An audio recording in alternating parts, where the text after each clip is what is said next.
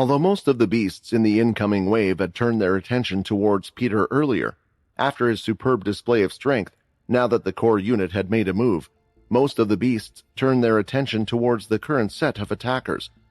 Lifting his hands, Mitchell tried to summon some of his blood aura, but his arms were far too tense and sore. No matter how hard he tried, he couldn't use his skill. He needed a whole day to recover after using the blood rifle at this rate. I don't know where these vampires have come from or who they are, but with that lone man distracting most of them, we might have a chance, Mitchell thought. The use of his arms was limited, but it was enough to allow him to summon his string ability, propping his arms up a little bit. He struck 2 needles into specific points on his arms. Then he placed the other end with his mouth with several different lining threads. Now, with a strange contraption of strings inside his mouth and with the movement of his tongue, he could somewhat control his arms. However, it was hard to tell how long he could go on like this. The first horse-like beast charged right towards Mitchell. Moving to the side, he leapt on top of the horseback. The downside to using his string ability like this was that he could not use it in other ways in battle, but it didn't matter as he lifted his foot to stomp on the horse-like beast's neck, cracking it instantly and making it fall. While fighting, Mitchell also noticed that a group of vampires were traveling together.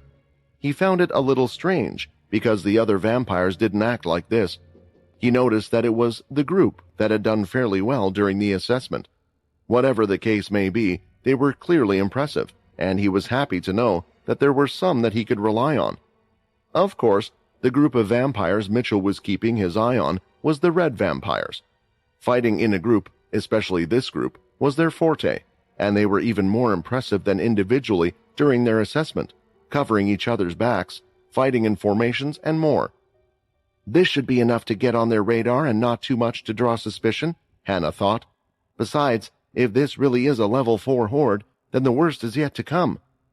Lucia and Jessica were taking more of a defensive approach, fighting from a distance. They were acting as solid pillars of support.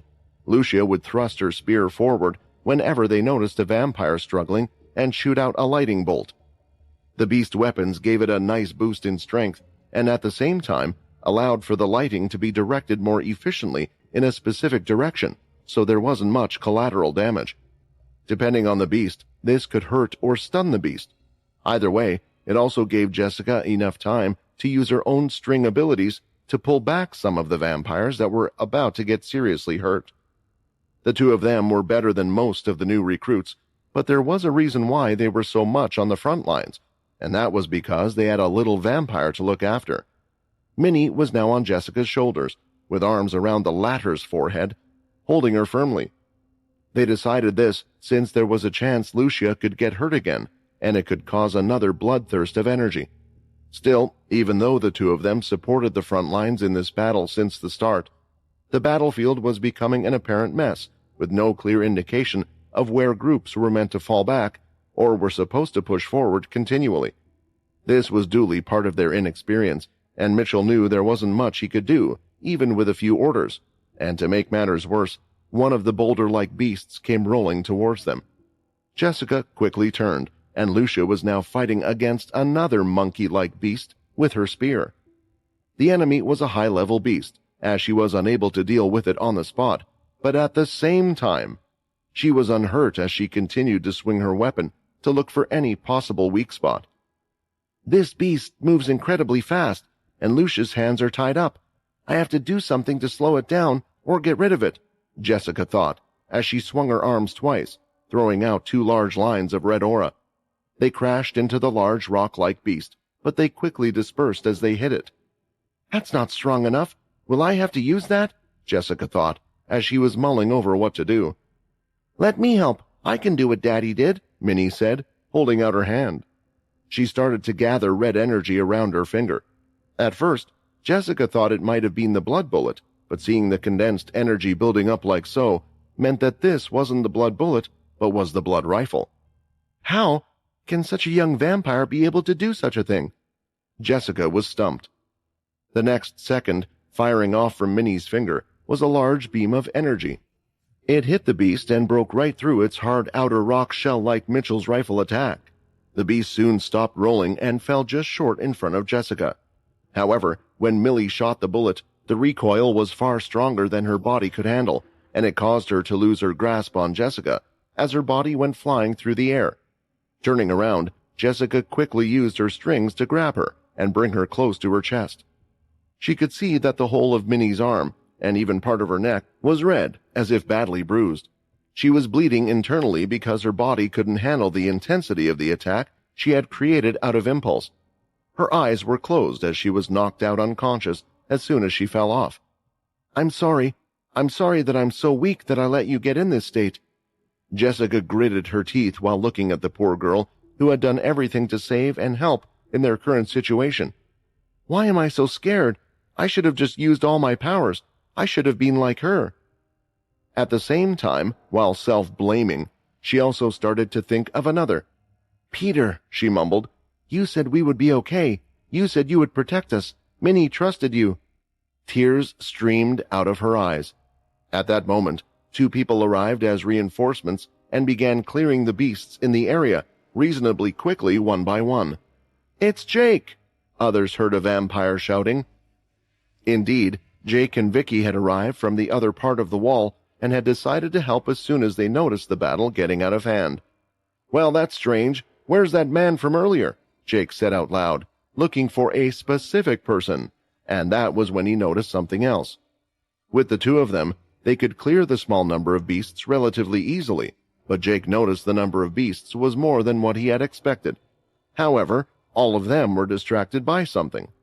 The next second, and a beast's body went flying off in the air, and all of the vampires could see someone or something. "Is that—" Before Lucia could even finish her words, she froze upon seeing a lone man surrounded by bodies of dead beasts. He had the same body shape as the others, but something was different about him than before. From the top of his head, it looked like a large spine, or some type of tail was poking out. It slowly moved until it touched the floor. The tail-like limb that appeared from the top of Peter's head was primarily black, and upon close inspection, one could see that the long object had several sharp edges, similar to feathers spiraling out with the tips glowing red. Beasts leapt from the ground towards the person, and the strange tail-like object from the head moved, stabbing right through their chest. "I will make sure to protect everyone," Peter said, looking towards the group of people, having activated the celestial energy inside him.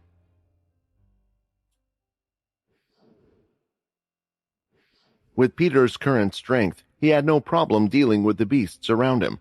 The only trouble was the fact that they were considerable in number. Still, with his skills, speed, and power, he could avoid most of the attacks, and even when getting injured, almost all of the minor wounds on his body would heal pretty quickly. Still, some beasts were too robust, making it difficult for him to kill them in one hit. At the same time, something he had never seen before was happening, and that was the fact that beasts were now coming at him together and were also working together. They were cooperating as if they were connected through some hive mind. Peter tried to go after the most troublesome ones. There was a group of smaller flying insect-type beasts, similar to the large demigod-tier beast that Vicky had killed earlier, were now grouping against him. They could spit out a type of acid at a fast rate. Usually, Peter could avoid such hits, but when trying to dodge such attacks, the other beasts would attack him, not to hurt him, but to not let him leave the targeted spot. Peter stomped on the ground and cracks formed underneath his feet, stumbling the beasts around him. When the strange green goo hit him, it had some acid-like effect on his skin, but because Peter covered his arms in the special condensed ki he could use, this attack should have caused no trouble for him. But when the attack landed on his shoulder, there was a sizzling sound as it burnt through whatever armor he had on, while at the same time reaching his skin. Still, the attack didn't cause severe damage, and he managed to heal the shallow burnt skin. Of course, Peter decided to do what he thought was best and just powered through, killing and ripping apart the beasts that were trying to stop him from moving the way he wanted. If he couldn't deal with the beasts in the order he wanted, then he would deal with the rest, who were creating trouble for him. That was until he heard a familiar, trembling voice. "Peter," the voice said, mumbled and in pain, "you said we would be okay. You said you would protect us. Minnie, she trusted you. Something is happening. I can't just stay here." Turning around, a group of 6 or so beasts blocked his way, all with strange tentacles, giant mouths, sharp teeth, and more. "You guys won't let me go help them unless I kill you all, will you? If that's what you want, then that's what I shall do. I just have to kill you faster," Peter shouted as he charged forward again. Not knowing what was happening to the others, Peter panicked to help.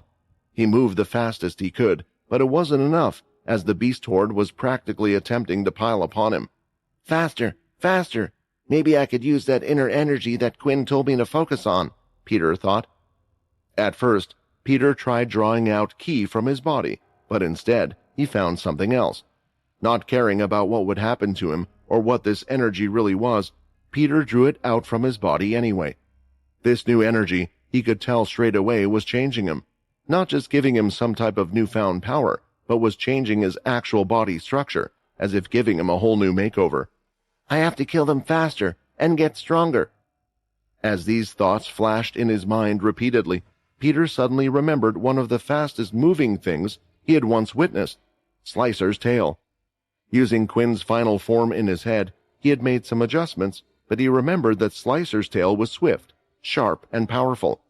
Having the use of an extra limb is incredibly valuable in close combat, after all. Then there was one more thought, a thought that had never left him since he had learnt it. A brave vampire knight of the 10th family had told him, and it was.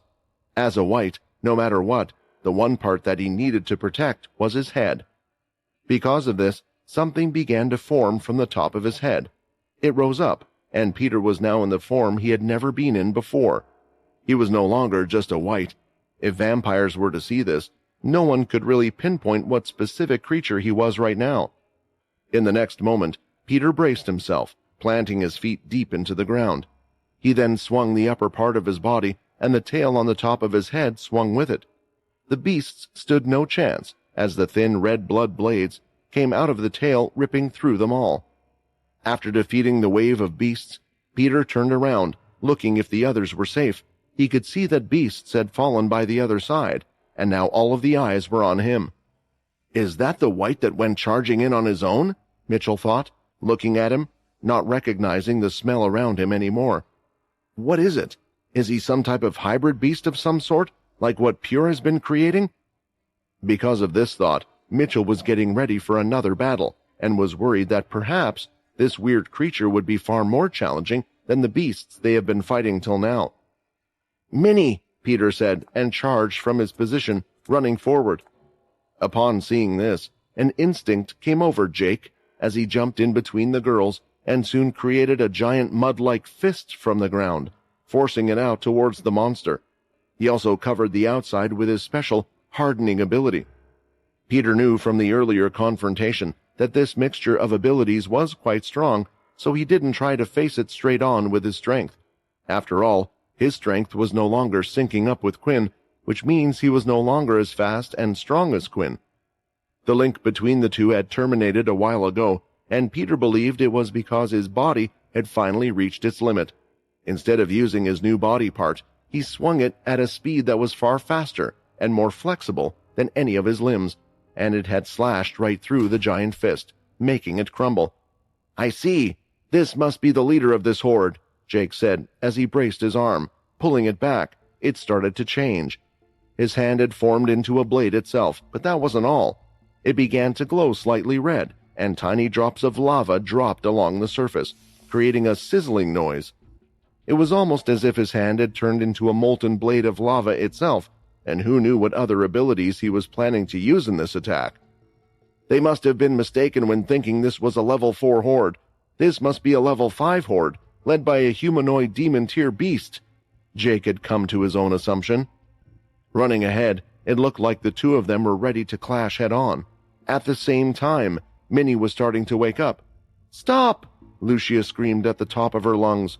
"You both are on the same side!" She was unsure if both of them had heard this, and even if they did, it was too late for the two of them to clash. That was until a fearless, powerful woman stood in between the two of them.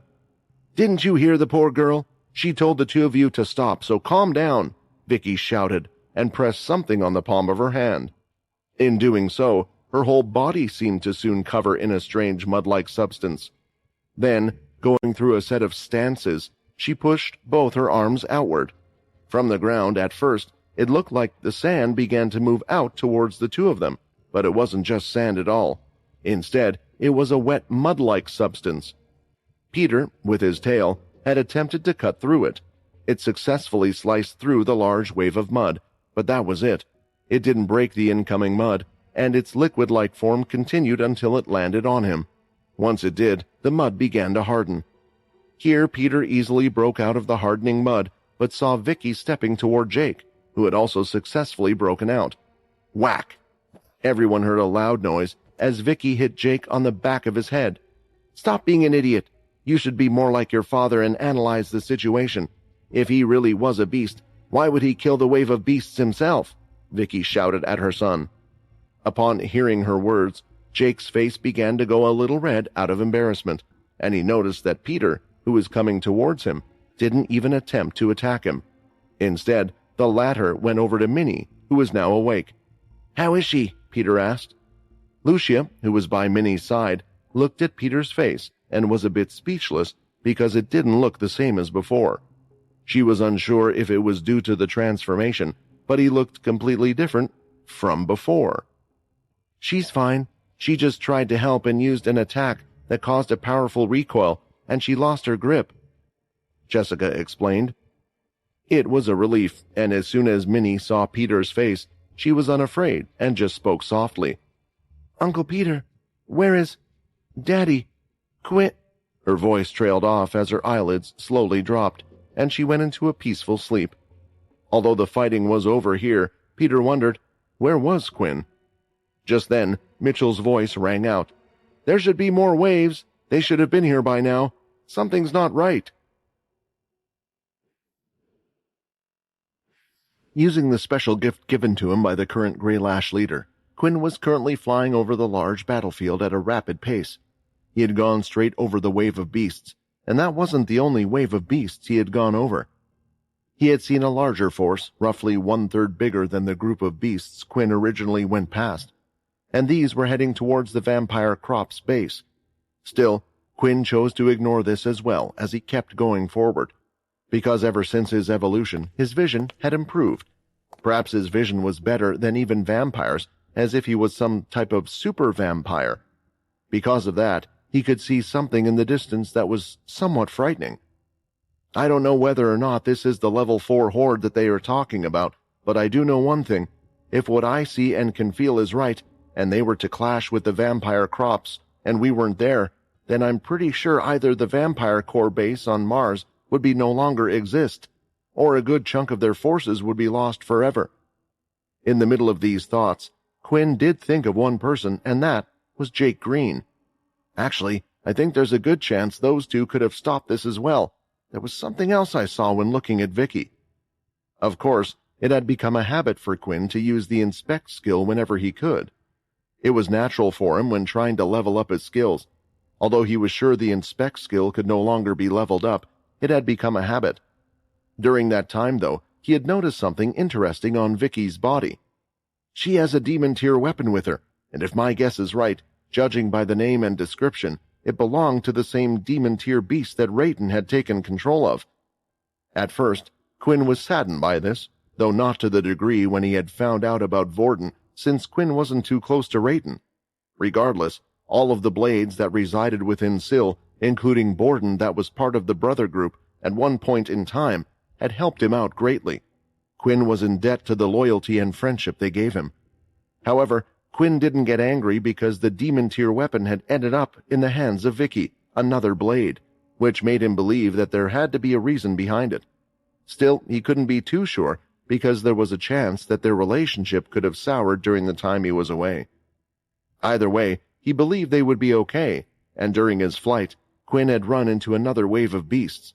It made him come to a sudden stop mid-air because he could tell that the beasts were coming towards him.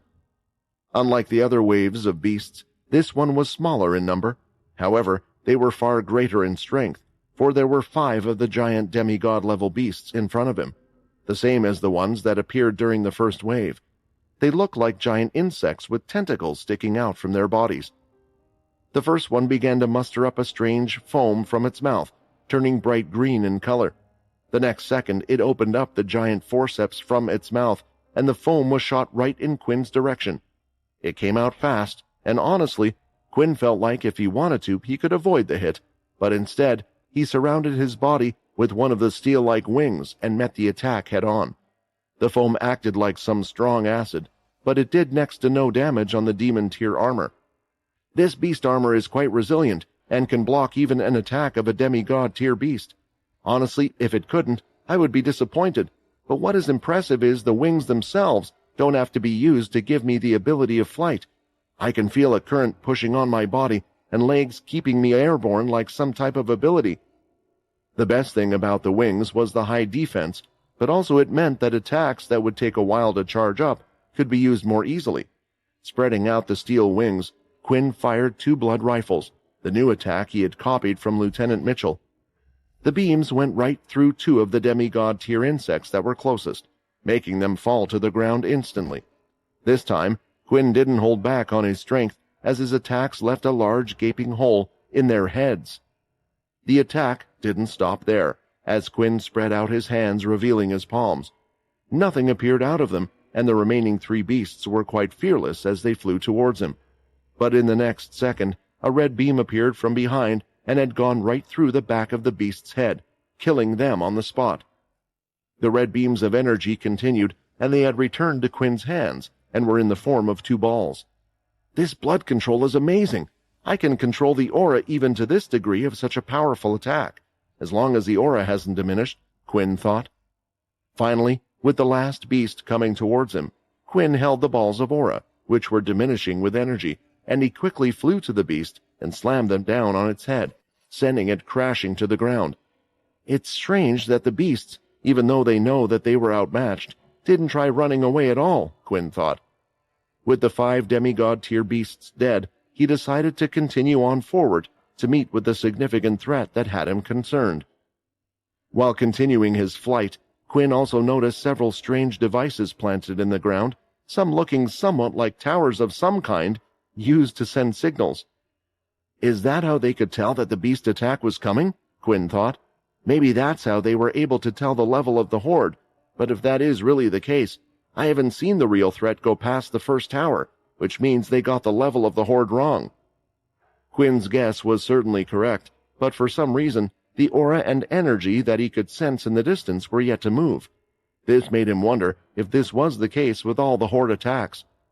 It would make sense if someone or something was controlling them. Maybe it was just that the vampire corps was too busy dealing with the attacks that they could not notice or go deep enough to tell that something was controlling these beasts. Either way, Quinn felt like soon he would get his answer, and that he did, as he came to a halt. He started to descend on what mainly looked like the barren wasteland of Mars. As one moves further away from the established cities and life, it would look more like the Mars that Quinn had seen before his millennia-long slumber. Now, standing in front of him was what could be described as a humanoid beast. The only thing was, Quinn wasn't so sure that it was a real humanoid beast. The countenance on the beast, its shape and size, reminded Quinn somewhat of the Dalki. However, it was clearly somewhat different. In fact, the feeling when he was looking at the beast in front of him reminded him a little of Graham. But there were quite a lot of differences. Like, for one, this one had fur instead of scales running down its arms. Another thing was, there was no tail, and although the face was slightly elongated, it was not as much as Graham's face. The fur covered the side of his face slightly as well. The first thing that came to Quinn's mind was that Pure had continued experimenting on the hybrid-type beasts they were creating. Seeing the injection from before confirmed that, but perhaps the beast in front of him was a more complete or different version of what he had seen. "Are you with Pure?" This was the first question that Quinn asked the person as it stood before him. The beast started to laugh. "Now how in the world did you manage to go past all of those waves of beasts?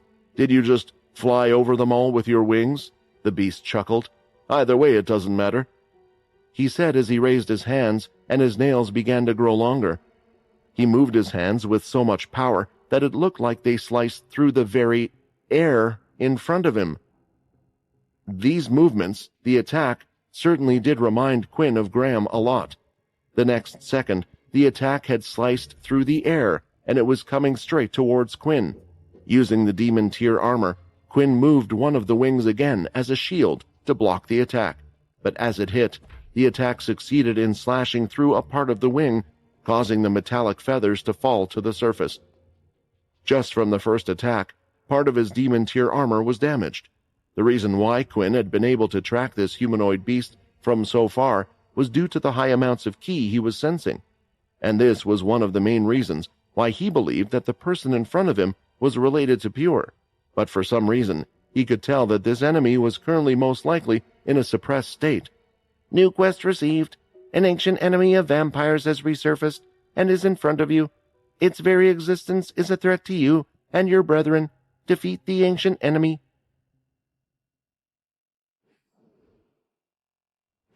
The truth was, Quinn didn't need the quest notification to tell what was in front of him, because he already knew based on the strange feeling and looked at what was exactly in front of him. Somehow, some way, the person in front of him had either gotten their hands on werewolf DNA or was a werewolf themselves. When fighting against Graham during his transformation into a celestial, Quinn had heard the other leaders claim that Graham somehow had been mixed in with werewolf's DNA. According to what Quinn had learnt from Logan, it was most likely an accident due to the information and different DNA used when Jim had created the Dalki in the first place. However, seeing the person in front of him, and not only their features but the fact the quest claimed it was an ancient enemy of the vampires, Quinn knew why he was getting the same feeling, and the claw mark confirmed it. With the way he was currently, there were only a few beings that perhaps could damage a demon tier armor set like this. Inspect. Hybrid werewolf creation. The werewolves were extinct, and if I remember what Vincent told me, it was due to the vampires a long time ago. So are Pure messing around with DNA again? Did they somehow get their hands on DNA that the vampires had to create more of these? If that's the case, this could be a serious problem for the vampires of today. According to Jin, werewolves were also somehow able to combat vampires' natural healing. A wound from a werewolf's claws cannot be easily healed. Seeing how much ki the werewolf had and feeling that the energy wasn't quite exactly the same as ki, an idea flashed in Quinn's mind. If each of their attacks, bites, claws, and more had this powerful ki in their bodies, it would make sense that it would interfere with the healing capabilities of vampires. One thing Quinn didn't have an idea of was whether the werewolf hybrids were weaker than the real werewolves of ancient times, or were they stronger? It was also meant for some reason, or somehow they didn't wish or couldn't bring back the werewolves of the old time. I'm surprised you managed to block my attack, but I'll make sure to rip those wings off your body so you can't fly away, the man shouted as he charged forward and threw 2 more swipes through the air. Seeing how the last attack had already damaged his demon tier beast armor, Quinn didn't exactly want to use it to block any more attacks. Still, due to its passive effect, not using it would allow it to heal anyway. Although vampires were supernatural beings that were naturally stronger and faster than humans, werewolves had physical capabilities that could outmatch the former. Because of this, Quinn was a little apprehensive about letting the werewolf get close to him. However, there was one clear thing. The creature or person in front of him was not on the level of Graham. He was one of a kind. Seeing this, Quinn fired out 2 blood swipes of his own. Using his blood control, he sped them up and didn't hold back using his own ki. The attacks clashed against the claw marks, and a surge of power vibrated through the air, sending shockwaves towards both of them. The werewolf was surprised, but he didn't quite have the time to relax, because in the next second, Quinn had fired off a blood bullet, hitting him in the legs. Not just one, but Quinn continuously fired blood bullets out with his 2 hands as he went forward, aiming for the werewolf's legs. Ah! The werewolf screamed in pain as his advance stopped, but imbalanced because of the pain from the first few bullets, he leapt in the air and stomped on the ground, creating some type of barrier, but that didn't matter because Quinn's blood bullets went right through the walls of dirt anyway and were hitting the target one way or another. It seems like his body must be healing. The same thing happened to Graham. Is it a trait of the werewolves? Even with ki and such, their bodies are still able to heal. I'll have to make a much deeper wound on him, Quinn thought. To do that, Quinn decided to charge right in instead. Once again, Quinn had gathered his blood aura and covered his fists with it. As he went to strike forward, he successfully punched the werewolf in the chest, and blood dripped from his mouth. Lifting his head up, though, the werewolf had somewhat regained his ground even with the intense pain, and without wasting any opportunity, he sliced his claw towards Quinn. Quinn moved his head out of the way, but a fingernail still managed to bruise his cheek. Quinn quickly lifted the werewolf and slammed him towards the ground, creating a crater and small dust cloud.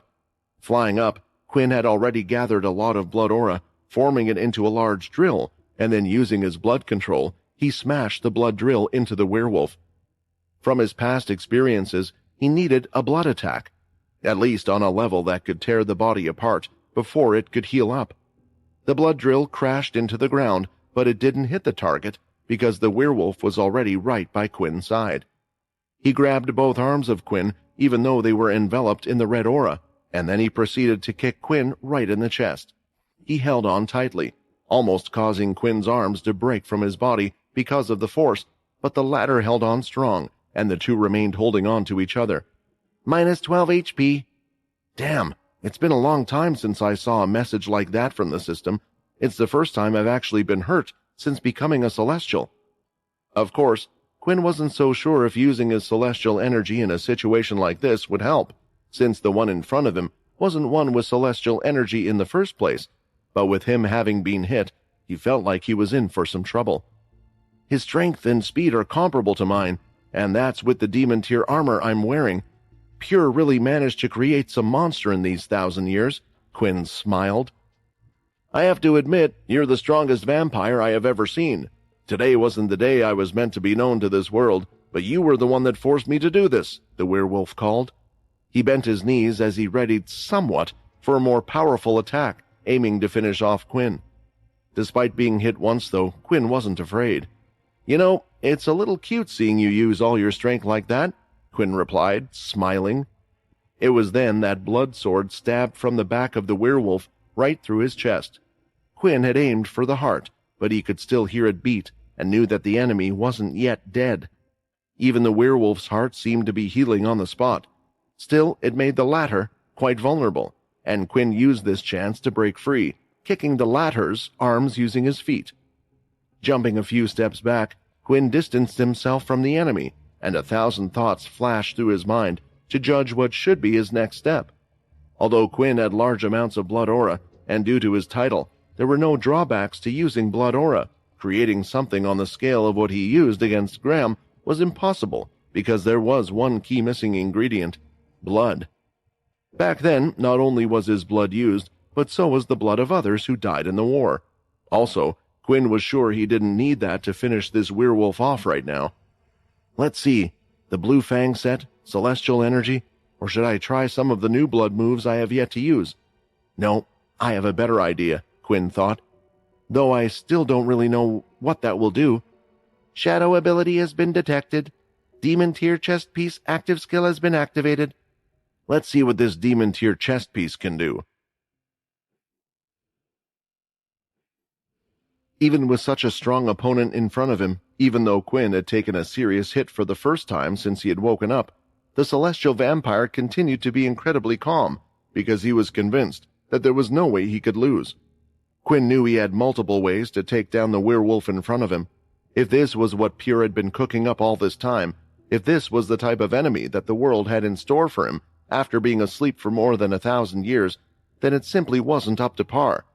Still, it looks like I have the chance to test out a few things, Quinn thought, a mild smile forming on his lips.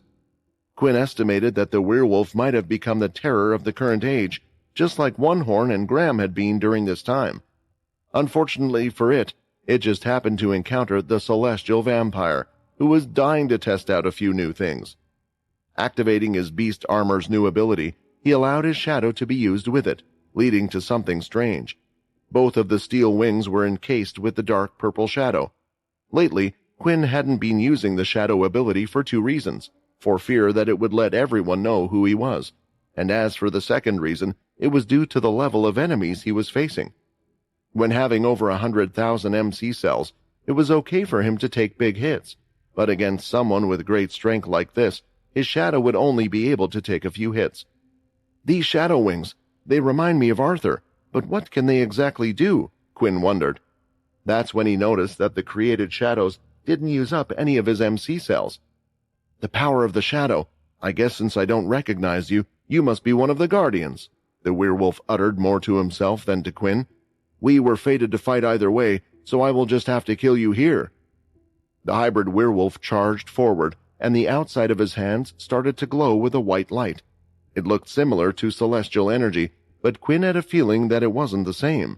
Since Quinn didn't really have time to see what the system had to say about the new steel wings, he decided to test them out the old-fashioned way. "This attack seems stronger than the air slashes he produced before. The energy looks to be more raw and concentrated on his hands.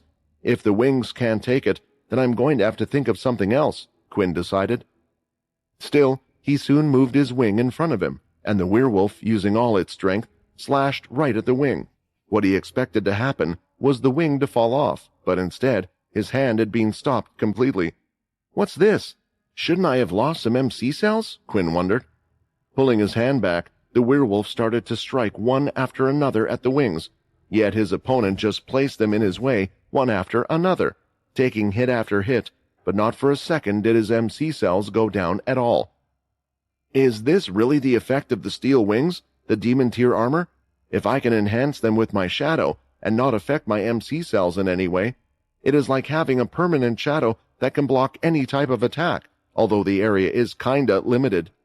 It was then that Quinn went to waft both his wings forward, and the werewolf could see a large smile plastered on his face.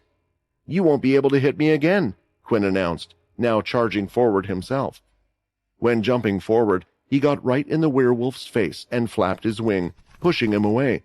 The next second, Quinn grabbed onto the furry arms, kneeing his opponent right in the chest. Hopping up on his other leg, Quinn then kicked the werewolf with the side of his leg, pushing him away, and at the same time, a large force of blood aura could be seen coming out of his foot and at the other end of the werewolf's body. The werewolf felt his body being crushed, yet his organs and bones were healing mid-flight. As he recovered, he looked up and could see Quinn right in front of him. The werewolf swung its arm to hit Quinn's head, but he soon knocked both of the clawed arms away, and the next second, Quinn used both of his fists to slam the werewolf right in the chest, sending him flying across the floor, knocking the ground up with it. "What is going on?" The werewolf was starting to worry as he tried to stand up while his body had yet to recover. Due to the severity of the wounds, it needed a bit more time, though his opponent was naturally not going to wait for that to happen. "Wasn't he at the same speed as me just moments ago? How is he suddenly getting the upper hand? Don't tell me. Was he going easy on me the entire time?" The werewolf reached a frightening possibility. As Quinn rushed forward, that wasn't the case at all. Quinn's speed had the stats of 200. He also had the demon tier beast gear to help him. The werewolf's physical capabilities were in a way better than his, but currently they were both even in that department. But Quinn had a few things that would give him the edge. One was utilizing ki properly to enhance his body to the next degree, and the second was, even though they were both fast, Quinn was a gifted fighter. The celestial vampire had the clear advantage thanks to his skills of Mui Baron, as well as the experience of having fought countless times at a high level, and it was clear that his opponent lacked in that area. "I'm interested to find out more about those guardians you mentioned," Quinn noted, as he charged forward again. It looked like he had made a fist towards the head of the werewolf, and covering up his head, the werewolf was ready to block the attack. But that was when something strange happened. Out from Quinn's body, condensed forms of blood were forming from his side. He was using his aura, but not just in any way. He had done so to create another set of arms. He now had 4 sets of arms to attack with. With the original first, he pounded it in the werewolf's head, and with the other blood aura-formed arms, Quinn pounded his body and more, hitting the werewolf in front of him. Each fist would send the werewolf flying through the air, and gushes of blood coming out from his mouth. As it did, Quinn had to make sure to keep up with him flying towards him, so he could continuously hit the werewolf. "The large blood attacks are too slow to kill the werewolf in one go, so I will just have to pound him until he's dead." The distance covered by the two fighting was enormous, and it was to the point that without realizing it, Quinn soon was coming to the border of another area. With the werewolf weakened and the other fists hitting it, Quinn started to form the blood drill in his right hand, planning to finish it in one go. Just as he was ready to throw it, he sensed multiple different attacks coming his way. Immediately, Quinn folded in his wings to block the attack, and the werewolf continued to fall back until it laid flat on its back in the ground. Opening his wings, Quinn could see nearly a dozen people having surrounded him. "Stop right there, vampire," a female shouted. When looking at the eyes of the 10 that had come to meet Quinn, he could see they were glowing yellow. They were all Dhampirs. "You are now in Pure's territory. A member of the Vampire Corps is not allowed to step foot in this territory, and you are not to hurt our people. Continue your actions, and we shall regard that as a declaration of war." Another Dhampir threatened him. The werewolf had gotten off the ground. He was incredibly weak, and the special healing didn't seem to be doing much for him anymore. As Quinn expected, there had to be a limit, just like there was to all things. "It looks like we fought across the whole beast area and made it to Pure's territory. So are Pure, humans, and Dhampirs all living on this side of Mars?" Quinn wondered. "I am not a member of the Vampire Corps," Quinn declared, as he used his shadow to put away the Demon Tier set, but at the same time, with the shadow equip he had placed on the Blue Fang set instead. "Which means that my actions have nothing to do with the Vampire Corps." "Nitro Accelerate activated." The next second, the Dhampirs couldn't even see Quinn move. He still had the blood drill ready in his hand. The werewolf in front of him, and the Dhampirs protecting him. He knew that this person was possibly important to them, which was why he needed to finish him off there and then, and that was exactly what he had done, as his blood drill went right through the werewolf's head, and he was no longer, as his body dropped to the floor. "If you want to stop me, don't blame me for what will happen next."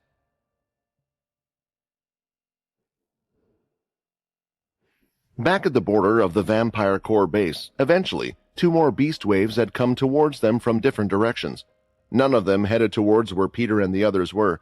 Seeing this, Jake and Vicky went ahead, running off to help, while Peter and his group stayed back.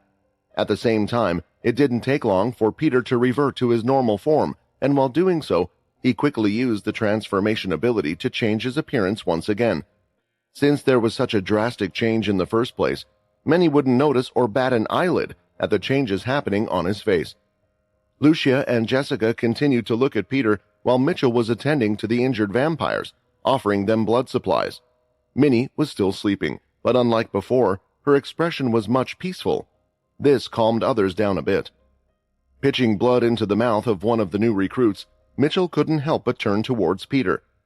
"Our group suffered some casualties, but not one vampire died. This is unheard of. When General Yaddy hears of this, they will definitely be interested in what happened, but how do I explain to them something that I don't even understand myself? Just who are these people, especially that vampire from before?" Now looking off into the distance, Mitchell wondered where the other vampire had gone and what was happening beyond the waves.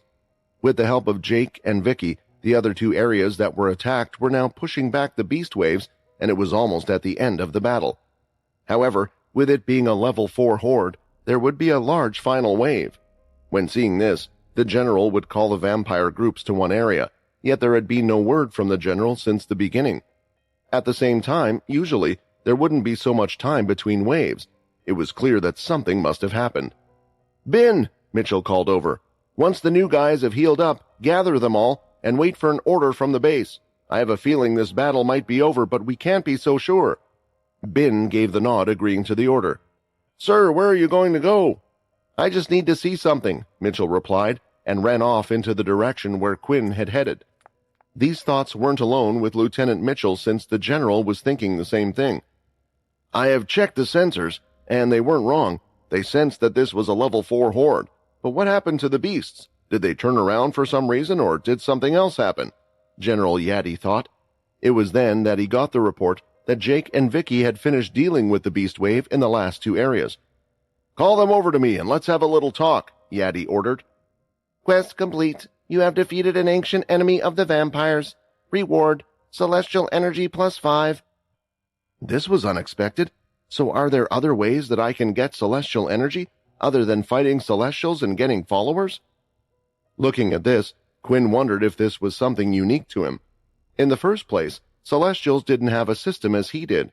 Vincent always talked about how the system essentially allowed him to improve at a faster rate compared to other vampires, and maybe it would be the same here as well.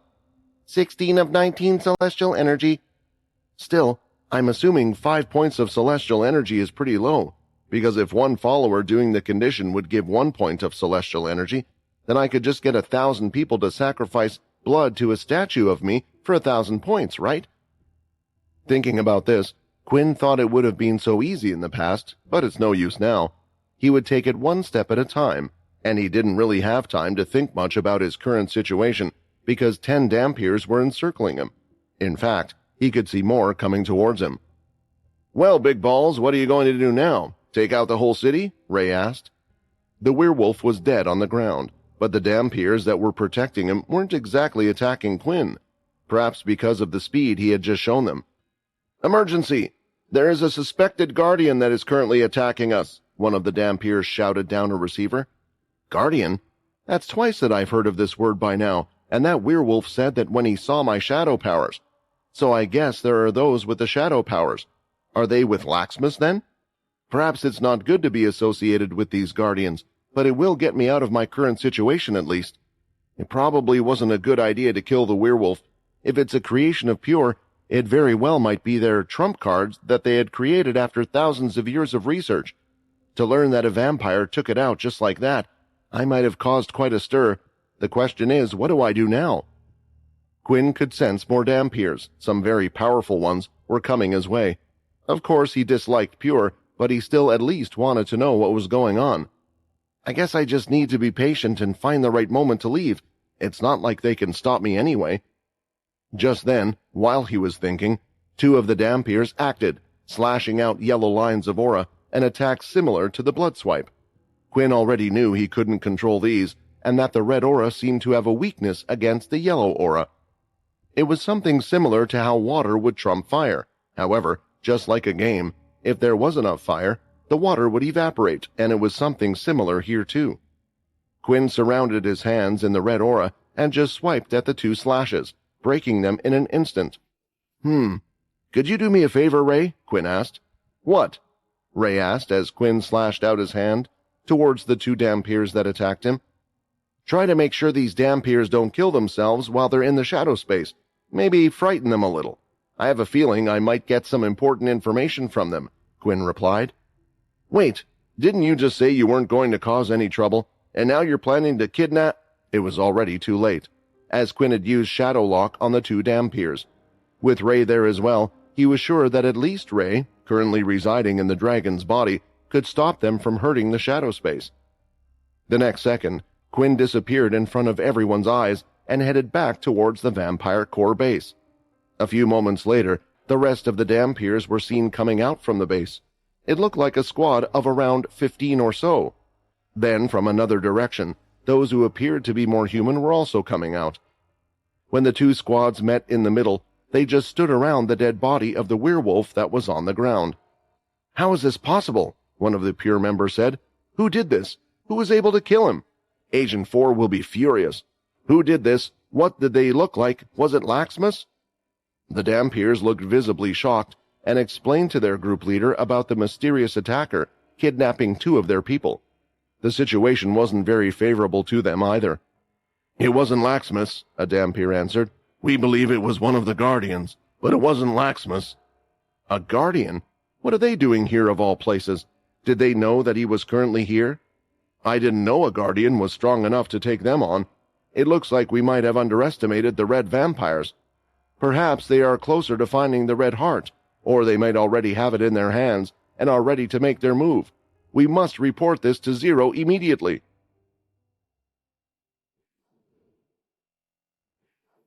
Mitchell was nervous when he had decided to head out.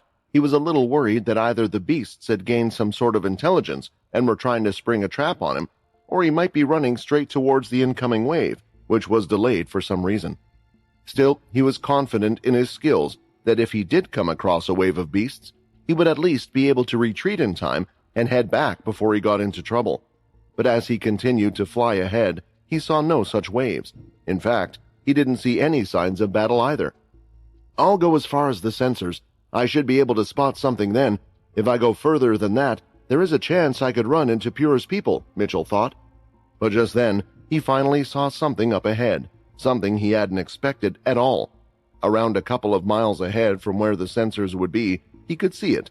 Several demigod-tier beasts, lying motionless on the ground, dead. This? It really was a level 4 horde, but why are they dead? What happened to them? Although hesitatingly, Mitchell started to inspect the bodies, still scared that they could wake up. Maybe he could take out one demigod-tier beast on his own, but that was if he could still use his blood rifles. To take down 5 of them would be a mammoth of a task. Retreating would be the best course of action. After looking through the dead bodies of the large beasts, he noticed 2 things. One of them was the fact that the person who had killed them didn't even bother to take out the beast crystal inside. He could only imagine either a madman or a person with no use for such crystals had done this.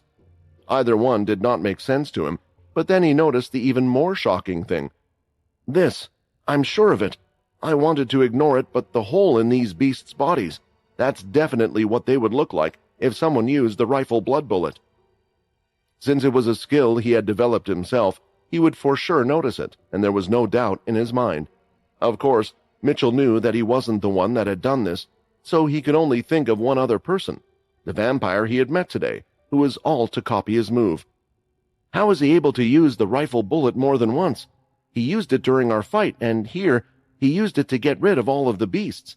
I've never heard of a vampire not suffering a drawback from using an ability. None of this is making any sense. Just who is that vampire? Is he the leader of the Red Vampires? Are they trying to infiltrate the vampire core? Although this seemed probable if that was the case, Mitchell thought they would have decided to lay low and then destroy them from within. Also, why bother protecting the vampire core base if that was the case? The Red Vampires' ideals might have differed from the vampire core, but they didn't tend to clash either.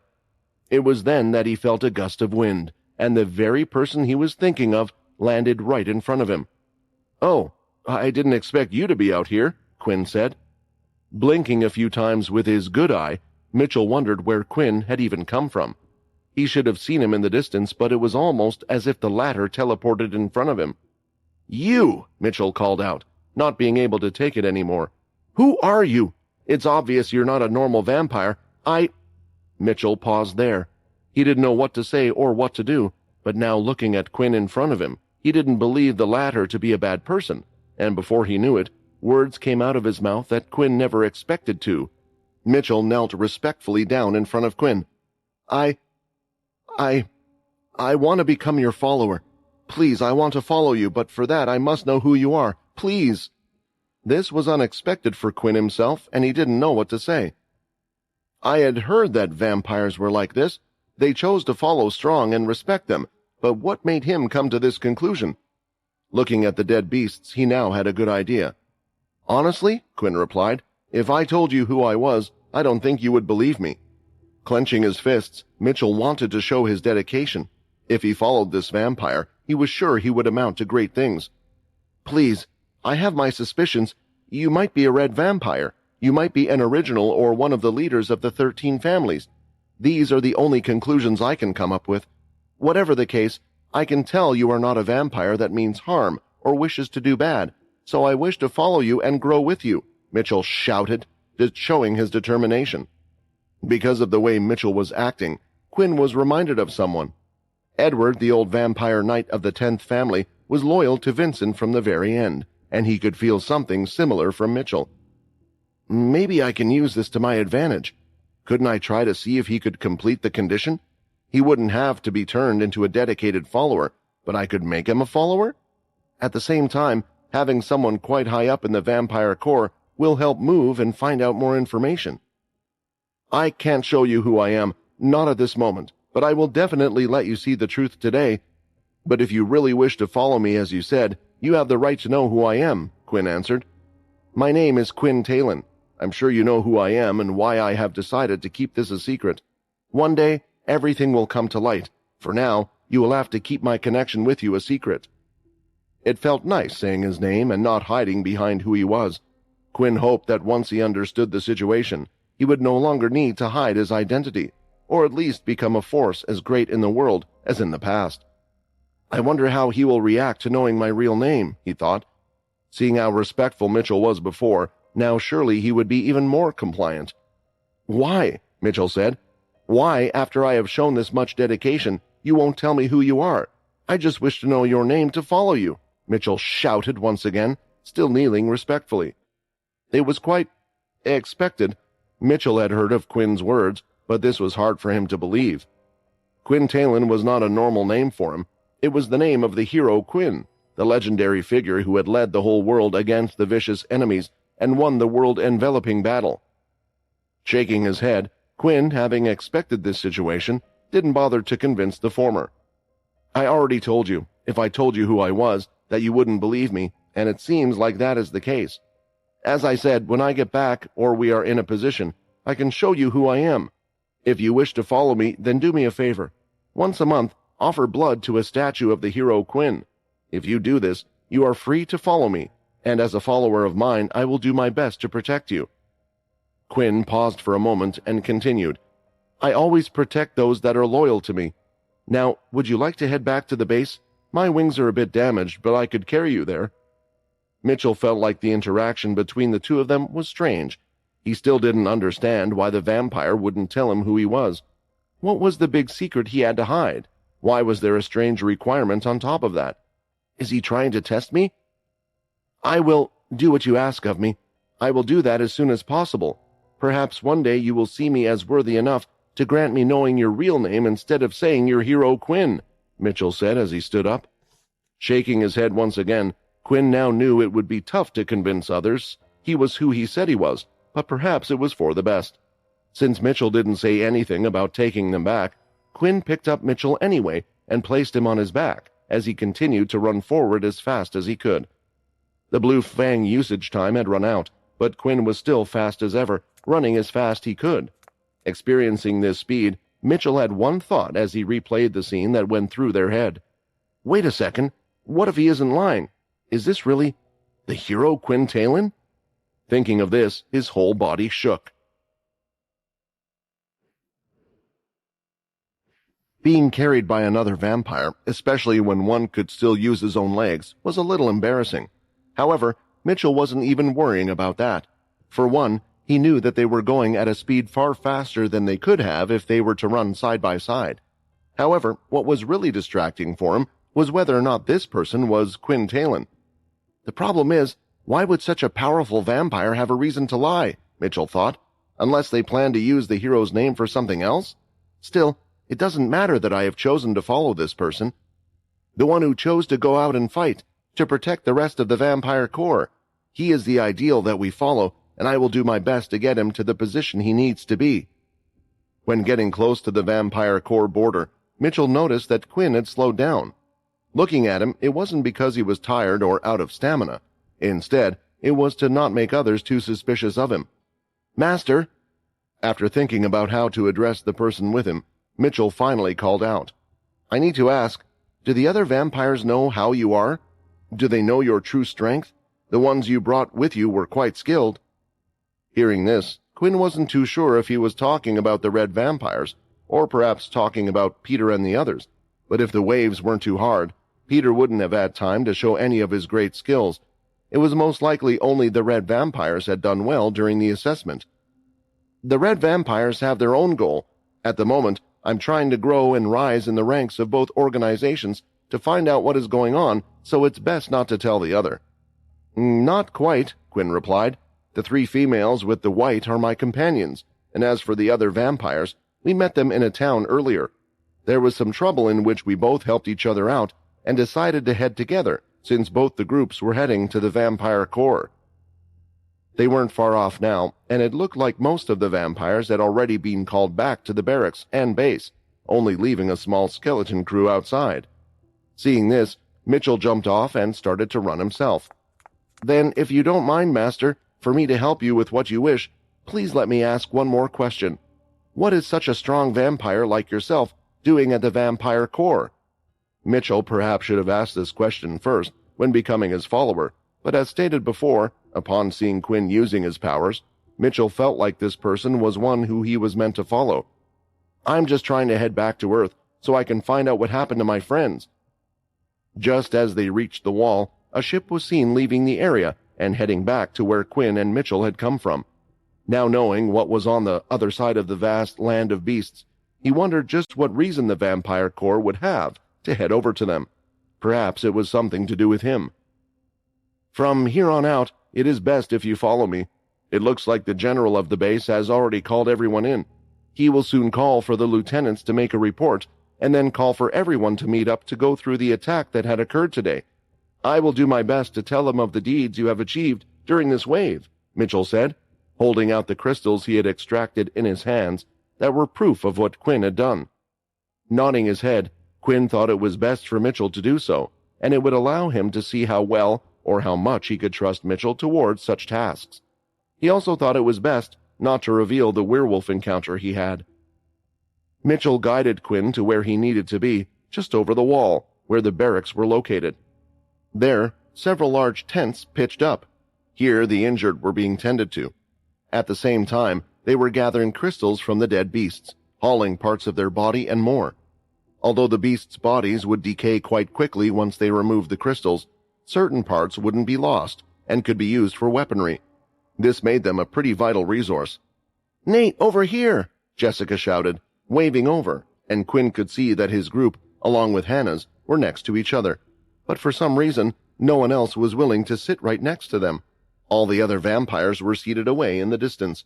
What happened? Quinn thought. Currently, the vampire lieutenants were called for a meeting. Along the vast wall that would split the faction borders was attached a fairly large building. It was the same height as the wall, so it meant that attackers could not know where such a building was just from looking outward. The building itself was large and would be where most of the Vampire Corps members met or did the required due diligence and needed more for the base to operate. In simple words, it was their headquarters.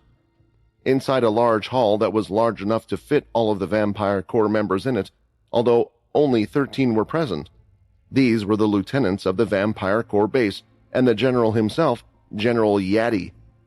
"Well, the person I wanted to speak to has finally arrived," Yaddy said with a smirk. "Sorry for being late, sir, but I wanted to check by myself if the wave had truly come to an end. Since I had the new recruits with me, if the bulk of the wave was to attack my current position, I would have been in serious trouble," Mitchell reported. "And yet your section was the only one to suffer no casualties. I hear you have quite the promising recruits," an old vampire said as he stroked his beard. Mitchell could tell that rumors had already been spreading about Peter's feat, and if anything, all the lieutenants would be after him. Perhaps with the strength Peter had shown today, he would be more suited to join the Vampire Corps of Earth and be sent there. "We have concluded while you were away," Yaddy began to speak. "The level 4 horde must have noticed the strength of Jake Green. In turn, after the first few waves had been defeated with ease, they had stopped their attack. Although we have no way to confirm this, and it is something incredibly rare, it was the only thing we could come up with. I guess it was a good thing that they were here." "Where are they?" a larger man asked. "An emergency call was made via the Green family, and it looks like it was something to do with the Pure territory. Maybe they were attacked as well, or thought we had something to do with it. Either way, we haven't been informed of anything yet, so we will leave it to them." Now Mitchell knew what the ship leaving earlier was. "If I may interrupt," Mitchell said, "the attack from the horde didn't end due to Jake. There was another promising recruit. He had run straight into the incoming beast wave when the fighting began. He met with the final wave of the horde and defeated them all himself." Of course, Mitchell knew that his words would seem like they had come from a madman, which was why he quickly showed them all the crystals. The others' eyes widened, trying to figure out whether or not they should believe the story of their fellow lieutenant. "If what you say is true, then we must meet this person," Yaddy replied. More was discussed in the meeting, and soon the lieutenant was instructed to head back and gather the rest of the Corps members for an assembly. On his way back, Mitchell stumbled across a statue of the hero Quinn in one of the grand hallways. Seeing it, he was reminded about what he needed to do. "They don't look the same, but he told me to do this either way," Mitchell thought. He pulled out a small blade, and while standing on one knee, he made a small cut on his hand. Instead of Peter, it was Lucia summarizing everything that occurred after Quinn went into the beast wave. She told him about the arrival of Vicky and Jake after he had left, and how Peter had changed his form and had almost gotten in a head-on conflict with Jake until Vicky interfered. Though the most interesting part for Quinn was Peter's transformation. At first, he thought she had exaggerated what had happened, but that didn't seem to be the case. So, just like the others, it seems like the celestial energy allowed Peter to transform, and that was only with 3 points? It sounds like there was a significant boost. Looking at Peter, his form was back to normal. At least the disguise was the same. It was one of the worries for Quinn, since he had never seen someone revert to their original form after using celestial energy other than himself, because he had killed all of the other ones, apart from Laxmus, who had run away. I wish we were alone because there are so many questions I would like to ask. Other than a physical appearance, what other effects did it have, and why were Peter's changes different from the others that just turned into giant monsters?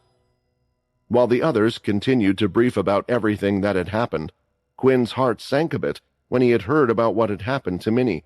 Although, looking at her, she seemed to be doing well, as she was still smiling away and playing with the other red vampires, who seemed gentle with her as if she was glass. Even if she was annoying them somehow, everyone made sure not to hurt her, because there were 2 people who were sure to act if anything happened to her. What is wrong with me? She's not even my child, and I'm acting like this? Is it because I feel guilty about what's happened to her mother, and that I haven't told her the truth? I guess she is my responsibility now. The second the 2 made eye contact, Minnie came running over towards Quinn and opened her arms for a hug. In doing so, Quinn too spread out his arms and lifted her in the air, swinging her around a few times in circles. She screamed with joy before Quinn eventually stopped, as he noticed he was perhaps going a little too fast and had even made a dent on the ground. Come on, you can go faster than that. I know you can, and I can take it, Minnie cried. That's enough for you. I heard you had been doing some dangerous things, Quinn said, finding it hard to properly tell her off, because he was pretty impressed that such a young vampire could produce a blood rifle. It certainly was something that he would never have been able to do. It's called talent, Ray replied. Quinn ignored the comment from the voice inside. It seemed like Ray wasn't having a hard time with the other 2 Dampiers in captivity.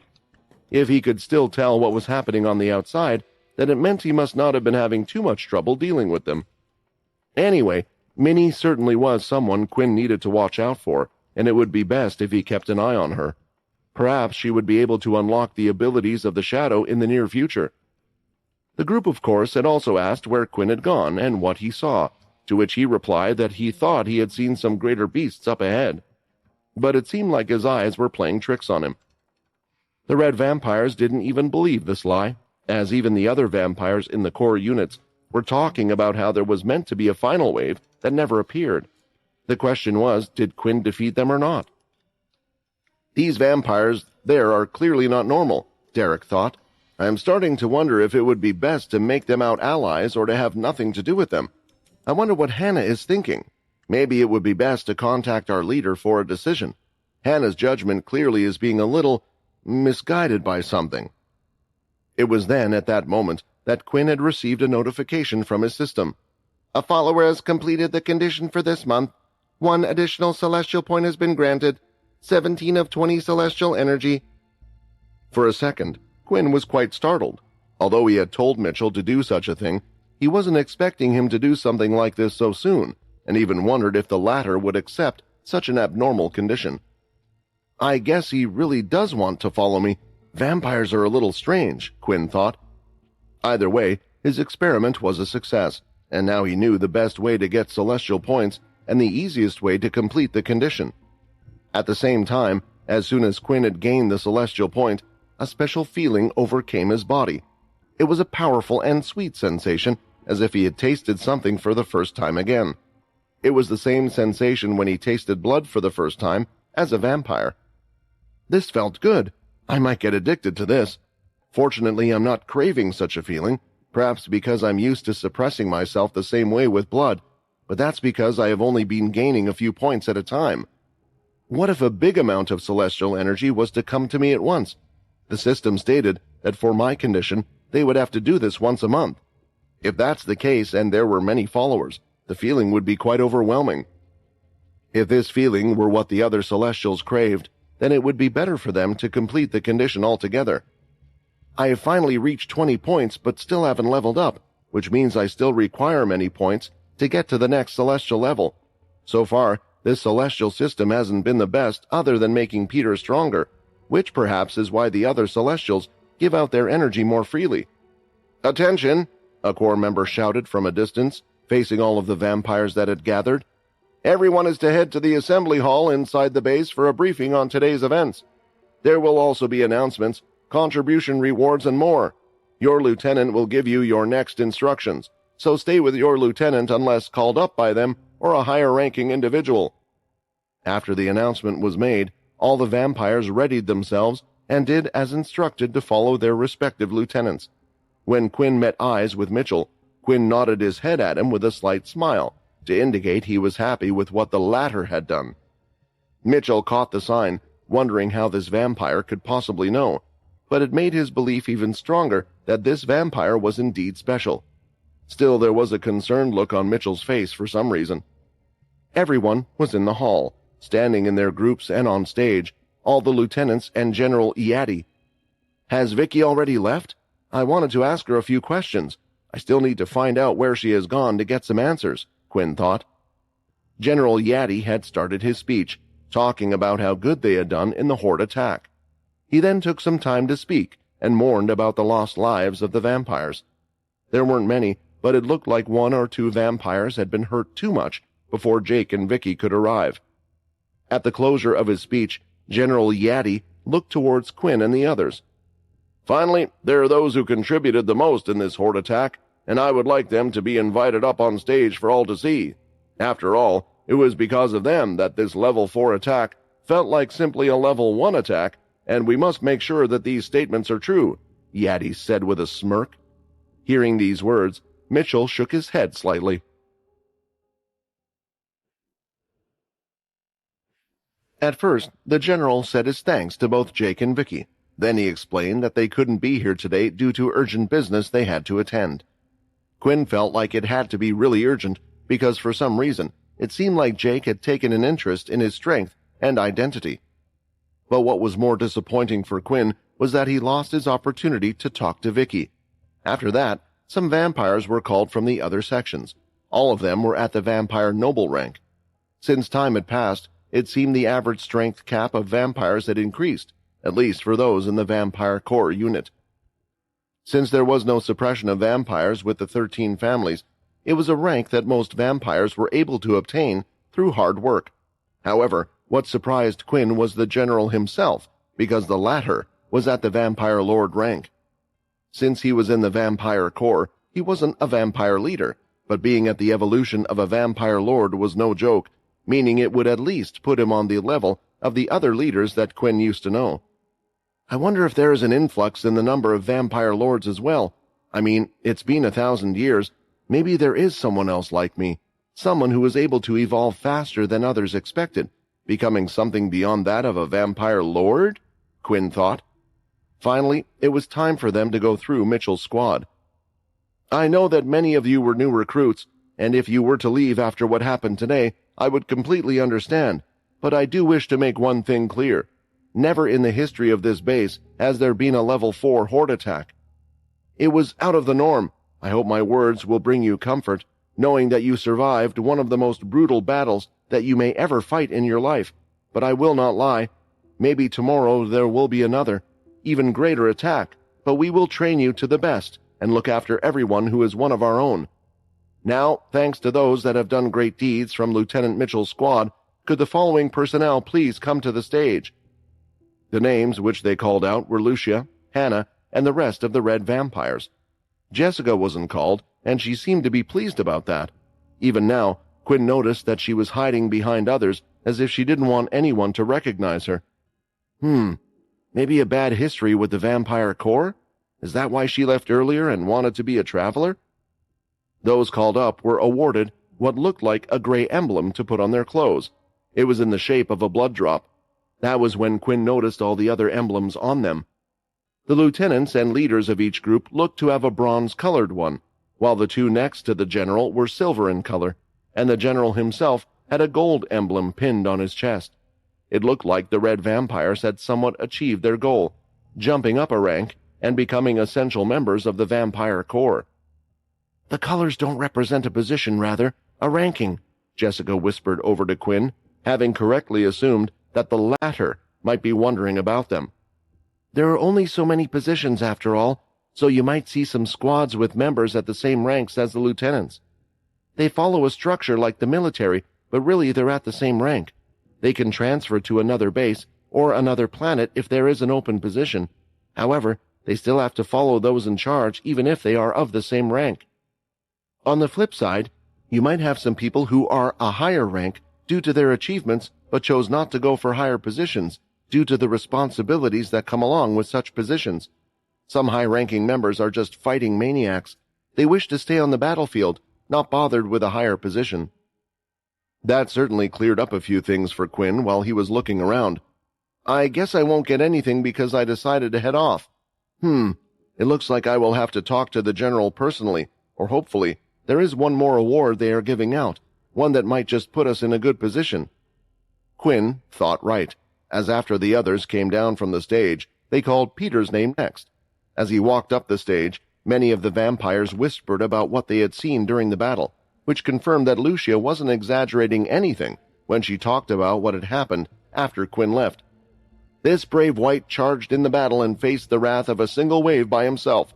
The white is a little unique compared to others, but regardless of that, the casualties were minimal since he alone took out most of the wave due to his great show of strength. He is a great example of exactly what the Vampire Corps unit is looking for."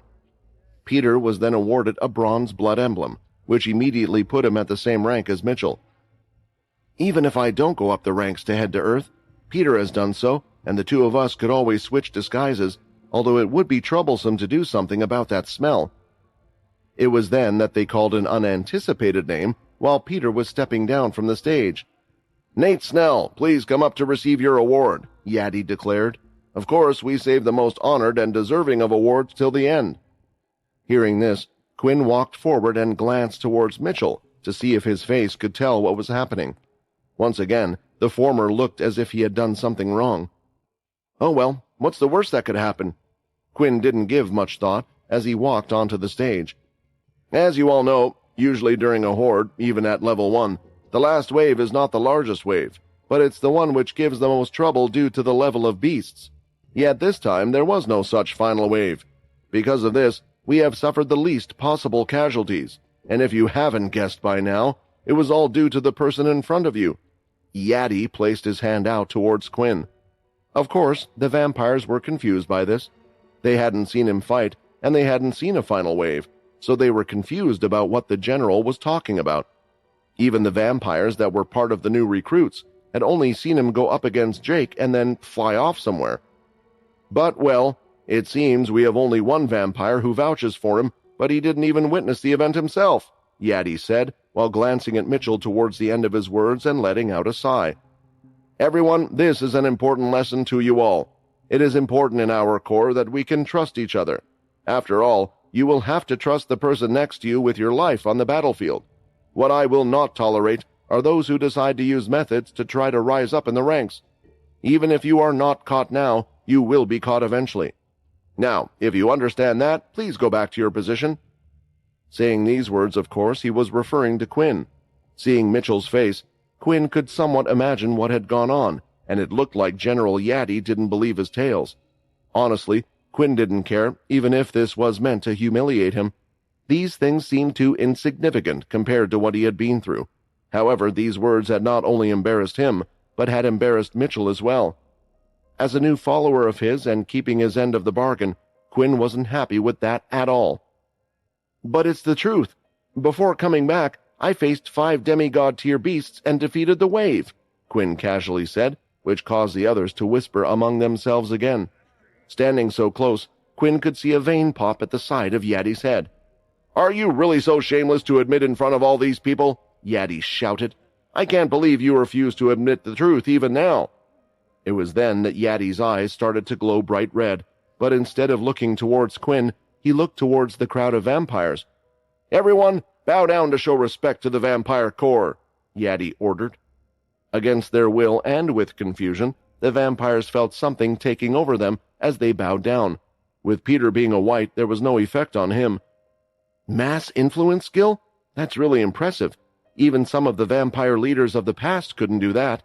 And it seems like it worked on the strong vampires as well. His influence skill level must be incredibly high, Quinn thought. Raise your heads, Yadi ordered again, and the vampires complied. You think I can't get the truth out of you? Yadi said. I gave you a chance to be humble, to learn from your mistakes, but now you must be humiliated on stage. I ask you one more time, leave the stage. Why should I leave when I have told the truth? Quinn replied immediately. The veins on Yadi's forehead grew thicker, and he couldn't take it anymore. His eyes glowed red, just like before. Kneel in front of me! Know your place and beg for forgiveness! Yadi shouted so loud that it echoed throughout the hall. Everyone was frightened about what was about to happen to the new vampire, and even Mitchell was afraid until he saw what had happened, and a smile grew on his face because his master, the vampire who stood in front of Yadi, was still standing. You think your measly skill will work on me? Quinn frowned as his eyes began to glow red. Kneel? Do you think you can do whatever you want? I hate this kind of crap the most, but since you're so eager to see someone kneel, why don't you try it yourself? Kneel! He shouted, and instantly Yadi lost control of his body as his knees slammed onto the floor.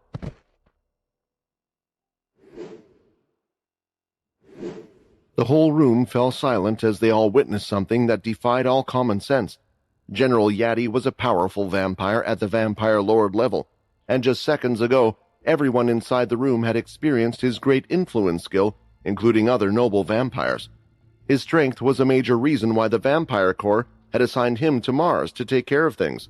And yet, an unknown vampire had forced General Yadi to submit to him.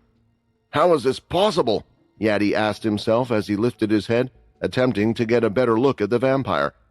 Apart from the vampire leaders, there were only a handful of other vampires who would be able to subdue him like this, and he knew every one of those. Laying his eyes on this Nate, though, it wasn't someone he recognized. His outer appearance was utterly plain. His only distinguishing feature was perhaps how forgettable his face was. Yadi mustered up all his anger and even used his own influence in hopes of reversing this situation. He still believed that the other vampire might have just caught him unprepared. Alas, all of it was useless. His body only slightly twitched through his exertion. Is this some type of act? Could this be another general who has come here to replace General Yadi? A vampire suddenly asked out loud. No, that's no act. I saw him being part of the recruitment process. That guy could be one of the leaders of the Red Vampires who have come here to attack the Vampire Corps. Since nobody recognized Quinn, this seemed like the most reasonable explanation. Hearing this possibility snapped Yadi's right-hand men back to reality, and the vampires with the silver emblems attacked Quinn from two sides. Stay still, the celestial vampire commanded, briefly staring at each one of them, making them stop mid-attack, unable to move. Just like Yadi, Quinn too could use his influence skill on more than one. With the strongest three vampires being taken out this easily, nobody else dared to intervene. Using an influence skill on a vampire lord? I know he told us that he's an original, but they are only supposed to be slightly stronger than the vampire leaders? Could it be that we have vastly underestimated the strength of the vampires from the great hero's time? Jessica wondered as she looked on in amazement. What do you want? Yadi finally asked, struggling. Some vampires were wondering if they should leave the place, just in case this was an attack, but none of them had any hopes of making it out. It was apparent that their lives were now in the hands of this unknown vampire. If Yadi could force them to stay, surely it would pose no challenge to Quinn? You aren't here to harm anyone, are you? Mitchell wondered, starting to slightly doubt his devotion. I've come here due to personal reasons, which I had wished to discuss with you privately. Before I got the chance, the level 4 horde attacked, so I helped out to minimize casualties. You were the one who called us all in here, called me a liar, and wanted to force me to apologize for speaking the truth. You could have easily solved this matter by talking to me in person, by confirming my powers for yourself. Instead, you tried to do it publicly while using the opportunity to show off your own powers. I've seen many like you in the past who enjoyed abusing their power, but if you try to do it in my presence, I will not just stand and allow that to happen. Fortunately for you, I'm not here to hurt you. I still have a request for you, so I shall pretend that none of this ever happened." With that, Quinn let go his influence, and Yadi and his men could finally move again. Everyone else was nervously watching him rise to his feet. After all, he was a vampire lord, yet he had just been publicly humiliated. Even if that powerful vampire was willing to forgive him, would the general's pride allow it? I was wrong," Yadi admitted to the shock of everyone. "I only wish to confirm that you really were the one that had put an end to that wave, and now I am convinced that it was no lie. With the beast crystals and this, I can tell you are a vampire capable of doing such a thing. Once again, I greatly apologize for my way of handling things." Yadi even willingly bowed down out of his own accord, which came as a surprise not just for Mitchell, but the rest of the vampires as well. After lifting his head, the vampire lord handed over another bronze blood emblem that was in his hand. Quinn looked at it for a few seconds before eventually putting it into his pocket. "I hope things like this don't happen in the future so that we can continue working together," Quinn said as he walked back through the crowd to his original position. The other vampires were cautiously moving out of the way, making sure to stay away from him.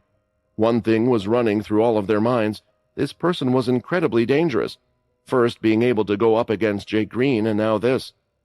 Looking at the back of Quinn's, Yadi one particular thought running through his head. This vampire is incredibly dangerous, and something needs to be done. Now that I have this bronze ranking, it should hopefully allow me to get answers to my questions. Perhaps I can even ask to be moved to the Earth Vampire Corps unit, Quinn thought. It's a shame I missed the opportunity to speak with Vicky, but if I can get through to Jake, that might be another way to contact Logan. I also need to keep up my facade with the red vampires as well. This is all a little tiring, Quinn thought, as he folded his arms, thinking he had done quite a good job. After what had just happened, nobody was surprised when General Yadi called off the rest of the meeting. He had already informed them about pretty much everything they needed to know, and honestly, he needed some time to gather his thoughts. The other vampires were in a similar mental situation. The squads were to continue with their duties, leaving Mitchell in charge of the new recruits, including Quinn and the others. He took them to where they would be sleeping, showing them their tasks and more. I was scared. When was the last time that I, a vampire lord who has lived for hundreds of years, was afraid of a vampire who wasn't one of the leaders? What's more, I have never seen him before. I need to find out everything I can about this person, Yadi thought, as he was left alone in the meeting room. At the same time, a certain group of vampires that had been put in a shared room in the town next to the barracks were discussing the same thing. These were the red vampires. Even for them, they couldn't stop talking about what the feat Quinn had accomplished. Hannah, I apologize for all my thoughts about him. I can't believe that you were able to convince such a strong vampire to join us. Our leaders are going to be over the moon, one of the vampires claimed. Yeah, Hannah replied, pretending to have known about Quinn's strength all along. Of course, she had no idea that this vampire she had picked up would be this impressive, and there was something else on her mind. After everyone went back to their rooms, Derek had also left the rest of the vampires and was sitting on top of their house's roof. We shouldn't trust such a strong outsider. We've seen how incredibly dangerous he can be. Do they really believe in our case? Isn't it far more likely that they have another agenda by joining us? Placing his finger to the side of his head, Derek was focusing. He was waiting for the signal and finally got through. What is so urgent that you have decided to contact me directly? You should know how incredibly busy I am. An annoyed female voice sounded from the other side. I'm sorry, but I have a concern about a specific vampire who is trying to join the red vampires. I believe our current leader is being misguided. I felt the need to report this to you right away. Allow me to recount everything I've seen this vampire do. If you decide that this was not worth your attention, I will be ready to accept my punishment, Derek explained himself. The sounds of someone tapping a black sword could be heard, before the voice eventually said, I'm listening. The Dampiers on Mars were currently residing in the area governed by Pure, enjoying their protection. They weren't an officially recognized group that the people supported per se, but most likely because their only goal appeared to be to get rid of all the vampires, without any care for politics, much less the well-being of the normal people. Compared to the areas owned by the Green family and the Vampire Corps, Pure's areas seemed to be far calmer. There were less city-like structures and more residential areas to them. There were houses and much greenery in between, with many humans enjoying a nice lifestyle. Of course, many of them were Pure members who worked important jobs that benefited the group as a whole. However, the labs and facilities were far away from the living areas. Every so often, Pure would broadcast their way of life to the other world, showing off their peaceful life that was guaranteed by the soldiers, with only those who wanted to fight on the front lines. However, some would also argue that the reason the Vampire Corps and the Green families couldn't live this way was due to the Dampiers that they were protecting, and Pure in the first place. They were the ones benefiting from those two factions, ensuring the peace on the planets. Yet instead of thanking them, they would instead try to eradicate the vampires and those that supported them. Meanwhile, the Vampire Corps stayed back on the defensive. It was a real struggle, since everyone knew the story of the great hero Quinn. The story of a vampire saving the world from the Dalki. Unfortunately, without a real threat uniting them, humanity proved how selfish they could be, with those in charge caring about their own lives more than anything. So if they could live peacefully with the vampires gone, then they would be sure to support it and happy to live with Pure. For them, it was just a question of picking the right side of a fight that was bound to happen. Still, it was a warlike situation, so to speak. To the public, it was just a battle between those in the said groups with extreme views. Society continued in these areas with no trouble, and the groups did their best to keep it this way, which was why at the moment, a regular meeting that would occur was taking place. Only this time, the meeting was called earlier than usual, and rather than Logan attending himself, he had sent 2 aides that happened to be nearby, his wife Vicky, as well as his son Jake. Usually at this type of meeting, everyone who was of importance would come to attend. However, neither member of the Green family was interested in meeting any bootlickers. They were also powerful enough to not require any bodyguards, so they requested for the meeting to only be attended by the ones in charge. The spaceship had approached the largest building that was placed far away from the border. It was a giant triangle-shaped building that looked somewhat like a pyramid, only the base of it was thinner, giving a higher point like that of the tower. The ship landed midway of the building where there was a platform, and a few checks were done before the 2 were allowed in. "This place looks to be as peaceful as always," Jake commented, as he walked calmly past all the humans, and eventually entered an elevator, taking him to the meeting point. The 2 had entered a dark room, where at the other end one could see 2 others present. Of course, there were several guards lined at the edge of the room, and what might have looked strange in the center acting as some type of wall between the 2. Jake and Vicky stood on 2 circles on their side of the room, which then 3D projected their body as a larger version of themselves in the center. On the other side of the room, 2 of them did the same, one wearing a large robe and had a pair of thick black glasses on his face. "Agent 4, it is always a pleasure to see your happy face, but I have to ask, why didn't you tell us that there would be an extra guest at this meeting?" Jake questioned. As for the other 3D projection, it was a stunning female that looked to be a young adult, only just perhaps out of her teenage years. However, she wore shining bright armor that was clearly at a high level of beast gear and had stunning flowing blonde hair that had a single braided part down the middle of it. "Perhaps Pure is finally admitting to siding with the Dampiers," Vicky also added, clearly recognizing the woman for what she was. "As our group grows larger, as well as to lessen the burden of having to fight in public as much as possible, Agent 4 believed it was best that I attend this meeting as well." The young woman stated her reason for being here. "Besides, one day there will be more who support us. More and more humans are seeing vampires for what they truly are." "You mean humanity's savior?" Vicky banged the table in front of her as she bent forward. "And as thankful as we are for their participation during the Dalki War more than 1,000 years ago, we can't overlook what happened after that point in time. One good deed does not overshadow centuries of abuse. Need I remind you that it is also a vampire that wishes to destroy the human race for what it is currently?" the young woman replied nonchalantly. There was clear annoyance on both Jake and Vicky's face, but they held their tongue, as they knew it was useless to argue against a Dampier. Not a single member of their race had ever changed their mind about the existence of vampires. Which is why we decided to work with Pure to get rid of those specific vampires, Vicky spoke, looking over at Agent 4. Using their resources in tandem with our green families, we have been able to suppress the actions and doing of the red vampires every day. I believe my husband has been working closely with you, sharing information about the Red Heart, in order to prevent that from happening.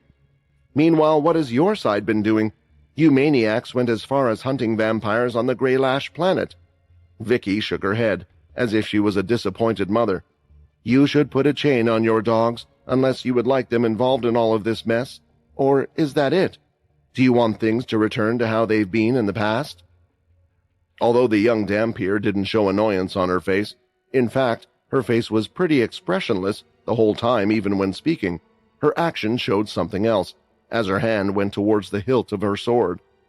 You really don't want to be threatening my mother, Jake stated, taking a step in front of Vicky, as red lightning was surrounding his outstretched hand, with his eyes glowing green.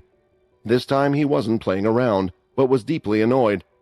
Let's just move on and get on with this meeting so we can all go back home, Agent 4 interrupted both sides before it would devolve into a fight. Under the Pure Agent's gaze, the Dampiers shed her sword. I was the one that called this meeting and called you two here. However, not everyone is here yet. Just as he said those words, the sound of the door was heard opening once again. Several vampires in black and red were left standing outside as another started to enter the room, and eventually stood on the ring. Jake, Vicky, and even the Dampier seemed surprised to see who was here, because it was the first for these two forces to meet. It was the Vampire Corps leader.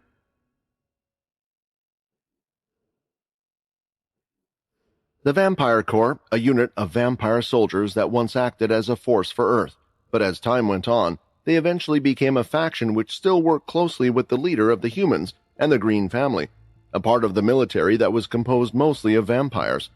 Other than this, Quinn didn't know much about them. However, he had received hints about where they might have originated from, and one of them was the vampire soldiers. Paul's men, who Ashley had led, worked closely with the old Earthborn group. This was one of his theories, but there was another thought. Many of those in the Vampire Corps unit would learn the string ability.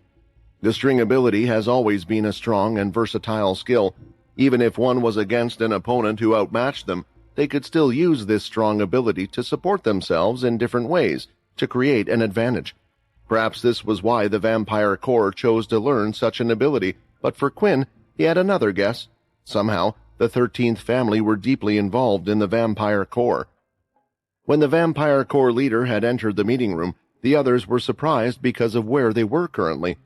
To see such a person in a place like this, because at the moment, they were on Mars and the main base of the Vampire Corps was on Earth. Yet, rather than sending someone else, like an envoy, the leader had himself come. His footsteps were quite heavy as he walked through the hall, with his boots firmly planted on the ground with each step. His breath was light, which looked strange for someone of his size. His body was large, and his shoulders were broad. Then there were his muscular arms. They weren't too big, but were chiseled and defined, with nothing covering them, since the suit of beast armor he was wearing seemed only to protect his chest, leaving his arms free. The chest piece he was wearing went down to his waist, and was quite tight-fitting to the body, not being too bulky, while right at the center dividing the two chest pieces, it looked like a large needle would go down to one of the belly buttons on the suit. And another thing to note was the texture of the beast plate armor. It seemed as if someone had made it out of bones. Still, just like with many in the Vampire Corps, most of what the leader was wearing were black and red. As for his facial features, they looked different compared to most vampires. He had long white hair and swept back.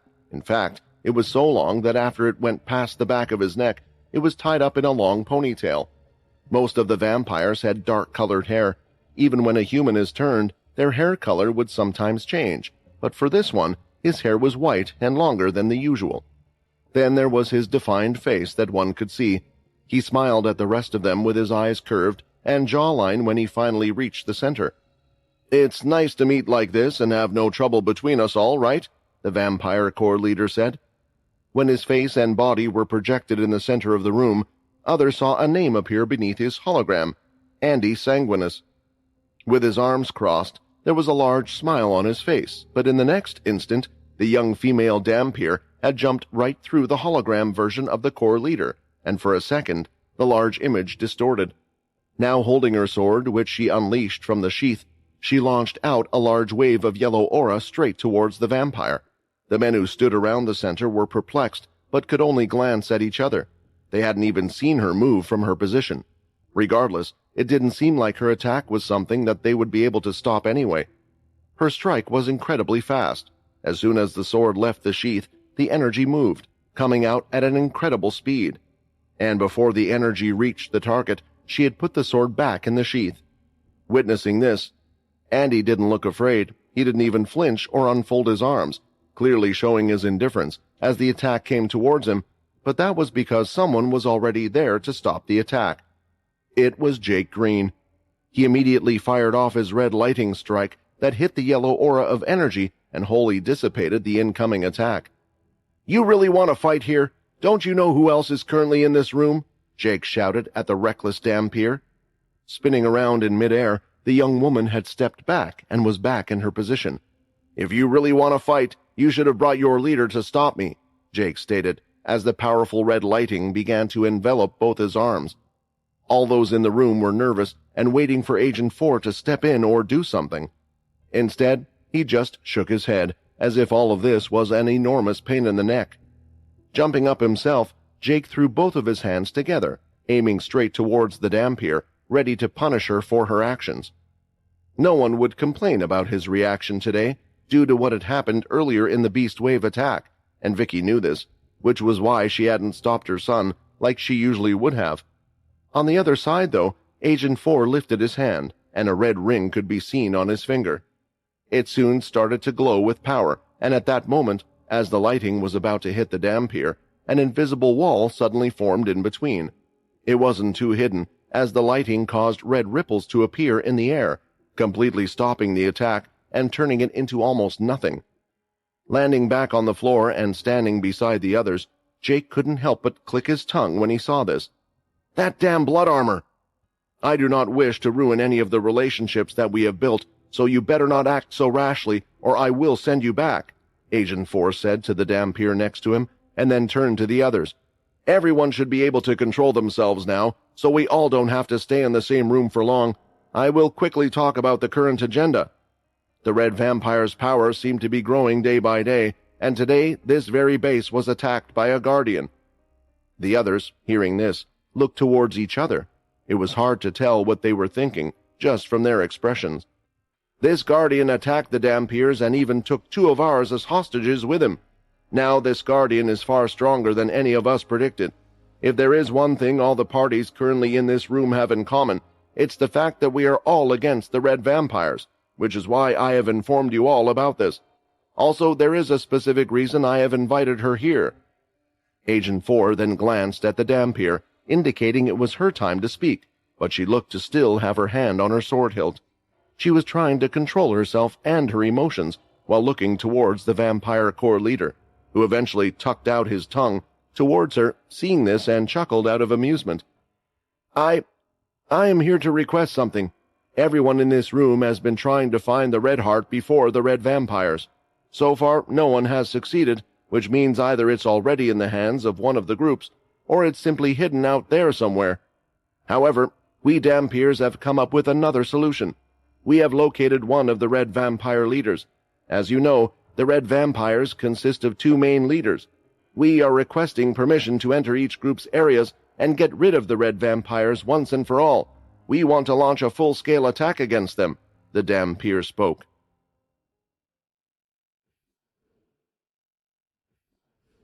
After the events that had transpired in the hall, there was a lot of commotion in the vampire core base. It was lively, and rather than talking about the Horde attack, almost everyone was discussing the mysterious vampire who had shocked everyone during the meeting.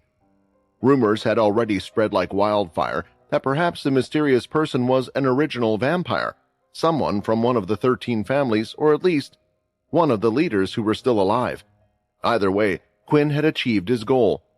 Whether or not Yaddy liked him wasn't a problem. The fact that he wasn't attacking and still allowed to stay in the vampire core to exist showed that he wasn't an enemy. All Quinn cared about was getting to Earth and finding out the truth. He needed a ship that would take him there, and then he would have to find a way to talk to Logan Green without being attacked on the spot, or threatening people or revealing his real identity, because that would just cause more nuisance and delays. It had only been a few days since they had woken up, and Quinn felt like he had progressed relatively quickly in his goal to discover the truth about the past, and to find his old friends. "I want to thank you two for protecting Minnie and guiding us so far," Quinn said to the people with him. He and Peter were currently sharing an apartment block, along with Minnie, Lucia, Jessica. At the same time, the red vampires were staying in a different room entirely. At first, Quinn thought that this was disadvantageous, as he still wanted to learn as much about the red vampires as possible, but in the end, they weren't his allies, while those that were with him were. "Nate," Jessica called out, to which Quinn hadn't turned his head and somewhat ignored, only later responding by moving his head. It looked like Jessica wanted to say or ask something. "Don't worry, it's not really my business," Jessica said, looking at him and smiling. "But can I ask you one thing? You're not against the vampire corps, are you? Teaming up with the red vampires, I know you said you have been sleeping for a long time, and now that I've seen what you can do and... Quinn wondered about what to say in response. The vampire corps, the red vampires, Pure, Dampiers, the Green family. I will be honest, I don't know yet. That's what I'm trying to find out. For now, I honestly don't want to hurt anyone and just want to know what's happening. I'm sorry that I can't give you a better answer." Thinking about this, he thought about two hostages that he needed to interrogate, from whom he would for sure get some answers. "There is something that I need to attend to. I will be taking Peter with me. I hope that you can look after Minnie in the meantime. I doubt anything will happen since we are in the Vampire Corps unit. However, if anything were to go wrong, tell Minnie to call me, and I will be here straight away. It shouldn't be long," Quinn instructed, to which Jessica nodded. Minnie was peacefully sleeping in her room, and Quinn didn't really want to disturb her. Soon, he and Peter left the apartment block. After closing the door, Quinn quickly used his shadow travel to hide his presence and move without anyone noticing him. The sun had long set, and it was now dark outside, the perfect conditions for using shadow travel, making it almost impossible for others to spot a moving shadow on the ground, and if there was a shadow already, it would be even less likely. Although others could still sense them if they tried, no one was looking out or trying to find Quinn, so they were safe. Eventually, the two reached a less populated area that was covered with hills, greenery, and a lovely little lake. "I will be in the shadow space for a while. I don't know how long it will take, but I wanted to bring you here just in case, and I wanted to see what you exactly look like with all that celestial energy and see how this energy affects you," Quinn explained. Just as he finished his words, an unexpected message appeared in front of him. 3 more followers have met the condition. 3 more celestial points have been granted. 20 of 23 celestial energy. What the? Why would I get celestial points now? Quinn wondered, trying to rack his head, as the only person he had told about the condition was Mitchell.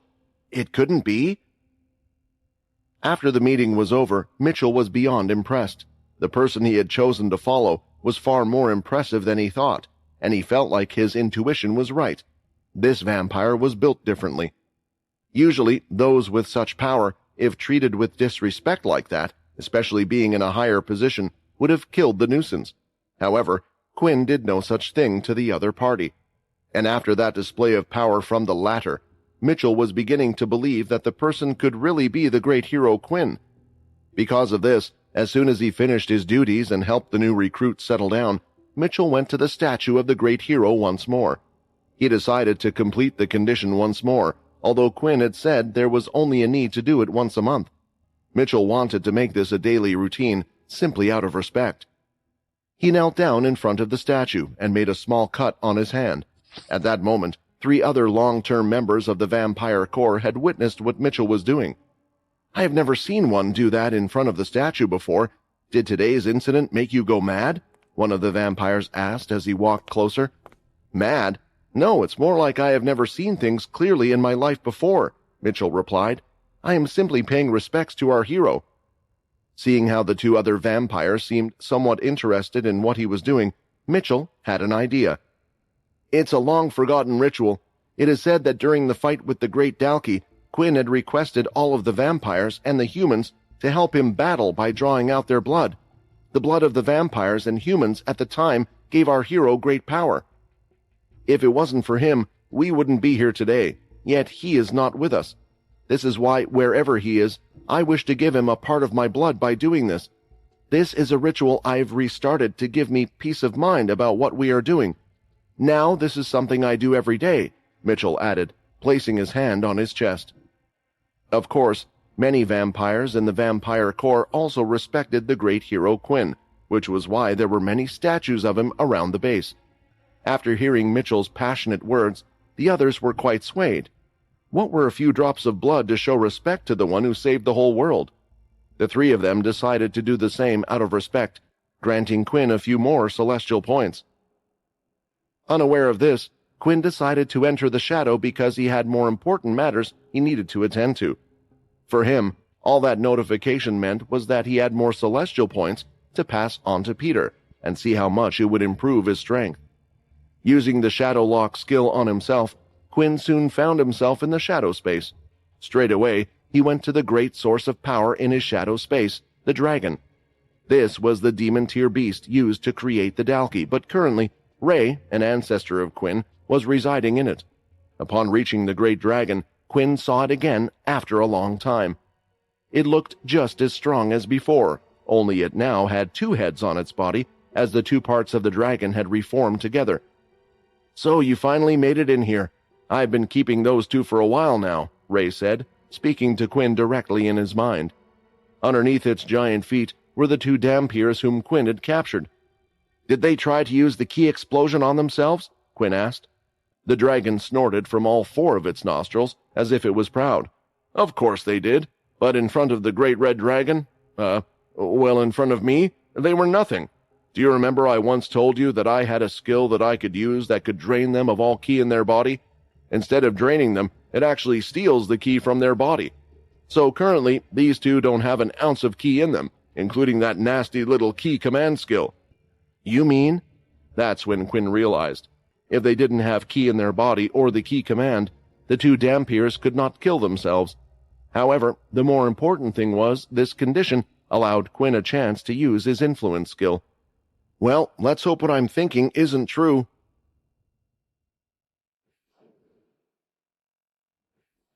Since Quinn had evolved, it was safe to say that with his charm points, there wasn't a vampire or human that he couldn't put under his influence skill. The fact that he could easily control Yati, who was at the vampire lord level, proved this assumption. However, while he was in slumber, the humans had all learned how to utilize ki. It seemed like the second stage, to form ki into shapes, externally and internally, was prioritized because of vampires. It was made to counterattack the influence skill, which was why Quinn couldn't just use this on humans for information as much as he would have liked to. On top of that, he was trying to find information of what exactly had happened in the 1,000 years, which wasn't something any random person on the road would know. Even though someone like Jessica was willing to speak to him, she didn't have the information he needed, but there was one group that Quinn felt like had caused a significant change compared to the past, and that was the Dampiers.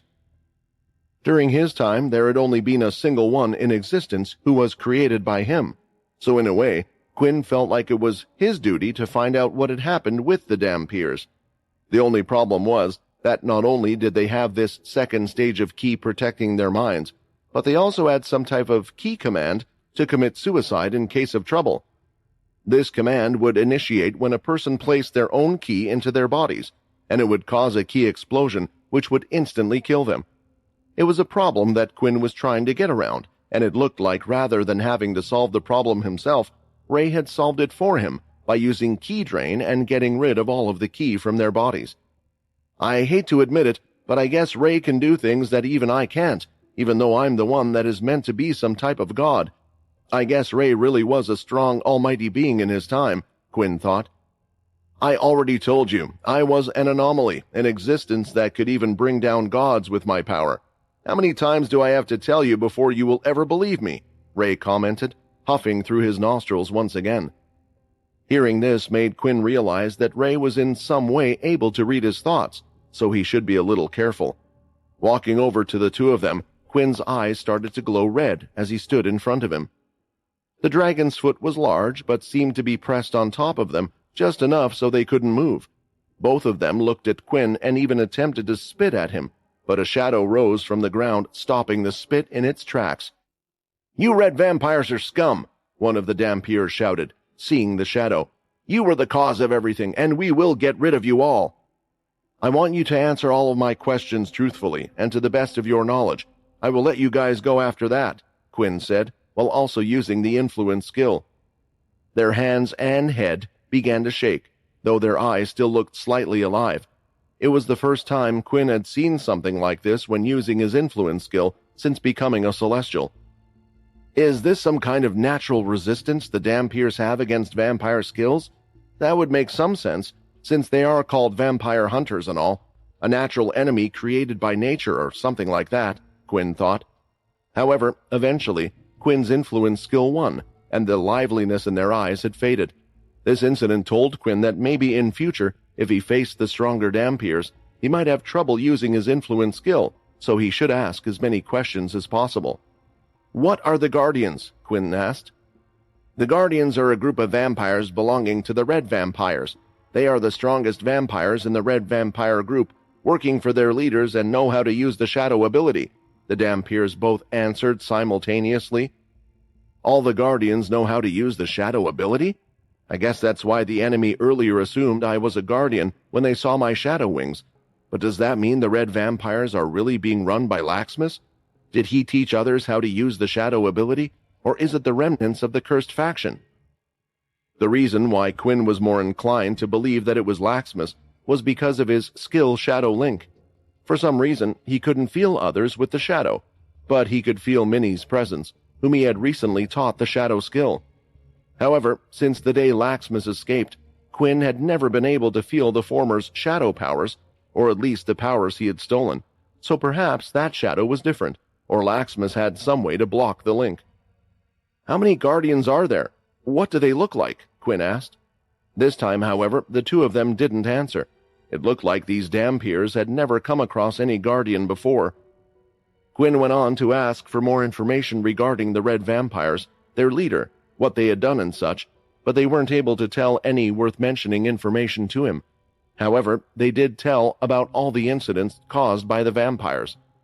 After that, Quinn went to ask about their relation with Pure, if they knew the leaders and such, but the Dhampirs claimed that they only worked for their own kind, and the leader's alliance with Pure was simply due to their leader, and if their leader thought it was a good idea, then they would follow it.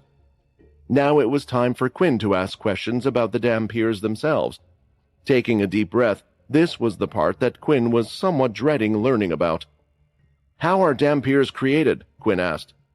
"There are 3 known reasons behind the creation of the vampires. The first one is from the birth of a human and vampire relationship, although conceiving a baby is very rare. The second is that the Dhampirs are a creation of a vampire, and lastly, the Dhampir can be created by another Dhampir, just like the vampires."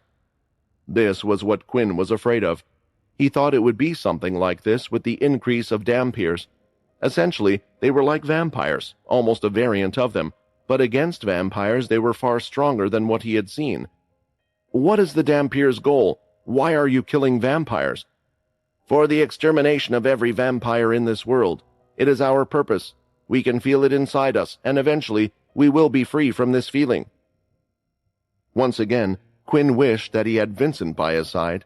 He found it hard to believe that getting rid of all the vampires would allow their urge to disappear.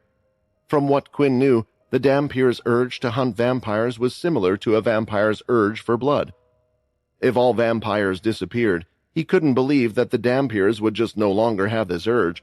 Perhaps someone was feeding them these lies, and the most likely suspect was the one on the top. "The Dhampir leader, is it the one you refer to as Queen?" Quinn asked.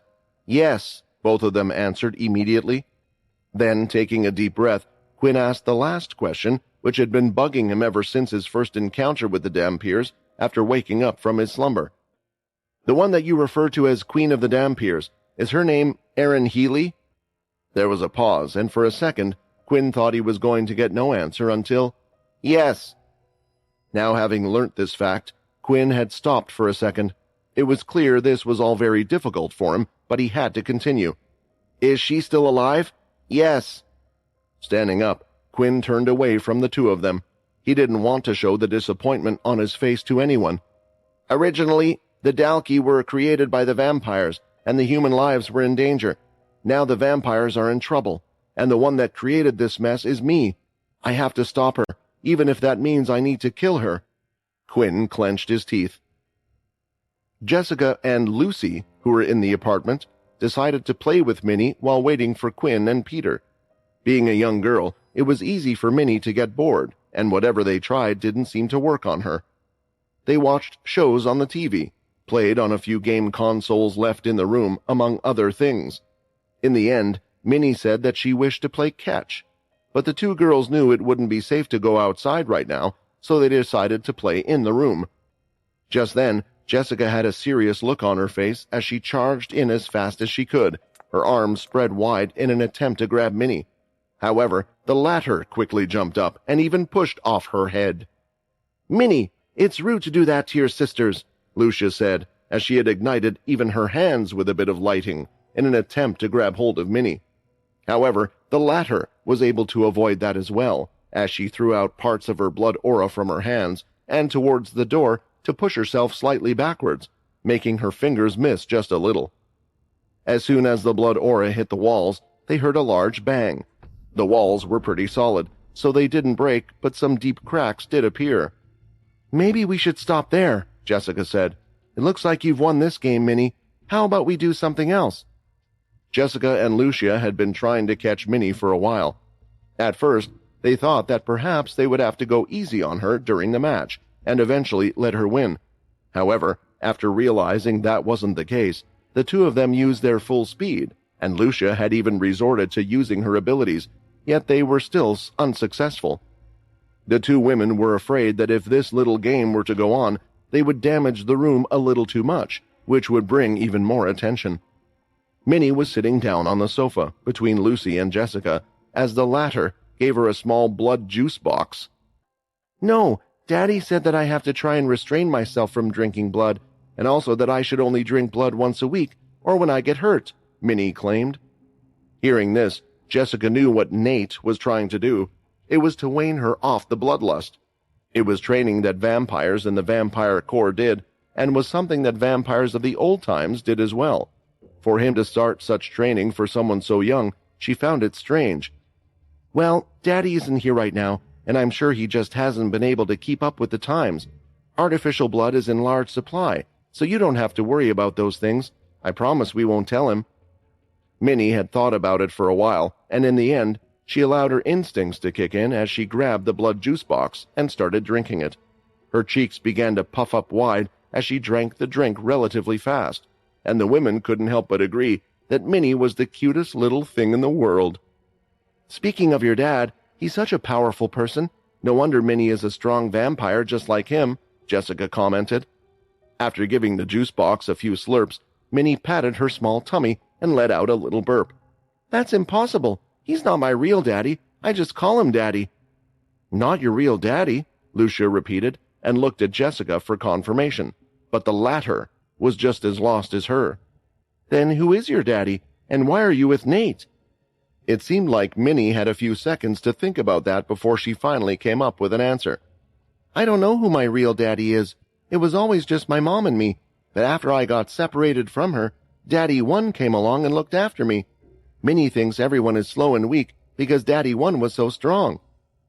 The girls felt like face-palming, as this was a difficult situation to decipher, to say the least, and they were wondering if they should even try and get more involved in this, or back out now, but they were just too deep. "Daddy One? Is Daddy One your real daddy? And Daddy Two Nate?" Jessica asked. Once again, though, Minnie shook her head. "Daddy One is the daddy that looked after Minnie and Mommy. He protected us from all the strange monsters. I used to watch him fight all the time, and once in a while, he would explain to Minnie. Daddy One was faster than both of you." "Then, Minnie, do you mind explaining to us why you are with Daddy Two at the moment, and where is Daddy One?" Jessica asked again. She was fishing for answers, and while the other two were away, perhaps it was her chance to get them. "Daddy Two is friends with Daddy One. Minnie was in danger and Daddy too saved me. I trust both of my daddies, Minnie explained. Both of them are stronger than anyone I have ever seen. Daddy won. I don't know what happened to him, but you can ask Daddy too. After seeing what Minnie could do, the two girls thought they could somewhat understand where Minnie's strength had come from. She was in an environment where she perhaps was surrounded by monstrously powerful vampires. To adapt and be around them, she had to be strong, although it still didn't clear things up. Minnie, do you mind telling us something? Lucia said, as she scooted over to her side. You trust us, right? If you do you mind telling us about your daddy, who he is, like what type of vampire and from which family? If you don't know that, just tell us what you know about him. Hearing these words, Minnie started to frown, as if she knew what the girls were asking was something that Quinn didn't want them to know. Eventually, the girls even put their hands together to beg her. We promise we won't tell your dad or uncle about this. We're your sisters. We're family, right? And family shouldn't have secrets from each other, and we're just concerned about you, Jessica stated. Eventually, Minnie had decided, as she lifted her hand and presented 3 stubby little fingers. 3 more juice boxes. I want 3 more juice boxes, and I'll tell you everything I know, but you can't tell them that I told you. The 2 women smiled, as it seemed like the easiest thing in the world. They got the 3 more juice boxes in no time and handed them over to Minnie. She quickly sipped all 3 away, and her little belly was getting larger and growing by the second. They thought it was now too obvious to hide it from Nate, but it was worth the price. Daddy's real name isn't Nate, Minnie finally said. These words alone confirmed that he had been using a different identity, but even then, if they knew his real name, what would they do? Jessica thought that perhaps she would have to ask her father if he knew who this person was after learning his name. Just as Minnie opened her mouth to say something, though, they heard a knock at the door. Damn it, who has appeared at this time? Jessica thought. Looking through the peephole, she was surprised to see that the person on the other side was someone who she recognized. It was one of the red vampires, Derek. What's the problem? Jessica asked without opening the door. Rather than answering, the door had quickly been kicked in, breaking off its hinge and hitting Jessica by surprise. The next second, a red aura, fist smashed through the door and hit Jessica in the stomach, sending her flying back and crashing into the wall.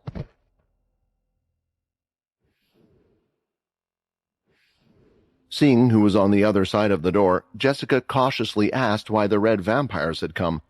Since she felt like the other red vampires were most likely not aware that Quinn and Peter were not in the room, they wouldn't try anything funny. If anything, she attempted to talk to them first to delay them from entering, or at least find out why they were at the door. But before she could do any of that, the last thing she was expecting was for a red aura-filled fist coming right through the door and into her stomach.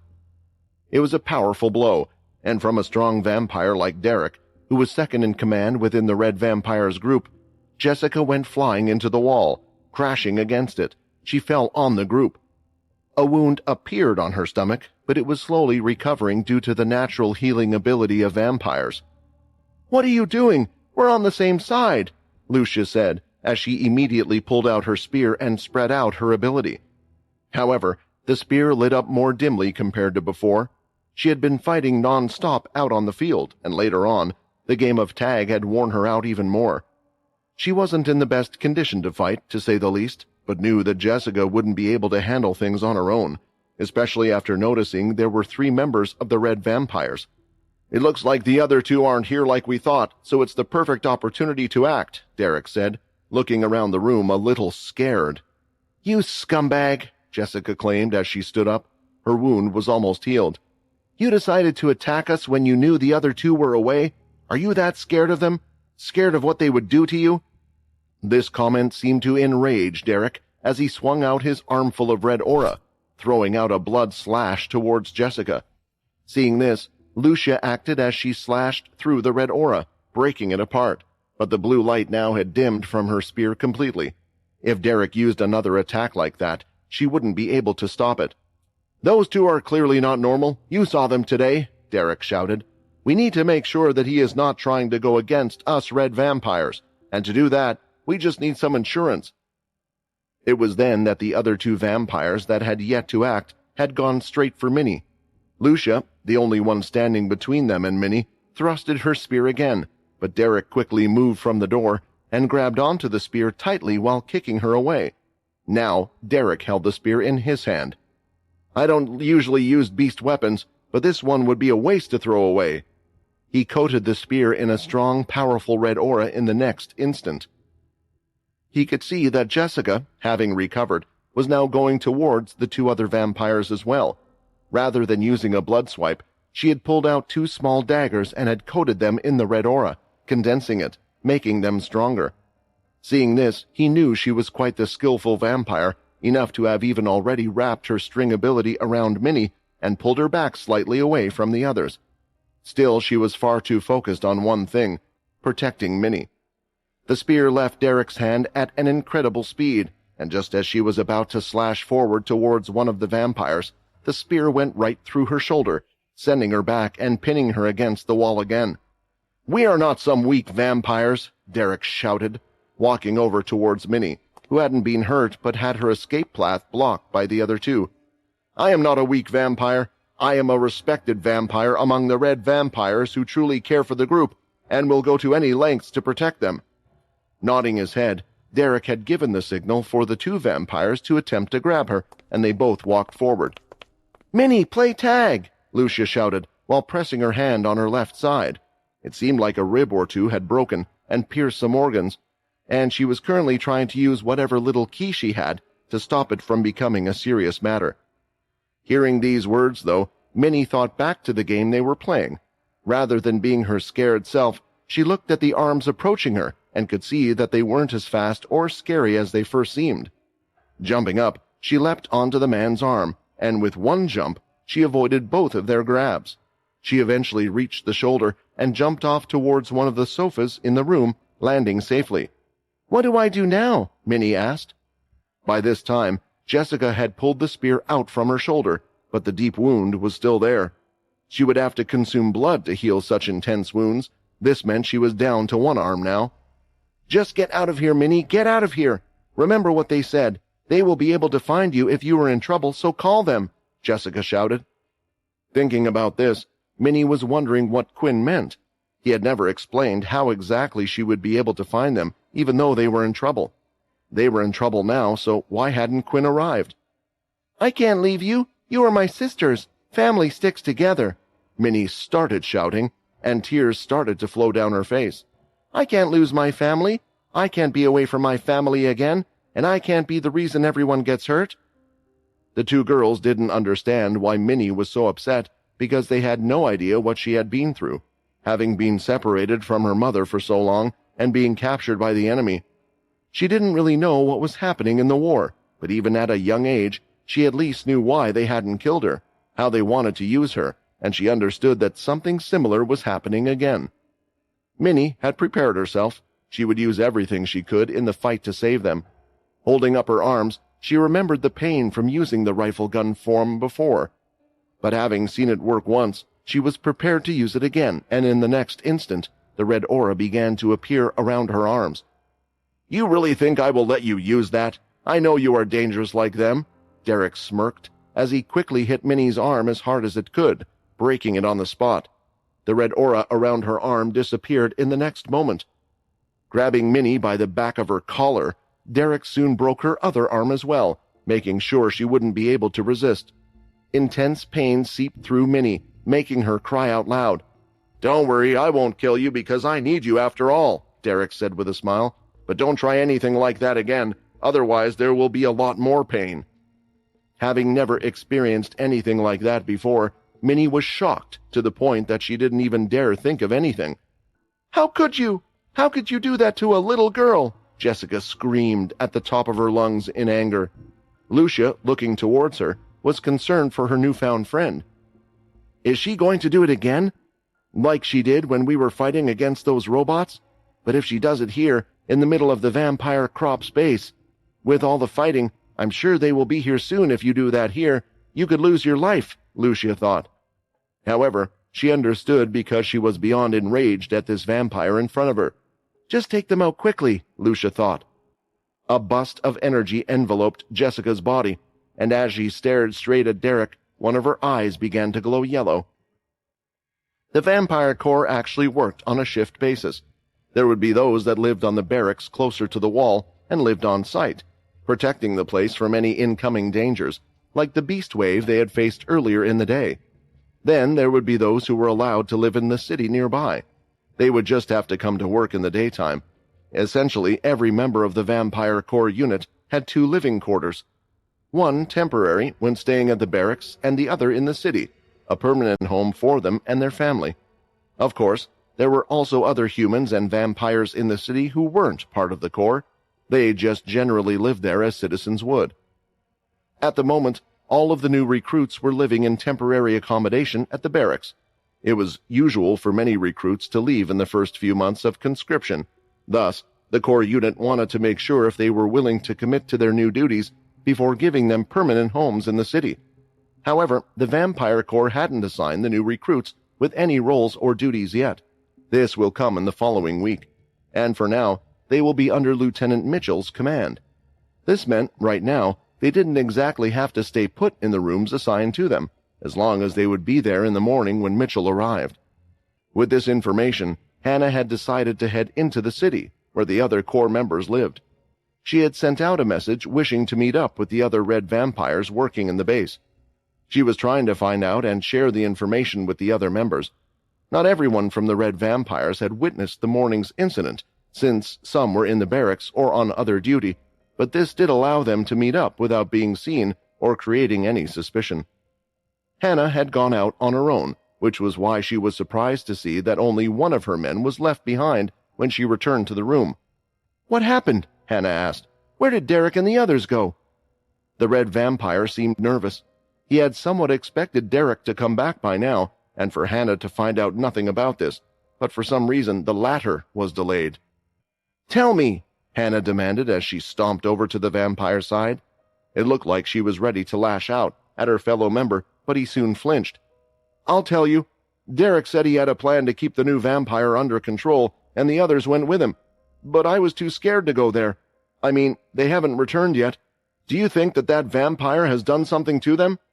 Hearing this, Hannah felt steam coming from the top of her head, not just because of Derek's actions behind her back, but what this could mean for them.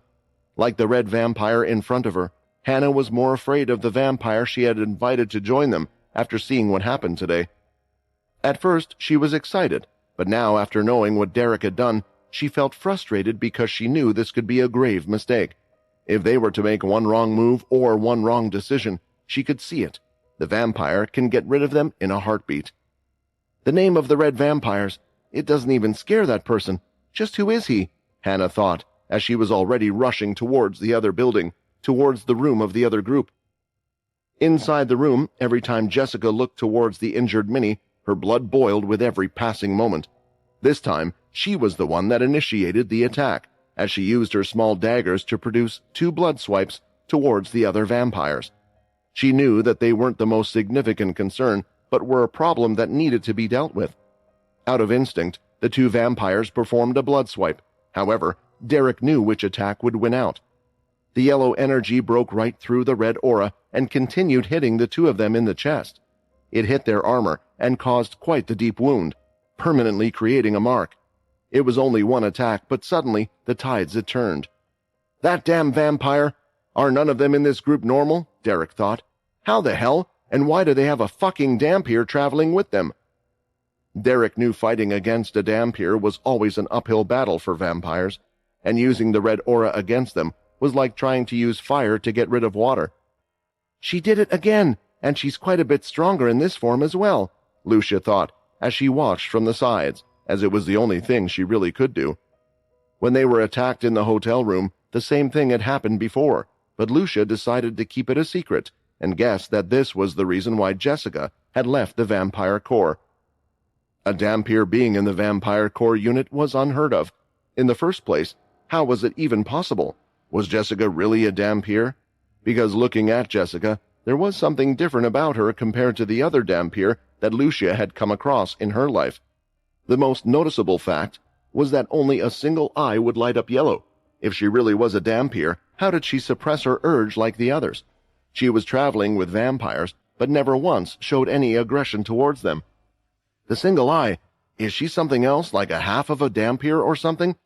Either way, All of this fighting must have brought others' attention, and if the other Corps members see her in this state—" Lucia started to inch her way to the door to make sure she could buy time in case that exact thing happened. Luckily, or unluckily, all of the new recruits were placed close together in the same apartment block-like building. Although some had heard the noise of fighting, they were unsure if it was an everyday thing here, and even those that were worried didn't know who to report to or what they should do. So the response was slow compared to the other areas. With the new energy rising in her, Jessica's arm started to heal somewhat, and eventually she could use both daggers again. As she held them up, they were both coated in the aura. The only thing was, they weren't the same color. One dagger was covered in the usual red vampire aura, while the other was yellow, indicating Dhampir aura.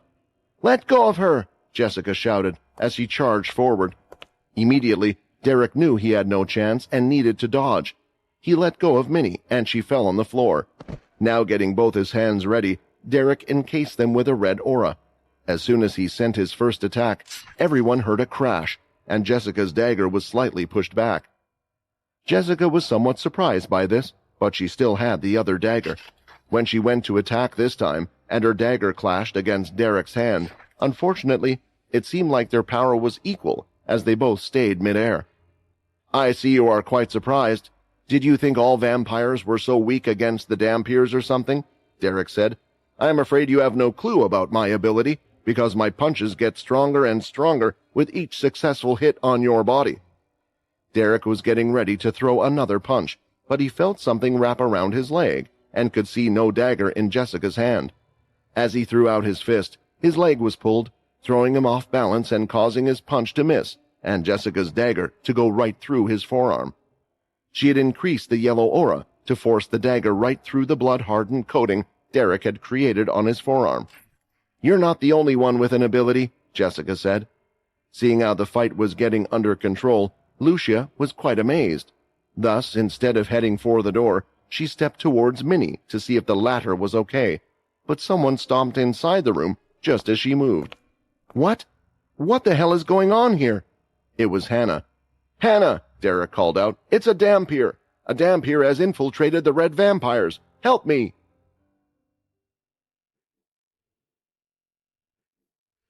Derek had acted very swiftly, and it didn't even take him a second to throw the other person into the line of fire. He knew that Hannah wouldn't be on his side or agree to do something like this, so he had acted on his own. If she had come moments later, then perhaps Hannah would have attacked Derek to stop all of this. However, there was one thing that the red vampires had in common, and that was a hatred for the Dhampirs, who had killed many of their close friends, family, and allies. Without a doubt, in their eyes, the Dhampirs were enemy number one, which was why, after seeing the yellow glow in Jessica's eye, Hannah had already made up her mind with whose side she would be on. Taking out a small, short sword, Hannah thrusted it forward, and in doing so, a red line of aura shot out similar to the blood bullet. It wasn't as fast, nor would it be as strong, but there was no drawback to using a blood skill like this through the weapon. "Wait!" Lucia shouted out, who was in the middle of the room. She stood up from the ground and held out her hand open. She couldn't use her lighting powers in her weapon like she usually would have, but could still use a small portion of her ability on her hands. Regardless of this, the attack pierced right through Lucia's hand. Running up her arm, it even shot through her shoulder. "Ah!" Lucia cried in pain. "Blocking those attacks without ki is a lot harder than I thought, and why does it seem like ever since I've joined these guys, I keep getting hurt?" Either way, Lucia had somewhat done her job, as the attack had slowed down slightly, and it was then that Jessica had the time to turn the side of her blade and use her yellow aura to stop the attack. As the red aura hit, the strength of the two attacks seemed to collide. Hannah's attack turned out to be more powerful than Jessica had thought. "These guys, both of them are leaders of a red vampire squad, and I'm nobody. This is going to be a tough fight." Thinking this, while she was still trying to stop the attack from Hannah, it left room for Derek to deliver another punch. She protected her head, but Derek aimed right for the gut while twisting his fist again. Jessica could feel her insides being slightly ruptured as the attack was stronger than that of the first lot. It seemed like Derek's earlier words that his punches would get stronger with each attack were true. However, this time, Jessica was expecting it, and she had a goal to achieve. While flying through the air, she attached all the strings she could to Derek's arm and pulled them as extensively as possible, countering the momentum from the hit, which would have sent her flying into the wall. But before she could do anything else, she saw Hannah come from the side. This time, she was using the sword itself, covered in the red aura. As she went for an attack, Jessica pulled herself forward, using the strings on Derek to avoid the strike. "Now you want a punch in your face, don't you?" Derek shouted while clenching his fist, ready to pound her in the face. With as much strength as he had now, she was sure she would die if anything happened. So as her body hurled at him, she threw her dagger with as much yellow aura as she could. It pierced through Derek's hand and cut the strings off from him, ducking down to the point where she could roll on the ground and get past him. Quickly getting up off the ground, she held her stomach, which was in pain, and there was even a little trickle of blood coming from the corner of her mouth. "Maybe I could take out one of them, but even fighting with my powers, I can't take on these two at once," Jessica thought. Seeing everything going on, Lucia also felt guilty for already using most of her powers.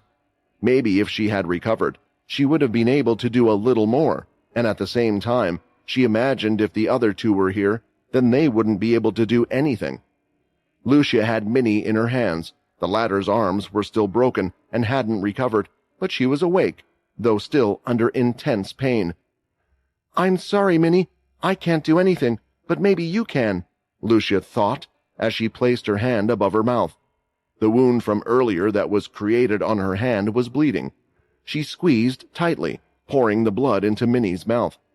As it slowly dropped into her, Minnie started to feel better, and her arms began to recover just that bit more.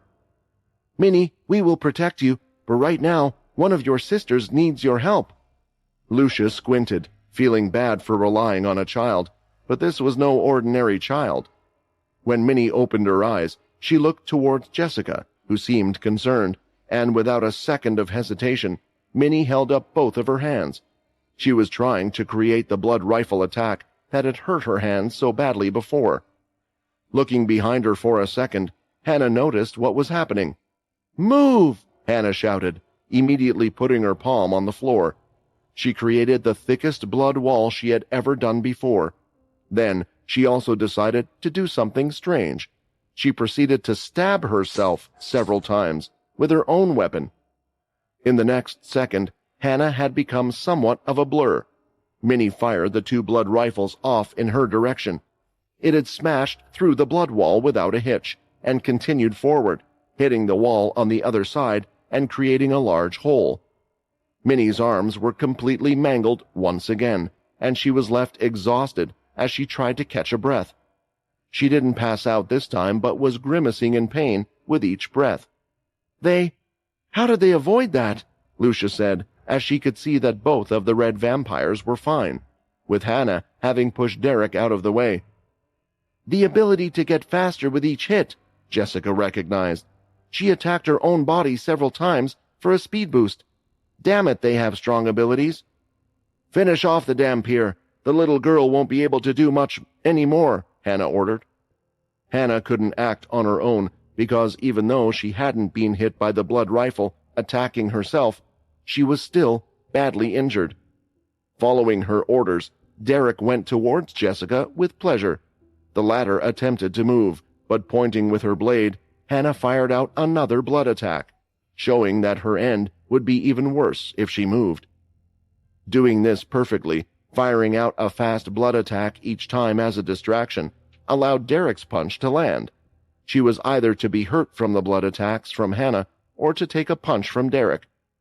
While doing her best to avoid the blood attacks, Derek's fist was ready to hit her, but suddenly something happened. Minnie appeared between Jessica and Derek. Her arms were blood red, as if the attack's recoil had destroyed all the vessels in them. They were floppy, as her small bones had broken from using such a powerful attack, and yet she still stood there with a severe expression on her face. "I won't let them take you," Minnie shouted, and from her back rose a shadow which instantly moved towards Derek's fist. It blocked the attack, stopping it, and before anything could happen, Derek's full-strength punch became useless. Seeing all this, Hannah's mouth opened wide as she lost the grip around her sword.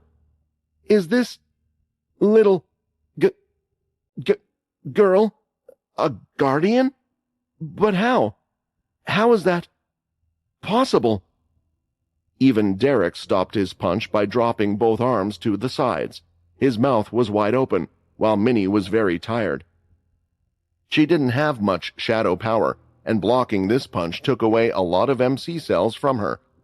Slowly, the shadow started to fall from her body, but before it could disappear completely, something strange happened. As the shadow touched the floor, it created a large circle, as if a pool of shadows was created, and a figure could be seen slowly rising from it. The figure's outline looked somewhat familiar to the others, and as the shadows began to fade, they knew who it was. "No! What have we done?" Hannah's heart dropped when she recognized the figure as well. Rising from the pool of shadows was the silhouette of Quinn, yet from Derek and Hannah's point of view, that person might have been the Grim Reaper himself. That was just how afraid the two red vampires were when faced with the power of the celestial vampire, who they had known for such a short period of time. "He told us he would come if we were really in trouble, and here he is," Lucia thought, letting out a little sigh of relief. Still, the air in the room remained thick enough to be cut, the tension high, because nobody knew what that person would do next. Quinn had sensed Minnie was using shadow. In some way, he became aware that the group of girls had to be in trouble. As such, he hadn't hesitated to use his shadow link. The truth was, the vampire had never taught Minnie how to use that skill. To have it active, one would have to leave a small part of their shadow powers active. Not teaching her was how Quinn could tell that they were in trouble, because the link had become active. Looking at those angry eyes, Hannah understood that her worst fears had come true. She had run over here in the first place to prevent such a scene from happening. She didn't know what Quinn's real goal was, or what Derek had been planning, but one thing was for sure, they didn't want to upset this person. "What is going on?" Hannah thought. "I was already overwhelmed when I saw the little vampire use the shadow powers. I didn't see him here before, and it looked like he rose from the shadows. Is he another guardian? Since when do guardians travel together? Damn it! Could it be that he's teaching the little girl to become guardian in the future? If so, that means we've made a colossal mistake. We'll be lucky if they don't excommunicate us from the red vampires for harming her." Considering that possibility, Hannah was trying to figure out if there was any way for them to salvage this situation, or at least buy enough time to explain themselves. She could tell with the little time they had spent that Nate was extremely protective over the girl. "Minnie," Quinn whispered, yet his voice trailed off. That was because he had already noticed all of what looked like destroyed blood cells in Minnie's arms. He hadn't been there when the small girl had used the blood rifle before, so he had no clue that this was the aftermath of her own action. Her arms were mangled, and it looked like the blood was trying to rupture through the skin, but was unable to. Seeing this, something had come over Quinn that he hadn't felt in a long time. A rush of blood was moving all over his body, his heart beating louder than before, and his hands were slightly shaking. If he didn't do something about this rising energy soon, it felt like it would completely consume him. "Minnie, tell me who did this to you," Quinn requested, his teeth grinding against each other, as he was finding it hard to speak through the anger that was rising in him. "That man, he hurt Sister Jessica," Minnie exclaimed, not holding back. She swung her injured arms as they weren't in the best shape, but Quinn knew who she was pointing at. The next second, before Minnie's arm even swung down, before anyone could say anything, Quinn already had his hand right around Derek's throat. No one in the room had seen Quinn move. The room wasn't large by any means, but the celestial vampire didn't limit his speed at all, not in the state he was in currently, and where he had left from the floorboards had been destroyed underneath as well. "No, wait!" Hannah shouted out. "The vampire you were traveling with, she's not really a vampire, she's a dhampir." There were some strange things that Hannah had noticed when traveling together, and the other three seemed more of a tight-knit group than the two girls that would often be with them. So she was hoping revealing the fact that one of them was their mortal enemy might make him stop his aggression. Also, she was sure that it would be a secret that the dhampir wanted to keep at all costs. Even Jessica herself started to worry that things could be turned on their head at any second, and that Quinn would instead come for her. Lucia was also contemplating what she could do to help her friend. "Don't listen to her, Nate. That bastard broke Minnie's arms. All she wanted to do was help Jessica because he was trying to kill her," Lucia shouted, hoping that would sway things. However, Quinn hadn't even turned around for a second to confirm whether Jessica was what they claimed her to be in the first place, simply because the celestial vampire didn't care about it. He could always verify the truth of the matter later, but now was the time for punishment. Letting go of Derek's neck, Quinn immediately grabbed the red vampire's hands. At that moment, the pale surface of his skin started to light up red. Small spots started to show until it filled his arms completely. Then, blood squirted out as the pressure of the blood from inside his body was too much, piercing through the pores of his skin. "Ah!" Derek screamed in pain as he felt the blood burst through every part of his skin like a balloon. "Tell me, was it fun breaking the arms of a little innocent girl? Are you proud of your actions?" Quinn asked. Yet he wasn't done with just that. He soon started pulling one finger after another, breaking them with great speed, before moving on to each bone in Derek's body, using his strength to crack them. Now not only was blood covering his skin, but part of his bone had ripped through it. Hannah wanted to jump in and stop him, idiot that Derek might be. That didn't change the fact that he was her subordinate. Yet something about Nate's eyes made her abandon any will to get in his way. She knew the powerful vampire wasn't using the influence skill, but she instinctively knew if she tried anything, she would be the next one to suffer his wrath. Kicking his victim right by the knee, flying through the air, his legs came off. They had been broken off from the joints and hit the wall. Quinn had let go of his arms, making him fall to the floor on his bloody stumps. "Don't think for a second I'm done with you.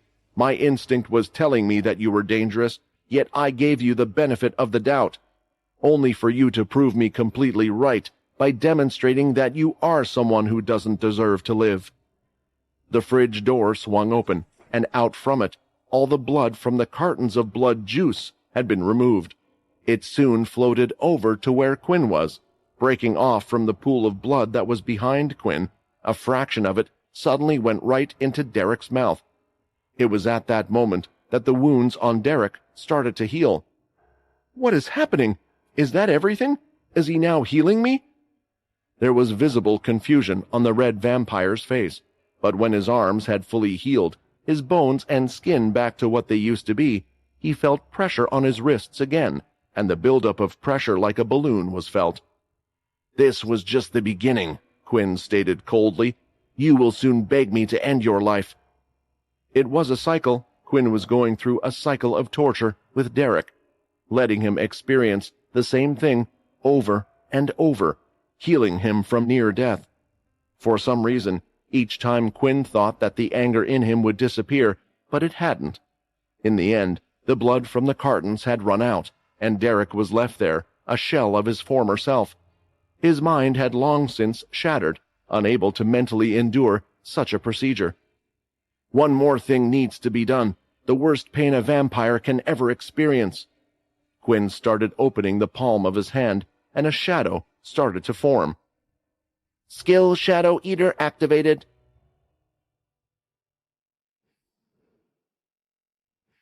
The others in the room had no clue what Quinn would do next, and soon they saw something strange forming around his palm. It was a dark spherical shadow that began to turn into the shape of a dragon head as it left his palm. The shadow changed shape, growing so large it looked like it was a real beast. The shadow was long, had no legs or arms, and looked more like it had a serpent's body, as it had no wings. However, Due to its head shape and size, without a doubt, it was clearly a dragon. "What is this?" Jessica and the others all stared at the scene with their mouths wide open. They were witnessing something like this for the first time in their lives. Most of them had seen glimpses of video of the shadow power being used in different ways, but never like this. Bracing himself, Derek squinted his eyes as the shadow came towards him. He was still out of it because of judgment, and that was when the shadow passed directly through him. As it did, it felt like something had come out of his body, as if a part of him was taken away from him. In the next moment, a burning sensation overcame him, as if Quinn had lighted up his body in flames. Immediately, he tried to use his broken arms, but they were useless. Kneeling on the floor, Derek was now screaming and shrieking in pain. "Minnie, I'm sorry that you had to see this," Quinn said, not looking at her, afraid of the look she would have on her face. "But I want you to know the extent of what your powers can do. This was taught to me by a great man. I am sure you know him too. And this skill was developed by him, and he used it to punish vampires for their wrongdoings, to make sure that they never acted out again. Perhaps the vampires have forgotten about this fact, and they need reminding that the Punishers still exist." Thinking about it, Quinn was officially the Punishers' leader, or, at least at one point, he had claimed that title. He also noticed that since evolving, his Shadow Eater skill seemed to have changed slightly, and due to that, he had gained more MC cells from the vampire than he assumed he would have received. Just now, he had obtained about 200 MC points. "Perhaps it won't take me that long to get my MC cells back up to how much they used to be," Quinn thought. Derek kept screaming, but the others didn't know how to react. Eventually, Minnie, whom Quinn was trying to protect, started crying on the spot due to Derek's scream. Hearing this, Quinn thought it was a signal to put an end to this outrage. Using his shadow, he threw it over Minnie's eyes, blocking her vision, and then the screams suddenly stopped. When the shadow descended once again, Derek's body was no longer there, because Quinn had placed it in his shadow to not make Minnie any more uncomfortable. "Minnie is just a child. I didn't want to show her that. I said I would look after her. It was because of these people that I had to show her something like that," Quinn thought, and immediately turned his head towards Hannah. She was next. The other vampires that had joined the attack were already standing at the edge of the room. Kneeling on the floor and begging for forgiveness, they didn't even dare raise their head. As for Hannah, her whole body was shaking, and she too hadn't moved. She was so afraid that she even felt a warm trickle down her leg. "This man, he has complete control over the shadow. Is he a secret leader of the Red Vampires? Was he here to supervise us, or is it something else?" The next second, Hannah went down on her knees and kneeled as well. "I apologize for my subordinate's actions," Hannah shouted. "I initially came here to stop him. I didn't want to cause any harm to you or your group. We didn't know you were a guardian. Even then, I know this was not an excuse for our actions. I only acted because I saw the Dhampir." "Quiet," Quinn spoke in a stern tone. "You are mistaken. I am not these damn guardians you speak of. You have mistaken me for them." Hearing this, Hannah wondered how that was even possible. Only the guardians and one of the leaders knew of the shadow powers. In the end, she could only ask, "Then who are you?" "I said before already, I am a Punisher, someone who uses his shadow powers to punish the vampires who abuse their powers," Quinn replied. He had somewhat expected a reaction from the others because he still remembered how much fear the word Punishers had instilled in the vampires before. However, there was no reaction from them all whatsoever. "Punishers, forgive me. I do not know of them," Hannah replied as she started to panic. She couldn't think of a way to get out of this situation, so she said whatever came to her mind. "Didn't you join the Red Vampires for a reason? Did you perhaps want to meet the others with shadow powers? Maybe I can help somehow. You tried joining our organization for a reason, right? I can help you." This was a familiar scene to Quinn. When one's life was on the line, they would do almost anything to protect it. The organizations they had joined, the loyalty they had exhibited would disappear. "Originally I did," Quinn said, "but there is one thing that I will never do, and that is to allow those close to me, those I wish to protect, to get hurt, just because of my own goals. There are other ways I can find out what I want without bringing any unnecessary trouble." As he finished, he moved his hand and spread his palm in the direction of Hannah.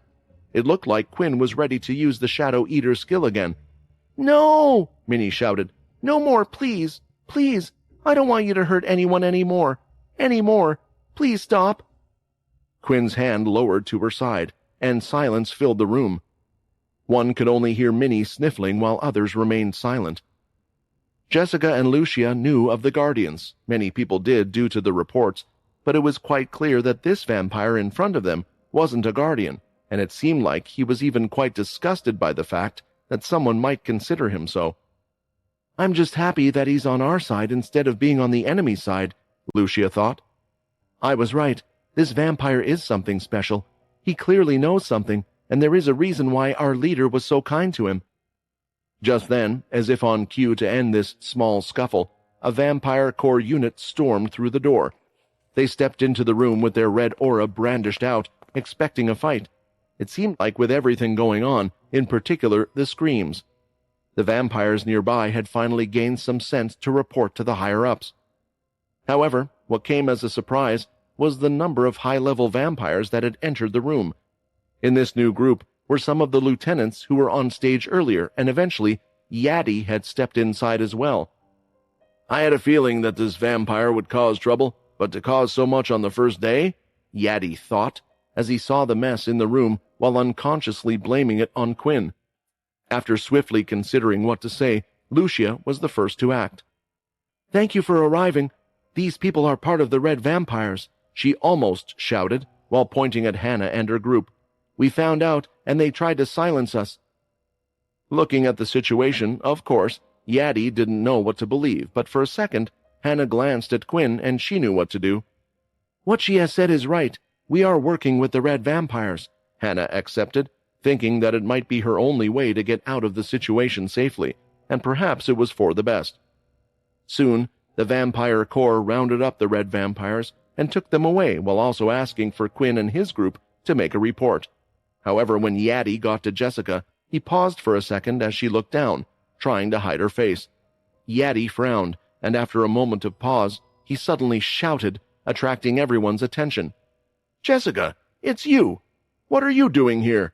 We have been looking for you everywhere."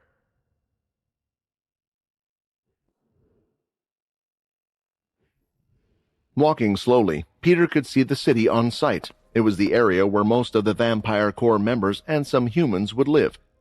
The reason the White was currently out there was due to the fact that he had been suddenly left stranded out in the middle of nowhere on his own. Peter had been patiently waiting for Quinn, something he had no problem doing after spending more than 1,000 years doing it already. However, he was particularly annoyed at his best friend right now. After being dragged out to this place, the vampire had left his shadow, and Peter was getting ready to transform, to show off the newfound powers Quinn appeared to be interested in. Yet the first thing he had been told was, "The others are in trouble. Minnie has used her shadow powers." It was the only explanation he got, before the celestial vampire used his shadow link to disappear. Now, usually Peter would have run to the others if they were in trouble, but given the strength level of those they had met ever since they had woken up, the White was sure that there was no need for him to assist. "Honestly, I hope there's someone there to give that guy a good slap in the face for treating me this way." As he entered the city, Peter quickly realized that there were quite a lot of vampires that were paying attention to him. Most of them seemed to be wearing Vampire Corps gear, while a few of them were just their family members. "It really is him. He was the one that got the special award. You can tell from his little badge on his shoulder." The odd comments on his way back made sense to him, but the attention he was getting didn't. In the end, he could only assume that the little emblem badge that he had received was a bigger deal than he took it for. After finally reaching the room, though, Peter was greeted with an empty, partially destroyed room. Not a single person was inside. "What is going on?" Peter asked out loud, hoping someone was still there that could answer his questions, but there was no reply. "Man, is everyone just forgetting about me or something?" A few moments before Peter had arrived, General Yaddy looked to be over the moon that he had discovered Jessica. The initial frown that was there when he first entered the room had turned upside down. However, Quinn quickly noticed that Jessica herself wasn't too pleased about being recognized. In fact, she looked frightened and was hugging one of her arms. "Jessica, I can't believe we finally found you after all this time. Andy has been looking for you everywhere. He'll be over the moon to hear that you're safe and sound," Yaddy stated, but after saying these words, even he could tell something was up. "Actually, I was hoping that you could keep this a secret from Commander Andy," Jessica replied with a half-smile. It looked like she was trying her best, but couldn't. Listening in on the conversation wasn't just Quinn, but Lucia as well. However, the human woman was busy taking care of Minnie. She was giving her more of her own blood, so the little girl's arms would heal slightly faster. While she was doing this, Minnie was hugging her tightly, having turned around to not look at the one she had called Dad. Lucia felt that the girl was slightly trembling. Not that Lucia could blame her in any way. After what they had all seen, everyone had mixed feelings towards Quinn. "Wait, do they not know she's a Dhampir?" Lucia wondered. "Or is that why they want her? Could Jessica actually be an important person to them or something? I guess she had a reason for running away, all the way to the Greylash families." "I'm afraid I can't do that." Yadi eventually shook his head. "We were instructed to immediately report if we found you. Honestly, I never knew you ran away. I have to report this matter and see what they say. I'm afraid I'll have to ask you to come with me to the base. We can't lose sight of you again." Hearing this, Jessica tried to move out of the way as the Vampire Corps members came up to her. It looked as if they were about to treat her like a fugitive. When trying to move, she didn't have much luck. After all, she had already used a lot of strength in the fight. "No. What do you plan on doing with Sister Jessica? Why does everyone want to hurt her?" Minnie protested, tears in her eyes. Before the guards could even get close to her, Quinn took a step forward to stand in their way. Knowing what he had done earlier in the day with just his influence skill, the two immediately stopped what they were doing. "May I remind you that right now she is traveling with me? To me, it looks like she doesn't want to go along with you guys," Quinn stated calmly, yet everyone clearly understood this to be a warning. The happy face once again turned sour, and it was due to the same person yet again. "How many times in a day does this vampire intend to upset me? I'm just following official orders. I can't go against this guy no matter what, but I can't let Jessica get away either." The general was at a loss at what to do. "Fair enough," Yadi let out a sigh. "In that case, might I invite all of you to the Vampire Corps base? I'll just make the report, and when they arrive, if you wish to talk to them, then please do, if that is all right with you." It was still somewhat hurtful for Yadi, having trained and fought for so long to get to the position he was in, and in one day he had to treat someone he didn't know as if he was superior to him. Quinn looked towards Jessica to see if she was okay with this proposal, to which she nodded a few times. Honestly, she was already happy that Quinn had done this much for her, even after knowing what she really was. The agreement has been reached, so Quinn and his group followed Yadi to the base.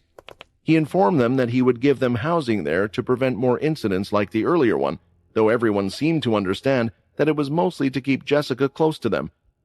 "That reminds me, the other two Dhampirs are still in my shadow space as well," Quinn remembered as he saw Hannah being taken away. A short while later, and the whole group was at the Vampire Corps base, where they had been given a more standard small bunk bed-like room, compared to the apartment room they had before to rest for the night. At first, everyone sat there in silence for a bit. Everyone had questions for the others about what Quinn had done, his shadow powers, the Punishers in general. Then there were all the questions that surrounded Jessica as well. However, since no one spoke up, they understood that unless they were ready to share their own secrets, they shouldn't ask the others. In due time, they were sure that they would tell each other their secrets. It was then that Quinn realized something. "Oh, crap! Peter! I completely forgot to leave him a note or anything about where we're going. How could I have forgotten about him?" Quinn stood up, ready to leave the room to bring back Peter. Before that, though, he turned to Minnie. "Minnie, will you come along with me? We need to get your Uncle Peter here. Your sisters did a good job protecting you, but they need to rest now, and I can look after you better this way," Quinn said in a soft voice.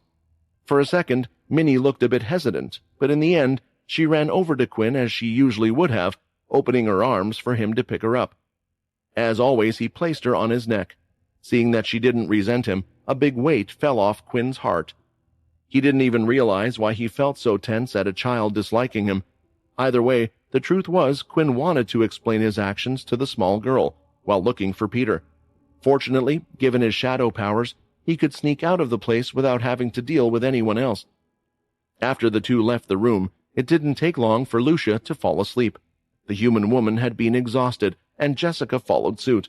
At least she made it appear like she was doing the same. Once she heard some light snoring sound from the other bed, she got off the bed and headed for the door.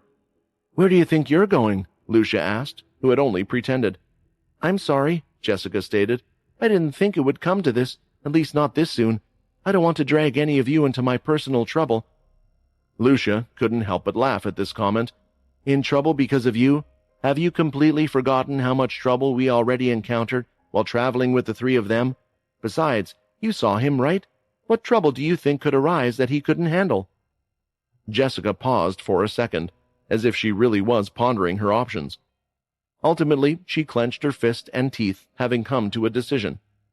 "No, I know he's strong, but there is no way he can get me out of this.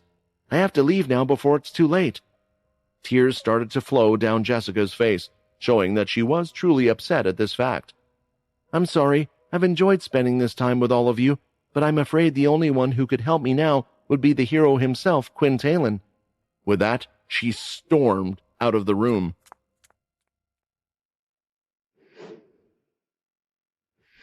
General Yadi did exactly what he said he would, making a report to the main base of the Vampire Corps unit on Earth. He thought he would need to do this as quickly as possible to get a response about what to do next. However, what he did refrain from in his report was about the troublesome vampire whom Jessica was currently traveling with.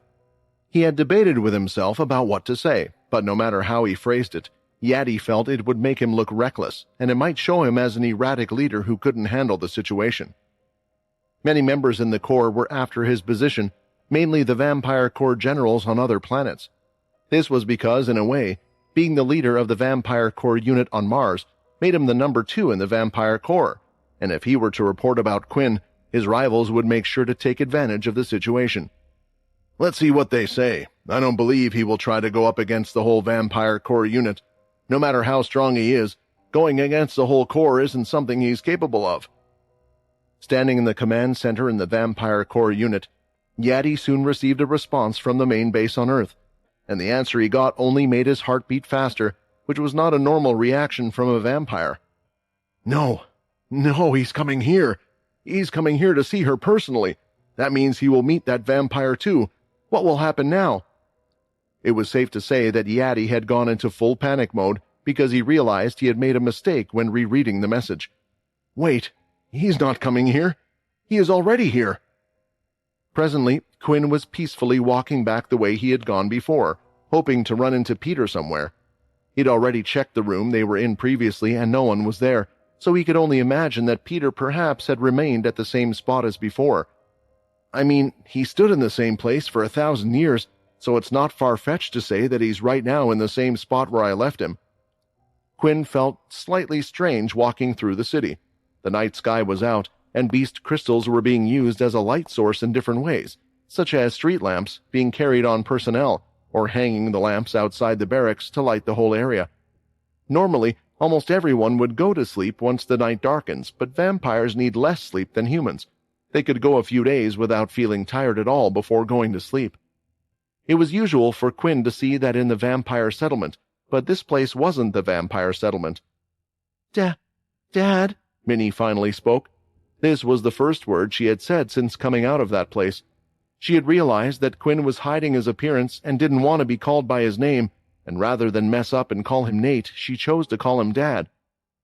Why did you do that to that man? Why did you hurt him so much?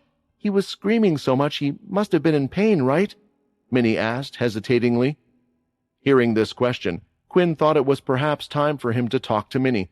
He looked around and soon found a quiet alley between two buildings. Ordinary people probably wouldn't think this was the best or safest place to talk to a child, but then again, Quinn wasn't an average person. Putting her down on the ground, Quinn looked Minnie in the eye. He then held her hands and calmed her down with a smile. Minnie, you were scared, weren't you? I want you to know that I will never hurt you. You have to understand that. You were precious to Arthur, so much so that he had done things he thought he would never have even considered. You know, I believe that if Arthur were looking after you and was in the same spot as I was in earlier, he would have done the same thing. Do you remember what the war was like? Quinn asked. Minnie nodded her head. She wasn't very involved in the war, but had remembered when the Dalki originally came to attack everyone and had taken her away. Do you remember how it felt back then when they were hurting everybody? When they took you away, do you remember how your mother felt? Today, I felt the same way your mother felt when those Dalki took you from her. I never want anyone to hurt you. And not just you. I don't want anyone in our family to get hurt. I needed to make sure that not just him, but none of those in that room tried to do something like that again. I didn't enjoy doing that, Minnie. In fact, that's the reason I did it. If I make an example of one, then I won't have to do it again. Quinn's explanation was a bit all over the place. Of course, his anger had consumed him at the time, and perhaps just the Shadow Eater's skill would have been enough to deal with the said person, but it was a feeling he couldn't explain himself. He just felt a bit more protective over Minnie compared to the others. Okay, I think I understand. Mummy used to get really worried whenever I got nearly hurt, so I understand your reaction. I know Daddy cares about me like I care about everyone else. But Daddy, what about Mummy? When are we going to go look for her? Minnie asked. It was the question Quinn had been dreading, but he thought now was a better time than any to tell her. He placed both hands on her shoulders and prepared to tell her the truth. Minnie, you have to understand, I care about you a lot, and I promise to give you whatever life you want. But you see, when you were in that shadow with Sunny, 1,000 years passed in the outside world. You know, your mother, she was a human, so it's unlikely that she is still alive. But I promise I will look for her and find out what happened to her, Quinn quickly stated after. He had somewhat expected Minnie to start bawling her eyes out, but instead, she just tilted her head and smiled. But it wasn't a smile of happiness. What Quinn saw was a smile with pain and sadness hidden underneath. Thank you for looking after me, Quinn. Minnie had noticed that there was no one nearby. Quinn coughed and turned away for a second. A visible tinge of embarrassment appeared on his face under the moonlight shade. You can keep calling me Dad if you like. I mean only if you want to. Sure, thank you, Dad, Minnie said as she stepped forward and gave Quinn a big hug. Don't worry, Minnie. If we don't find your mother, I'll make sure to take care of you, Quinn inwardly promised. The two of them soon resumed their search through the city for Peter, or Uncle Peter, as Minnie called him.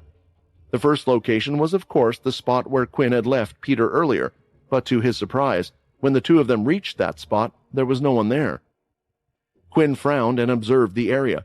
There were no signs of any scuffle or anything. This relieved him. He was worried that Peter might attract unnecessary attention, and from how he usually was, it wasn't wrong to say that he might get into a fight with just anyone. Where could he have gone? Since there were no signs of anything out of the ordinary, it was clear that Peter had left the spot on his own. Looks like I will have to go through the whole city, Quinn sighed and resumed his search. Minnie noticed the change in mood and couldn't help but ask, Dad, what happened? Is Uncle Peter all right? Quinn reassured her. Yes, he will be fine. There are only a very small number of people who can hurt him. Saying this, he increased his pace and began to look through the city. And just when Quinn was about to think otherwise, he suddenly heard some cheering coming from one of the dining establishments. That sounds like people are having fun. Maybe Uncle Peter went in there? Minnie had noticed the noise too, thanks to her sharp hearing. Well, I guess there is no harm in looking at what's going on, although when I think of Peter, the word fun doesn't exactly come to mind, Quinn thought. Either way, Quinn walked through into the large establishment. It was a bar, one of the biggest in the city. There were quite a lot of bars because, for some reason, the taste of alcohol felt somewhat the same, regardless if one was a human or a vampire. There were many tables in the bar, where one could sit in a square ordering their drinks and playing games. However, Quinn noticed that everyone was focused on one thing, a boxing ring. And in the boxing ring was Peter. What on earth is he doing here? Quinn smiled. Just then, loud words spread throughout the bar. Everyone, give it up for our winner, Zombie P. Is there anyone that would like to go next against our contestant?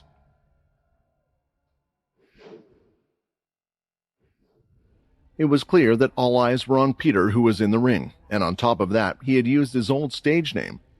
Although Quinn thought there would likely be no one who would even remember that name. In fact, what was even the state of the game Power Fighters in the first place? Quinn hadn't even had time to enjoy the new wonders of technology, since he was busy enjoying everything else. Peter, what have you gone and done? The idea was to stay low, Quinn thought. Right now it wasn't even best for him to go on stage while everyone was looking. although Quinn did have the idea to use the Blue Fang armor set. Perhaps he could grab Peter and get out of the place before anyone would notice. However, in the end, Quinn decided to stay and watch for a while, as he wondered just what exactly was going on in the first place. The next participant had been selected from the crowd, and he appeared to be quite the bulky vampire, at least partly. The vampire had the appearance of someone who was in the gym every day of the week, yet for some reason had decided to skip his legs, making him look like an upside-down triangle. As he entered the ring, he was punching his two hands together, and Quinn was beginning to think he had an idea just why they had a ring in the center of the stage. That was until the two of them sat down at a table that had been placed in the center that also had tow bars on the side. This is interesting, Quinn thought, moving in closer and eventually taking a seat at the bar and ordering a drink. "Juice, please," Minnie shouted straight away as she quickly climbed on top of the stool. Although Minnie looked like a kid, the vampire bartender could tell that she was a vampire and thus happily complied, pulling out a little carton of juice. Usually Quinn would have said something, but with the day that Minnie had had, she truly deserved a treat in his opinion, and he had to remember that times were different compared to what he was used to. There seemed to be an abundance of blood these days, and nobody paid any heed to someone drinking blood out in the open. Looking up at the arena, Quinn soon saw that both Peter and his opponent locked arms, and now he knew exactly what they were doing, but he couldn't quite believe it. Both of their hands were locked in with each other. The next second, and a loud bang was heard, and all that could be seen was strain on the large man's face. His hand hit the table without any resistance. To Quinn's surprise, the table remained fine, yet the same couldn't be said for the challenger's hand. There had been a loud sound indicating that those bones were completely broken. "You could have gone easy on me, or at least made it look like it was going to be a close match," the large man complained as he calmly looked over the state of his arm. Without having to say anything, seemingly used to this scene, the referee had allowed him to bring a drink so that the man could start the healing process. "I'm sorry, I don't really know how to hold back," Peter merely shrugged. After watching this short match that had lasted less than a second, Quinn understood what Peter was doing. The White was having arm wrestling matches with his fellow vampires from the Vampire Core unit. As he walked down, Peter couldn't help but attract the attention of everyone else. In the end, one of the braver Vampire Corps members who had been out on the raid called out to him. The vampire praised the White's strength and seemed quite intrigued in finding out just how strong someone was who managed to get a bronze blood emblem on their very first day. Of course, Peter understood that he couldn't just punch his fellow members, yet soon other members gathered around the duo, asking to have a match of their own. The White was sure that he could take all of them in a direct fight, but that might be bad for whatever else Quinn might have planned. Eventually, someone came up with the idea which led to the current situation. "Well, at least he seems to be having fun, and it looks like he didn't really get in any trouble," Quinn thought.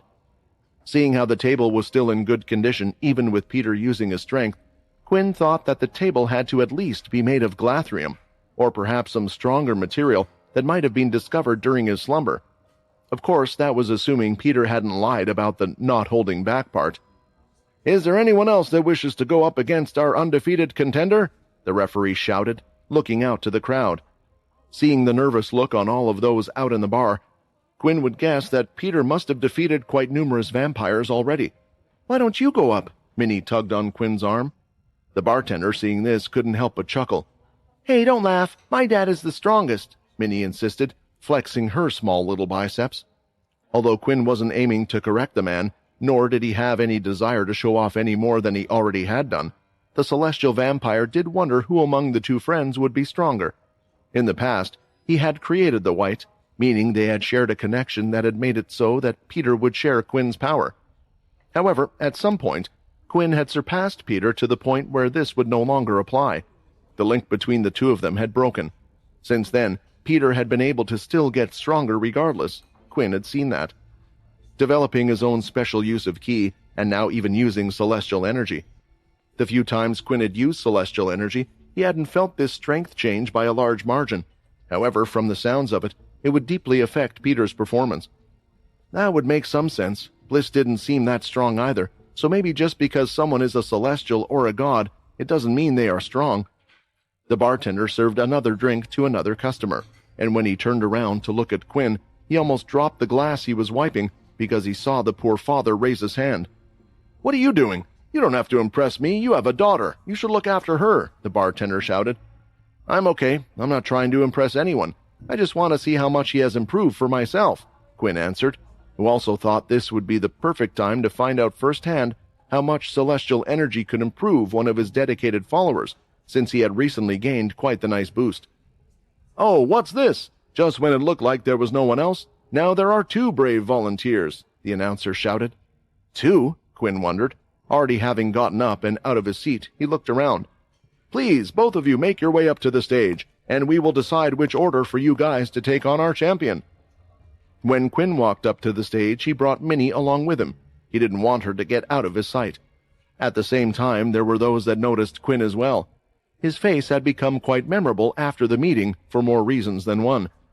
"Hey, isn't that vampire the one that used the influence skill on the general?" There were whispers about him everywhere, and there were even a couple of people that were so frightened that they left the room. But most stayed, excited to see just what was going to happen.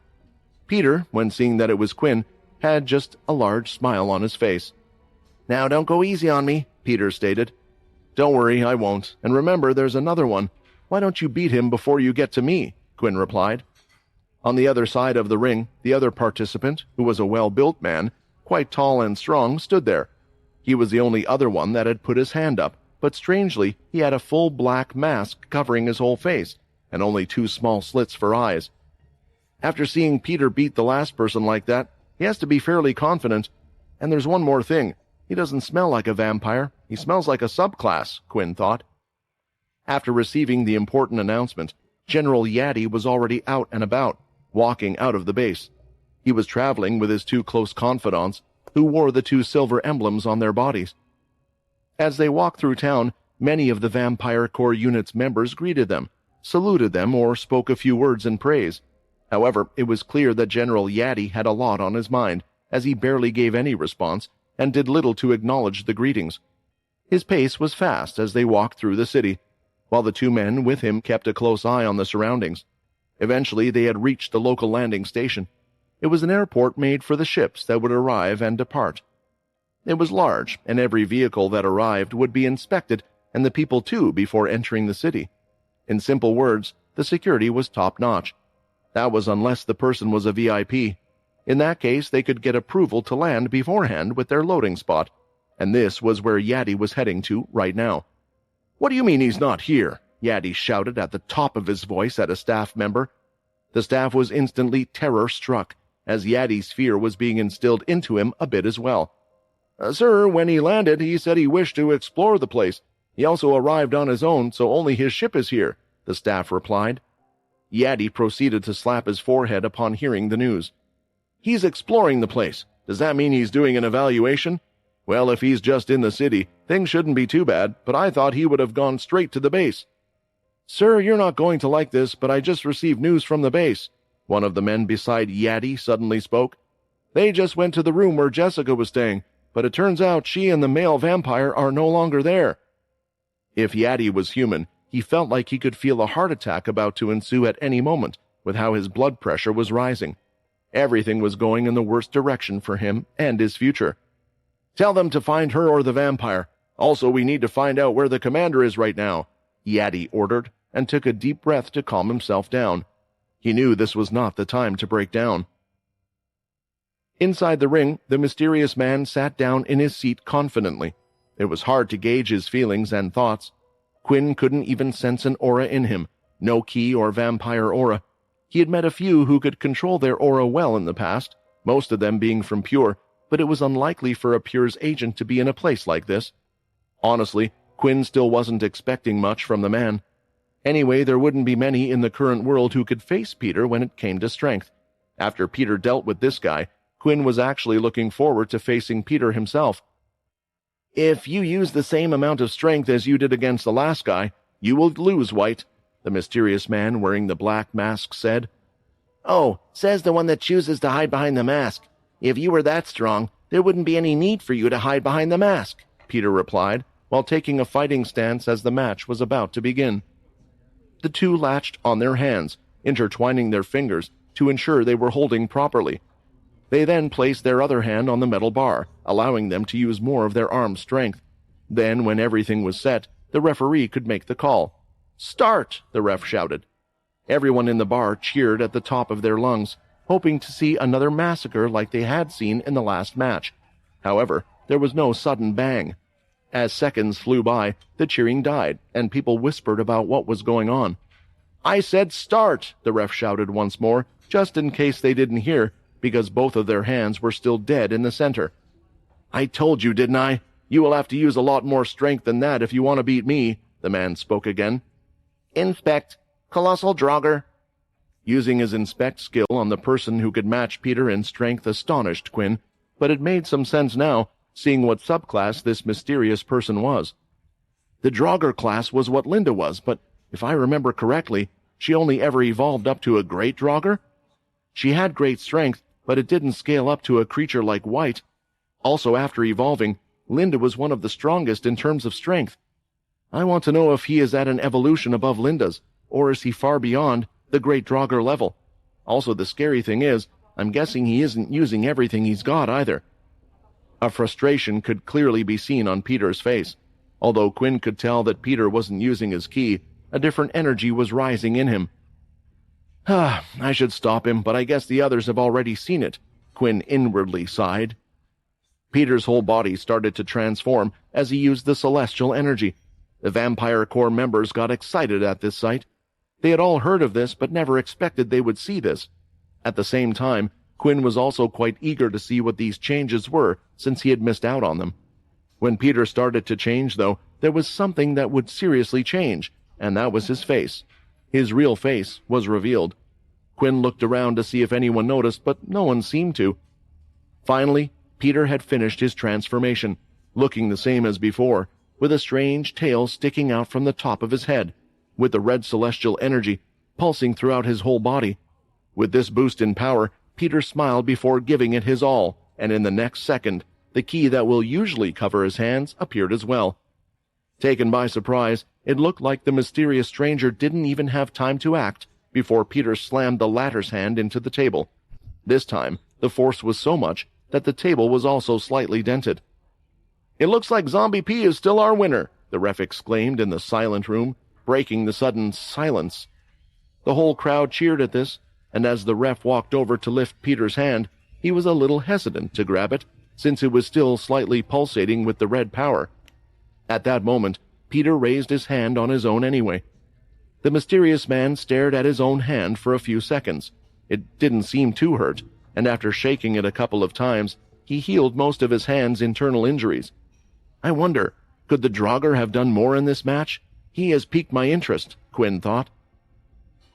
The mysterious man stood up and started to walk over in Quinn's direction, which startled the latter a little bit, but as he went past, he lifted his hand as if going for a high five. "Come on, don't tell me you don't know what this is. It's a tag. I'm tagging out, which means it's your turn.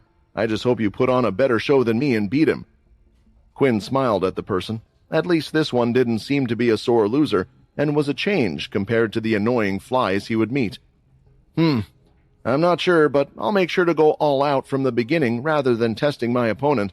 I know how strong he is already, Quinn replied as he walked past and headed towards the center. Quinn soon sat down at the table. Glancing at the table, he held the table's opposite sides, and then he kneed the table from below. And as he did this, the dent formed due to the previous match came out of the table. This simple action awestruck the crowd, and they now knew the show wasn't yet over.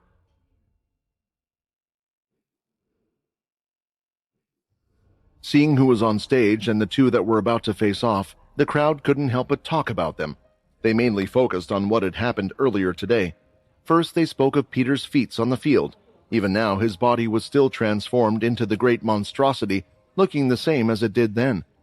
However, seeing how he was calm and not attacking others, the vampires felt more calm seeing him this way. There were rumors about when he had transformed, that he was more like a wild animal that would attack anything on sight, but it was clear that wasn't the case, and he clearly was in control. Then there was the talk of Quinn. Although not everyone in the bar was a part of the Vampire Corps unit, most of them worked for the Vampire Corps, helping one way or another, and they too had heard of what he had done. a vampire with an influence skill that was even stronger than the general. Of course, the mysterious stranger was able to hear all of this. These two certainly are interesting, and it looks like they have made quite the stir already. I wonder why the general didn't report anything then, the mysterious man thought. Sat opposite each other, the two friends didn't say anything. They both knew they wanted to test their strength, and saying anything would reveal too much. Getting both their hands ready, they quickly held on. "Since he's using some strange powers, anything goes, right?" Quinn asked the ref. Honestly, there really were no rules, since this wasn't a common game played by them, and he decided just to say what the people would want. "Of course." After answering Quinn's question, he looked at each contestant, who gave the nod, claiming that they were ready. "You know, that hair of yours looks pretty strong, but you won't be able to use it in a match of strength," Quinn commented. "Oh, trust me, I won't need it. But if you think you need your blood aura or ki to win this, go ahead," Peter replied. Minnie stood close to the table, looking at them both. She was mainly being ignored. Usually they wouldn't allow one to get so close and be in the ring, but everyone seemed to ignore that because she was with Quinn. She looked at both, as she didn't know who to cheer for. "Both of you fighting!" Minnie shouted, pumping her fist. In the end, she decided that she couldn't support one or the other, even though secretly she did have a favorite, but she would never say that out loud. "Start!" the ref shouted. This time, unlike before, there was a clear swing and movement. As for the one whose hand had moved, it was Quinn's. It was lightning quick, but there was no bang heard, as the back of Quinn's fist was seen inches from touching the table. His strength really has improved now with the celestial energy. I haven't given him any more points. I wonder why it affects dedicated followers so much and not myself. With his 200 points of strength, Quinn believed that he might be able to still win this. In the end, though, he had to reinforce his arm with the first stage of ki, giving him extra power. Peter was doing the same, going full blast from the get-go. Quinn didn't know if it was a tactic of Peter's just to win the match using the ki and his celestial power or not. Either way, Quinn felt like he had this one in the bag. "I thought I would give you a chance," Peter said, "but if you're not going to go all out—" At that moment, Quinn felt his hand move ever so slightly as the power started to increase, and it looked to be growing bit by bit. This wasn't the celestial energy. Peter had already used all of that. No, this was the ki surrounding his arm. "It looks like the ki training that he has been doing has been paying off. Right now, I couldn't be happier, but you aren't the only one that has been trying to learn something new." Of course, there was an easy way for Quinn to win this, taking away the celestial energy Quinn had given.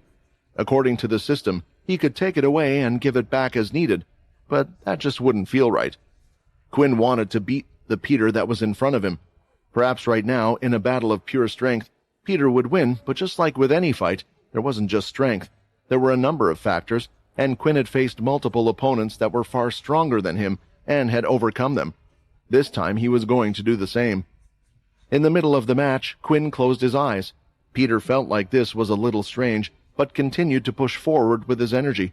He too closed his eyes as he tried to draw more ki from his body to his arm, but that's when Peter noticed something. Since learning ki, he could feel his own ki flow clearer, and at the moment it was flowing straight from Peter's hand and into Quinn's. Did you learn how to use the ki drain skill? You're stealing his ki," Ray commented. He quickly realized that this was one of his tricks being used. "I've always been quite skilled in ki. I had quite a few good teachers in the past," Quinn said, thinking of Leo and Chris and wondering if the two of them were still alive. "Because I was worried about my vampire aura entering their bodies, I learned to control it, and I learned to control others' ki to teach it to them. I realized that perhaps I already had everything needed for the ki drain skill, and what better time to test it than now?" Quinn wasn't worried. If he took Peter's ki, he would always give it back, if not by the same method. He also still had the gauntlet. His blood gauntlet may have disappeared, but the other demon-tier gauntlet was still in his possession. Slowly, the tides were turning, as Peter's strength was weakening, and Quinn was making a comeback. The arm slowly rose until both of them were in the center once again. The two strong powers of ki were colliding against each other. Although Quinn could use the ki drain, it wasn't as straightforward as he imagined. The clashes of the two powers caused quite a wave of energy to be sent from the center of the ring. The vampire sitting closest could even feel it giving them shivers and shaking their glasses on the table. It was then that Peter knew that he would soon lose this match. No longer planning on winning this match with his key energy, he started to rely on his celestial energy instead. "Don't you think this is a little unfair?" Peter said, his eyebrows shaking as he used every ounce of his strength. "Aren't you also using something that I gave you in the first place?" Quinn replied, talking about the celestial energy. "Anyway, why don't I give you a hand?" 2 points of celestial energy have been transferred." Immediately, Peter could feel the effect of the power, and the red pulse in him grew. He wondered why Quinn would do such a thing in the middle of the match, and sure enough, once again, Peter was able to overcome the power, even with the added ki that Quinn had drained. The truth was, Quinn was trying to see just how much stronger the celestial energy made Peter. At the moment, Quinn wasn't using any celestial energy himself. "I just wanted to give you a bit of confidence before you lost this match," Quinn said. All of Quinn's hand was starting to become encased in red blood. It was so pure and dense that it just looked like Quinn's arm was red. "That's some strong blood aura," the mysterious stranger noticed. "However, I fail to see how this would help him." The way Quinn had used the blood aura in this instance, he coated it over his arm like some armor, which was why the mysterious man was confused. But that was because he had no idea who Quinn was, nor what he could do. Now that his arm was completely coated in the blood aura, Quinn could use his blood control to increase the strength of his arm further and push it that much further. There was a smile on Quinn's face, and the next second, Peter's hand moved so quickly, followed by a loud clang. The contestants could see a completely destroyed table and Peter on the floor, lying there. "It looks like we have a winner!" The crowd started to cheer like mad men, as they had just finished watching the most intense arm wrestling match they had ever seen in their life. "Man," Peter said, getting up off the floor, "I should have tried to stab him a couple of times with my head." Now the match was over. Peter was reverting back to his form. It looked like he would never be able to surpass his creator, but Peter didn't mind that. He didn't mind that at all. The mysterious man, this bartender, and more started to clap away at Quinn as he stood there in the center, and all of them looked at them proudly until a certain person had entered the venue. "Nate!" Yaddy shouted, with the other two by his side. Everyone turned and quickly stood up straight as they saw their general enter the venue. "Where is Jessica?" he asked. Quinn raised an eyebrow at this question because he had no clue what was going on. "Jessica's missing?" Quinn replied. "Don't play games with me," Yaddy shouted. "You and she went missing from your room. The commander is here, and he will be furious with you once he learns what you have done." Saying these words, it was then that the mysterious man stood in front of Quinn. Now, there is no need to shout. I'm sure there was a misunderstanding. Everyone is friends and on the same side here, right?" The mysterious man removed his mask, and out from the back, long flowing white hair was seen. There were audible gasps in the room as they saw who it was, and soon everyone understood why he was able to put up a match against Peter. "Commander Andy," Yaddy said, immediately getting on one knee. "The commander?" Quinn thought. "Does that mean he's the leader of the vampire corps? The leader is right here in front of me. I don't have to go to Earth." "Who?" Peter said out loud.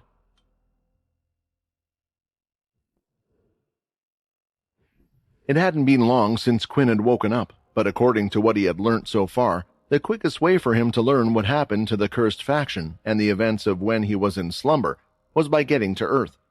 This was because Logan Green, one of the core members back then, was currently on Earth. Quinn believed he would give him all the answers. However, he didn't expect that while he was here on Mars, he would encounter one of the higher-ups in the power hierarchy of the world, and someone who could also take him to Earth. This person was the commander of the Vampire Corps. Quinn assessed him. He looked like quite a strong vampire or subclass now that he knew him better, and after seeing him go up against Peter, he understood how someone like him could become a leader, at least based on their strength. He isn't anyone I recognize from back then, but I have to convince him to bring me to Earth either way. Perhaps the easiest way would just to be to tell him who I am. Whether he believes me or not will be another thing, but we can deal with that as it comes, Quinn thought. Thanks to Commander Andy's intervention, it looked like Yaddy could not go on a wild rant. Instead, they left the bar area and headed straight for the Vampire Corps base. The group stopped at what looked like a luxury lounge. There were several seats, fancy glasses, even some raw meat stored away to be consumed whenever the guest desired. It was quite the luxurious place, which surprised Quinn a bit since most of the Vampire Corps unit was uniform and disciplined. Lucia was already present in the room when they stepped in, and some lieutenants were watching over her. In fact, all of the lieutenants were invited, including Mitchell, whom Quinn was pleasantly surprised to see. I should talk to him about those other followers and see if he knows anything, Quinn thought. Please, everyone, relax. It looks like Yadi has already decided to make this place a paradise for himself, and he's only been here 6 months, Andy joked as he went to grab himself some of the meat displayed in the huge fridges placed on the side. Yadi was nervous about the comments, while Andy was calmer than ever.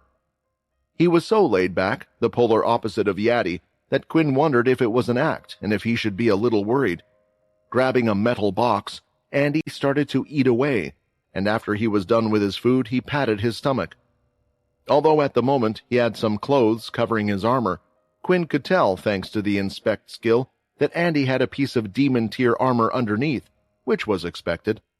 After all, 1,000 years had gone past, and the leader of the vampire corps not having any protective gear would be quite odd. The reason for him covering it in the first place was due to others recognizing him, and it was the same with the mask. Now that he didn't have to worry about that, he removed the large overcoat, revealing his muscular arms and his back and red armor-like chest piece. I feel much better, Andy said as he stretched his arm a couple of times. Now, since not everyone here seems to know me, I think I should introduce myself. Andy looked towards Peter, who had made quite the big comment in the ring.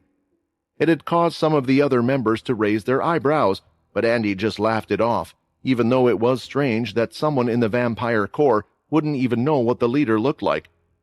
I am the commander and leader of the vampire corps unit, Andy Sanguinus. On the way here, I asked about you and your group. Nate, was it? Apparently you have done a lot in the short time you were here. It seems that Nate went toe-to-toe with Jake Green. Peter faced a wave of a level 4 horde all on his own.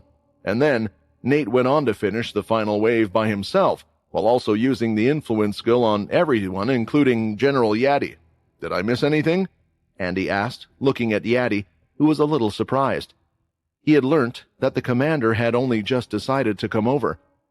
Due to the meeting with the Dampiers, he was in the area and didn't plan a visit to the base, but after learning about Jessica's presence, the latter had decided to come. When did he even have the time to learn about this? Yadi thought. His worries were coming true. The commander already knew what had transpired in the base today. Honestly, I would have thought most of it was exaggerated tales, but after seeing the two of you for myself, it seems like there was some truth in them. The good news is, it doesn't seem like you are working with the Red Vampires, since you have even reported a group of Red Vampire infiltrators. What if they did that just to get us to trust them more and grow in the ranks quickly? Yadi said, worried about his position, and said whatever came to his mind. But upon hearing his words, Andy just shrugged his shoulders. I very much doubt that. You see that chest piece he is wearing? Andy pointed. That belongs to the Greylash leader Xynon. Now, not many have seen it, so I don't blame you if you don't recognize it. But if the Greylash leader trusted him enough to give him that, he has earned my trust. Now, I can't deny that I have a high-level interest in you and your group, but don't worry, I will ask those questions in due course. I have some guesses and ideas, but there is one thing I don't understand. Why is a group of strong, high-ranking vampires traveling with Jessica? Looking around the room, that's when Quinn noticed that Jessica hadn't been invited, and there was also something strange that had been asked before about her as well. Where is Jessica? Quinn asked, looking at Lucia. But someone else opened his mouth before Lucia could respond. You helped her escape. Don't try to play stupid. I still can't fully trust you. Who knows how you got that armor? It might be fake. How could an unknown vampire like yourself have the trust of everyone? It was Yadi. Quinn ignored him and waited for Lucia's reply. She escaped, Lucia finally spoke. She had been silent for the entire time ever since Quinn left. She felt like she had been swept up in this madness, but knew she needed to say something now. She said that she didn't want to bring our group any trouble, and it would be best if she parted with the group.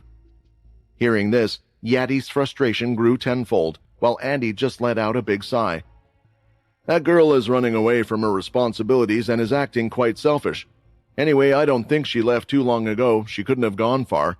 Send out a team and bring her back. Don't hurt her. Just tell her that the commander wishes to speak to her and make things clearer. Wait, Quinn said. just as the lieutenants were about to move out. "Before you follow his order, I still see Jessica as part of my group, and I won't allow you guys to hurt her. So first, I want to know why Jessica is so important to you." Honestly, Lucia was curious about this as well. Was it because she was a Dhampir, or at least part Dhampir? Was she a part of an experiment that the Vampire Corps had been performing secretly and didn't want to get leaked? Or perhaps she was a weapon against the Dhampir? "Look, I really want to work with you two," Andy finally said. "And I'm really an easygoing guy, but the matter with Jessica also involves the humans, not just the Vampire Corps, and I really don't know who you guys are. At the same time, this is an urgent matter due to the meeting I just came back from, so I don't think I can answer your question." It was then that Quinn came to a decision. Considering everything, it seemed like the right time, so he lifted his hand and held out one finger. The eyes of everyone were on him, as they were expecting him to do something, but that's when, with a single tap, Quinn touched the tip of his nose, and several cracks appeared on his face. It wasn't in Jessica's plan to leave so early. At some point she thought that she might have to, but with everything going on, and event after event coming up, the thought that this would have to happen one day kind of just slipped to the back of her mind. Everyone just used their wristwatches for ID purposes.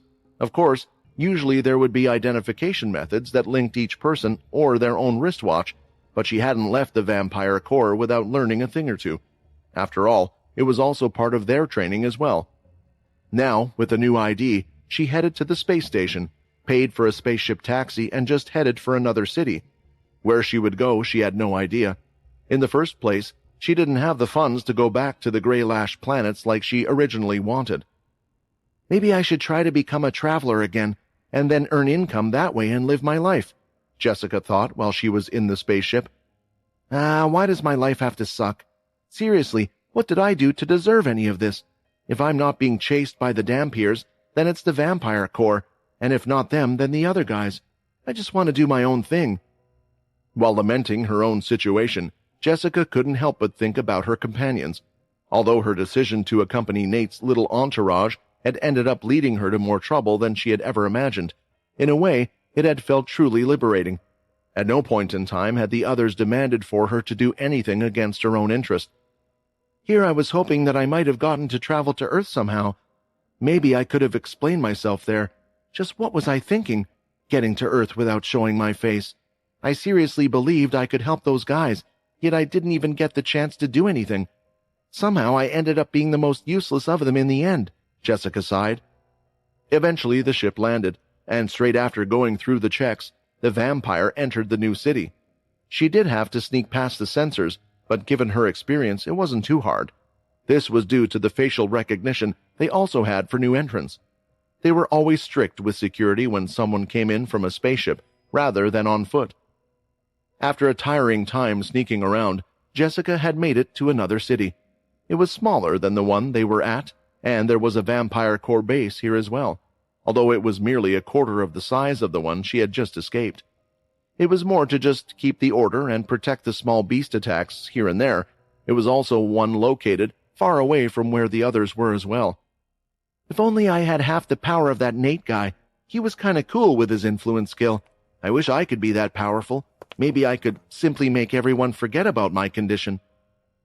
Walking through the city, Jessica continued to think of the others, yet sooner or later, her thoughts always gravitated to the original vampire. She hadn't noticed it while traveling with him, but at one point she had become quite obsessed with him. Perhaps it was due to a vampire's nature of looking up towards those with real power. Then again, perhaps it was his seemingly kind and caring character. He had always done his best to protect all of them, whenever they needed it. Jessica still remembered her first encounter with him, and how rudely she had treated him, yet he never held a grudge against her.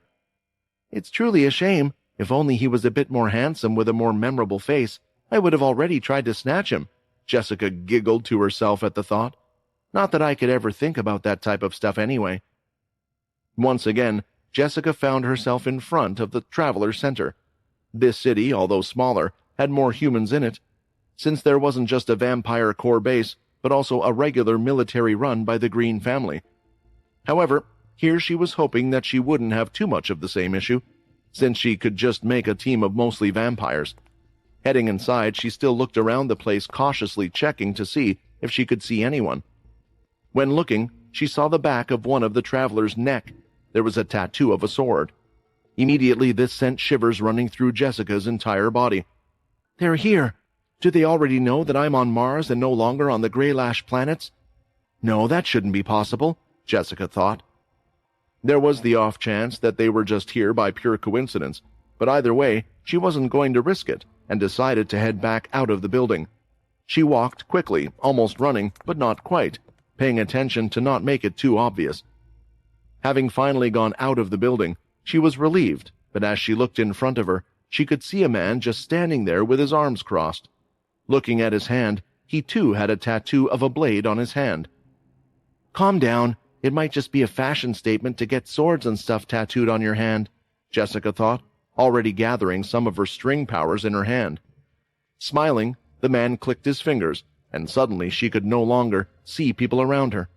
There were no buildings, crowds of people.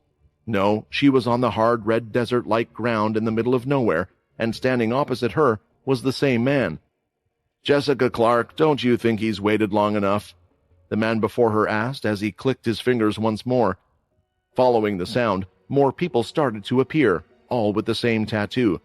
Each time he clicked his fingers, a new person appeared, until a total of 6 of them had her surrounded. Immediately, Jessica pulled out her daggers.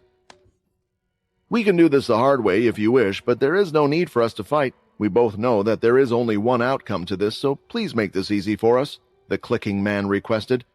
I want to speak to Andy first, or Logan. Let me speak to either one of them. I promise I will comply. Just let me speak to one of them first," Jessica pleaded, not liking her odds. The people that had surrounded her, all of them were human. Not a single one of them was a vampire or dhampir, nor were they from the Greylash family. Yet for some reason, a noble vampire like her that had skills was afraid and knew she wouldn't be able to fight out of this one. "Don't you think you had multiple chances to do that anyway? It's time we took things into our own hands." The man nodded his head, giving her a toothy grin. "Now are you going to come peacefully, or shall I continue bringing more of us?" Even though she knew she was going to lose this fight, Jessica decided to fight anyway. Her single eye started to glow. They already knew that she had run away, so why should she make it easy for them? Immediately, she charged forward and swung both her daggers, releasing out 2 lines of yellow aura. One of the 6 guys that had cut off her path of retreat ran forward, taking the hit on his body. The yellow aura struck him, causing his limbs to fall off, but they regenerated on the spot. The man continued to run forward toward Jessica without a care for his life. Seeing this, she immediately went to slice towards his neck, cutting the man's head off. Successfully having killed the first one, Jessica went on to move to the next, yet felt someone grab her from behind, which turned out to be a body without a head. The next second, Jessica could feel her body's weight increase by multiple times. From the corner of her eye, she saw one of the tattooed men point at her, seemingly the cause of it. Then she felt herself getting drowsy all of a sudden. "Damn it! I wasn't even able to put up a fight against them. Damn these chained," Jessica thought as she fell asleep.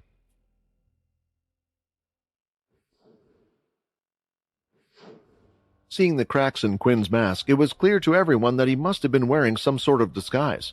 Because of this, the others were on guard, and Yaddy even braced himself to attack the intruder. He had doubts about this vampire's identity, and his best guess was that the vampire in front of him must be one of the Red Vampire leaders. At the same time, all of those in the room, the other lieutenants, including Mitchell, prepared themselves for the worst.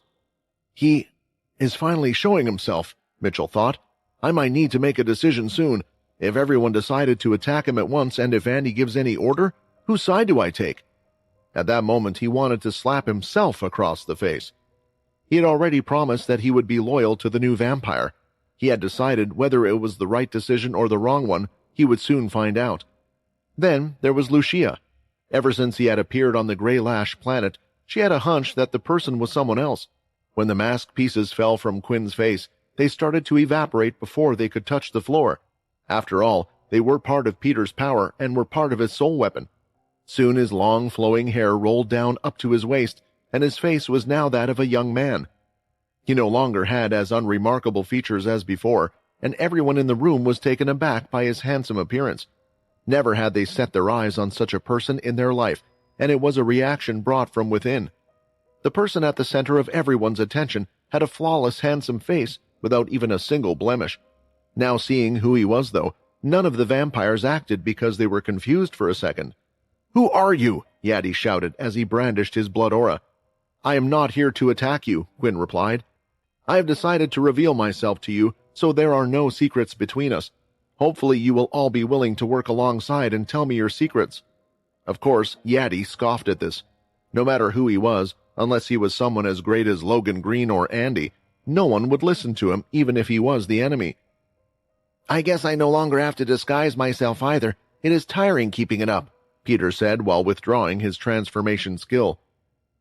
They then saw a more pale figure appear, one with tighter skin on his face and more sunken dark eyeballs. The Peter they all could see now, though, was more similar to what he looked like when transforming and using the celestial energy. In simple words, he looked a little more dead. For a second after reverting to his original appearance, Peter turned and glanced at Lucia. He wanted to see her reaction.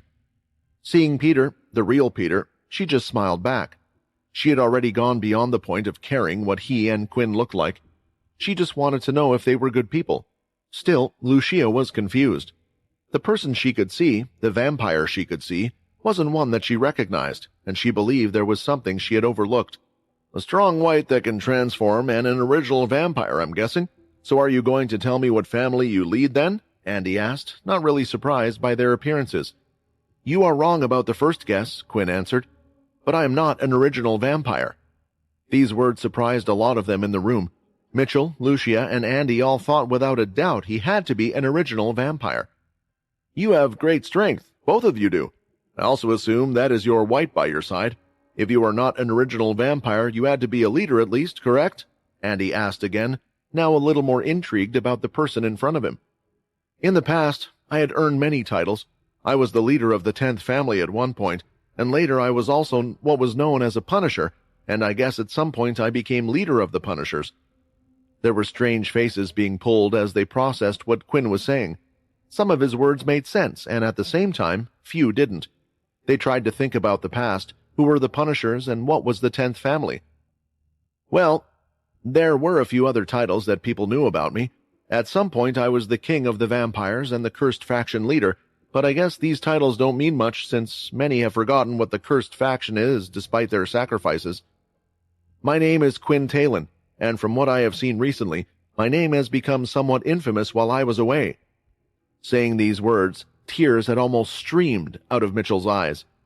Although he had heard this man say it once before, and he was unsure whether or not to believe him, hearing them this time, inexplicable emotions began to overcome him. For Lucia, everything was starting to make sense, the amount of power he had displayed, and why Xenon had gifted his armor to this man. However, there would always be those that didn't believe, and they had every right not to believe him. "How dare you!" Yadi shouted, and he wasn't the only one. Many of the other lieutenants seemed to be angry with these words as well.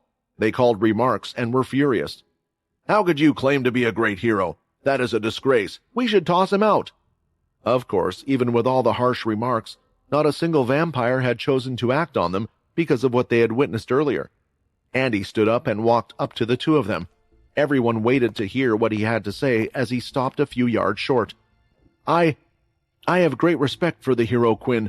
There are many reasons behind this, and if you are who you say you are, then I wish to have a talk and a drink with you. I would do everything to help you as best as I could. I will happily tell you about Jessica and help you with whatever you need. However, if it turns out that you're lying..." Andy paused, and with a smile he added, "I'm going to chain your arms above you, then I'm going to flay your torso and pull it up over your head and tie it in. You're not going to bleed to death, and you're not going to die of shock, but the pain will cause you to vomit, and you will die choking on that." This made Peter angry, and he soon was going to interject until Quinn spoke. "There is video footage from the fight with Graham, a worldwide broadcast. Xenon, the Greylash family leader, used that to confirm my appearance.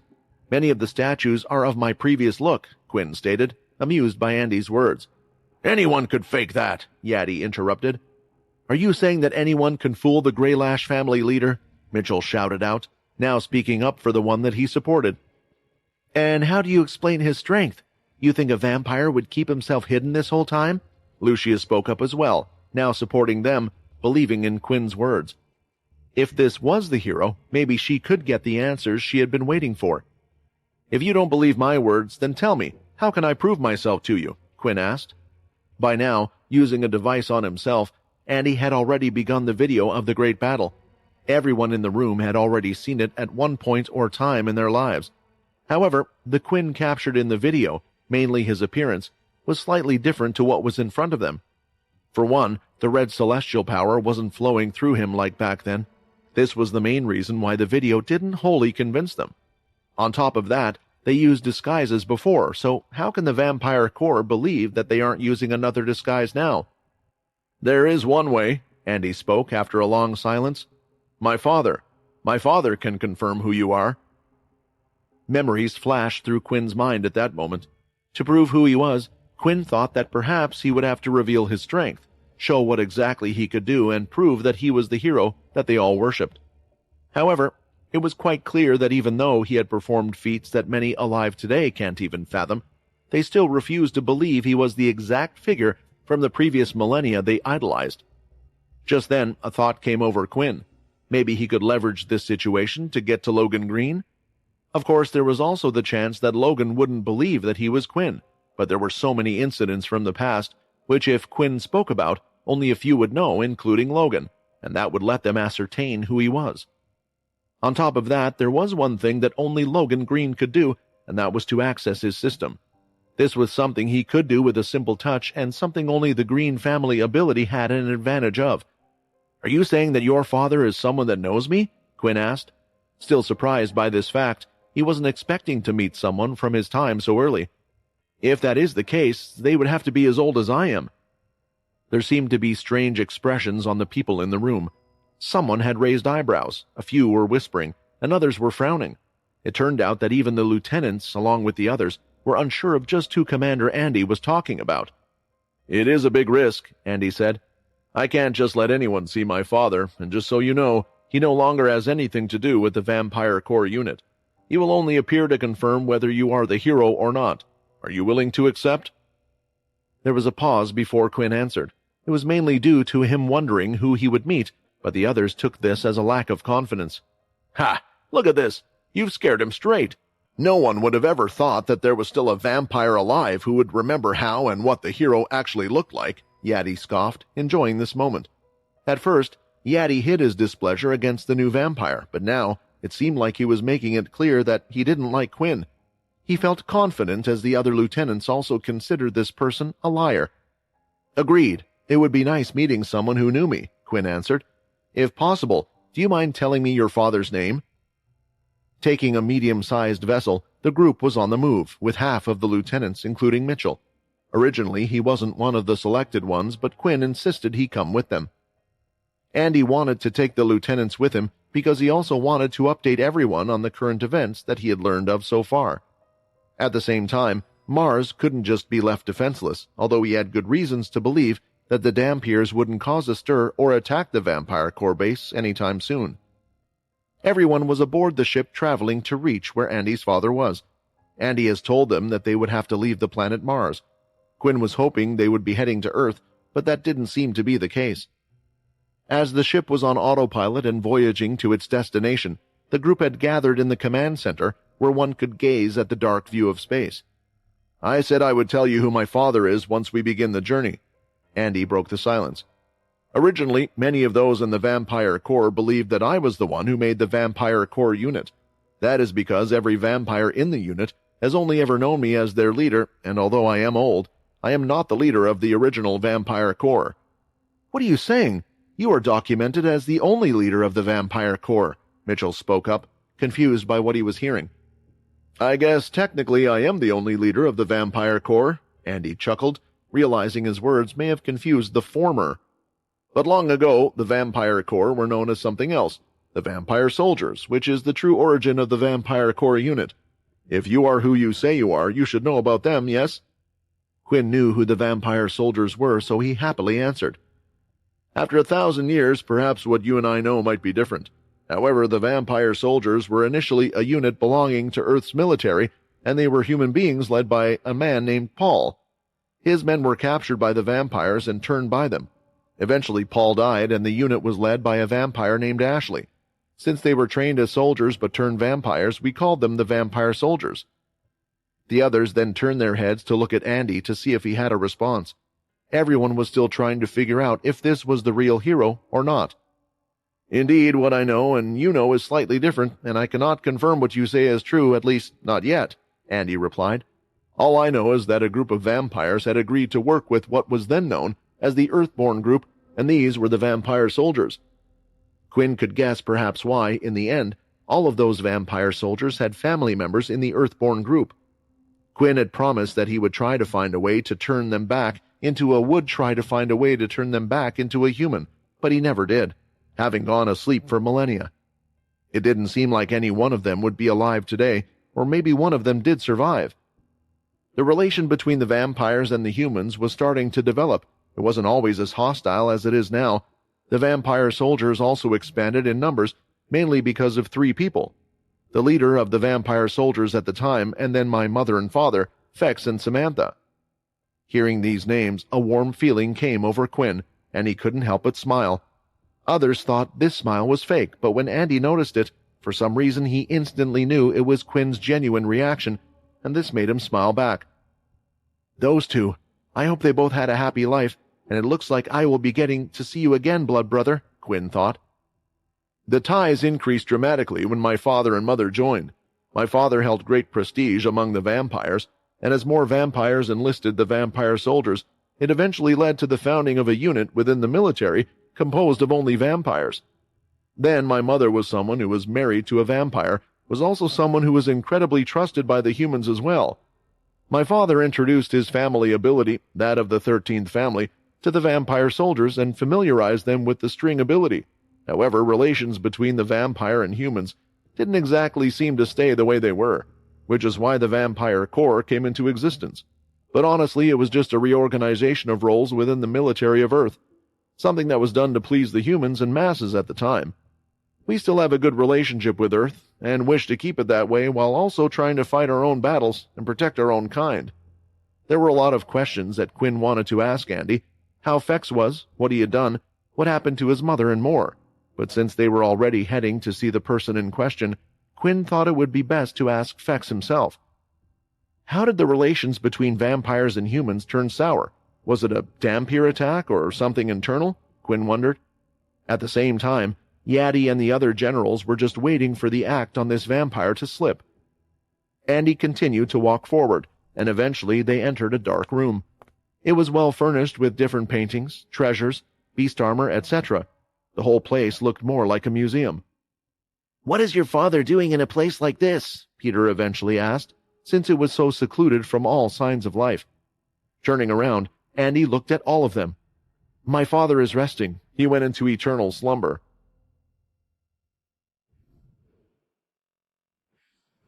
There was a strange feeling brewing inside of Quinn, despite having been told that more than 1,000 years had passed since his fight with Graham, and even having seen a lot that has changed. There had always been something surreal about that information. Perhaps it had been due to the fact that overall, things didn't seem to have changed too drastically, technology not having advanced to a degree that he would be unfamiliar with, or the fact that Peter had still been by his side the moment he had woken. Whatever the case, only now that he stood there, having been told that one of his best friends would need to be awoken from his eternal slumber, did he really start to grasp the meaning of a millennium having passed. "I was a little too hopeful, huh?" Quinn thought to himself. "Just because I saw Vicky recently and have been told that Logan is still alive, it doesn't mean that all of them will be as well. I've been foolish." Fex was an incredibly young vampire at the time, and although a vampire's lifespan was far longer than a human's, it was rare for any of them to live that long. Perhaps only an original would have been able to last that long without eternal slumber. "You seem a little sad," Andy noted, his voice echoing a bit in the room. "So much has happened while I was away," Quinn slowly admitted. "It's a little hard to process it all." Fex had been the closest thing to a real brother the celestial vampire had ever had, and he wasn't quite sure if he was ready to see him as an old man. "Is only your father here? What about your mother, and where are the rest of the cursed faction?" Hearing these words, a small smile appeared on Andy's face. Ah, yes, the cursed faction. As a small child, my parents had often told me the stories about it, although I suppose this was also the case in my latter years. These days, I might be one of the few people who still remember them. As I stated before, the relationship between vampires and the rest grew after the defeat of the Dalki. With the big threat looming over everyone's head gone, separate factions weren't really needed. Those in the cursed faction began to live their own lives, doing their own thing. According to my parents, the end of the cursed faction was a good thing in a sense, though. Usually, when a group is made and the leader disappears, they are replaced. However, with their leader having sacrificed himself to save everyone, nobody felt that it was right for somebody else to take over. As the one who had gathered all of them together, they regarded all deeds done by the cursed faction as something truly done by the hero Quinn Talon. So the right person was getting all the credit they deserve anyway, so why would they complain? Quinn couldn't believe how he had managed to truly gather a group of selfless people like that. Listening to Andy's account, a giant weight was lifted off his shoulder. He had been worried that the cursed faction might have been hunted or killed off. The outcome was for the best. At least the others might have managed to live a happy life. My father and mother had me quite late in their lifetime, even though I am quite old. During their later years, they wished to experience real life, so after I was grown up and well, the two of them had planned to go into a deep sleep together. With my mother being a type of undead similar to me, our lives are close to being immortal, as long as we eat, but my mother wished to pass with her husband. That was how much they loved each other. It was then that the look in Andy's eyes changed a bit, and he clenched his fist while speaking the second part, turning away from the others, so they could no longer see his face. However, before they could do so, my mother was killed in an attack by the Dampiers. Ever since my father had spent his time in the hopes of one day getting revenge on her killer, unfortunately, he never succeeded. Over the decades, I watched him grow weaker and older, to the point when he retired, having me take over. For a long time, he refused to go into eternal slumber until he had no other choice. Walking to the end of the room, Andy pulled out a knife. Before I finally put him to sleep, he asked me for several favors. To hunt the one who killed my mother and to find the hero Quinn Talon. He was convinced that one day he would return, and in that case I was to bring him over. My father's life is hanging by a thread. I'm not even sure he has the energy to enter another eternal slumber after waking up, if he were to stay out for long. So when I tell you I'm taking a big risk in doing this, I'm not joking. If there was another way, I would prefer doing that, yet, as his son, I want to respect my father's wishes. I sincerely hope that you are who you claim to be. If not... Andy left the threat hanging, and before Quinn could say anything, the commander made a cut on his arm, and blood started to drip onto the floor. The celestial vampire had seen this before, as the blood slowly started to fill the specially made dial on the ground, turning slightly red. A sound was made as the top part started to lift off the ground, and small pockets of air were escaping from the strange mechanism. The pod-like chambers that were used to keep vampires in eternal slumber were in front of them. The vampire that would descend could only be awoken by the same bloodline, and even though Andy wasn't a vampire, he still had Fex's blood running through his vampire veins. The chamber started to swivel around its front door, and slowly a figure could be seen standing upright with his hands over his chest. Other lieutenants in the room stood to the side, as did General Yaddy. After hearing how Commander Andy did all of this in accordance with his father's wishes, they felt like they had no right to directly stand in front of this person. All of them went to the side of the room. Seeing this, Lucia and Minnie followed suit. Peter was about to move as well until Quinn grabbed him on the shoulder. "No, you stay. You were Fex's friend as well. We all were," Quinn muttered, not looking away from the vampire who arose. The White noticed his friend gripping tightly. Although Peter didn't really feel pain, he could still feel the pressure. He understood why Quinn was so emotional. The one in front of them was Fex, even though he wasn't the one they remembered. No longer young and lustrous, his face was now filled with wrinkles. Fex's hair had gone completely white, almost resembling his sister's. His body seemed smaller than back then, and it looked far frailer since his muscles had long since started to fade. Nevertheless, one thing hadn't changed. His hair was still combed back, like the both of them remembered it. Finally, the vampire in the chamber opened his eyes, revealing a faint red glow. In front of him, the first thing he saw was Andy. "Father, it has been a long time," Andy greeted him, and immediately went to his side, offering him his arm as a support. "Hey, will you look at that?" Fex spoke, in an old and wise voice, as he went to touch his son's massive arms. "You're nearly as muscular as I was back then, though you're only half as good-looking." Andy joined him in his dry laugh. "Now tell me, why did you wake this old man up? Do you bring good news? Did you finally manage to kill the one that—" Although Fex didn't finish his words, his faint eyes shone brighter as he thought about his wife's killer. "No, I woke you up due to the promise I made you," Andy corrected, as he stepped to the side, no longer blocking his father's view. Both vampires looked at each other for a while, neither one capable of finding the right words. Everyone in the room was nervous and wondering what would happen next. A tear was running down Quinn's cheeks as he opened his mouth to break the silence. "I'm sorry—" "Don't you dare say that!" Fex shouted as loud as he could, his words echoing through the room with an energy which didn't seem to fit his appearance. "No, not you. You should never, ever have to say those words. If one person has ever earned the right to never say those words to anyone ever, that's you. At the very least, you should never have to tell them to me. I don't know how long it has been, but let me speak first." Fex gulped down his emotions and cleared his throat. He then gestured to Andy to let go of him so he could stand on his own. "I missed you, brother," Fex smiled.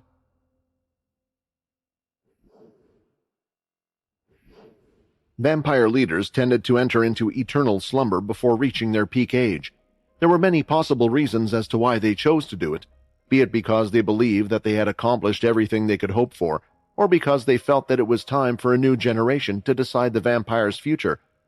Vincent Eno's theory on the matter, however, was an entirely different one. He had stipulated that the reason they would make that choice was a lot less selfless, and rather quite selfish. It was something vampires would do out of fear. As a long-living species, they were blessed with a few centuries in which they would continuously grow stronger, yet it was inevitable that at some point the ravages of time would turn against them. Instead of growing weaker with each passing day, they would much rather be remembered as the bastions of strength each one of them represented. As such, it was quite rare for a vampire to actually look the way Fex did now. Seeing Fex so weak before him just pained Quinn. He couldn't help but imagine how much pain his friend must have been through while he had been asleep, completely oblivious to the loss his blood brother had suffered. He was so sorry for not being there, to help him grieve over his loss. He could even tell the anger he had from his voice when speaking about losing his wife, Samantha. If only he had been there, he might have been able to prevent that misery from occurring. Of course, with Fex being one of his closest friends, he had practically read the other's thoughts, so he had immediately stopped his blood brother from uttering nonsense. Quinn was someone who had not only saved his life, as well as that of countless others, but he had also selflessly risked his own lifetime and time again to literally save humanity and the vampires.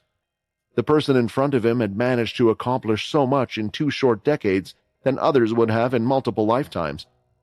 After all that he had been through, the worst thing he as a friend could do would be to make him feel guilty, especially for something which had happened when he must have been recuperating. "I knew that you would come back one day," Fex said, a lone tear dropping from his face. "Even after all those centuries, I knew that there would come a day when I would see you again. I would have loved to be there for when it happened. But I never knew that you would be that heavy of a sleeper, Quinn," Fex joked, making a small smile appear on his friend's face. "I'm glad. My boy listened to his old man and allowed me to see you one more time." The old vampire hit his son on the back a couple of times, who rubbed the place, even though the pats barely had any power behind them. "I wish we could talk for a long time. I wish I could tell you everything that happened while you were gone, to reminisce with you about the good old days. Unfortunately, as you can see, I was a bit too foolish in my old days. I can tell that I don't have a lot of time to talk, so please allow me to be selfish and be the one to do all the talking." Quinn wanted to interject there. There was a lot he wanted to say to Fex, but with his new powers, the celestial vampire knew exactly what the other was talking about. The red vampire aura surrounding his blood brother was barely there. His outburst earlier had diminished the little wisp even more, although Quinn was thinking if there were other ways he could maybe solve the problem. He must have really waited till the last second before entering an eternal slumber, and now he's using his last moments to talk to me. I need to respect that. I hate to admit it, but for once you might actually be the more handsome one of the two of us. Perhaps you are similar to the originals, Fex chucked. I don't know how long you've been awake or how much time has passed, but if the world is still in the same state as it was when I left, then allow me to apologize. I never wanted you to see it like this. After 10 years had passed and there was no sign of you coming back, all of us split up. Each one of us set out to make a change, to help, create a perfect world you would have been proud of to have given your life for. Everyone from the cursed faction did what they thought was best with you in mind. I truly believe that, so take that as you will. I can only hope that at least one of us succeeded. In my case, after marrying Samantha, we took care of the vampire soldiers, and together with Ashley we created what later became the Vampire Core Unit. Seeing my son with you, I assume that means that they still exist. As you can see, I can't really help you myself anymore, but fortunately I can offer you a different kind of help. I've already instructed Andy that in case you would ever return, he is to hand over the command over them. In return, I only have a single favor, and I realize that it's a giant one, but you might be the only one who can fulfill it. I beg you, Quinn, please kill Aaron. Avenge my Samantha. Optional quest received. An old friend has made a request. Upon accepting the quest, you will receive the following rewards. Reward: Leader of the Vampire Core Unit. Task: Kill the Dhampir Queen. Quinn had listened to Fex's plea wholeheartedly, and it seemed like he had developed a true hatred for Aaron now.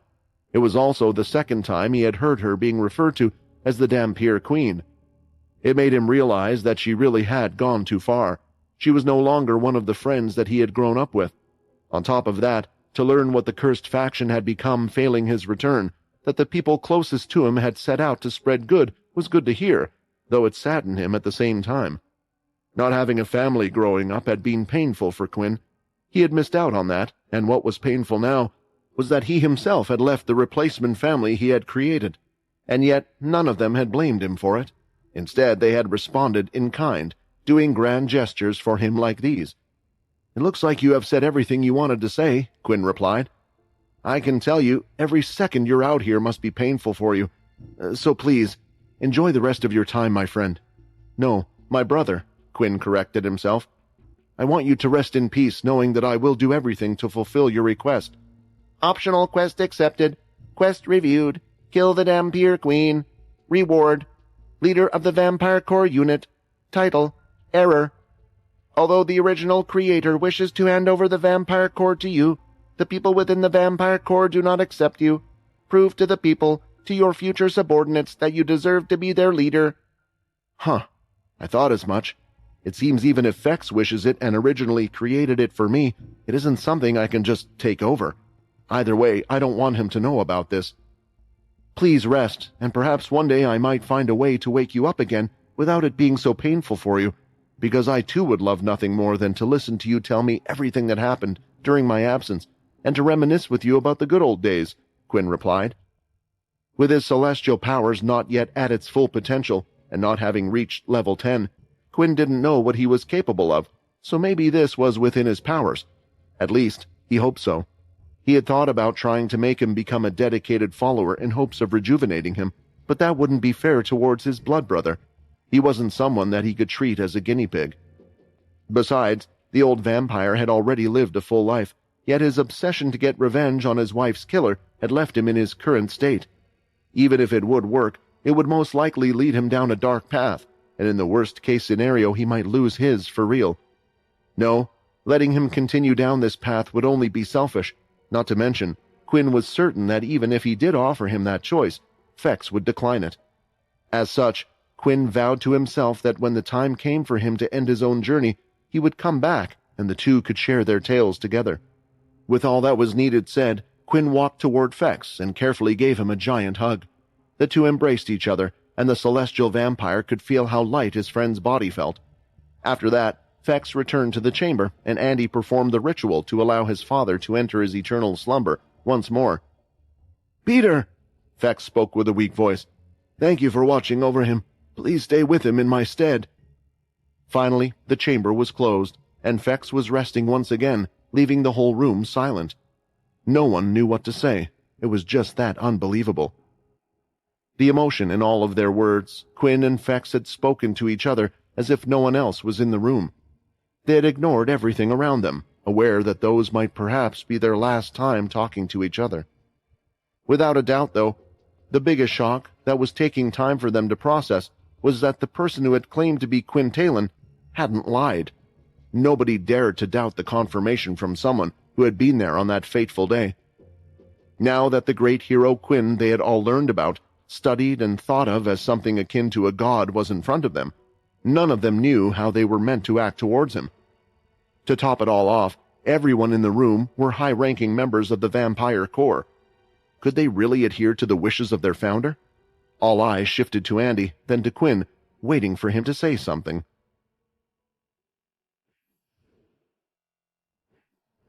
Everyone was left full of thoughts after witnessing the meeting of two brothers after millennia.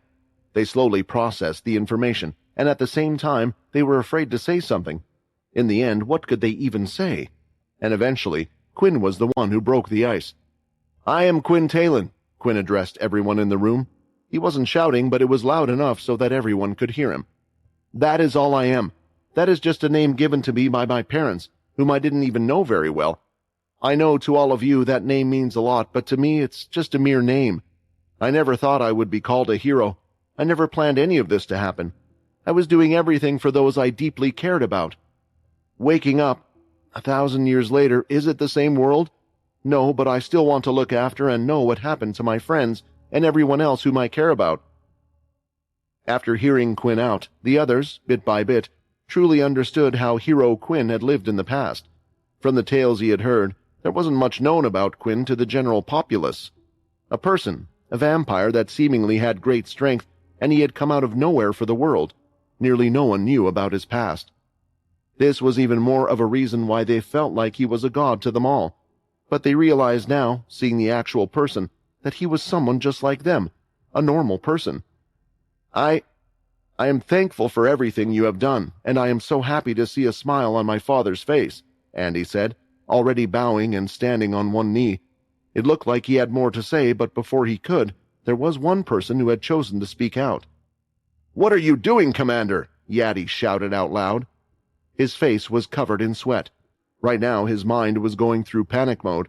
He had betted everything that this person wasn't who he claimed to be, and even now he couldn't fully believe that was the case. Either way, he was reacting as such to save himself. Yadi had been so vocally against Quinn that he knew he would be done for, if Andy really gave the vampire core unit to him.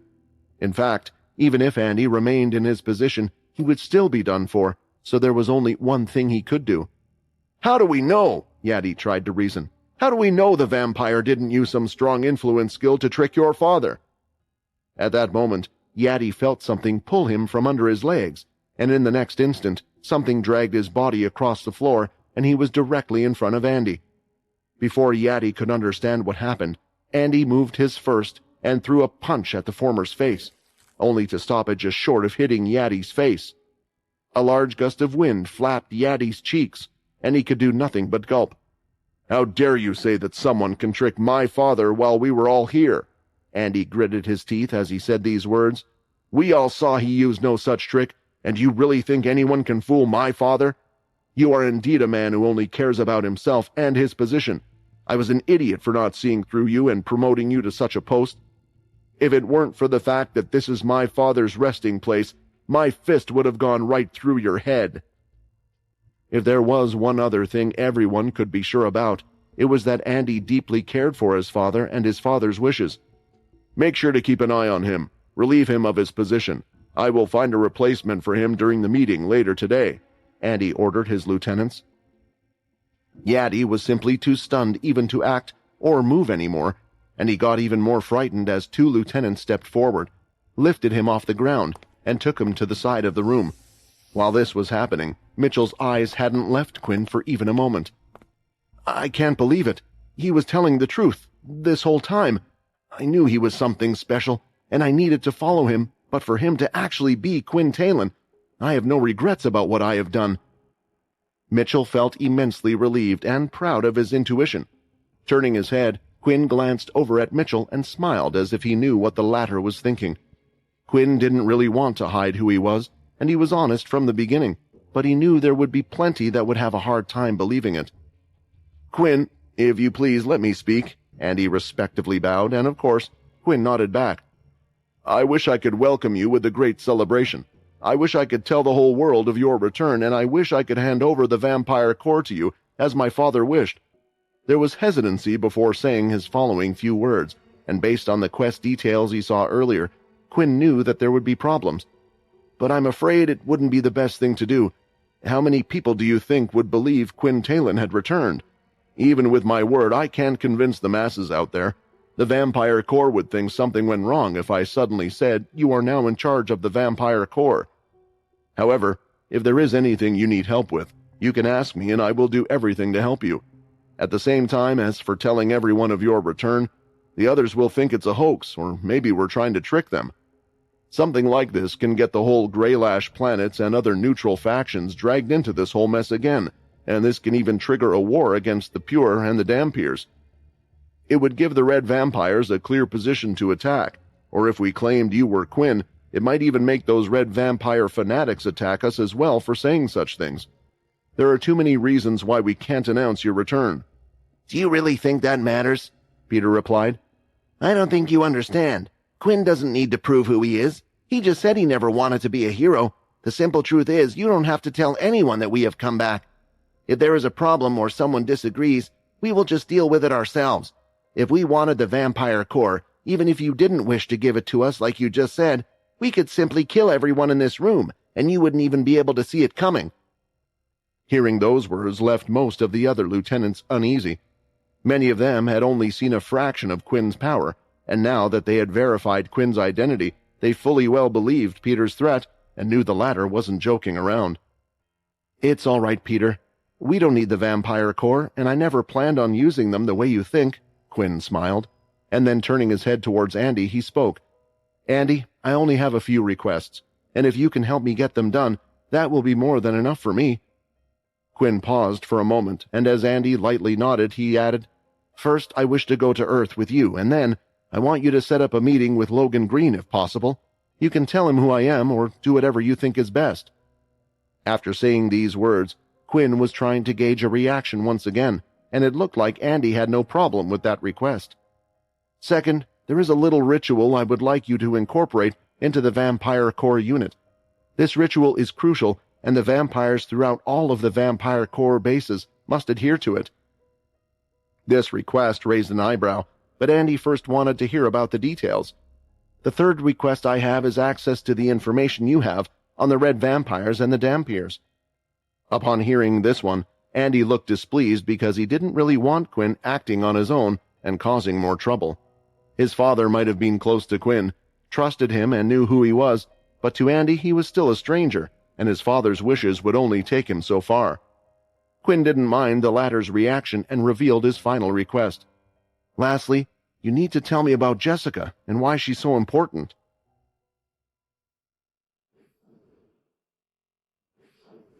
The whole group soon returned to the ship on which they had come to the small planet, and they were now returning to Mars. Although this time, there was one thing different. General Yaddy was tied up by Andy's red string, which was much stronger compared to the others. In fact, it was strong enough even to hold down a vampire lord like Yaddy, who looked to have tried to escape from it multiple times. Currently, Quinn and Andy had put him in a separate room on board the ship. It was something we found out about the 13th family's ability many years after the war. Andy explained the string ability. Before, everyone thought infusing our blood aura with the string was the best way to harden it. Although this does work, it means a vampire would have to have a powerful blood aura to have their strings be a more practical weapon against enemies like demigod-tier beasts, demon-tier beasts, and vampires like that guy. Later, we also found out that the string's natural strength was actually related to our own. The stronger the user is, the more powerful their string ability will be. Quinn subconsciously glanced at Andy's biceps, which were large and bulging even in a relaxed state. I guess that's why your string is incredibly strong, being that you're a colossal draugr, Quinn commented. Andy was stumped upon hearing Quinn's words. How could someone else know what he was? In truth, even he himself didn't know what subclass he was. He just knew that he had surpassed his mother in terms of evolution, and it was the first time he had heard the words colossal draugr. Still, he said nothing as he had to remind himself just what great person was standing next to him. Heading back to the command center, Andy had called a meeting. It was more official compared to the talk they had last time. It seemed like he was in a rush of some sort. Even when coming to see his father, he stated the lieutenants were brought along so he could update them on the way about an important upcoming event and also about Jessica. The latter was why Quinn agreed to board the ship, because he wanted to know the truth regarding Jessica. As soon as Quinn and Andy stepped in, everyone stood up from their seats and bowed down.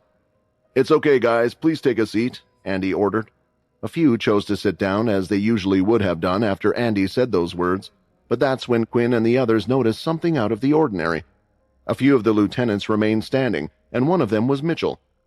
"It would be rude to sit down before the great hero does," Mitchell spoke, smiling and making sure his eye patch was properly fitted. Hearing this, Quinn smiled. "Please sit down." It had set a little strange mood for the meeting as the lieutenants looked at each other. It was clear that there was already a split between the lieutenants, those who thought they should be following the hero Quinn, and those who still believed Andy was in charge. "I guess this is what Andy was talking about. In a way, it proves that he was right. Even after seeing me in person, not everyone would be willing to believe. Although this wouldn't just cause the others to attack, a split in the vampire corps or the public is possible. However, if I pick and choose people who know that I am back and who don't, things will be much more under control," Quinn thought. "Before we discuss the matters of Jessica, there is something else that needs to be announced.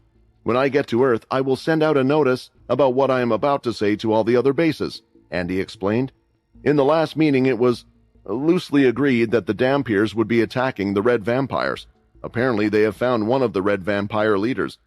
They have said that they won't be touching the Vampire core bases and areas or the Red Vampires currently hiding within these bases. In turn, we are not to attack them and give them aid when required to. However, we are not directly taking part in taking down the Red Vampires. This is not cooperation, and I need to make that clear. However, with the Dampiers being so confident, who knows what they might try to do after attacking the Red Vampires. They will have to be confident in their strength, and if they think they can take on the Red Vampires and not be afraid of someone attacking them from behind, maybe that's why they informed us of their plans, so we would seem like the villains to the public. Or perhaps it's because they are confident that even if we attack them, they could defend themselves from any attack." If there was one thing Quinn learned, it was that all major factions seemed to be against the Red Vampires. The latter made the Vampire Corps look bad, and ultimately their goal was completely contrary to the Dampiers. The others looked a bit worried about this, but they knew Andy had made the decision and there wasn't much they could do. In the first place, the values that the Vampire Corps has taught them were to not attack, but defend and protect those they cared about. "As for why I am reporting this now, it's because it is partially linked to our Jessica problem." Andy spoke and paused for a second, as he was unsure how to really explain what was going on. Lucia's heart thumped louder as she started to think. "What is it? Is it because Jessica is the first hybrid Dampier? But what does this have to do with them? Or maybe she is a secret weapon that the Vampire Corps have been developing." "You see, Jessica herself is not of much importance, and I don't mean this in a bad way, but she is just a normal member of the Vampire Corps, apart from admittedly the unique characteristics of her eyes," Andy explained. "Jessica not of importance?" Lucia raised an eyebrow. This certainly wasn't what she thought. "It's her position that is of importance, or her role. Because of her unique position, she gained the attention of a certain someone, and that someone had proposed to her.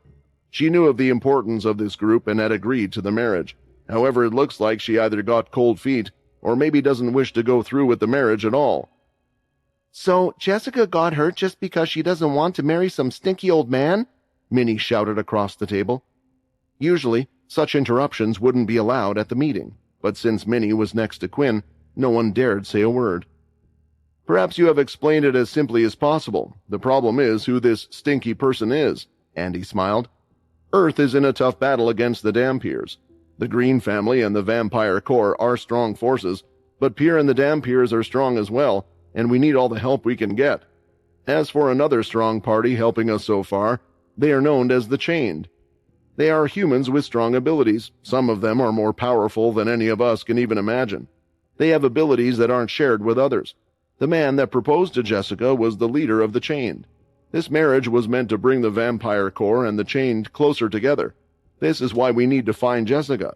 Otherwise, it will cause a huge problem for us." Peter began to shake his head because he knew exactly how Quinn would have felt about this. Is this how the Vampire Corps— No, the leader of the Vampire Corps operates? Forcing people to do things against their will for your own benefit? You don't understand. The sacrifice for one is to help the many, and we need the strength of the chained. Times are different, Quinn, Andy stated. No, Quinn replied. Times aren't different at all. Do you think nothing like this happened in the past? I can already tell by the way you're talking that if I advised you to support Jessica to call off this wedding, you wouldn't agree to it. But I want you to know something. If your father was here, he wouldn't have acted helpless, and he wouldn't have allowed for such a thing. Peter knew this type of situation was coming because even in the past, when Quinn wasn't a prominent figure and he had to go against the whole vampire settlement and the Blade family on his own, he had done so. He had done this type of thing many times before. Are you trying to stir up my feelings? Andy said, staring directly into Quinn's eye, and the others felt like a fight was about to happen any second aboard the ship. Mentioning my father and what he would have done. My father is not perfect. He made plenty of mistakes. Just because I care about him doesn't mean I agree with everything he has ever done. No, Quinn said. I was never going to ask for your help in getting Jessica out of this situation, and I just wanted to know about her situation. My point was, in fact, I would never have asked for help from your father either, because I wouldn't have needed to. He would have helped me no matter what. Standing up, Quinn didn't want to hear any more, as Andy's words had soured his mood. Just get me a ship to Earth and I'll talk to the chained. You can at least do that much, can't you?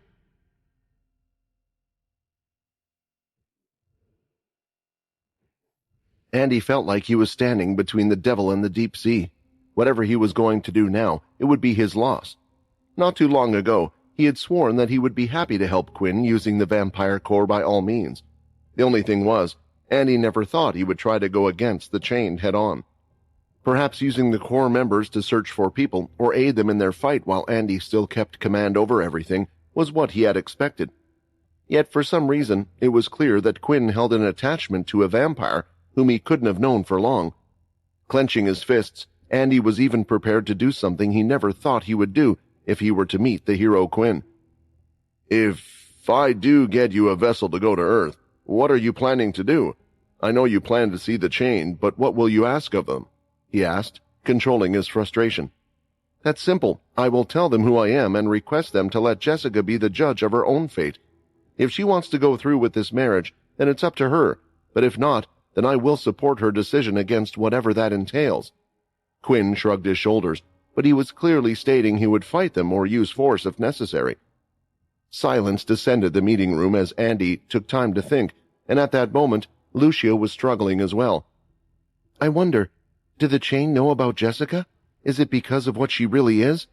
Maybe that's why the chained want to keep her so bad, not just because their leader is obsessed with her. Does everyone here know of this? Thinking about it, Lucia wondered if she should inform everyone. It was quite possible that if the Vampire Corps knew about this, they might change their mind about handing Jessica over so willingly. Fine, Andy eventually spoke, which came as a surprise to the other lieutenants. They knew how hard Andy had worked behind the scenes for this relationship with the chained. Quinn wasn't the only one who wanted to break off this relationship. Andy himself didn't like this, but he was trying to see the bigger picture. I will grant you permission to enter the Earth.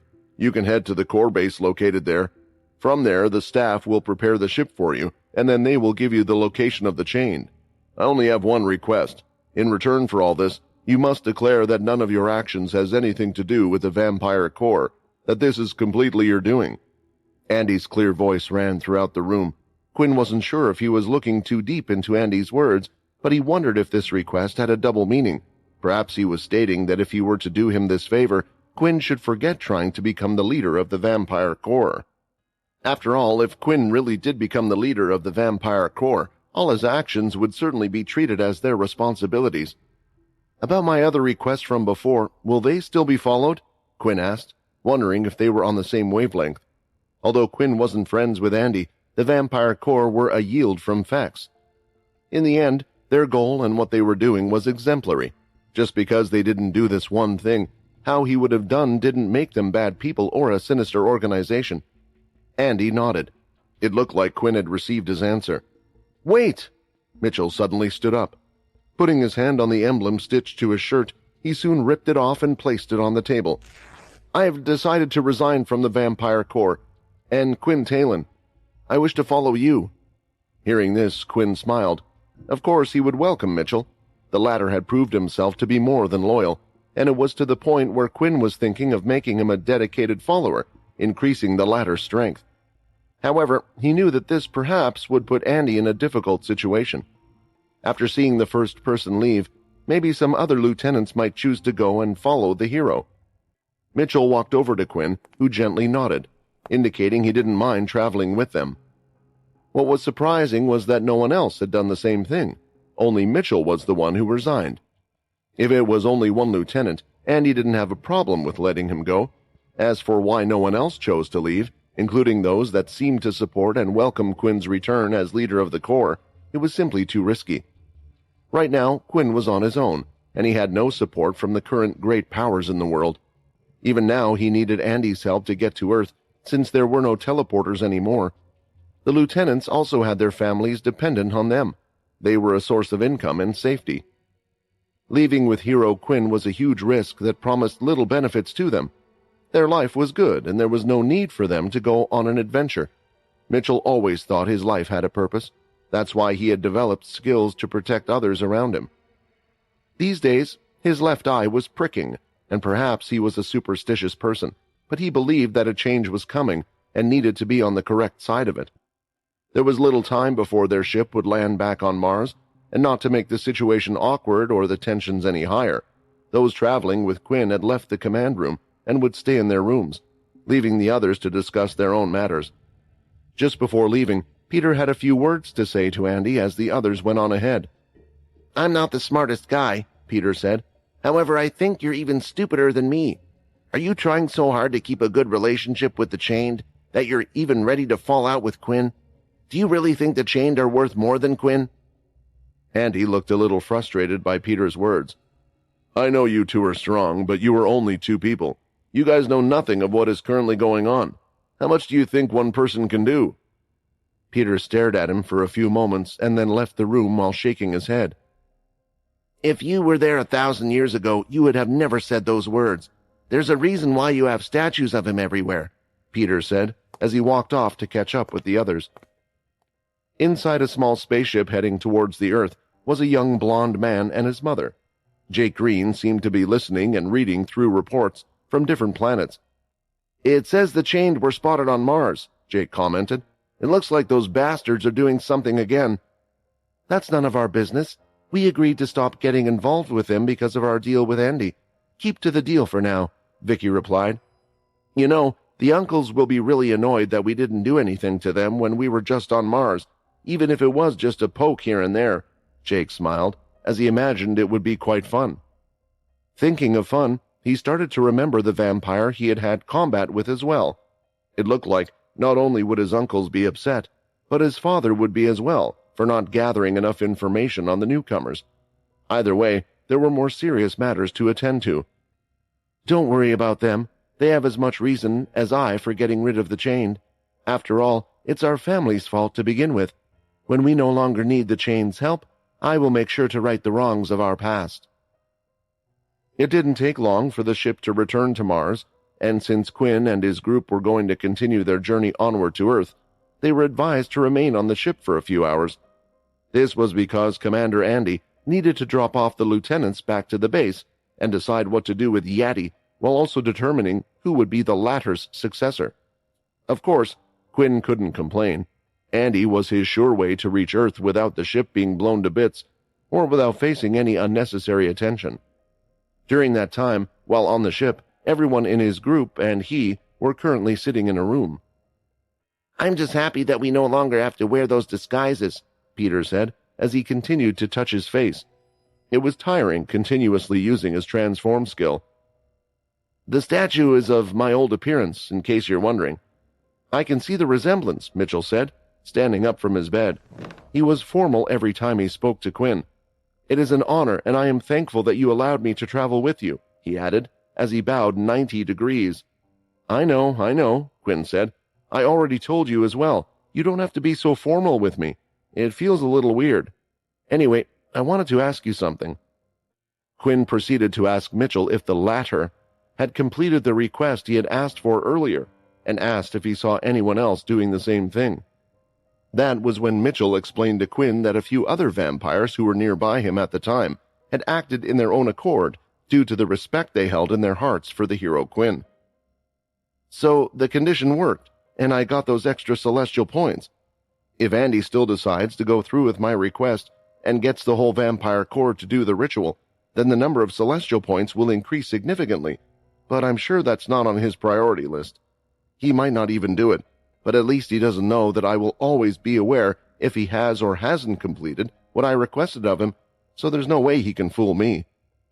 Either way, Quinn knew now was the right choice to make Mitchell a dedicated follower. Of course, he would need to explain the benefits and the risks that came with it as well. Since there were no longer any secrets, Quinn explained to the latter what being a dedicated follower would mean. A lot of it was new news to the vampire and to Lucia, who was in the room. They had never heard of a human or a vampire capable of doing such a thing. However, this reminded them that Quinn Talon wasn't a typical vampire. He may not have been an original, but he had the strength which other vampires couldn't even fathom, which allowed him to beat the Dalki in the first place. Of course, even after Quinn explained the risks, Mitchell agreed, and not only that, he seemed pleased that he was chosen. You have gained a dedicated follower.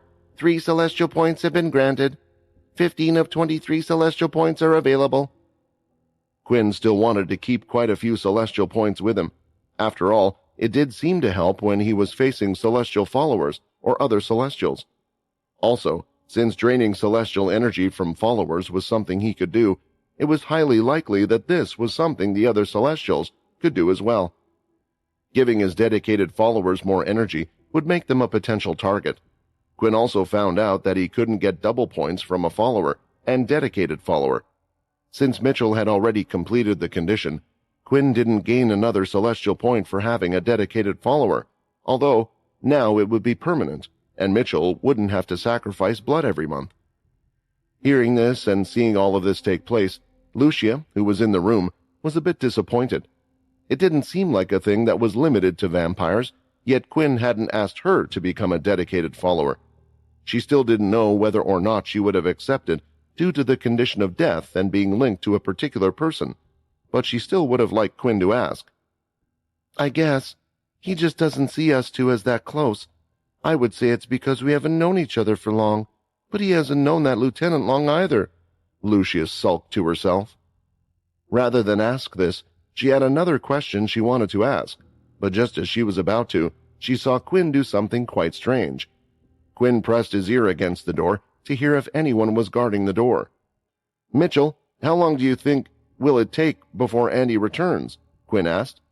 "He has a lot of things to address. It should take him at least a couple of hours," Mitchell replied. "Do you know where they would keep prisoners?" Of course, with his position, Mitchell knew that as well, and that's when Quinn decided to do something. A large shadow rose from the ground, appeared beside him, and slowly turned into his exact replica. "If you don't mind, come with me," Quinn said to Mitchell, and then glancing at Peter, he added, "And Peter, use a mud mask on Minnie for Mitchell's replacement." With their replacement staying on board the ship, Quinn decided there was one person he wanted to see, so he and Mitchell were traveling through the shadow space, heading straight for the cells located at the Vampire Corps base. Honestly, there was nothing left for Quinn to do on Mars, no one to stay behind for, and nothing to find out about. However, there was one person he still wanted to talk to, his only link to this planet and the Red Vampires. After reaching the cells, Quinn went past many criminals. Most of them were vampires, and occasionally he would pass by a human. Eventually, Quinn and Mitchell appeared in front of a cell. 3 vampires were placed together in this cell, and they could see what was happening on the other side of the cell. Regardless, as quickly as Quinn and Mitchell appeared, they disappeared in the next moment, but they took one of the vampires with them. "Hey, who was that? Did you see their faces?" One of the remaining 2 vampires frowned. "No, it's dark here. Anyways, who cares about that, Fuck, they took Hannah," the other vampire suddenly shouted at the end, upon seeing the 3rd vampire amongst them was now missing. At the same time, Hannah was in Quinn's shadow lock. She knew it was an individual place, disconnected from everything outside. Regaining her composure, Hannah looked around, wondering where she was. She could see nothing, but there were a few noises in the distance, which concerned her for a bit until she saw the person in front of her. Who are you? Hannah asked. It was the first time she saw Quinn's real face. Thus, she didn't recognize him. I'm the one who was traveling with you. This is what I really look like, Quinn replied. But I didn't come to show you my real face. I'm here because I can get you out of this place. If the vampire core keeps you here, it will most likely be your end. It didn't take long for Hannah to figure out who this was, especially since she had seen the shadow powers before, which she presumed was the place they were in now. You mean a crueler death than what you did to my fellow before? Hannah asked. Why would you even break me free? Are you actually a guardian for the red vampires, or are you trying to trick me? And why do you need me anyway, if either one of my questions is true? Because I'm not with the vampire core, nor am I with the red vampires. I've just learned that the Dampiers plan to attack one of the red vampire leaders, because they have the latter's location. Now, if you ask me, it might mean that your position will become a little complicated. As for why I'm helping you, you can believe me or not, but I'm a little worried that maybe some of my friends are part of the red vampires, and I don't want them to get hurt, Quinn answered, without hiding his true intentions, since there was no need to lie anymore. The death you gave to Derek, it was too far. I would rather die in the vampire core hands than yours, Hannah replied, but she seemed a little hesitant. But I want to live. I want to believe what you're saying is true. I'm your only way to the red vampires, aren't I? That means you should keep me alive and take me out of here, Hannah requested. But tell me, what is the name of the red vampire, or the ones that are your friends? Maybe I can confirm if they're even in the group or not. Of course, Quinn already knew that she didn't know. Quinn had already asked the other red vampires about the leaders' names, but they had no clue. Then how would Hannah know their names? I doubt you know their name, but maybe if I tell you their name now, it might let you help me find them quicker in the future. Well, her name is Layla Monroe, Quinn answered.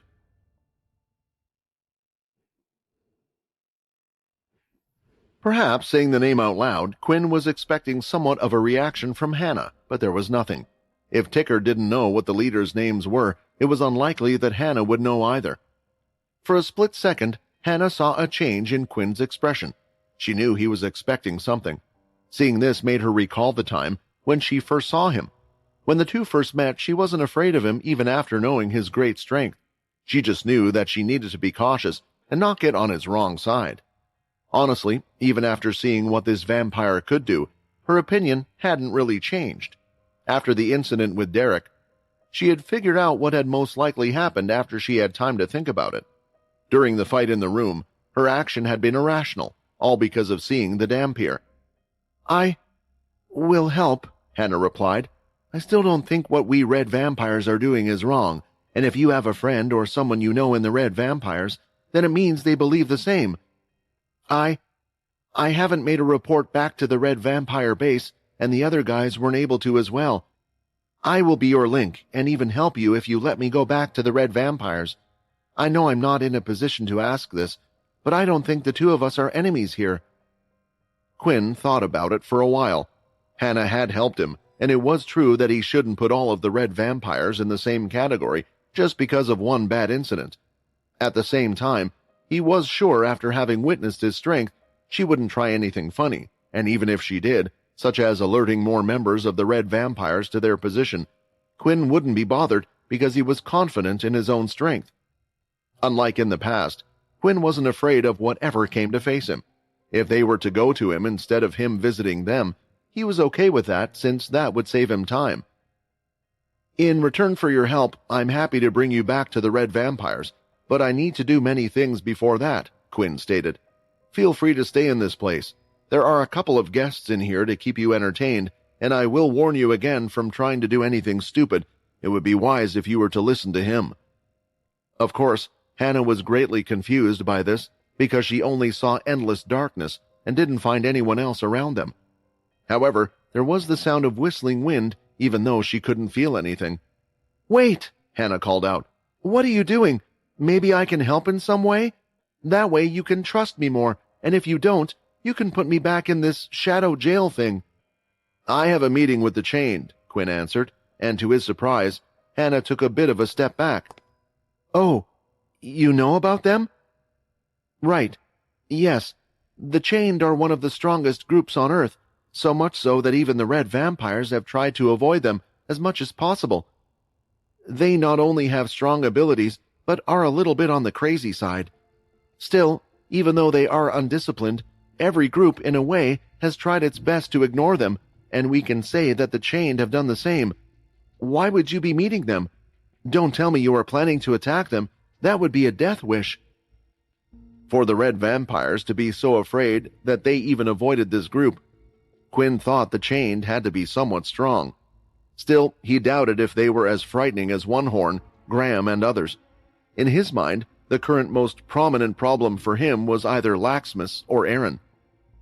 "If I can talk things over with the Chained, I'm hoping there won't be a need for that. Anyway, since you're willing to help me, I will consider it and might bring you out later," Quinn said, and left the shadow space before Hannah could respond. "This vampire, he's really going against the Chained. But with whom? Which group? Or is he planning to go on his own? Damn it, I have to think of a way to save myself if he decides to do something like that." With nothing to do, Hannah decided to walk through the space. She was wondering if there was anyone else in here. Either way, it didn't take long for the windy sound, which she had heard all along, to intensify. The hairs on her body stood up as she felt the goosebumps. She knew something was coming toward her. She prepared her red vampire aura in her hands, ready for an attack. However, when she saw what was coming toward her, her hands and shoulders dropped, and a helpless expression appeared on her face. "Wait, is that a dragon?" Before she even had time to think about anything else, the huge dragon landed only a few feet away from her. She expected that with the latter's weight, there would be an earthquake upon its landing on the shadowed ground, but no such thing happened in the shadow space. What she did feel was its aura, though, so she increased her red aura output and made sure to cover herself. "Welcome.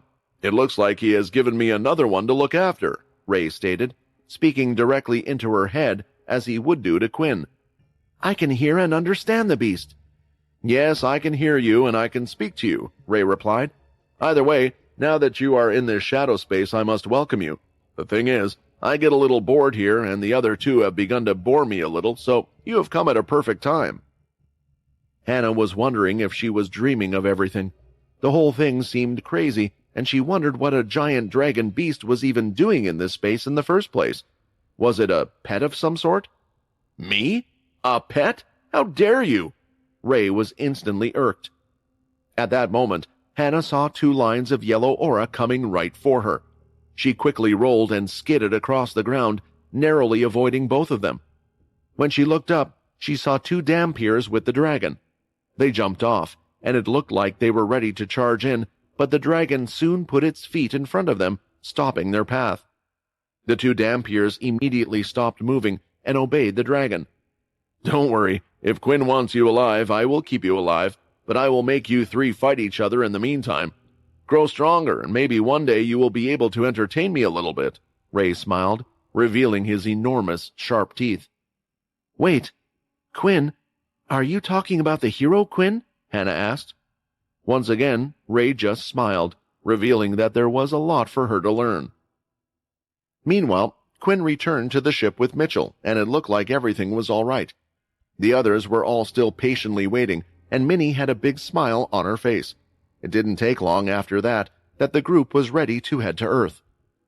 It looked like whatever Andy needed to do was done, and now they were heading to Earth. The rest of the journey between the group was primarily silent.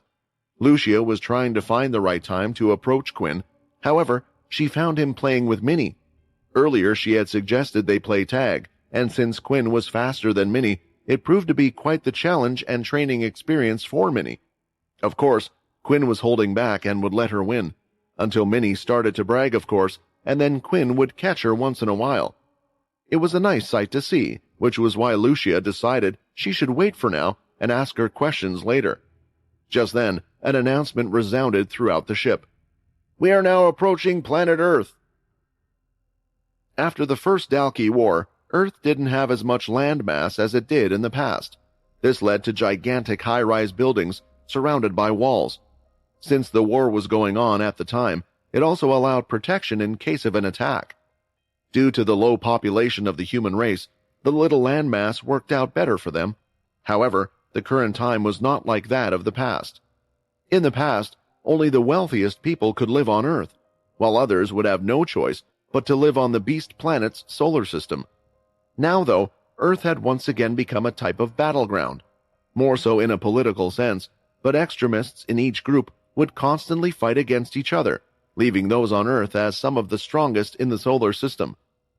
The top members of all groups lived there. One had to be strong and brave enough to do so, so they respected those who did. Logan Green, Andy, and even the Pure, who mostly were on Earth. Pure support was growing by the day, not just within the current solar system, but outside it as well. On Earth, there was one piece of vast land that had been transformed. This piece of land had a single building built on it, or more correctly, a luxury resort in a sense that had everything: an entertainment area for games, several swimming pools, workout areas, large gyms, and more. It was similar to a giant luxury shopping mall or a state-of-the-art airport. However, it wasn't either of those things. This was a home, a building that was owned by the Chained. All members of the Chained lived there, and there were 100 rooms. There weren't many members of the Chained. They numbered 50 in total, and the others that lived in the building were servants, workers, or guests. When an official member would perish, they would replace that member. As for families, the members of the Chained didn't really have a family. It was a weakness to them, and they weren't the type to settle down. Once in a while, perhaps a member would pass on their knowledge of their ability to a person. Then, when they perished, that student could attempt to join the Chained, but there was no guarantee.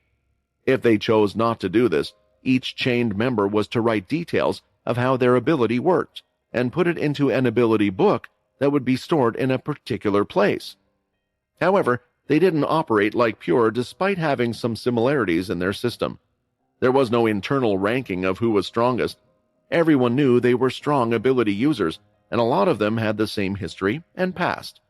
The Chained, the original and core members, all had the same goal they were working towards. The leader made sure of that because it was a prerequisite to joining the Chained in the first place. He made sure that all members followed this rule, or there would be an unavoidable punishment. Inside the large establishment, looking at herself in the mirror, sitting up straight, Jessica couldn't help but let out a big puff of air. "Dear, please, could you not move so much while doing this? We promise it won't take long," a woman said, who was busy applying makeup onto Jessica's cheeks. Jessica was in a room that would be fit for a princess. It was large, glamorous, and had all the luxuries one could want. Even staring out the balcony overlooking the swimming pools, where she could see some of the other members having fun and a laugh. She was in a tight-fitting white dress, a wedding dress. At the moment, they were going through a trial run of the wedding. It wasn't the actual day, but they were picking the hairstyle and the dress and the other things. "Hey, if I tried to escape, would you try and stop me?" Jessica asked. Other than the 4 maids attending her, there didn't seem to be anyone else in the room. No members of the Chained, anyway. There were worried looks on the maids' faces when asked this question. "Please don't try that, Miss Jessica. Otherwise, we all would be in great trouble," the maid said. I know, Jessica sighed again. "It would be selfish of me, and besides, now that I'm in this place, I could never escape it. Maybe when there were only a few Chained here and there, but all 50 of them. This has to be one of the most secure prisons in the world." In another part of the connected building, there were quite a few members in a dark bar.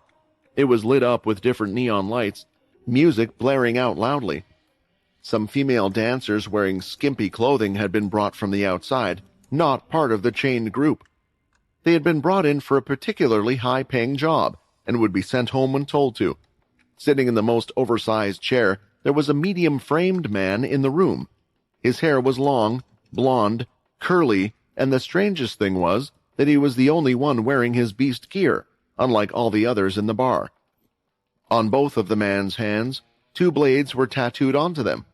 He was the only Chained with 2-blade tattoos on him, which signified that he was the leader who had built up this place and had gathered the chained in the first place. Sitting in his chair, he continued to watch the girls dance. Suddenly out from his side, a man looked to have appeared out of nowhere, as if he had teleported into the place. "A report," the man said. "We have asked all the news channels to be ready for your big day, sir. At the same time, invitations are ready to be handed out to all of the groups: the Vampire Corps, the Green Family, the Grey Lash Group, the Bree Family, and more. We have made sure that each group sends an important figure to this wedding. After all, it is your big day. There is only one thing we need, sir, and that is the day of the wedding itself." The leader continued to stare ahead at the girls, not breaking eye contact. "Send an invite to Pura and ask them if they wish to bring someone from the Dampiers.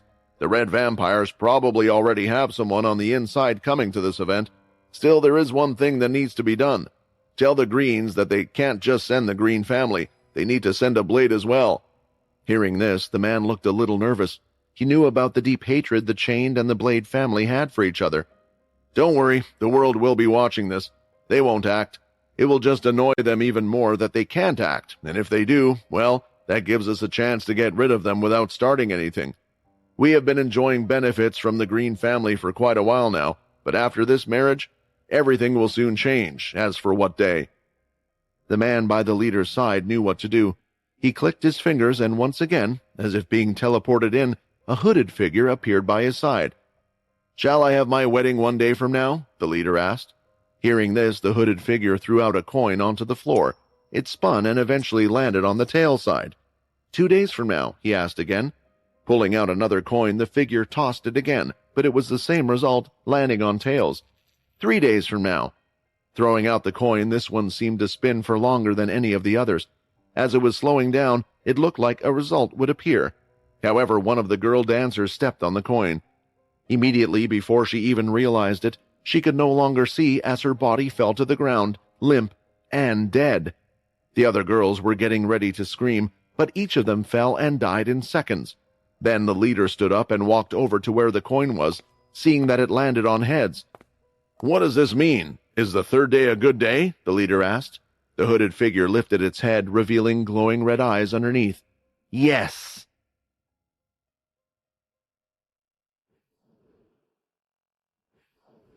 The night sky was out, and Jessica was lying all alone on the giant bed inside her room. Now that they were gone, she actually somewhat missed the company of those maids. Even if they had pestered her for the better half of the day by making her dress for what would be the worst day of her life. It was a long day going through the rehearsal, and what was worse was the fact that her future husband wasn't even there to go through it with her. "I'm okay with this. No, I have to be okay with this. You don't want to be the cause of a whole war, Jessica," she thought to herself, trying to keep calm now that her mind was allowed to roam free. She knew that her privacy was just a farce. There was bound to be at least one camera in the room from which someone should be watching her 24 hours a day. Worse yet, people outside the door and outside of the windows. Grabbing one of the oversized pillows, she shoved it into her face and proceeded to scream into it, resulting in a muffled scream. Unfortunately, it was a short-lived escape. A few seconds after she was done, her mind wandered yet again. "I wonder how Lucia and the others are doing. Given how crazy things were, me disappearing should be relatively tame, right? What am I thinking? Of course it is the two of them. They even had the largest bounties in existence placed on their heads. I initially thought it was because of me, but now I'm not so sure. Never even found out why that happened. And I miss Minnie. She was like the small sister I never had. I hope she doesn't hate me for not saying goodbye. Are they missing me as much as I am missing them?" Jessica had only known them for a few days. With how much had happened in that relatively short time frame, it had felt like it had been far longer, though. As she thought back about how confidently she had acted towards them, believing to be an asset, rather than the onlooker she had turned out to be, a shade of red came over her, and in order to cover up that embarrassment, she grabbed the pillow and screamed into it once again. "You have my condolences, Jessica. I'm sure this isn't how you wanted your life to turn out." When taking the pillow off her head, the vampire expected to see no one. Honestly, she thought that she was just going crazy, starting to hear voices in her head, but as it turned out, there actually was a hooded person standing in the center of the room. Although Jessica had no problem seeing in the dark, the face of the person was hidden behind the hood. Yet the large staff in her hand was all the information one needed to recognize the woman. You! You! I did everything you told me to, and look where that got me!" Jessica shouted as she got up from the bed, storming towards the woman. "How did you even get in here? If the chain find out, not only will you be in trouble, but so will I." Processing the words she had just let out, Jessica decided to quiet her voice down. However, the unknown woman seemed unbothered by that prospect. That was because she had already made preparations beforehand, expecting this type of reaction. "Even though you are in a tough situation, you have done as I asked. For all this time you've managed to keep your secret," the woman spoke. Hearing this, Jessica paused before reaching her. She thought back to the last time the two met. It was soon after her father had perished. She had been young with no clue what to do next, and in the end, the one who had guided her was this woman, advising her to join the Vampire Corps.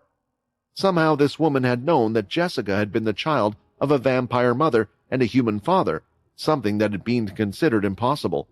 As such, her birth had been quite the big deal, even before she had started manifesting traits of a dhampir. As time went on, those powers had strengthened, not to the point where she had felt an urge to fight her fellow vampires or kill them. However, the fear that it might appear one day had consumed her on a daily basis, and then all of this mess with the chained had started. Seeing the person who had recommended her to go to the Vampire Corps in the first place, Jessica wanted to blame her, yet before she said a word, she realized that it wouldn't change anything at this moment. "I may have kept the secret you told me to, but there were those who saw me," Jessica lamented. The woman raised an eyebrow as if she was intrigued by this. "And how did they act?" "They didn't act at all. Actually, I'm not quite sure. Some people tried to kill me like you said they would. As for the ones that were protecting me—" What does this even matter in the first place? You have yet to tell me why you've come here. I haven't seen you even once in all these years, so why now? Have you come to tell me what to do next? To get me out? Or is the future you foresaw one where I marry this guy and live the rest of my life in shame?" There was a pause as if the woman was thinking about what to say. "I'm sorry, but in all the futures I saw, you ended up here. I advised you to enter the Vampire Corps because that should have allowed you the happiest life until now. As for what happens next, that is up to you, but you should know the consequences of that best. The fact is that if you don't go through with this, there will be conflict. Honestly, my advice would be to try and get as close to the chained as possible. Then when your secret is out, at least you will have a strong set of people to protect you. Given what you are, the Vampire Corps can't protect you. You will now have to rely on others." Hearing this, Jessica's hands were shaking. That's your answer?" She ran forward as fast as she could at the figure, making sure not to use her vampire aura to attack, just in case it would alert the others. The woman in front seemed calm, not taking a step. When the fist landed upon the woman's body, her figure just lit up in a golden light.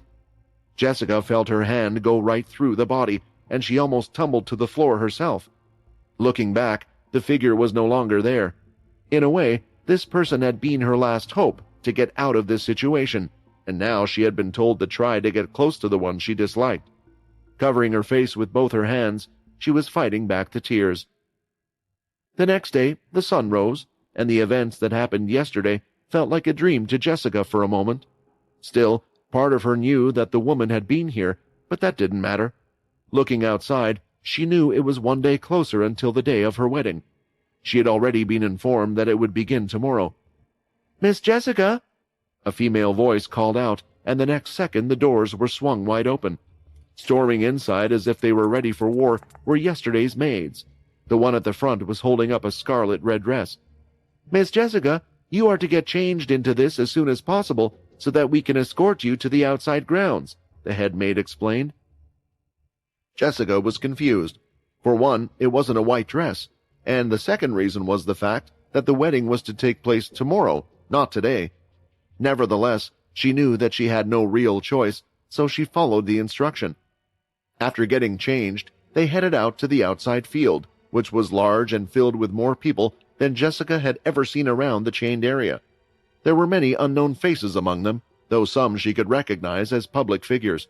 Then, she also noticed that there was a large red runway carpet, leading from where the spaceships would dock to the main building. Just up ahead, she could see several drones that were being used as cameras, and immediately they went flying toward Jessica. A little flustered and embarrassed, as her dress showed quite a bit of her skin, she wanted to attack the cameras, but before she could, a man suddenly appeared in front of her. This annoying clicky finger man, Jessica thought. Having seen him before, she had been taken away. Apologies, Miss Jessica. The reporters have arrived earlier than anticipated. The leader wishes for you to do an interview with them, and also to greet all the guests that will be arriving a day early before the wedding, the man instructed. It made it clear to Jessica that this really was going to be a world-broadcasted event.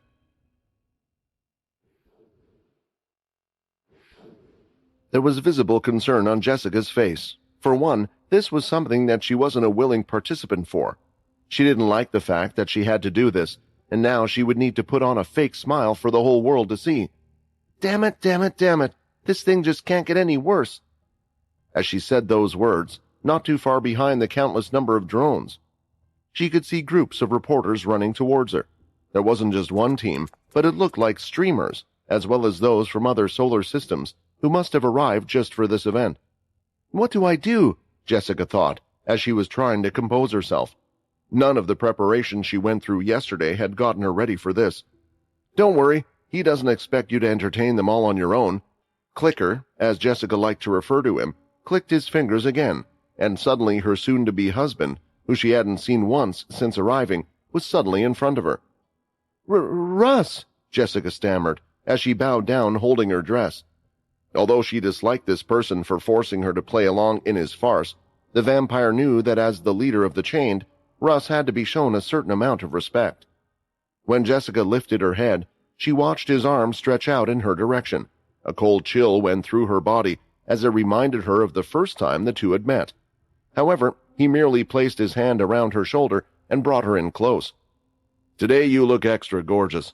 I hope you can share your smile with the world on such a beautiful day like this one, the leader of the Chained stated. It was true that the day certainly was a good one. There were fluffy white clouds showing the clear blue sky. Of course, this was just using human standards. For vampires, this was a nightmare. But of course, she wouldn't correct Russ about that. The one thing she did want to speak about was the fact that Russ's own expression hadn't changed. It looked like he was trying to smile, but his eyes were still showing no emotion in them. Thank you so much for inviting the Band V station to one of the biggest events in the world. The whole world is excited to find out just who has managed to capture the heart of the Chained leader, the famous man voted to be the most cold-hearted bachelor for 10 years in a row. The reporter closest to them claimed. He was a young man in his 20s with light blue hair. The reason he was the first one on the scene was all due to his ability, which was speed. Each reporter had wanted to be the first to ask a question to the couple. They all took a step back after hearing the question that the first reporter asked. Damn it! They invited Band V Studio here, another reporter thought. They do rack up the most views, so it makes sense, but I swear that AJ is just asking to die young. The other reporters had all been briefed beforehand about what questions they were to ask. More so, they were warned that if they tried to push the boundaries with the questions they asked, or in some way insinuate or insult the Chained, they shouldn't expect to come back. For AJ, though, that threat didn't matter, because he was the majority shareholder of Band V, so he could do as he wished. It was unusual for someone who was successful and had large funds to want to enter the field themselves, but it was all due to the legacy of his family. Generations ago, his great-great-great-grandparents had been the ones who had filmed many great battles, but the most famous one was undoubtedly the battle between the hero Quintalon against the Dalki leader Graham, a video that everyone in all solar systems would see at one point in their life. "Step back!" Clicker shouted, and when clicking his fingers, not just the reporters, but all of the cameras moved back to the landing dock once again. All of you should have been told the ground rules for this event, as well as the timetable. Right now, Russ and Jessica are here to greet the VIP guests that will arrive at any second. You're more than welcome to film that, and feel free to report on all details of the event, regardless of what will happen. As for questions, they will only be allowed after the wedding has concluded. There will be a day after for a Q&A session. As long as you listen to what we say, we promise you will enjoy and have perhaps the best time of your life here, while also filming a piece of history. The reporters looked a little sulky at this, but they had to try to get past that, as it really was a once-in-a-lifetime opportunity. Soon, though, the reporters' mood was looking up, as they could see not just one ship, but a few ships approaching. "It looks like his VIP guests have arrived," AJ thought. "I wonder who was invited, and who is also willing to attend." Leading with his hand, Russ walked down the large red carpet that had been prepared while pulling Jessica along. At the same time, at either side of the red carpet, Clicker was clicking his fingers, making the other members of the chain appear one by one. This time, all of them were wearing high-level beast gear. None of them stepped on the red carpet and didn't go past or ahead of where Russ would walk. "Look at that," AJ reported, as he controlled the drones with his fingertips to get into view. "Unlike other groups, each individual member of the chain looks completely unique. It is said that there is no ranking between members, which is why there are so few of them. The only thing we know for sure that the strongest among them is their leader, who will be getting married in a couple of days." Russ and Jessica just stood by and patiently waited for the ships to dock. They landed one by one, and the members inside could be seen coming out, walking towards the future groom and bride. The first to exit from the vessel and enter the docking area was one of the generals for the Vampire Corps group.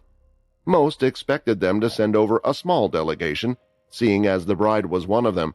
However, as it turned out, there was only a single person who had come, General Fizzwell. As soon as he saw the cameras, immediately he started to pose straight away, getting into different positions for different shots.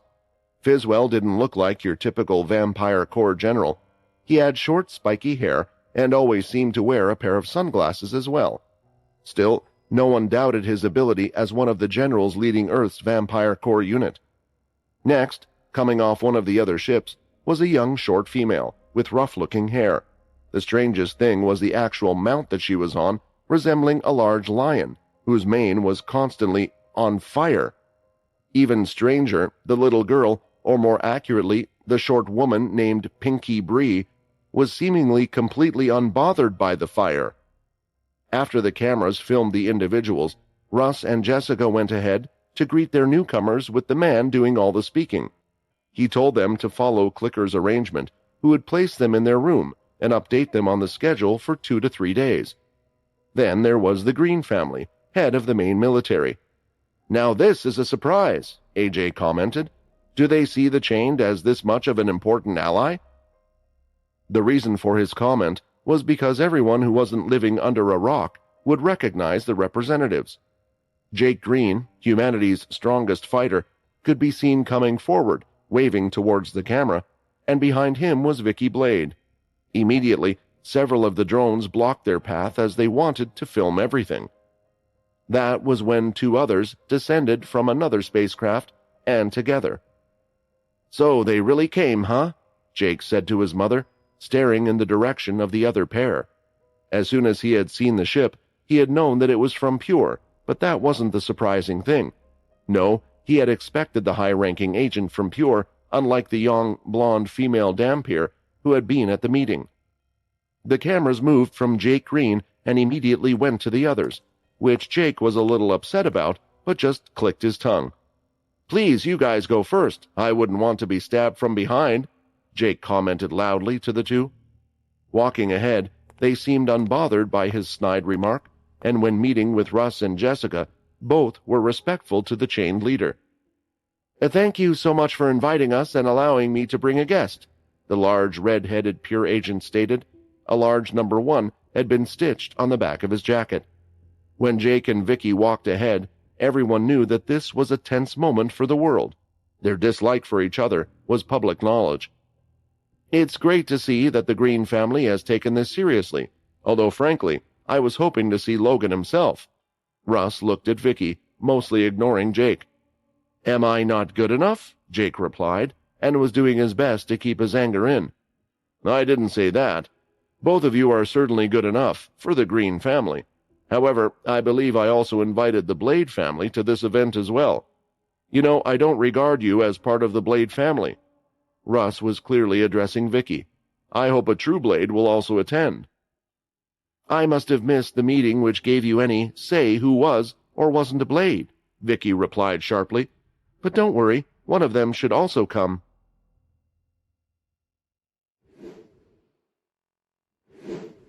It wasn't common to see these figures all in one place. For starters, the Dampiers weren't even an officially recognized group, unlike the Red Vampires. To the humans and the other groups, both of these factions were seen as a nuisance to their goal. In the end, the other factions were in some way just looking out for the humans, whereas these two groups had their own agenda and cared more about that than when the general populace wanted, which was why all of the reporters and news channels were going crazy. The event was trending on online platforms more than it had ever been. The Chained were a hot topic, but just a wedding like this wouldn't be so big if it weren't for the people who were arriving as guests. And now we know that another Blade will be coming. I wonder who it will be, AJ thought. Clicker had directed the other guests to their respective lodgings. The staff then informed them about what they could do in the room and where they could go. Of course, the Chained were treating them like guests and wanted them to enjoy their time here, so there weren't many restrictions on their end. However, the reporters were still outside. They too would be given a place to stay, but they were a second priority to the Chained, and they continued to point their cameras and drones towards the sky, waiting for a ship to approach, but none had arrived. Clicker clicked his fingers, planning to send both Vicky and Jake away. They were the last of the guests that had arrived so far, but nothing occurred when he clicked his fingers. The two were still standing there in front of him, and Jake just had a large smile on his face. "The Green family has been cooperating with the Chained for now," Jake said, "and although I trust you guys to do nothing to me, I can't say the same for my mother. Did you think we wouldn't have some countermeasures against your ability and would let you just teleport us away?" It was unexpected, and Clicker didn't know what to do as he looked at Russ for an answer. Of course, this little problem had caused the reporters to move their cameras back towards Jake. "What Jake is saying makes a lot of sense. Clicker could have always teleported the two to separate areas. Then, with the rest of the Chained, he could attack Vicky Blade, but the Chained would never do that.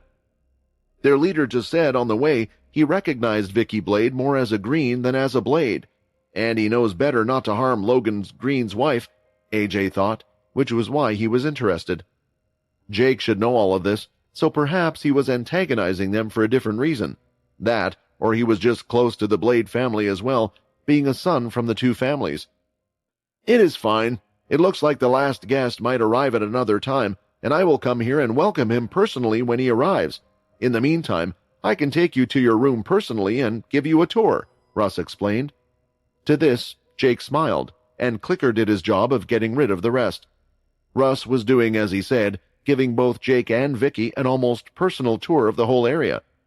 There certainly was a beautiful theme throughout the place because of the wedding day. In particular, Jake noticed the use of red roses. They looked beautiful, but the vast amount of red roses was drastic to say the least.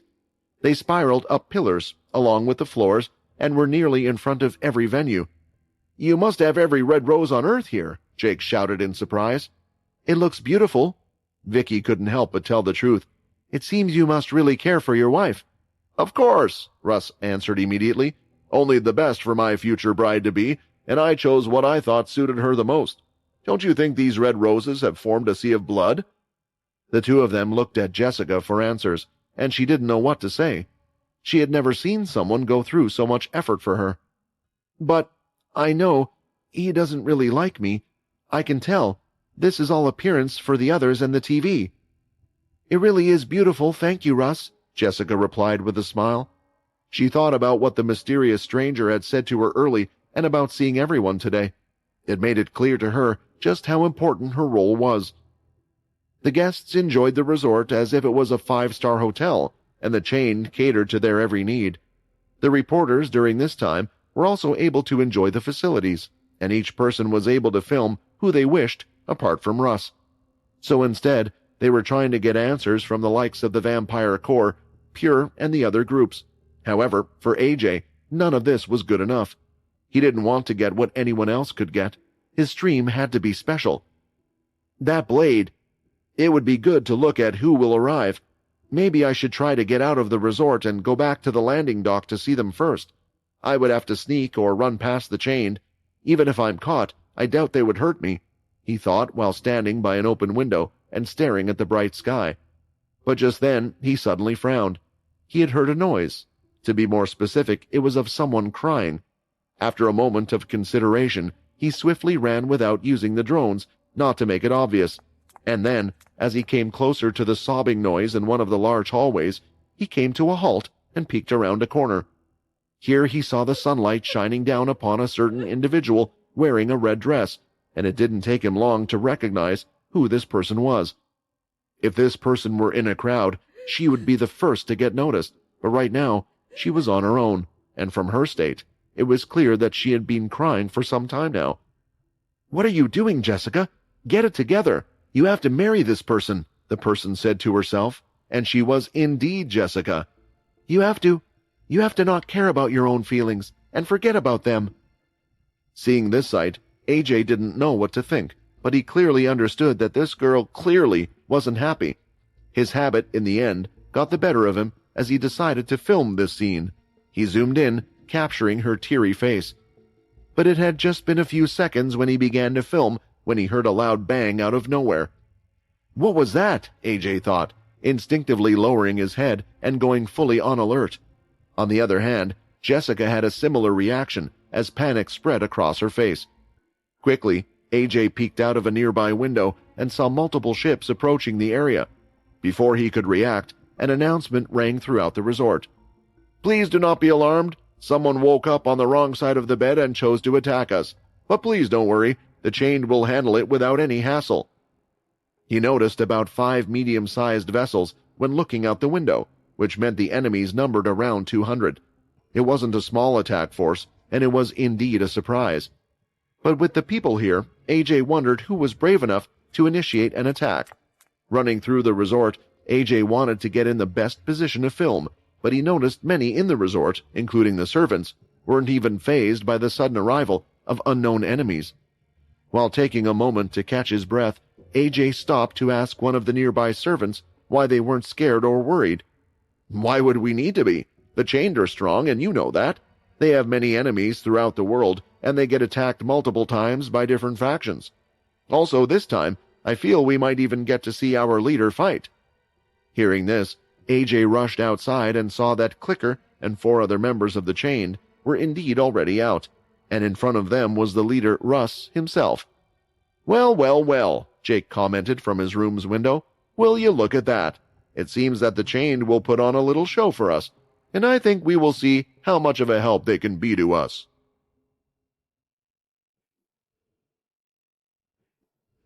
In the past, the Originals were a world-renowned group. There were 2 meanings to this word. They were the ones who originally had the power, and later on, they taught their abilities to the whole world. The second were the ones who, during the Dalki War, decided to keep their powers to themselves and did not share them with the public. The second definition of Originals became more apparent later on as they grew with power. These secretive groups would become some of the strongest factions, families, and travelers. And with how much time has passed, the world now thought they had access to every ability so far.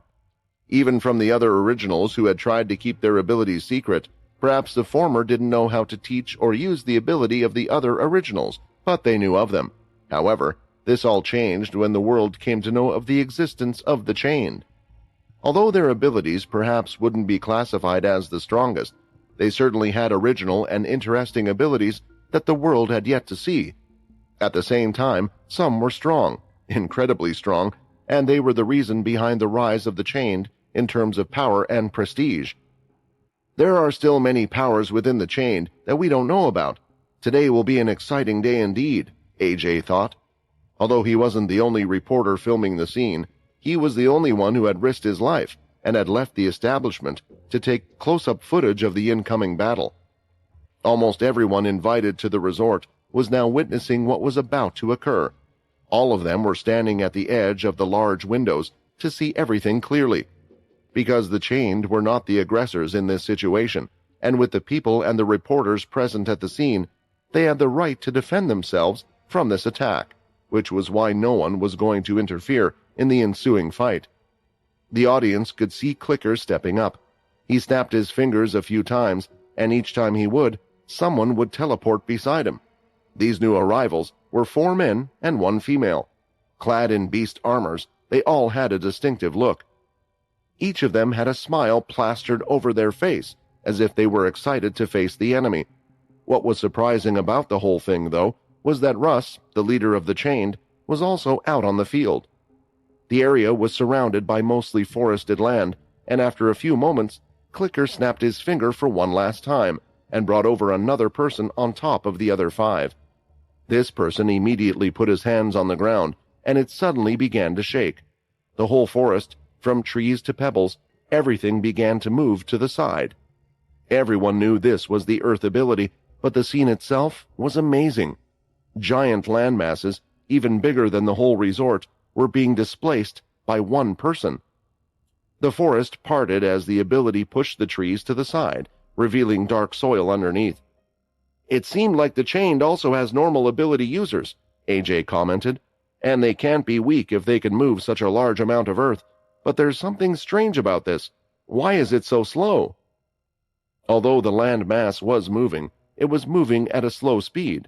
It was as if a low Earth ability user was making a move but had a high amount of MC cells, and this didn't make sense based on all their knowledge so far. Or perhaps it was just a talented person with a high amount of MC cells who didn't quite know how to use the ability yet. Either way, it wasn't important, and it seemed even more so since Clicker clicked his fingers to make the man disappear. "The hunters are here today to get the large bounty on your head," a loud voice boomed from the ship, leading the enemies. It looked most impressive, and was clearly the most powerful amongst them. "We've been planning this for a long time, and what better time and day to do it than today? The whole world will be our witness. The hunters are a strong faction that, rather than prioritizing hunting beasts, go for bounties instead. They go primarily for bounties on criminals and the like," AJ reported to his viewers. Due to him being directly on the field and recording a closer view of the action, most viewers had switched to his reporting channel. Although there is no public bounty out there on the Chained heads or the Chained leader, as they are an officially recognized group, the Chained are infamous for their past actions and covering up a lot of their wrongdoings. This has caused many underground and private groups to put bounties on the individual members of the group, and those bounties are most likely these hunters' goals. Amongst the people whom Clicker had brought out on the field was a young woman with a dark skin tone and large, frizzled hairstyle. However, what seemed most striking from her appearance were her pupils. They were white, as if she was straight out of a horror movie. Her name was Fizzle, and she also had the least amount of armor on her. In fact, it looked like she was wearing none at all, apart from what was on her legs. The beast armor made her legs appear twice the size and was glowing with a strange blue energy. It was a demon-tier piece of equipment, which the others in the group also possessed. During the first Dalki War, the humans had discovered the beasts and the beast solar systems. As time went on, people discovered and passed down demon-tier beasts, armors, and other legendary tier items such as this.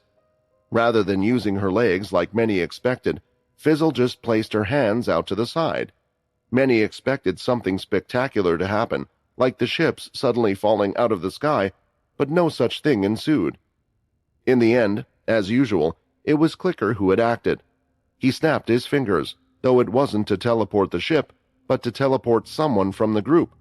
And in the next moment, a man, garbed in gladiator-like armor with a red feather helmet on his head, appeared right below the incoming ships.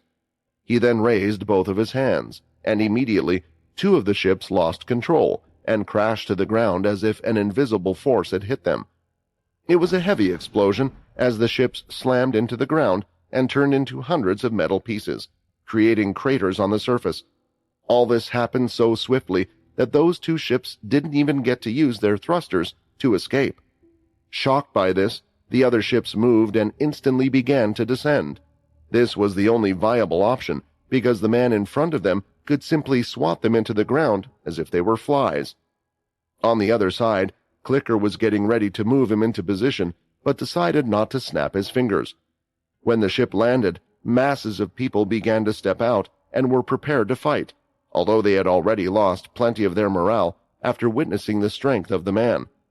Still, the hunter's leader, who was at the very front, spread out his hand, and with it, a solid form of blue lighting went out directly toward the lone man who had destroyed the two ships. The man who stood out on his own and was part of the chained went by the name of Locke. Upon seeing the incoming attack, he simply folded his arms. The Hunter's faction leader was originally a strong lightning user from the Greylash family. Before I say anything else, I want to remind you that not all lightning users are part of the Greylash family, and some have even defected from that group, just like this person, AJ commented. It was clear to see how and why, with such a strong ability and being able to use it efficiently, this person had become the leader of a strong bounty-hunting faction, where they had gotten their confidence from. Still, Locke wasn't scared, and just then, another man appeared beside him. He had a square face and went by the name Cube. At the perfect moment, just as the lightning was about to hit, Cube swung his arm, and the lightning suddenly got reflected and turned toward the hunters. In doing so, the lightning strike went directly to the large group of people and pierced a member of the hunters, and because of its intensity, the lightning bolt struck 5 others next to him, hurting and injuring them on the spot. "Return now," Russ said, walking over with the others following him. "Today is meant to be a joyous day, and I do not wish to get my hands bloody."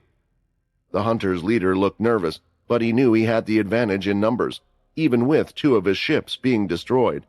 But there was one thing making him hesitate, and it was the fact that the leader of the Chained had yet to act. "I never thought we could beat the Chained, but I at least thought we could have put up a good fight, show how strong we were, and get some recognition and extra gold, but we have already lost a lot of people." Seeing his men physically in pain next to him, and by his own lightning bolt no less, made it so he had to decide. "We will retreat," he hollered. Not knowing all abilities of the Chained was a significant disadvantage to them. He had initially thought that his lightning powers would have given him the upper hand, but it was now useless because the enemy could simply reflect the lightning strike towards his people. As the hunters retreated, it looked like Russ was keeping his word, as he did nothing but watch the aggressors leave and enter their ships. They then flew up, and it looked like they were ready to run from the Chained faction gladly. The reporters were a little disappointed that they didn't get to see more fighting, but were still a bit satisfied that they could film something interesting. The ships hovered for a bit as they were ready to power through to head back to where they went, until both of the ships turned towards the main ship. There was a sudden silence on the field, and as everyone held their breaths, the ships suddenly zoomed right into each other and caused a giant explosion in the sky. This scene left everyone witnessing the incident wondering what had happened and just what other powers were the Chained hiding.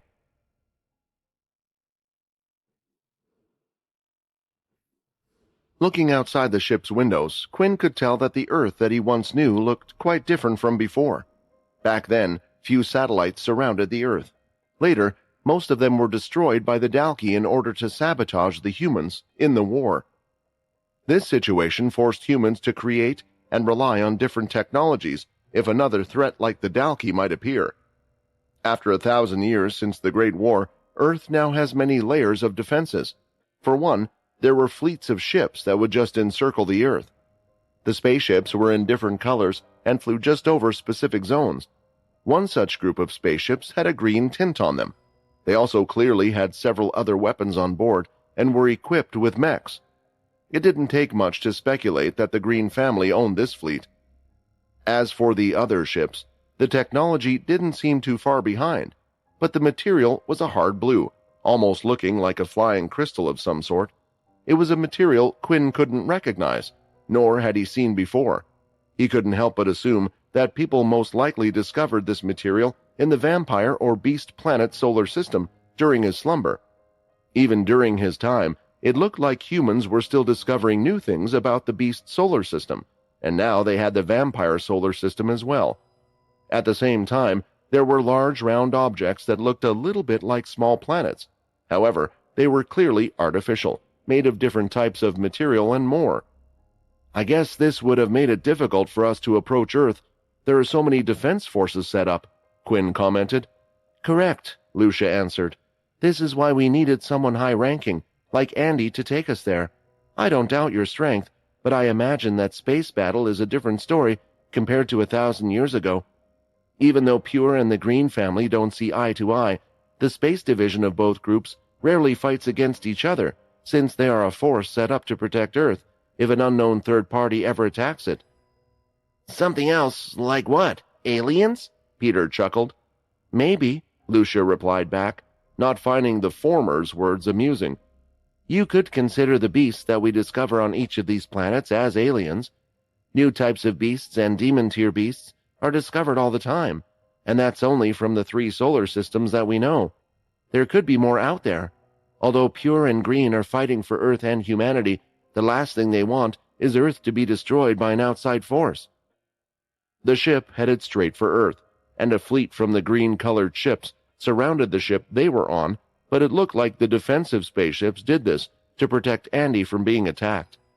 And eventually, when their spaceship entered the Earth's atmosphere, Quinn noticed that a lot of the land had been developed, but not as a living area. The current Earth was now mostly covered with an endless number of military bases. They say they are fighting for the people, Quinn thought to himself, seeing this. Yet, every family that just lived on Earth for peace is now living off the planet. While thinking about the current state of the world, Quinn's eyes landed on a city that looked a bit more habitable, but the most eye-catching thing about it was also a spherical bubble enveloping it. The bubble itself was slightly see-through, but would give off a green tint, and it looked like a force field of some sort. The city looked even more impressive because it was constructed above the ocean. Giant towers were rising out of the water, which then supported enormous platforms, and these platforms were the building blocks of the city. Then finally, there was the main building, which was taller than the others, and was the most eye-catching because it had a giant energy ball constantly sparkling above it.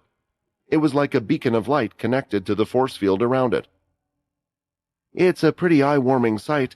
This city is where you have been trying to get to, because this is where Logan Green lives, Lucia commented. There are only 2 places where humans can live on Earth if they aren't involved in the fighting. One of them is the System City, which you're currently looking at. This city is from the mind of Logan Green. He's always looking for ways to expand it by researching ways to create an artificial landmass and for humans to live on large water bodies. The other is Pure's base, which has gone for a similar but unique idea called the Moving City. You'll see why it's called that if you ever visit it. Since both of their leaders live there, it's the most protected place on Earth, and that's why everyone considers it to be the safe haven of this planet. So far, none of these cities have experienced an actual attack. Pure and Green are not enemies. You can consider them as 2 political groups with extremists on either side. At least, that is how it is to the public. Some believe that once one side gets regional dominance over the other, this balance will instantly fall apart. Upon hearing her explanation, Quinn had a better understanding of the current situation, but it still made him wonder. What happened to Leo and Sarah, who had sworn to destroy Pure? Something big must have happened in the last millennia for Pure to get such a strong foothold on public opinion. The ship landed at the main Vampire Core base, which looked like the one on Mars, but it was far more extensive in scale. There looked to be around 10,000 or so vampires based here, which was a considerable amount. Quinn couldn't help but feel strange upon seeing so many vampires in one place, and the numbers were even more than that of a settlement. This sight confirmed one thing: there didn't seem to be a population problem for the vampires or humans anymore. Though one thing that didn't change even after 1,000 years was the atmosphere around the vampire bases. The bases have always had a dark vibe around them, and even the buildings were painted black, with a faint yellow glow coming from the crystals. Quinn was used to this, and he had no problem seeing everything with his powerful eyesight. However, instead of a tour or being welcomed, Quinn's group was almost secretly escorted through the buildings and were not even allowed to interact with any other vampires until they reached an area that seemed like a docking spot for multiple ships.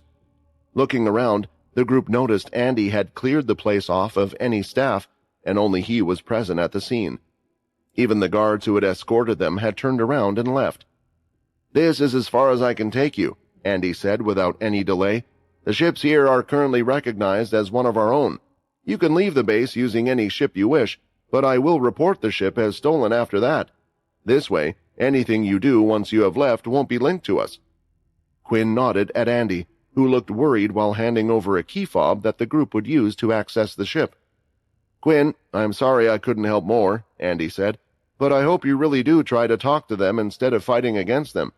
Or maybe just kidnap Jessica? You should know about the Blade family, and I am sure you're also aware of their real strength.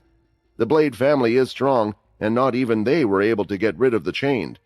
The former even attempted to exterminate the Chained, but failed, and in the end, they had no other choice but to let the latter settle down. Hearing this did make Quinn wonder a little bit. The Chained was a group that was once captured by Hilston, and Syl, whom Quinn knew beforehand, if he's still alive today, should have been as strong as Hilston, if not stronger. Either something had happened to Syl, or Hilston was somehow able to capture people even stronger than he was. The situation was peculiar, to say the least.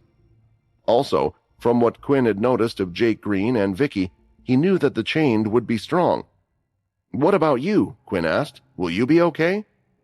Although Andy wasn't helping him much, the man in front of him was still the son of one of his closest friends. Thus, Quinn felt inclined to ask. "I am quite strong, stronger than you know, and I'm confident that I could even give you a run," Andy replied with a smile. "Although I lost that wrestling match, I haven't revealed all my cards.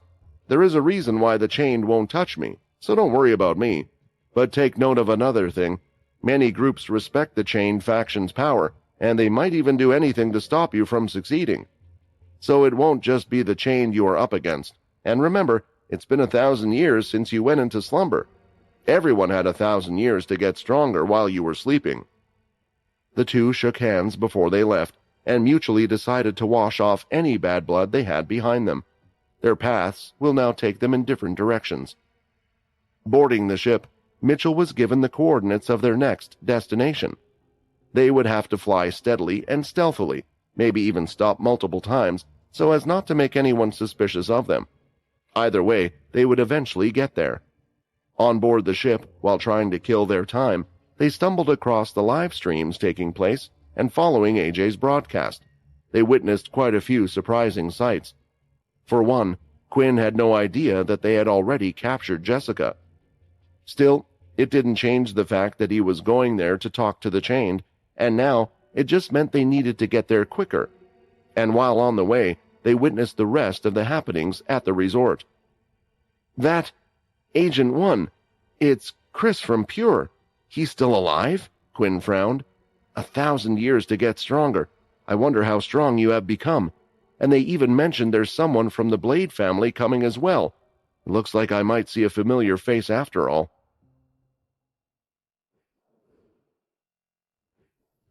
The group was still currently traveling around Earth, making frequent stops whenever they sensed incoming trouble.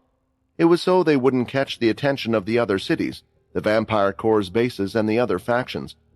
It was a good thing Mitchell had come along with them, since he could use the information provided by Andy to let them avoid any trouble. Apparently, Andy had left them more than just the directions to where the Chained faction's base was. He also informed them of the routes all the Vampire Corps' base would take and the patrols they would do. It was something Mitchell understood well and had often performed during his time as a lieutenant in the Vampire Corps. Currently, the group had stopped over an inhabited piece of land. There had to be some nature and greenery for the earth to remain habitable. So there were just, in general, protected areas where they would be next to no fighting. The whole group had deboarded and rested in one of these jungle-like areas known as the Amazon rainforest. They had camped close to a river where they could wash up and go over their plans. "We'll be here for a few hours, so use this time to rest. We still have a day before the wedding, and I doubt anyone would expect us to come," Mitchell informed the others. "This place reminds me of where Arthur used to train all the time," Minnie said, sitting on a rock. She reminisced about the Beast Planet, where she was raised and lived with her mother. Tears started to flow down her face, and it looked like there would be an outburst in a few seconds. "Minnie," Quinn called out with his arms folded, "tears will do nothing. Remember this. If you don't want to cry in the future, then there is something you can do.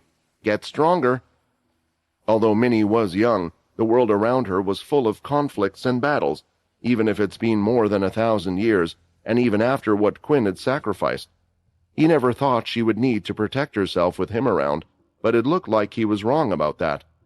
Also, giving her a goal to focus on would take her mind off of the past and even help her overcome the bad memories. Sure enough, it seemed to work as she wiped her tears off her cheeks and nodded with a look of determination. Since the group would be there for a couple of hours, Quinn did something that almost surprised everyone when he lifted his hand, and suddenly, as if out of the sky, a woman dropped down, falling face first on the ground. Right. Quinn looked at his hand as if he had done something wrong, because when someone came out of the shadow lock for the first time, their body would come out limp like that.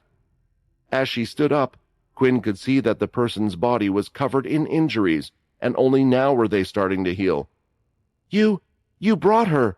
Lucia shouted, not surprised by the wounds, but the person who had appeared in front of them. "I had my reasons," Quinn replied. "She helped us out before, and she will continue to help us out now. We have someone from the Grey Lash family, the Vampire Corps, and now the Red Vampires here as well.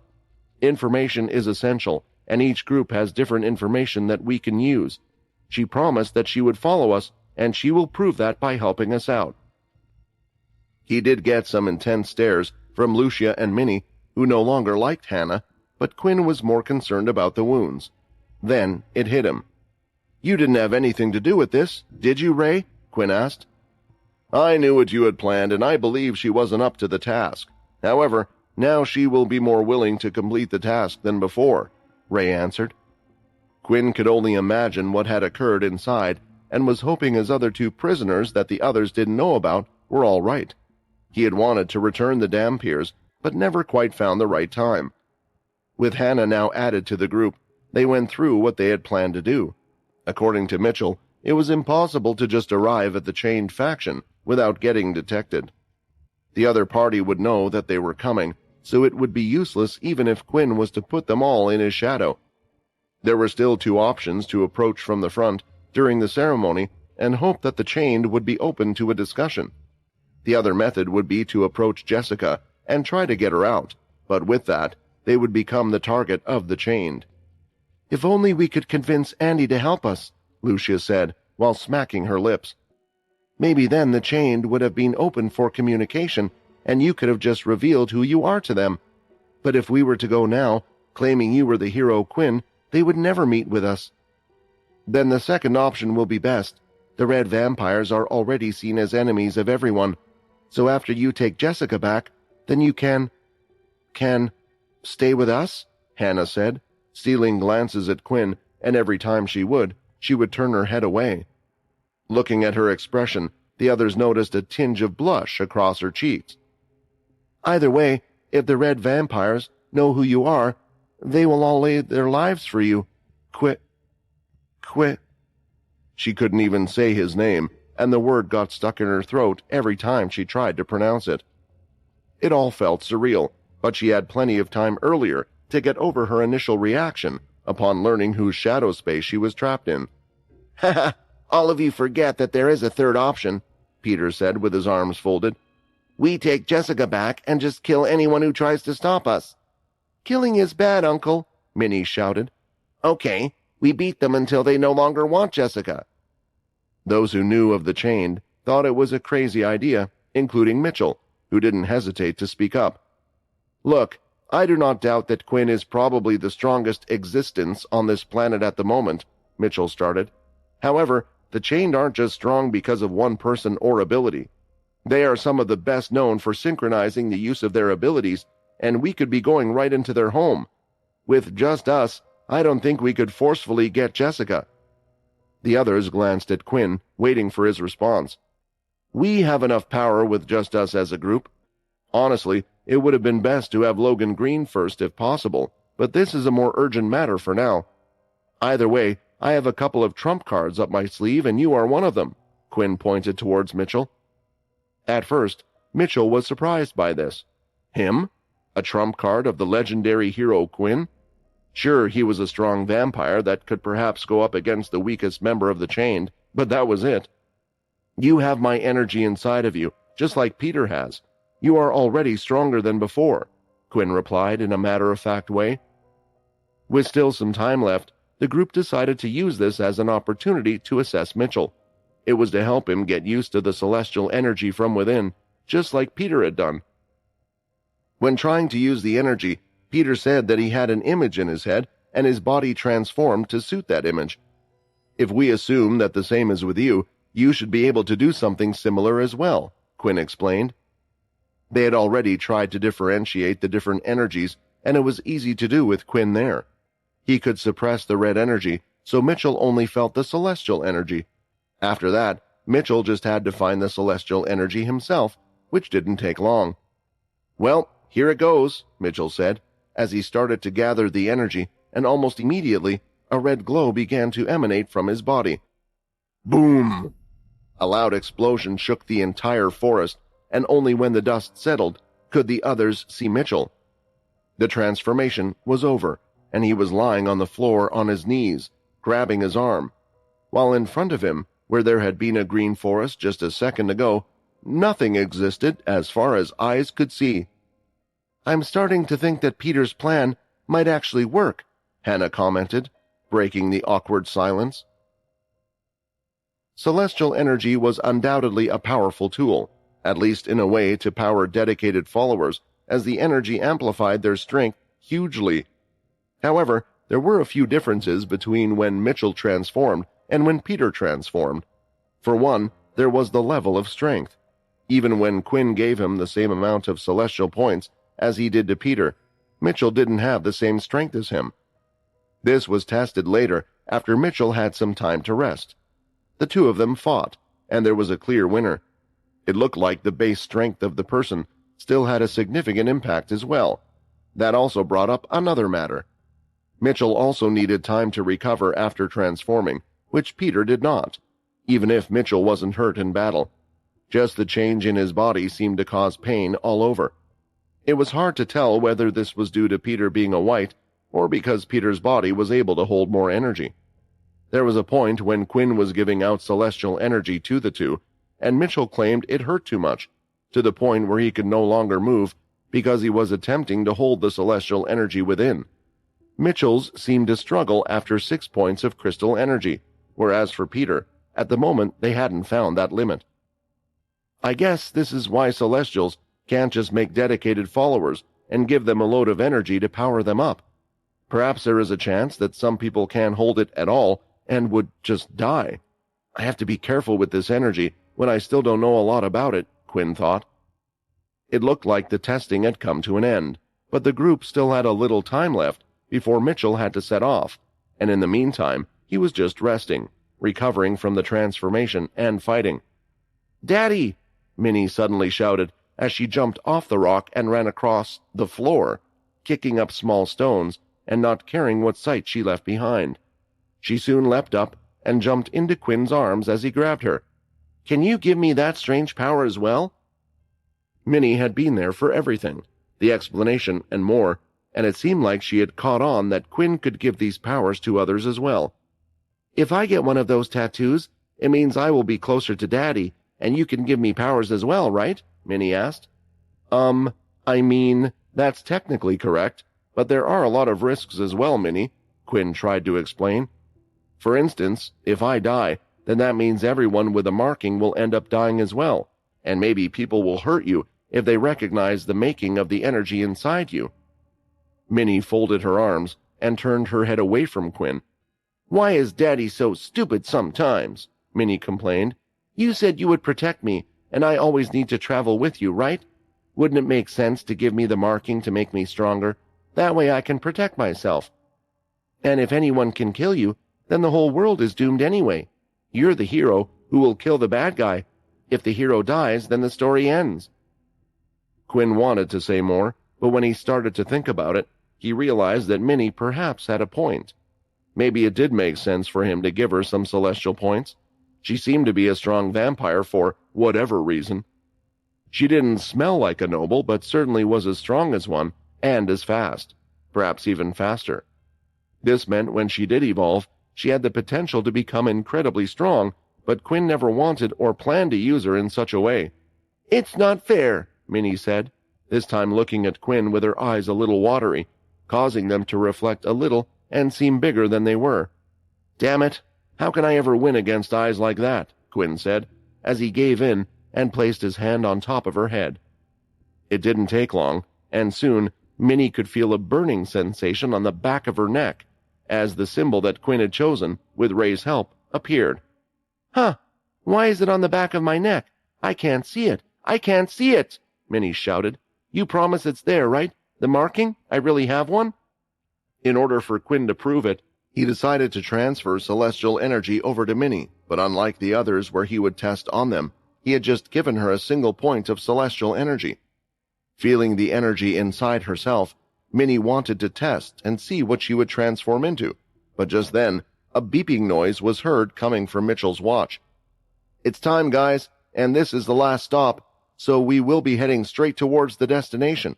With the expanded routes, we should arrive there by midday," Mitchell explained. The long flight was due to the course they were taking, not going directly there while also avoiding all the flight paths of the other factions, which was why it would still take an entire day. Traveling at a breakneck speed would also just cause the sensors to go off at each of the bases. Seeing how everyone was getting prepared for training, Lucia, who was in the main console alone with Quinn, finally saw that it was her chance to go forward. She slowly walked forward, and of course, Quinn could hear the sounds of the footsteps. "Quinn," Lucia called out softly, regretting approaching him midway. I have a question." Hearing this, Quinn let out a big sigh. "I'm sorry, Lucia. It's not that I don't want to help you, but I don't know what will happen if I do." Taken aback by Quinn's response, Linda decided to hear him out. "Right. I can't give you some of my powers like I did the others. Now, this is going to sound strange, but it's not because you are a vampire, but at the same time, it's also because you're not a vampire," Quinn said, placing his finger on his chin, confused by his own words. "What I mean is, the others, vampires have stronger bodies than humans, and the energy I give them, I'm not sure if it can be contained in a human. On top of that, they have lived really long lives. If I was to give you the marking and I was to go the next day, your life would be over. I know you want to help, but I think you can start to live your own life after you find yourself a little," Quinn said with a smile, a little proud of himself for getting himself out of that situation. Quinn, although I am a bit interested in your powers, that wasn't what I was going to ask," Lucia clarified. "I wanted to ask you, I knew you were important when we met with Xynon, and when you told me you were an original, but I never knew that you would be the great hero Quinn himself. Honestly, I haven't even had the time to process it all, or thank you for everything you have done so that we can live our lives. This is why, please forgive me for being selfish, but I wanted to ask you, and I know it's a long shot, but do you know about my family's great-grandfather, our pride, Robin Greylash?" Immediately, images of the dojo, where Quinn had seen pictures of the man in Lucia's house, flashed through his head, and it was too hard for Quinn to hide as his face dropped. It showed that he knew something, and Lucia wasn't going to like the answer. "You deserve to know the truth. I knew Robin Greylash, and I was the one that killed him." The first thing that came to Lucia's mind was that this had to be a joke. It was so surreal. It wasn't that she had a close connection to Robin Greylash. She didn't even know him, but it was something that their family had been wondering about for years. It was never quite clear how he had managed to die or what happened to him. They just knew the downfall of the Greylash family. Her part of the Greylash family started then. Since she had heard of this from her family so much, the family's obsession had somewhat become her obsession. To finally found out the answer by some accident, it didn't feel real, which is why she chose to think of it as a joke, but looking at Quinn's face, it didn't seem to be. On top of that, Lucia started to think, when had she ever seen the person in front of her lie? Apart from the lies that were made to cover up his identity, Quinn just wasn't that type of person, at least, not to lie or joke like this when it was a serious moment. What do you mean?" Lucia eventually said, taking a step back, thinking that there might have been more to this than she realized. "Are you actually against the Greylash faction? Or maybe Robin betrayed the Greylash and you had to get rid of him?" Hearing all these things, Quinn shook his head. I will explain myself. Robin was a great man, is the first thing I want you to know, and although I was the one behind his death, I had no choice, Quinn answered. Back then, the cursed faction that I was in control of, we're looking for demon-tier weapons that could help us in the war. There was one that was located on a Greylash planet, and Robin was sent to aid us. The demon-tier beast we came across was quite a strong one. It had the ability to control and take over a beast's mind, and not only beasts, but it could also control humans. The demon-tier beast had taken complete control over Robin at the time, and was using him as some type of vessel. He was so strong, one of the hardest enemies I had faced. The item was retrieved thanks to him, helped out the cursed faction and the whole world, but I had no choice but to— Enough! Lucius shouted, interrupting Quinn mid-sentence. I understand. You don't need to tell me any more. I understand what happened. Thank you. Thank you for telling me this, Lucia said, as she walked off and left Quinn on his own in the room. Well, looks like you really know how to upset a girl, Ray commented. Did I do anything wrong? I just told her the truth, Quinn replied. Well, it's kind of how you delivered it, and you have to think of her feelings as well in all of this. You knew this was her lifelong mission. She probably thought that she had to kill the person or go for vengeance or something, but now she's found out that there was nothing behind it. Anyway, you just need to be better at talking to girls. Otherwise, you might end up staying a virgin forever. Quinn's face went bright red at that moment. What are you on about? You weren't even with me the whole time, and I have had plenty of chances, and how can you know anything about that? You're a dragon. Please, I know your type, and I did have a family if you remember. Otherwise, you wouldn't be here today, you numbskull. Leaving the conversation where it was, and seeing the night sky outside, Quinn decided to try and get some sleep for the first time in a while. After all, there was a chance that tomorrow would be a big day. Lucia was in the sleeping quarters on the ship. Due to its small size, there were just several bunk beds in one room. However, the others didn't seem to be present, either in the dining room together or somewhere else. While Quinn was sleeping in the command room, the ship was on autopilot, and Mitchell would just come to check on it once in a while anyway. The great big mystery solved just like that, Lucia thought to herself, lying down. I left this place, feeling that I might discover something about myself, get stronger and bring back glory to my family name.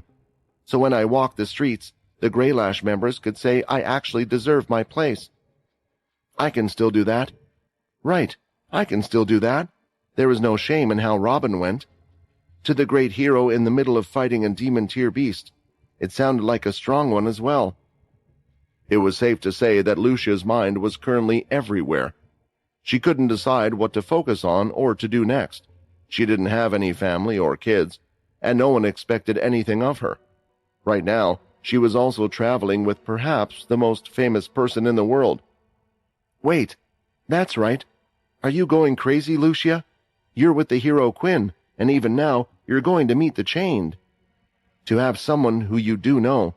For now, I'll just focus on one thing at a time, and that's saving Jessica. Thinking about this, Lucia realized that she needed to get stronger. Grabbing her spear, she started to think of ways to improve herself. Quinn's face turned warm, which made him finally open his eyes.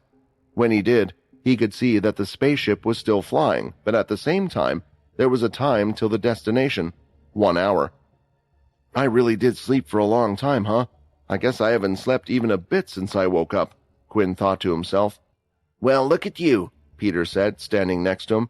This reminds me of those 1,000 years, where I stood here and you slept. Since you slept for 1,000 years, I thought you would stay awake for 1,000 years. I don't think that's how it works, Hannah commented, now also in the command room. Then how does it work? Why can't I just stay awake forever? Peter replied, which caused people to raise their eyebrows. Hearing Peter's comment made Quinn realize why he himself had been staying awake. It was because he was a little scared.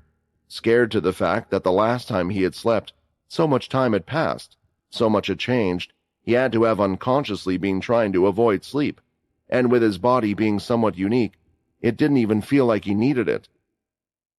Okay, so we are nearly at our destination, and before we arrive, I just wanted to go through some information about the chained, just in case we have to go with Peter's plan," Mitchell reluctantly said.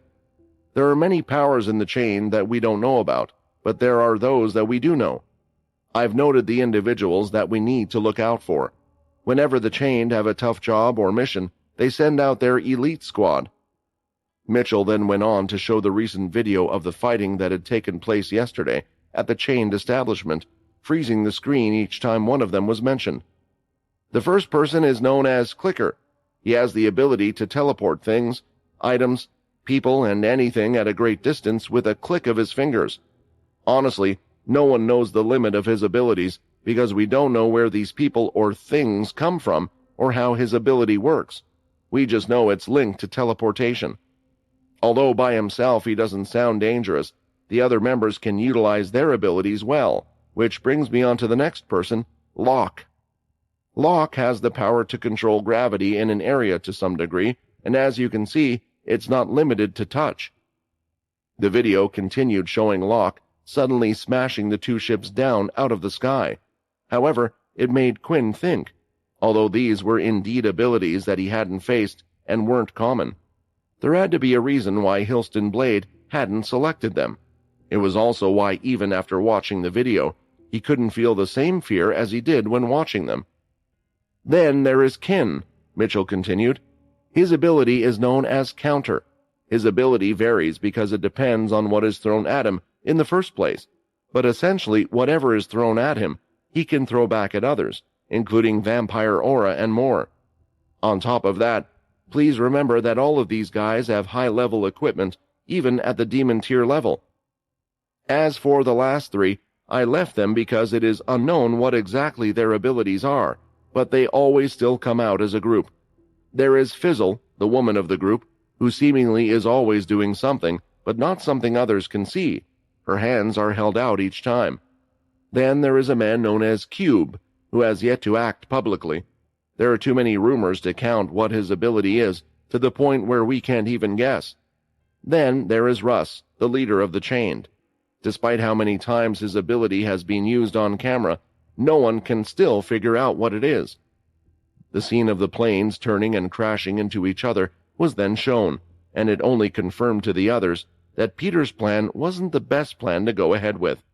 When looking at Peter, he answered, "I'm ready," as confident as ever.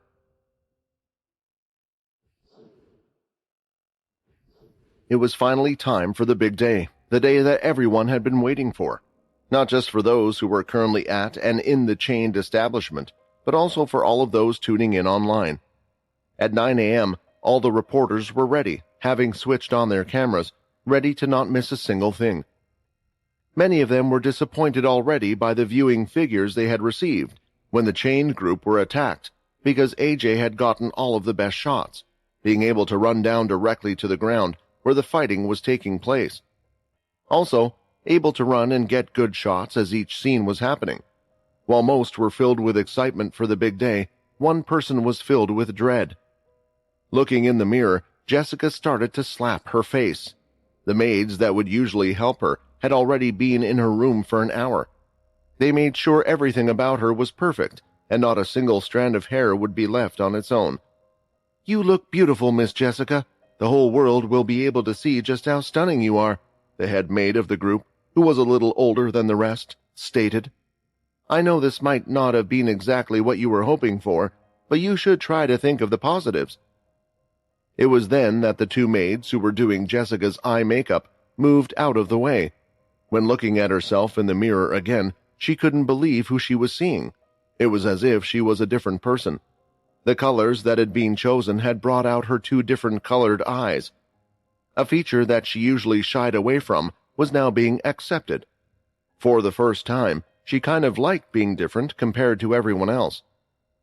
At that moment, the door swung in again, and 5 heavily suited people in beast armor and wearing beast weapons came through the door. There were 2 females and 3 males. They were core members of the Chained, judging by how confident they walked in and how the maids reacted as they nervously bowed their heads. The one standing at the front, a shorter female with red hair, stated why they were there. "We will be your escorts to the wedding. Not that we are expecting anything to happen to you, but just in case you get cold feet or are thinking of escaping, we will be by your side at all times instead of those maids." Jessica knew that she had been given the chained B team to act as her jailers. These guys were all strong, but they weren't part of the main force that would be with Russ nearly at all times. It meant they were treating her quite seriously, and of course, she would have no chance of running away at all. Even if she did, perhaps she wouldn't last a second against these lot. "When the Vampire Corps general arrived here, I knew that my fate was sealed. You don't have to worry about anything," Jessica replied. Her only hope was that maybe the general that the Vampire Corps that had been sent would be able to talk and maybe negotiate a new deal. When that didn't happen, she had lost all hope of ever being saved from something like this. There was no longer someone with enough influence to get her out of this that would care for her. "Honestly, the Vampire Corps unit has already tried and has done enough. I understand them," Jessica thought. All she could do now was wait. In the middle of the night, the house guests had heard a lot of noise, and now that they were heading to the location where the wedding would be taking place, they could understand why. For just outside the establishment, where the Chained had fought a small battle, was completely transformed. There was beautifully laid out, cut grass, greenery that wasn't there before, and they had even made a large river right behind a giant arch made of red roses. The river was so large, it looked like a wedding was taking place by the sea. At the same time, down the aisle it was also filled and scattered with red roses that seemed to be somewhat stuck down, as the wind wasn't even moving the petals. Then, on either side, countless round tables for the guests to sit on. The area was more than large enough to fill the 200 guests that would be attending the wedding. The Chained, reporters, and honored guests. Currently, the honored guests were being escorted by the maids and butlers of the enormous establishment. It seemed all the workers of the large shopping mall-like place were there to aid the wedding for the day. As for where the group was being led, it was a table right out at the front so they could see everything. "They are a little brave, aren't they?" General Fiswell of the Vampire Corps commented. "I mean, to put us all close together like this. Just the walk over here was intense enough as it was." Agent 1, Chris, couldn't help but laugh at this comment. "It was a joyous wedding day that's being broadcasted to the whole world. If anyone was to cause a scene here, they would lose the public's favor, and besides, it's not like any of us have strong disfavor to this wedding." Chris looked at the blonde Dampier by his side when saying these words. The two locked eyes for a second before she eventually folded her arms and turned away. This seemed to be a sign that she wouldn't act out. "It looks like the young Dampier can control herself," Jake commented, since she had lashed out at the last meeting. "We have made a deal now. We had no deal before." When the Dampier said these words, she couldn't stare at Fiswell, and even when taking their seats, she quickly changed her name tag, so she would be sitting next to Chris and not close to the vampire. "Oh, you have truly hurt my feelings," Fiswell smiled, noticing her little action. "Please remember that the bride is a vampire as well, so control yourself when you see her." It looked like the Dampier wanted to say something, but she said nothing as she continued to look away and looked straight at the rose arch. While looking around at the table, Jake noticed two things. One was the name of the Dampier, which was Flora. Then he noticed that there was an empty seat. It had no name, but just the word Blade on it. "We sent them the message, and they still haven't arrived. They said they would send someone, but I don't know who will come." Soon, more of the Chained started to come out as they went to their assigned tables, and unlike before, when the others were walking around the establishment, all of them had beast gear on, as if they were ready for battle any second now. "Wow, it looks like I was the only one that dressed up thinking we were going to a wedding," Fiswell commented. "I made an effort as well," Chris said. "I wore a shirt today. Usually I just come to these things shirtless. It's freer." With how many enemies the Chained had, and with what happened yesterday, the reporters thought they had good reason to come out in beast gear. Most of the reporters were standing off to the side, filming everything, while hosts and co-hosts sat down in their seats. Still, the main group and couple had yet to come out, but everything else was ready. Food and drinks were set on the table, and guests were told they were allowed to eat for now. Jake and AJ watched everyone and everything closely when they both noticed a bit of a commotion going on at a table not too far away from where they were. "I can tell what they're saying if you want," Fizwell smiled. "Remember, I can hear them even if they are whispering. They said a ship has arrived, and they're claiming to be from the Blade family." The spaceship was soon permitted to land, and it landed on the same spot where all the guests had arrived the other day, which was quite a distance from the wedding venue. Most of the reporters guessed who could have arrived, and after hearing the conversation, they felt like it could only be one. Some even got up, and the others also wanted to follow them. "Stop!" A loud and forceful yell from a large man boomed across the scene, leaving the sheets covering blown away in the aftermath. "Everyone, including all the reporters, are advised to stay here and not wander off. The guests will soon be directed to their seats, and the ceremony will commence soon."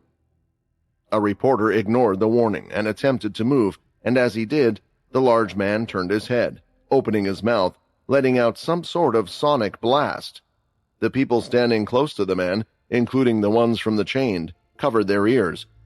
Still, it didn't help much as many of them were bleeding, and only a few who were better at ki could shield themselves from any injury. Unfortunately for the reporter that moved, he was knocked off his feet, and his whole body skidded across the floor. The reporter quickly got up from the ground, and didn't look like he was majorly hurt. Even he was surprised as he turned to the others, but he soon nearly burst into tears as he realized what had occurred. "My equipment, my watch, and the drones, they're all destroyed. How will I record now?" the reporter despaired. The large man went for the cameras and other pieces of equipment. Somehow this member of the chained was skillfully able to use his powers to target just the equipment. Seeing this, the reporters decided to do as they were asked and return to their positions. In some ways, now that they were unable to film the event, the reporter's career would now end. One of the biggest events in history, and because of a mess-up, their news channel wouldn't be able to report it. He would no longer be a reporter after today, and the reporter himself also seemed to know it. "Damn it, that other one was too fast," the large man grunted as he slightly stretched his jaw, opening and closing it for a bit. The others heard what he said and wondered what had happened. However, a few of the reporters had already seen it. It was AJ. While the commotion was going on, when the man had let out his deadly scream, he had used that opportunity to run past and get to the other area. Seeing how they knew someone was coming, a different group of the chained was there to greet the Blade, and amongst them was one of the central figures, Clicker. Clicking his fingers, he and 5 others were at the ship's docking area, ready to greet the person who was about to arrive.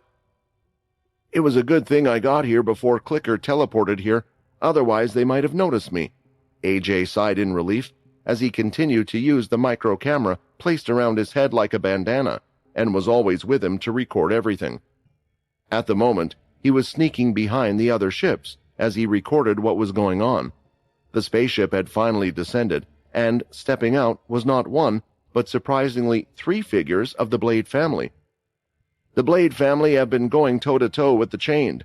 Both of these supposedly have a bad history with each other, which none of them wishes to forget, AJ reported.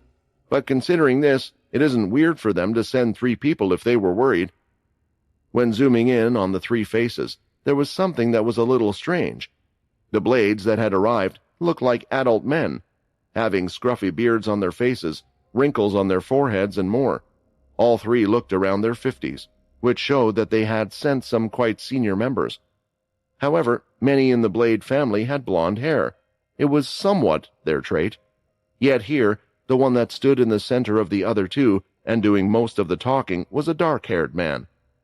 This person hadn't been seen on camera or in public many times. AJ even recognized the other 2 Blades behind him, but not the man leading the entourage. Who is he? AJ thought. It's quite unfortunate that Russ hasn't come to see us himself, the dark-haired man commented. Well, he greeted almost everyone yesterday. Since you arrived late, he wasn't able to today. He is busy preparing for his big day, Clicker informed the other. Late? The man in the middle raised his eyebrow. The wedding hasn't ended, has it? I just didn't want to stay in this place for more than I had to, just in case there were any surprises you had for us. There was silence between the two groups for a while, until Clicker eventually stepped forward and asked the others to follow. Seeing this, AJ moved between the ships and waited for them to get quite the distance ahead before he moved. This is a little strange, AJ thought. Why won't Clicker just teleport them to the venue? Either way, sensing that something might happen soon, AJ decided to do his best to follow them without getting caught. Eventually, they entered the large establishment and walked through the entertainment section. It had a giant skate park, arcade games, and many recreational spots. AJ again felt this was strange, but he was too busy trying to pinpoint who the mysterious blade stranger was at the front. Wait, maybe he's not actually a blade? He might not even have the same powers as them, AJ guessed. At that moment, out of one of the shops, a large red beam of energy came out right towards the three blades.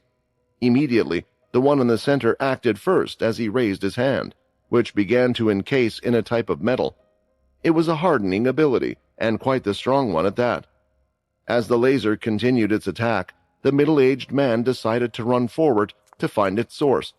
The speed at which he ran wouldn't in no way be considered normal, and in the next instant, the chained member who had sneak attacked was caught and held right by his neck. "You think you can kill us? What does that mean, Clicker?" the blade asked, and proceeded to slam the man on the floor and placed his foot right on his neck, ready to crush it at any second. "I don't know what this is," Clicker responded, unbothered with the incident, "but you should know that many of the chained bear a grudge against you for killing their family members and friends. Possibly he acted on his own. I guess I should take you straight to the venue. I wanted to give you a slow entrance into the place, but teleporting directly would be much safer. And please, if you could remove your foot, I promise I will inform Russ of this incident." It looked like the middle-aged man was in the middle of deciding what to do, but there was one thing that AJ was sure of now, and that was the fact that this person was definitely a blade. They had used two abilities at once, and judging by their strength, they had to be high-level ones, meaning that perhaps this person could hold more than two abilities. "Fine, just take us to the venue," the dark-haired blade relented. As soon as the middle-aged blade stepped back, Clicker clicked his fingers and teleported everyone, including AJ, who found himself outside back with the other reporters. "They knew I was there the whole time," AJ gulped, but he continued to film the main table, to which everyone was paying attention. The two other blades with blonde hair were escorted to another table while the one leading them earlier headed to the main table, and that's when Jake and Vicky stood up. "It's nice seeing you, Uncle Shiro," Jake smiled. Rather than a mere handshake, Jake opened and greeted Shiro with a large bear hug, earning him a few pats on the back from the latter. The strongest human sure wasn't shy about showing that he was close with the Blade family. The reporters were commenting on this because they knew it was strange. For one, the Green family were working closely with the Chained. There were talk shows that had clips for days of the two groups fighting together against beasts. It was to show the Chained's strength, to get more people to feel safer with the Greens compared to those of Pure. However, there was one thing that was clear, and that was the relationship between the Chained and the Blade family, which is why they thought that Jake wouldn't have acted like this so publicly. "You know you shouldn't be doing this," Shiro commented, but couldn't help but have a smile on his face. "Who cares what people think? You've known me since I was nothing but a small brat. The only one who I would have to listen to is my old man." There was a scoff following Jake's declaration, so he quickly corrected himself. "Next to my beautiful mother, of course." When pulling away, Jake noticed something, and it wasn't just the eyes of all the reporters. It was the slight heat that was coming off from Shiro's body. "Did something happen?" "Nothing I couldn't handle, and definitely not anything that needs to be talked about here," Shiro replied, getting ready to sit down. "Don't look at me like that. If it had proven to be too much for little old me, then he would have helped out." Jake didn't look too confident about Shiro's words, even after the other had given him a wink, but decided to leave it for now. He understood that this was neither the time nor place to talk about those things. Unknown to the two of them, The whole world was currently talking about the Blade family. This was because many people had seen the strange attack that had occurred from AJ's live stream. There were people on both sides arguing their case. One side claimed that this had merely been the action of an individual, therefore it shouldn't represent the chain as a whole. On the other hand, the others at least blamed Clicker for failing to teleport the guy away, or at least the Blades to safety. More radical ones went as far as to accuse the chain directly, with this being just a test. "Hey guys, I would appreciate it if you stopped talking about that, because I'm scared for my life right now," AJ thought to himself, still nervous inside. He was battling with his own feelings. As a reporter, he was naturally excited that everyone was talking about his captured footage, but for the first time since seemingly forever, he truly felt in danger. The fact that Clicker had included him in the teleportation meant they had already known he was there. This was different to filming battles that had already started between Pure and the Vampire Corps, or filming factions fighting against beasts. AJ had possibly not only caught, but also released something that the Chained would surely not like having been made public, especially on this particular day, making him into an actual target. He was just hoping that now that the last VIP guests had arrived, this event would move on quickly. "No more risky moves. I'm glad that I didn't release that footage of Jessica crying. Maybe if worse comes to worst, I can use it to bargain my way out or something," AJ thought.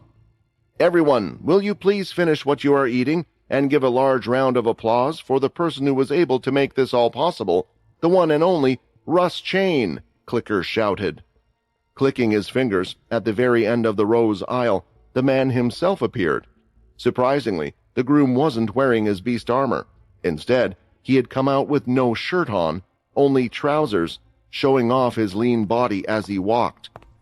Now with his top off, the large tattoo with black chains was completely visible. It was going across his back and chest, crossing over where his heart was, which also had a tattoo of its own, being locked up by several chains. Clicker continued to click his fingers, summoning the elite team of the Chained, making them appear by the only empty table. Everyone clapped as they saw Russ out of respect, and soon he walked down the aisle on his own, all the way to the giant arch. It certainly wasn't like a conventional wedding, though honestly no one had expected it would be. When Russ eventually got onto the stage, he turned around and looked at his guests. Without the need to say anything, the crowd went silent, intrigued by what he would say next. But first, he shifted his head to the Blades, especially Shiro. "Honestly, it was hard for me to imagine such a day would ever come, but now look at us. Our group has been able to establish itself to the point where we're able to meet eye to eye on the same level as these figures here. However, I want everyone present to know that it wasn't easy for our group. No, for us it was one of the hardest things to accomplish.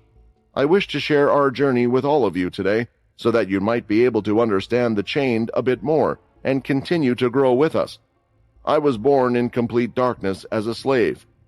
Russ let a moment of silence pass to instill what he had just revealed. "I don't know much about my mother, apart from the tales my friends and what I came to call my family had told me, but I do know one thing for sure, and that is how she died. You see, a long time ago, many of those you see here today, a member of their family line, had been captured by the Blades for one simple reason. They desired their power. My mother was also among them. The Blades named those like my mother the Chained, because that is what we were to them. Nothing but cattle that got chained up to prevent us from using our powers to escape, to be used whenever they desired. It's impossible to tell whether they don't know about my mother's pregnancy, or they simply didn't care. They left her in a dark cellar where she had to live off of the scraps of food. Despite some others sharing parts of their own meals with her, my birth had left her too exhausted, leading to her death. Now, would the Blade family let a little child go? No, they kept me chained up just like my mother, in the hopes that I might have inherited her powers, or perhaps developed something else entirely for them to use." A lot of people were shocked to hear this. They knew of what the Blades had done.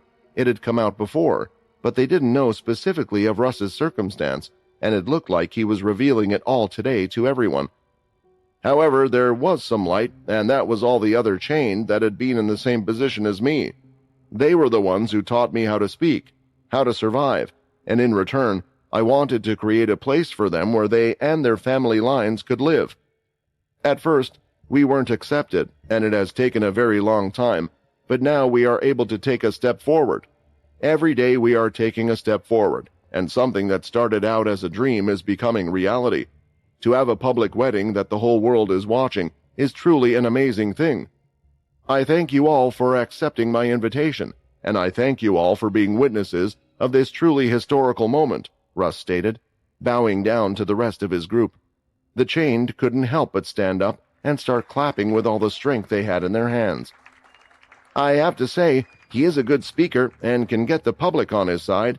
Working with him was the right thing, Fizwell mused. I'm glad he's not an enemy. Hearing this, Jake and Shiro looked at each other, but since Logan wasn't here, they clapped away, joining the other guests. In the middle of the applause, suddenly Clicker was made aware of something as a person approached him and whispered in his ear. What did you say? I don't care. Just get rid of the problem. The wedding is about to start. We can't have any more distractions, Clicker replied. Of course, AJ had been paying attention to Clicker this whole time due to his fears, and it allowed him to notice this while everyone else was focused on Russ. Seeing this, he also could see off in the distance that a ship was approaching them. Looking and filming the complete thing, it wouldn't be long until the others would notice, but before that could even happen, a large energy beam was used, hitting the ship. It created a large explosion and a bang, turning the heads of all the others. They could see a large dust cloud but no ship, and so everyone was confused about the meaning of this. Everyone, please don't worry, Clicker shouted. We were just testing something. Let's sit down and continue on with the big day. It was strange to see the explosion, but it wasn't too large to be anything significant, the others realized. After all, it was a small ship. The explosion was just bigger than the ship, yet AJ had managed to spot something. Quickly pulling up a tablet linked to his cameras, he went through the footage and rewound it, slowing it down, and he definitely had caught something. Just before the ship was hit, it looks like some people jumped off, but then they suddenly disappeared. Into a shadow? The sound of clapping and cheering reached her room, only making her feel even more nervous. Jessica could hear her pounding heart, which was a very unusual feeling for a vampire. What is going on outside for everyone to cheer so much, and how long will I have to just wait here?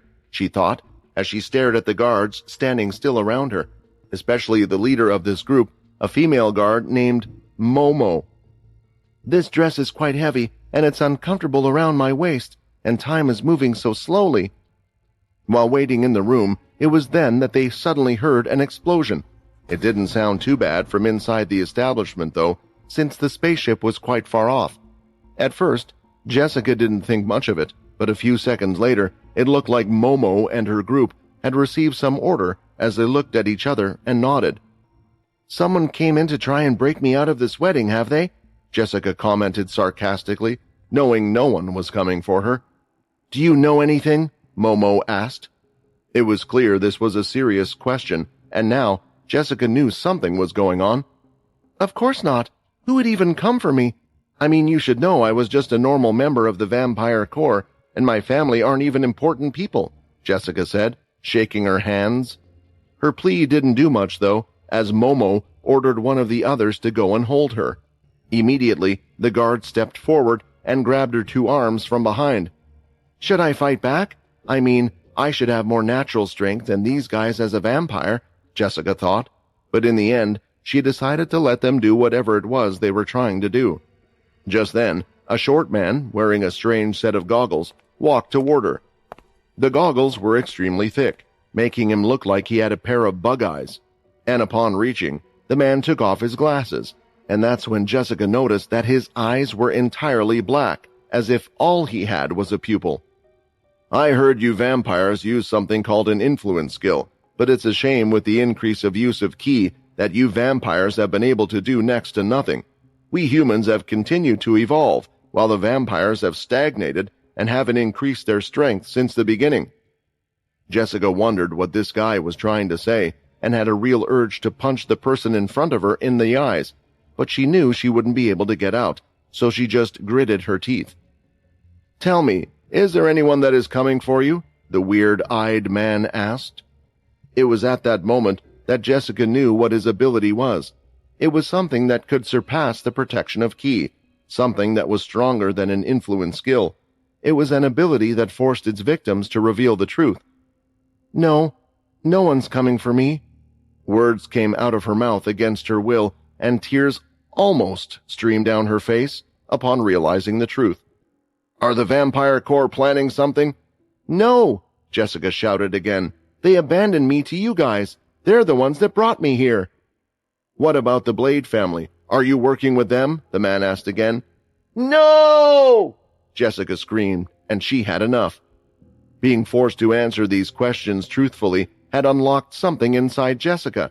She realized that she had no one, and in the end, why was she then keeping her secret from these people? Why was she trying to do anything for them when no one would come for her? Screaming at the top of her lungs, Jessica summoned the power from within. Her right eye started to glow yellow, which had somewhat shocked the strange bug man. She had gathered her Dhampir power, as she usually did when she got into challenging situations. Her secret was now revealed to the Chained, and what they would do with this information was up to them. However, that was not important right now. The inside of her chest started to glow, and it was then, sprouting out from the back of her body, a hard wrapped red string.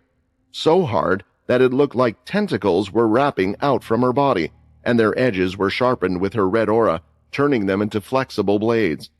Immediately, 2 of the string tentacles stabbed into the arms, holding her, and then coiled around the arms, tightening their grip on the attacker's forearm. Screaming at the top of her lungs, Jessica used all her strength to lift the man and slammed him right on top of the strange, bug-eyed man, causing the two to crash.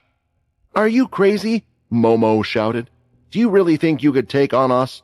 And even if you can defeat us, did you forget where you are?" Ignoring what the person in front of her was saying, Jessica used the rest of her string as a shield, spun it around her, and ensured no one got close. She was determined to get out of here no matter what. Like a spinning top, her string blades could spin nonstop, and now all she needed to do was run out of the place, but that was when something strange happened. Momo began walking towards her, and just when she was inches away from being attacked by the strings, she disappeared from her spot, and in the next instant, she had already grabbed Jessica and slammed her face onto the ground. There was intense heat that slightly burned Jessica's face, coming from the gauntlet that Momo now had in her hands. "Don't damage Russ's wife's face," a guard shouted. Hearing this, Momo quickly let go, and by the time Jessica got up from the ground to attack her again, Momo had returned to her previous spot. "What was that? How did she manage to get close to me? That makes no sense. Does she have teleportation powers like Clicker? But the Chain don't usually share powers like that. It must be something else." The number of abilities in the Chained created a significant disadvantage when fighting against them. Still, since the Chain didn't want to hurt or kill her, she could use that as an advantage. Using her soul weapon again, she was ready to get out as she wished until one of the men lifted his hands, and something strange happened to her string. She was no longer in control. Her solid-like string tentacles had wrapped around her own body and created even more strong wrapping around her stomach until she was completely tied up. "Do you really think we are just random guards from the Chained?" Momo stated. "We could have killed you in a few seconds, but we aren't allowed to, which is why you were even able to put up that little show. But I guess one interesting thing came out of it." The group started to laugh as they walked up to Jessica on the ground. "You are really an idiot, and you aren't strong enough to do anything." Just then, from under the door, a shadow entered the room and went to where Jessica was. It was quick, and the guards didn't even have a moment to react. Then, rising from it, was a lone figure wearing the sharp silver-blue fang set. "Nitro, accelerate!" The guards only saw the figure for a second, but with a single hit here and there, they were sent flying out of the room, slammed into the ground, and made so they could no longer move.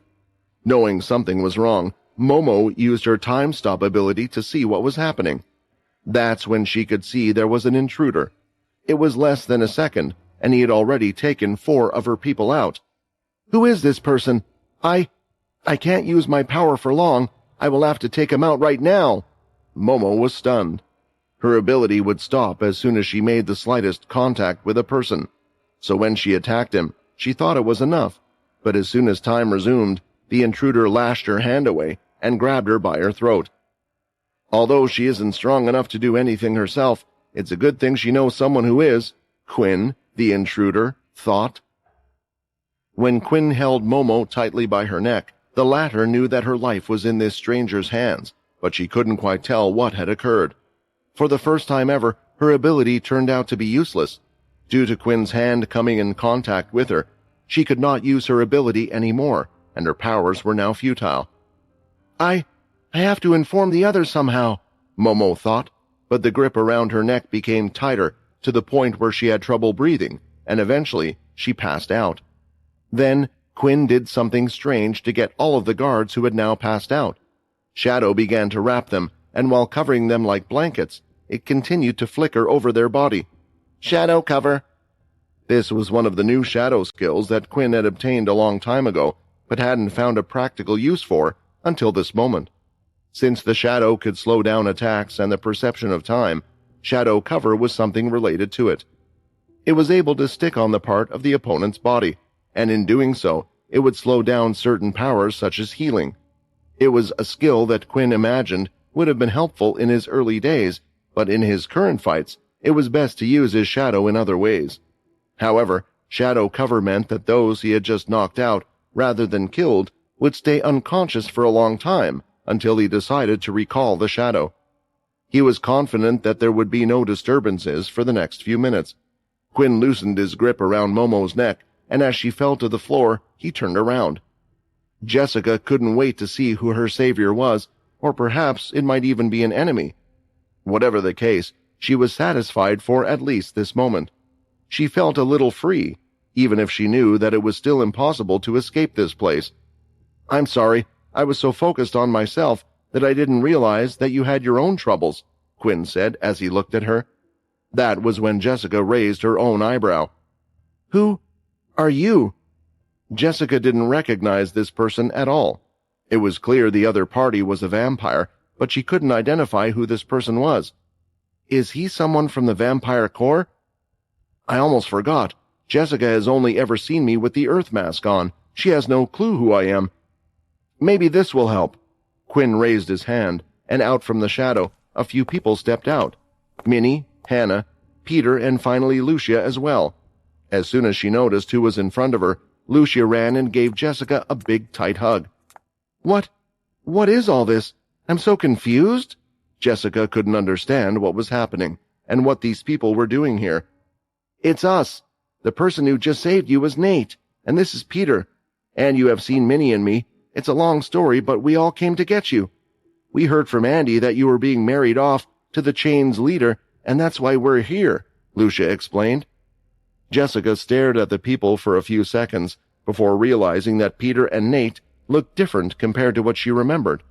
Still, she also knew that the two always seemed suspicious, as if they were hiding their identity. Either way, even if they were showing their true self, she couldn't have recognized them. Seeing the people who she had just met taking such a big risk in coming here, she couldn't help but get emotional as a stream of tears flowed from the corner of her eyes and onto her white wedding gown. It was a sweet moment, but it didn't last long, as Jessica soon wiped the tears away as she came back to her senses. "You all of you have to leave. This is the chained we're talking about.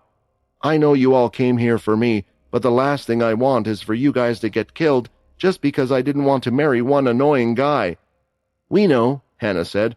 "Trust me, we have told these two countless times who the chained are and how strong they are, but they have still decided to come for you." There was still a terrified countenance on Jessica's face, and she was trying to find the words to speak to them, to make them go back. She didn't understand why they would come for her. Perhaps if she did understand, she could convince them to go away. But it was then that Quinn walked up to her. "I know you're concerned, but we will try to talk to them. I also know you're doing this for others, but it's not right." The world I fought for was not one where people had to sacrifice themselves for stupid things like this. I will talk to them, Quinn spoke. And if talking doesn't work, and I have a strong feeling it won't, we can always go with my plan, Peter said, while punching a fist into the palm of his hand, making it clear what the other plan was.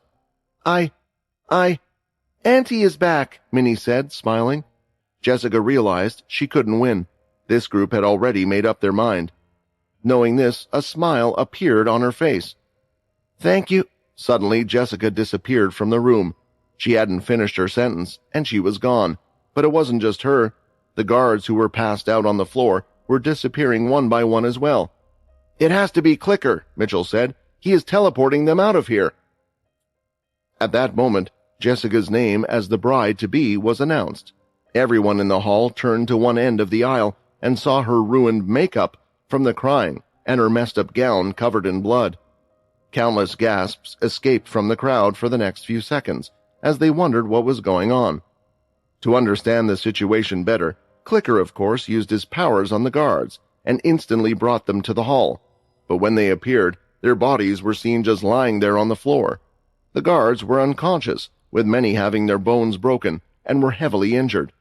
AJ zoomed in on Jessica's face. I knew that she wasn't happy with this wedding. Did she try to escape? But I was unaware that she had so much power to defeat many of the chained guards. Realizing what had happened to herself and her friends not being around her, she knew she could be in danger. She could see Russ standing there bewildered while staring back at her. It was the first time she had seen such an expression on his face, and for some reason, this gave her immense courage. Grabbing her dress, tilting her head back and taking a deep breath, she readied herself. Russ! Jessica shouted at the top of her lungs. I refuse to get married to you. I want to live my own life. There was pin-drop silence in the hall. From the chained to the reporters, no one dared to say anything. She just refused publicly. What is going on? What's giving her the courage? AJ thought. The state of the vampire corps, the chained, and now the public knows that the bride is to be unwilling. Although I guess many of them knew that this was a political marriage in the first place. Jessica, what has happened? Did someone attack you? Has someone tricked you? Clicker was the first one to speak. If you are in trouble or don't feel safe, you can speak to us. You have always been free to do as you wish. Clicker was doing a good job trying to calm the situation, and with how Jessica was right now, it did seem like something must have happened that they were unaware of. This could get a bit messy, but she has no choice. She won't be able to get out of here even if she fights back, Shiro commented. Some of the other chained had quietly stepped forward, while Jessica, on the hand, gulped. But just as she took a step back, Jessica felt her back hit something solid. It's okay, a familiar voice entered her ears. I said I will talk to them. Pushing her behind him, Quinn walked forward, and instantly everyone's eyes and the cameras were upon him. He was now the center of the world's attention once again. But this didn't faze him any bit, and without hesitation he said, I'm here to talk with the chained to call off this wedding.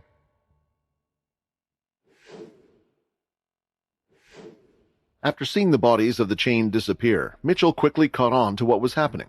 After all, being part of the vampire corps, he was aware of the chained abilities.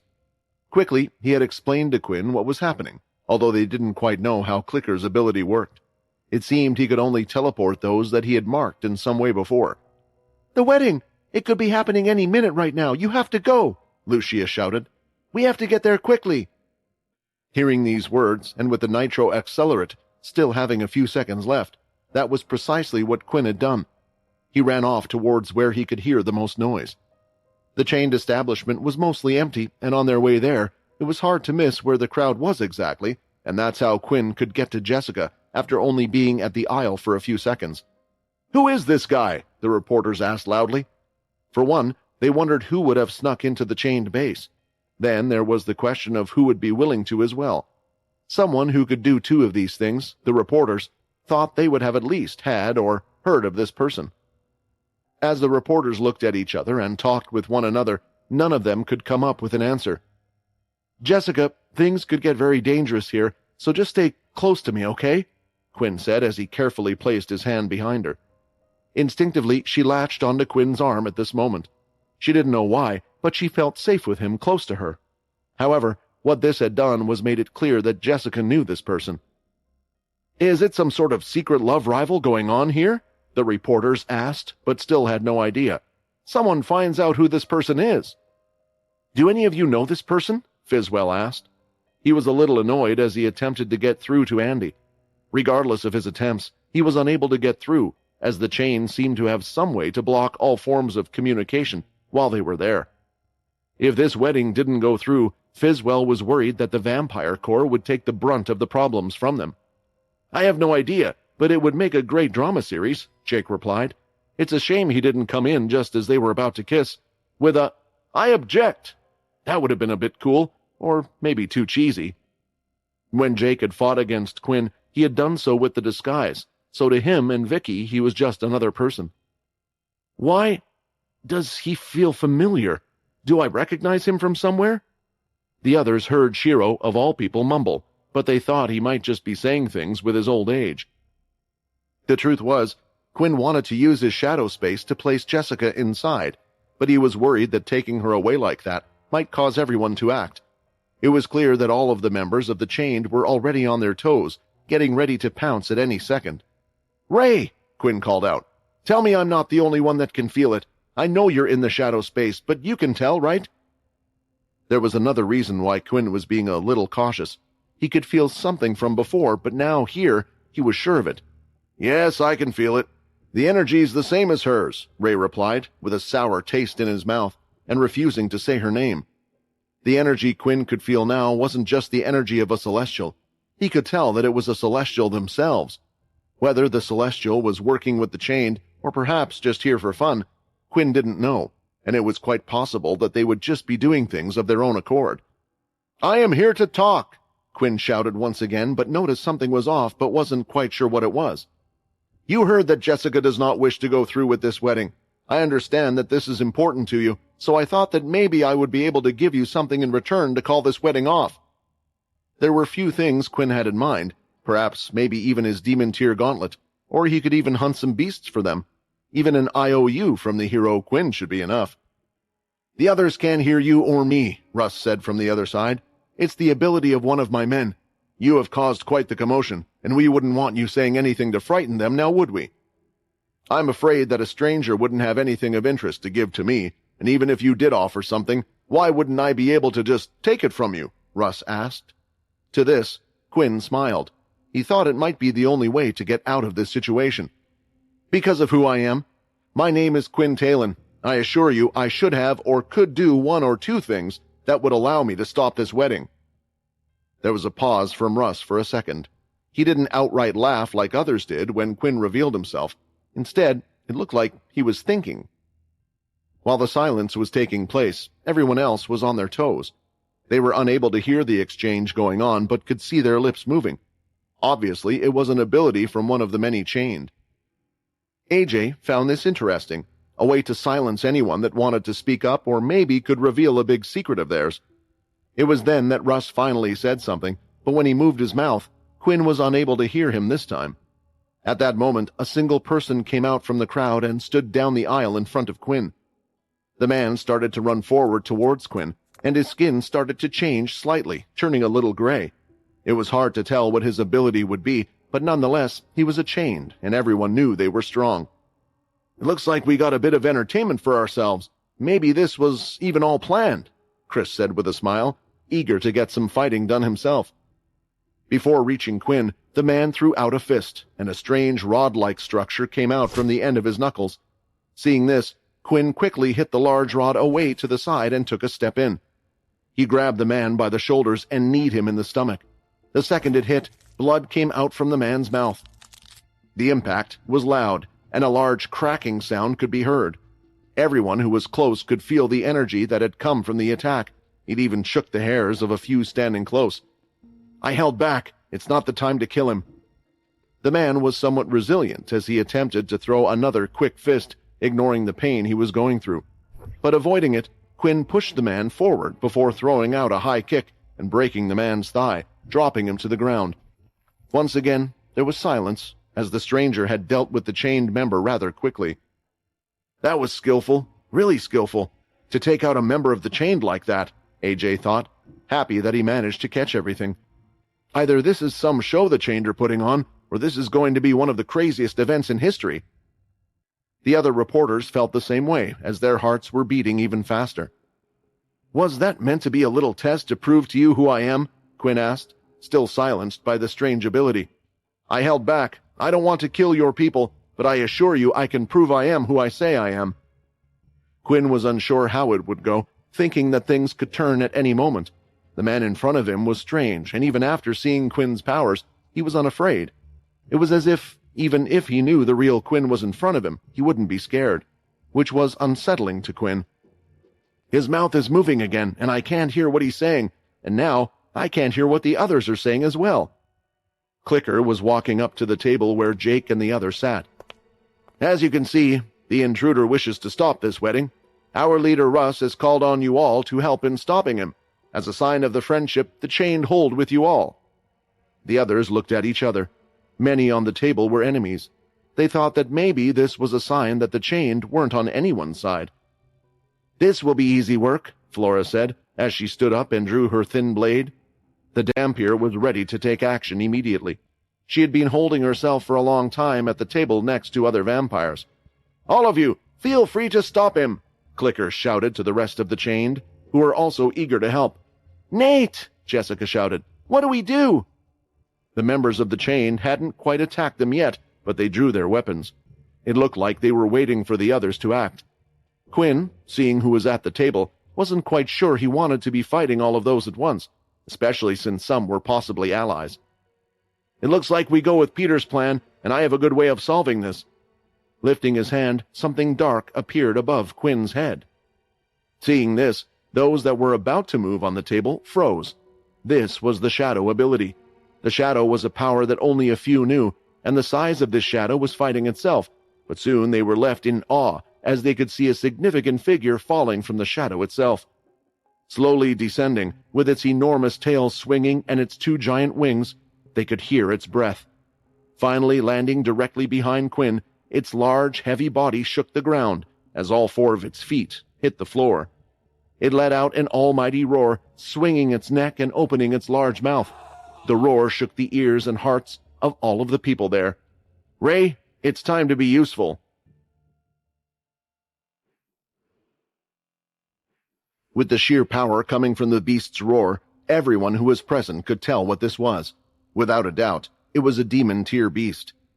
They had fought many beasts countless times, making it possible for them to tell that this wasn't just a demon-tier beast, but an extremely powerful one. It was unique because it looked like a dragon, but not only that, because at present, the beast was doing something strange. At the moment, there was a single head, but suddenly from its shoulder sprouted another one, another head. It was just as great in size as the other, and caused even more fear, as its large eyes hooked to the left and right of the people beside it. Honestly, Quinn didn't even know what was happening, but noticed that sometimes when entering the shadow, that Ray had either two heads or one.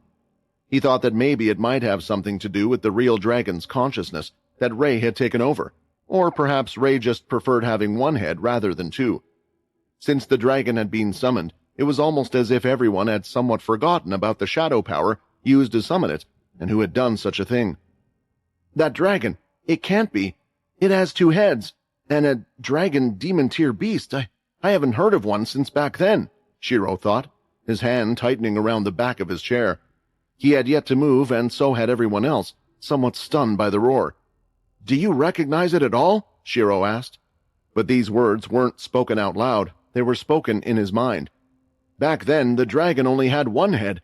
It was never whole, so we never saw what it completely looked like. It has some similarities, but it has been a long time. The question is, what is it doing here if it is here? This was something that Shiro wanted to know as well, and seeing that the said person in front of him was using shadow powers and this uncertain similarity, there was one person that kept coming to mind. But that's impossible, right? Shiro was mixed about this whole event in the first place, so honestly, he thought he might be just using this as an excuse not to take part in the first place. What are you all doing? "Take down that demon-tier beast before it takes us all out," Clicker shouted. Hearing this, it looked like the 50 or so members of the Chained had now sprung into action. Abilities started to fire off towards the dragon, while others ran forward. Quinn was about to use his blood powers to help, but there was a voice in his head before he could. "No need. I'm surprised you decided to use me in a situation like this, but I'm kinda happy," Ray replied, speaking directly into Quinn's mind like he usually would. "I can't believe these idiots think they can actually take me on, even if I'm not in a body of my own. They are using powers that were originally meant for me." Immediately, Ray placed a large wing covering Quinn and Jessica up. Most of the abilities hit the large wing, doing next to nothing. The dragon's scales were one of the strongest, and it would need powers beyond what the Chained had, even with the extra ki boost. After saying this, a large flap of the wing sent out a large gust of wind, and the wing's span grew slightly in size as it was let out, knocking several of the chains flying through the air. The reporter still believed that they were somewhat safe until this point, but after seeing this, and knowing that not even the members of the Chained could protect them, they knew it was their time to get out of the area. Many started running away from the wedding. Some stopped filming completely as they cared for their lives, while some were determined to get the scoop they had been waiting for. Even AJ had gone somewhat further away from the fighting, but summoned some of his tiny drones to continue filming the whole event, while others did the same. "Our mysterious stranger just summoned a beast of some kind, and it looks like the Chained powers can do nothing. Is this a member of the Bree family that has been turned, or is it someone else?" AJ spoke as he continued to film. Letting out a large breath from both of his heads, 2 wind vortexes of great strength and pressure had been created from the dragon, blowing onto both sides. The Chained rolled up their defenses to try to block it. Some were able to withstand it, while others were blown away and cut up. The attack was more devastating than a user of a wind ability. It was then that a blonde-haired young man was seen in the air flying above. The cameras turned and could see that it was Jake Green. At the moment, he was using the ability of flight, so swept down as fast as he could, and in doing so, he created a giant fist out of earth that was getting bigger by the second. Using the speed ability with his flight, he could fly incredibly fast, and a huge impact was made, hitting directly the top of the dragon's head. It looked like the dragon staggered for a second as it moved its foot, but Ray pushed off and used its second head to grab onto Jake. At that moment, Jake used the hardening ability to cover himself. "Don't kill him," Quinn asked. Biting softly onto Jake, Ray swung his head and threw Jake off to the side. "It looks like they might need all of our help after all to take on that thing," Chris said, after seeing Jake's attempt in attacking the beast fail. "What's the plan?" Jessica asked, still frozen about what this vampire had just done. "Talking hasn't worked, so we will get out of here," Quinn replied, and just as he was about to grab Jessica, he saw her disappear in front of his eyes. Turning his head, he had some idea of where she was, and now Quinn could see Clicker had summoned Jessica to Russ's side. On top of that, they weren't alone. The Chained A-team that would travel with Russ was present, having gone back a bit further from where the aisle was, onto the wasteland. AJ turned his camera, focusing on Russ rather than the dragon, like the others were doing so far. Panning his camera, it seemed like this person had a lot to go through. There were the allies of the Chained that had arrived: Jake, Vicky, the Blade family, Pure, and more. "Go get her," Ray said. "I'll clear a path." The active ability on Quinn's armor had ended, but he was still plenty fast. As he ran forward, the allies attempted to attack him, but each time they did, the dragon was clearly seen firing out powerful gusts of wind from its mouth, aiming to hit the others. Then there was a flame ball instead when it came to the Dampier girl who was about to directly get in Quinn's way. "I can kill that one, right?" Ray asked. None of the allies got hurt, but they couldn't get close to Quinn. The dragon was seemingly ignoring the other Chained attacking it, to allow Quinn to get through, and at the same time some of the allies weren't exactly focusing on Quinn. "It looks like we might have to work together to get rid of this dragon first before we go after him," Fizwell stated. To somehow clarify that, Ray then jumped up over everyone and landed just before where Quinn had gone, blocking the path for any of the Chained or the allies. Ray was happy to take on the rest. Now on the dragon's other side, Quinn could see Russ, Jessica, and his main group of people. You have done far more damage than I could have ever imagined, Russ spoke. I had no idea that the hero Quinn would act like this, and there was no talk that he was able to do things like this either. Some legends are over-exaggerated, Quinn replied, but not all. Russ smiled at the comment. Even if that is true, it will be impossible for you to take us all on yourself, even for someone like you. Once again, Quinn could hear the confidence in Russ's words, even after summoning the demon-tier beast. Why was this person unafraid? Perhaps it had something to do with the celestial being in that group of his, Quinn thought. Maybe things need to just be a little more even, a voice said, as one group had emerged past the dragon. This is a little fairer now, right? Peter spoke, while the others stood by his side.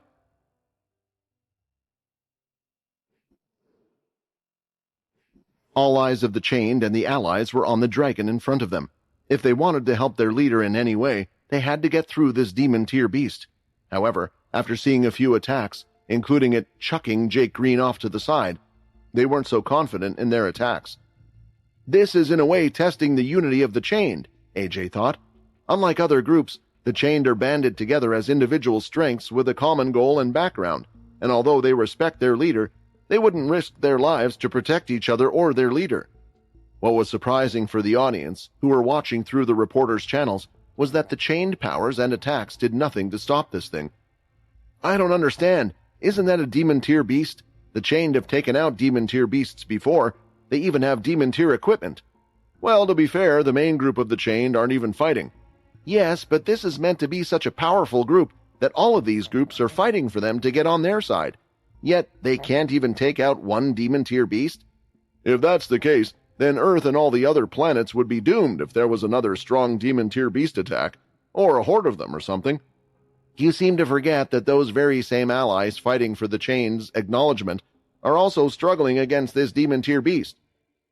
It was precisely as the comments started, because the ones on the move were Jake, who was recovering from being flung off into the distance. His mother, Vicky, was making a more laid-back approach, as she seemed to be using more of her powers to protect members of the Chained. Then, Fizwell, the vampire Crore leader, Chris from Pure, and the Dampier Flora.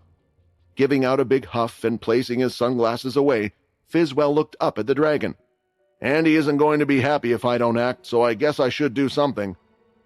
Holding out his hand, strings started to come out from his fingertips and attempted to wrap around the dragon's leg, but as it got close, Fizwell could see his strings being cut. Well, what is this? Some type of wind barrier or something? Does this dragon have some type of wind ability? But it also fired out a fireball earlier as well. Maybe a dragon with all the elements, or just two because of the two heads. Either way, I'm pretty useless without my strings in a situation like this. Fizwell shrugged his shoulders as if he really didn't care. Why am I not surprised? A female voice was heard, and the next second, Flora could be seen running right past him. Her hand was still holding the hilt of her sword, ready to unleash it from its scabbard as she got closer to the dragon. Seeing this, Ray focused one of the heads toward the allies that were against him, while the other head was busy attacking the members of the Chained that were willing to try and take down the beast. There weren't many, and simple air attacks seemed to be working well enough. These members seemed to be acting more so as a test for themselves, or to prove how strong they were. Multiple shots of air that were near enough invisible had been cast from his mouth. They moved at a speed that most would be unable to avoid, but Flora was able to jump at just the right time. Explosions could be seen hitting the ground, creating large craters beneath it. Wow! She's the only one that has been able to get that close to the dragon apart from Jake, a reporter commented. Perhaps we are seeing the fighting strength of the Dampiers. How is she even able to avoid those invisible strikes? Hearing this comment, Fizwell was a little concerned. With all the reporters, seeing the Dampier using her power might cause trouble for them. Honestly, this just wasn't the right matchup for Fizwell, and showing everything he had on camera, he didn't think was a good idea either. Those reporters that know nothing about combat really annoy me. There are other ways to tell if an attack is coming your way other than just your eyes, Fizwell thought. The position of the mouth forms the dragon. The sound it makes when it cuts through the wind. Do they really think that none of us could have done that? There are just more problems to worry about. Finally, Flora, having reached a good distance where she could prepare her attack, she started to draw her weapon. The next second, though, and she could hear something else coming from her right side.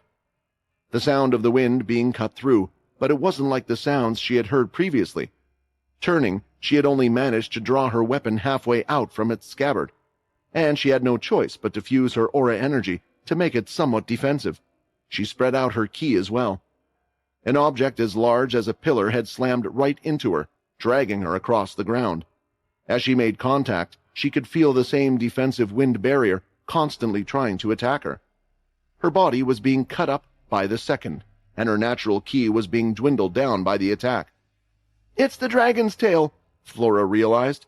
"If I put that much ki into stopping this attack, then my body is going to get destroyed from this strange wind defense this beast has." In the middle of contemplating what to do, that's when she felt the force of the tail stop. Looking to her side, she could see a shirtless man who was scarred all over his body with red hair, holding on to the dragon's tail. "It looks like you might need a little help," Chris smiled, as he held the tail with one hand and gathered his strength up. The outside of his hand could be seen glowing as so much of the second stage ki was being used. The fist was thrown into the tail, and a loud bang was heard as if a bomb went off. The tail was seen swinging back out in the direction it had come from, nearly hitting some of the others. Still, the tail was under control, and Ray turned to look at the man who had managed to damage one of his scales.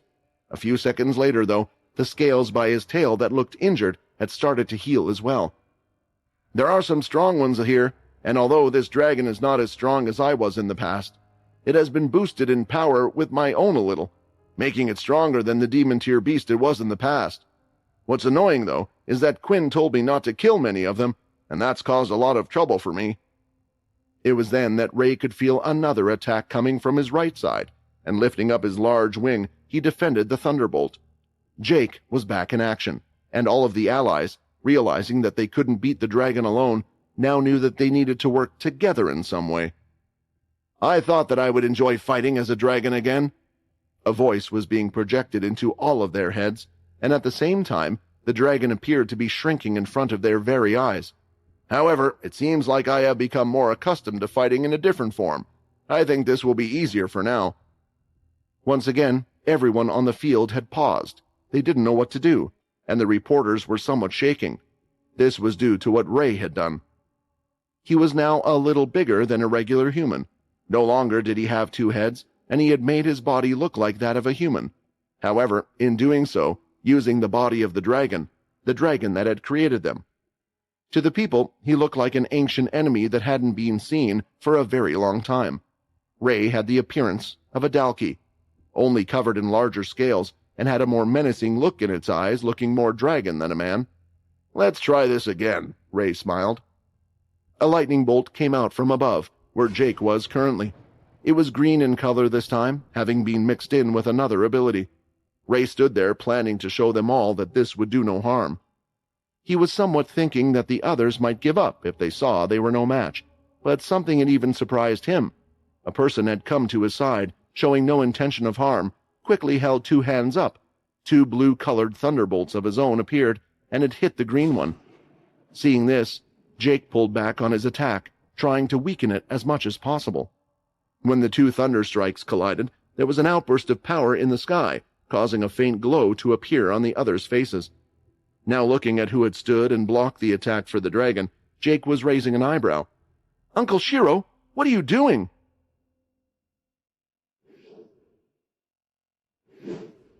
Ladies and gentlemen, you guys are seeing exactly what I am seeing, and although we cannot confirm for sure, it looks like we have a dalki, the race that has been seemingly extinct for the last 800 years, AJ reported to his viewers. Immediately, the online audience began pulling up the reference photos and pictures of the dalki from the internet and made comparisons with what they were witnessing on the screen. Although the figure didn't fully match the pictures, there certainly was a resemblance in the appearances of the two. If the history that we have learnt is correct, the dalki's strength was determined by the number of spikes on their back. Our great hero Quinn had defeated the strongest dalki in existence, and that dalki was known to be an 8 spike, AJ continued to report, and that's when he knew he needed to confirm something. Because there were people between AJ and the supposed dalki, it was hard to get a clear picture of the latter. Without hesitation, AJ used his ability and ran from one side, went around all the destroyed wedding decorations and the ongoing fight, and reached the other side. He came to a halt, and although there were others around him, it looked like he could only see one thing: the Dalki. On its back, just below the shoulder level, there was a single spike looking somewhat similar to a shark fin. Then there were 2 smaller spikes on either side, totaling the number of spikes to 3. Then, following the beast's spine, one could count 4 more spikes going up to its tailbone. This alone would have meant they were looking at a 7-spike Dalki, but the spikes didn't stop there, as they continued along the tail until the very tip. This was something never seen before. 11 spikes, AJ mumbled. He didn't have to say it out loud, as his viewers had counted along with him. He thinks I'm an 11-spike Dalki? Ray could hear the reporter even from a great distance, and smirked inwardly at these words. He and the Dalki were 2 completely different things. The Dalki had pretty much become its own separate race when mixing the beast's DNA with humans. In fact, the Dalki, upon reaching a certain level, could even beat the dragon, and Ray knew the dragon's strength well. Graham, with 8 spikes, was certainly stronger than the dragon, even if the latter was fully combined with its 2 parts. Although the power gap wouldn't be much, it still would exist. So for him, the species meant nothing.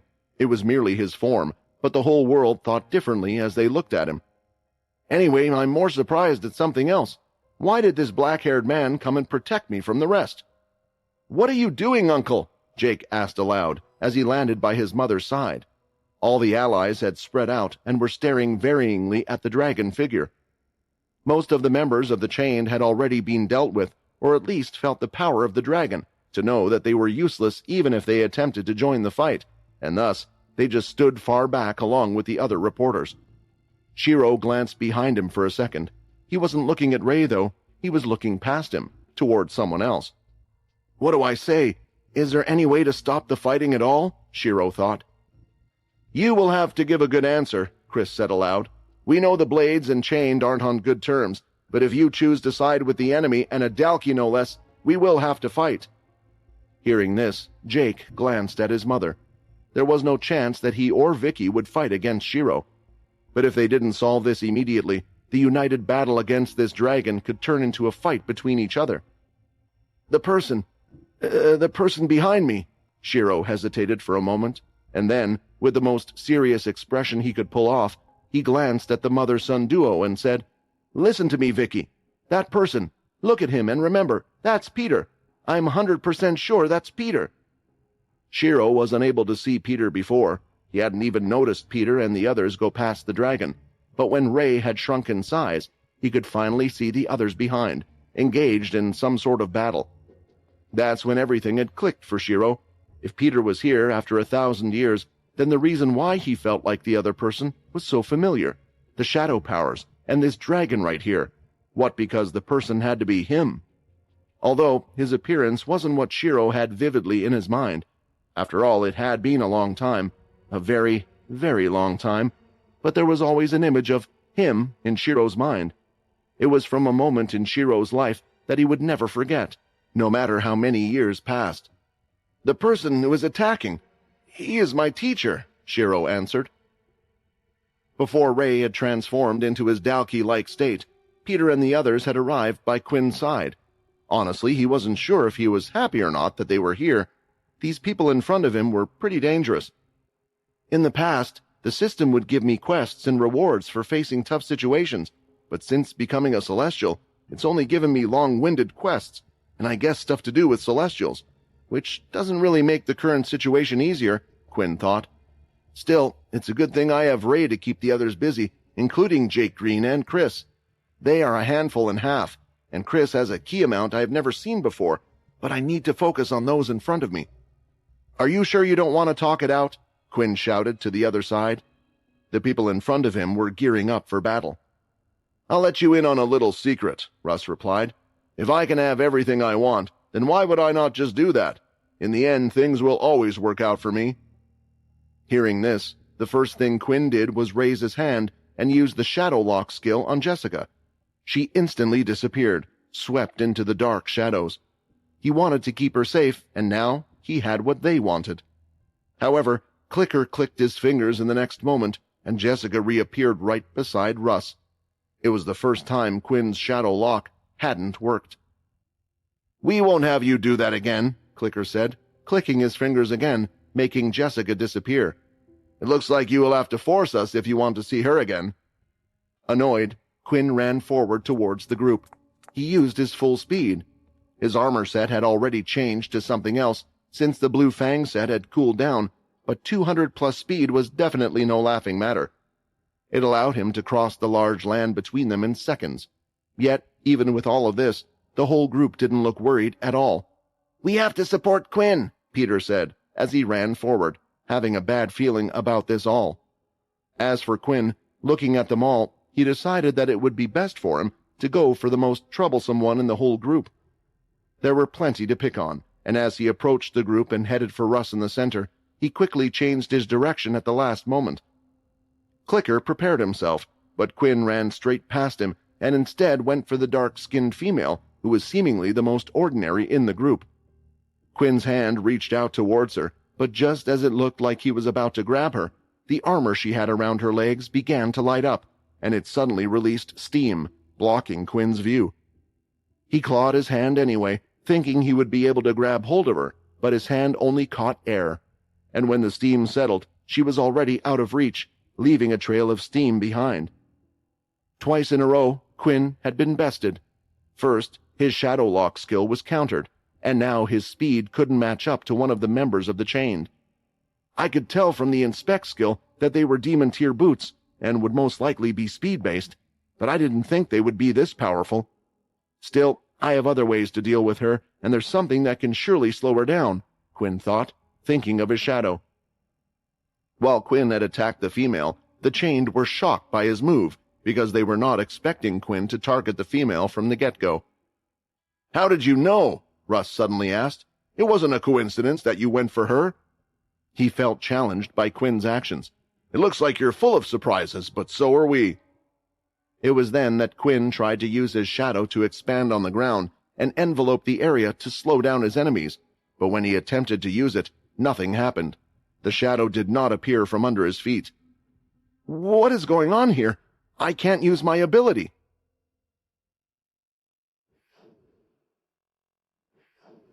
With everyone somewhat surprised that a member of the Blade family had come to aid the Dalki-looking figure's side, it allowed Ray a few moments to glance behind him, trying to figure out the situation, and whether his descendants would need any help. "The celestial energy that I can feel. He will be okay, right? He is a celestial, and is strong himself. I have seen him fight, but why is the energy familiar? It's not that damned woman, but the person the energy is radiating from, I don't recognize them." 1,000 years seemed like an incredibly long time for Quinn, yet the time when Ray had been active on Earth made it look small in comparison. Recognizing faces wasn't exactly something that he could do well. However, feeling the power of energy was somewhat similar to smelling or tasting something. Part of your brain would remember the familiarity, which would make you try to recall the related memory. Either way, whatever came up for the young one, Ray was sure he wouldn't need his help, so he could instead focus on what was in front of him. Since the group had been standing around for a while, Flora had decided to make a move against the dragon once more. She had already recovered from before and took a step forward, but as she did, something akin to an electric whip headed straight at her. Just when it looked like it was about to touch the top of her head, a large hand reached out and grabbed onto the blue electrified whip. Sparks continued to go off around the arm, as if little shocks of lighting were trying to bite it. "I thought we had an agreement. Shall I take your actions as a sign that you wish to renege on it?" Chris asked, eventually letting go of the electric-like whip as he could feel its power fading. Putting his ability away, Jake was being a little more cautious than he would compared to before. He held on to that with his bare hands. Is he really accomplishing such a feat purely with ki? "I've never met anyone that can do that sort of thing, and it doesn't look like that hurt him at all. I guess Pure hasn't just been sitting back and doing nothing," Jake thought. "He's a family member, you have to understand that. I'm sure he has some reasons for doing what he is doing. At least hear him out," Jake argued, before turning around. "What do you mean by teacher, Shiro? How could a vampire be your teacher? That makes no sense." Shiro then looked towards Vicky and closed his eyes for a second. It might be better for someone else to answer that question." After saying these words and opening his eyes again, Shiro's entire presence changed. "Vicky," Shiro called out. The fluctuations in his voice were different compared to what it was before. "It's him. He's returned. We knew he would come back one day, and he's finally returned." Quinn had tried to summon any part of his shadow, and he even quickly checked to see if the system was all in order, including his MC cells. Nothing seemed to be wrong, but as he tried to activate his powers, he felt nothing in his body. It was as if he never had the powers to begin with. "Oh, what's wrong?" Russ asked, a grin on his face. "It looks like you're having a little trouble with something. I have met with one of you Guardians before, and your shadow powers are certainly troublesome. Unfortunately, he managed to escape before I could finish him off, but I won't be making this mistake with you."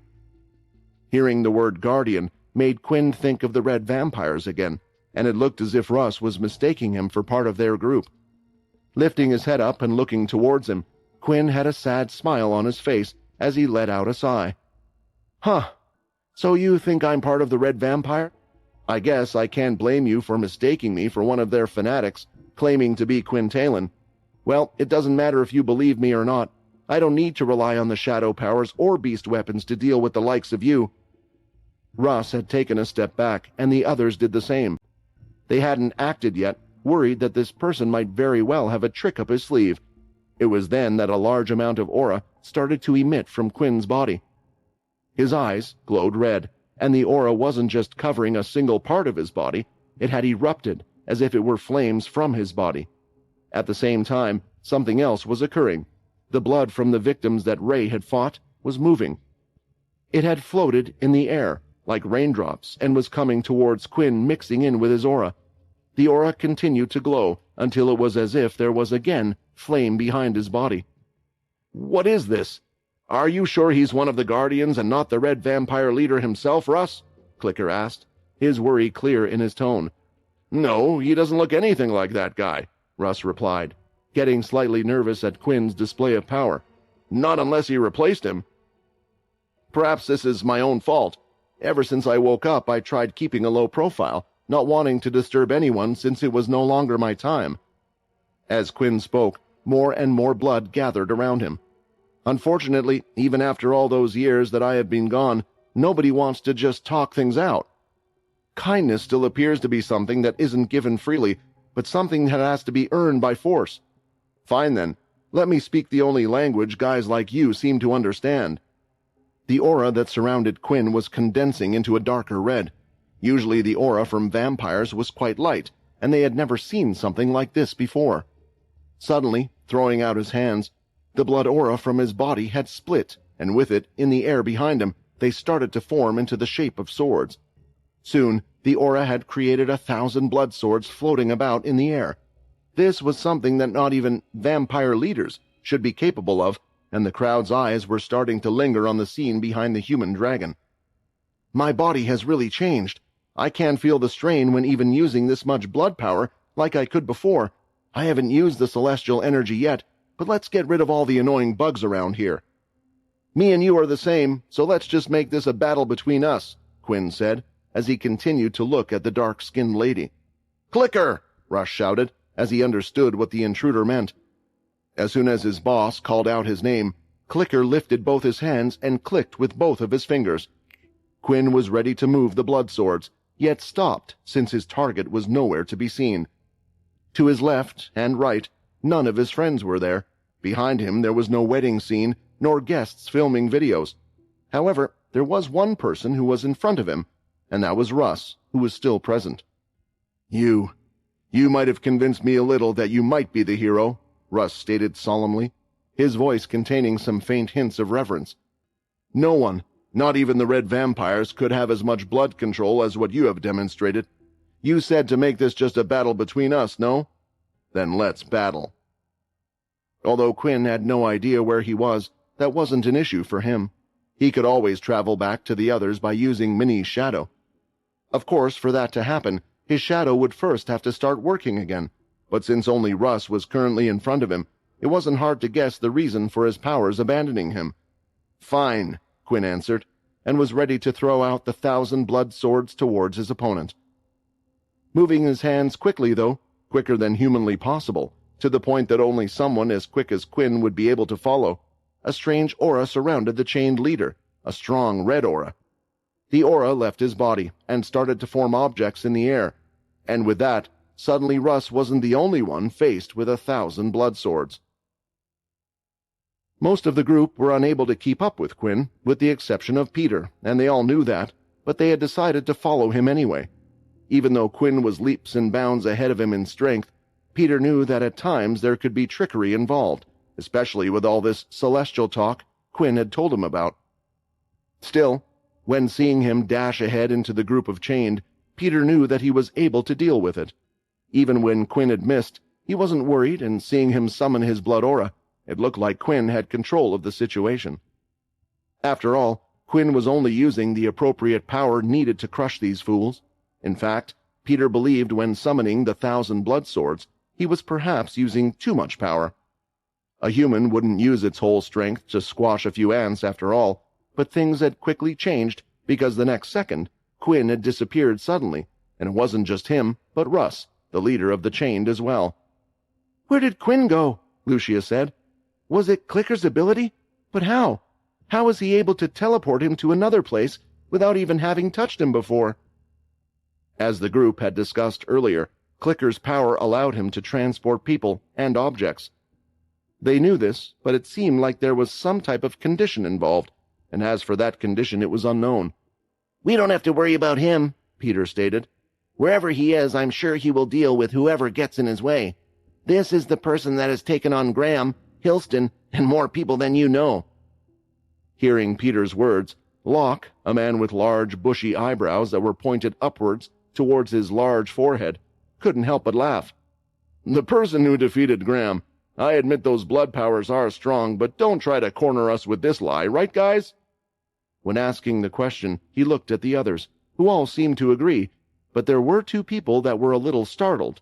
One of them was Fizzle. Her boots were still active. Usually she would only use her boots when needed and deactivate them, but even now she had turned her head a couple of times, thinking that maybe the vampire in question would be after her again. As for the other one who was in shock, it was Clicker himself.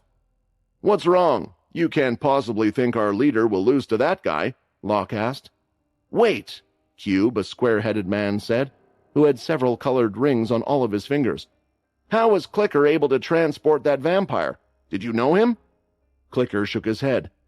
I haven't met him before, but the fact that he was successfully teleported means he's telling the truth." "Screw you guys," a loud voice said, and Peter was already in the middle of throwing a punch directly towards Locke. It was unexpected from the group, since they believed they were quite a safe distance away from the other group, especially with Clicker moving them a little further away after moving Russ first. Snapping out of his troubles, Clicker used his ability to move Locke out of the way, and away from the punch, causing Peter's fist to hit nothing but air, but as it followed through, a loud bang, as well as a cloud of smoke. Peter hadn't held back with his punch, and the others could visibly see it. "Damn! None of these guys are normal," Locke complained. "He's fast and strong as well." "If you guys have the chance to talk, then tell us where Jessica is, so we can have a nice present for Quinn when he comes back," Peter shouted, running forward once again, but even as he started moving, Clicker just transported the whole group to a different area, moving once again. Peter had to readjust his position, attempting to run towards them again, but this time, Clicker had split them all up slightly, leaving Peter confused about who exactly to go for. Eventually, he had chosen one, but after running towards the said person, Clicker just moved them again. "Damn it, I hate to say it, but you guys can help a little. There's 5 of them and 4 of us, so maybe distract them a little, or get rid of that annoying guy," Peter shouted. "Hey, there's 5 of us as well," Minnie said, staying on top of Lucia's shoulder. It was then that Lucia quickly thrust her spear forward, and out from the tip a blue lightning bolt had left, heading straight for Clicker. It wasn't a random attack either. It was timed perfectly to when Peter was about to run towards one of the other members of the chain. The one great thing about the Greylash family's ability was the speed of the attack itself. Seen as it was incredibly fast, now Clicker had a choice. move one of his allies, or take the hit himself. It was then that Clicker decided to click his fingers once more, and while doing this, he bashed both of his hands together. At that moment, the armor he was wearing over his arms had formed a strange round shield. The lightning bolt hit the shield directly, and it was a mighty blow, causing Clicker's feet to move slightly. The attack looked like it would soon bypass the shield completely and hit Clicker himself, but before it did, he used his own ability to get away from the lightning bolt. Damn it! How many times can he use that ability?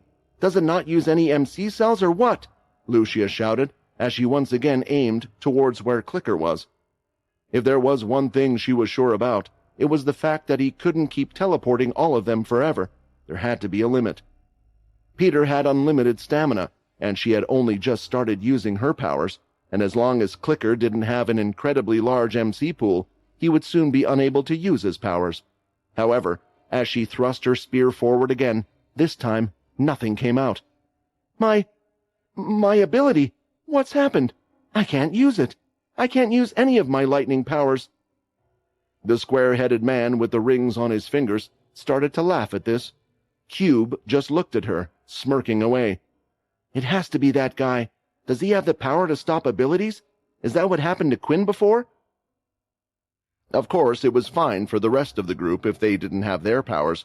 They could still use their red aura, and Lucia could still use her ki as well, but she relied on her ability more than the others, which meant she was no more than useless, and perhaps would soon become a sitting duck.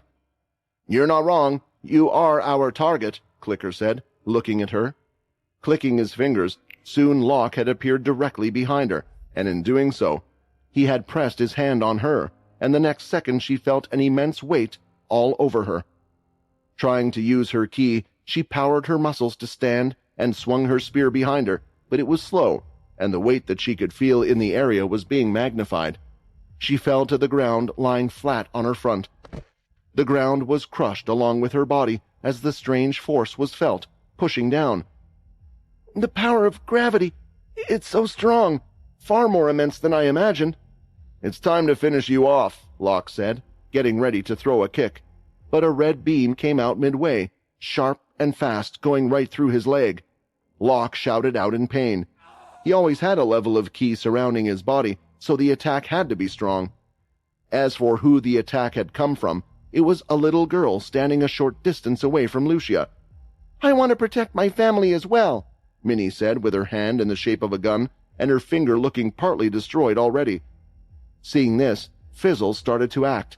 She ran forward using her boots, heading towards them to get rid of the girl, but then getting in her way was a similar red beam coming from a different direction. She stopped short, allowing the attack to miss her, and looked to where it had come from. You were the one he went for, Mitchell said. Although you have done nothing but have your hands empty this entire time, you were the one that Quinn went for. There has to be a reason for that. A lot of attention from the reporters was where the most people were present. That, of course, was not too far from the wrecked and destroyed wedding equipment. Most of the reporters were hiding behind the wreckage as they continued to film the scene in front of them, that of the strange Dalki against the Allies. Not much had happened for a while now, as it looked like the groups were discussing something, but thanks to everyone having enhanced microphones, they were able to pick up on the conversation between the two sides. However, there was one that noticed something going on behind the dragon that had been summoned. Everyone will be filming this fight, and the others are too scared to go ahead, but that's where that strange shadow user went, and it looks like something else is going on. Quickly, moving from one pile of debris to the next, AJ was making his way over so he could get in a better position. He was planning to make another scoop by filming what the others were too afraid of. Of course, he had to be careful not to catch the attention of the chained. Going around the whole area, AJ finally found some of the ground, which had been uprooted, making it look like a large rock. It had been from the shipwreck that had happened the other day. It looked like they didn't quite bother to repair any of the grounds that weren't going to be used for the wedding. It looks like I've hit a jackpot. That's the chain's A-team that's fighting against the intruders. When checking how many viewers AJ had at the moment, the number had gone significantly down due to him being on the move. The ones who had stayed were the hardcore fans of his that believed that he would show him something phenomenal, Since it was nearly impossible to watch multiple streams at once, the others had left to other channels who were covering the main event, leaving him with only a few thousand. Although I might not have a lot of viewers now, once this is all over, they will all start flocking to the other things that happened during this event.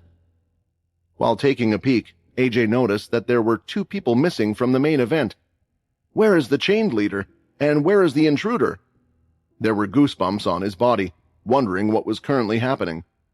At the moment, there were 3 major events occurring, yet it appeared as if the world would have to miss out on seeing one of them. So, what are we going to do? Ray asked, making sure to use a mental connection to address only those who had been fighting on his side. He had long since noticed the reporters and could guess that their strange machines were aimed at them to listen in. I am happy to wait here so you guys don't get involved with what is happening behind me. They need practice after all, and if they don't survive, that's just how things were meant to be, the cycle of life, Ray rambled on. I am afraid the situation has changed a little, Fizwell said, walking forward. Now that we know that there is a powerful Dalki still alive, this has become a worldwide matter. It would be best if we could get rid of the problem here and now, but if the Blades insist on supporting him, I guess there is something in history that we don't know about. Hearing this, Jake looked towards his mother. His Uncle Shiro clearly said something to her that had stunned her. He had never seen her this shocked. Whatever was to happen, though, he would follow her. Suddenly, one person decided to act. The current leader of the Bree family that had also attended the wedding had charged out from where the chained were. She was riding on the back of the flaming lion. As the beast opened its mouth, it shot out a large flame that was in the shape of a ring. It was heading straight for the 2 blades. Shiro looked like he was ready to block the attack, but lifting his hand, he could see 8 lines of large yellow aura coming towards him. Seeing this, he had no choice but to harden his body. The attack was too quick to do anything else, which meant that the flame was still going to head towards Ray. You guys really don't have to do this for me, Ray thought, and spoke to those that were seemingly on his side, because he could see one more person heading in front of him. That was Vicky herself. She lifted her hand and blasted out a ring of water to crash into the flames of fire. As the 2 closed, large amounts of steam filled the whole area, blocking the view of everyone. Uncle Shiro! A voice was heard, and throwing out his 2 whips of lighting that were in his hands, Jake had slashed all the yellow aura attacks from the dampier before it reached his uncle. If Mother has decided to help you, then I will help you as well. Thanks, the man replied as he placed his hand on Jake's shoulder, but it's not Shiro right now. Vicky, having blocked the attack, could see the steam clearing up, and she then looked towards the other blade. If you want to go help your friends out, then we will do whatever it takes to stop them. It's been a long time. Hearing these words, there was a genuine soft smile on the man's face. I kept telling you guys there is no need to help them. Ray let out a sigh, and now that the steam had finally heated up, everyone could clearly see the VIPs having split into 2 sides. Is it really going to be like this? With the greens there, now I really don't know what to do, and I can't get through to Andy. Fizwell face-palmed, shaking his head.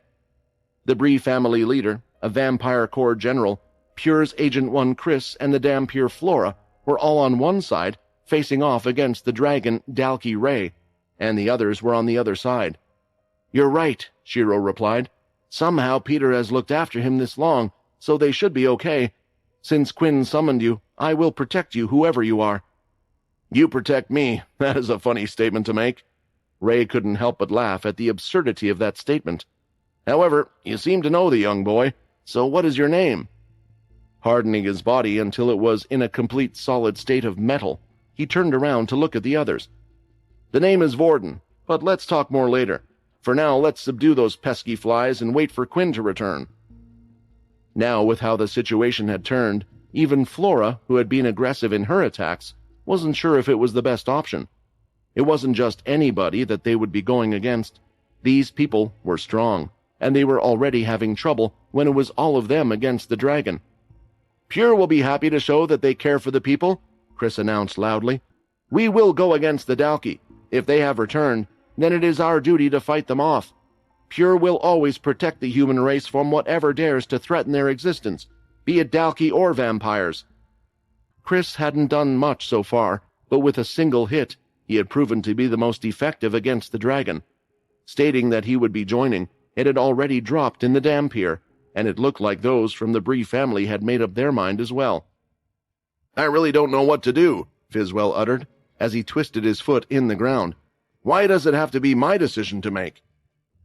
Looking up, Fizzwell could feel a breeze on his face, and all he could see was a dark fist in front of him. On impact, he immediately felt his nose getting broken and his whole body flipping, until the punch forced his body to go downward into the ground. The vampire general slammed into the ground, chucking up countless piles of rock and debris. "Don't worry, I made the decision for you. I was never going to just let you guys go, not after getting the chance to fight after a long time anyway." General Fizzwell was a well-known member of the Vampire Corps. His feats are world-renowned, and that was why, when he arrived at today's event, others thought that the Vampire Corps was taking the whole matter exceptionally seriously. Although he had yet to show or do something shocking today that would warrant what he was capable of, they knew he was strong. This was why it came as a big surprise to everyone when he was defeated with a single hit. The others paused for a few seconds, waiting for Fizzwell to stand up from the crater he was in, but he didn't even move an inch. It was as if one of the most powerful members of the Vampire Corps was one-shotted. "The dragon! Is it stronger now that it's in human form?" one of the reporters whispered, echoing the thoughts of the others around him. They had yet to see the dragon use that much force to take someone out. "Maybe those spikes are real," another reporter gulped. "If that is the case, we will need someone more powerful than the great hero Quinn here. Unfortunately, even the great hero had only defeated an 8-spiked Dalki. I have a feeling the whole world is doomed." Usually, reporters would tend to over-exaggerate the situation to cater to more audiences.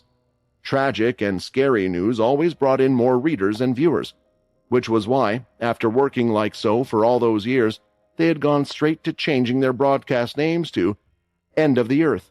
The human race is about to go extinct? Someone stronger than the hero. I make 500 credits working from home, and you can do it too. Click here now. I say goodbye to you all. The end is here. Staring at the vampire on the ground, even Ray was taken aback too by how still the latter was. "He shouldn't be dead, right? I am sure I calculated everything well. I did put some of the dragon's energy, similar to how the second stage of Ki works, into his body so he couldn't heal, but that's it." Either way, neither group would stand around after Ray had acted, and immediately the huge lion-like beast spat out fire from its mouth and sent several rings of fire toward Ray. Once again, Vicky dashed forward and released rings of water as a counterattack. "I will take care of things here, Jake. Be a good kid and deal with the rest," Vicky shouted. "Uncle, go help the others like you said," Jake shouted. "That dragon human is strong enough as it is." While saying that, they saw that Ray was already on the move, and he was heading straight towards a particular blonde-haired female. "There's one that I can kill, and I should at least help the kid out," Ray thought, as the energy collected around his fist, creating sparks in the air, like a meteoroid coming through the Earth's atmosphere. Even though there were no flames, Flora could feel an immense heat on her face. She had a strong intuition that this punch was more powerful than the one used against Fizzwell. However, before it could reach her, a red-skinned figure, similar in size to Ray, appeared right between the latter and her. The large man's muscular, scarred chest was going to take on the attack head-on, but oddly, the skin was bright red in color, as if the skin itself was pulsating with power. This man was none other than Chris. The interruption from Chris was too soon for Ray to pull back, so he had to go ahead with the punch. "I didn't mean to kill the two of you. I just hope Quinn won't mind too much." On impact, the fist made a loud bang, and a large wave of red energy like a meteor had hit the ground and flew behind them. It caused the debris of the wedding venue to spread even further due to the aftershock.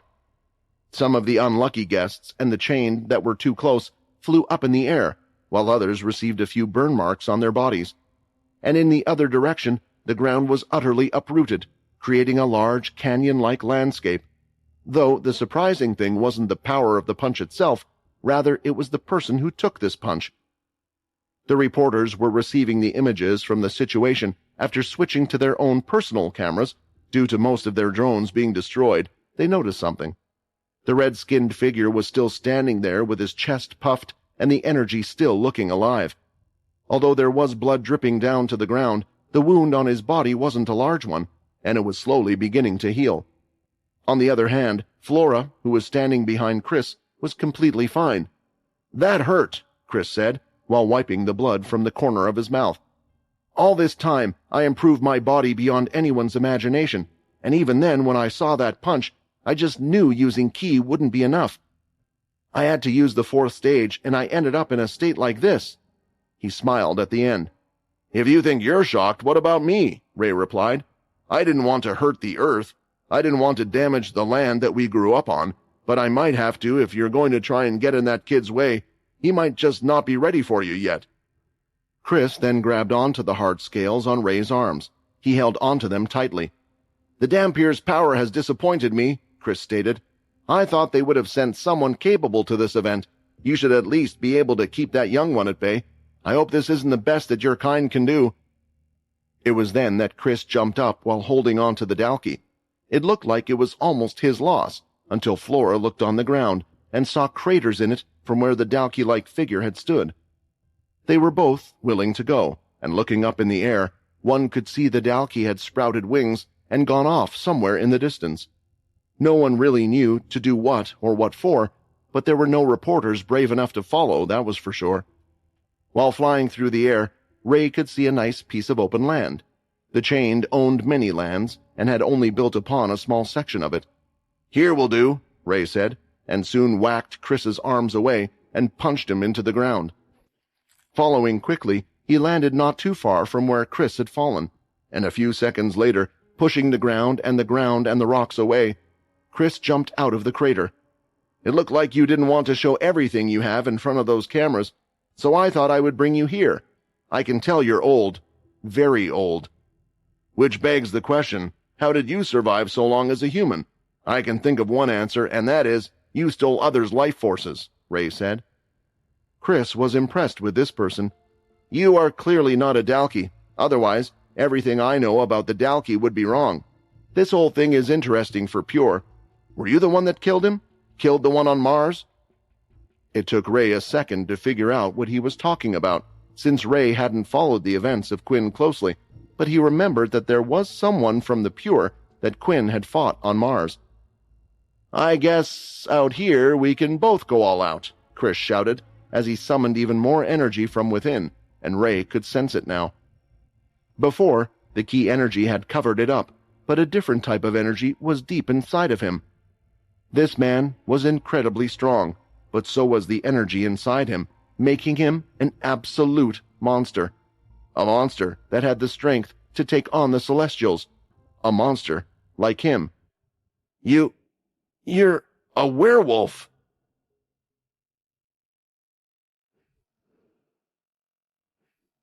The sound of fighting behind them didn't disturb the others too much because they had their own worries to deal with. Lucia, for a brief second, felt relief. After Locke had been hit in the leg by Minnie, she could feel the pressure release on her. She took this moment to grab her spear and prop it into the ground as she lifted herself up. She then rolled over to where Minnie was. "Thank you. I'm the one meant to be protecting you, but it looks like you're the one protecting me," Lucia stated. Still, while the two were in the middle of conversing, Clicker managed to control the battlefield once more. Locke had been transported directly behind the two girls when clicking his fingers and had both of his hands ready. With his powers, both of them would be out for the count. As he went to press them down, he suddenly felt immense pressure from behind and on his arms. It was felt on his wrist, and a cracking sound was heard. "You think you guys can keep playing games?" Peter shouted. "I might not be able to catch that girl or get a hold of that clicking bastard, but I can take care of this one." Currently, Peter didn't look like his current self, at least not what he would usually look like. He had unlocked his celestial form in frustration. The red glow in his veins showed, and his head's long tail-like structure appeared.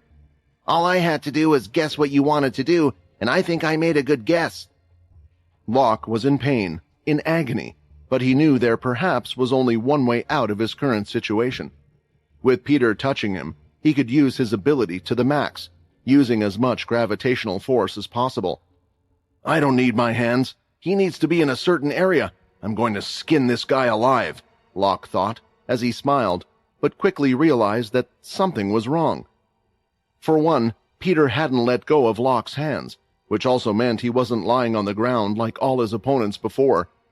Is my ability not working?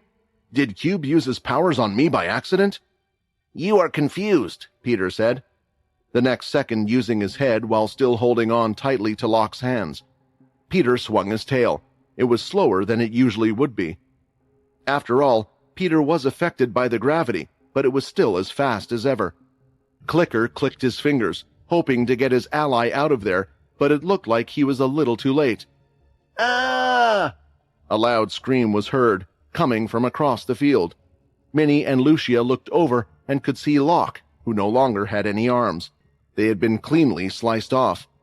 Damn it, I was trying to go for his head, but me holding on to his arm seemed to make that part of him transform slower. And that's why Peter was at least able to cut off Locke's hands only. Clicker had sent Locke off somewhere, and he was no longer on the field. Peter took this chance to see if the others were okay, especially Lucia, who had been hurt. She had explained to him about her losing her powers. At that moment, Peter tried to use his transformation powers, but that wasn't possible either. Clearly, one of these people had the power to stop their abilities. The next second, though, Locke was back, and it looked like his arms were back in the condition they once were. That damn bald-headed Clicker is annoying, Minnie shouted, as she pointed her finger and fired away a red beam straight at him. The attack was avoided by them disappearing and reappearing, but Minnie had at least let out some anger. They have so many users from the Chained. They probably just use one of them to heal this guy somehow. We have to get rid of Clicker, but there's the other two as well as Locke around him. As for the other two Lucia was referring to, it was Cube with rings on his hand and a shorter gentleman who had yet to act. Judging by the information they had, this was most likely the Chained member Kin, who was able to counter attacks and abilities. Not too far from them, but have distanced themselves a little away from where the others were. There was Mitchell and the female Fizzle. Although unable to hit her, Mitchell had cleverly been cutting off her path of where she was able to move. Mitchell had thrown out a few black metal pins that he had on him onto the ground and attached his string to them. In doing so, he had cornered the female somewhat. Using his blood powers and the strings to slow her, bit by bit, he was pushing her away from the rest of the group. I see, the female finally spoke. You think if you get me far enough away from Clicker that he won't be able to help me get away? But you haven't been able to hit me once with your attacks. There's a reason the Nutcracker doesn't care so much about me, and you know he can teleport me to him whenever he wants. Mitchell found it weird. Not once had this woman gone on the attack, and it was as if she was the one being more concerned with being near Clicker. Something was seriously up. Why would she hold out her hands in a strange way whenever she stopped? What exactly was she doing? Out seemingly in the middle of nowhere, away from anything, were two people. Quinn didn't have a clue where they were because he was unable to hear a sound from any of the others. However, he was more surprised at something else, and that was the fact that Quinn had met someone who had blood control on the same level as him for the first time. How can he create 1,000 blood swords? This was something that I copied from Bryce, Quinn thought. Quinn was sure of it. The person in front of him didn't have any celestial energy, nor did he smell like a vampire. Either way, Quinn had no time to hesitate as he used his blood control to confidently throw out all the blood swords. At the same time, Russ imitated Quinn moving his hands, and this 1,000 blood swords moved forward as well. All of them were moving at a devastating speed and crashing into each other. A mist of red and raw energy was felt all over where they were. Looking at the red sky, as all of the weapons were destroyed, Quinn was in disbelief. The power he was using was one of the vampire's most treasured gifts. Not even the blades were able to copy blood aura. I have to think of this rationally. I can't just be shocked and surprised. It has to be an ability of some sort. Can he just copy an ability like the blades, but not quite the same? If that's the case, then I just need to use something he hasn't seen before. Running across the field, Quinn started to gather a large blood aura around his fist. As it gathered, it started to swirl around, and while doing so, the blood spun like a drill. Another one of Quinn's strongest attacks, borrowed from Richard Eno, able to destroy anything. Unlike before, even if he could copy it since Quinn had only started to form it when getting close to Russ, he believed that Russ would be unable to copy it, and he was right. Because Russ started to do something else, a strange black substance appeared from the ground. It gathered around his hands and became even more saturated. It suddenly expanded in size, growing to the same size as the blood drill. As the blood drill hit, it was stopped in its tracks, not being able to move forward. This is making no sense. This is my shadow. The shadow powers, but how can it stop blood-infused ki drill? Is he using ki as well? And why can he use the shadow powers? While his blood drill was doing nothing as it hit the shadow, behind Quinn there were now thousands of blood blades all pointed towards him.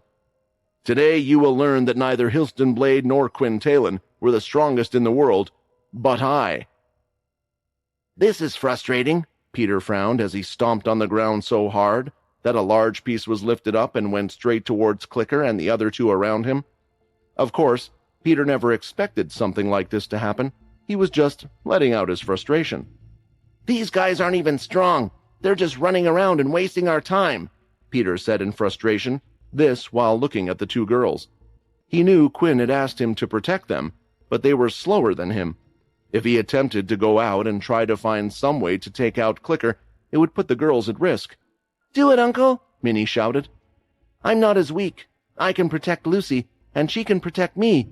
We can both deal with these guys, so you should go ahead and beat up that Clicker and ask him where Jessica is.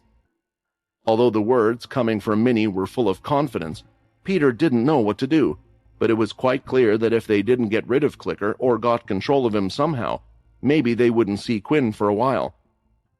I will keep an eye on both of you, and I will keep chasing the Clicker no matter what. I'll run faster than his damn teleportation skills or whatever, but you two should call me if you need me. After saying these words, Peter flicked his long head tail and planted it in the ground. It managed to carry his entire body weight as it stomped down like a spring. The next second it unleashed with energy, sending him like a spring up in the air. He looked like a rocket flying to break through the atmosphere. The only thing was that it wasn't heading for space. So, Minnie, I don't know if I should ask you this, but do you have any plans to get to the other two? Lucia asked. She had gripped her spear tightly. Although she couldn't use her lighting powers, she was still quite skilled in using ki, and perhaps she could do something with this. We just have to get close, use attacks from far away or something, while Uncle Peter is distracting them, Minnie said. Wondering what she meant, Lucia saw Peter coming down like a meteor strike.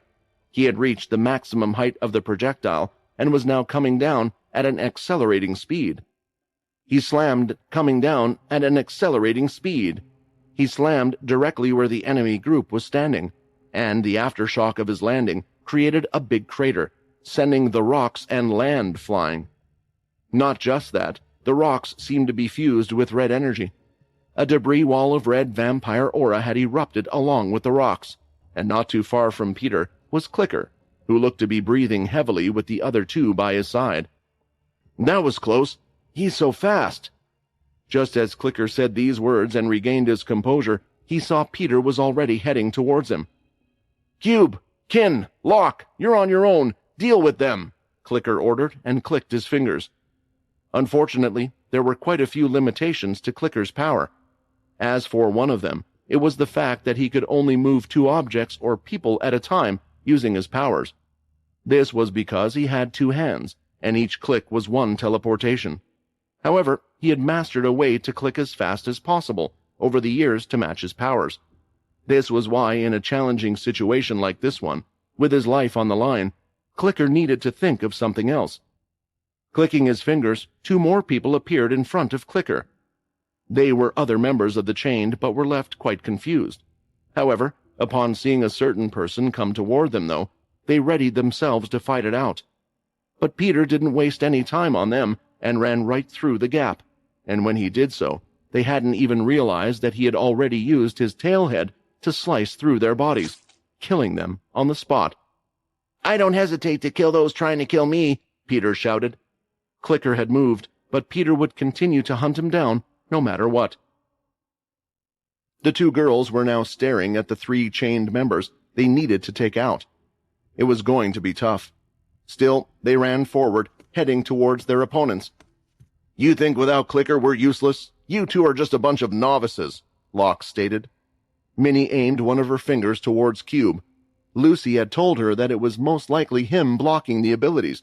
If that was the case, then getting rid of him would eliminate a big disadvantage. She shot out a red blood bullet, which went right for his head. But before it could reach, though, Kin appeared in front of it, and by throwing out his hand, he created a wall made of strange lights. It was at that moment, as the red blood bullet hit the wall, the latter froze in place for a moment, and then got reflected where it came from. "No, he can counter red blood aura as well. What a strong ability," Lucia thought. The blood bullet was coming back just as fast, and while thrusting her spear forward with her ki to defend against it, Lucia was afraid that the small vampire's attack might actually be stronger than hers. "Don't worry, remember I'm here to help you out as well." Just then they heard a young woman's voice. She placed her hand on the spear and enveloped it with her red aura. The spear glowed red, and as if in sync, they moved their hand forward towards the blood bullet. Their defense pierced through the blood bullet and shook the spear slightly, but they were okay. "You added your blood aura. How is that possible?" "Ki and blood aura are often seen as opposites that can't mix," Hannah answered. "But there was someone who did it quite often, the hero Quinn. Although I can't produce ki myself, together we can create quite strong attacks in doing this." "Where were you all this time?" This was Lucia's first thought after hearing this. After all, they could have used her help earlier. Just as the former was about to answer, though, they listened to a sound coming from not too far from where they were. When looking to their left, they saw it was Minnie, and she had her head down and was making small grunts. "Minnie, what's wrong? Is everything okay?" Lucia asked. The other three still weren't so keen to come forward and try to attack them, which was good for them, but now with Minnie acting like this, it made Lucia quite concerned. After a few more seconds, Minnie finally lifted up her head, and Lucia was taken aback by the former's appearance, because all she saw were glowing red eyes, but not like that of a typical vampire when activating their powers. Instead, Minnie's eyes were glowing to the point where the white couldn't be seen in them anymore. Somehow, Minnie had summoned the little celestial energy she had during her fit of anger. Although Quinn hadn't given her a large amount, it didn't matter. Just 1 point could change a vampire completely when using the energy. The red veins appeared running up Minnie's neck. In fact, it looked like they were branching up towards her mouth and head. The glow started to settle down a little, and as this happened, the red power inside her also seemed to settle, although it was still concentrated around her neck and had created a type of ring around it. With this new energy inside of her and still being overwhelmed by anger, Minnie started to run forward. She was fast. Lucia tried to reach out and stop her, but she couldn't even react in time. Seeing a small girl run toward them, the three chained members felt like they had nothing to fear, and Kin was ready to counter whatever attack was coming their way. When Minnie finally got close, she leapt up in the air and opened her mouth wide. "Ah!" Minnie screamed, and with it, several rings of red aura came out like waves. Calm and collected as before, Kin swiped his hand to reflect the incoming attack, but when the first red ring of power hit, his ability couldn't reflect the attack. The rings didn't touch him, though. They kind of surrounded him like a tunnel. While inside the tunnel of red rings, Kin could feel the pressure around him suddenly rise. The power of the red aura was now hurting his skin. His ears started bleeding, and suddenly, Kin's head exploded, popping like a balloon. The other two members of the chained were left stunned. In the next moment, they brought out their weapons and gave their utmost attention to this little red vampire. Lucia had seen how much the celestial power had affected Peter. He had legendary power before she had met him, possibly stronger than any of the current strongest in the world, but it was almost as if he was unstoppable with the celestial power. It was only because she would see him next to Quinn a person that was greater than him, that Peter would at times not look so impressive. Either way, this strange power that this group could use, Quinn's marking given to them, was the reason for this boost, and Minnie had proven that. The fighting was one thing, but it wasn't her power that had concerned her. It was that she hadn't flinched at killing the person in front of her.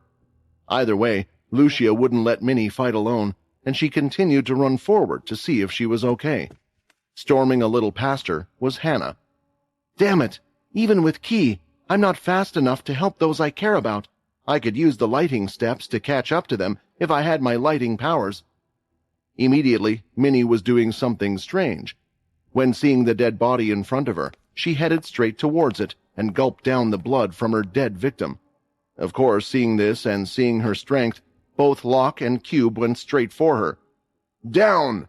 Locke shouted, using his ability, and immediately Minnie was forced onto the ground.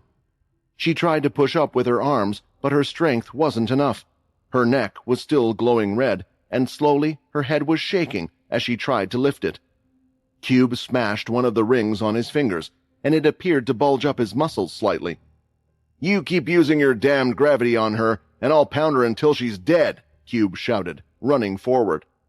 Looking from the outside, perhaps there would be those that thought, how could one attack such a tiny little girl? However, if one could see the look on both Locke and Cube's faces, it was one of pure fear. They were afraid of the little vampire and were fighting for their lives. Seeing Minnie like that, who after helping her was about to be in trouble, Lucia mustered all the strength she could, infusing the key into the weapon, and threw out the blade as hard as she could. Cube had no choice but to throw out his fist toward the spear. The two clashed, and the spear stayed floating in the air. "I can do the rest," Hannah claimed, as she pulled out both of her small daggers and dug them into the ground. "None of you know what I went through in there, how much fighting I did against that damn dragon." The red aura was placed in the blades, and dragging herself. She flung her body like a slingshot. Immediately, she crashed into Cube's body, sending him back and tumbling. However, a clang was heard on the impact. When on the ground, Cube looked to be fine. That was because the daggers were unable to pierce his chest piece. The daggers looked to be slightly frozen, with only the tips touching. "Do you really think the chained are just useless and rely on their powers?" Cube stated, one of his other rings activating, and now a fist of fire came towards Hannah. The ice around the daggers had spread to her arms. She was struggling to pull it out. "He has strong beast items, but I can take it," Hannah thought, as she was prepared for what was coming. Regardless, it didn't seem like she would need to act, because a large gush of water had sprayed directly onto Cube's fist. Then, the next second, a metallic fist pounded him in the face. After that, his body was dragged towards him, and the strange man punched him once again into the ground until he could no longer move. Looking at who this person was, Hannah wasn't entirely sure. Soon, the older gentleman who had just saved Hannah went over to Minnie, who was on the ground. She was standing to Hannah's surprise. The old man bent down on his knees, looking at her face. "You don't have to worry," Vorden said with a sweet smile. "You can relax now. All your friends are safe." He pointed behind her. Minnie turned her head and could see that Lucia was just fine. Seeing her all okay and running towards her, Minnie started to walk over. The red energy inside her started to fade away. She collapsed again, falling to the floor, landing safely in Lucia's hand. You took care of Locke, and you used all those powers. You're a blade, aren't you? Thank you so much for saving us," Lucia said straight away. "Be careful," Hannah said. "We don't know whose side he is on." "I'm Vorden, and I'm a friend of the other one still fighting," Vorden answered, looking off into the distance. Peter and Clicker were still in the middle of their battle, and it looked like something was going on. For the first time in a very long time, Peter was huffing and panting. It was an odd expression, but he was getting tired. "Is this because of the celestial energy? Have I been using it for a while now? It has to be that unless it's because I've been standing for so long and I lost stamina, but that makes no sense," Peter thought. At the same time, his opponent didn't look any better, although his tiredness was due to the pressure he was facing. A couple of times, it looked like his opponent had gotten closer. "Is he getting faster? But I can't get much further away from Fizzle. It looks like she's having trouble as well. If I get out of her area, I'll no longer be able to use my ability freely like I have been doing." "Wait," Clicker said, shouting out with one hand pointed towards Peter and the other ready to click his fingers. "You know I can just click away from you when I want, but I don't want to run away anymore. You've already killed countless members of the chain, and I'm getting tired. Before you kill me, please let me know your name." For some reason, Peter was inclined to listen. For one, he was catching his breath, but was trying as hard as possible for his opponent not to notice. Then there was the fact that doing the same thing wasn't working. If this man wanted to give up anyway, then so be it. "I can't kill you," Peter finally answered. We need Jessica." There was a pause before Clicker finally answered. "Okay, I'll give you Jessica, but in return, please grant my request. What is your name?" Seeing no harm in the request that was asked, Peter was ready to answer. "Peter "No!" A loud yell was heard from behind. "Don't tell him your name. It's how his power works. If he knows the name of an object or person, he can teleport it as he wishes." Peter didn't turn around to look behind him, but he felt like something was strange, and now he knew the answer. Finally, it made sense. Why hadn't Clicker teleported any of them, yet he was able to teleport Quinn? At the time, the shocked reaction on his face was the realization, when teleporting Quinn, that it really was the great hero. It really was Quinn Talon. The fact that Peter had almost got tricked, he was shaking with anger. More of the celestial power was being drawn, and it was heading to one place, the large tail. It started pulsating with power as if it was a reaction to his anger. It looked like the tailpiece had a life of its own. Once again pushing off, Peter ran towards Clicker. He knew the same thing would happen, and he knew he was far away, but with his anger, he went to attack with the top of his head anyway. At the same time, the whole tailpiece lit up red, and a line of red aura was released from it. It looked like a blood attack, but a blood attack wasn't possible for whites. Either way, it was only visible for a second, as it soon disappeared as if it were never there. Clicker was seen standing on the other end, still with his finger ready to click, but he hadn't clicked them for some reason. Slowly, Clicker's body started to fall away in two parts, both of them hitting the floor. "I thought you weren't trying to kill him," a voice said from behind. "I know." Peter turned around, looking at the person. "And who the hell are you?" "It's me, Vorden. I really missed you." "Peter?" "Vorden?" Peter asked, as his transformation had come to an end. This time, when the celestial energy left his body, Peter could feel he was back to normal, and unlike a few moments ago, he didn't feel tired now. This seemed like a plus. Although being in celestial mode might have tired him out, it didn't seem to affect his normal self, which was still plenty strong. Walking up to the person in front of him, Peter looked him up and down for a brief moment, before he suddenly threw a punch from his right side, aiming straight for Vorden's head. Although the latter tried to harden his skin, he was a bit too late. He got knocked into the distance, hitting the ground a couple of times. "Why did you do that?" Lucia shouted. "That person saved us. He said he knew who you were." Looking at his fist and the man now on the floor off in the distance, Peter wondered whether he might have acted a little prematurely. However, suddenly hearing the name of his once dear friend had triggered him, especially when he saw a completely unfamiliar face. "Can Vorden really be alive?" Peter thought. "Well, if Logan survived, who's to say others couldn't do the same, especially with how far Key seems to have advanced? Come to think of it, last time I saw him, he was in the body of a humanoid beast, so no wonder I couldn't recognize him." It was then he could see the man standing up, rubbing the side of his face. "Ouch! I guess I deserve that for not coming over to check up on you guys. Back in the past, it wouldn't have been this way round. I still remember when you pushed Quinn through that portal because you were so scared of getting hurt by others, and look at you now." "So you really are Vorden?" Peter's voice raised slightly, but it was only a little up-tempo. After all, the white still lacked the ability to show emotions fully, other than anger and annoyance. Still, hearing these words, he was convinced that this stranger had to be his friend. That memory was something only him, Quinn, and Vorden should know about. Peter, there's so much to talk about, but I'm afraid now is neither the place nor time, Vorden said, walking around others. However, I have to ask, why does Quinn care so much about this one girl that he would crash a wedding? Peter honestly didn't know how to answer that himself, not without starting from the beginning, so he just said something that the two of them could understand easily. She's a friend. Then I guess we really need to try and find Jessica. With Clicker dead, we have no easy way to get to her. Let's hope there are some of those chained alive and one of them knows her location, and Quinn's for that matter, Vorden suggested. Before that, though, they looked off in the distance because there seemed to be still one battle going on, and they were wondering if they should provide a little help.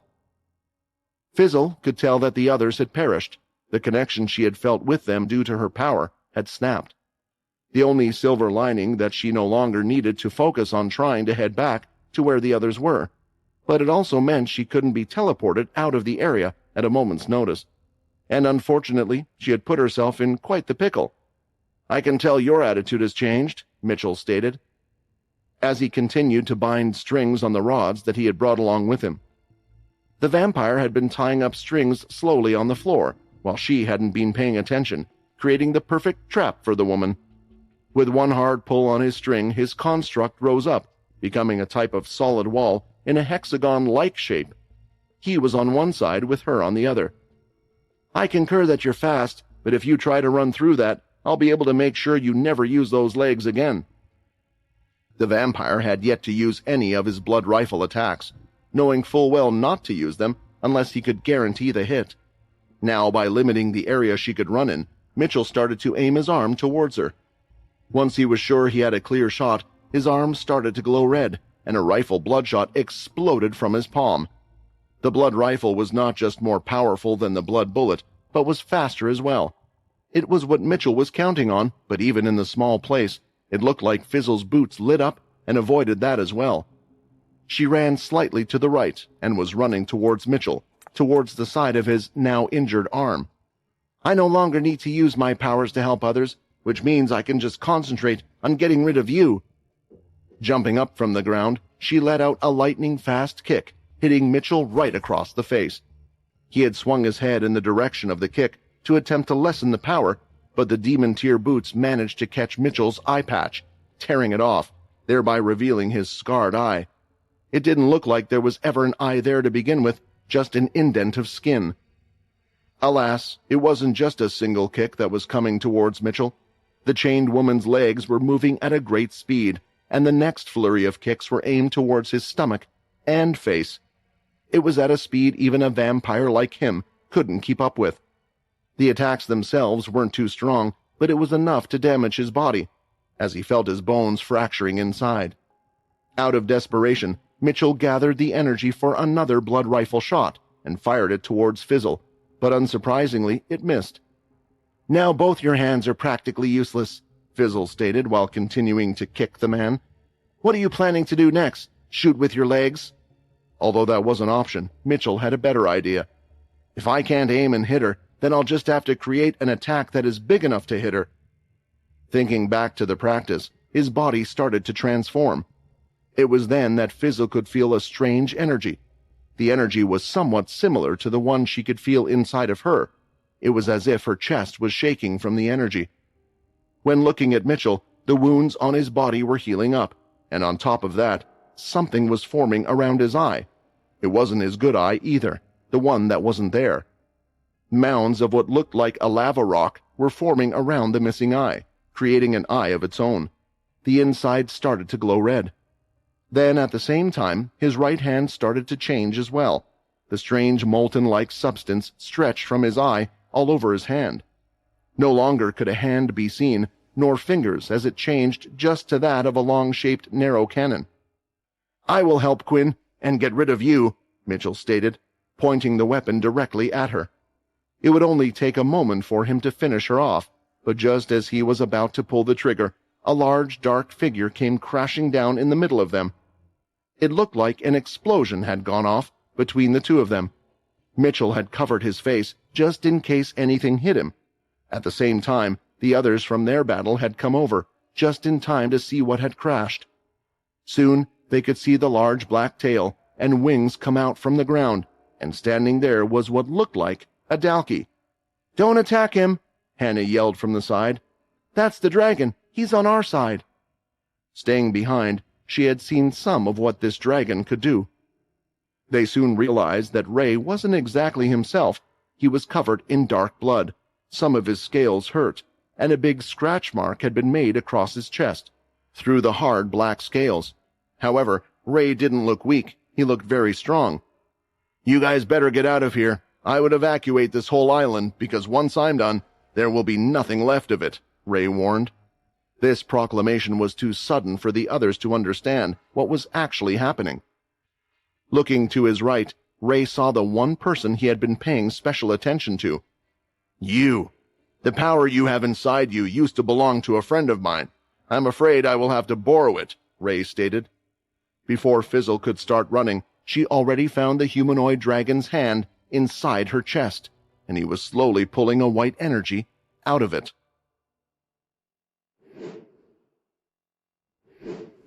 Honestly, Quinn didn't understand what was going on. His blood drill skill was powerful, extremely powerful. It was an attack that allowed him to use his speed, strength, ki, and blood control powers to boost the drill. It wasn't the fact that Russ had somehow managed to stop his attack with a shadow, but how was this even possible? An attack of this caliber, with the amount of MC points I have right now, even I won't be able to stop an attack like this. Maybe only someone like Arthur or Laxmus can, Quinn thought. It was then that Quinn noticed a shadow heading towards him from the corner of his eye. After a moment, this shadow split up into multiple shadows.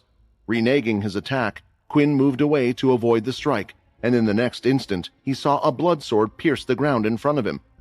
Turning his head, he now could see the countless swords coming toward him simultaneously.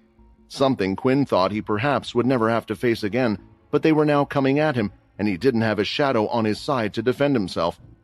Immediately, though, Quinn avoided most of them just by putting all his concentration on them.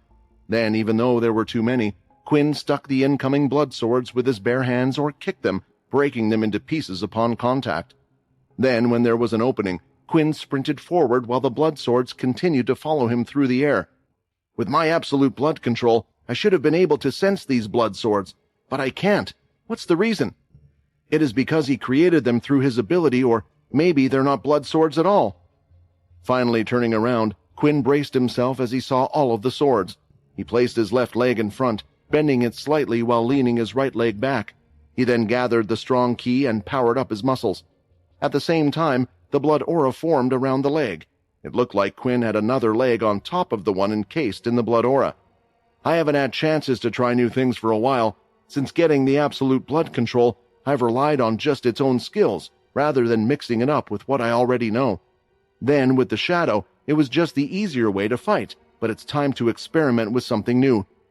At the right moment, Quinn swung out his leg, and the red aura around it expanded.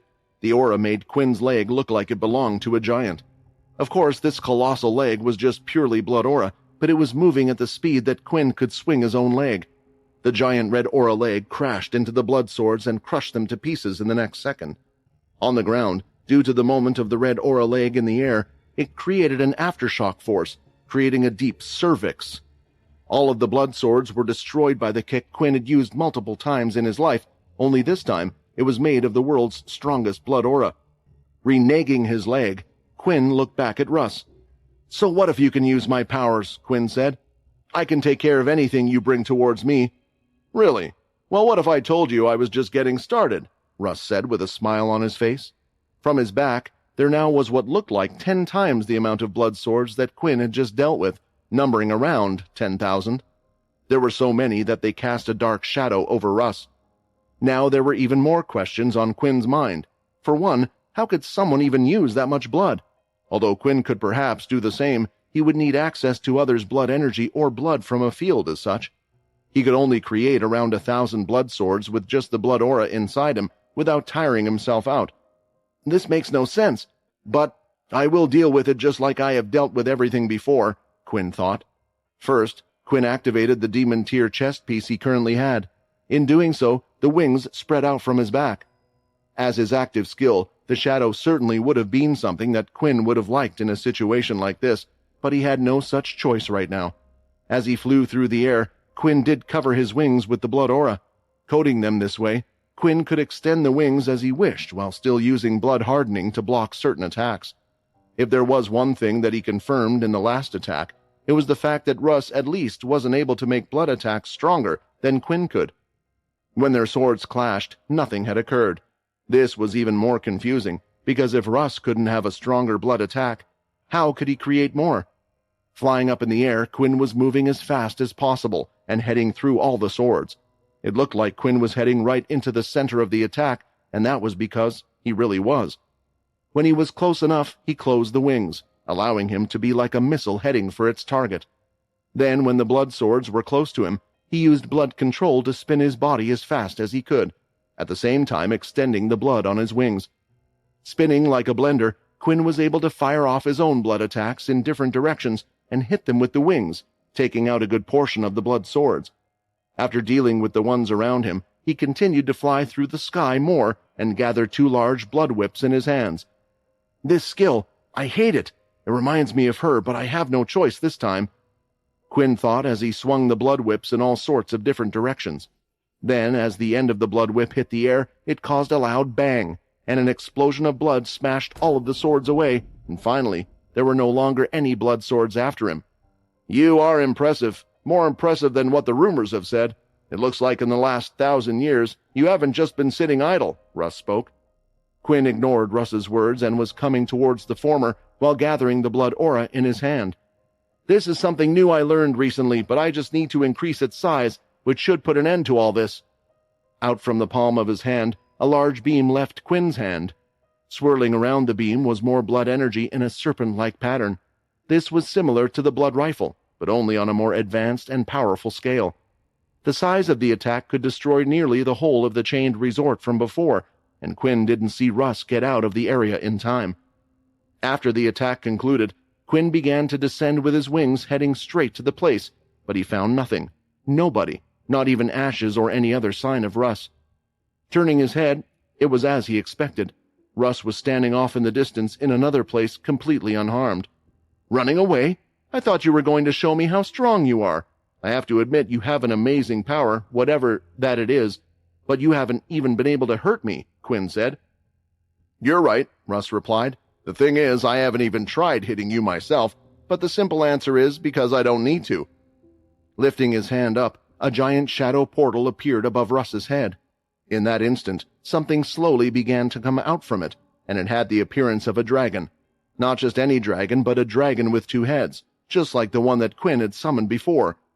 What? Quinn was left speechless. Copying the blood weapons, copying the shadow powers that Quinn used, Quinn could somewhat imagine an ability to do that, to do something along those lines. But now, seeing a dragon in front of him, but not just any dragon, the demon-tier beast that had created the Dalki, the 2-headed dragon, now Quinn was starting to have his suspicions about this power he was fighting against. There is only one dragon like that in the world. At least, I think there's only one dragon like that. He shouldn't be able to replicate living matter. This isn't just copying what I do. It has to be something else. Thinking back to the interactions Quinn had so far, he had come up with a guess. What if it was an illusion ability? If that was the case, he could understand why he couldn't sense the blood energy because it wasn't real, why a human could use blood control in the first place. Still, though, that didn't quite seem right. When fighting against those that had illusion powers before, they would break on impact, similar to the copy Quinn could make with his shadows. His blood swords wouldn't have disappeared when they both clashed. Maybe it's such a powerful ability that it's all in my head. Thinking this, Quinn walked up towards the dragon. As it stomped its feet, he could feel the ground shaking, making him believe it wasn't so much of an illusion. The dragon gave out a big roar, just as Ray had when he was summoned, and soon turned around, swinging its large tail straight towards Quinn. It's just an illusion, Quinn thought as he put his hand out to stop the giant tail. However, unlike Quinn thought, thinking the tail would pass right through him or nothing physical would touch him. He was hit across the land and sent flying off in the distance. Not only that, it was a powerful enough blow to cause him even to bleed. Blood was coming from his mouth, and the system stated that he had even lost some HP. Minus 12 HP. Eventually, Quinn flapped his wings in an attempt to slow down and regain his position. Damn it! Quinn wiped some blood from his mouth. That was definitely a real tale, but there is one thing I'm sure of. That's not Ray. Quinn summoned the blood drill once again, charging forward at full speed with his legs and wings. The blood drill was able to be stopped by the shadow, but against this physical monster, he felt like it would be okay. At the same time, the dragon ran forward, and in doing so, it opened its mouth wide.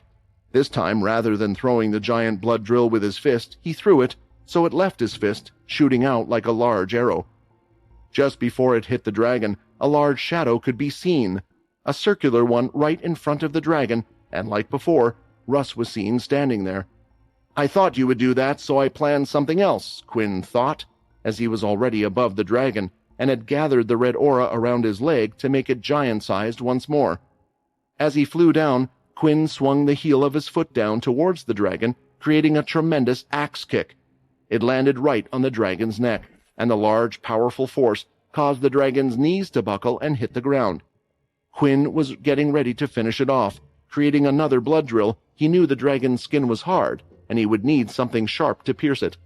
As he readied himself and started to descend, he felt an acute pain hit him from behind, and he was nearly thrown out of the sky. -6 HP. Turning around, Quinn felt another sharp pain inside him, and he could see what it was now. It was the blood swords from before. 1,000 of them were coming towards him. He knocked a couple of ways, but got stabbed a couple of times again. -6 HP. -4 HP. This has to be real, otherwise the system wouldn't state that I was losing HP from these attacks, Quinn thought.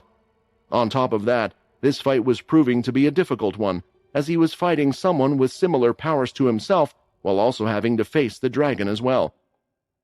In the middle of that, Quinn could see that the dragon had stood up again, and turning its head, it opened its mouth wide to breathe fire towards him. Before the fire could reach him, Quinn threw out his hand, and with it, he produced the third stage of ki. It looked like the flames stopped before they hit him, but there were still the blood swords to deal with. Come on, Quinn, concentrate. You can do this.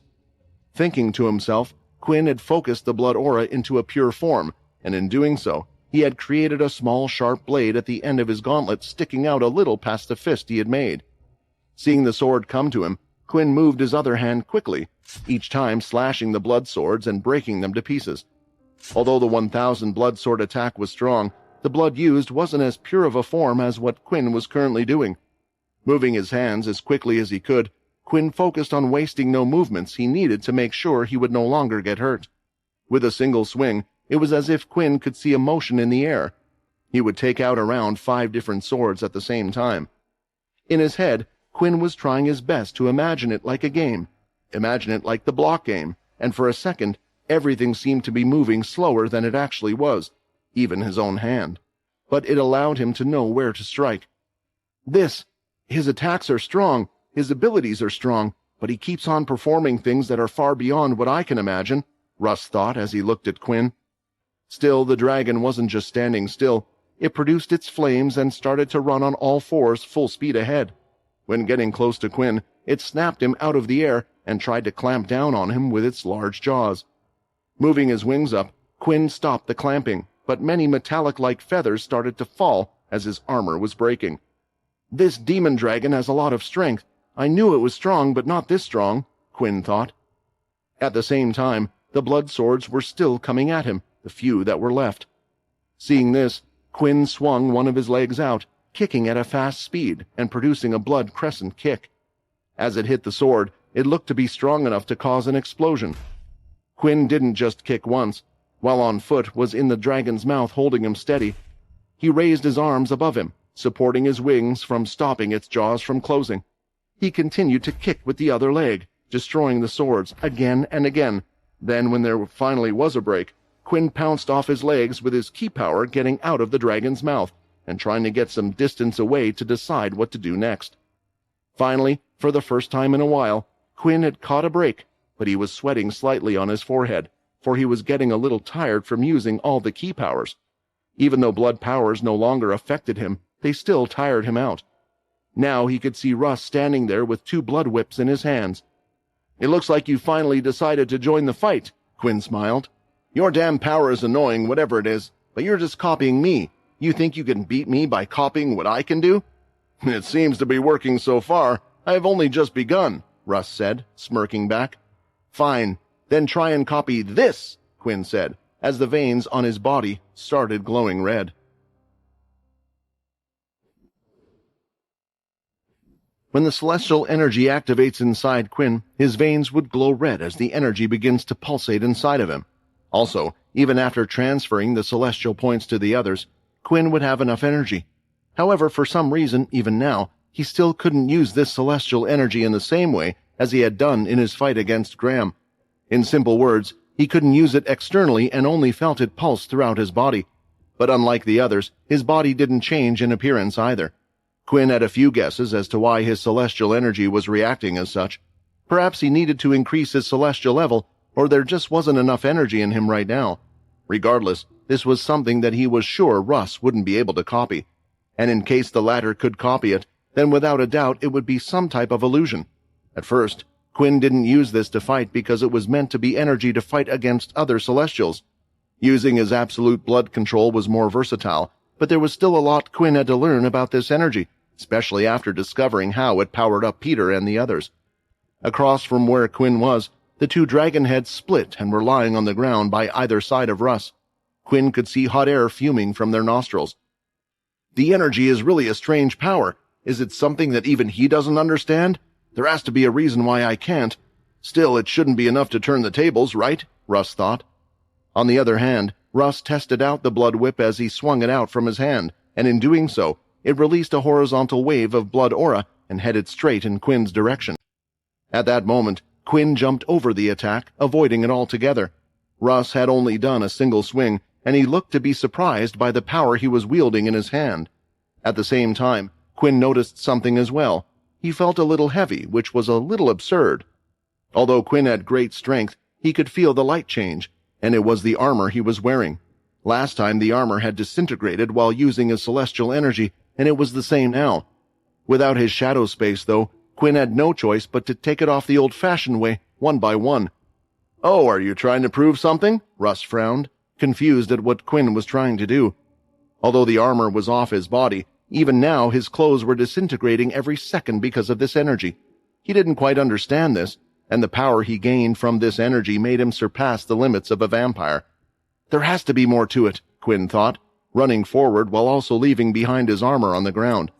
Seeing this, Russ moved the dragon forward, and at the same time he leaped on top of one of the dragon's heads. Immediately, he started to swing the whips left and right, aiming at Quinn. However, Quinn remained calm and unfazed.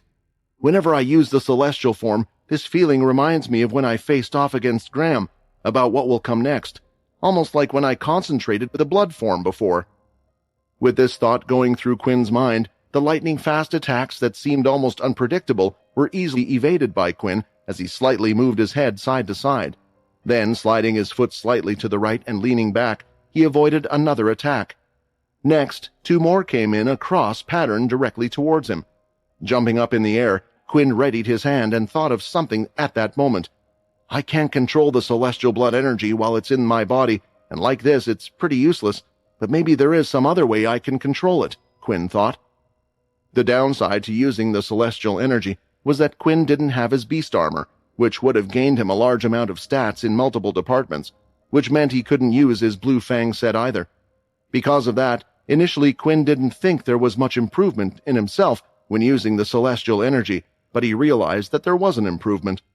He knew that the celestial energy he felt inside him was strong, and he might be able to control it with his absolute blood control, so there could be a way for him to use this energy uniquely.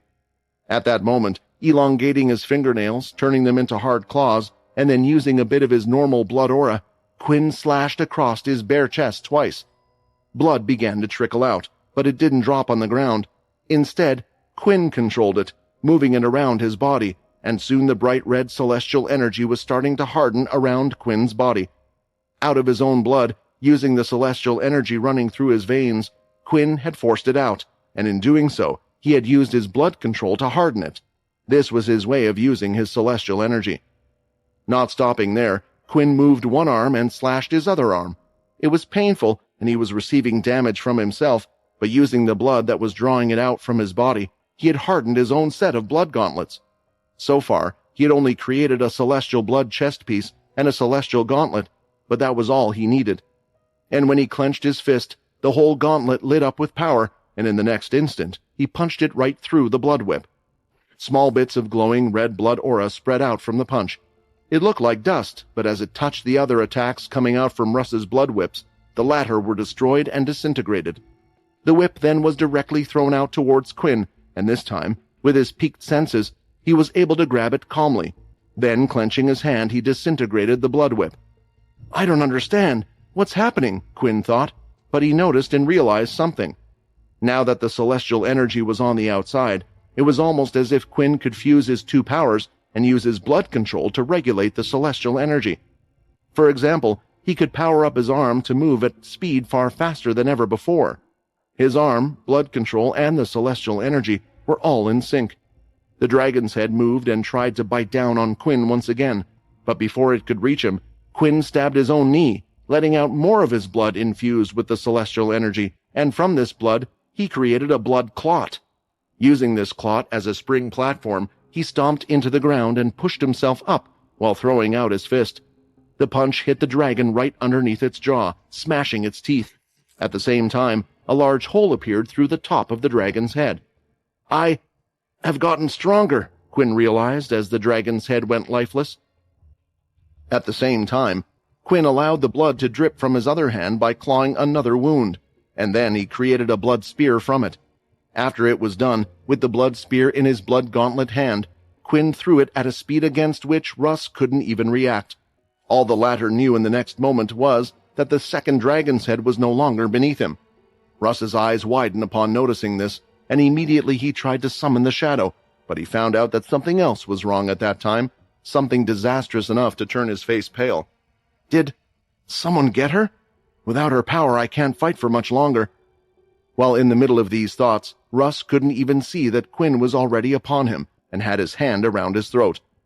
"I didn't want to do this," Quinn said, "but you are too dangerous for others, and your actions show that as well. I didn't want to be a judge of this world, but perhaps this is something that I must do to avoid more bloodbath." Clenching his hand into a fist, he crushed Russ's neck, turning the latter's body lifeless.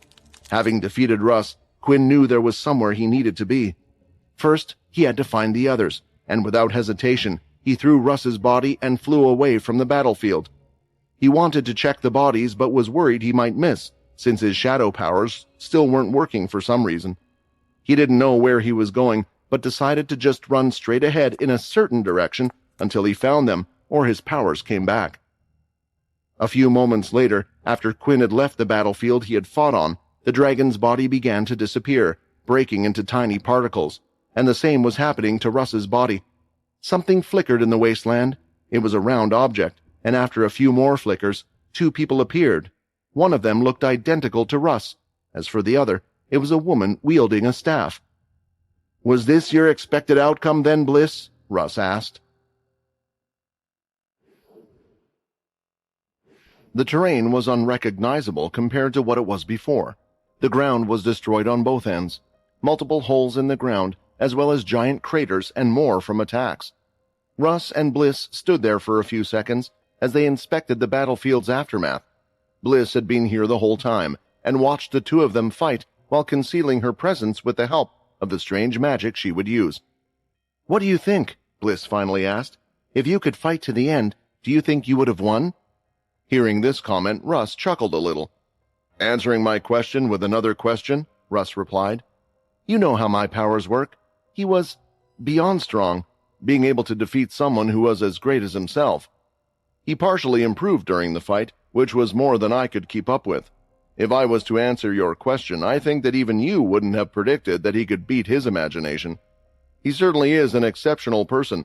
I just wish someone like him had come into the world sooner. Maybe something like the Chained would have never existed with him in the first place."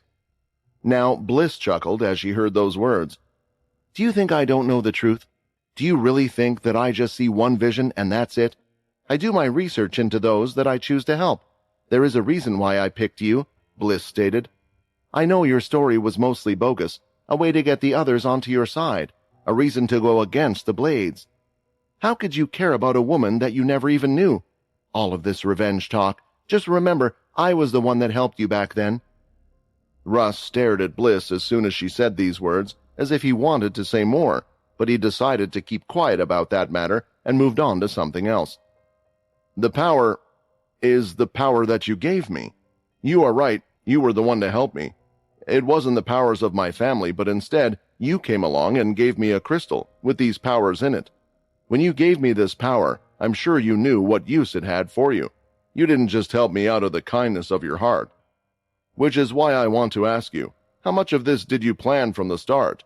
Did you ask me to marry Jessica just because you knew he would come after her? Or knowing you, there is something more to her as well? Perhaps you giving me your powers is just a way for me to train him? I saw him get stronger during the fight. The truth is, I don't know whose side you're on, mine or his, or even the world."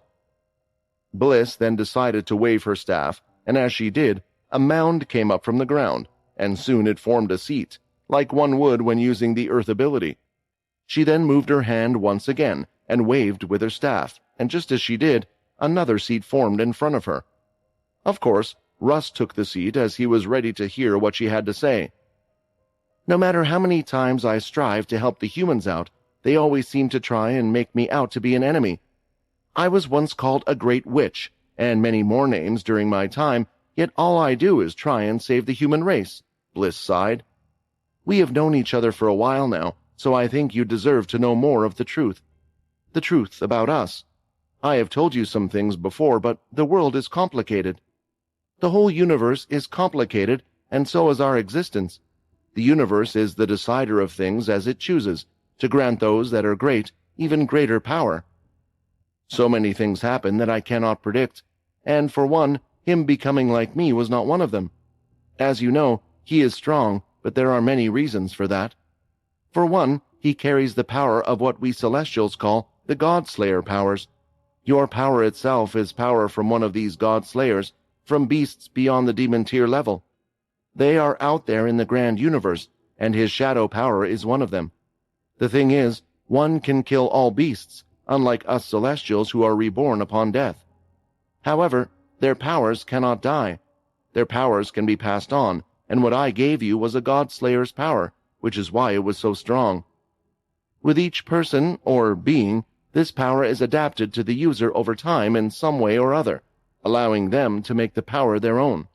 Still, it is frightening for us Celestials, because the God-Slayers ruin the balance we have between the Celestials on our plane and the other planes. The problem is how Quinn became a Celestial, reaching the top on his own. It's difficult to convince him, but with time, I think he will learn." Russ didn't know how to feel about what he was learning. Honestly, he was more worried about human matters than worrying about any of this God nonsense, but it was still interesting to learn why his powers could do more than others. "I want to ask you, why were you so confident in the shadow blocking his blood drill?"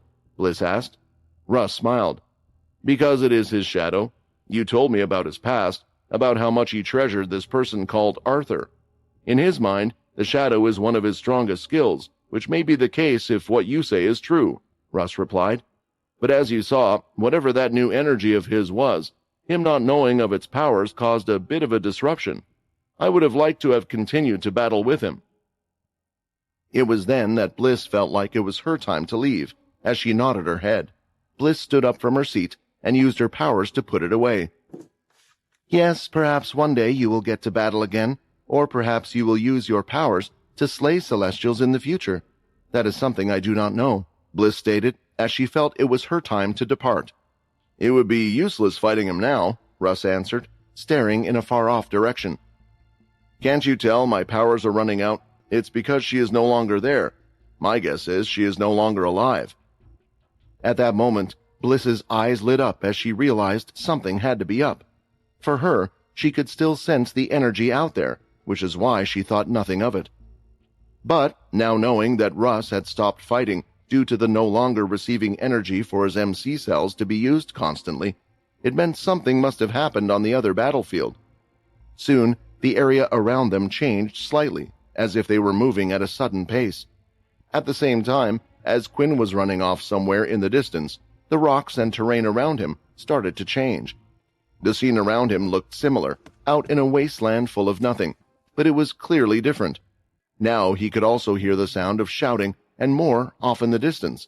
Now, finally, he was back, close to the area where he was before. Without hesitation, Quinn started to run towards the sounds. At the same time, Bliss became aware of what had happened and saw that a certain humanoid dragon had glowing white energy in his hand. "No, this is bad news," Bliss almost shouted. "Who is that, and what is happening?" Russ asked. "That used to be someone who was very dangerous," Bliss replied, squinting her eyes in the dragon's direction. "And now?" Russ asked. "I don't know. He isn't like his former self, but with that thing in his hands, he might become as dangerous as he once was," Bliss replied. "Are you watching this?"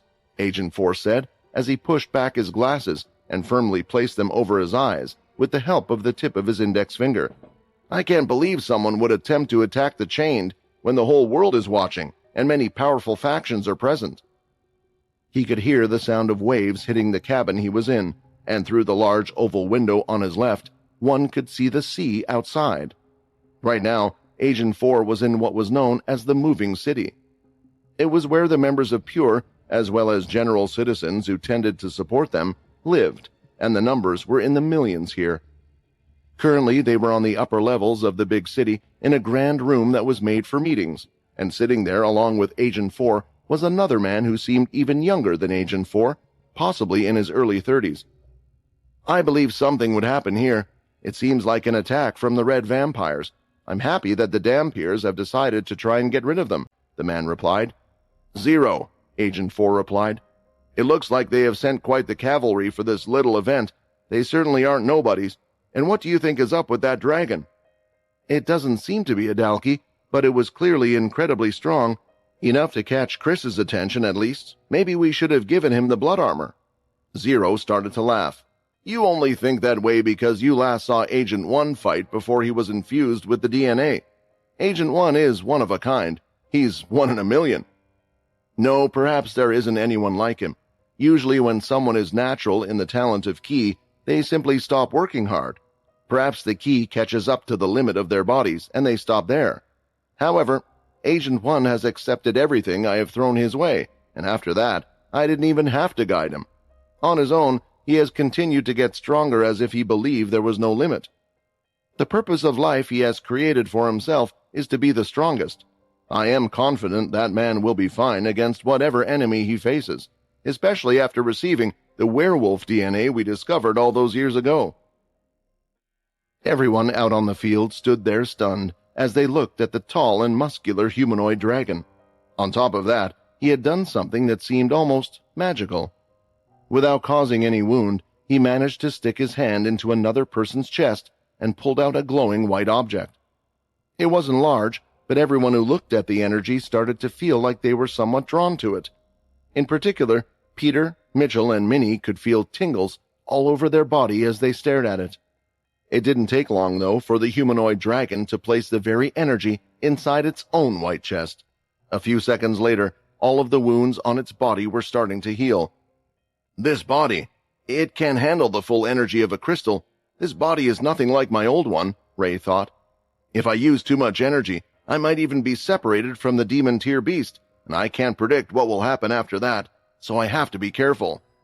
Bending his legs slightly, Ray was ready to take off into the air. "Remember what I said, all of you get off this island. I'll try to hold back for a little bit to give you some time. Also, if I don't come back, it doesn't mean I will be dead, but I want you to look after the kid." He jumped up before anyone could react, and the aftershock from it sounded as if the jump had set off 2 huge bombs. Everyone could see ripples of energy through the air, and Ray was gone in the next instant. As for the people watching the scene, they were pushed back by the sheer force of the incoming energy wave. "It looks like that guy was serious about destroying the whole island, and I'm guessing he's on our side," Borden said. "We need to get out of here, all of us." Lucia looked behind her, noticing a small flicker as the energy had hit something. It looked almost like a ball, but once Ray's push-off energy had appeared, she could see nothing when looking in that area. Unsure whether her eyes were playing tricks on her or not, she decided to focus on the matter at hand. We can't just leave. We still need to find Jessica. We have no clue where she is. If that thing destroys the whole island, we need to get her out of here." "And don't forget Quinn," Mitchell shouted, coming back. Although Fizzle was still alive, she was no longer willing to fight. But something did pop in his head. "It was a good fight that I was going to win, so how about a nice reward?"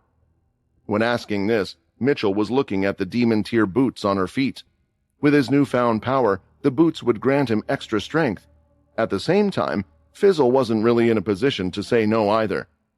Heading back to the others, it looked like a decision had been made, and a plan had been put in place. With the Dampier and the reporters, fighting was still going on not too far from where they were. Vorden and Hannah were to try and convince everyone to get off the island. They would bring Fizzle along as proof, stating that the fight was over and the wedding was now cancelled. In the meantime, Peter, Lucia, and Minnie would search for Jessica, and lastly, Mitchell would stay out to try and find Quinn and update him on the situation. After that, they would all head to the docking bay where the ships were docked, and all of them would board the Blade ship. "Is everyone okay with the plan?" Vorden asked. "Look at you. You're back for like 2 seconds and already bossing everyone around," Peter mumbled. Vorden raised an eyebrow at this comment. "Me back for 2 seconds?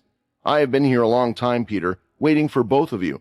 Now that we have finally met up again, I promise I will not let us split up. There was a lot that happened while the two of you were away, a lot of things that I have to tell you." It looked like Quinn and Peter had found someone who had the answers they were looking for, and after this event was over, they were sure they would get them. Nodding along, the group split up once more for the last time and would regroup at the Blade ship. Vorden, along with Hannah, had decided to head back to where the others were. Without the dragon there, everything was possibly left to Jake and Vicky and the other 2 members of the Blade family who had come along with Vorden on the trip. "Although I did that training with the dragon in the shadow space, I don't think I'm ready to take on the world's best," Hannah thought, as she made her way over, but they soon realized that perhaps Jake and Vicky didn't need too much of their help. Before, many members of the Chained were worried about getting involved in the fight due to the dragon, but now, with the dragon gone, they could take part in the fight. However, within the next few moments, several mounds of what looked like heavy mud crushed many of the members. As for the person responsible for this, it was Vicky. Using the demon tier beast weapon at her disposal, she ensured the others wouldn't get involved. Then there was Jake, along with the other 2 blades, who had done well to hold off the other attackers. Just as they arrived, General Fizzwell looked to have recovered and was going in for a hit, but before he could even get close to Jake, the latter stomped his foot, and a metallic mound lifted from the ground. Fizzwell's punch had successfully hit, but did next to nothing. "Am I doing the right thing?" Fizzwell thought. "I'm kind of pissed at the dragon that effortlessly defeated me, but I can't just attack the Green family. Andy will bite off my ass if I continue."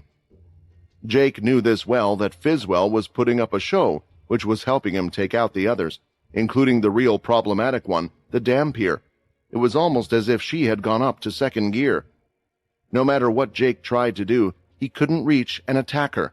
He struck out a quick lighting strike towards Flora after blocking another attack from Fizzwell. However, she had readied her sword and swung it in a lower semicircle arc. Hitting it at the right moment, it looked as if she had wrapped the lighting around her sword. Then, throwing out a strike from her, the lightning strike went back towards Jake, but was quickly stopped by another metallic mound he had created. "Her swordsmanship is troublesome against lightning attacks, but at least I'm learning something," Jake thought. "The Dampiers have always been good with the sword. Are they preparing something special against the Greylash family? Are they expecting to clash with them as well? Either way, I might have to select a different set of powers against them." "Hey, it looks like you could use a hand," Vorden said as he walked forward. He had reached this group of 4. "Look, this fight is useless." It was then that Vorden pointed towards Fizzle, who was now captured. She looked extremely guilty with her head down towards the ground, and still had a few wounds on her body from the fight against Mitchell. "If you know we captured her, you should know that we dealt with the rest, and unfortunately, the rest weren't as lucky as her." It didn't take long for the expression of the members of the Chained, stuck in the mounds, to turn pale. Nevertheless, the fact that he had come back with one of the core members of the primary chain team meant something, and the reporters who had been hiding at the back also had to pinch themselves to believe what was happening. "Does this mean that the Blades defeated the Chained? Their long dispute is over?" a reporter asked. "That can't be right. They just have one. Maybe it's a transformation skill or something," another replied. "They just want to stop the fighting." The reporters didn't believe Vorden's words, and hearing them, those in the Chained weren't inclined to believe it so much either. They just couldn't. Did it mean their leader, Russ, had died as well? And where were these others that had defeated them? "It's true," a voice came through from the crowd. "The A-Team, as you guys refer to them, were completely defeated." When looking at who was speaking, they saw that it was the famous reporter AJ. "I filmed everything. I filmed them getting beat by the intruders. I saw it with my own eyes, and all of you will be able to witness it as well." Hearing this was a big blow to the Chained. They all knew how strong this A-Team was, but there was still one question on their mind. "What about that vampire? And Russ, are they—" The reporters had many questions to ask, but AJ simply shook his head, indicating he didn't have an answer for them. "I don't know where the two are. I can't find them. But everything else is true. I think before all the major factions leaders fight, you need to consider why you are fighting. There may be no reason for you to fight anymore," AJ said. He too wanted the fighting to stop. Although he was a reporter, he felt like, based on what he had seen, that they were perhaps fighting on the wrong side, because there was one thing that AJ had captured, and he had figured it out. It sounded like Clicker had transported the main intruder out of the fight, which meant he had to have known his name. If that was the case, then who was the intruder? Something was playing at the back of his mind, a video he witnessed his family line make many times. But if he were to report this, he felt like the world would think he was crazy. As a reporter, it was his duty to verify facts from alleged possibilities. "Everything that the reporter said is true," Vorden said, stepping forward. "We just want the girl named Jessica, and everyone will leave. We can talk about things properly another time, but there is another problem. Everyone needs to leave this place.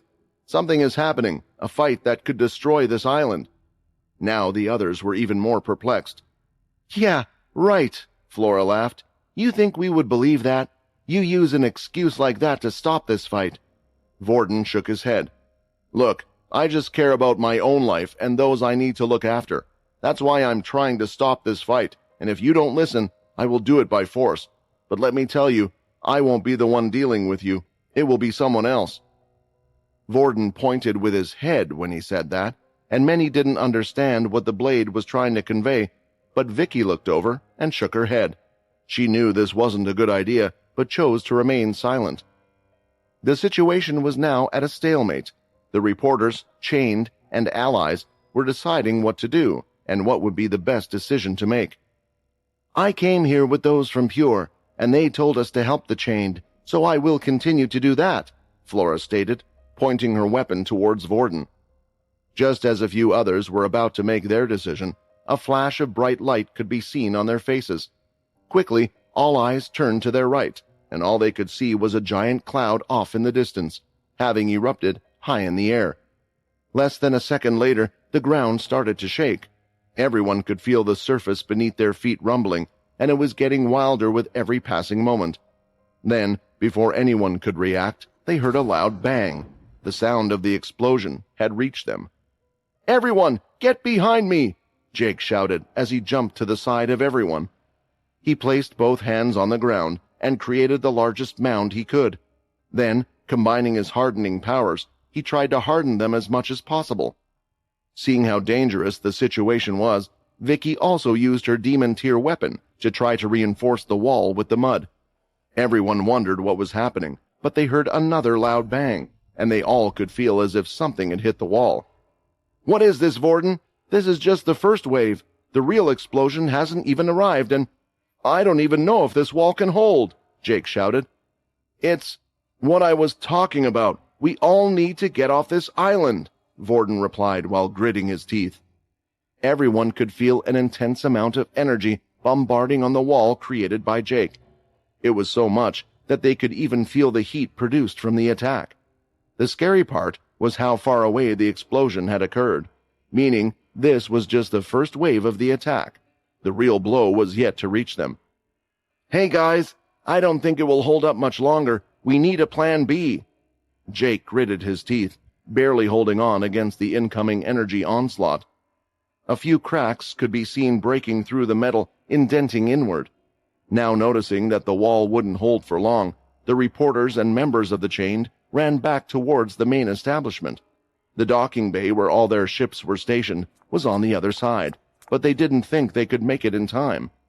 Seeing that Jake was struggling, Vicky retracted the mud, holding up the wall for support. She then formed 2 daggers in her hand and stabbed them towards the floor, and soon everyone at the scene was covered in an igloo-like mud bowl. As soon as Jake's vision was blocked, the wall crumbled. Next, the wave of energy hit the mud, and everyone inside could feel the ground shaking again. Finally, they could hear the sound of heavy things falling over, and eventually it stopped. The time had passed. "Is everyone okay?" Vicky asked, and noticed a few people she hadn't exactly planned to save, even though they were here. The Bree leader and her beast had run into the large encased mud ball. Even Flora had somehow made her way in, much to Vicky's disappointment. The rest were the allies that Vicky had tried to protect, and surprisingly, AJ was also there. He had run into the circle at the last moment. Regardless, Vicky couldn't complain about who had used her shield, and decided to disintegrate the mud wall, revealing the scene on the side, the destruction caused by this wave of energy. In front of them, the ground appeared to be scorched. It had changed from the dry mud ground to being burned black. Then, when they turned around, the whole chained establishment that once stood tall was now almost non-existent. The building had collapsed and crumbled, and it certainly didn't resemble a wedding venue. Even the blood-red roses were now nothing but ashes. Soon they also noticed a few who seemed to have survived the attack coming out from the wreckage of the building. Most of them had used their powers in some way to protect their lives, but not everyone was lucky enough to survive. A few were also trying to heal others, but there was also a look of panic on their face because everyone could hear and feel constant vibrations ringing through the air, and one after another, loud bangs could be heard off in the distance. There was no incoming shock wave like the one before, but now everyone was frightened that soon there could be another. "What was that? You have to explain," Fizwell asked. Vorden looked off in the distance from where the energy vibrations were coming from. "I think that was the warning he was talking about. Now we don't have much time." Saying these words, Vorden could already see people heading straight for where the ships were. They needed to leave this place right now, but it looked like one of the spaceships was no longer in operation, having been damaged in the shockwave. "Everyone, head back and get out of here," Vorden ordered. "Tommy, Wei, you will come with me and head to the blade ship. We have to stop anyone taking the ship at all costs." "What do you mean?" Jake asked. "Aren't you going to be leaving as well? So why are you protecting the ship?" As the words left his mouth, Jake realized that everything his uncle had been doing was for a reason, and it had to be a big one to go so far for someone. "We will be staying here until the last possible second. Don't worry about us. We were never involved much in your political sphere in the first place. Just leave and get to safety. I'll see you again." The others had already left, deciding it was too dangerous, leaving only Vicky and Jake out of the great allies. It looked like Jake wanted to stay, but Vicky had decided for him as she began to pull his arm. "When you see him, tell him I said hi," Vicky shouted toward Vorden. "If he survives this, I certainly will see him again, and make sure he comes to us. He's been waiting for him for a long time as well." In the underground floor of the chained establishment, they had created a special place, and this place was specifically made for Jessica. They thought she might attempt to escape once again.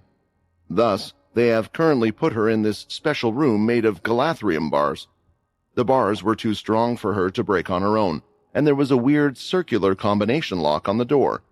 This was where she had been the whole time after Clicker had teleported her.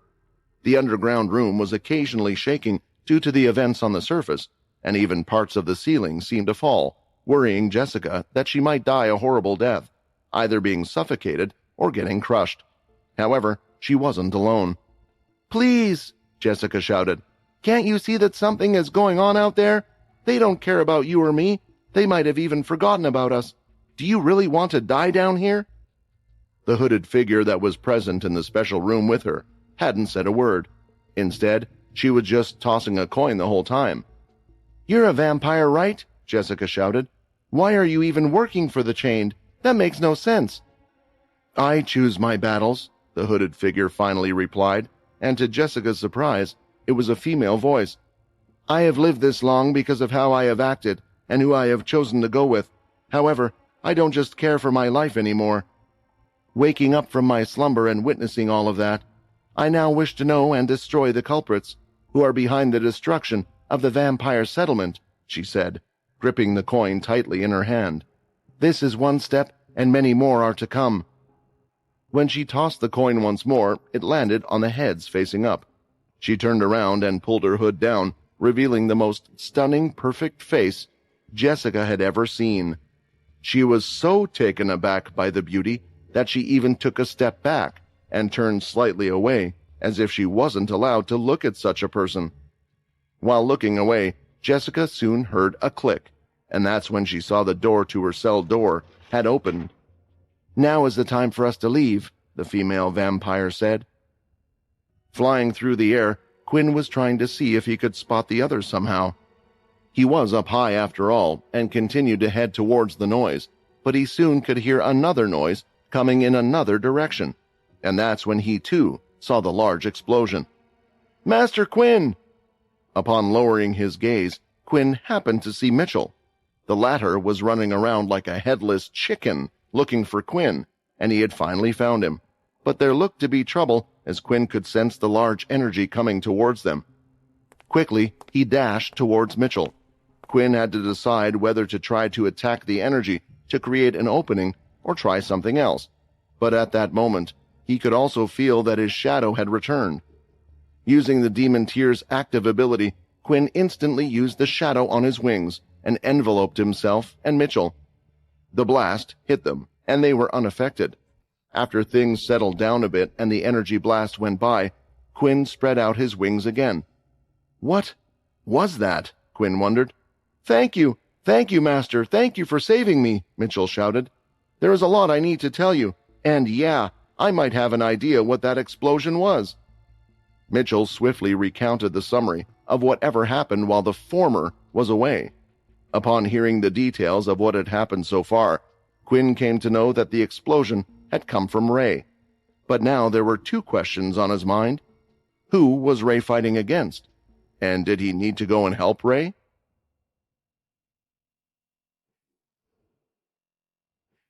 The shockwave had destroyed most of the chained establishment, but the other half of it was still standing and mostly relatively intact.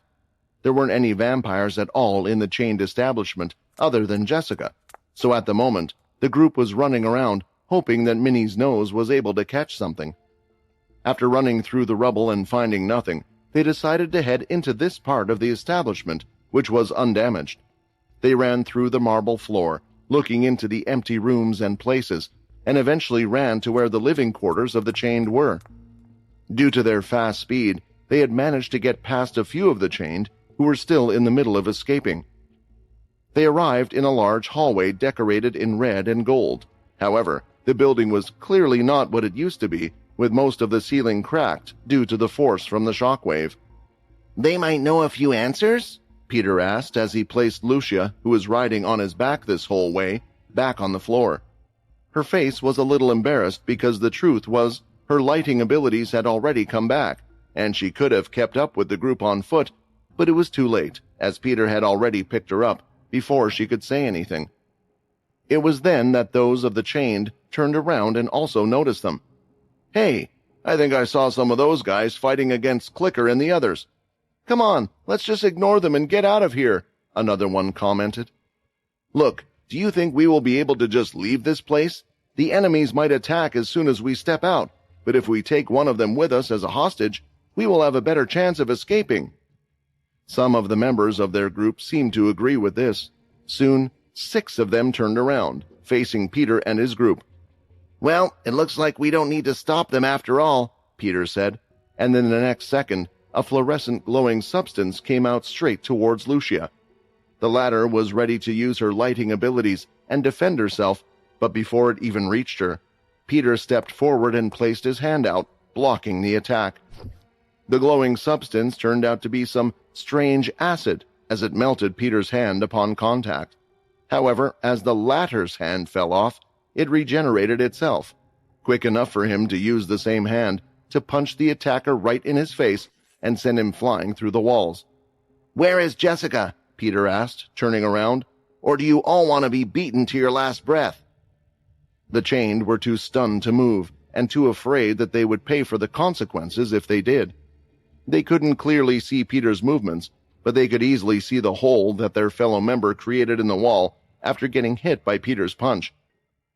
"Peter, he didn't hesitate to protect me again. I know he's strong and has good regenerative abilities, but to not hesitate at all? That was quite reckless. Who knows what abilities these people have?" "Uncle is so cool," Minnie said, pumping her fist. Remembering that Minnie was on her back, she thought that perhaps Peter wasn't doing it for her, but was doing it because of both of them. After all, he stated he would always do whatever Quinn told him to do. However, turning around rather than capturing the others, Peter walked up to Lucia. "Are you all right? You didn't get hit by any of that acid stuff, did you? It's quite strong." Lucia nodded, confirming she was okay without saying a word, and the next second, Peter had grabbed someone by the cuff of their neck and held them in the air. "Minnie, use your influence skill," Peter asked, "and if this person tries to block your questions with his key, I'll slowly start squeezing his head until it explodes." Staring at the terrified man in his grasp, he added, "Trust me, this is not a threat, but something I can easily do."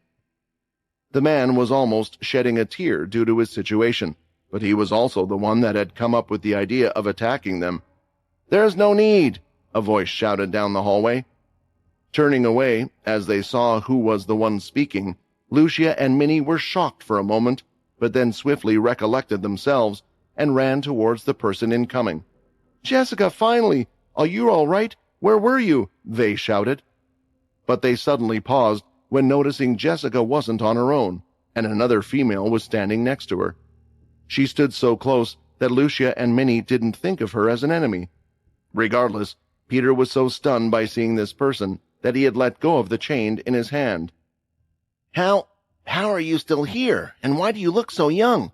Why are you even here?" Peter asked, ready for another battle. He hadn't seen this person much. It was only a couple of times, but Peter remembered the vampire leaders well. "It's a long story," Muka replied, "but I think we should save the stories for later, because this whole place won't last for long. There are strong shockwaves of energy hitting this building every second, and I don't think it can take much more. But for a quick answer, you can say I'm one of the lucky ones." They didn't argue with her response as the building shook, and parts of the ceiling were now falling. The group decided it was time to leave, especially since they had achieved what they had planned to do. Still, Peter's mind was occupied on how Muka managed to live so long and still look somewhat the same. Muka was a vampire that had already lived quite a long time, and then there was Fex as well. How come she didn't turn old like Fex? Things just weren't fair. Something wasn't right for things to be this way while so much time had passed. And Peter knew Quinn would surely look for the answers. It didn't take long for the whole group to reach the area where all the ships were docked. Ships were currently taking off and leaving the island, flying into the air. They weren't leaving the Earth's atmosphere, but flying to other areas. However, there was one spaceship where they could see Hannah and a middle-aged, black-haired man, and the other blades that had arrived with them. There also looked to be a few knocked-out people near the ship as well. As expected, some had tried to steal the ship because the shockwave had destroyed most of the ships, and only a few ships could take off. But, of course, there weren't many who could take on the Blade family. "Well, it looks like everything worked out well," Hannah smiled while thinking. "They really came in and saved the princess in the middle of all these people. But the real question is, where is the hero?" "Where is Quinn?" Vorden asked. "We didn't see him around. He must be out there somewhere. Mitchell is looking for him as well," Lucia replied. Now the others needed to decide what to do. Quinn, are you talking about the old king? Muka asked, completely stunned. Her hand covered her open mouth, and her eyeballs nearly popped out from the shock. We will wait for some time, Vorden said. We can wait, and even if we board the ship, we will search for the two. Knowing him, he might have even decided to go and search for what is causing this mess. He might even still be fighting out there. The others who knew Quinn were inclined to agree. That was when Minnie sensed something and quickly hopped off Lucia's shoulder. In the next moment, rising through the shadow, they could see the one and only Quinn. Quinn raised his hand upon stepping out, and suddenly Mitchell appeared out of a shadow. "I'm here," Quinn said, looking at everyone around him. He was happy to see Jessica and the others all there okay, but after a moment, he couldn't help but raise his eyebrows, especially towards Muka. "We'll catch up later. Let's get out of here first," Vorden smiled. When arriving, there were a few extra faces that Quinn could see that he didn't quite recognize, but the fact that they weren't outright fighting each other, Quinn had quickly accepted them as allies. There were a lot of questions on his mind, especially since he could see Muka there, but it looked like everyone was in a tricky situation and already was following the middle-aged, black-haired man into the spaceship. That's definitely Muka, without a doubt. If one of the vampire leaders is alive, then maybe I can ask her some questions about what happened to the others.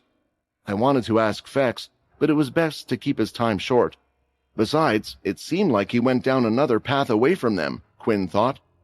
Once everyone was on board, it was time for the ship to start and head off. While waiting for this, quite a few people couldn't wait to talk to Quinn, and their eyes hadn't left him. "Quinn!" Muka, Jessica, and Vorden all said at the same time. Immediately, they looked at each other, and there seemed to be a few sparks in the air. "I have been waiting to see His Majesty for so long. I thought he would never come back. Now is my chance to talk to him.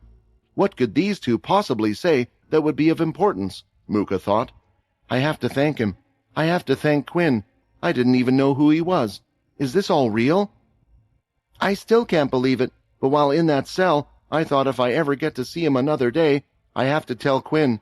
I have to tell him how much he changed my life," Jessica thought. While the two girls were thinking this, they could see the middle-aged, dark-haired man continue to walk forward towards Quinn and immediately go to embrace him with a hug.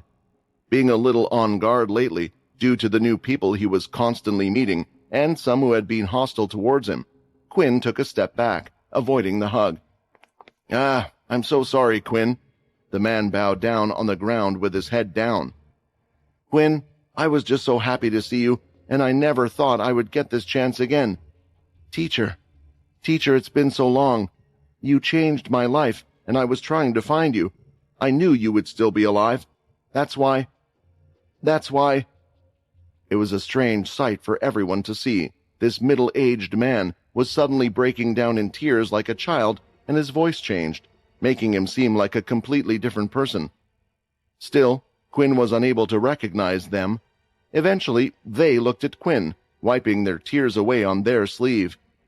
"Sorry, of course you won't recognize me. This body is old, and it's not even mine in the first place. It's Shiro. You might not even remember much, but I was a pupil of yours. We went into Owen's mine together and—" Before Shiro could finish his sentence, Quinn had hugged him tightly. I'm sorry I didn't recognize you. Of course I remembered you, Shiro. You did so much for us back then, even though you were just a child, even younger than I was, and I can't imagine how much you have been through. There has to be a reason why your mind is still conscious in another body after all of these years. You probably thought you needed to do more. I'm so sorry you couldn't just live a peaceful life." Hearing all of these words, Shiro's tears kept on falling on the back of Quinn's clothes. He wanted to say so much, and he had always kept up a brave face being a part of the Blade family, but he didn't even know where to start. Pushing Quinn away, Shiro wiped his tears once again. "It's not fair for me. It's not fair that I'm the only one that gets to enjoy your return, Quinn. There is something else, someone else that has been waiting for you to come back just as long as I have." Shiro closed his eyes, and when opening them again, the air around him had changed once more. Damn, were the first words out of his mouth. I don't know anyone who could cause as much of a large mess as you. It makes sense, though. You never took no for an answer, not even on Blade Island. Otherwise, I wouldn't be here today. Just by the way he had spoken, even though the sound of the voice wasn't the same. Quinn had grasped who it was instantly. A lump was felt in his throat.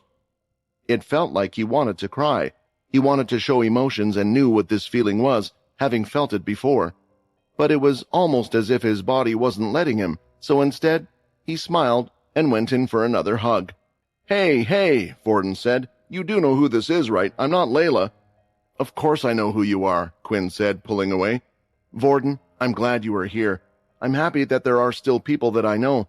Honestly, when I received this chest piece, I thought you might have been dead. During Quinn's little talk, the sound of Muka clearing her throat was heard. There was a lot that she wanted to say as well. Quinn realized it wasn't the time to speak, and the ship was already airborne, ready to leave. Before it did, the ship was shaking a few times due to the energy in the distance.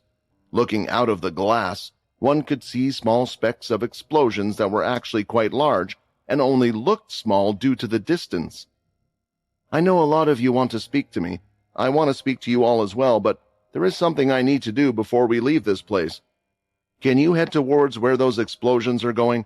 Don't get too close, and don't worry, I can protect us, Quinn said. Some thought he was crazy, even Jessica, who didn't quite know what was happening. For one, everyone who was meant to be here was already here, but Vorden didn't hesitate as he went to the controls and started pushing forward. Don't worry, I won't get you guys involved in this. Just take me close enough to see what's happening, and then we can decide what to do, Quinn said, as he walked over to the side of the ship where the door could be opened. Quinn had decided to come back to the ship because he believed that Ray was all right. There was proof in that by the fact the fighting was still going on. On top of that, he had promised to get Jessica and was unsure if there would be more troubles on the way. In the fight with Russ, something still felt off, and there was the Celestial he was worried about. The fact that a Celestial or someone with Celestial energy was with the Chained in the first place was worrying and strange. What are you planning to do? Vorden said, getting close to Quinn. The energy readings are strong, really strong, Quinn. I don't quite know what is going on out there myself. Maybe you know a little more, but Chris and that dragon of yours that you summoned are the ones fighting. Chris? You mean Chris from Pure? Quinn said, surprised. Out of all the people to produce this much energy and last this long against someone as great as Ray, Quinn never expected it to be Chris, even with the increase of key energy he could feel. Pressing a button by the side wing of the spaceship started to open up, and at the same time, Quinn activated his Demon Tier chest piece. I have to stop this fighting before they destroy the planet that everyone has been trying so hard to save. Get out of here, Quinn shouted, as he jumped out of the spaceship and started to fly off in the distance towards the fight.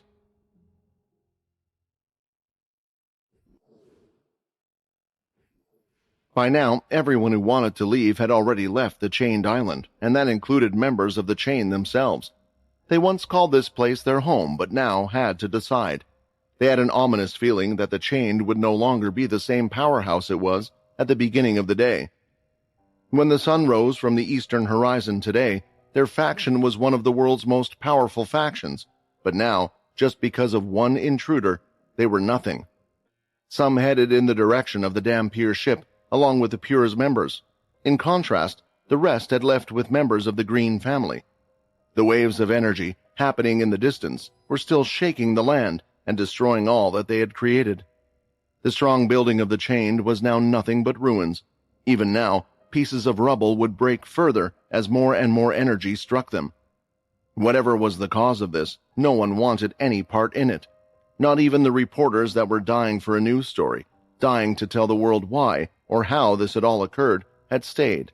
This included AJ, who was known as the most daring. They did the right thing by leaving the place.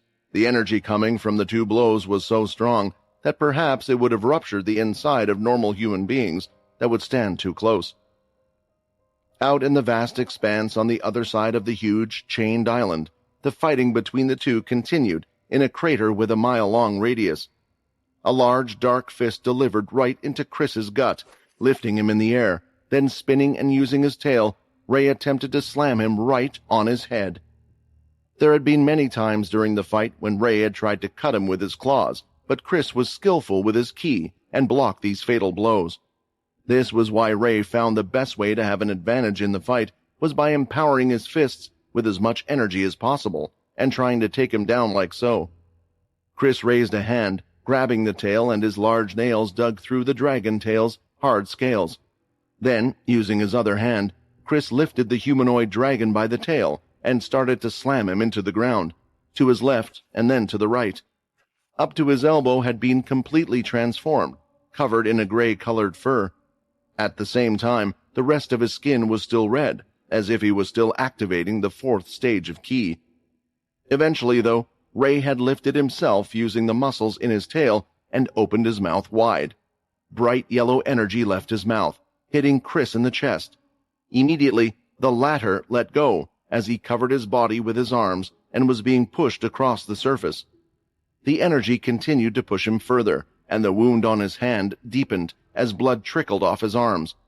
Eventually, gathering his ki in his hands, he swung his arms, disrupting the flow of energy from the strange blasts. "What's wrong?" Chris said, reverting his face back to normal. It was a little elongated, and his teeth were larger, making it harder for him to speak. "Why don't you do the same attack as last time? You almost killed me before with that attack. Or is it a one-time thing and you can't do it again?" A quick blast of energy left Ray's mouth again. It wasn't a constant stream like before, but was large and round. Seeing this, Chris threw out his hand simultaneously, hitting the energy away and flinging it into the air off in the distance, and there it eventually exploded. Even though it exploded in the distance, it shook the ground where they were standing. "I have fought against werewolves before," Ray commented. "Your energy, even though you hardly tire, and you feel like you can fight on forever, you can't. Your energy is not unlimited. As for me, I could carry on doing this all day." Readying up their fists, Ray and Chris went at it again as they kicked off the ground. It didn't seem like the battle would end soon because none could get a significant advantage over the other. The fact that Ray had something else on his mind also affected his fighting strategy. How long until everyone gets off this place?" As the two were about to collide, a figure came storming down, crashing into the ground between the two. Both Chris and Ray felt like they should pay no bother as they threw out their fist in full force. Mid-air, as the two fists hit, they felt like they had stopped. It felt like an invisible force, like a magnet, was pulling them, but all they could see in front of them was a purple shadow. "You two, what are you doing? Are you trying to destroy the entire planet?" Seeing the shadow and sensing the familiar energy, they both dropped their hands. They knew straight away who this was. That included Chris as well. "Is it you? Is it Quinn?" Chris was beyond surprised. The reason why he knew it was Quinn was due to the energy. Quinn wasn't using his celestial energy now. He was just using his normal ki with blood aura. This feeling was something that Chris had experienced firsthand, and it was an energy that he would never forget, as it was from his one and only student. At the same time, Quinn was quite surprised that his wings could block the attack. Seeing the destruction around, Quinn was sure that they would have disappeared entirely if he had just had his 10,000 or so MC points. Only something like Shadow Overload would have been able to handle this. Yet, with the active skill of the Demon Tier chest piece, there was no need to. He would also go through his shadow in the past, but it seemed like with the Demon Tier equipment, the key had no effect. "Quinn, what are you doing? Are you here to help me or what?" Ray asked. Turning to Chris, seeing as it seemed like he had been recognized, Quinn wondered if there was another way to resolve this. "Although Chris is a member of Pure, he has never mistreated me. Leo told me that the two of them even fought against the Dalki together. Of course, a lot of time has passed since then, but it's still the same Chris, right?" "Let me talk to him, Ray," Quinn asked, turning around. Although Chris wasn't attacking, his arms were still transformed, ready to strike at any moment. And even if Quinn had blocked the attacks from the two, he was unsure if he could stop another at this distance. One disadvantage he had was the movement of his wings to block the attack.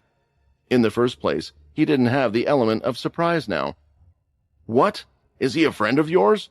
You know him from back then, but he isn't a human anymore, Ray said.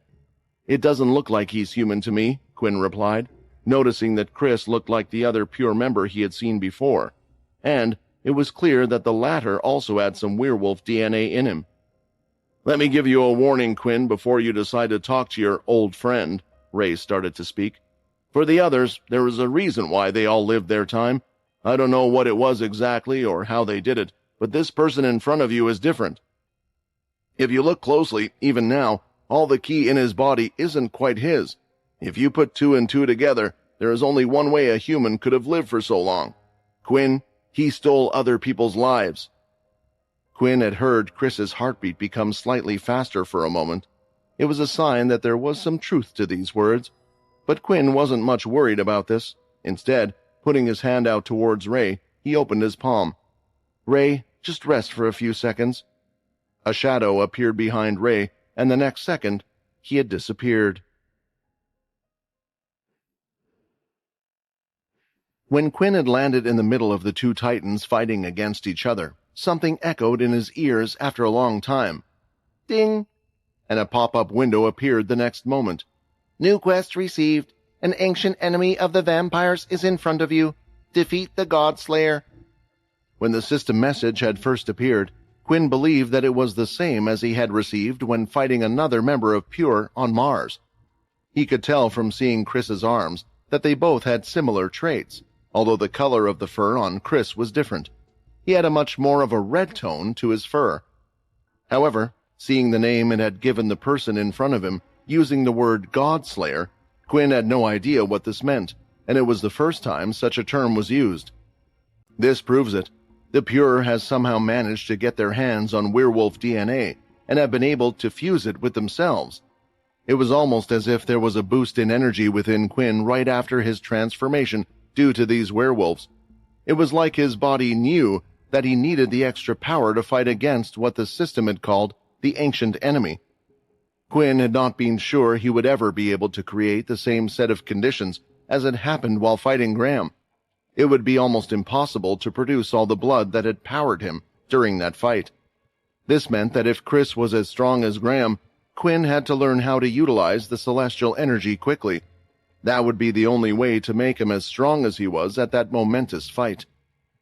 His new technique brought him a step closer, but hurting himself to draw the blood out to use his celestial energy was just a temporary solution.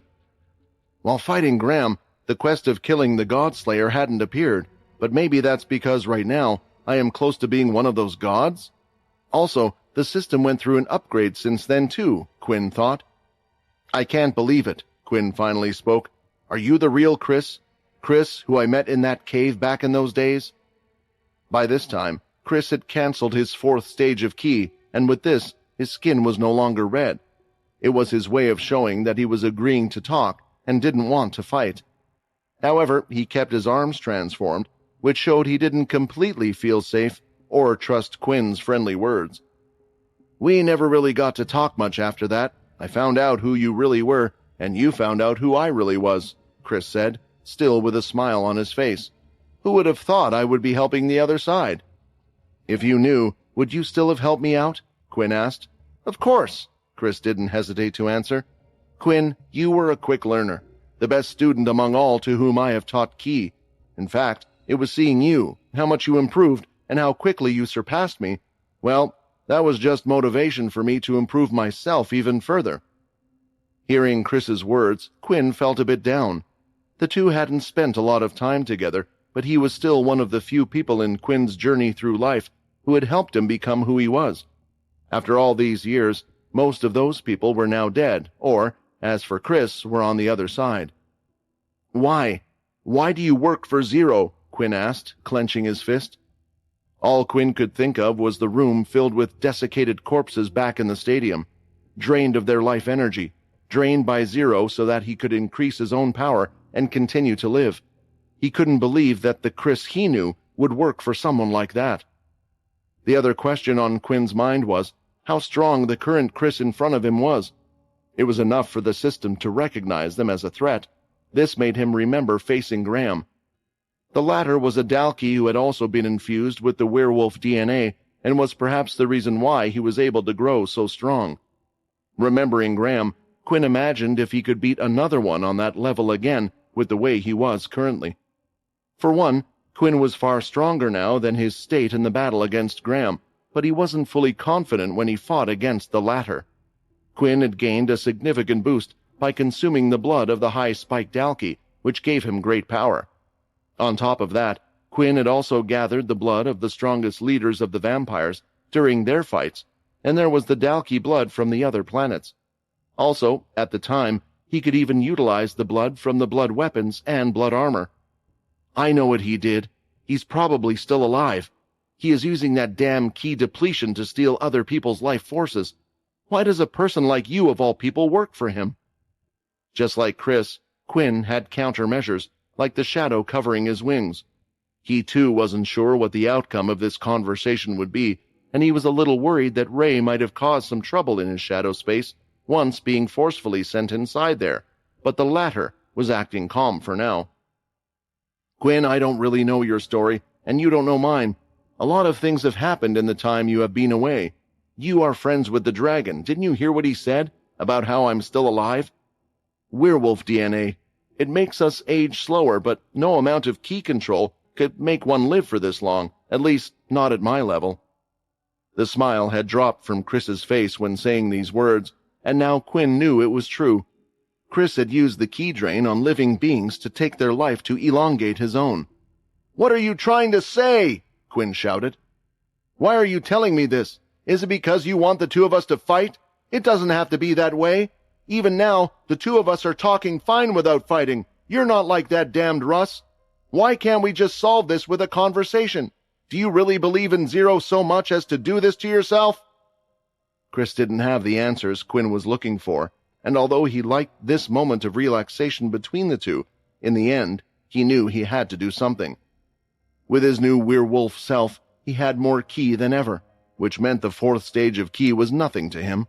Thus, upon reactivating it, his skin started to turn red again as he was ready to fight. Quinn, your return is a danger to Pure's goals, and now that I know you also have that dragon with you, I can't let you go. I'm sorry that it has come to this, Chris stated. Still, Quinn wasn't ready to fight yet. Do you remember when you and Leo both fought against the Dalki? Although both of you were on different sides, you had come together to face a common enemy. We need to deal with more dangerous things in this world this time, Chris. We can join hands once again, fight the common enemy before they destroy what people have built. Quinn honestly didn't know why he tried so hard to convince Chris.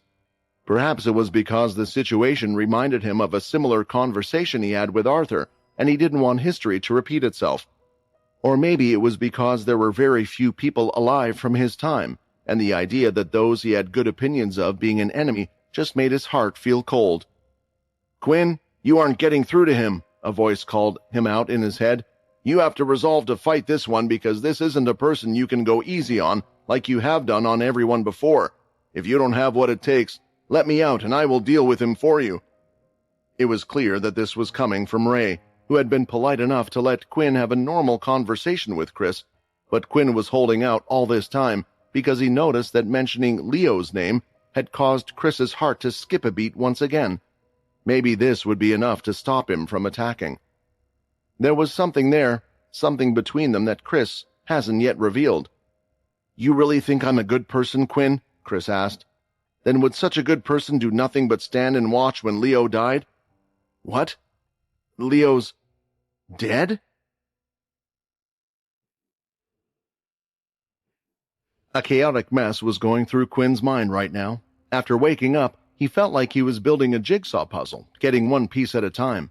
As he got more pieces of what had happened, he started to see the whole picture a little more, which was why, when he knew next to nothing, seeing something that reminded him of Vorden caused him to act a certain way. However, despite all the puzzle pieces, one thing he couldn't see was this. This was a corner piece from the puzzle he hadn't started to gather yet, and it had come crashing into the work, nearly throwing all the pieces out of order. This was why he couldn't speak or say anything. There was just too many questions going through his mind. What is Chris saying? Leo is dead. Was he killed, or did he just die of old age? If it's true that Chris was there, then he couldn't have just died, Quinn thought. He then remembered a crucial detail. While many of the cursed faction had so far seemed to have lived long lives, maybe that wasn't the same for Leo. After all, he had his own important mission to solve while he was getting rid of Graham, and that was stopping Pure from taking over Earth. In a way, they had failed that task since Pure had become a mighty force that the people greatly supported today, unlike during Quinn's time. "Who killed him, Chris?" Quinn asked, his eyes glowing red and the red aura energy bursting around his body. "I think you meant to use the influence skill on me. I think you are consumed by rage at this moment," Chris replied. "It's better this way. Better that you're angry at me. Maybe then you can fight me without holding back." The ground started to rumble once again, and a loud bang followed shortly after, following even more explosions and sounds of destruction. The two looked at each other, thinking it was one of them, but soon realized that it wasn't. Deep in thought and focused so much on what had happened in front of them, they hadn't had time to see what the scenery was around them. The land, Earth, was acting strange. Tornadoes had created large vortexes that went up to dark clouds that were firing out lightning, striking the ground constantly. A pressure of heat had shot up from one part of the land, while steam from another along with trickles of water. It looked like the Earth was crying in pain from the fight that had occurred. Looking at the area around them, Quinn felt a little guilty. "I know you won't tell me more, but I will have the answers the next time we meet," Quinn stated. "Don't tell me! Quinn, wait!" Chris shouted, but it was too late. Quinn had become a shadow and had started sinking away. A few moments later, and when Quinn could see once again, he was inside the metallic hull of the spaceship, with all the others looking at him. "We're happy to see you're not hurt," Peter said. However, although Quinn wasn't physically hurt on the outside, there was pain somewhere else. He needed a rest from this all, because he was too hurt to say much, and they knew they needed to give him space. Quickly finding the sleeping area on the ship, Quinn laid down looking at the bunk bed above, thinking about what he had heard. "Leo, you were the teacher that helped us out so much at the academy, and even when I turned you and got you involved in all of this mess, you never once got angry at me. Why is it that everyone that decides to get involved with me dies? Should I have gone back and stayed with him then?" There was more than just one moment where Leo had helped him, becoming his vampire knight, helping out Aaron several times, with responsibility that should have been Quinn's. Helping out with the cursed faction, and he was his teacher in many things in life. There were ways that no matter how strong Quinn had gotten, he thought he could never beat Leo, and in a way, he was excited to see if Leo had managed to survive 1,000 years, just how much further someone like him would have been able to hone their skills. "He always had time to help me with my troubles, but I never got the chance to help him out with any of his. The least I could do is complete his goal and find out what happened to him," Quinn thought. "Have you spent enough time mulling over someone who might have already been dead for 1,000 years? Ray commented. "Just because you have come to this realization or found out this piece of information, you can't change anything. But what is important is to talk about what happened back there." Ray was quite blunt with his words, but Quinn knew he talked some sense, and after helping him out significantly today, he was inclined to listen. "You should listen up carefully to what I have to say. That guy's power was dangerous. He had power beyond that of a demon-tier beast. The only person, or a dragon I should say, that had that kind of power was Crad, and he is the one that had your shadow powers to begin with." "Huh? Wait, my powers? You knew the person who had the powers before me?" Quinn was a little surprised. "Look, just ignore that part for now," Ray interrupted. "What I'm saying is that guy is a threat that can match you. After 1,000 years, you have managed to run into one of those guys, but what if there's more? During my time, Bliss always talked about these scary things, how too much power in one solar system or area would attract too much attention. I didn't really understand it, and I don't really understand it now, but what I do know is there are more of those out there that are like that. In the past, I gave up my life because I believed that the Earth didn't need anyone to protect it anymore, but it's clear that it's not like that anymore. I feel like soon, there might be a battle of the gods or something similar. If that's the case, you're going to need more than just your strength. While fighting, I realized something. You guys might think this body is strong, but it's weak. It can't use my full strength, especially after the new power I got. I didn't come out and show that werewolf guy a lesson because I realized that when I went back into the shadow space, the body was in pain. If I tried to do another large-scale attack, I don't know what would have happened. Anyway, my point is, I'll be leaving you, Quinn. I'm leaving in order to increase my powers, and I'll come back when you need me. A lot of information was being thrown at him, but Quinn had the obvious question he wanted to ask. Wait, I guess I'm fine with you leaving. I don't think there's anyone that can really get to you, but where would you even go and do what? You said to get your body stronger, but how? Quinn asked. I have a few ways, Ray replied. There's the person that had placed me in the tablet in the first place. Right now, we don't know where the tablet is, but maybe there is something that can be done there. It means tracking down that woman, then I don't want to involve you in her crap.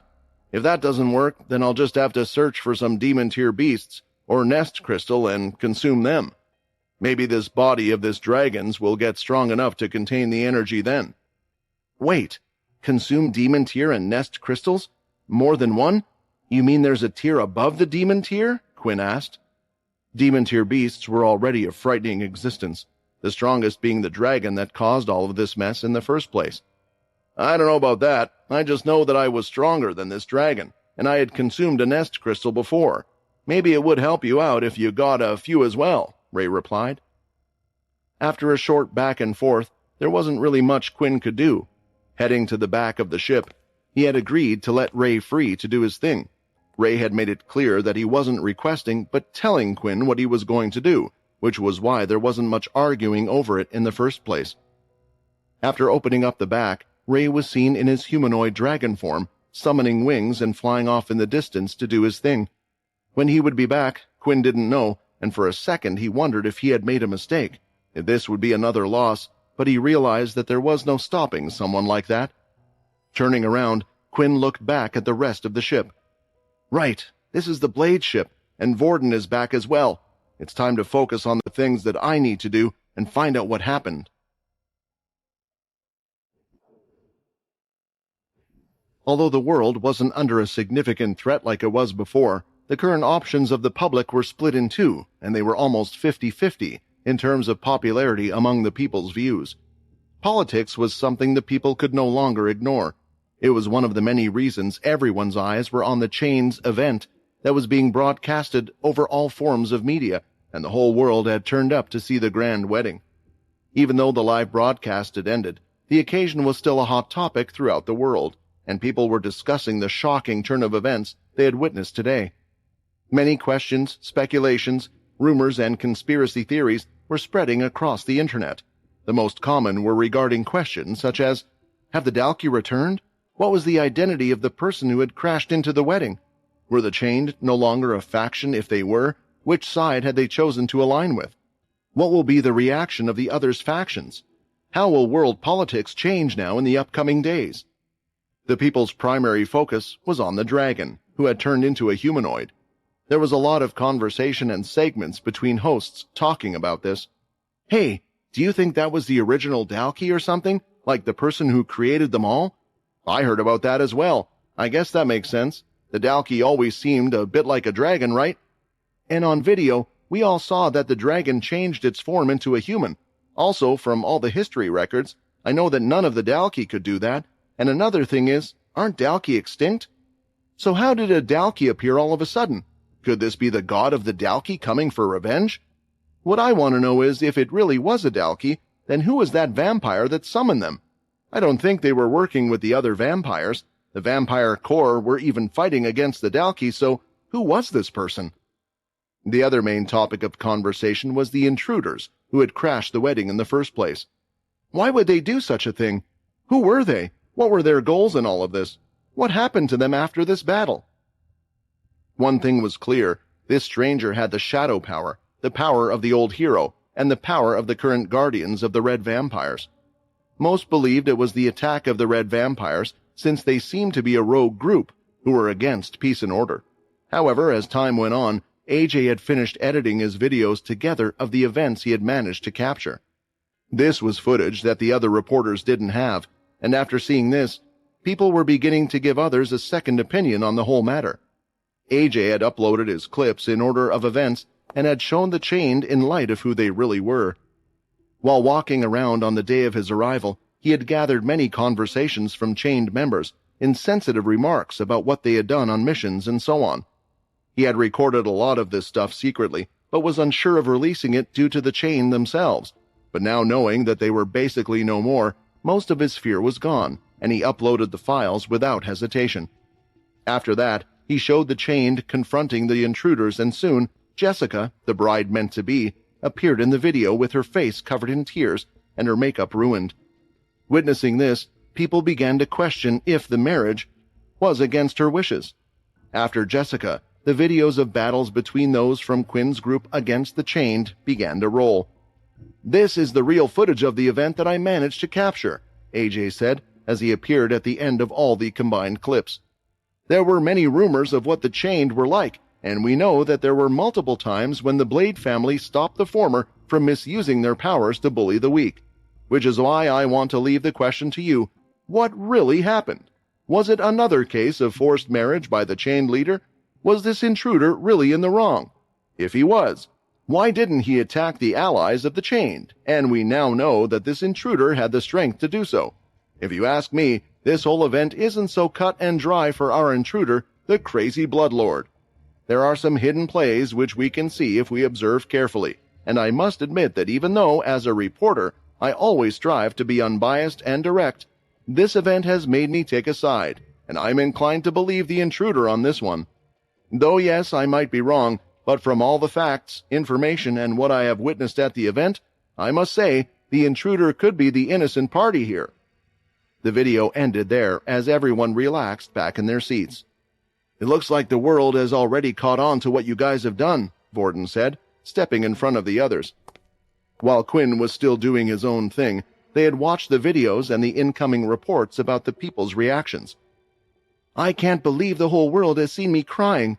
Jessica hid her face with her palms, embarrassed by her appearance in the video. "I was in the video as well," Minnie cheered and smiled, standing at the table. They had caught her saving Lucia's life during the fight, and going through the comments, one can see that she had started to gain her own little fan base. "We support the little vampire. We must protect her at all costs. Anyone who touches her shall be burned." These were just a few of the many comments people had commented. They were absolutely adoring the little vampire. Back in the hall, Peter was staring at the screen in front of him with a deep frown on his forehead. "The crazy bloodlord?" he said with his arms folded. "What is with these reporters and coming up with these horrible names? This will make things harder for us moving forward, and Quinn is just going to have to use my mud mask again." "Why?" Jessica said, standing up and snapping out of her embarrassment. "Quinn saved me. If everyone knows it was really Quinn who saved me, they would understand and come to his support, won't they? So, can't we just reveal the truth?" "I don't think that's a good idea unless you want a war on your hands," Vorden said. "Quinn's actions in the past, as you all know, have made multiple dedicated followers from all sides. In a way, Quinn being the hero he was in the past is the only thing everyone can agree on. How many would believe in his return in the first place? It would be a hard thing to convince people. At least, now is not the right time for Quinn to return. But I think there might be something that we can do with this crazy bloodlord. Thanks to the video by AJ, there are some of those that think he had done the right thing because he appeared when his people needed him most. Maybe there is a way to make use of this person. Sometimes to bring people together, we need a figurehead, a leader who can unite them. Maybe a new hero rather than an old one is what people need right now." Vorden was thinking about something else too, though he didn't mention it out loud.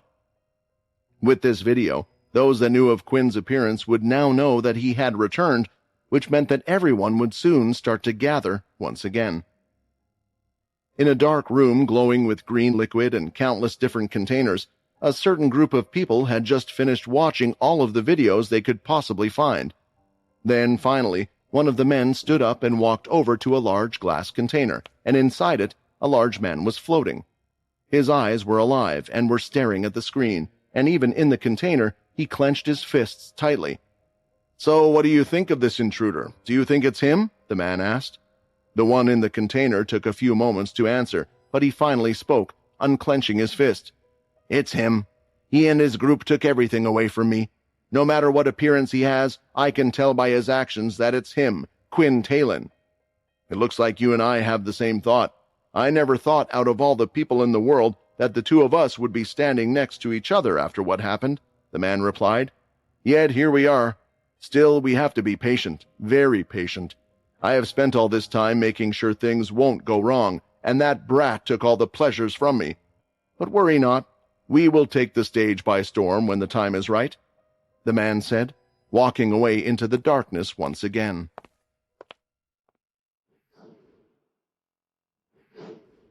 The crew knew something was going on with Quinn because he had requested access to open up the back of the ship. No one knew why, nor did they ask questions. Things just naturally fell in place for them, all now knowing who he was. Those that were his friends trusted him, while others knew him as a legend, and they still hadn't entirely processed the fact he was here through their heads. Returning back, he had done so in an assertive mood.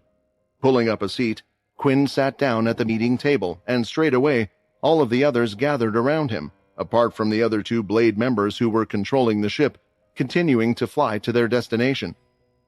"I know many of you have questions you want to ask, and it's the same for me. So first, I will tell you everything that I know, and then we can try to fill in the spots from there." Before Quinn went on to explain to everyone, Vorden had updated him on the videos that had been shown of him online, as well as updating him on what the public opinion of him was. Quinn found it all interesting, to say the least. He also thought the name chosen was quite silly. However, it was just one of the many different things he had been called throughout his life that he could add to that list. After that, it was Quinn's turn to talk. He informed everyone there about his situation. Lucia, Hannah, Jessica, Vorden, and Muka, who didn't know the full extent of his past. Explaining what he could remember after defeating Graham and what had occurred when he woke up. From meeting Jessica and Lucia, and then the Greylash leader, to coming to Mars and everything that happened there. It came as quite a surprise to many of them, but what came as more of a surprise was perhaps that no one knew anything. Everything about the situation was still a mystery, and he didn't know who would have the answers. Quinn sat there asking if Muka or Vorden knew anything to do with why he was in that apartment with Peter, or who could have possibly moved them. Again, it was another jigsaw that he had yet to find any pieces at all for, but perhaps since he was found on a Greylash planet, maybe someone who knew something about Owen's death would know the truth. Yet once again there was no luck on that front either, between all of those currently present in the room. Quinn let out a big sigh, but he never thought that the quests granted by the system would be easy, at least not the ones like this. "I guess I can start by learning a bit more information," Quinn said. With Chris fresh in his mind and the whole chained event, he looked towards Muka first. "What were you doing with the chained in the first place? And if you were with them, I'm guessing you should know what happened to the settlement." There were plenty of eyes on Muka, and not just for the boys. The girls couldn't stop looking at her either.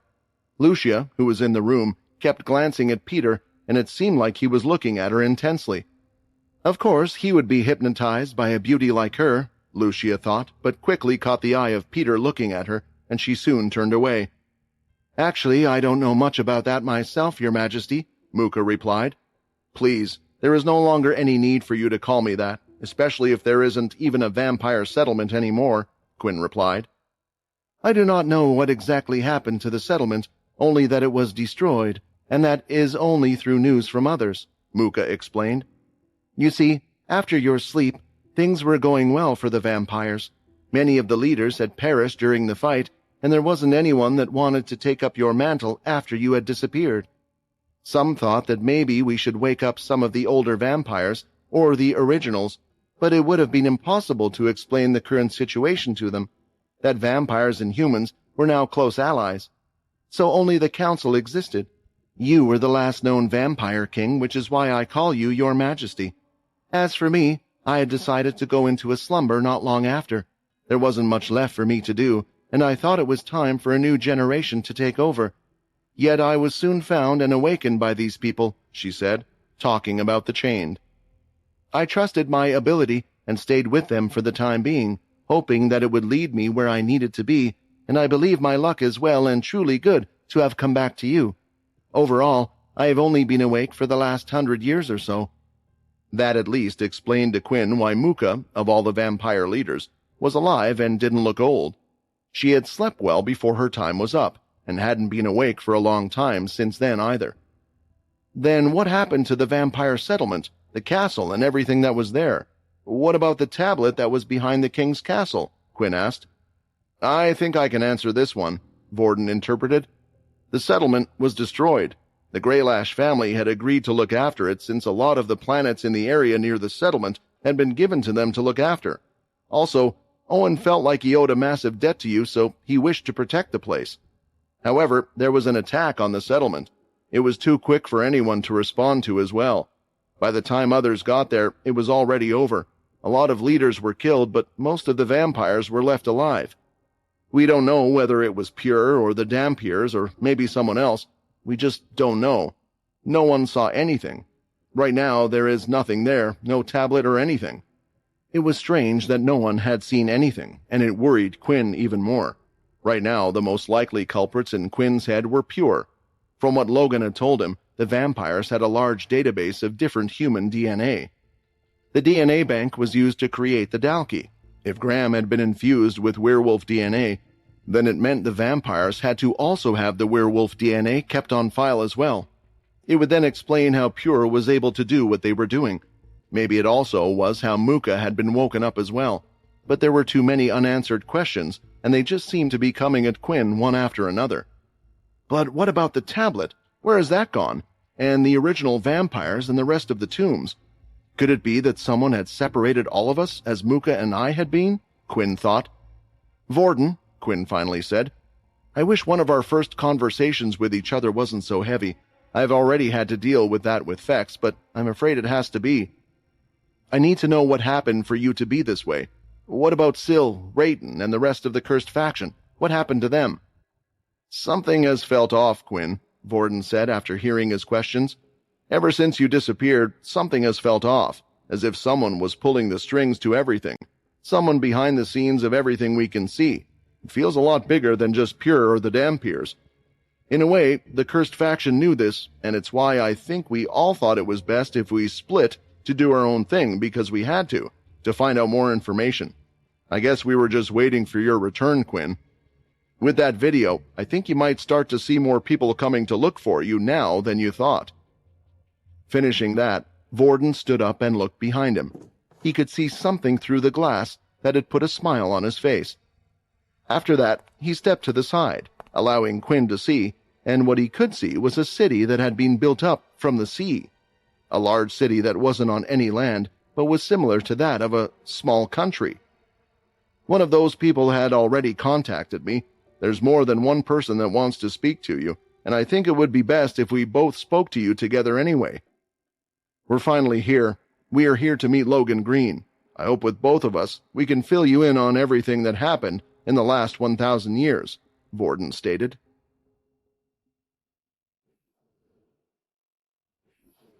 When the video broadcast of the chained event was being shown live, one person had his eyes glued onto the screen. Not just to one specific screen either, but multiple, watching them all at the same time, trying to make sure they didn't miss a single second. Because when they saw Quinn enter the main stage, disrupting the big wedding, their hearts started to race, and sweat was pouring down from both sides of his head. Is that? With Quinn's next move, as he summoned the dragon from the shadow, it had confirmed all of Logan's suspicions. He was watching the clip multiple times as he looked at a person he hadn't met in so long. At the time, Logan had tried to contact his son. However, the chained had somehow blocked all forms of communication apart from the live streams. Logan could only assume that it was one of the abilities, but by that time he saw that Shiro had decided to help out anyway. Logan knew they were in good hands and didn't need his help at the moment. I can't believe it. I thought it might have been them, but I also thought I was being tricked. However, he had the dragon with him. It had to be him. This can't be some sort of trick. Quinn has really returned, Logan said, all excited as he continued to type away in his large lab. He was looking through files and the videos, bringing up past dates and trying to figure out a pattern. In the end, Logan could assume when it had started and tried to follow all of the events, eventually heading back to when the Dampiers had first attacked one of the testing planets on a Greylash planet. Here is the moment they were last seen. But why were the Dampiers there? Was it a coincidence? Or perhaps they somehow knew Quinn was going to be there even before us. But how is that possible? It couldn't have been Pure. They work closely with us, and if they had such a strong ally to help them, they would never have partnered with us to try and find the Red Heart." There was a lot on Logan's mind, a lot he wanted to talk to Quinn about, a lot to apologize, and a lot of questions he wanted to ask himself, and he would soon be able to. While deep in his thought, Logan was even unable to hear the sound of his lab door opening. "Hey, so you're watching the video of that intruder guy, right? The one they're calling the crazy bloodlord?" Jake said. "Russ is missing, and people suspect him as the #1 suspect. As for where he is now, you might want to ask Uncle Shiro." Although Jake was speaking and Logan was listening, he had done nothing to show that he had heard his son. This bugged Jake a little, but he was used to it by now. This was just how his father was.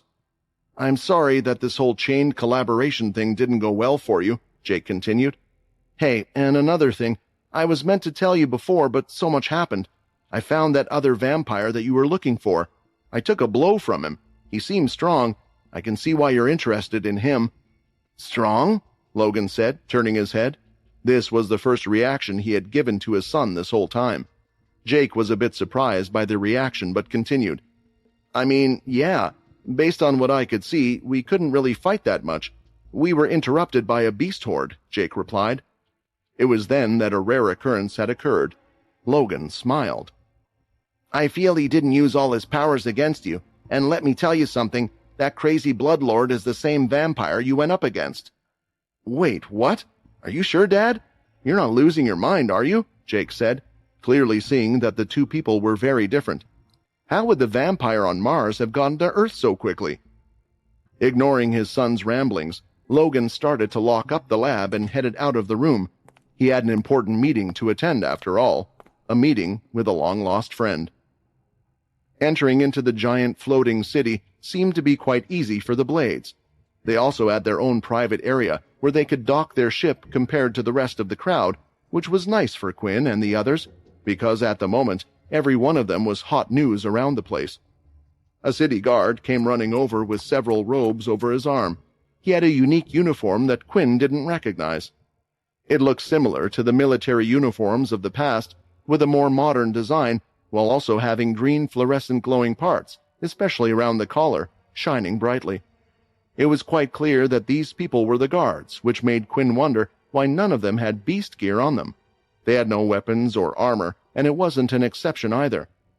When going past the public docking station, Quinn noticed that several of the other guards didn't have any beast gear on them either. Are they just that confident that this city won't be attacked? Quinn thought. I mean, I guess Logan is here. In 1,000 years, he probably was able to create some really high-tech defenses for the whole city, Quinn thought.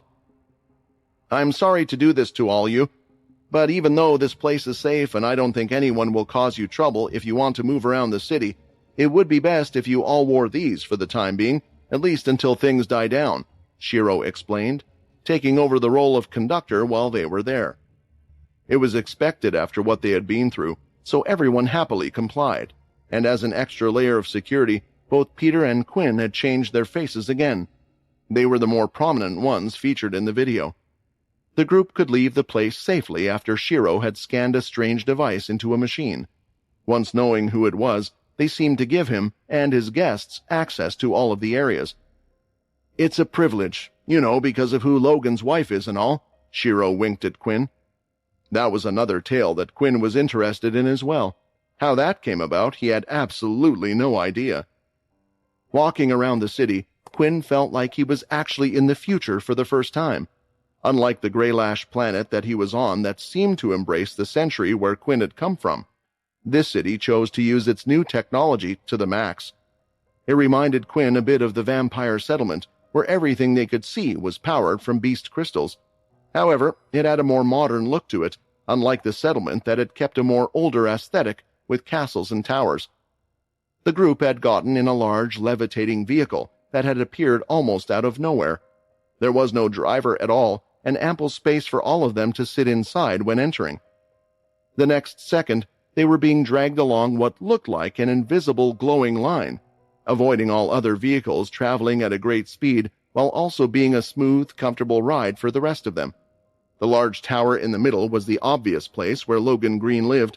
Anyone could have guessed that, which was why everyone was worried when the vehicle had moved away from that location.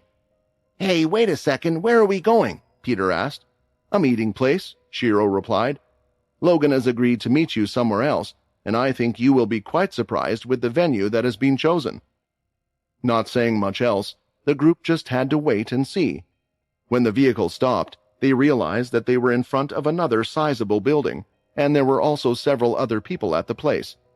It wasn't an area that had many people, but it wasn't a quiet area either. Still, no one had any clue why they were to meet in this area. Climbing up the stairs, they were greeted with an open space where people were casually eating, laughing, and having fun, while in the center there was a statue that Quinn had gotten all too familiar with. "I smile every time I see it. I can't get over it," Peter said. "So he wants to meet us here?" Quinn guessed, ignoring the more than life-size statue of him. Shiro shook his head and pointed out the direction of the large building behind the statue. "Not here, but there." Looking closely, the others read the words on the building. Earth's National Museum of the Great Hero Quinn Talon.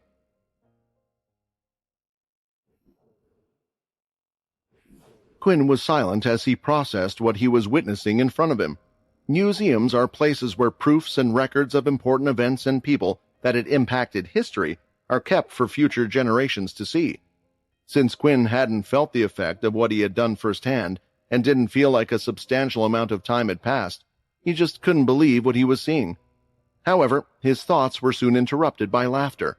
Turning around, he saw Peter holding his belly as if he was in pain, hysterically laughing out loud. "How? Just how?" Peter said. "Why would they make a museum of a single person? Are you a fossil or something?" Peter laughed. "Oh my gosh, this is the Quinn Museum," Jessica exclaimed. "You really brought us here. I always wanted to visit this place but never got the chance." Jessica's comment had stopped Peter's laughing, but he was still smirking and raising an eyebrow. Because Jessica wasn't the only one excited, Lucia and Hannah looked to be over the moon about being here as well. "I guess you guys don't understand," Hannah replied, as she could see strange looks coming from the two. "This museum is quite a famous place. Only one such museum exists on Earth, located here in Green City. You know, getting to Earth is a struggle of its own. You also know that everyone has good opinions of the great hero Quinn, regardless of their faction's alignment. So naturally, many wish to visit this place, including the Red Vampires." Hannah was looking up at the grand entrance, with a proud expression on her face. "Wait for a second," Peter said as he moved closer to Quinn. "Am I the crazy one here? You girls are excited to go into a museum of the great Quinn when the real one is right here in front of you?" Quinn didn't know what to do, so he just smiled at the girls. It did make them realize that it was pretty strange, but they still couldn't contain their excitement. The fact that they were here with Quinn still didn't make sense to them. To them, he was a fantasy, a myth, a legend that they still had lived most of their lives hearing about, and seeing the museum had brought back a feeling in them. It reminded them a little of how they felt about the hero as they had grown up. "Come on, let's head inside, and Peter, I think you will be surprised too," Shiro commented as they headed towards the museum's entrance. The museum was quite large, and it had a designated route for the others to follow. Surprisingly, despite what the name suggested, not all of the museum was about Quinn. There was information about the Dalki, the vampires, and their leaders as well. It even showed some of the subclasses that Quinn had gone up against, as well as the bloodsuckers on top of it. There were even large life-size models of many of them. The others were all amazed by what they saw while playing the information videos. If one stood next to a statue and pressed a button, then a holographic display would play their actions, attacks, and more of what that said beast, creature, or the person was like.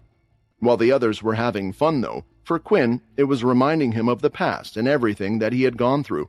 He got to relive all the moments that had led to where he was today. It made him feel both happy and sad, of the friends he had made and the people he had lost as well. "This is amazing. Everything in here is so detailed," Lucia commented. "Yeah, there are vampire subclasses here that even I don't know anything about. The people who created this place must be very knowledgeable," Jessica commented. "That's because they are." This time the one speaking was Vorden instead of Shiro. This whole museum was made by none other than Logan Green, someone who had witnessed this incredible piece of history with his own eyes. Quinn knew that wasn't all.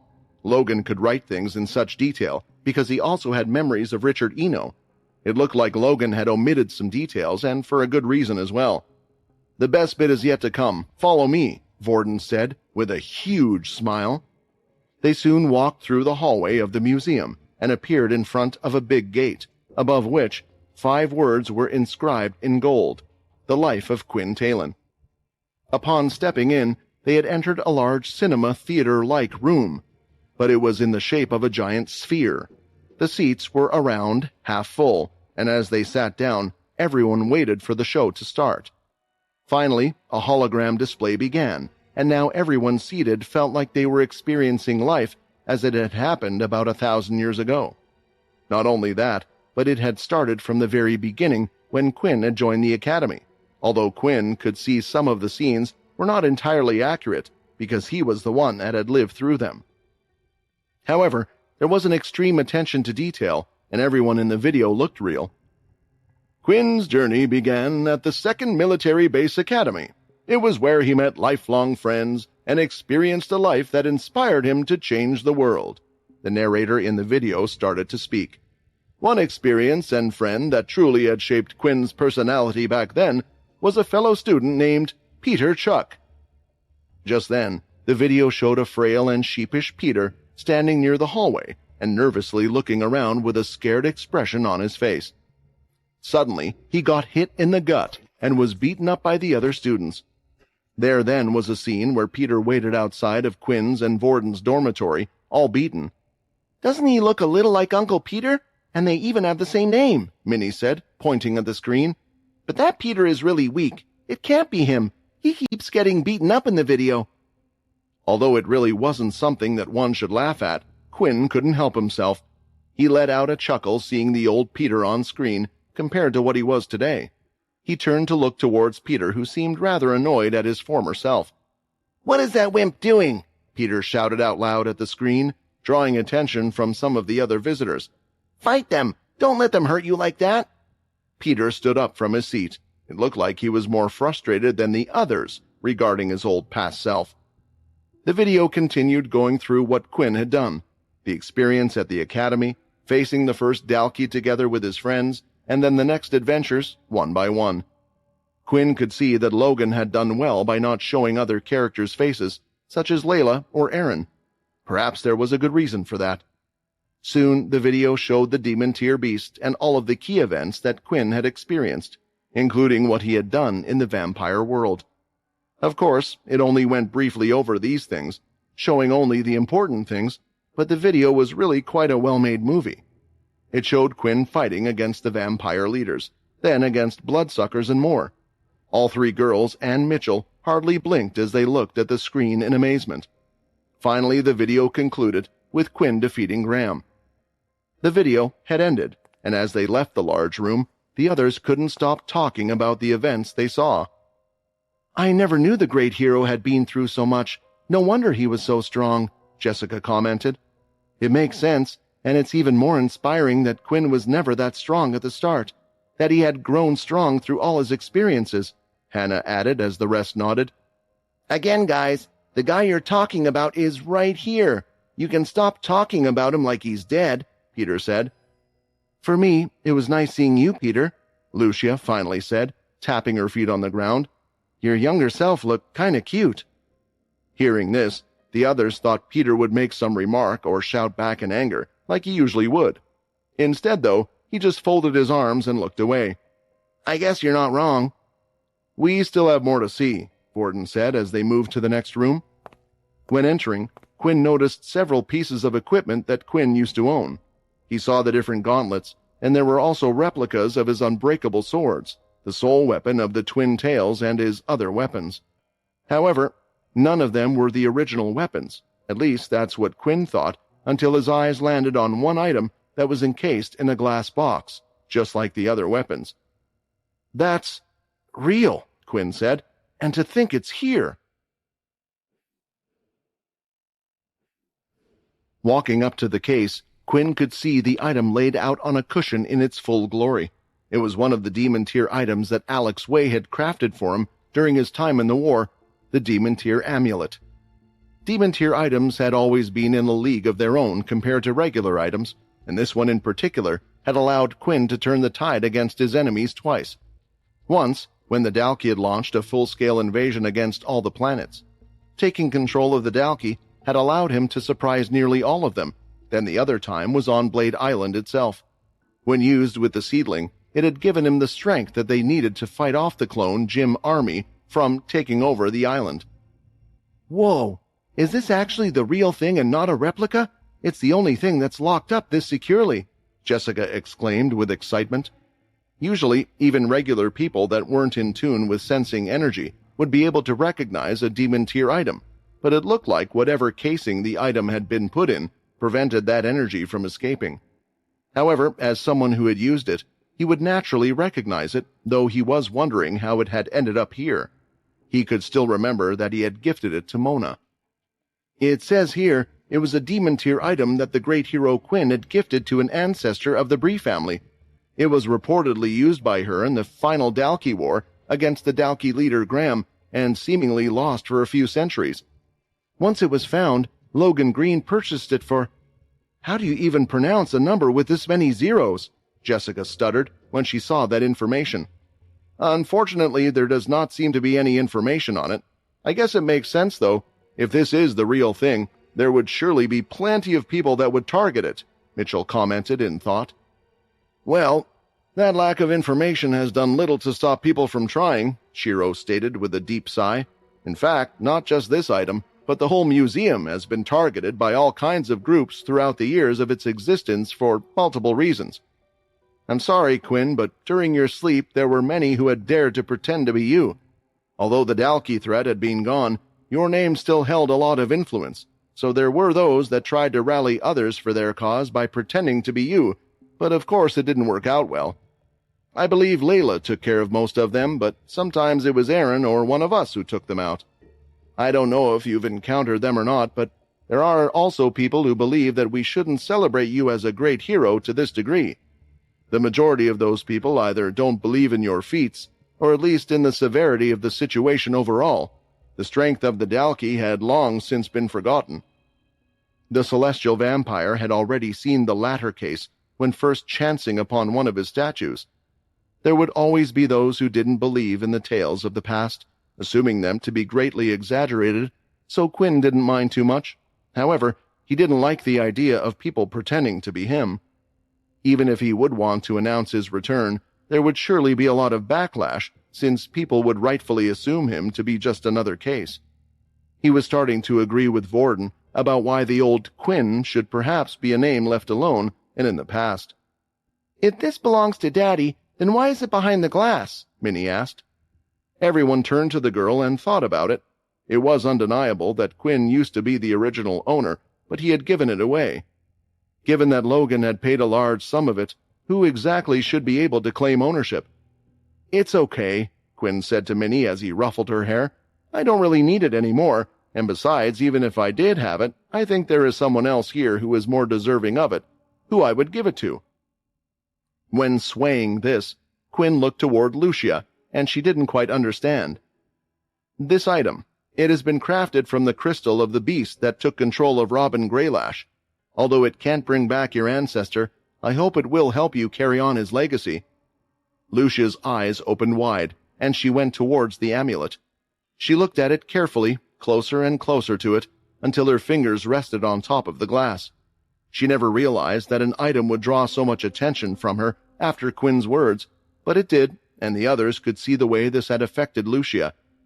However, after a few seconds, sparks started to emit from the glass, and she felt a sharp tingling sensation over her body. Before it was to get worse, she let go. Apologies, but I didn't think you would try to touch it, Shiro explained.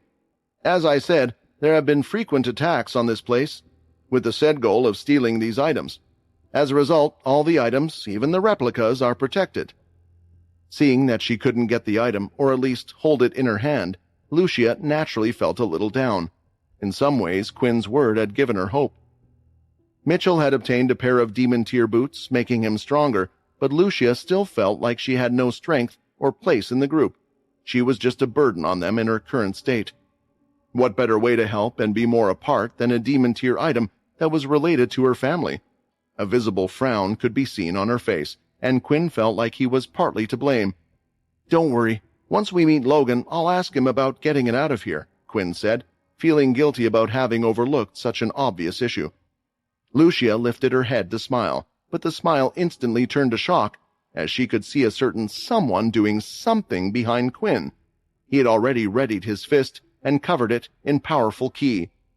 A large smash sound emanated throughout the museum once the glass casing had shattered into several pieces. Turning around, Quinn could see the amulet being held in Peter's hand. "You wanted to give it to Lucia, right?" Peter shrugged nonchalantly when he saw the looks of disbelief on the faces of the others. "I mean, it's not like we are stealing anything. As Minnie said, it belonged to you in the first place." Shiro couldn't stop shaking his head, and at the same time, there were others in the exhibit that had heard the loud crashing sound. They too couldn't believe what was taking place. Regardless of all this, there was nothing that Shiro could do now because it had already started. Large metal shutters of the entrance and exit of the exhibit hall were closing. The people looked panicked as they were seeing this. At the same time, even outside the exhibit, several barriers of metal looked to be covering the entire place, making sure no one could leave. "Well, now what do we do?" Hannah asked. "We might have to fight a little bit until we can sort this out, because I think Peter's become their target," Shiro said matter-of-factly, knowing it wasn't going to be anything more than a nuisance. Several of the training AI robots were seen falling from the ceiling, appearing from the ground. Laser machines pointed all towards where the amulet was and the rest of them. Despite all that chaos, Peter didn't seem to care one bit. He simply walked over to Lucia and carefully placed the amulet with the necklace around her neck. "Hey, wait, Peter," Lucia stammered, her face all red. She didn't know whether to be happy about what he was doing or annoyed, but right now the fear was most overwhelming since everything was pointing at her. "Don't worry, they can't hurt you," Peter proclaimed, standing in front of her. "Not when I'm here." "Oh." Vorden had swapped with Shiro because he just had to snarkily comment on this moment. "It looks like you finally managed to find someone other than Quinn to care about." Outside the museum, it had only been a few seconds, yet several vehicles had already turned up. Guards in their uniforms had surrounded the museum to make sure nobody would be able to escape. That was when an important-looking car arrived and a single person came out with a frown on his face. "What are the chances that those guys aren't involved in this?" Logan thought, a slight smirk forming on his face.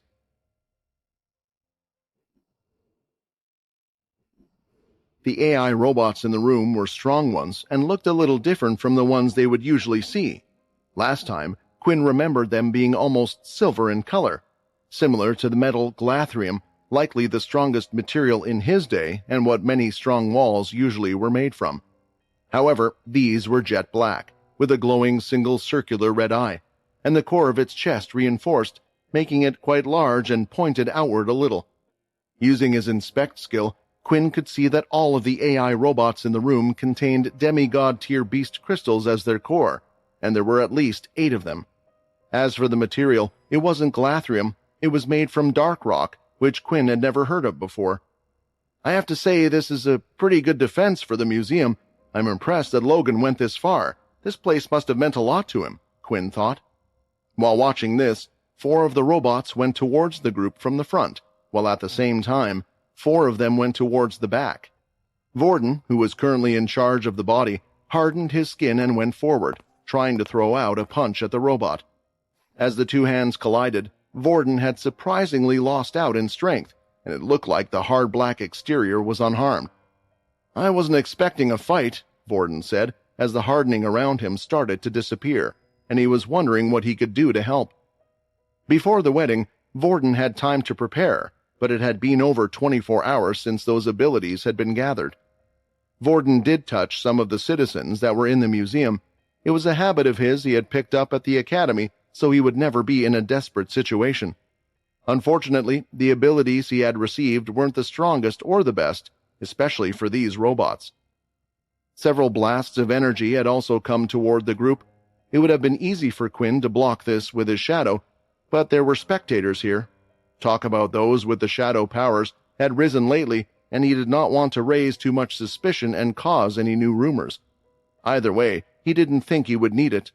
Covering a condensed amount of blood aura in the palm of his hand, Quinn moved it quickly to each spot of the attacks.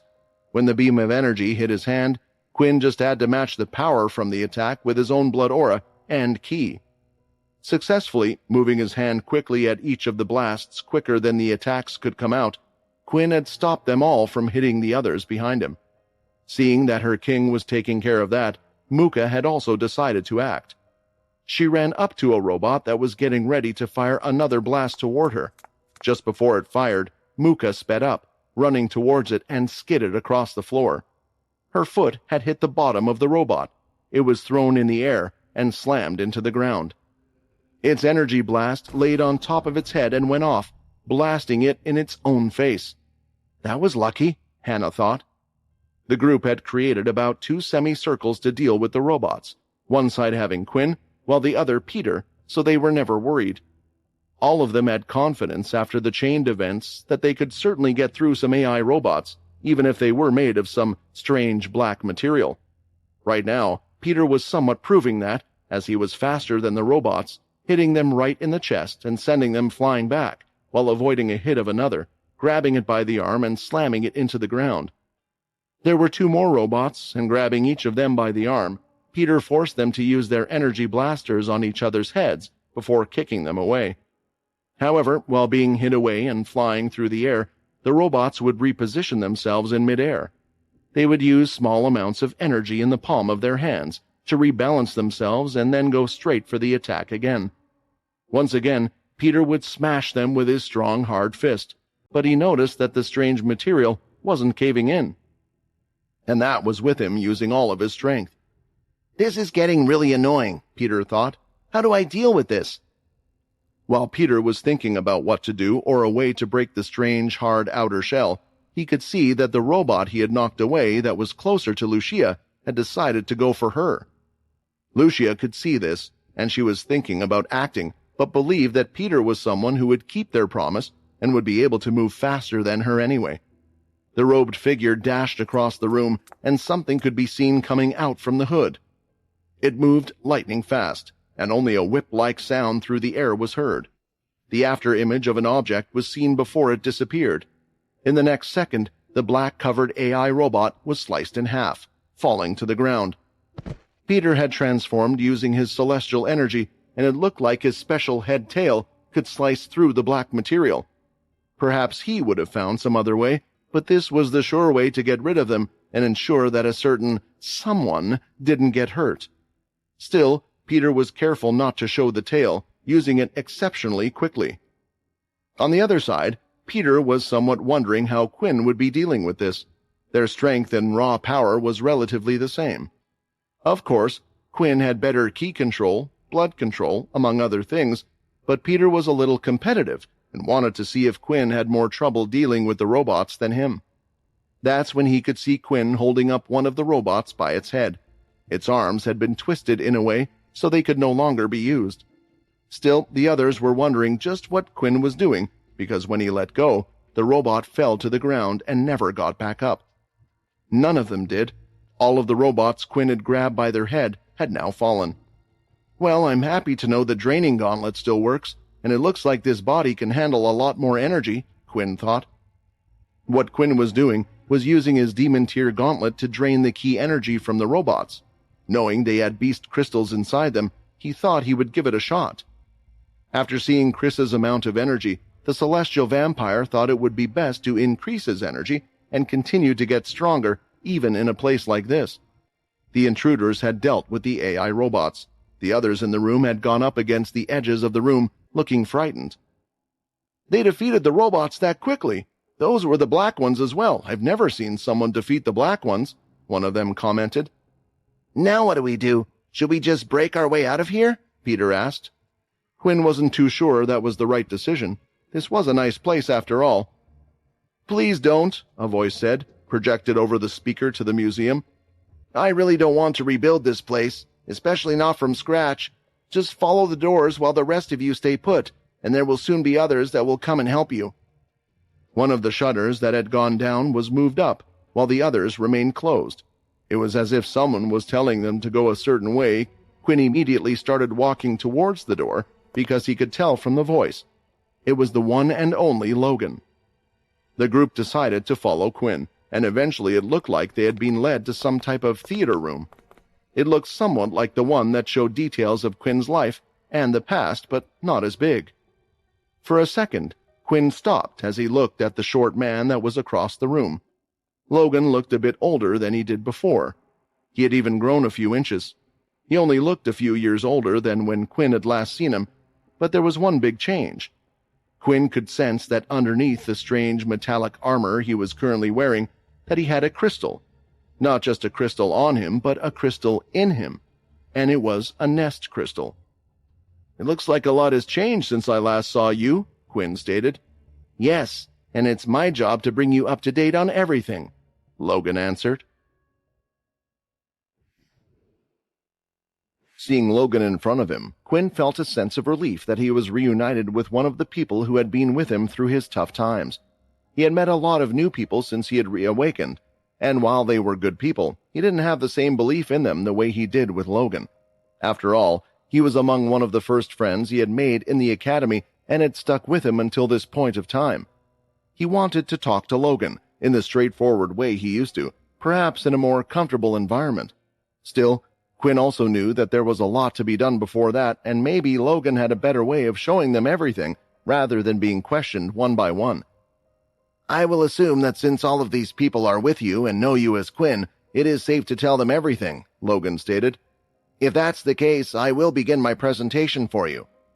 Ever since you disappeared, Quinn, I have been working on this project and updating it with all the information that you might need once you wake up. But of course, I never expected things to last this long, and I ended up storing a lot of data. To be honest, there is never a moment when I don't feel as if it was my fault that you did not awaken 10 years after your slumber as I had predicted." The girls looked at each other. They had no clue that Logan was such a close acquaintance of the hero Quinn. They did know that Logan is said to have witnessed and survived back then, when the war had started, and there were rumors that the Green family had supported the great hero, but it was clear that there was much more to it than that. "I'm ready. Show me everything you got," Quinn nodded. Logan, in response, pressed a button, and all of the panels of the walls started to light up in slightly green color. The next second, they began to show images, and finally, everyone once again felt like they had been transported to another place. The place they currently were at was back in the tomb of the 10th castle. Here was where the group had agreed to send Quinn off into his eternal slumber. Again, everything could be heard, including the dialogue of the others, everyone bidding Quinn goodbye. "I created a unique chest piece that would be able to monitor your readings. It notified me how much energy was being consumed from the nest crystal. Based on the readings that I had gathered from that day, I concluded that the energy drain from the crystal would take about 10 years to complete. However, I was very wrong in that prediction. Although you started off consuming a lot of energy from the crystal initially, the rate of consumption slowly began to decrease over time. By the time I realized the change, it was too late. We didn't want to wake you up prematurely, so we let you rest." The scene changed once more, showing everything as Logan spoke, helping them visualize more.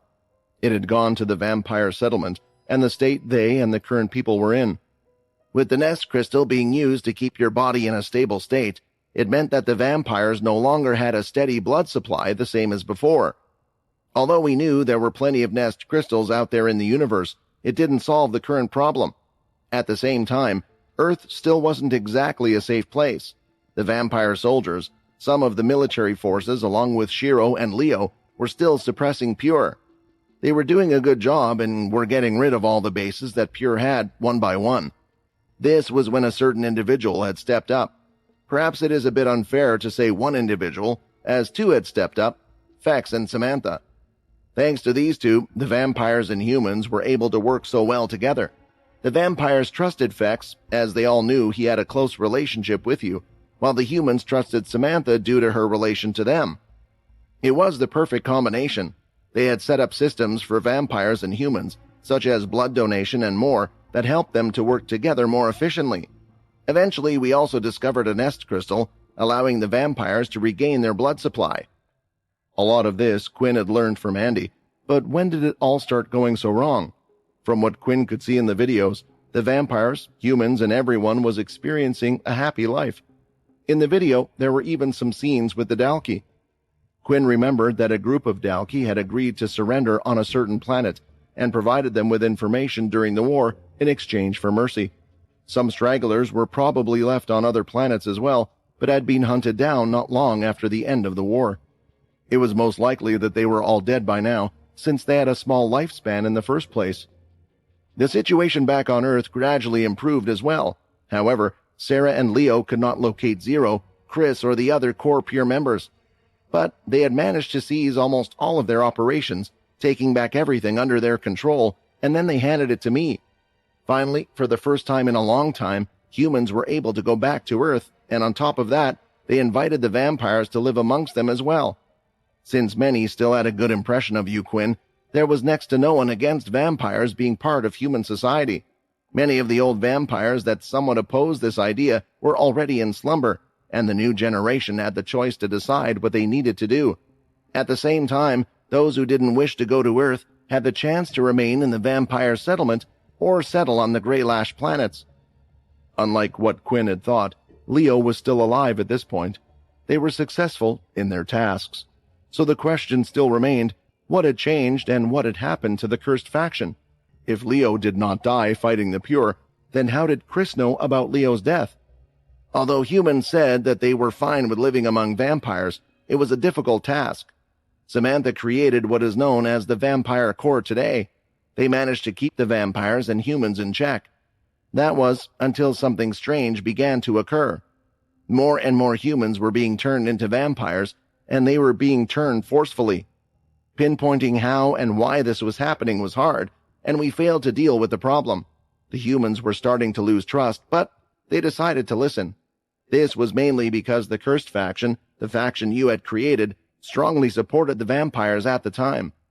Most of us were growing old, Quinn, but we were determined to fix things, make things right, and achieve what you wanted. In some ways, we were able to look beyond our problems in this way, but we still couldn't find the source of the vampire creation.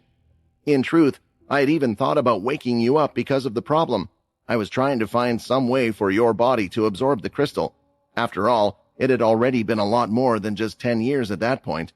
However, when we went to your tomb, you had disappeared, and only you had disappeared, because the rest of the vampire settlement was still there, along with everything else. No one knew what had happened. We searched for you and Peter a lot and did our best to find both of you, and perhaps because we put too much focus on that, we completely missed what was happening on Earth. Something strange was happening slowly. Something was changing. In fact, I should say it was the turning point that led to the world's current state. I was busy with duties on Earth, creating systems and defenses, and helping out Fex on a day-to-day basis.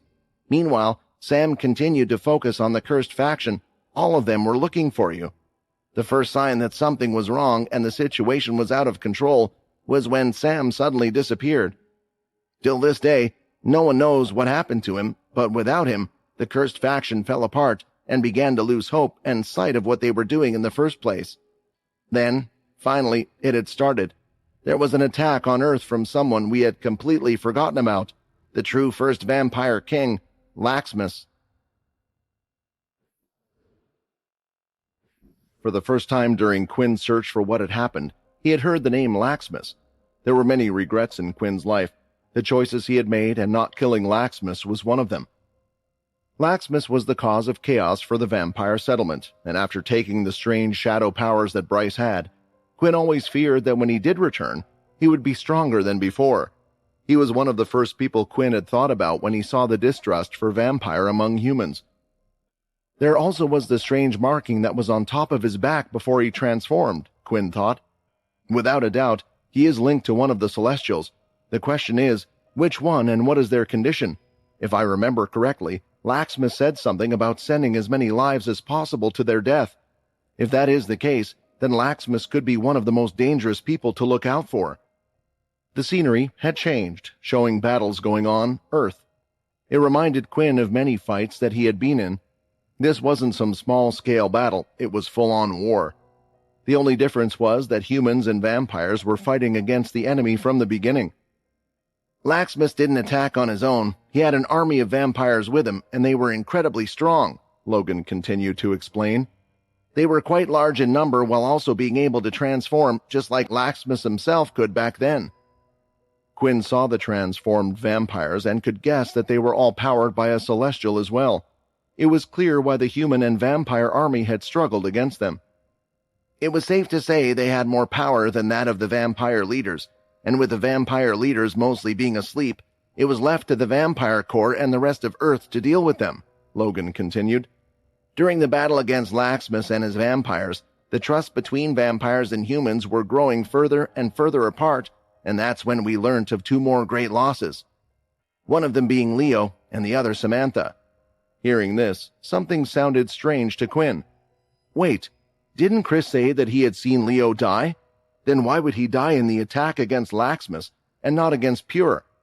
And Fex stated that Aaron was the one that killed Samantha. Was she working with Laxmus? Is she a part of the Red Vampires? Quinn thought to himself. There were a lot of confusing things for Quinn. He wanted to ask questions now, but thought it was best till he got the entire picture to ask the rest. So for now, he would just listen. Logan continued on without a break. If it was just a fight against the enemy, perhaps we would have been able to do something, but because of the infighting between the human groups, things got out of hand. This wasn't just a simple war. This fight with Laxmus and his vampires went on for a very long time.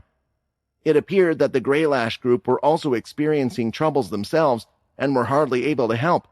As the human forces, the Green family and the Cursed faction weakened, it looked like the fighting would never end. Until another group that had also been building up power for a return had arrived. Pure, Quinn guessed and mumbled. Correct. It was the only guess that seemed probable. It would explain how Pure had managed to gain so much favor with the people of today, and how they became such a big force. Pure said they were there to fight for the people. They had been gathering up their power similar to Laxmus in a way, staying quiet as if they had been wiped out. Many had forgotten about them, who they were, and all the bad deeds they had done in the past. It was the perfect time for them to act. With them, Pure had brought a new class of hybrid beasts, similar to those that you had faced before. Using these, they were able to fend off the attack from Laxmus and push them back. We didn't quite know what happened to Laxmus himself, but it is theorized that he is the leader of the Red Vampires of today. After the attack, Pure were making strides with the people. The humans had lost a lot, and they had also lost the bridge with Samantha that connected them with us and the vampires. Me and Fex did what we could to try and help and convince the people to our side, but Fex had chosen to go into a deep sleep. The relations between the humans and vampires soured beyond what could be repaired by simple talk. Meanwhile, the Cursed faction were being hunted. It was then that the Dampiers started to appear, and they had targeted the Cursed faction members as their #1 target. The people needed someone to blame for this mess, and they had chosen those from the Cursed faction. I had distanced myself away from them early on, but the other members weren't so lucky, and the Cursed faction was being forced to split. Everyone was hunting the saviors of the world. It was a sad tale, and even now, Quinn was clenching his fist in anger. The others had opened their mouths as they couldn't believe it.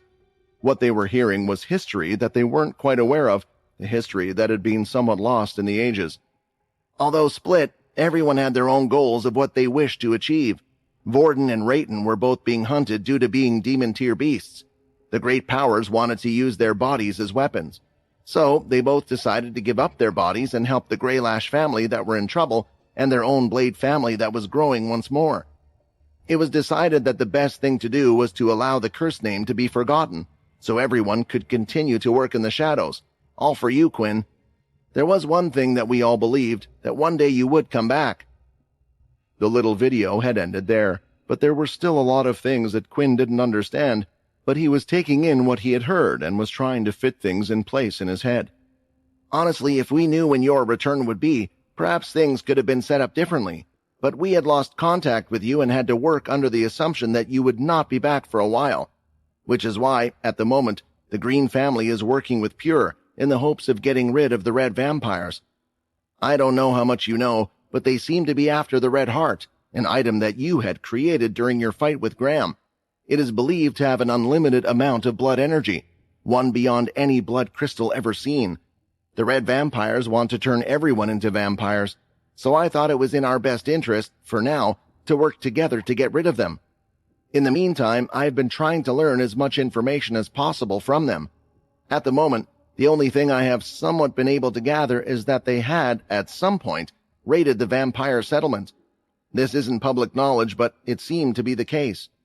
However, as for the tombs of the originals, or the giant stone tablet, those things are not in their possession, so it's hard to pinpoint what exactly happened.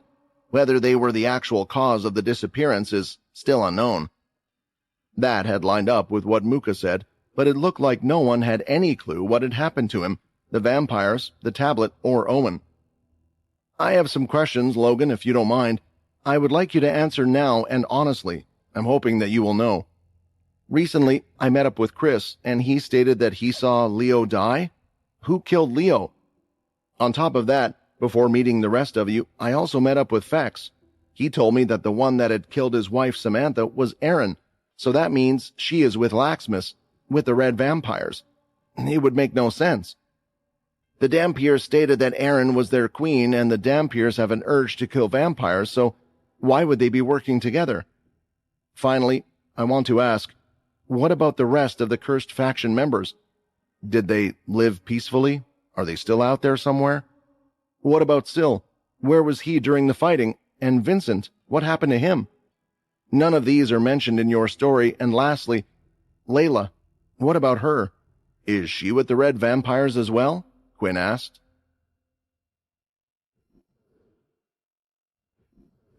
Quinn was concerned about everyone in the cursed members, from those who had been with him for a long time, such as Alex, to those he hadn't known for long before he went into slumber, such as Haley. However, he believed that most of them would have chosen to live their life freely until the end, and hopefully hadn't gotten involved in all of the current mess that was going on. I am sure you want to know more about what happened to everyone in the cursed faction, Logan said, smiling at them. The cursed faction is not really known to the current generation, but I knew you would care about them all. I have, to the best of my ability, kept track of all members of the cursed faction for the longest amount of time, whether they know it or not. But I have not been in contact with most of them. Please keep that in mind while you see the next slides. Behind Logan, the screen started to change once again, and the first image that appeared was surprisingly of Alex Way, the forger that Quinn had later turned into a subclass called the Blood Fairy.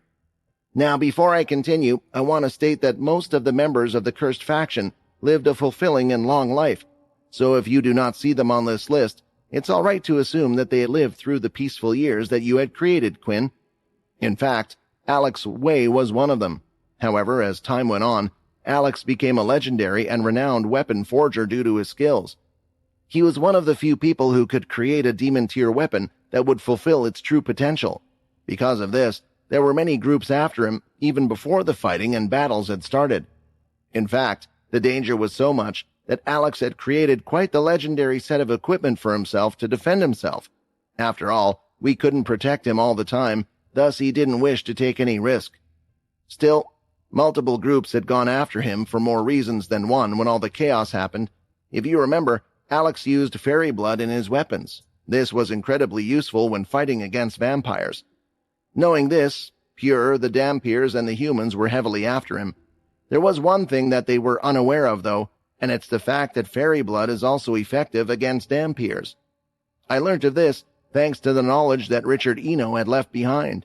Knowing everyone was after him, I had figured out a way to put Alex into an eternal slumber, similar to how the vampires were put to sleep. At first, he was against this and wanted to stay to fight against the enemies, but then Andrew, the other blood fairy, was killed by the enemies. After that, Alex was more inclined to listen to our ideas. Raising his left forearm, Logan tapped on it. His entire arm was encased in a strange metallic object, and in the next second, something popped out. It was a small vial with a red liquid inside. Logan threw it out towards Quinn, who caught it and used his inspect skill on the object. Blood fairy, blood belonging to Alex Way. Alex went into a deep slumber, and the plan was to wake him up when needed and when we could protect him. Now, we need him for both of those reasons. However, someone has taken Alex. Perhaps it's the same people behind the disappearances of the original vampires, but I don't know. I think that this vial is better in your hands. You're more likely to find him before I do, Quinn. Use that vial and wake him up when you do. I'm sure he will be happy to see you. He always wanted to thank you for changing his life. New quest received. Find the Blood Fairy Alex Way's tomb and wake him up again. One more quest, Quinn thought. So far, he had no luck in Owen's quest, so he knew that this would be a hard one as well, but it would perhaps give him answers to the other vampires. This could be a way to resolve things without him. If Quinn was to disappear from this world again, if they had Alex, they could perhaps have a way to fight the Dhampirs because his ability was a massive weakness for the latter. Still, he could create a world where Quinn was not needed. Still, the Blood Fairy weapons were a double-edged sword since they worked against the vampires as well. You asked about Leo and Aaron. I am aware of who Aaron is at the moment. I don't know what happened or why she had attacked Samantha back then. Based on her and her group's actions, I don't believe she is with the Red Vampires or Laxmas. It doesn't make any sense, but I don't know why she would have attacked Samantha at that time. I'll be honest, what the Dhampirs and what Aaron is doing at the moment makes the least amount of sense to me. But unfortunately, I haven't had the chance to talk to her. Still, something has been seen with the Dhampir leader, and take this as you will. It's a large, monstrous figure, sometimes appearing by her side from the shadows, with fingers so large that they scratch the floor when its hands are by its side. Although there was no footage, Quinn could guess what was being hinted at. He decided to go to her after leaving me? But why her? Quinn thought back to his former familiar. Could this be the reason why she was acting the way she was? As for Leo, I only came to know later that he had died fighting on the battlefield against the vampire attack and the Pure. Perhaps they would know more about what happened to him, but if I tried to ask them about it, I don't think they would listen to me at all. The screen then changed, and to everyone's surprise, the person they could see on screen was Quinn himself, but it wasn't the current long-haired Quinn. It was the short-haired younger version of him. The version that the others recognized more due to the statues and paintings of him looking this way, being able to gather information. You asked about Vincent. This person is someone whom I have been looking for myself, but there have not been any sightings of him or you. In multiple different places, there were stories and even a video of him. I believe Vincent is very much still alive to this day. But he has been missing since we placed you in the tomb. Also, he hasn't tried to make contact with any of us. We can't deny that there has to be a reason why he is hiding, but I am afraid only he knows what that is. Maybe he's waiting for your return to show himself? Quinn had hoped to get some answers about what had happened to his friends, but it seemed that time had only made matters worse. He had perhaps even more questions than when he began. Not only were most of his friends still alive, they were missing, and no one knew why. I hope what Logan says is true, and more of them come out of the shadows now that the video of me fighting is out there, Quinn thought. Finally, Layla appeared on the screen, but she looked a bit different from before.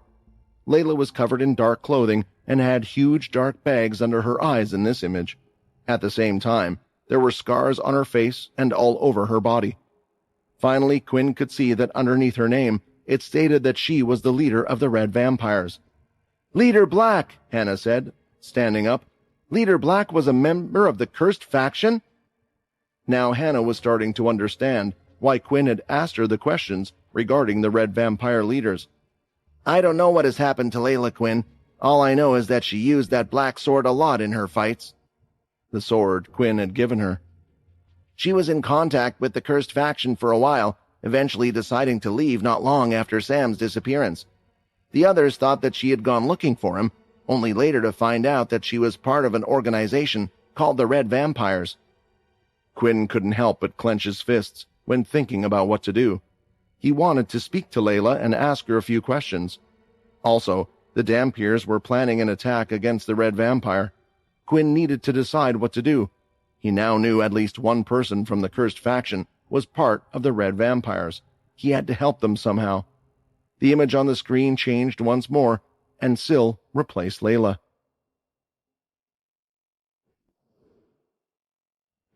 Quinn was wondering what happened to Syl for a few reasons.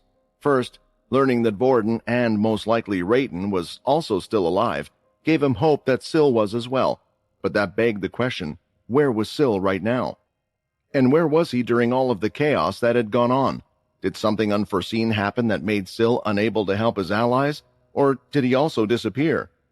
From what he had learned, Syl had unlocked his soul weapon, something that the Blades hadn't been able to do before.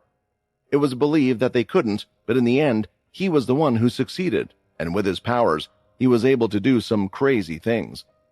There were only two things that let Syl down when fighting: his lack of experience and the deficiency of ki. However, he could improve both of these things over time, and after 1,000 years, he was sure to be strong. That was, if he had survived that long anyway. There was a big question of how the Blades were alive in the first place. Ki could only slow down the aging process, and even Owen had eventually died with his skill. However, when looking at Vicky, she didn't seem too skilled in ki, yet she was still alive. Also, she didn't even have a nest crystal, like Logan, so there had to be something else. Talking about Syl, well, it's quite complicated, and to make you understand, I should explain from the beginning, Logan started to explain. You know, there was a lot of information that I got from Richard Eno, most of which I couldn't even quite understand. It took me a lot of time to even process all of the information and get to a point where I can understand it to some degree. And even after all that time, there is still a lot of data which I need to comprehend and make sense out of it. What I'm going to talk about soon is perhaps something that only you might somewhat understand. So first, I have to ask you, have you ever heard the term Godslayers? Out of all the words to come out of Logan's mouth, Quinn never expected to hear this. It was a word that he has recently learned of due to the system. What it meant, he had no idea about that. I have only heard of it from the system, Quinn replied to Logan, knowing that the others wouldn't understand, but Logan would. This makes some sense then, Logan replied. First, let me explain the information that I had gathered. The gods of this world are known as celestials. That includes the ones in our realm, and the realms that we're unaware of. The celestials are spread far and wide in the entire universe, and all of them have conditions that they need to fulfill for the world to stay in balance. To fulfill the conditions that the universe has given them, the celestials love to keep everything in perfect balance. Some chose to work together or use their powers in strange ways, all for this condition. However, there are few who bring imbalance in the universe, and the term for them is Godslayers. These Godslayers can be anything, of any race, from humans to strange beasts out there in the universe.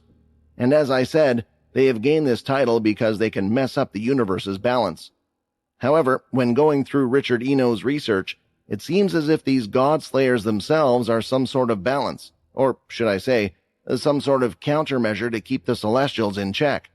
Because when a Godslayer dies, their power does not disappear, and it is passed on to another in the form of a crystal, which is produced that cannot be destroyed. However, the Celestials themselves don't see it this way. Most of them believe Godslayers are an anomaly that they must get rid of. Godslayers naturally arise as they grow in strength, but because Earth has been considered weak for a long time, naturally there weren't many Celestials near Earth because there weren't many Godslayers around here. I know it's complicated, but I hope you can follow what I'm trying to explain. The others had raised eyebrows and confused looks on their faces, but Quinn somewhat understood because he had been learning about Celestials from the system. What does all this have to do with Syl, though? Quinn asked. The Blade family continued to grow after you left, Quinn, Logan answered. The kids you rescued from that island grew up. They had families and passed on the ability of the Blade family, but no one from the new generations even came close to the ability of Syl. There were those that unlocked their own soul weapons, like my son Jake. However, no one could hold and had a strong soul weapon like Syl.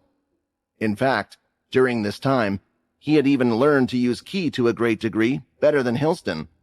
To put it simply, Syl had become a being on the level of a Godslayer during that time. I told him everything I knew and the information that we had gathered. In the end, we decided that Syl should go out exploring in space, in search of other Godslayers and their powers to make himself stronger and get more powers to help us.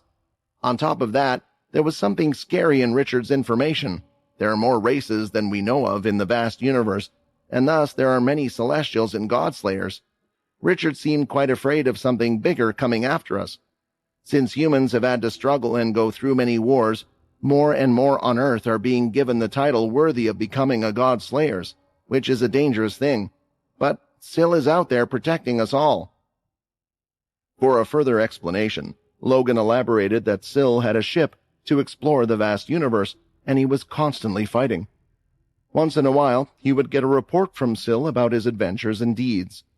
It honestly sounded amazing, an adventure in itself, and Quinn couldn't believe that the Syl he knew had become such a great person. And this also made him wonder if the two of them fought today, who would win? This was from the competitive side of Quinn, which would come out once in a while. He also knew that Logan was right. Chris was considered a god slayer as well. If he was to think of others that would fit this title, there was Ray, and perhaps Graham was also at the level at the end stage of the war. With so many god slayers in the history of Earth, then according to what they had learned, soon there will be Celestials coming from other parts of the universe to come to deal with them. Honestly, though, Quinn was finding it hard to believe something like that would occur, and even if it did, there was a lot he needed to worry about on Earth before that happened anyway. So, how did Syl and the others manage to survive for so long? Is it because Syl is a god slayer? But what about Vicky? Quinn asked. "I believe you remember Syl's ability." Vorden was the one who replied this time. He has a record of every ability he has ever come across, and among them, there was a particular ability that allows the user to use their MC cells to reverse the aging process. He used this on the Blade members that wished to continue living. There were reasons why Vicky and Syl wanted to use the ability, but not every member of the Blades wanted to do so. The ability is something that only works for the user, so the only ones that can use this are the ability users themselves and the Blade family. It is not something like the second family ability of the vampires that could be used on others. This is why I am afraid we couldn't help Vex. However, Shiro had already helped Rayton and me by putting us in one of the other Blades. After living their life, they agreed to help us by letting us transfer to their body and reverse the aging process. Then before Syl left, he used Shiro's ability to transfer him to this body as well. Shiro wanted to stay alive, and for helping us out so much, we agreed. Shiro said he wanted to see you before bidding farewell. Now Quinn had been given his answers to how the others had survived, and what they had been doing during all this time. The question was, what was he to do now? There was a lot for him to do, and thus he needed to organize his thoughts. To find the Red Heart, to find Alex, Vincent, and the original vampires. To solve the mystery behind Owen's murder and Leo's death. To stop Laxmus, to find the motivations of Aaron and Pure, and to find out why Layla was with the Red Vampires. Now there was also the matter of Syl, Godslayers, and the Celestials. It's time to get busy.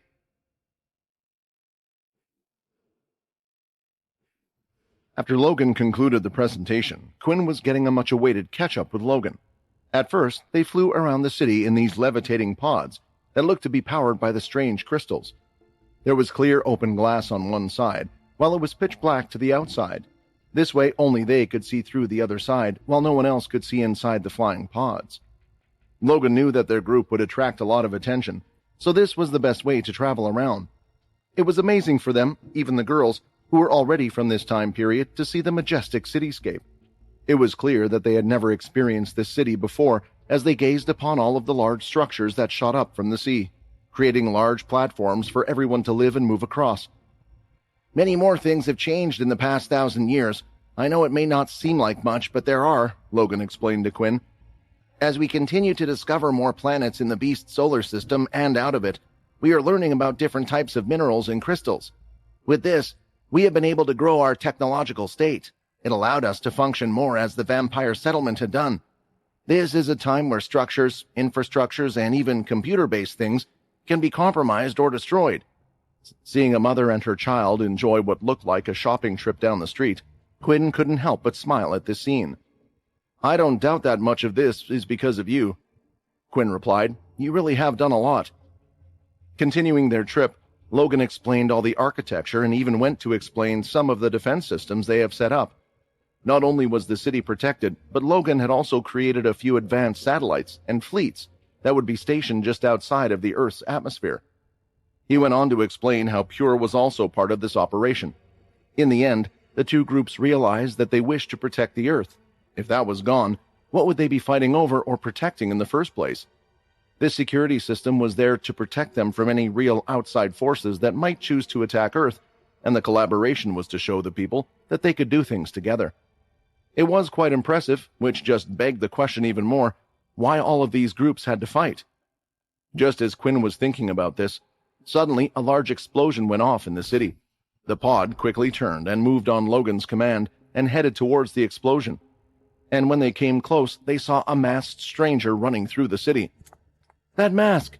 It's a red vampire," Hannah commented. "It's quite close to the facility. Perhaps they were trying to find out what information we have," Logan observed. "Should we stop him and capture him?" Jessica asked. "You don't have to worry about that," Logan replied. Just as Logan replied, black armored AI robots began to come out from all around. And it wasn't just one, but a number of them, and in the next instant, they were going after the intruder. It didn't take long for the intruder to get collared and captured by the robots. "This system has many defenses, and the color of the AI robots dictates how strong they are. Black is the highest grade and the strongest robots the city has. As you can see, they also act as the police force and can deal with the small threats we have once in a while quite well. It's not every day that someone of the caliber of you two would come here and cause problems." Although Quinn didn't really get to test out the strength of the robots, Peter had crossed arms against them, and he knew they were a pain. And depending on how many robots the city had, it was safe to say it was well protected. The tour came to an end as the flying pod moved towards a tower that had a large, strange, green glowing object on top of it. After careful observation, one could see it was a giant ball of energy. This was where Logan spent most of his time. Upon entering the tower, Quinn felt the same vibe he did with all the other places of Logan's he had visited. The whole place was a controlled mess. Again, items were everywhere, and it looked more like an experimental lab than an office. However, here, multiple different crystals were being experimented on rather than gadgets. "I guess as long as he's got something new to look over, he's happy to keep spending his time in this world. I thought he would have gone mad after 1,000 years, Quinn thought. The others were sent to a relaxation room where the staff would treat them with whatever meal they wished to have, and they could finally relax and recover from the battle. Meanwhile, Quinn and Logan were left to speak on their own for a second. Before leaving the office, Vorden looked back at the two and closed the door. "I just wanted to talk to you, just the two of us, for a moment or two, Quinn," Logan started. "I've been trying to find a replacement for myself to run the operations from this place, so I've been creating an AI system that is similar to me. I believe if you give me a week or so, I can perfect it so it can go to meetings in my place and can—" Quinn raised his hand to stop Logan from continuing. "You don't have to come with me," Quinn smiled. "Look, I know you want to. You stayed. You did all of this, got involved in all of this because of me, and honestly, you don't understand how thankful I am for seeing the result. After seeing everything you built up and everything you have done, I realize that you are no longer just someone who was part of the cursed faction. No, that's not right. You never were just someone who was part of the cursed faction. You're Logan Green. You were destined to do great things, and you have done them. You have this whole city. I mean, you're the leader of the human race, at least half of it. On top of that, you have your own family and all this space force and advanced technological stuff. So I can't just come here and take you away from all of it, and if you won't listen and still think of yourself as a member of the cursed faction, I'm ordering you to continue doing what you are doing." Logan was speechless for a moment. He slowly pressed his hands on the table and then turned around to look outside through the glass walls of the tower. I will listen to what you say, but I just won't follow every order," Logan replied and turned around. "As you said, I'm not part of the cursed faction. I am a Green. That means I can do what I want. So why would I need to listen to you?" Logan smiled. "Quinn, no matter what, those close to you will follow you. I have observed this fact, and do you know why we will follow you? We all know that you would do anything you could to help us if we were in your place, and that's why we are willing to do the same. No matter what, whatever you need help with, information, weapons, or if I think you are in trouble, I promise I will help you somehow. I guarantee that. Whatever time of day it is, no matter how tired I am, I will answer your call when needed because I know that you will do the same. I just want to ask you, what are you planning to do now, and how can I help you with it?" Shaking his head, Quinn couldn't believe it. Of course, Logan, of all people, would be able to use his own words to find some type of loophole. I found out from Andy, Fex's son, that the Dampiers are planning an attack on the Red Vampires. It looks like they have some information about their base or where they are located. I was just curious about the Red Vampires before, but now I've decided I need to find them. I need to find Layla before the Dampiers attack them. A familiar notification sound popped in his ears just as he finished these words, and 2 lines appeared in his head. It was clear it was from his system. He had thought that it was giving it another quest, now that he had made his decision to go and find Layla, but he wasn't expecting what the actual notifications were, and when he saw what they were, he was stunned. Congratulations, you are now a level 2 Celestial. A new Celestial ability has been unlocked.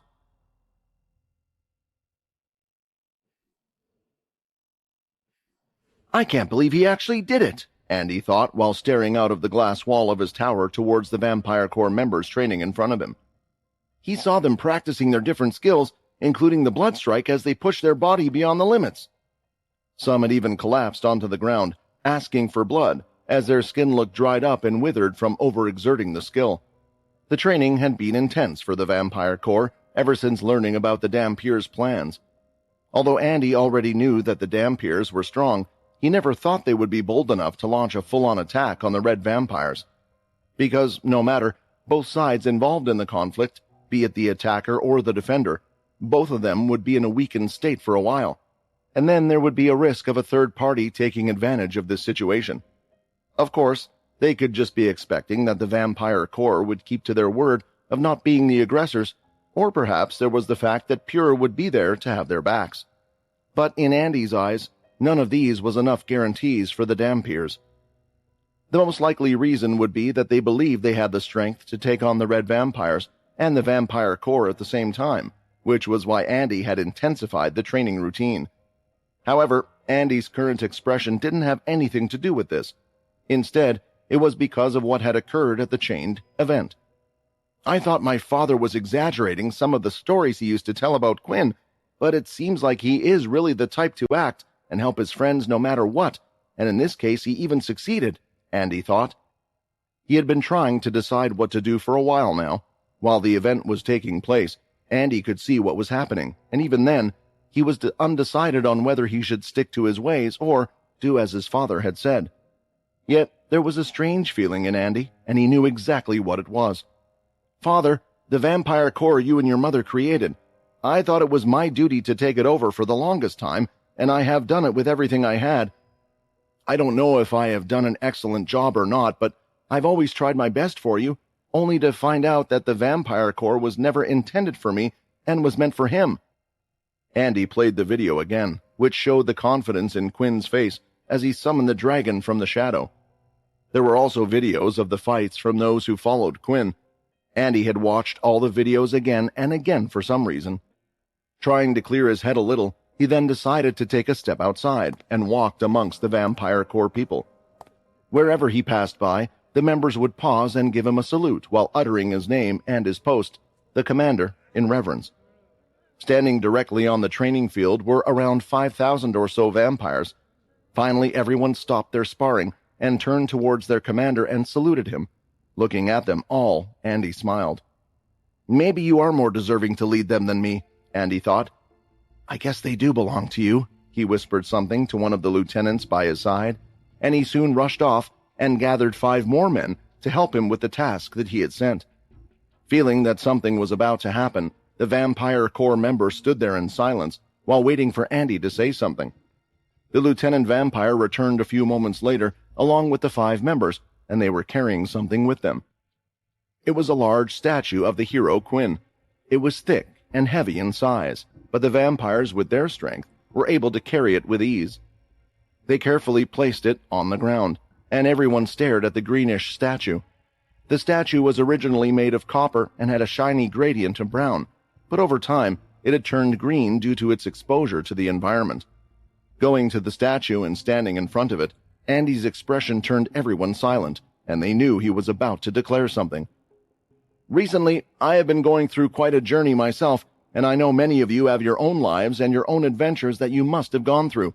However, during that journey, I had forgotten the roots of the Vampire Corps, the corps that my parents created and the fact that without this person," Andy pointed towards the statue, "we wouldn't be here today.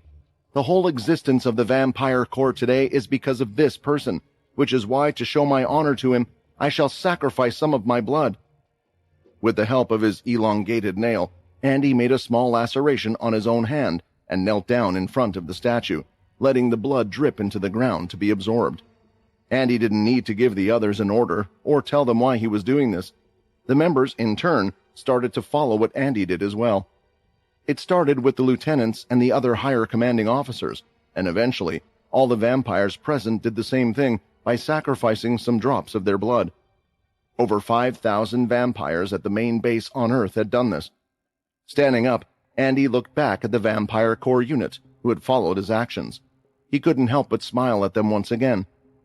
"Once a month, in front of the statue of great hero Quinn, we will continue this ritual. We must not forget our roots, and must not forget what he has done for us." Andy lifted his hand in the air, and others could see 2 thin lines of blood streaming down his arm as the cut on his arm slowly healed itself. The vampires followed this action, and they all raised their fists in the air doing the same. It was quite a sight to see. "I don't understand your reason for asking me to do this, but I have never seen the vampires more united than they are right now. Maybe this was your aim? Who knows? However, whatever the case, you have proven yourself enough, so I will listen to what you have to say. After all, you are the hero," Andy thought. Seeing this very sight, in one of the towers that surrounded the vampire core base, a man stood in silence, adorning a dark robe that fluttered in the wind. Seeing his curly hair and muscular and broad outline, one would guess him to be a man, but he hid his face with a tightly fitted mask, covering the lower half of his face. "The world has once again started to become exciting, and Quinn has returned right at this moment. Maybe all of this is your doing. You always were able to change things, unlike me. If the world sees you in this light and in this way, then maybe I can use that to my advantage somehow." The man raised his hand to his mask. It looked like he was about to take it off, but just then, "Hey, no one should be on this tower! State your unit and rank," a vampire shouted. Quickly moving his hand into his robe, the man dropped something on the floor, and in the next instant, smoke enveloped the entire place. The vampire tried to focus on the aura and energy it could feel, but he found nothing upon looking through the smoke. That was because the intruder had already run past the guard long ago. Damn it! An intruder! And he was a vampire, I'm sure of it. But what was that other energy that I felt from him? How did I lose sight of them from a stupid smoke bomb? The guard was furious. Running towards the city that was closely attached to the vampire core base, the hooded man covered himself once more and continued to walk. When finally entering the city, the man noticed something. All the screens, from big posters to small devices, showed reports about the events on the chained faction island. It had already been a couple of days, yet it was still a hot topic amongst the populace, and they couldn't stop talking about the event.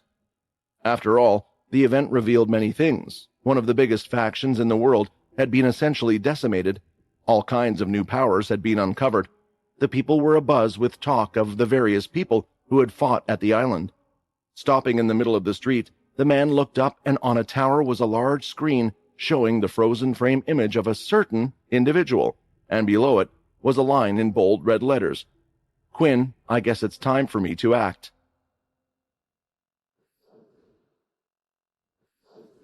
Celestial Level 2, 5,225 of 5,234 celestial energy. After seeing the notifications pop up, Quinn checked his celestial points, and he was in for a surprise. However, this time it looked to be quite the nice one. These celestial points, was it Andy? Did he fulfill my request? It has to be him. I can't think of anything else, and it looks like I must have hit some cap that allowed me to level up. Currently, Quinn didn't feel any different after leveling up, like he did with the system in the past. Instead, his body felt the same, but that was because he only received a strange feeling in his body when actually using the celestial energy, and with this many points, he wondered what he could now do with them. "It seems like something has caught your attention," Logan commented, as Quinn's face wasn't hiding the obvious. Thinking about it for a little bit, Quinn wondered if he should inform Logan.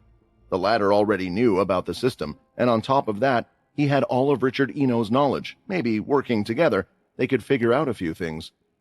In the end, Quinn revealed everything to Logan about the changes that had occurred after absorbing the Nest crystal, his current quests, and all that he knew about Celestial. A Celestial, Logan repeated, as he looked off into the distance, as if trying to bring up certain things to the forefront of his mind. I had thought that your body had gone through a significant change. It was quite apparent after you had defeated Graham. There was quite a lot of information about Celestials in Richard's files. He had worked quite closely with one of them, the one named Bliss, who we had seen before. She too is a Celestial level being. From what I know, the condition to level up is quite different for everyone. For example, your condition resets every month. If some don't fulfill your condition, then you weaken as a god. As for others, I believe their condition lasts longer or might be permanent, but at the same time is more challenging for their followers to fulfill. At the same time, yours truly focuses on as many people being alive on the planet as possible. Logan was rambling, but one could tell he was thinking deeply about this, so Quinn didn't want to interrupt him with his thoughts, but eventually did speak. I was wondering about something, Quinn said. If Syl has become a god-slayer after getting so strong, why have I become a Celestial but not a god-slayer? Ray told me that my shadow power originally came from a god-slayer, so I thought I would also become one in the future. Raising his eyebrows, it looked like Quinn's question was the light bulb moment that Logan needed to piece together. What you said is certainly strange, but I have a few opinions based on what I have learned. First, due to their conditions, the Celestials essentially need many people to believe in them or follow them. That's why you have a specific and set amount of abilities as well. Quinn, you became a ruling figure many people looked up to, especially after Graham. While in Syl's case, there aren't many that have him constantly in their thoughts or minds. Perhaps there may be a set of certain conditions that need to be met before one can become a Celestial, but honestly, we don't have an answer. I believe it's the universe's energy that decides everything related to this, and this is more believable compared to other guesses, which is why I also believe there could be another reason from what I stated before. Your condition focuses on keeping you alive in people's memory, and if more and more people die, in other words, if the people who remember you die, you would be unable to fulfill your condition. So perhaps the universe felt like too many people were going a certain way. It was a lot to think about, but in the end, it seemed like there just wasn't a definitive answer, and if that was the case, there was no point thinking about it too hard. The best thing to do was live the life that he wanted to live while focusing on protecting his people. If he started thinking about this too much, it was almost as if there was no meaning to what they were trying to do. What I am more interested in are the 9 levels of the Celestials and the abilities that come with each level. Thinking about this, Quinn brought up the system's new skill he had learned. New skill gained. Celestial weapon marking. The marking of a Celestial may be placed on any weapon, armor, or shield. When placing a marking, a certain amount of Celestial energy is used. This is dependent on the strength of the weapon object the Celestial marking is used on. Celestial points used to mark objects are permanently fused with the object. The effects of making will have on the weapon are dependent on the Celestial and on the weapon stats. The information on the skills wasn't as direct as Quinn would have liked it to be, but after reading, it seemed the skill would be on a case-by-case basis, making it hard to know for sure what it would do. That means that the sword which Layla had a Celestial weapon marking, and if I remember correctly, it was the same marking that showed up on Laxmus? I let her keep that weapon because I couldn't find anything wrong with it, but maybe that was the wrong choice. It could also be why she is with the Red Vampires. Thinking about the weapon and its abilities with how helpful it was, Quinn couldn't deny the strength of a Celestial weapon, which meant it could turn out to be a great skill after all. Though, what should I test it on? I could use it on basic weapons, but it would be a waste of Celestial points. It would be best to use a demon tier item to put the marking on. Although it will take up a lot of Celestial points, it will be worth it. Besides that, I don't know if it will affect the current capabilities of the weapons I have on me. The gauntlet, Blue Fang set, and chest piece are quite unique pieces. I also wanted to give more Celestial points to the others. I know there is a limit to their bodies with how much they could hold, but perhaps I should try and maximize their strength before doing any of this weapon marking business. What's the problem? Maybe I can help? Logan asked. Hearing this, Quinn explained the skill to the latter because Logan sometimes could think more directly than Quinn and truly pick what he thought was the best option. Well, I was going to tell you this anyway, but feel free to keep the demon tier amulet. It was yours in the first place. I kept it here because it's quite a dangerous item to have. And at the same time, it isn't something that others could quickly figure out what to do with if they just held it in their hands. I don't know if the item's size has any relevance, but it might do, so why not try it on the amulet? See what it can do, Logan suggested. Thinking about it, even if he lost the abilities of the amulet, Quinn knew he wouldn't be so crushed, so it wasn't a bad choice, and he was planning to give it to Lucia anyway. If it did grant great power, it would be a good boost to her strength if she continued to travel with them. Thank you, Logan. You continue to help me out as always.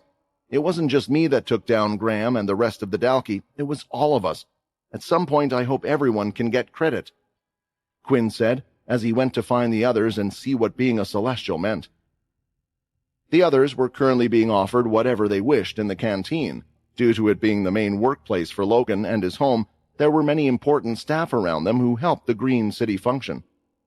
Although most of the facilities were handled by robots and AI, certain jobs needed the human touch, such as communication with other cities, decision-making on large projects, and more.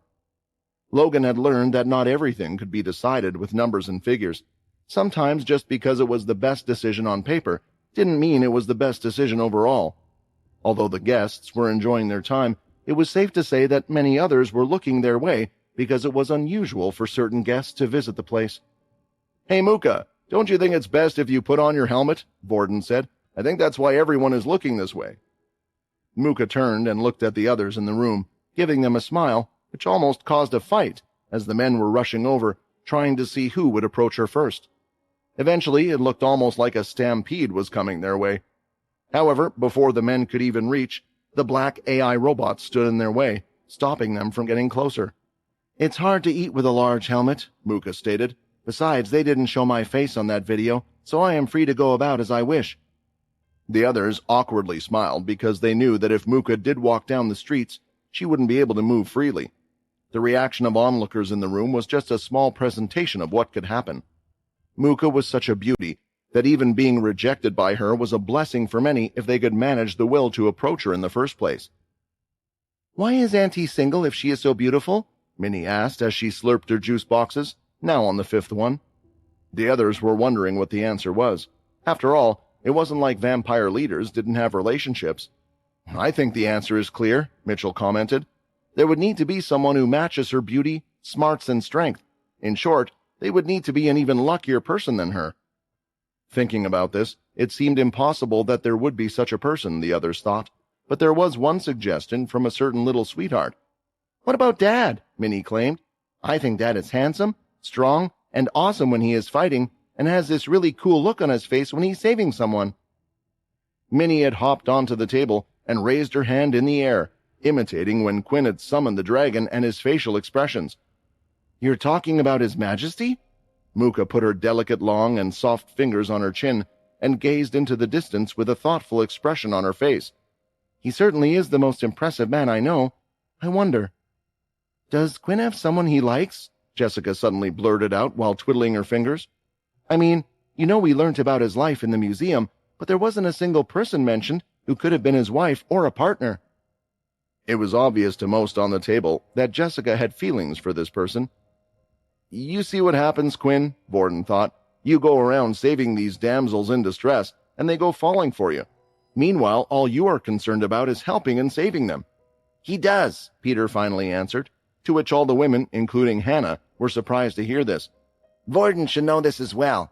There was someone that seemed to be closer to him even before us. She was always there to support him. It makes me wonder what he's going to do next." The others couldn't help but think about just who this girl could be, and in the end, Lucia, who could tell the other girls were too shy to ask, had decided to pop the question. "Who is it? Do we know her? Is she a famous figure?" Lucia asked. Just as Peter opened his mouth to reply, they heard the clicking of the automatic door, which soon opened, and they couldn't help but glance to see who it was. And upon seeing who it was, everyone subconsciously decided to keep their mouth shut, apart from Minnie, who jumped off the table and ran up to Quinn and spread her arms for a hug. "Have you been a good girl?" Quinn smiled as he lifted Minnie up, like a real father playing with their child. This loving moment of Quinn holding up Minnie just made the other girls feel a small pain in their hearts. Soon another stood up and walked towards Quinn. It was the dark-haired Vorden. "Quinn, I didn't want to leave until I said goodbye to you," Vorden said, placing his hand on Quinn's shoulder. "I just wanted to tell you that I have to leave soon. The Blade family, me and Shiro, are currently their leader. You saw how dangerous the Chained could be. Fortunately, not all of the Chained were siding with Russ, and those that were, we need to keep them in check in case they create any trouble. In fact, we, the Blade family, have unanimously agreed to keep the sinful Chained members in check and not let them ruin anyone's lives. We pledge to make up for our family's doings. Of course, if you need help with anything, like the Chained event or taking down the Dampiers, we will be there to support you, although I have a feeling you won't need our help." Placing Minnie on the floor, Quinn and Vorden gave each other a hug. Shiro then swapped out with Vorden, and the two gave each other a big hug once again. "You should visit the Blade family area sometime," Shiro said, handing Quinn a small card. "If you give anyone that card, they will be able to take you to us, or just put it in one of the spaceships, and it will activate the autopilot feature." After bidding their goodbyes, Quinn walked up to the table, as all of the girls stared away from him. "What is going on here?" Quinn asked. Minnie looked toward the other women, and a smile appeared on her face. "They're talking about who should become your wife." Lucia had a stream of lightning following her before Minnie could finish what she was about to say, and her hands were already covering the girl's mouth. "We were just waiting for you," Lucia said.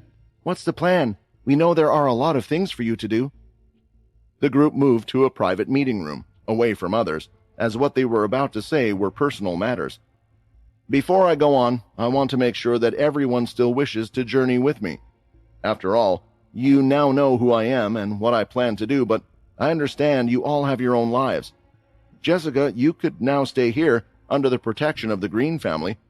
The same is true for you, Muka, Lucia. At any point in time, if it gets too tough for you, Xynon will be happy to welcome you back into the Greylash group.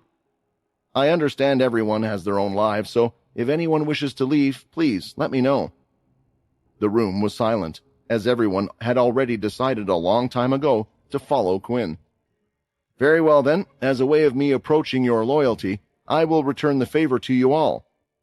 Quinn had planned to give them celestial energy and had a surprise for Lucia, the demon tier amulet, but before he could give it, Muka stood up and walked up the front and stood opposite of Quinn. She placed both hands on his shoulders and looked him up and down before pulling Quinn forward and pressing her soft lips against Quinn's. "What is going on? Did Muka just kiss me?" In truth, perhaps Quinn should have pushed away, but feeling her soft lips against his, he was enjoying the moment. Eventually, Muka was the one who pushed away. "Please, make me yours," Muka requested.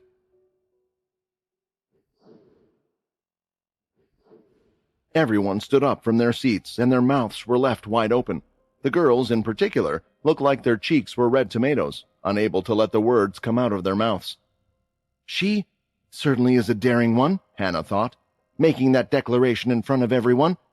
Does this mean that now Minnie will have a baby brother and sister, now that the two of them kissed?" Minnie asked, a little excited. "Huh? What? That's not how babies are made," Peter replied, scoffing at the child. "Are you an idiot? Babies are made when a man and a woman—" Peter felt a hand placed on his shoulder. "Please don't say anything more. She's just a child," Mitchell whispered, wanting to protect the innocent child, who started to sob. "Minnie is not an idiot!" Minnie started to cry out loud. There was so much chaos in the room at once, all from a simple kiss. However, one person had his hand raised over his lips and seemed calmer than usual. "Muka," Quinn said, "explain what you mean." "I heard from the others that you gave them a marking, proving they were loyal to you and granted them great power, so I wish for you to do the same," Muka explained. Quinn thought something had occurred, that something was strange. The kiss didn't feel like Muka had done so out of compassion or love. On the contrary, it was almost as if it was a task that she had to do. "Then why would you kiss him?" Jessica shouted. "Lucia said that Quinn just gave them the marking. You don't have to kiss him." Muka then looked towards Minnie. "She claimed that it was the way one had to prove their loyalty and get a marking." Hearing this, Minnie had stopped her sobbing. When she felt several eyes on her, she started to curl up and back into a ball before giving off a soft smile.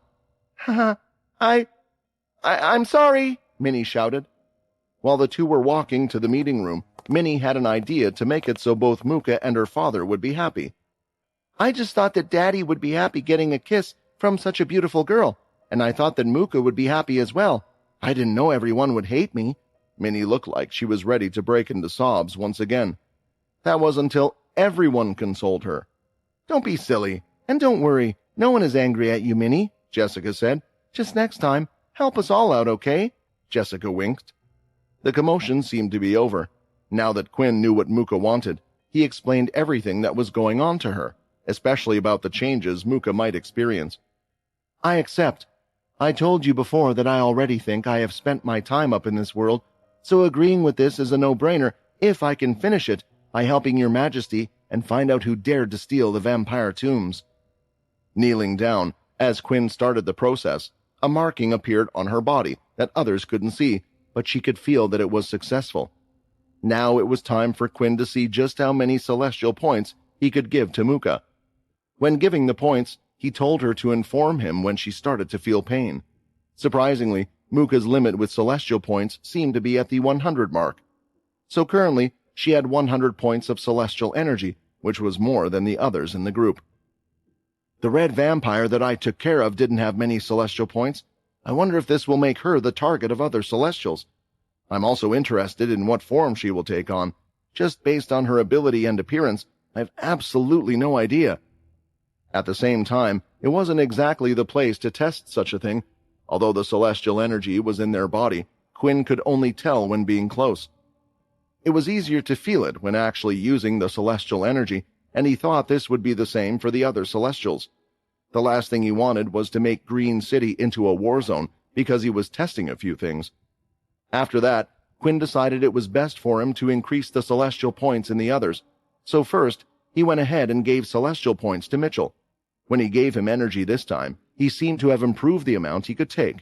Maybe it was because he had used the celestial energy now, but he could still only control 20 points of celestial energy. Lastly, there was Minnie and Peter. Earlier, Quinn wasn't so sure about giving Minnie a lot of celestial energy, especially if it would make her a target. Still, since she should be with him most of the time, he knew they would be a big target anyway.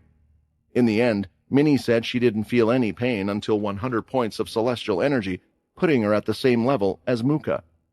That is impressive. I knew Minnie was special for some reason, but to be able to contain as much energy as a vampire lord, it's amazing. Minnie was proud of herself as she walked with her chest puffed out. All right, Quinn, give me whatever you got, Peter said, punching his fist as if he was ready for a fight. Just like the others, Quinn slowly transferred celestial points to Peter one by one, waiting for him to feel pain. Peter wasn't one to feel pain, but he could feel the energy entering him. Come on, Quinn, I can tell you have a lot more than that. Just give it to me, Peter shouted. Quinn didn't want to give in, but it seemed like Peter had no trouble at all, even though they had already passed the 100 mark with celestial points. I have a lot of celestial points, but I wonder how far can Peter go, Quinn thought. Eventually, Peter had gone past the 200 mark, and it continued pushing him past 300 and even crossed the 400 mark. Peter's body can contain a lot more celestial points than the others. What's the reason for this? Is he close to being a celestial himself? Or even a god-slayer? He is the closest to me in terms of strength out of all of them, but if he is a dedicated follower, maybe I am holding him back? Thinking about this, Quinn had stopped when it finally reached 500. Wait, I can keep going. Peter asked for more. I know you can, but I need to keep some energy for myself, and I think you should continue focusing on getting strong on your own. You don't want to just rely on my strength, Quinn stated. What about me? Jessica said. Why won't you give me any of this special energy? Seeing what had occurred, Quinn somewhat expected something like this to happen. Jessica, you're young, and you have a long life to look forward to. Although I don't mind you traveling with us, this marking is something that I can't reverse. I promise to look after Minnie since she is my responsibility, but you? Do you think you will be traveling with me forever? Hearing this, Jessica clenched her fist and stormed out of the room. Fine, I understand. I see how it is. Quinn didn't know what to do, but thought that it would be best to leave her be for a while. Because right now, he didn't have a solution to make her feel better. Still, he could see someone else who looked a bit left out and down in the room. Walking over, Quinn moved his hand towards her and lifted the pendant in front of her. "Lucia, Logan has given me this pendant, and it is yours to keep. Although I won't be making you a dedicated follower, I do have another gift I can give you," Quinn stated as he gripped the pendant tightly. "Would you like to place a celestial marking on the demon tier amulet?" "Yes." The demon tier amulet would be the first weapon to receive the celestial marking of Quinn. He thought it was a good choice for many reasons. For one, the object's size was small. It was almost insignificant for him in terms of power boost. And lastly, this was perfect for a trial because of its high tier. The effects of the marking were still unknown. At the same time, since Quinn would permanently lose the celestial points, he didn't want to test out such skill on a weapon of a lower tier.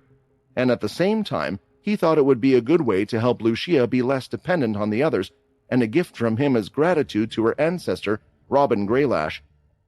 In the future, when I have more celestial points to play with, I can start to do more testing, but first, I need to see what this skill does, Quinn thought. A red glow appeared around the amulet, and the red celestial energy could be seen moving through Quinn's veins. The glowing red energy was soon pumping towards the amulet. Just like when passing on the energy to others, Quinn could feel it exiting his hand, and finally, the red glow stopped, and so did the celestial energy flowing through Quinn. "Congratulations! You have successfully marked the demon tier amulet. You have created the celestial blood amulet." Opening his hand, Quinn could see that the appearance of the amulet itself had changed. The marking on the entire front had the red dragon with wings engraved on it. At the same time, the color of the amulet was now a dark red. "Quinn, what did you do?" Lucia asked, looking at the amulet. It was time for him to find out for himself. "Inspect. This amulet contains a marking from the celestial Quinn Talon. The amulet can draw energy from any blood that has been split within a 50-yard radius. The energy will be kept in the amulet until used for one of two things.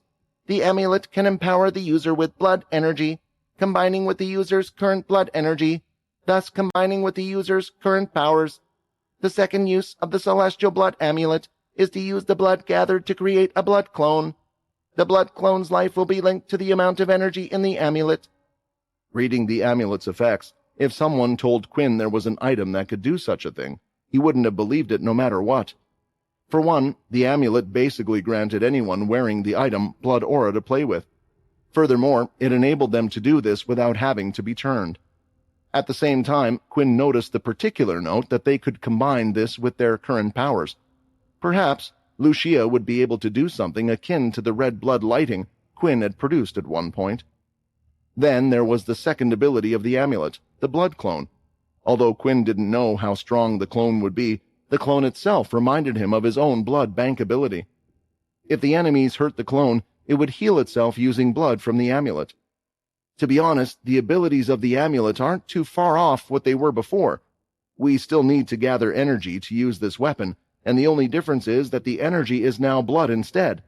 Still, the effects of the item itself are different, and it could be a coincidence, but I doubt it, Quinn thought. Thinking about this, Quinn wondered if there was perhaps a way to create a celestial item from scratch.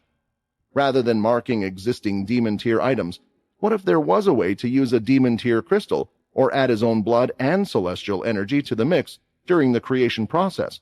Perhaps it could create something truly impressive weapon? To do that, I would have to find a forger. There are probably other forgers out there who can create demon-tier items, but honestly, I feel guilty. I don't want anyone but Alex to create my weapons, and I want to stick to that. After seeing the status of the newly marked weapon, it was time for Quinn to see how much celestial energy it cost him to level up the item in the first place, because he was sure that it was a large number, more so than any of the transfers of energy he had done before. 2,000 celestial points have been used to consume to create the blood amulet.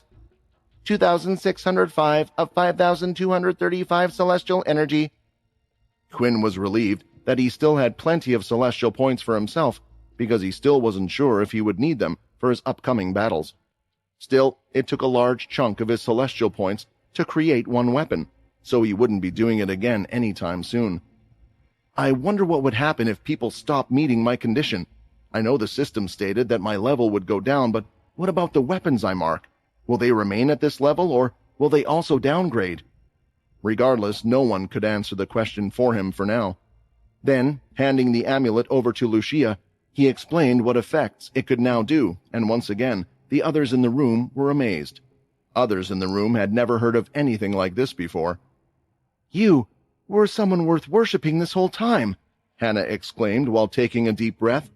"Quinn, I haven't said much, because I had—" "Let's leave it here for now," Quinn said. "I don't know my relationship with the red vampires just yet, so I would like to keep our relationship for now like this as well. After all, I haven't told all of you yet, but I plan to find the red vampires' base and their leaders. If you truly believe what you said, try and help us get to the red vampires and help me find Layla." Saying this, Quinn glanced at others for a moment and then left the room, heading out to find Jessica wherever she was.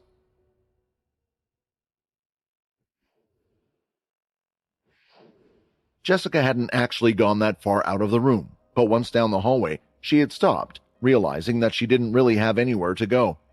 "I can't believe I just stormed out like that. I shouldn't have acted like a spoiled brat in there. I mean, Quinn was the one that saved me.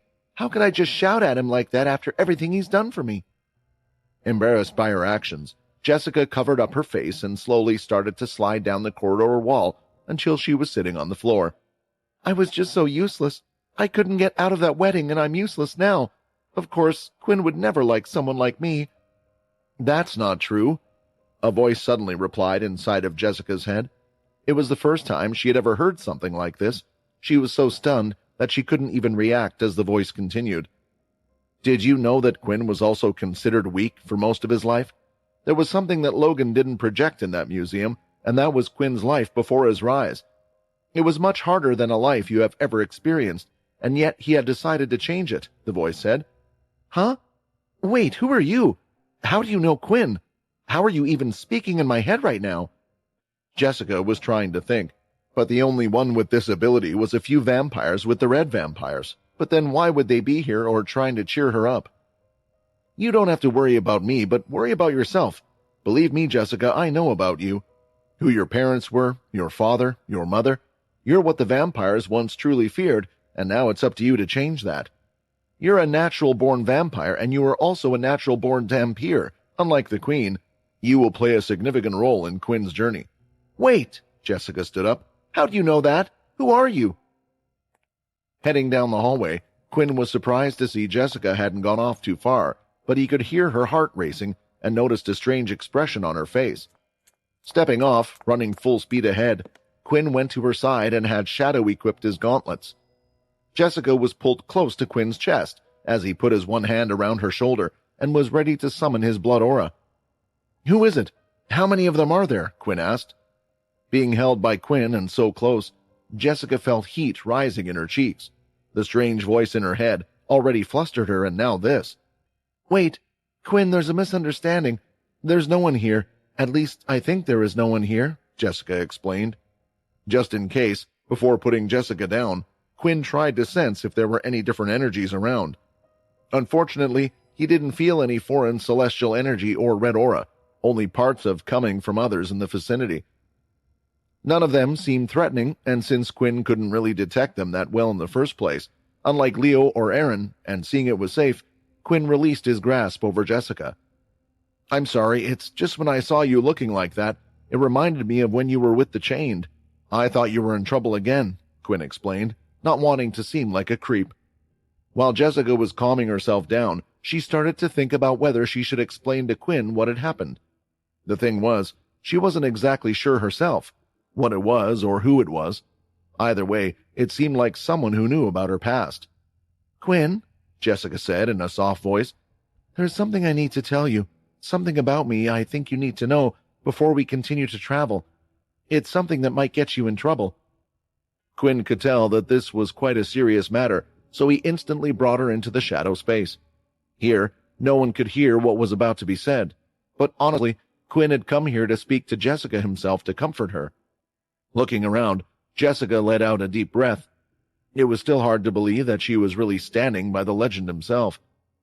"You heard what Hannah said about me before. About how I'm a dampier, Jessica said. Hearing this, Quinn started to think back. He actually wanted to speak to Jessica about this, because if Jessica really was a dampier, how could she control her urge? Maybe if he found out this was the answer to also stopping Aaron from whatever was happening to her. I am sure you already know that the dampier are formed after getting turned by another dampier. Other than that, a dampier can also appear due to a subclass. However, there is a rumor that those aren't considered true dampiers. Many believe that a real dampier is the one who was conceived and came to this world naturally. I'm sure you know that a vampire and a human can't have a baby, but what if I told you that did happen? Quinn, my parents. My mother was a human, and my father was a vampire. Does anyone know about this? Is that why you don't have the same urge to attack vampires as the others do? Quinn asked. I don't have the urge other dampiers have. I thought maybe it was because the dampier part of me was weak or something, but I'm afraid that there are people who know the truth about me, and perhaps the chained also captured me because of my identity. I don't know if I'm special.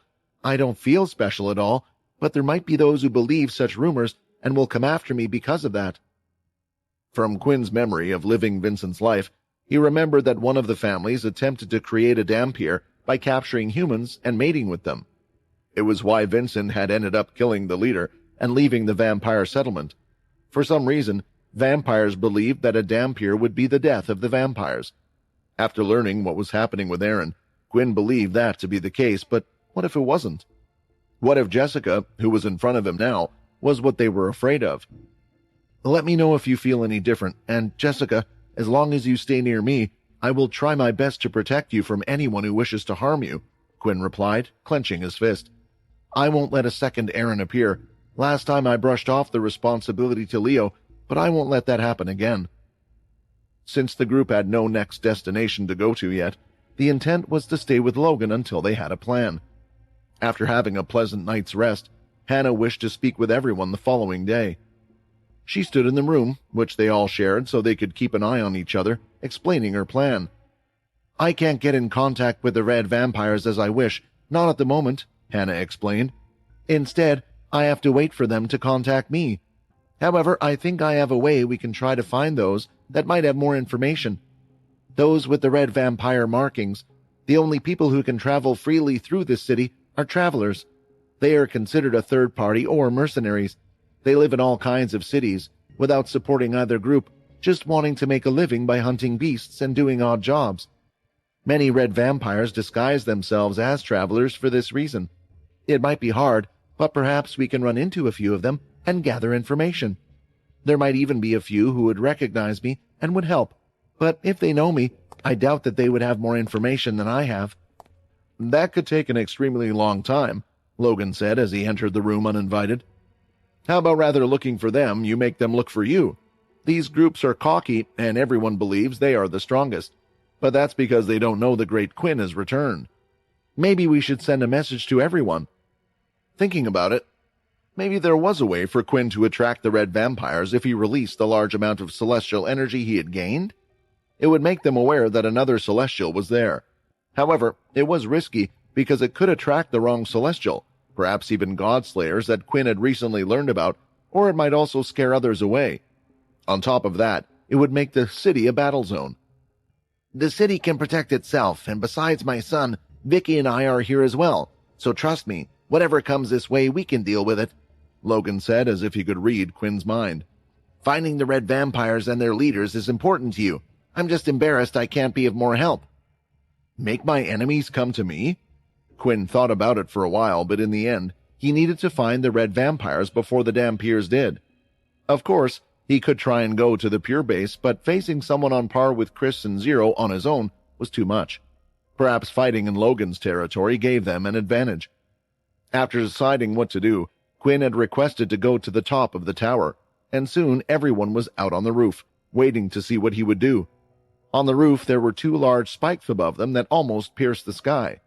Above that was a large floating ball of sparkling green energy, as if restricted between the two spikes. Quinn could tell it was pure beast energy.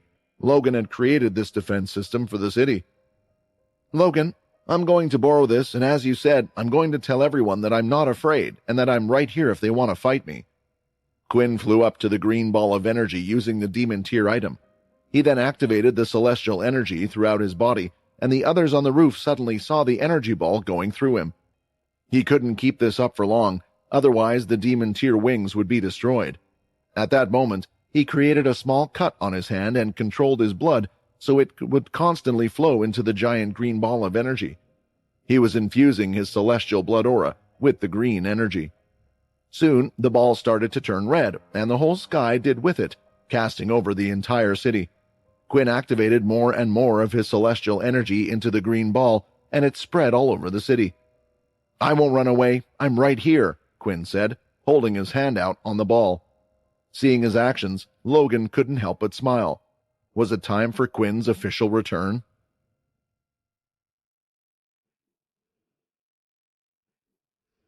The ball of green energy, which earlier looked like a miniature sun, looked even more so as the color of the energy slowly began to change. Finally, the giant ball turned entirely red with the aura, growing in size with every passing moment. "A large amount of blood is leaving your body. HP is decreasing due to blood loss." I guess I can use as much blood aura as I want without it affecting my HP, but using my celestial energy this way, by inflicting a wound myself, isn't exactly the best choice for a prolonged use, but it's all I got right now. Once the energy had completely engulfed the green ball, something strange started to happen.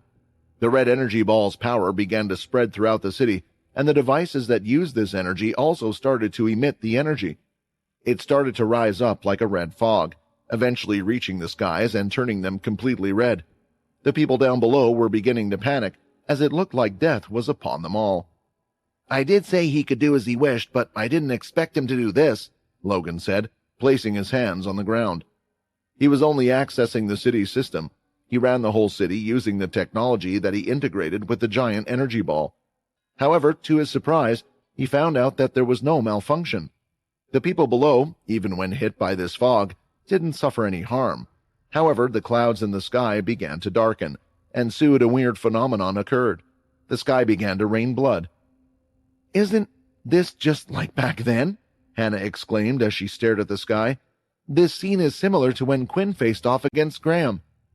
It did seem familiar to Logan, only there was more chaos back then, vortexes of blood and even red lighting. Still, this scene was pretty close to what had occurred back then. To do this much without blood or war around, Logan was impressed. "You certainly seem to keep getting stronger, but it makes me wonder whose attention you will get with this display." The sky was dark red, and the clouds had spread far out of the city, hovering over the sea. Quinn stopped sending his celestial energy into the ball and decided to fly back to the roof below him. He had hit the ground on one knee, feeling a little exhausted. He had used most of his celestial energy up, and it seemed to take a toll on him, most likely because of the large amount and for releasing it directly out from his blood. Still, the energy continued to spread, and if one was to look at the earth from a distance, one could see a big red dot on its surface. On top of that, it had somewhat done its job. However, it had done its job a bit too well, unknown to Quinn. The strong celestial energy wasn't just felt by those on Earth, but others who had been keeping an eye on Earth could also feel this strange energy. "It looks like a rookie has just discovered his powers. Are we meant to be impressed? There seems to be a lot of chaos going on around Earth these days. Are the others even doing their job? Imortui has taken a liking to the place. He has been having a lot of fun there for a while, and it has been a good energy source for him. Imortui is quite troublesome, yet he allowed for a new celestial to act so rampantly.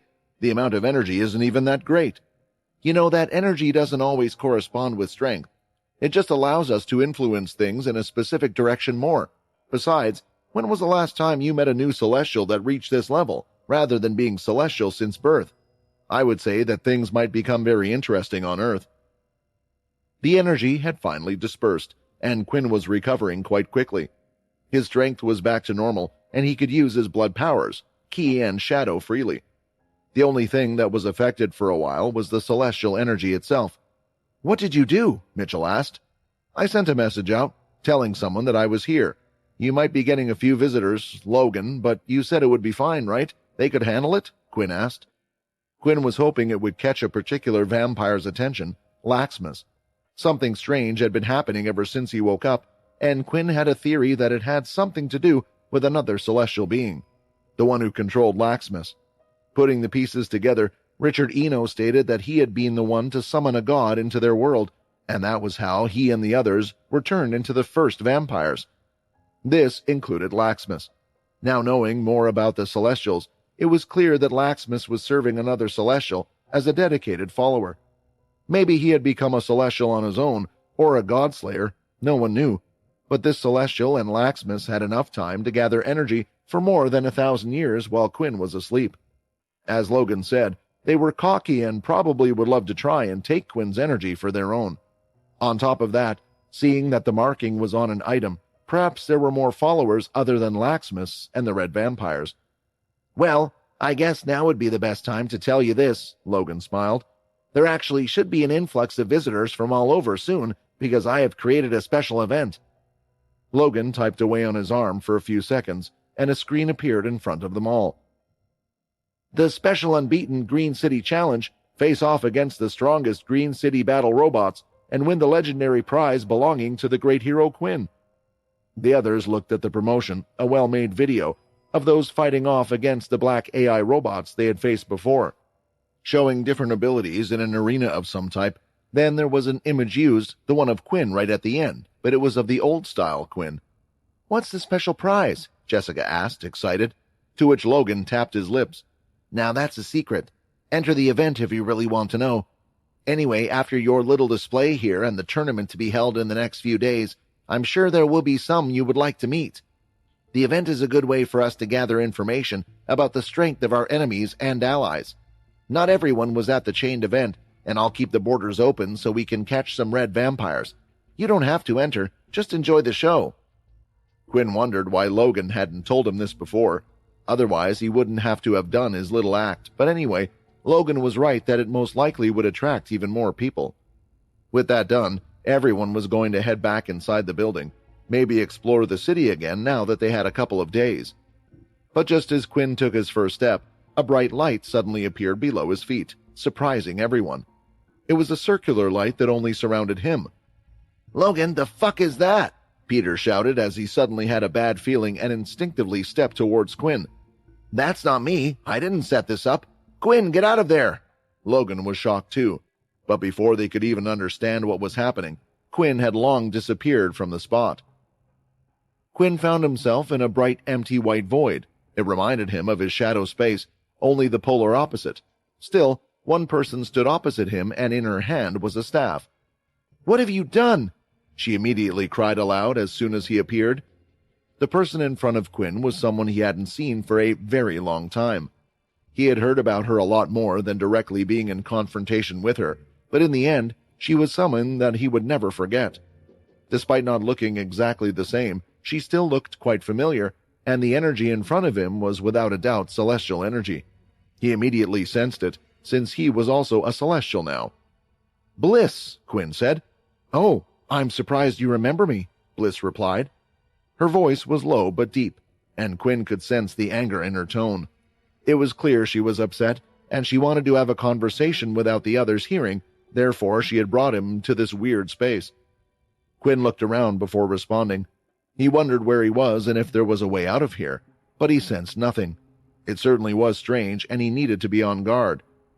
"If it's a separate space and works like my shadow space, then maybe I can destroy this space to escape if things get out of hand," Quinn thought, assuming the chances of this meeting ending on a good note were low. After all, he wasn't really in a good mood, as this person just whisked him away against his will. Although at times she seemed to be on Quinn's side, Ray had given plenty of warnings about her, and the fact that she had lived for so long as well, Quinn could imagine she was a powerful celestial. "What is this place? And why did you bring me here? Why are you even annoyed at me?" Quinn asked, seeing that Bliss's hand was gripping the staff. "I'm here to talk about that beacon of celestial energy you shot out of nowhere," Bliss shouted. "What were you thinking? Do you know what you have done? Do you know what your actions could do to Earth? The whole planet can now become a battle zone." Bliss took a few deep breaths. It looked like this matter had seriously affected her. "I'm sorry, but there isn't really a guidebook or a teacher to teach me about all these celestial rules," Quinn replied.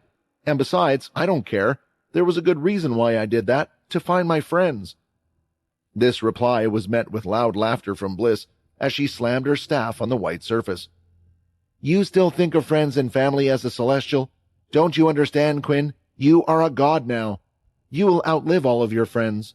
Even if they find ways to prolong life, they will either die in some battle, of some disease, or even by accident.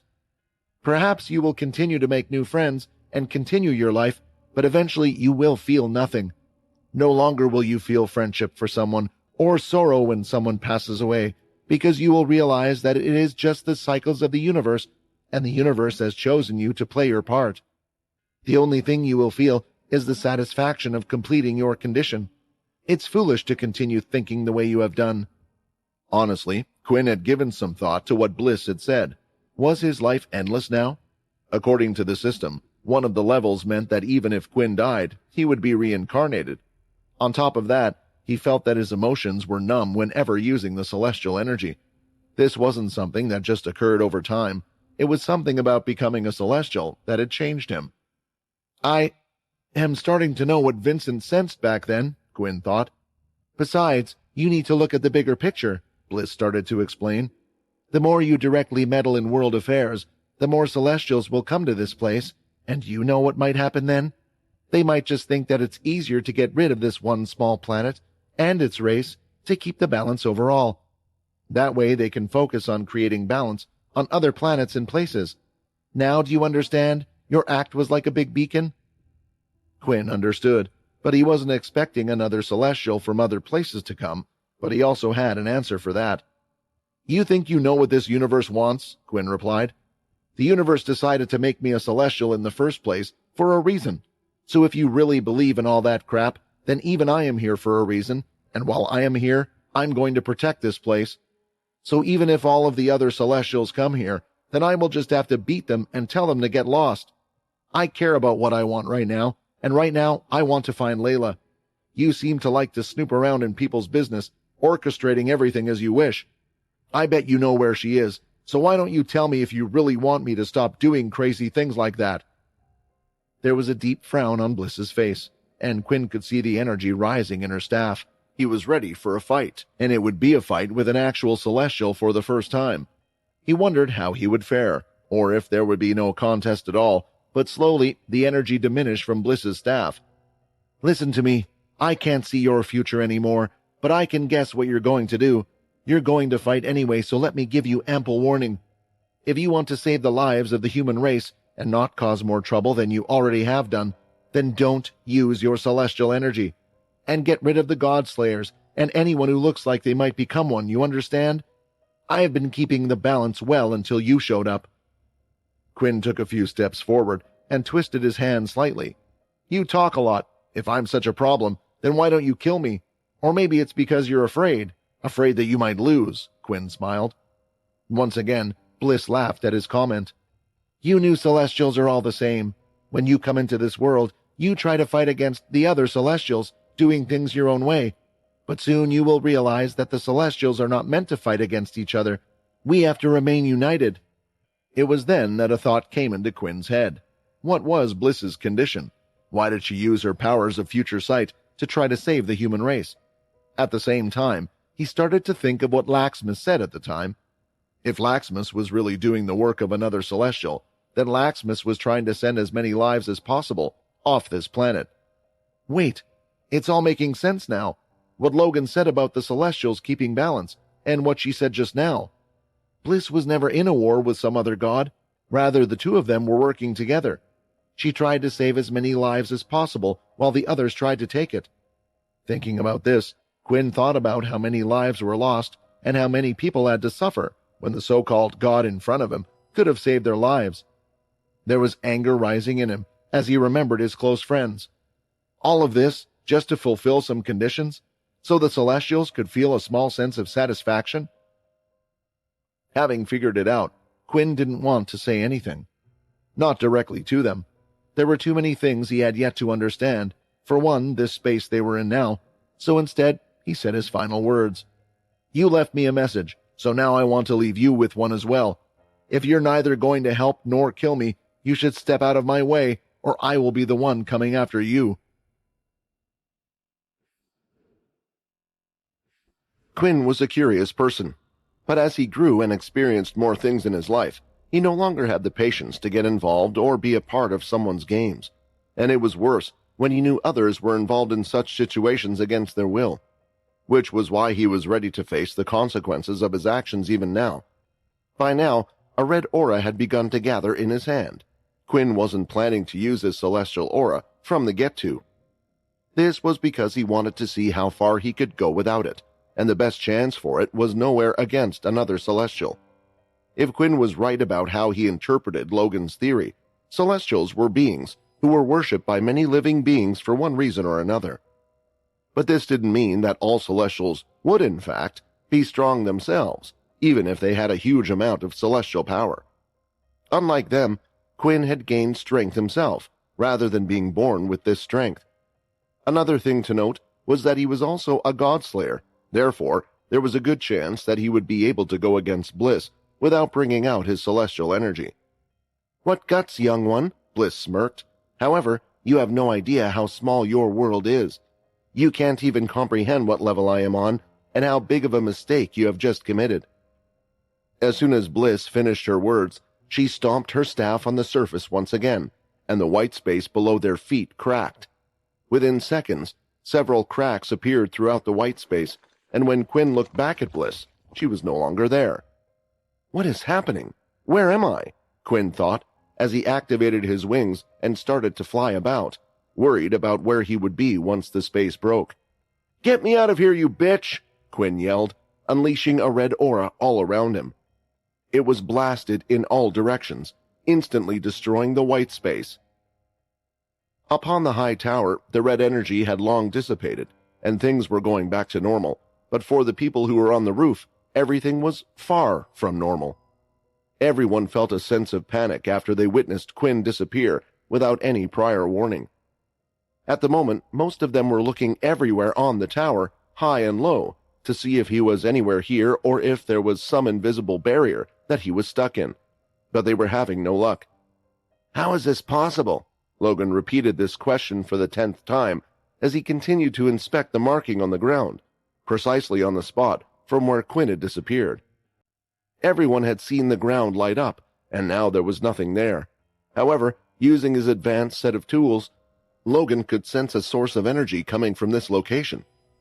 "That rules out that this was an illusion. Something definitely happened here, but how? How could someone other than me be able to bypass all the security to get up here? Whoever this person was, it's clear that our opponent is powerful." Eventually, after searching the area for some time and still having no luck in finding Quinn, they all returned to Logan, hoping that he would have some good news. The shake of his head wasn't a good sign, though. "This is Quinn we are talking about. Not just anyone could snatch him away from us, and no less while we were present." Peter spoke angrily and looked in Logan's direction. You didn't do this, did you? You sure you aren't secretly actually working with Pure and somehow teleported him away from us?" Saying these words, Peter was already walking over towards Logan with heavy footsteps. "Hey, let's not fight against each other. That's the worst thing we can do," Jessica said, getting in between the two of them. "We need to find Quinn, or figure out a way to find wherever he is." "What about the little girl?" Mitchell asked. "Doesn't she have the power of the shadow? Quinn was able to teleport himself to her side before. If he is somewhere, he should be able to teleport again, no?" "But since he hasn't returned yet, doesn't it mean that he might be in trouble or isn't able to use his powers?" Hannah replied, and then turned towards Minnie. She slowly asked, "Can you go to Quinn instead? Or if you can't teleport to him, how about trying to sense his location? That can also help." Minnie felt like she had a lot of pressure on her, but she also wanted to know where her dad had gone.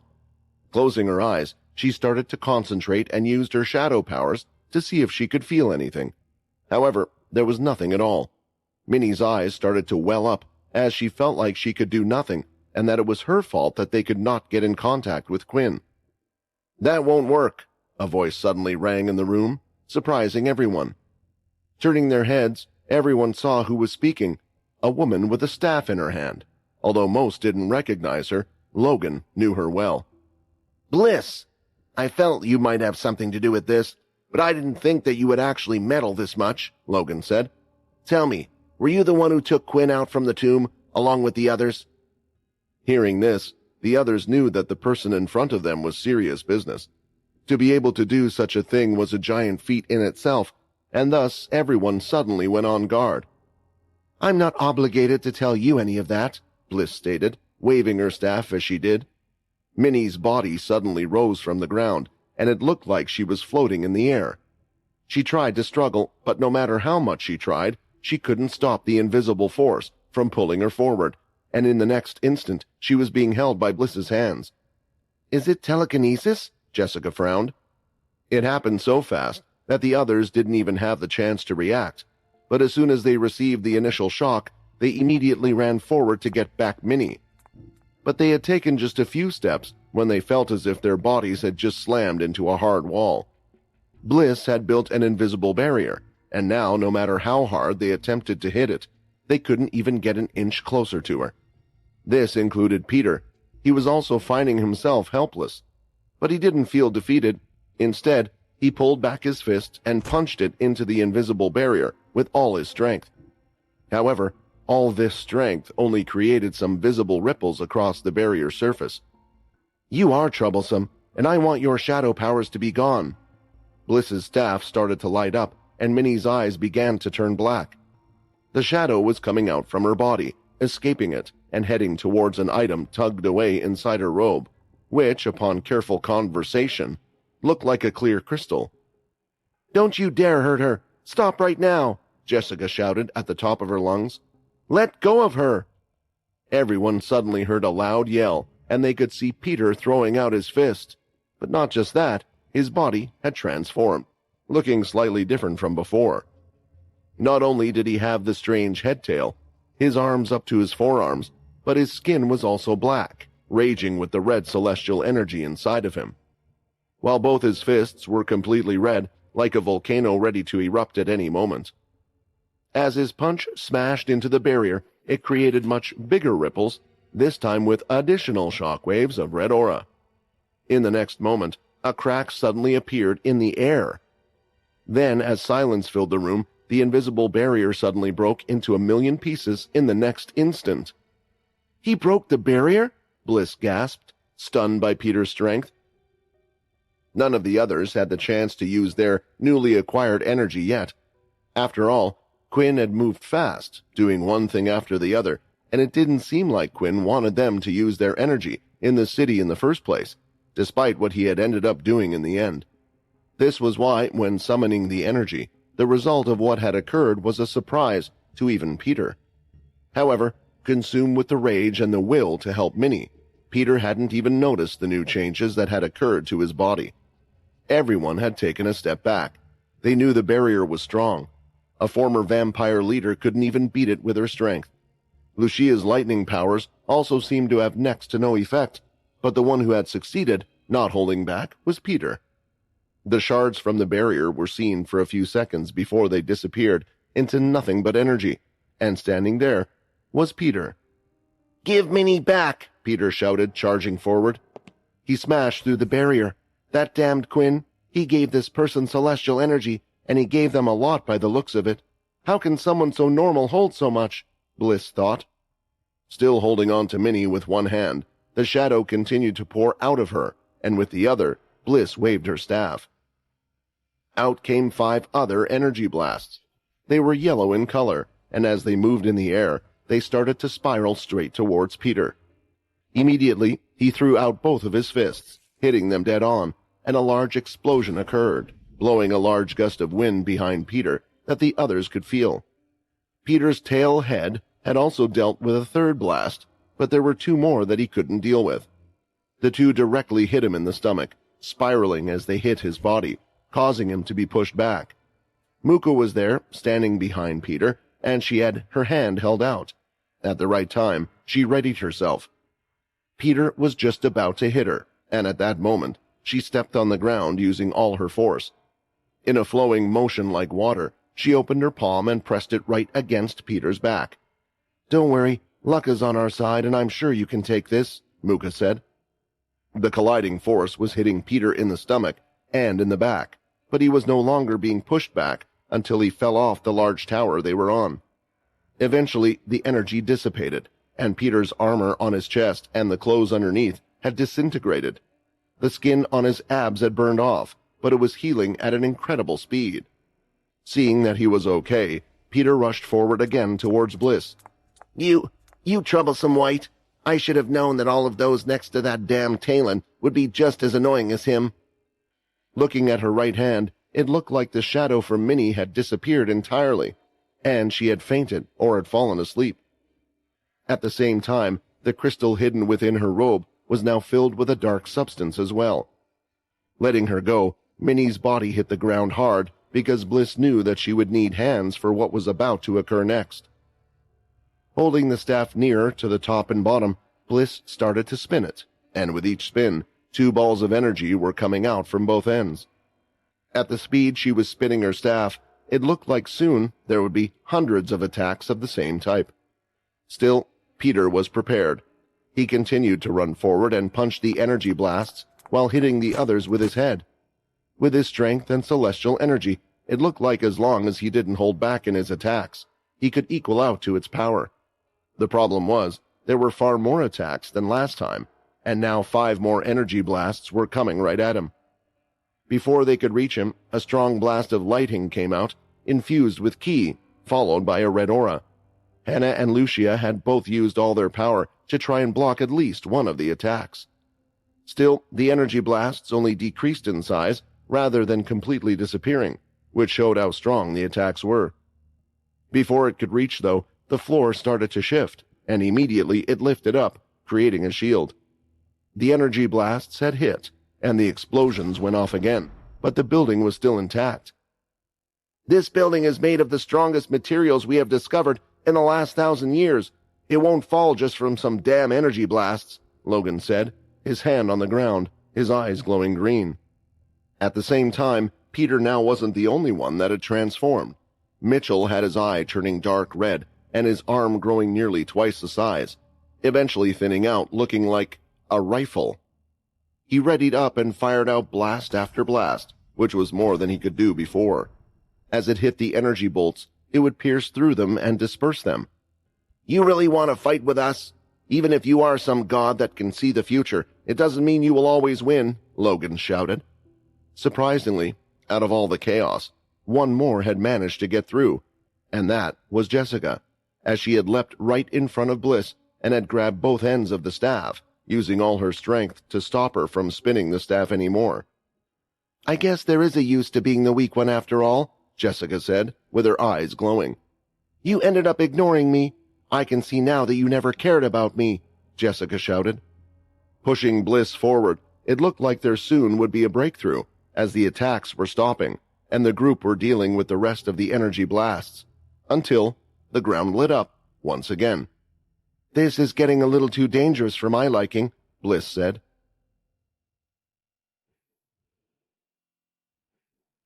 The strange white light surrounded Jessica and Bliss, and they could tell it was the same one that had taken Quinn away. Jessica wondered what to do. She wanted to let go, but it was as if her hands were stuck on the staff. Seeing this, Peter had no choice. He decided to no longer care what would happen to him. He allowed the energy blasts to hit his body. His head swung to the side for a bit, but his legs kept moving.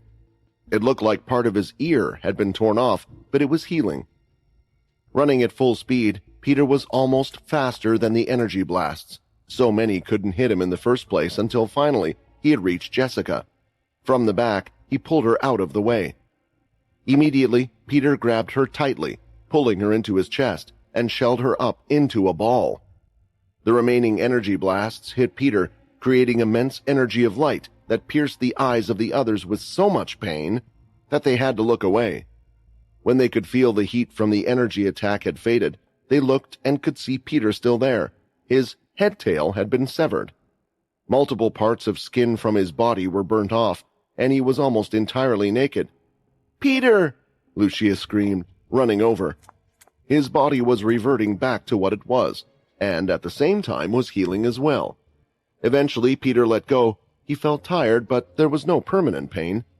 On top of that, he was happy to see that Jessica was unhurt. This celestial energy, it's different. It's as if there are two of me. Whatever happens to my celestial form doesn't affect the current me. Clenching his fist, Peter could still feel his strength. He could still fight in this state. Although weaker, he was still plenty strong. It was something that he perhaps could use for later. Before the others could see anything, Logan had shot out a giant spider from his armor that had landed right on Peter's groin, covering the area up. It was the least he could do.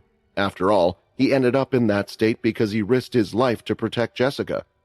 Still looking at the mess around them, Logan couldn't help but let out a large sigh as he heard sirens coming from the distance to check if everything was okay. Not even Celestials that I thought were good seem to be on our side, Logan sighed. The group were currently back inside the building resting. Even Peter, for the first time since Logan had known him, was resting. If there was one clear thing, that new form of his tired him out. The truth was, many of them, including Peter, wanted to stay outside on the rooftop, waiting to see if Quinn would return. Logan tried to explain how it was unlikely he would, even by now, especially with that woman's powers. In the end, the only thing he could do to convince them was put a few robots on guard that would inform them immediately if Quinn was to return. While resting and getting checked up by 100 different robots in the medical room, Logan was searching for answers, trying to look at the cameras and find out how exactly Bliss was able to get up there and if there were any clues of what happened to Quinn. I'm sorry, Peter eventually said, out of the blue while the room was silent with everyone else. I'm sorry. I thought that you might have been the one behind all of this. It just so much has changed since Quinn and I came back, and I was with him that whole time, and now I failed him. He's gone. The White hardly showed emotion other than anger. It was the first time the others had seen him act this way, so they knew how much the whole thing must have meant to them, but even more so, Peter felt highly guilty for accusing Logan. Logan then lifted up one of his arms encased in metal and pressed it with his other hand. The metal started to retract, eventually revealing a scaled-back arm. A lot of my body has changed since you last saw me, and truth be told, I could have removed my Dalki arm and replaced it with a robotic one. But I didn't because this arm was the memory I had of you, Peter. The others didn't know the meaning behind what Logan was saying, and they were more surprised to see that Logan's arm didn't look human. This was never revealed to the world in all of the video feeds and more. It made Jessica and Lucia realize that there were a lot of secrets that people had kept that they just didn't know about. Of course, Peter knew that arm was the arm that Logan had given Peter to eat when he was on the verge of death. Someone who was able to do that, who was such a dear friend to the group, would have never betrayed them, and Peter now knew how stupid he was being. To break the awkward silence, the group were greeted with good news, and that was because Minnie looked to be waking up. She slowly opened her eyes and looked around the room at the others. Did I have a bad dream? Where's Daddy? Minnie asked. The look on their faces, the look they couldn't hide that said it all, told Minnie it wasn't a bad dream at all, and as expected, the waterworks had started. After giving Minnie a juice box, she seemed to calm down, and the others were curious about what had happened to her. Do you know what that nasty woman did to you? Jessica asked. Although Minnie wasn't sure when waking up, she was sure now she couldn't feel something within her. It was a strange feeling, but she knew. She held out her hand, and there was nothing. There was no shadow. I can't use the powers that Dad taught me. Minnie started to cry once again. While the sentimental women who were best at comforting Minnie were trying to calm her down, Logan was thinking, this whole thing, it's like when Bryce had that strange crystal and was taking the shadow. Did Bliss do the same? Logan thought. I always thought it was strange that Bryce had managed to get that crystal, and from who? It looks like we might have gotten our answer. Logan looked at the back of the others. Quinn, where are you? And I hope you're safe. The next couple of days passed by quickly, with most in the group feeling down. Nevertheless, they were expecting Quinn to return. Even if he was teleported to somewhere far away, they thought that knowing where they were, he would at least try to make contact. Some of them feared that Quinn might be in danger, especially after facing off against the celestial Bliss. And seeing how strong she was, and what she could do, they thought that she might be able to give Quinn a run for their money. However, Peter quickly disagreed with that statement. Peter was sure that a woman like that could never beat Quinn, which was why she had to use such underhanded methods in the first place. "All right, you guys," Logan said, bursting into the room. He placed his hand on the side of the wall, and the beds the others were sitting on began to move, and eventually sunk into the ground. Some of the others fell to the floor on their back, while others were quick enough to react and were standing up. "You guys can't just mope around sitting here forever until Quinn returns. I already said you could stay here until he returned, so it's not a problem, but I think you guys should prove yourself useful and help him out. That event I talked about, it starts today. There is already a large influx of people coming here.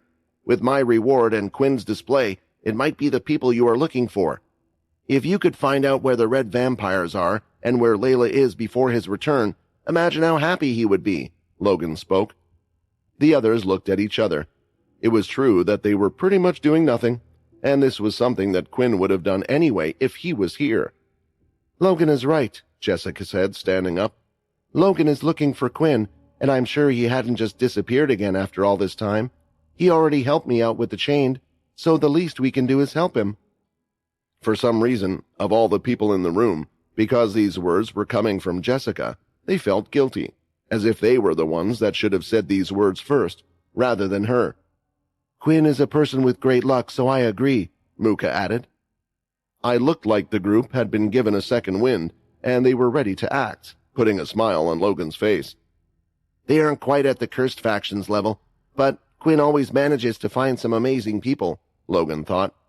"Now remember, although this is my event, I will be doing things fairly. The winner will receive the grand prize. Of course, you guys don't have to enter and can just watch as I stated, but if you do enter, I should warn you. Some of these travelers are strong. There will be a few AAA ranks there. After 1,000 years, new generations have taken the stage, just like when there was Quinn back then and others in the past, and it would be ignorant to believe that they can't match you in terms of strength. Of course, there will be new talent everywhere. There are even who have been training to become someone greater than Quinn Talon, and to make their names even bigger than his, and they will see this tournament as a good starting point. Remember, even Quinn was also a nobody once. And one last thing, wear these." Opening up from Logan's side was a little canister that expanded into another item. After Logan gave them the things from it, they all could tell that they were masks. "They aren't like the masks before. Unfortunately, the red vampires have taken a liking to that style, but wear these so you don't attract attention, all right? I'll be busy with other things, but I will be keeping an eye on the event from here." The masks were all white and were basically a solid piece, apart from the breathing slits and the side accented with a light blue glow.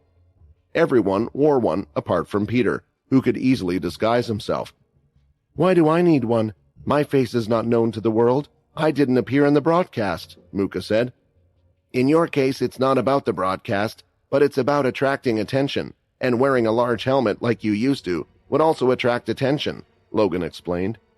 Hearing this and seeing as it wasn't a big deal anyway, Muka wore the mask, but even then, as everyone went to look at her just with her eyes alone, there was something drawing about them. It felt like one would do anything just to rip the bottom of the mask to see what the true face looked like under those eyes. "Maybe I should get you some sunglasses as well," Logan said. As Logan had predicted, the advertised event was a huge hit. People from faraway places came to this event. People had traveled from the Greylash planets, Pure's base, and the travelers even stopped hunting on other beast planets for this event. This event was also a way to show that the human race was still part of one group, showing off the city and the Green family's strength. After all, they would all be doing battle with Logan's state-of-the-art robots. The rules were simple. Participants would go up against the black-colored robots and face them in certain waves. Whoever got the highest wave would win the grand prize, which was still a mystery to the whole world. Logan had made a large arena in the center of Green City. With the help of his power, Logan could easily reconstruct certain objects based on his wishes. And not long ago, he had found a way to supply himself with a bit more energy, allowing him to use more MC cells when using his soul weapon. Because of that, now stood above the ocean, with all of the apartment buildings and living areas moved to the side, was a large arena, and above the arena was an equally large projection live streaming the event. It was so high and huge, and people could view it irrespective of where their apartment was located in Green City. That way, the people could view the event without purchasing a ticket to the actual event. Logan knew that wealthy outsiders would mostly take all the prime seats. Although he could save them for his people and such, he had learned to deal with things more politically over the years, and his experience helped him greatly in such situations. Perhaps this was a lesson he had learned well from Sam. At the moment, people hadn't arrived to view the event yet. That was because the participants, or anyone who wished to enter, were to arrive first. Due to people arriving from all over, not everyone was exactly friendly to each other, and predicting that there would be a few scuffles here and there, it was always best to do this without the public. Right now, all the participants were already in the underground area establishment below the arena. There were several lines and long queues for those that wished to enter. At the end of the line were what looked like the AI robots themselves, although these were silver in color rather than black. If you have your traveler code, please input it on the right for your details. If you would like to remain anonymous, then please request to do so, the robot asked each participant. "Haha, I can't wait," a large muscular man, who had beast gear on one of his knuckles, chuckled as he added, "I thought that this event might be worrisome, but it looks like there isn't anyone here who is even worth my time." The man said this out loud, clearly trying to rile up the other contestants. However, most kept their mouths shut because they knew the identity of this large man. Greg, one of the AAA ranked travelers. Not everyone entered thinking they had a chance to win, but because this wasn't a one-on-one event, they wanted to test themselves. Meanwhile, at the front of one of the queues, "Sorry, I don't have a traveler tag, but I don't want to enter anonymously either. Is there any way you could manually input my name into the system?" the man asked. "Sure, please type your name on the screen before you," the robot replied. The man smiled and his fingers typed down a name, Quinn Talon. The white space was almost at its breaking point, and so was Quinn's anger. And knowing that this was all because of Bliss, Quinn believed that if he unleashed his energy, including part of his celestial energy, then maybe he could break out of this space and get to his friends before she could harm any of them. While unleashing his energy, with the space breaking down, a bright flash of white light appeared, completely blocking his view, and suddenly everything around him disappeared. Now finding himself in the air, the first thing Quinn felt was weightlessness and looking down. He saw the ground, but he was too high. In the next moment, Quinn crashed into the ground and created a huge crater, and the residual red energy around him instantly erupted into a large flame, lighting up the whole area. But before it could get out of hand, Quinn quickly contained the energy within himself. That was a bit of a rough landing, Quinn thought while staring at the starry night sky above him. This was clearly not Green City, nor did he feel like he was on the Earth. For one, Quinn could see 3 moons, and one of them was purple for some reason. The moon gave the whole area around him a purple hue that Quinn had only seen on different planets before. That damn woman, she brought me here, but for what? Quinn thought to himself. In the end, a sense of foreboding enveloped his mind. There had to be a reason why she didn't want Quinn with the others. Worrying about his friends, Quinn quickly tried to use his Shadow Link skill, yet immediately he knew it wasn't working. Wait, what is going on? This makes no sense. Why can't I link up with Minnie? I could do it before. Did something happen to her? All his thoughts suddenly paused. His heart started to race, thinking about what could possibly have happened, because one of the reasons could be that Minnie was dead. No, I need to calm down and not overthink. I am dealing with an all-knowing Celestial here, and I can't connect to Laxmus either, so there must be another reason. Either way, Quinn was left thinking about the whole situation he was in and was trying to figure out how he could leave this place. For one, it looked like Bliss could teleport him quite a great distance, which meant more and more likely she was most likely the one who had teleported him when he was in slumber. Why doesn't she want me to get so involved in everything? Quinn thought. Either way, I'm done listening to her and others. I need to just follow what I want to do, as I have been doing since the beginning. So the first step is to find someone who can help me get off this planet. Upon searching around, there weren't any immediate signs of anything that Quinn could recognize. For one, He couldn't see anything off in the distance that indicated any signs of civilization. On top of that, the gravity on the planet was almost 20 times the Earth's gravity. Although it didn't affect Quinn much, he still felt a slight pressure on himself. I can't find anything. What if that woman put me on a planet with no life? Then how would I get back to Earth with no spaceship? Quinn thought. Maybe there is a way for me to use my shadow and the wings and fly through space or something? I should be okay, right? If I'm a celestial now, do I still need oxygen? There were a lot of thoughts going through Quinn's head as he continued to find next to nothing. In fact, there was no sign of beasts either. But after a long time, he suddenly came across a large lake of water. Water! That means there should be a sign of life here, right? Quinn thought. He quickly ran to the lake to see if he could spot anything, and immediately he noticed the sea life swimming around in the water. Using his inspect skills, he could see they were beasts, but the beasts were of odd shape and looked like the ones he had seen before. The sea beasts were covered in a strange rock-like substance. It was hard to believe they could swim, as the rocks on their bodies looked quite heavy. On top of that, the small fish in the lake were actually at the king tier level, which surprised him. Quinn couldn't imagine a fish of such a small size being at the king tier, although maybe it meant just the energy it produced was at the king tier. Either way, it wasn't something he was used to. While looking around the lake, Quinn eventually saw what looked like a human figure off in the distance. It was on the other side, and it looked like they were fishing of all things. Finally, I found someone, Quinn thought. Immediately, Quinn started to run across the water, allowing for a part of his shadow to hit the water so he wouldn't sink. This literally allowed him to run across the water. It wasn't long before he reached the other side and was now standing next to the large figure, and he soon noticed something about the person as well. You ran on the lake. What are you? The large figure shouted as it stood up. At the same time, when noticing what Quinn looked like, it decided to let out a shriek as well. Ah, what are you? You look nothing like an Emra, but at the same time you do. Honestly, Quinn himself was taken aback as he looked at the person in front of him, because there was one clear thing: this was not a human. The large figure was as large as the Dalki, but was completely different from them. This person had a gray texture on his skin while having large boulder-like muscles all over, but they also contained two distinctive features: the fact that it had 4 arms and a large rock-like mohawk on top of his head. A demon-tier beast, and the one that can speak, Quinn thought, now getting ready to act as he prepared himself for a battle. A shadow covered his arms, and the gauntlets appeared on his hands once again. Wait! Wait! The large figure cried out once again. Why are you attacking me? I don't want to fight. I just came here to fish. I'm not a beast. Although I do think that you might be a beast, because you look like some of the other beasts we have seen as well.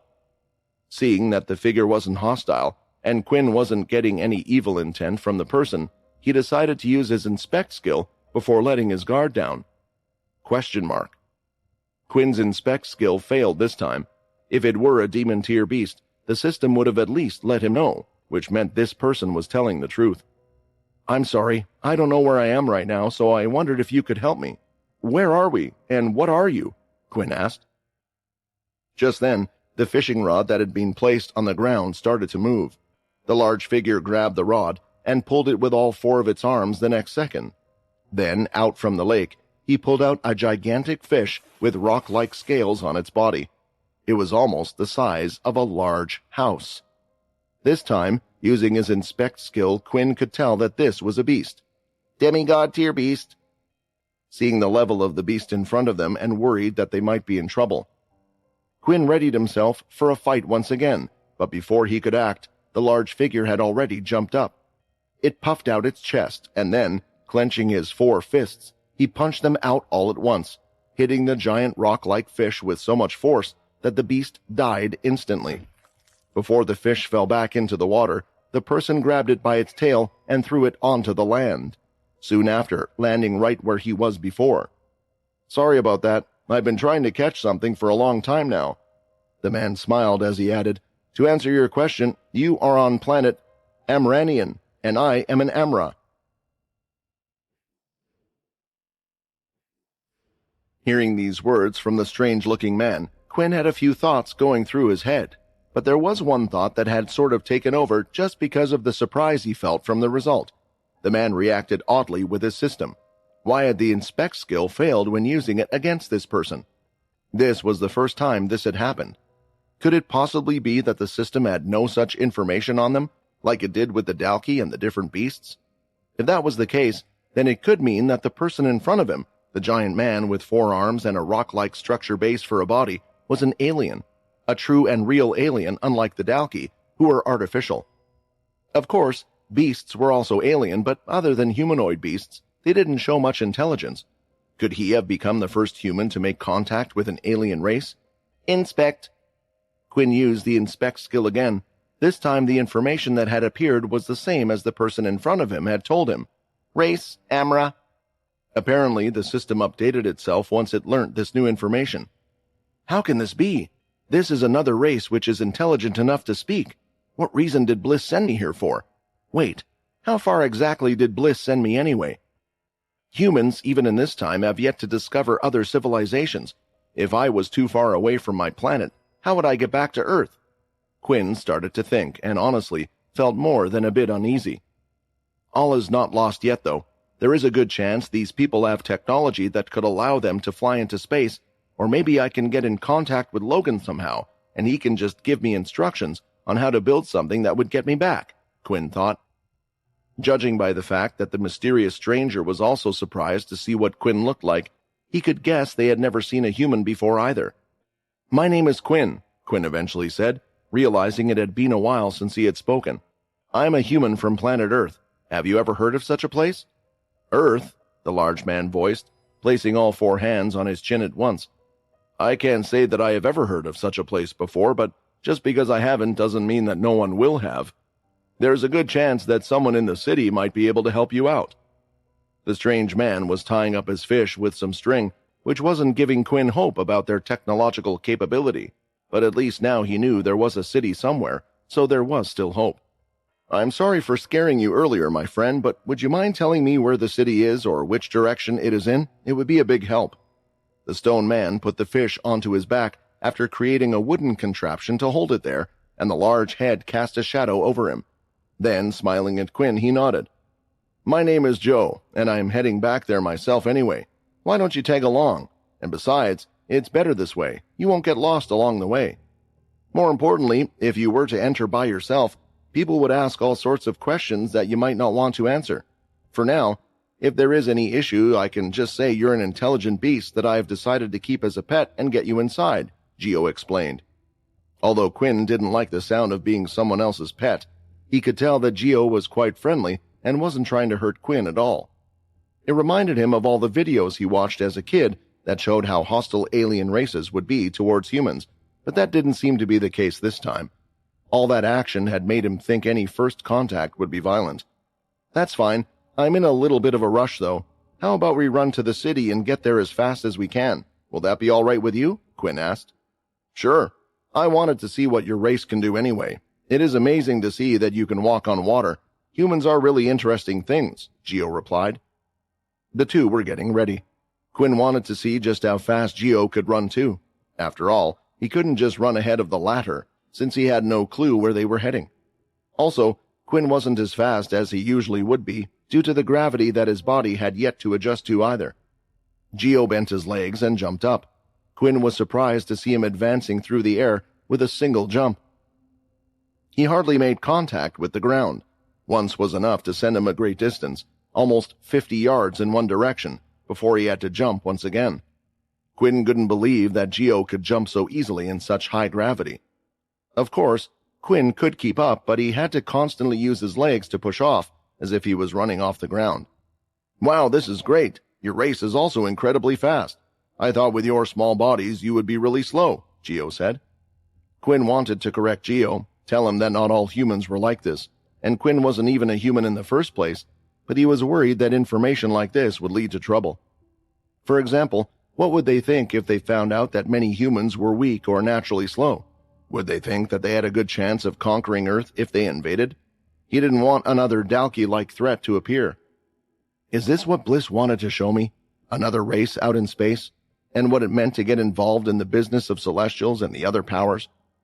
Geo, You dealt with the demigod tier beast pretty easily. You must be a strong warrior or something where you come from, right? Quinn asked.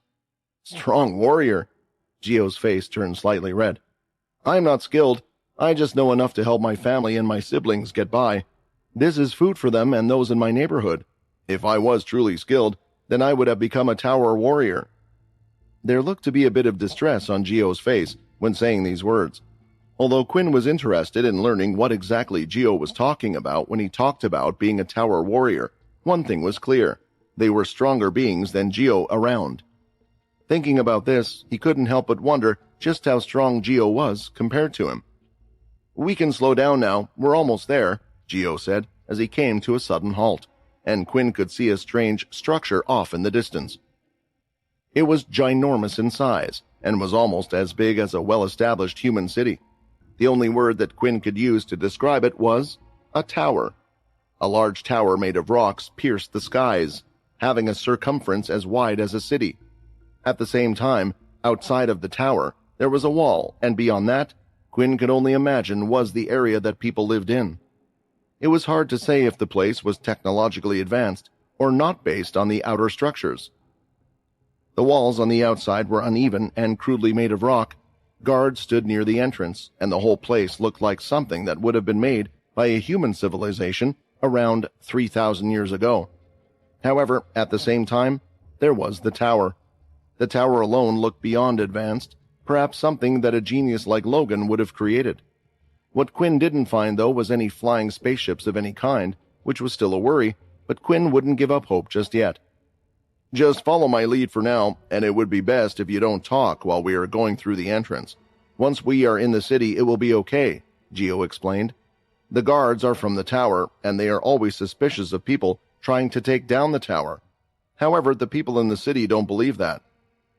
Something weird was going on, but more so than that, as Quinn got closer to the city and the huge tower, he could feel something else, which was quite familiar to him, the celestial energy. What is in that tower? Or, more importantly, what is at the top of that tower? Quinn couldn't help but ask after sensing the energy.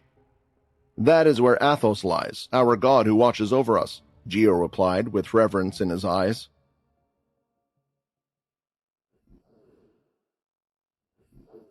So this is the place? It's pretty big and impressive, and there are even robots everywhere.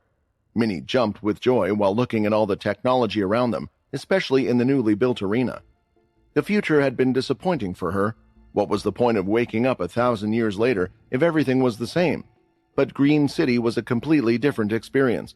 So who are we meant to meet here? All I can see are these scary-looking guys, Jessica complained. Currently, the group was under the arena. They had arrived at the meeting place before the audience came in. However, they weren't alone. The contestants taking part in the challenge were also in the same room. Due to them being special guests, they could enter the waiting area with all the other participating contestants. He said just to wait here, and someone would come and take us, so let's just wait here quietly, Mitchell stated, walking towards one of the stalls, and decided to order some refreshments for the others. One could just say the word menu, and a holographic screen would appear in front of them. Then he can order the meal he wants, and a drone or AI robot will come and deliver it to them. Eventually, one of the contestants with a scar wide across his mouth decided to speak up to them. You guys know that this is a solo event, right? There is no group work here. It was clear that the man had commented due to the clothes they all were wearing and the strange masks covering their faces. We are just friends, Muka eventually said, standing in front of them, still wearing the sunglasses that covered her eyes. There are other groups of friends who have entered this place, so I don't think there is a problem with us being here. And besides, we haven't even decided to enter the competition, so why don't you mind your own business? You haven't entered the competition? The scarred man raised an eyebrow, and the others who could hear also found their words a bit strange. So you haven't entered the competition, and you're hiding your faces. This isn't a good look, you know. Just take off your masks if you have nothing to hide. The man started to walk over towards them, but he soon saw that each of the other members was standing behind Muka, ready to support her at any second. Not that she needed it, which caused the man to shrivel up a bit and back away. It looked like he was trying to cause some commotion and have some people follow him, but it didn't exactly work out that way. There really are troublesome people everywhere. I guess while we are here, we might as well try and gauge the other contestants, Hannah suggested. There is no harm in getting a head start. The group agreed and split up in the room. Minnie, Jessica, and Lucia stayed in the waiting spot that Logan had told them to stay at, while the others looked for anyone related to the red vampires, or perhaps anyone who would at least have some information about them. Naturally, the contestants had split up into groups as well. Those from Pure who knew each other stuck close. The high A-rank travelers didn't band together, and they stayed apart since they weren't so heavily affiliated with the others' factions. Then, there were some vampires too. Eventually, after getting back, everyone shared the information they had gathered so far. So the suspicious ones so far are 2 AAA-rank contestants, Muka explained, first looking in the direction of the large man with knuckle-type beast weapons, named Greg. From the information gathered so far, Greg is the favorite to win this event. There has to be a reason why people are so confident in him and why he has such strength.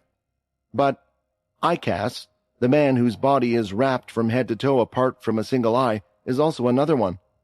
Other than that, there are also some vampires. The red vampires, according to Hannah, often are in groups, and that would be true, but what has caught my attention more than anything are the 2 vampires, who seem to have come on their own and aren't part of the other factions. A vampire to come here on their own? They must have a lot of confidence in their strength, so I say we keep an eye out on them as well. The 2 vampires in question were leaning against the wall, covered in dark clothing, and obscuring their faces from the others.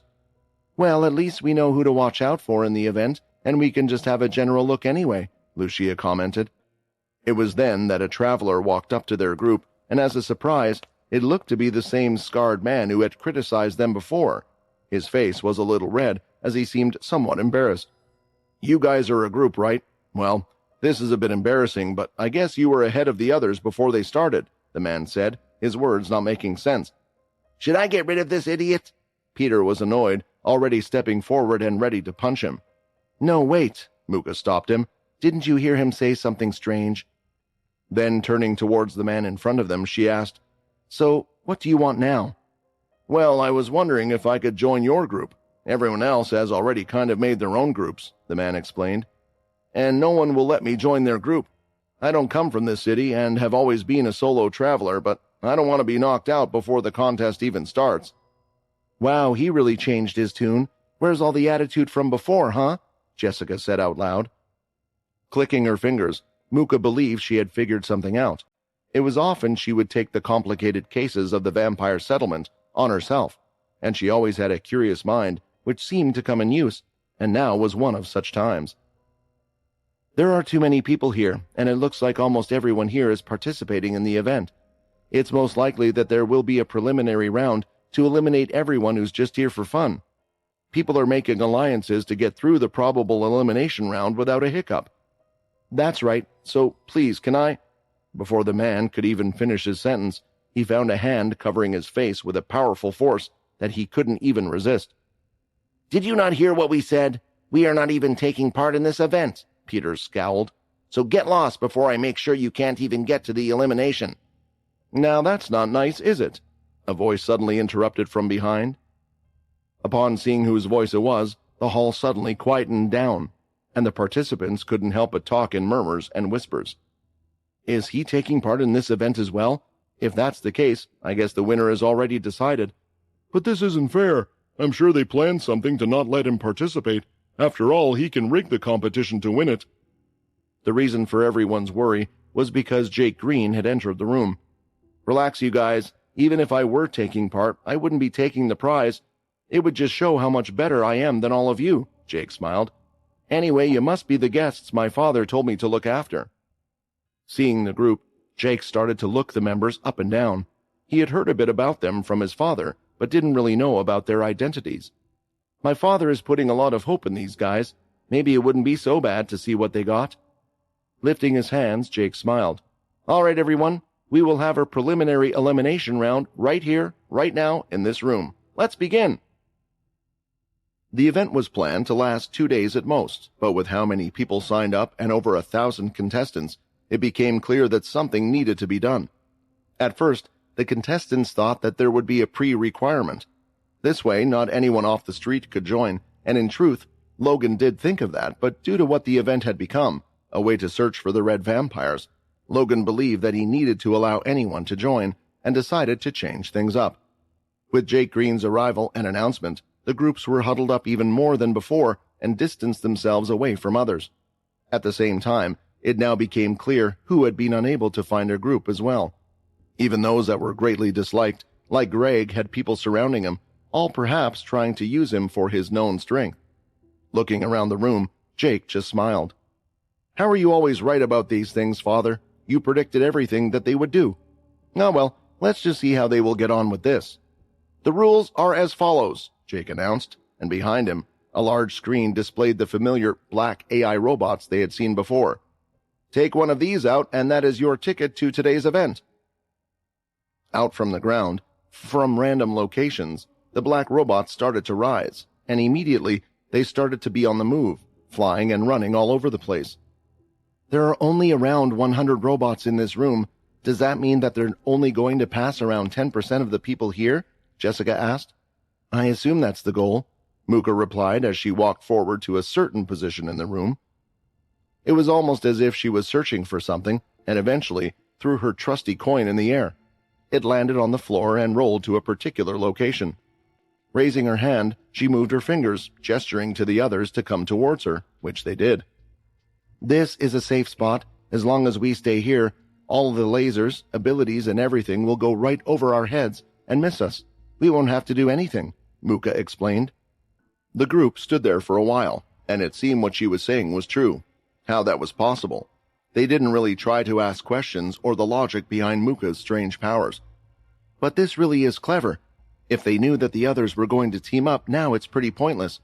Although they could get a robot quicker, how do you split one robot between the 10 of you? This has just made the whole event another free-for-all," Muka explained. Continuing to stay in Muka's spot, they had a good view of everyone participating and fighting. They could see that the 2 AAA rank travelers had already destroyed 2 of the robots. The robots were clearly the same ones Peter had fought, meaning they were resilient. Even if others had hit them with their abilities and weapons, they wouldn't break on the spot. Still, Greg had managed to smash one to pieces with his fists. Seeing this, Mitchell and Minnie looked toward Peter, wondering if he would be a little jealous. "I hit him harder than him. I promise you that. It must be his gloves or he used his key in a special way," Peter commented. They noticed that even though Icus and Greg had already destroyed a robot, Icus had decided to stop fighting but not Greg. He continued going for other robots, still attempting to destroy more of them, and in fact, he also would hit a few of the other contestants if they got in the way. "Wow, that guy really is an ass. No wonder no one likes him that much," Jessica said, somewhat glad they weren't taking part in the event. Just then, a certain individual came landing right in front of them with a destroyed robot in their hands. "That's the ticket," Jake said. "Hey, I know I was meant to be looking after you guys, and my dad said you didn't have to enter, but I thought at least one of you would have wanted to take part. I was interested in seeing what you got. I mean, doesn't going up against any of these guys or proving you're better than them excite you? What does it matter? We need to keep our identity hidden in the first place, and we have nothing to gain from the prize anyway," Mitchell replied. "Fair enough," Jake replied, shrugging his shoulders. A little disappointed, but he did understand where they were coming from. So they continued to watch the others taking part and kept a very close eye on the 2 vampires from before. They both hadn't acted so far, but were finally making a move. They got off from the back wall and started to walk peacefully, moving slightly to avoid stray attacks and more. A group of people were chasing one of the robots, and it looked to be heading straight towards one of the robed figures. Flapping his robe so it wouldn't get in his way, the vampire looked to ready himself, getting in position as he pulled his hand back. Then a red aura gathered around his fist.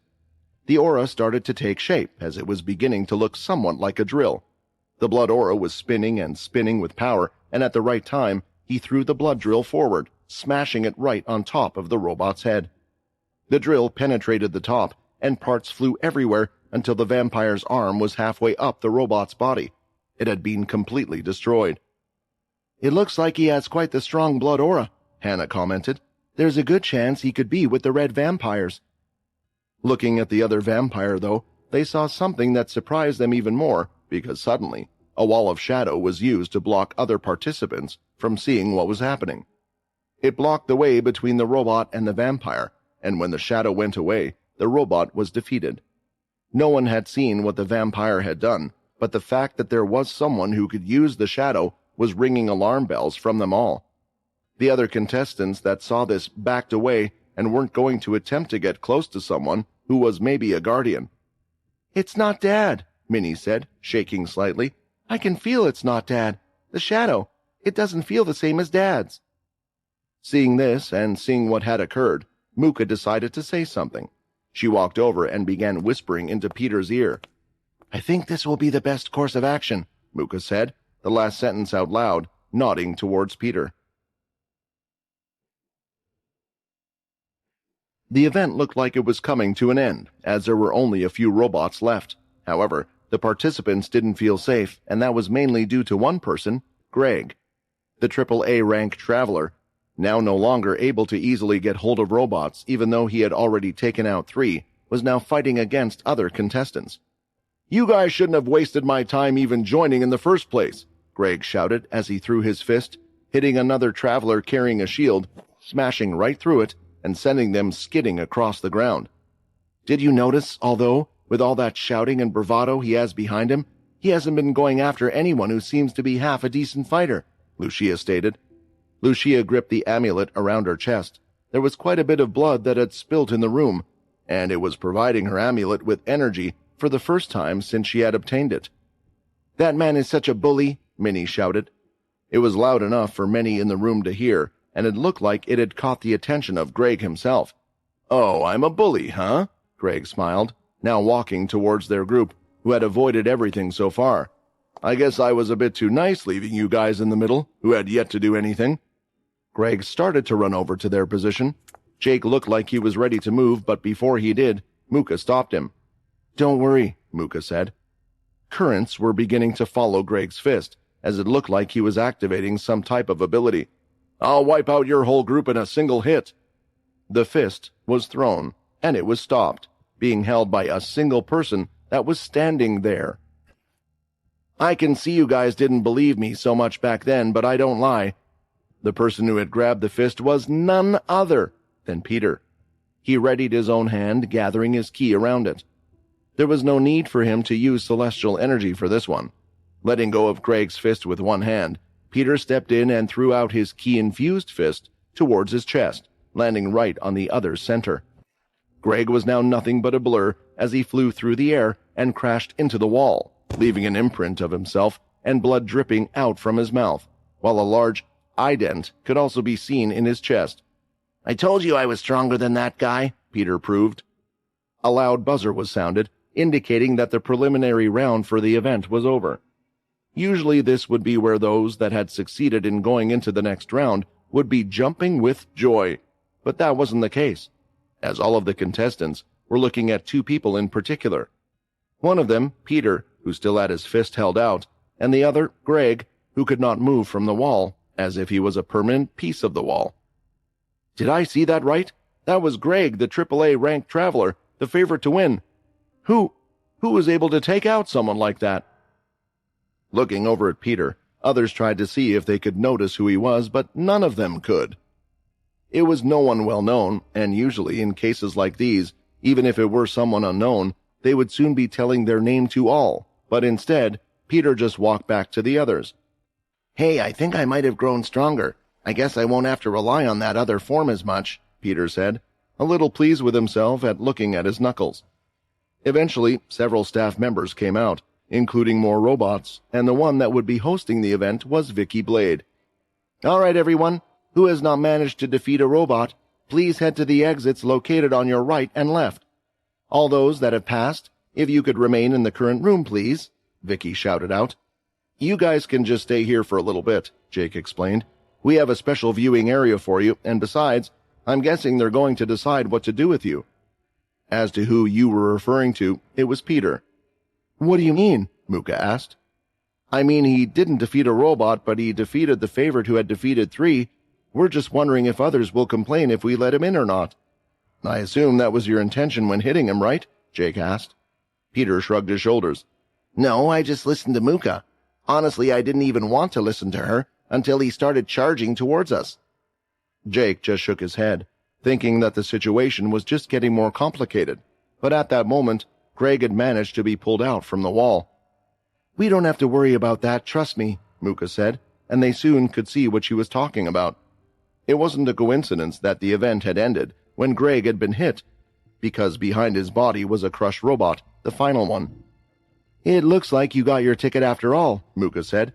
"Just remember to do the rest." The group started to move because they could see Vicky was calling them over. She then informed them to follow one of the AI robots, which proceeded to take the rest of the group out of the room, and as promised, they were in their very own special area. They were directly in there with the crowd but were watching from their own private glass booth. The stadium had been packed with people, and it looked like they were all busy talking and cheering with excitement just seconds ago, which was a bit strange. "I thought the event hadn't started yet. What's going on?" Jessica asked, to which Mitchell pointed at the large screen above their heads, where they could see on the screen Peter, the scene where he had punched Greg being repeated in slow motion. "Ladies and gentlemen, please be ready to give a round of applause to your contestants," the announcer claimed. The whole stadium felt like it was shaking, and in the center of the stadium, on the ground, the floor could be seen opening up. Pushing up from the ground, the whole floor was a platform, and on that platform was everyone who had fought just moments ago. Vicky had gathered them to stand in a line and had given them a few instructions, such as to wave to the people as they saw them. Although most of the 85 or so contestants had done so, those like Peter continued to have their arms folded. The whole event was broadcasted the second the preliminary round had started. It was a nice surprise for the audience watching from home and other planets. Since most of it was just those showing off their powers, it was quite exciting, but there were certain things that had been seen that were more popular topics, one of them being the use of the shadow ability. "Hey, I know that we should feel safe being in Green City and all, but I was just wondering, seeing that shadow, doesn't it make you feel and remind you of that crazy bloodlord?" Many people had the same thought since it was something that had happened recently. They didn't think that the red vampires would come out so crazily like that, but if it was the crazy bloodlord, the one that seemed to not be scared of anyone, then they thought it was a good chance. However, rather than being scared that he could be here, the people were more excited that they would see him in action. "I have a question for you then. Who do you think would win if the crazy bloodlord went up against Quinn Talon?" one of those in the crowd asked. "Are you crazy? You're talking about the great hero. Of course he would win." "Are you forgetting the crazy bloodlord took on the entirety of the Chained, and at the same time, he was able to summon that dragon Dalki thing? We haven't seen the crazy bloodlord's full strength either." It certainly was an interesting topic, but most believed that Quinn Talon would win without a doubt. Most people were from Green City, and they believed a lot of the rumors about his great strength. After the cheers started to die down, Vicky began to introduce the contestants one by one. She would ask them their name, their current occupation, and what they hoped to achieve in this event. After each person stated their name, there were quite a few respectful cheers and claps from most people in the crowd, and only a few boos here and there. At the same time, a couple of people also decided not to comment about where they were from, such as the vampire who had shown off its shadow powers. As for when the other vampire was asked, this one didn't choose to stay silent. "Now everyone, we have quite the interesting one here," Vicky said. When asking to put down their name, they decided to go with the great name Quinn Talon. Hearing this, immediately, boos started to erupt from the stadium. "Get out of here, you fake!" many shouted. "What's your reason for putting down that name? Is it someone you respect, or did your family choose that name after the hero? Or perhaps you are one of the many imposters?" The crowd gave a chance for the vampire to speak, because they were interested in what he had to say. "I am here to let everyone know that I have returned. You will all soon see," the man said, still making sure the orb covered his face. The noise continued, and in the end, it looked like Vicky had to move on to get the crowd to stop, but the noise turned to cheers as she stopped at a specific person who had managed to defeat the one and only Greg. "Everyone is interested to know, who are you?" Vicky asked. Before speaking, Peter looked out into the crowd and met eyes with Muka for a second. He remembered back to her words. "Remember, you were doing this for Quinn," Peter thought. "It will be better if I showed you," Peter stated, and his body started to change. Peter's transformation ability was shifting his body. His hair was growing, his height was changing, and eventually everyone could see who he was. It's the crazy Bloodlord. He actually entered the event.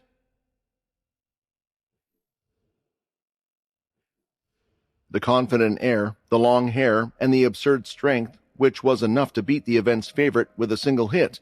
It now all made sense that the one behind it all was the infamous Crazy Bloodlord. His image had been burned into many minds that day, and now they were seeing him again, and so soon at that, at another widely publicized event. The people couldn't stop trying to guess just what was Crazy Bloodlord's goal. What is this guy planning? How is he coming out of nowhere and turning up like this? I don't know, but it's kinda cool, right? I mean, no one knows about this vampire, and if he's here, he must be interested in the reward related to Hero Quinn. What if he attacks everyone in the stadium or summons that dragon on us? Relax. Didn't you watch all those reports carefully? That guy didn't harm a single reporter, and even then, it looked like he was trying to talk to the Chained. We all know what the Chained were like, and their reputation was well-deserved. That vampire was just being a romantic, trying to save that Jessica girl from her wedding, so I think him being here is nothing to worry about, and I hope we get to see him a bit more. The reaction was primarily positive, as there were loud cheers for the Crazy Bloodlord. After all, they just wanted to see a show, and during the Chained event, they could not directly see how strong he was. Now this was their chance. Peter stood silently with his arms crossed, not reacting to the crowd's response because he didn't like this idea as much as when Muka had suggested it. However, he understood they were taking Vorden's advice to spread a name for Quinn, and this was a significant consideration for this plan. A new name for the Crazy Bloodlord. Something that people would support and come together for, and he would become a hope for the people once again. What Peter didn't like was the fact that he was a fake. Quinn, all of this should be you. You never got to reap the rewards for the sacrifices you made. You never got to feel the satisfaction from the general public for everything you have done for them. After the introductions were over, each contestant was instructed to wait in a certain area. They all had their own rooms around the edge of the stadium, just under where the seats currently were. Finally, it was time for the event to start. Let's see which contestants will be able to get through the first 5 waves, Vicky shouted, and the others roared in response. The AI would randomly call out the participants' names, after which they were to take center stage. Vicky had moved out of the way, rising on a platform, where the base soon disappeared. At the same time, she would try her best to make sure the crowd wouldn't get hurt. Even though there was also a force field to protect them from inside the fighting area, she was there to keep things under control. The people assembled here had a wide array of abilities, and Logan would not want any harm to come to the people of his city because he was not prepared. The event had begun, and a single black AI robot rose from the ground. This was the first wave. The participants had to do their best to take out the single robot. Considering how they had already done this to get a ticket, many believed that the first wave wouldn't be difficult for the participants on the stage. However, for some reason, when watching them fight one-on-one, the participants seemed to be struggling. There's a difference in the room and out here, Muka stated, carefully watching everything. Also, the robots are fighting back here. They're not just running around. It was true, but the participant was able to beat a single robot in the end. Immediately after, round 2 began with the same participant, and this time, 2 robots appeared on the field, and the participant had to now go against them.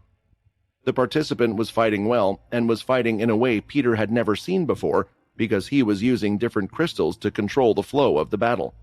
Crystals that would explode, create smoke screens, and sometimes even release different powers. This was not something he was familiar with. Apparently, people had found many new uses for beast crystals in the last 1,000 years. With all these different uses, the participant made it to the 3rd round before getting knocked out by the robots. Once the participant was defeated, there was a round of applause from the crowd as the next person stepped on the stage to take on the robots. As time passed, more and more participants appeared on the stage. Unfortunately, most of them failed in the 3rd round, with a single person from Pure managing to make it to the 4th round. Some of them had even used the 4th stage of Ki, turning their skin red and increasing their speed, but in the end, the robots were just too strong and skilled.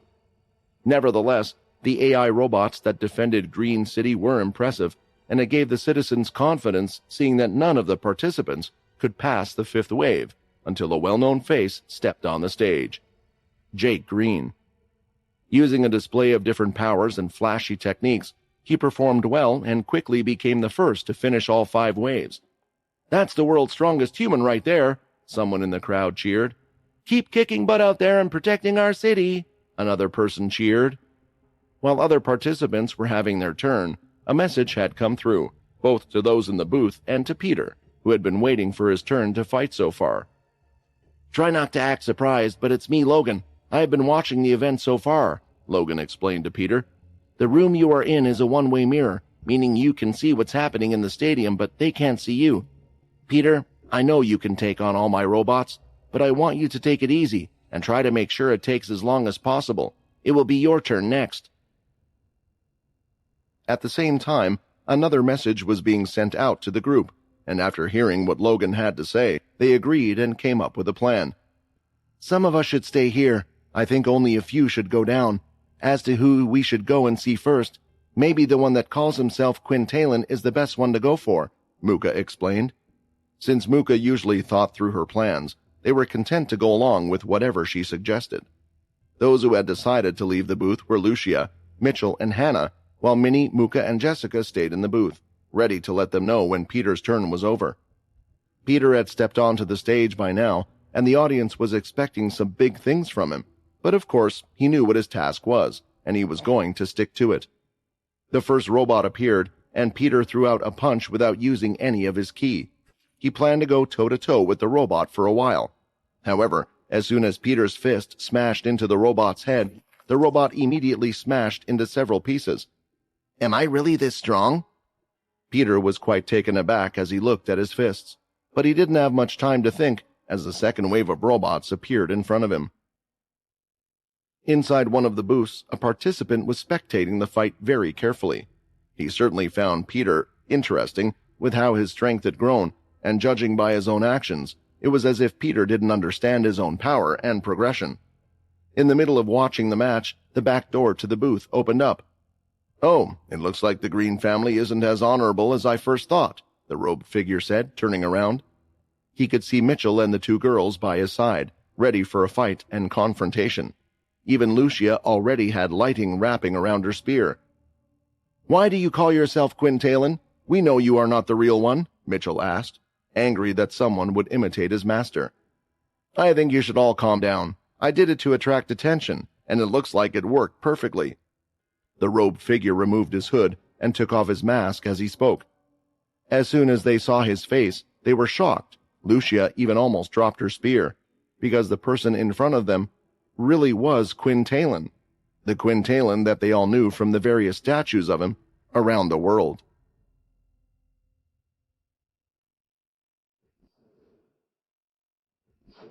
It was as Quinn had imagined it would be. The city that Quinn was currently in felt like he had leapt back through time. There were crudely made stone-like structures for buildings, although a lot bigger than human houses. Then there were blacksmiths and marketplaces outside in the streets, while also having a community-like feel all around the area. The Amra race were very friendly to each other, as they all waved and said hi to Geo. It was amazing as they could do tasks with 2 hands, while also greeting each other with the others. On top of that, there was something else Quinn noticed: the Amra females. They had a human-like structure, and they were muscular like giant women. The women looked more human as they had 2 hands, unlike their male counterparts. However, they had 4 large breasts in 2 separate rows. Their clothing covered up most of their breasts, but Quinn could tell they had nothing underneath to support them, which was causing him to be quite distracted. "You're quite the little pervert, I see. I guess you humans are true warriors like us as well," Geo said. No, it's not that. I mean, it is, but it's just, they're so big, and so, our women don't look like this," Quinn replied. He thought that since he had become a Celestial, he wouldn't feel embarrassed, but it looked like he could. At first, Quinn was getting quite a bit of attention. There were many looking at him, but it was mostly the females. He didn't have his charm skill active, but apparently his good looks could even transpire races. "You have a handsome face, so the women seem to like you, but I'm afraid if they were ever to lay you, all of your bones would be crushed in seconds. It's a good thing you are small. As expected, no one is paying you any bother, Gio explained. They can't imagine you would be a threat to them. Although some people may have found it offensive, Quinn quickly realized that it was just how Gio was. He was direct with his thoughts and was speaking his mind. Right now, the two of them were heading to Gio's home, his neighborhood that was located in part of the city, but Quinn couldn't help looking at the large tower, wondering what was inside. Gio, Gio, Gio! The sound of several high-pitched voices was heard, and turning his head, Quinn could see what he could only guess were animecaps running up to Gio. There were around 15 of them, all giving Gio a big hug, and some even punching his legs and back. It was strange because, with each impact, Quinn could hear how heavy the blows were, but he imagined that the kids were just playing. On top of their great strength, it looks like they also have solid bodies. This is quite the impressive race, Quinn thought. After playing and greeting the kids back, Gio turned around to Quinn. Sorry about this. I just need to make a quick stop. Once I get my little neighborhood all sorted, we can head a couple of streets down. There's a knowledgeable ex-tower worker who might know about your kind. Seeing that Gio was talking to Quinn, all of the kids started to peek and looked at Quinn. Soon they rushed over with stars in their eyes. What is it? What did you bring back with you? Is this to eat as well? One of the kids asked. Although they were children, the animecaps were the size of a fully regular adult human, so it was quite the frightening image, seeing around 10 of them storm toward Quinn. Careful, he is something I picked up while hunting. He is intelligent and can talk, but be careful otherwise you might break him, Gio explained.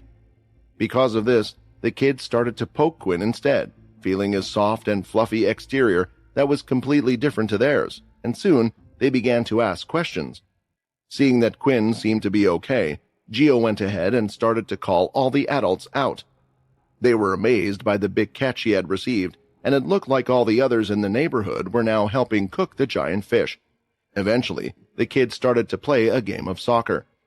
They had grown bored of Quinn but invited him to play, although they were a little worried that he might not be able to kick the ball. When the ball was brought out, Quinn could now understand why they were concerned. Dropping the ball, the ground around it shook for a second. It had to at least weigh 500 pounds and was made of solid rock. Okay, but how do we do fair teams? I mean, whoever has Quinn will be at a disadvantage, Gina said. We will just have to do numbers, another boy called Solus replied. A random number was given to all those that would be playing in the game, and then the two captains would have to pick random numbers, deciding who would be on their team. This way, the one ending up with Quinn couldn't really complain, it was just their luck. Ah man, this sucks, Solus replied as he looked at Quinn in disappointment. Okay, Skinny, do you mind just staying in goal for the game? At least for the first half, and then I'll get someone to swap with you later. I know it sucks being in goal, but Gina's won the last 2 games, and because we're the best players, we can't really be on the same team. There honestly was no need for them to explain. Quinn was happy to be in goal. This was just a kid's game in the first place. He was just wasting time until Gio had finished cooking, and he was wondering if he could get some answers from the kids. Kids often were more honest than adults, and they could maybe tell him more about the tower and the one that resides in it. The game started, and the animecaps were kicking the heavy ball like it was a regular soccer ball. Just from the sports they played, one would tell how powerful they were, and this version of the sport was more brutal.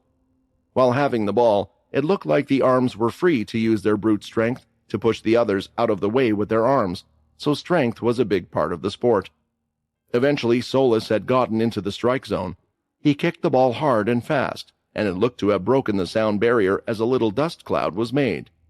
The goalkeeper, on the other side, readied all of his hands and put them out, stopping the ball from crossing the line. Damn it, I just realized something, Solus said. Our goalkeeper only has 2 arms. He's at a serious disadvantage. Maybe putting him in goal wasn't a good idea after all. It was too late, as the goalkeeper threw the ball, and it landed right by Gina's feet. She ran ahead and spun forwards, knocking over 2 defenders, pushing them out of the way. She had her eyes set on the goal, and when ready, she readied her leg, giving it her all, basting the ball. The ball went just as fast as when Solus hit it. Gina, what are you doing? If that ball hits him, it might kill him, Solus shouted. His original intention of putting Quinn in goal was for the other side to take it easy, but it didn't seem like Gina would be doing that. Everyone looked in horror as the heavy ball went straight at Quinn, but Quinn just held out his hand and stopped the ball with his palm open, not even skidding across the ground a single inch. I'm still not quite used to the gravity, but I can still see the ball very clearly, Quinn smiled. This is good training, but you're going to have to kick the ball harder and faster than that to make it worth my while. The soccer match continued, and eventually the kids on the Solus team stopped trying to get the ball from the other side. It might sound a bit confusing, but they were literally letting their opponent through, allowing the other team to take shots at goal because what they were seeing wasn't something they had ever seen before. Right before their eyes, they witnessed the skills of a legendary goalkeeper. Using his speed, eyesight, prediction, reflexes, and strength, Quinn was able to stop every single incoming shot, and he did so with ease. In the end, the kids looked to have given up on the team versus team match, and even those on the Solus team were just shooting balls toward Quinn to watch him block the ball. It was truly a sight to behold for the kids, because they themselves knew how near impossible it was to block all goals. This is amazing. Not even the adults can block every single one of our hits, and this person is so small. How is this possible? One of the Amra said. Who is Quinn? Is he a famous soccer player or something? Wait, he's a beast, right? What is he? Solus thought. After playing for a while and still not being able to score any goal against Quinn, the kids were tired and decided to take a break for a while. Honestly, Quinn welcomed it as he shook his arms that were becoming slightly sore from the repeated hits. The kids were taking their shots with more and more strength every time, although Quinn did get used to one thing, gravity. He could pretty much move as fast as he could do before, or at least comparable to when he was on Earth. During the break, the kids couldn't stop asking Quinn certain questions. How could you stop our ball so easily, especially since you look so weak? Gina asked. Yeah, even the adults are afraid to block mine and Gina's shots, but you took them on no problem at all. Only Gio has ever done that, Solus asked. Ah, that. Well, where I'm from, we have a similar game and I have good reflexes, Quinn replied. Speaking of Gio, earlier you said he was the only one that would be able to stop your shots. He must be quite strong compared to the others then, right? Quinn asked. While saying this, Quinn looked at Gio and could see how the others around him respected him a lot. The other adults were showering him with gifts.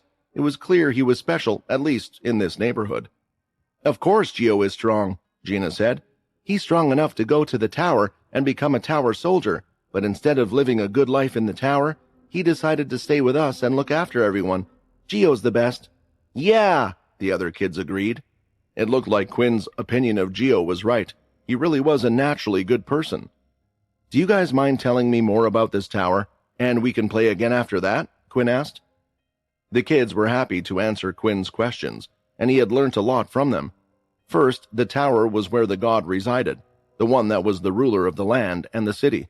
At the same time, it was where only certain Amra were allowed to live. According to the children, all Amra wished to live in the tower, and at any point in time, they could try to climb the tower, but climbing the tower wasn't easy. Even if it was something anyone could attempt to do, many lost their lives in trying to climb it. Each floor was filled with dangerous tasks and trials, making it hard for a person to move up. If a person could pass the first 10 floors out of the 100, they would be allowed to live on the 10th floor. Not just them, but their family would be able to live there. Life in the tower was easy and is a lot more luxurious than outside. It is a common goal for the children to enter the tower and reach the 10th floor at least. Those who have reached the 10th floor sometimes come out and are known as the tower guards. They also kept order and controlled the city. It was their job. According to them, there were higher positions than that in the tower as well, reaching levels 25, 50, 80, and 90. Reaching these floors presented one with a better quality of life. The floors themselves would have no trials and were the living area for those ranks. Then there was the 100th floor, where their god resided. For as long as the Amra can remember, they have only had one leader, and no one has been able to reach the 100th floor and live. This had always been the same for them, and no one had ever replaced their god. Even on a planet so far away, they have a hierarchy. I guess things don't change no matter where you are, Quinn thought. Then why did Geo not choose to become a tower guard and live in the tower, if life is so much better there? Quinn asked. We're not sure, Gina replied. All we know is he took the test with another person from this neighborhood. It was Geo's best friend, Nock. In the end, Nock became part of the tower guard while Geo returned to us. Maybe it would be best to ask Geo himself.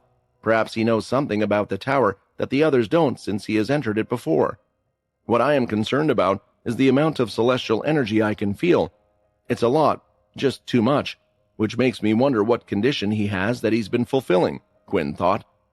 The match had started again, and Quinn continued to be the amazing goalkeeper he was, but it was short-lived as the food was finally ready. Geo called everyone over, and they all started to dig in, including all the hungry little kids. From what he had learnt, the Amra people had to hunt their own food and feast on the beasts that lived there, which was something that humans weren't able to do, something about the energy in their body. In fact, shortly after the humans removed a crystal from the beast, the body would deteriorate quickly unless a forger did something to preserve it quickly. Quinn didn't feel quite hungry, so instead, he decided to use this time to climb up and try to get a full scope of the city and sense if any of these guards had celestial energy. Meanwhile, the others continued to eat the food. So did you guys have fun with Quinn? You didn't play too rough with him, I hope, Geo asked. What rough? Quinn was amazing. We have never seen someone so strong before, one of them answered. Oh. An older woman raised an eyebrow. I guess you can bother someone else to be the goalkeeper for both Gina and Solus then. Haha, I doubt that, Geo laughed. Both Gina and Solus are soccer prodigies. I can only take a few shots from them before my arms start to give up. Their ball becomes a weapon from their kicks. Both Gina and Solus looked at each other at that moment. How long were we playing for? About an hour, another adult replied. Thinking about it, the two knew that Geo wasn't joking. He really did have to stop being in goal for their shots after around half an hour. Geo was also the only person at whom they could kick the ball with full strength, but with Quinn, they hadn't held back either. It seemed like none of the other kids had realized this, but the two of them did, and as they looked at Quinn on top of the roof, shivers started to run down their rocky backs as they thought about just how strong this stranger was.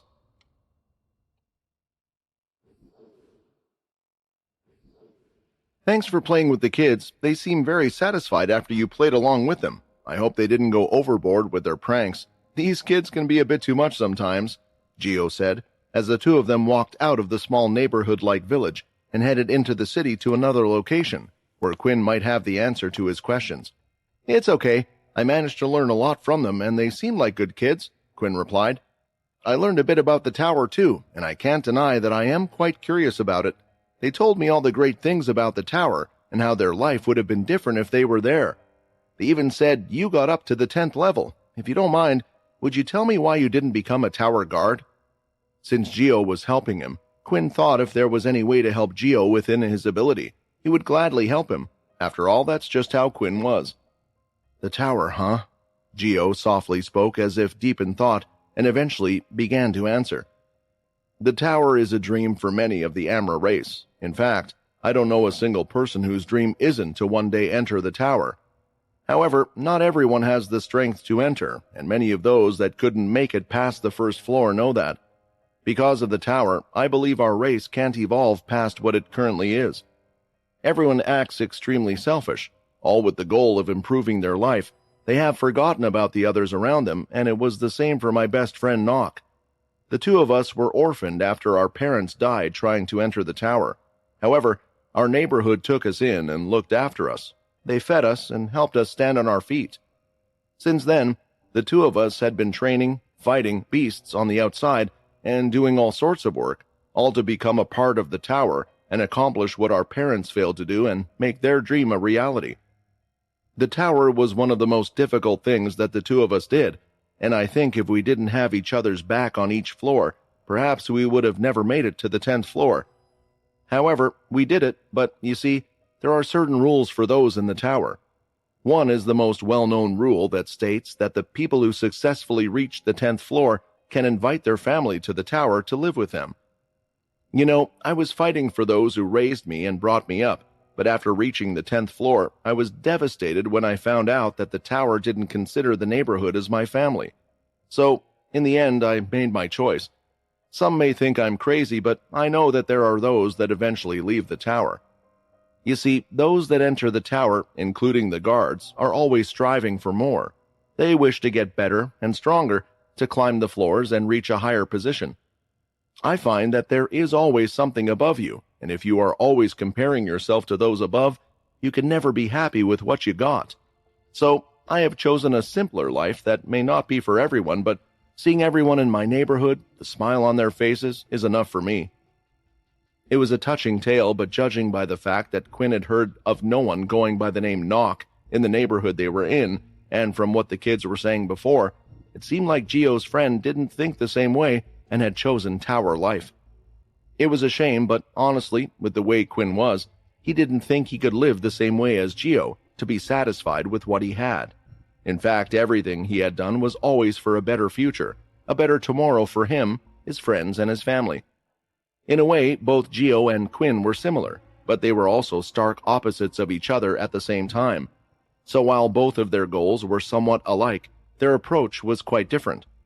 Eventually, it looked like Gio had brought Quinn to a shopping district, and down an alleyway there was a sign for a weapon shop. Upon entering the shop, Quinn noticed that most of the items looked similar to the weapons that humans would use. Although a few things looked more suited for this planet, like weapons which needed their 4 hands to hold them properly. Most of the items were dusty as they hung on the wall, but they weren't all weapons. There looked to be other gadgets as well. I got excited there for a second, but then I saw it's you.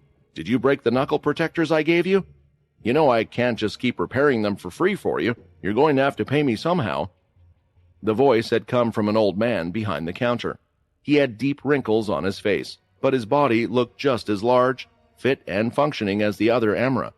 It was also hard to judge the man's age if it wasn't for the wrinkles. Finally, the old man looked up from his counter and laid his eyes on Quinn. Then, adjusting his strange monocle, he started to twist and turn it, allowing him to get a closer look at Quinn. "Are you an alien?" the old man asked. Yes, I'm not from here, and it's actually why Gio introduced me to you, sir. I was wondering, do you know of a planet called Earth, and if so, is there a way for me to get there somehow?" Quinn asked. The excitement in the man's eyes lit up, and he jumped over the counter using 2 of his arms, landing on the ground. "You are from a different place? Another planet? Your planet must not have as many troubles as ours based on your mass and size. To be able to create such weak things after all this time," the old man was rambling.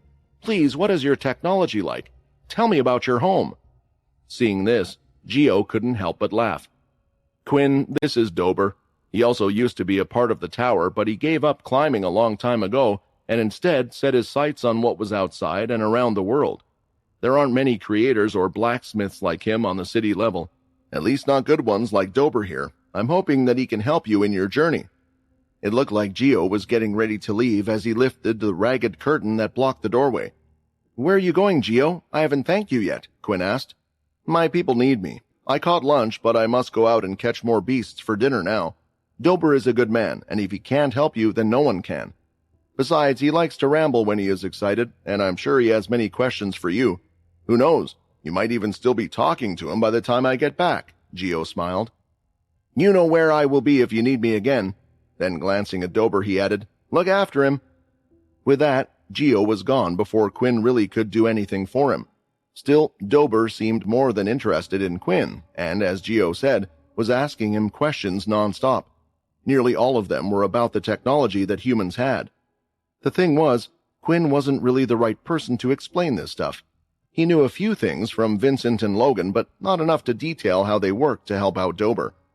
Finally, after Dober was content with the answers, Quinn could ask for his request. "Ah, yes. So you are looking for a ship that will be able to fly into space or a communication device of some kind?" Dober repeated. "Well, I'll be honest. There are a few problems with that. First, even if we can create a spaceship, I doubt anyone knows where Earth is. However, the first problem will be the spaceship itself. Yes, we have created ships, but they are located inside the tower for important personnel. I have most of the parts from collecting scrap over the years, but some of the main components to make it work are stored in the tower. Since I am an ex-member of the tower, I could go tomorrow, and head to the 10th floor to ask if anyone has those parts, but I don't have the funds to pay for them. Still, it will be the first step. Go to the tower? Is there any chance that I can come with you? Quinn asked. Dober's eyes went wide when he heard the question. Since you have never been in the tower before, you are not allowed up to the 10th floor. You would have to start from the 1st floor, and I'm afraid that would be the death of you, young one.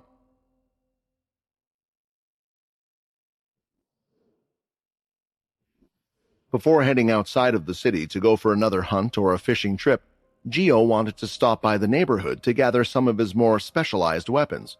He felt that this hunt would go well after how the whole day was going so far. That Quinn sure is a great guy. If he's going to be here for a while, maybe I should invite him out for a hunt sometime. It would be nice to have a new companion, Geo said, smiling to himself. However, upon returning to the village, he noticed the tower guards gathered there, and seeing this, his heart skipped a beat. What are they doing here? He thought. There was a squad of about 10 tower guards with one squad leader.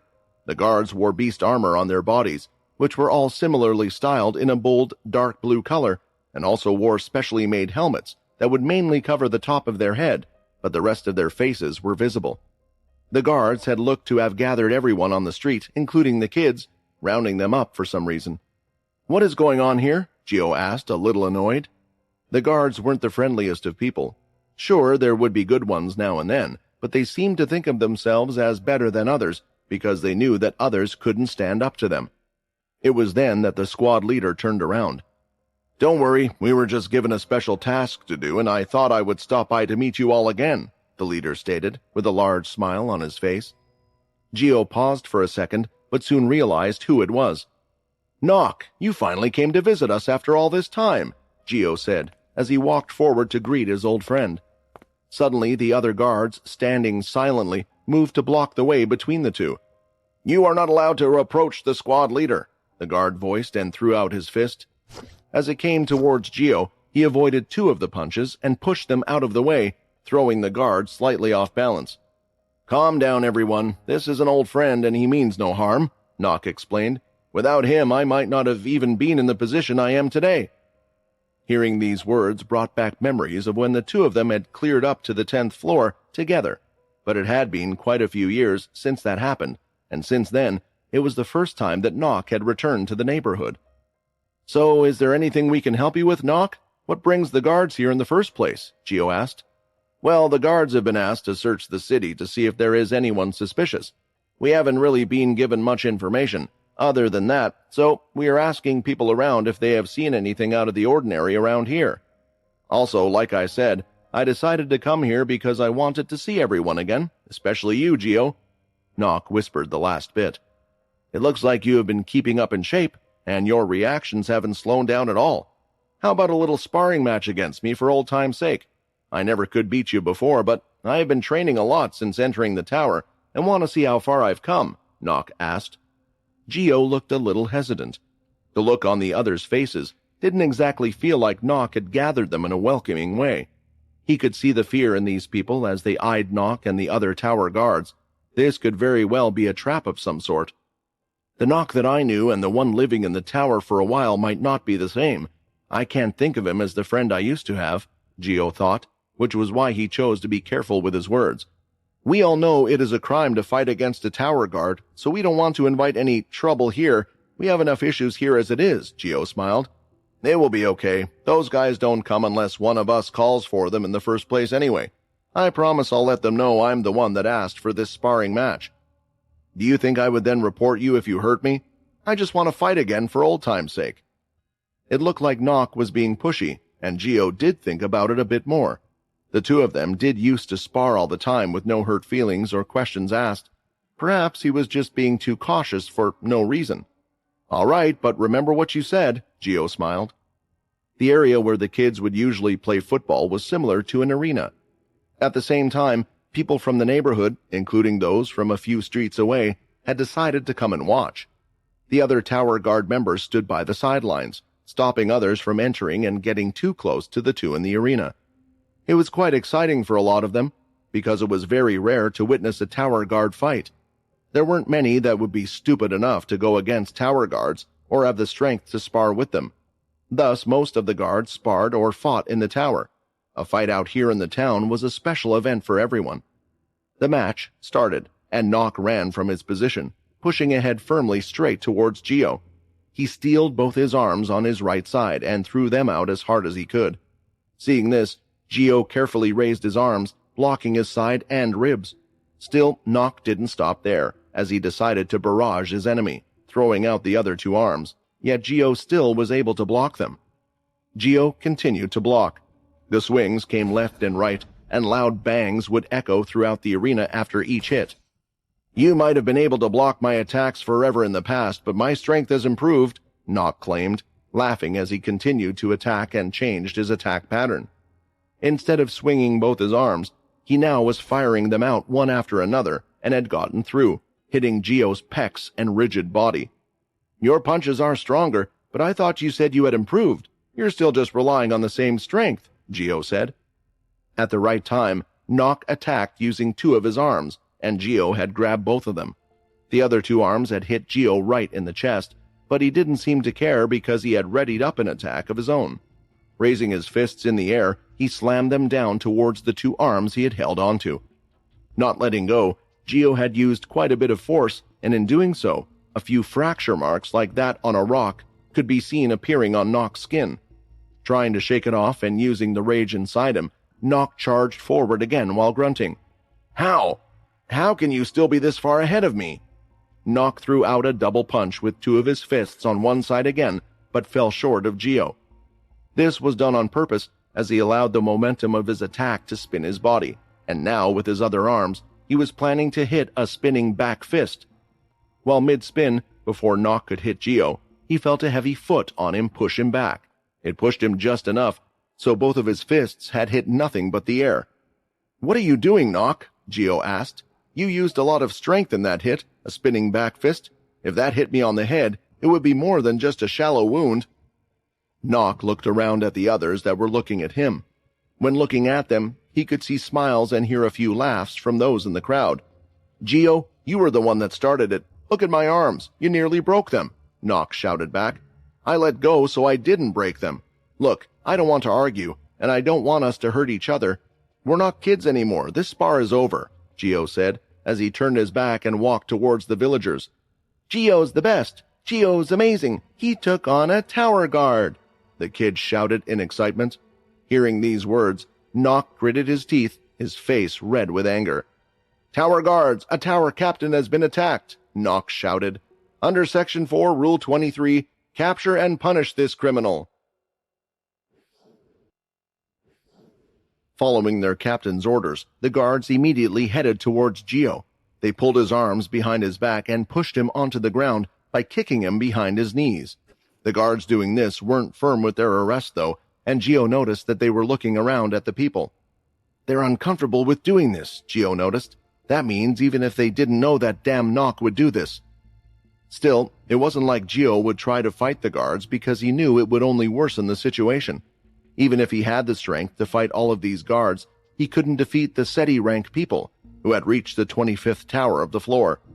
"Nock, what are you doing? Everyone heard when you said that you wouldn't punish me for our little spar," Geo said. "The tower guards aren't supposed to abuse their power like this. There are a lot of witnesses that saw what happened."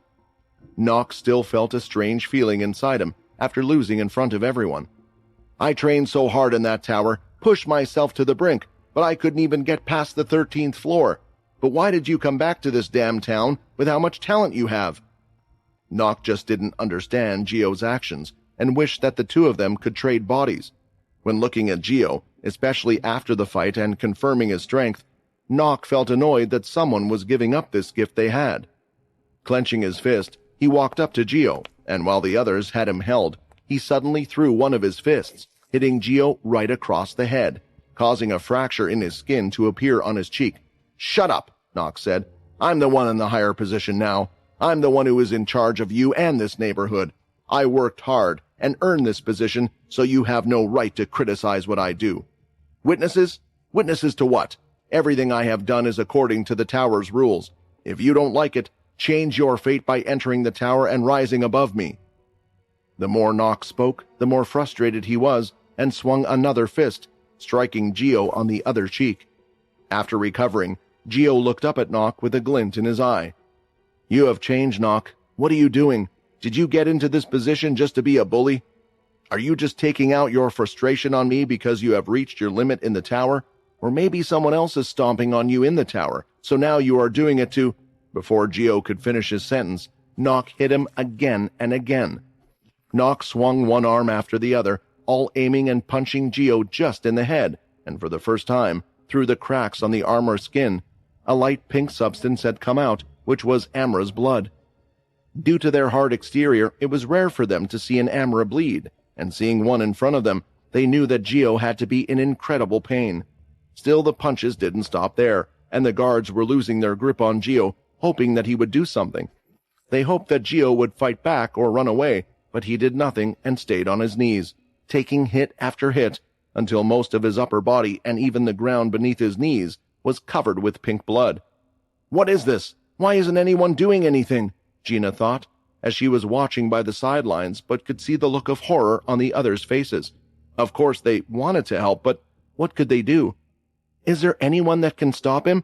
Maybe if we ran to the tower and requested someone inside or met another captain?" While thinking about it, though, a certain image appeared in her head. It was a stupid one, but she was willing to try anything. "I have to go," Gina thought. Suddenly she snuck out of the crowd of people and started to run off somewhere, in the same direction from which Gio had just come back. "Will you look at that?" Nock said, huffing and panting. "Even the guards don't want to touch you. Come on, get up, let's have a rematch." Gio was using everything he had just to stay conscious, and speaking would have resulted in a lot of pain, but he did do one thing. Raising his head, he stared at Nock, and after a few moments, he shook his head a little in disappointment. "Stop looking at me like that!" Nock shouted, giving another punch, this time with two of his arms. It looked like it would be a big one. "Stop!" another voice shouted, and the sound of something could be seen going through the air. Turning around, Nock could see that it was a ball. With his other two hands, he caught it and managed to stop the ball, but was pushed back slightly to the ground. "Did someone just try to attack me?" Nock asked, as he let go of the ball, allowing it to drop to the ground in place, and there he could see an Amra child. "Solus, what does he think he's doing? He's going to get killed," one of the kids slowly whispered. "You're a disgrace," Solus said. "Every one of us looks up to those in the tower. We dream of becoming like them and changing our lives, but seeing you, no one wants to become like you. I hate that you were someone who came from our neighborhood." Nock started to walk towards Solus, but only managed a step before Gio grabbed him by the arm. "He's just a kid. Leave him out of this." Pushing on the arm, Gio managed to pull himself up from the ground and throw a punch. His body was weak and slow, allowing Nock to move to the side. As soon as he dodged the punch, Nock clenched his fist and threw another punch at Gio, sending him to the ground. "Come on, get up! Get up!" Nock said. "Show me how useless I am. Show me I'm the one in the wrong when you were on the ground, and I'm the one standing here." Gio lifted his head once more, but could only look at Nock, who decided again to turn and head for the boy. "You got good legs on you to kick a ball that strongly. Maybe you would have become a tower guard someday, but it's a shame you will never be able to use your legs again." At that moment, pushing through the crowds of people, Gina had returned to see what was happening. She quickly figured out what most likely had happened. Turning her head, she soon saw another ball on the ground. "I have to save Solus," she thought as she ran up to the ball. The others could see what she was about to do. Another ball would end up going towards Nock, but the people believed that it just meant there soon would be two dead children. Readying her leg, she pulled it back and was about to rip it out and smash the ball. Just as her foot reached the very top, she saw another figure standing next to her. "What the—" His foot moved faster than hers, and as soon as it hit the ball, it sounded as if a cannon had gone off. The ball flew through the air and hit Nock right in the head, throwing him to the side and giving him a shock. Turning around, Solus could see Gina standing there. "Gina, you did that?" In response, she shook her head, pointing to the person next to her. Lifting his head up, Gio saw a certain person and smiled even in pain while thinking, "Quinn, looks like you are quite special after all." Slowly, Quinn walked onto the soccer pitch. The aura around him blew away the small parts of dirt on the ground. His eyes were shining red as an aura shrouded his body. The other guards quickly proceeded to apprehend the stranger who had entered the field.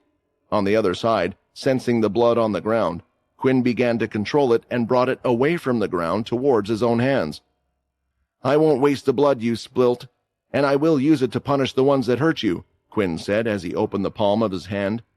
Out came several small darts of blood, moving until it was just on top of their heads. Quinn moved his hand down, and the blood followed.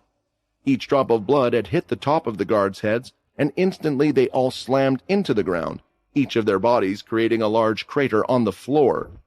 Now on the soccer field, Quinn was the only one standing, and all eyes were on him. "You sent me here to teach me a lesson. I have thought about it ever since I got here. You wanted to show me how weak humans were, right?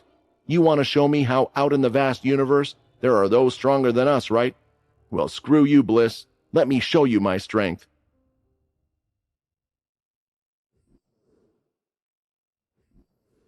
The Amra around the arena stared at the stranger, all four of their arms covering their mouth after the shock.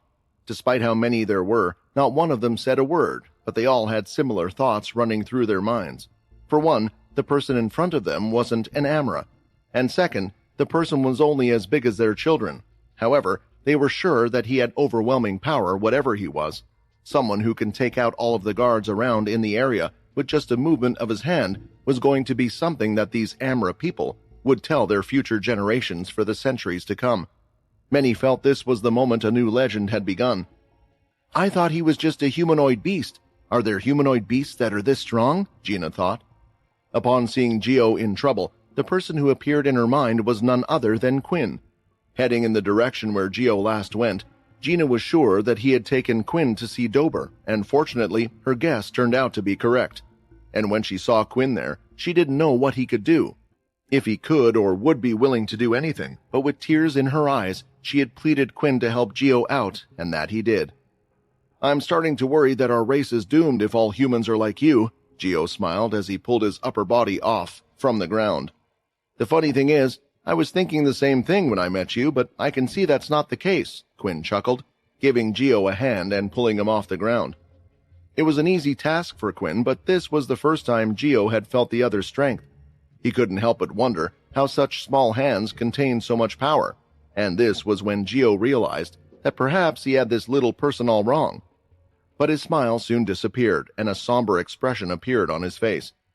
"You must leave and get away from here. Quinn, I am grateful for your help, and I know you only meant well, but those people in the tower will pin all of this on you and send even more people to take you down," Geo pleaded. "You want me to leave? Then what about you? What were you planning to do if I ran away? Won't they blame you for everything that happened?" "Even if they don't, Geo, now that I have gotten involved, they will blame you for bringing me here," Quinn replied. "Anyway, I wanted to speak with the higher-ups of the tower, and this incident can be a good chance for me." It was then that a particular individual started to get back up from the ground. He touched his head where there was a slight crack. Looking at the ground, he could see the hard ball broken to pieces. "I was knocked out by this ball?" Nock thought, jumping to his feet. "Who did this? Who dared to attack a tower captain?" Nock shouted aloud. When looking around, he soon noticed that someone had beaten up all the other tower guards as well. His anger turned into shock and soon into fear as he stepped back. Then looking at Geo, he gritted his teeth. "Geo, you know what will happen now. You would have gotten away with a light slap on the wrist, but now that you have fought against us," Nock said. "It wasn't him. I was the one who attacked them," Quinn answered. "As you can see, I'm not really from around here, so I wanted to speak to your leader. Someone said he was in that large tower of yours," he finished while pointing behind him. "Before I could even ask my questions, everyone came charging in at me. Now maybe you can help me without trying to attack?" It was unfathomable to Nock that whatever just happened was done by the tiny person in front of them.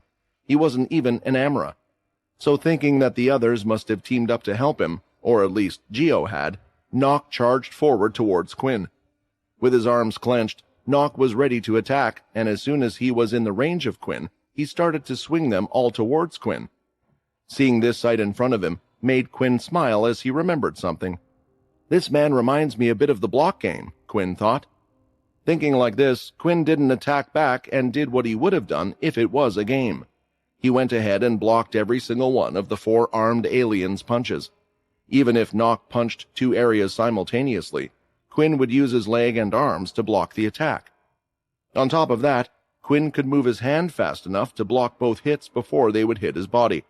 This shocked everyone on the scene, including Nock, but the latter just increased the intensity of his punches. But all this turned out to be for a naught. The others thought he must have been using some type of magic to attack, but it looks like he can actually fight as well, Gio thought. This isn't talent. He's controlling Nock's every move. This is experience.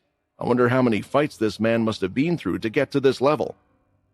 Out of frustration, Nock used all 4 of his arms simultaneously, aiming to grab Quinn. The response from Quinn was a stomp on the ground with his right foot while building up his ki energy in his fist. Then, throwing out a ki-infused hammer strike, Quinn smashed Nock in the stomach before it could reach him. Nock skidded across the ground and used all 4 of his arms to balance himself somehow. He eventually did stop, which surprised Quinn a bit. This race certainly was resilient, but not resilient enough. Nock suddenly coughed his mouth, and pink blood spilled out. He had been injured on the inside. "You!" Nock shouted, spitting the blood. "You will pay!"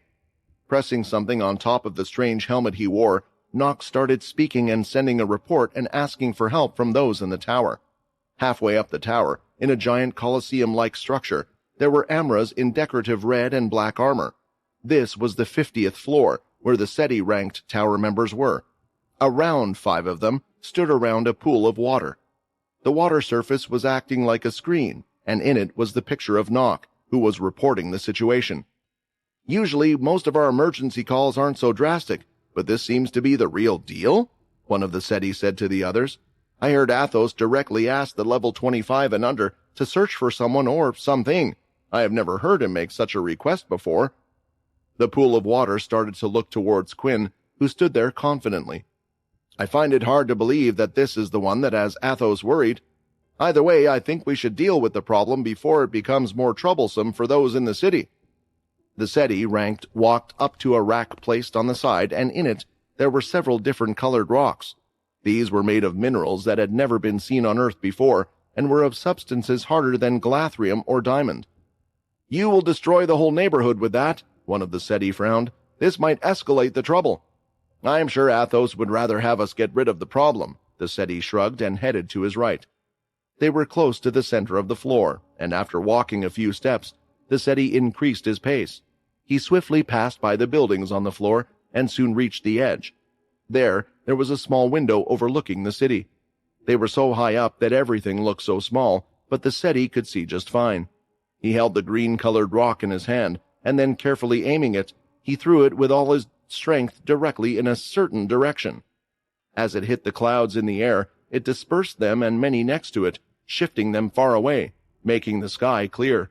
The speed and power behind the throw created flames around the rock, but it did not get smaller or change in size. As the rock got closer to the buildings and went past them, it shook them just by the shock waves. "Move!" Quinn said to Gio, noticing the energy coming toward them. Gio wasn't quite sure what was happening, but soon saw something in the distance and did as Quinn stated. In the next second, the ground was lifted as the rock slammed into Quinn's hands. For the first time, Quinn felt his body being pushed back on the ground, and the impact even tore off part of his clothing from his shirt, but his demon tier chest piece and his gauntlet stayed intact, until finally Quinn stopped and he had the green rock in his hand. "That rock! It's from a SETI!" Gina said out loud, and the others knew it as well. This stone was the strongest mineral kept in the tower.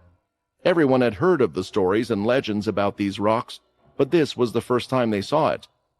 Holding it, Quinn clenched his fist, and the rock crumbled into dust and fell to the ground. "This man! How? How could he survive an attack from a SETI?" Nock thought. "His power, what level is it at?" Quinn looked towards the tower where the attack had come from. In truth, it had hurt him a little, putting pressure on his elbows. "What would happen if I were to directly attack the tower?" Quinn asked. It would be impossible, but if you were successful, maybe Athos himself would come down," Gio answered. Looking at his hand, Quinn made a quick cut on it and started to gather his celestial energy, as he looked at the large tower. "Well, since I'm a god, I guess I should start acting like one," Quinn replied, as all the celestial energy amassed out and formed something in his hand that looked similar to a spear. "A god?" Geo repeated, wondering if he had misheard.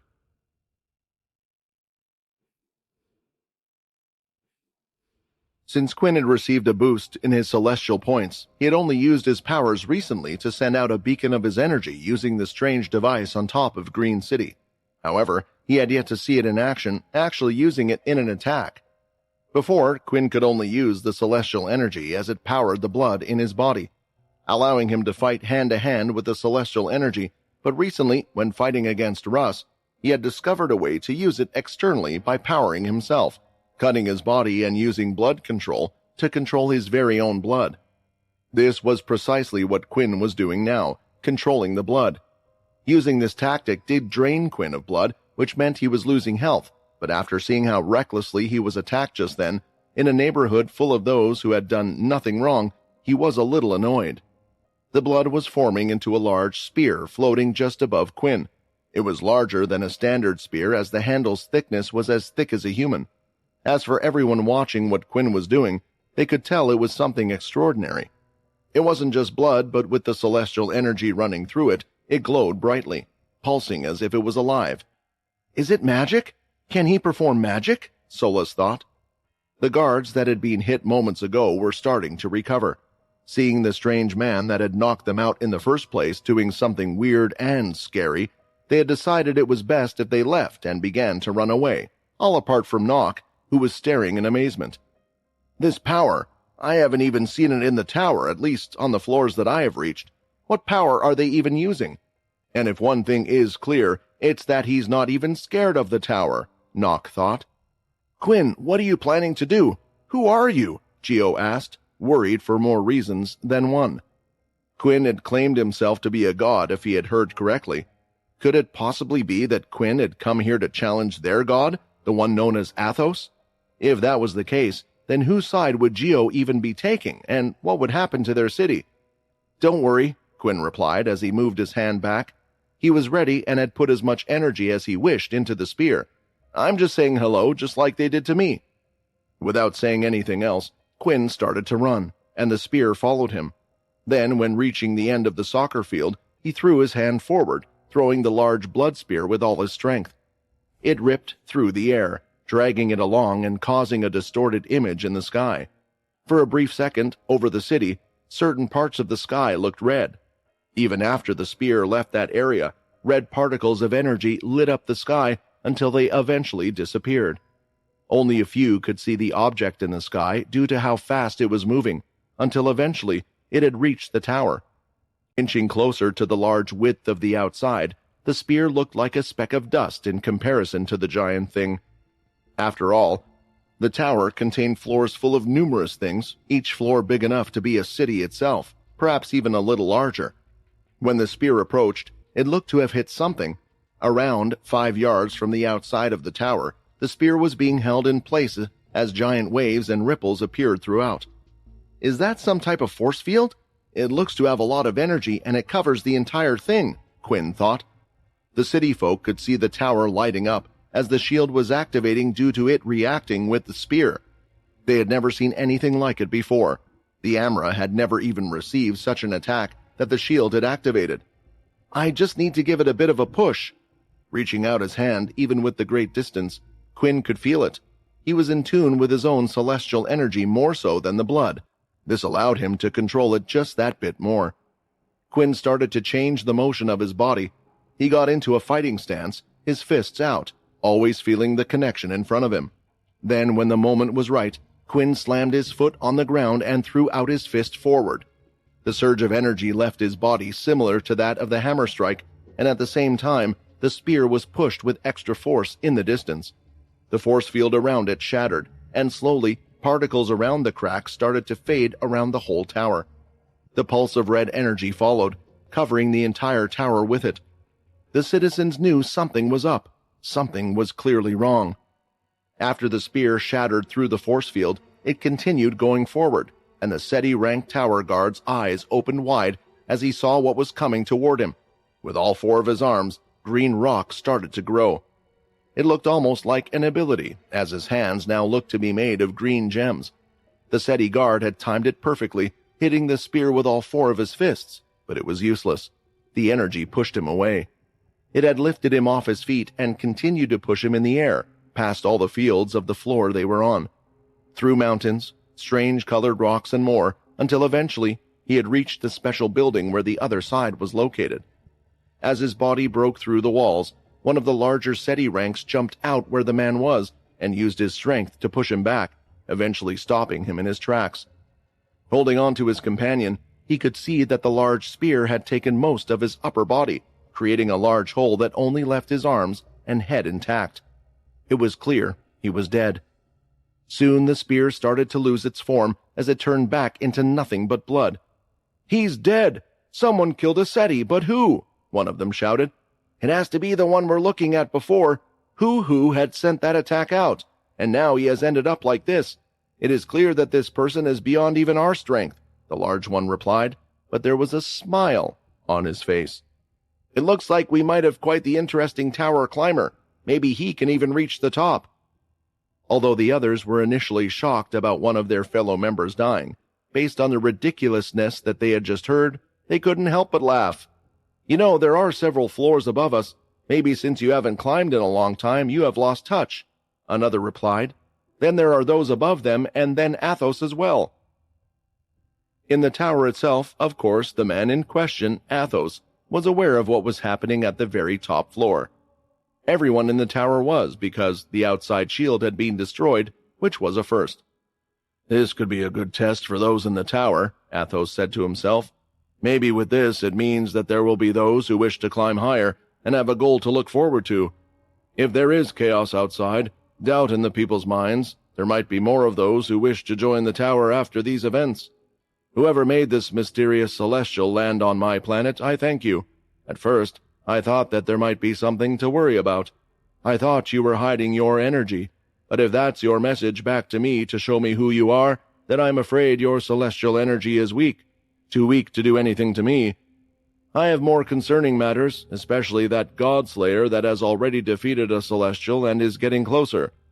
When looking up ahead, through a strange portal-like mirror, Athos was looking at a blonde-haired human. The tower didn't look to be in any worse state than before, but still, everyone had seen the outer shield of the tower break, which was no easy feat, and many were more shocked by the person who had attacked the tower. Seeing how everyone was acting around him, Quinn thought it would be best if he clarified himself a little to them, so they didn't have to worry. "Don't worry, everyone. I just decided to return the favor to the one that tried to attack me," Quinn explained, also making sure the celestial energy in his body started to fade away. "I don't intend to bring any harm to the people, and don't worry about the tower guards either, because they won't be looking for me here since I will be entering the tower myself." With such an attack, it was clear to everyone that the tower wouldn't just stand by. They would certainly try and do something against this stranger that had entered their city. Hearing that Quinn would be going into the tower put relief on their face, which meant it was best if Quinn was to get a move on quickly. "Thank you for all your help, Gio. I will clear up this misunderstanding," Quinn said, waving to him. The crowd soon made a path on the way to the tower, allowing for Quinn to walk forward. Everyone knew where he was heading to. The truth was, Gina, who had called him over, wanted to run forward, hug Quinn and thank him for what he had done, but even she was scared a little by this stranger's powers. So instead, she just thanked him inwardly for helping out Gio. "Wait, Quinn!" a distressed voice shouted from behind, and Gio could be seen standing on his 2 feet. By now, he was mostly recovered from his injuries, which told Quinn that Amra also seemed to have regenerative abilities. However, it didn't seem anywhere near that of a vampire. It was still several times better than humans. I want to come with you. I don't know what you are planning to do, but I need to see it with my own 2 eyes." Although what Gio said was true, he had his own selfish reasons for going with Quinn. After learning of what he could be, of the reason he would be here, Gio felt like there was a good chance that there would be a change within the Amra race, and he wanted to witness that change with his own eyes. "I have no say in what you wish to do. I have just told you where I will be going and what I will be doing. I believe that you would know the risks of that better than anyone else here. In the end, the choice is yours," Quinn stated. Hearing this, Gio started to walk over, and without any further talks, the two of them began to walk towards the tower. Seeing how Gio was also going with the stranger caused the city folk to start to murmur between each other. Gio is planning to climb the tower again? Does that mean this time he will become a tower guard? Maybe he just wishes to see how far that strange person can get. Or he feels responsible for bringing that person into the city in the first place. He will feel like he has to stay by his side, especially if that person is challenging the tower. That is just the type of person Gio is. Whether they agreed or disagreed with what Gio was doing, no one tried to stop the two of them. They knew that they wouldn't even survive if they had the chance. "Wait!" another voice shouted from behind, and to everyone's surprise, even Quinn's, the one who had called out was Nock. "I wish to come with you as well. No, I must go with you. The truth was, I initially came back here because I was stuck. I could not rise through the tower, so I wanted to ask Gio to climb with me again. It's just when you overpowered me, something had taken over me, a fit of jealousy that I didn't know I had. But I have always done better. I have always reached new heights when I have been by your side, Gio. Please, I'm sorry for what I have done. Nothing I say can change that, but I beg you to let me speak to the great man by your side to take me along with you." Gio himself was a little stunned, unsure about what to do. He looked over to Quinn, who just nodded, telling him that the decision was up to him. To everyone around, the decision was clear as day. "You can come, Nock," Gio replied. There were audible gasps as they heard Gio's reply, but in the end, they remembered that this was Gio they were talking about. He was never a normal Amra like the rest of them. "Me accepting that you can come with us means you are now my responsibility. Do you understand that?" Gio asked. "Your actions will be the actions of mine in front of Quinn. I don't wish to cause him any trouble, so I am gambling a lot by trusting your words." Running over, Nock slid across the floor on his knees and placed his head on the ground, thanking them. After that, the three of them left the neighborhood and headed in a certain direction. The kids who had played football with Quinn started to follow them. As they followed through the neighborhood, more and more Amra, interested in what was happening, joined the fray. "What is going on?" one of the Amra asked upon seeing the commotion. "That man, that strange-looking small man, was the one who attacked the tower. He's going to challenge it now." As these words spread, the number of Amra following them also increased, but Quinn decided to ignore them because he was focused just on one goal ahead. While heading to the tower, the group did make a particular stop, and that was at Dober's shop. "What the hell is going on?" Dober thought, as he saw the alleyway was filled with people. It didn't take him long to put things together based on the events so far. "I'm heading to the tower, and I will try to get the item you need. At the same time, if there is anything else you need in the tower, just let me know. I will be happy to get it for you. You don't need to come with me, but I thought I would ask and inform you," Quinn said. Dober shook his head but couldn't help but smile. "It has been a long time since I have felt this level of excitement. I see you somehow also managed to get Gio to come along with you. How could I miss this opportunity?" The man put up all four of his thumbs. "Bring me along." Now with Dober in the group had eventually reached the entrance of the tower. There was a long walkway towards it that looked somewhat like a bridge, but it wasn't over any water body, and on the other end, there was a large door. When walking across the bridge, the people no longer followed them as they stopped and remained on their side of the bridge. Some wished the four of them luck, while a few even wondered how long these four would survive in the tower. "The two of us could enter the 10th floor and wait for you there, but I would like to see what you've got, kid," Dober said, talking about himself and Nock.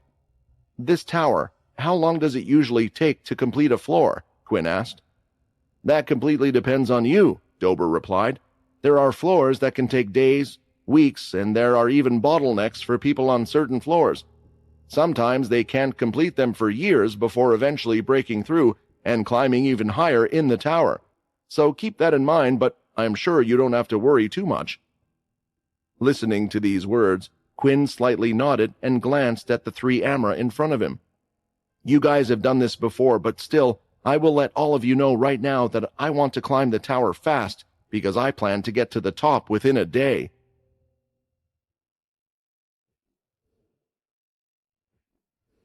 The grand event was still going on, and Peter was taking his time fighting against the black AI robots. He had wanted to start slow, as Logan had told him to, but the first round had ended rather quickly. Some time had passed, and Peter was not fighting with much more control, having already cleared the third wave of AI robots and was about to go against the fourth. During his battles, people believed that the crazy Bloodlord displayed his high-level skills. This was because so far, for every single one of the robots he had gone up against, he defeated them in one punch, but now it looked almost as if he was trying his best to avoid them. Peter easily avoided all incoming attacks from the robots, while making sure only to go for offense as the last option, and the crowd didn't mind this change of pace at all. On the contrary, they thought it was a clear display of one's skills, because the participant was now showing his speed and confidence, when in truth, Peter was just buying time and delaying the round because of Logan's request. These robots are really starting to get on my nerves, Peter thought, avoiding an energy blast and a metallic fist from the right and left. He needed not to get hit because sometimes it would cause problems in the transformation ability. It would be disastrous for their plan if people found out that the crazy Bloodlord they were cheering for was also a fake. Logan, whatever you are doing, please hurry up, Peter cursed inwardly at Logan as he started his fight with the fourth wave. Meanwhile, in one of the booths where the contestants were waiting for their names to be called, Mitchell, Hannah, and Lucia were in the room, and stood opposite them was someone who looked exactly like Quinn with the face they all saw in the statues. "What do we do?" Lucia asked. "What do you mean?" Mitchell replied. "We know the real Quinn is with us, which means the one in front of us must be a fraud. We have already had more than enough proof that our Quinn is the real one." Seeing an imposter in front of him was making Mitchell's blood boil, and he was ready to attack as the blood aura started to cover his hand. The girls thought what Mitchell said made sense, and were also getting ready to do battle. "Wait, you guys know the real Quinn? He really is back?" The stranger was a bit confused upon hearing Mitchell's words. Ignoring the person in front of them so they won't get confused or distracted, Mitchell swiped his hand, throwing out a blood swipe while also running forward chasing after it. Seeing this attack, Quinn's look-alike covered his hand in blood aura and solidified it, so it made a type of small blade. Then he slashed through the blood aura at the right time. His attack won out as Mitchell's swipe was smashed to pieces. However, Mitchell was somewhat expecting that, so he was ready with his fist, throwing out a punch. But before he could, though, Quinn's look-alike knocked Mitchell's hand out of the air, making the blood strike to hit a wall. He then grabbed his hand and twisted it while getting behind Mitchell. A lightning bolt came straight towards Quinn's look-alike, who had no choice but to throw a kick out since his hands were still holding on to Mitchell, restraining him up. A long straight line of blood aura had hit the lightning strike perfectly, nullifying it as well. Then there was Hannah to deal with. She had her 2 blood daggers, but before she could move at all towards the Quinn look-alike, Mitchell's body was already being hurled towards her with great strength, hitting her in the stomach and sending both of them flying back towards the wall. "You guys should really listen before you act," the Quinn's look-alike said. "Look, if you guys know who Quinn is, then just tell him that I have come to meet him. I'm sure it will clear up the misunderstand." Before the Quinn's look-alike could finish his sentence, the others had regrouped, and Mitchell was also ready to transform, clearly seeing that this vampire's blood aura was strong, incredibly strong.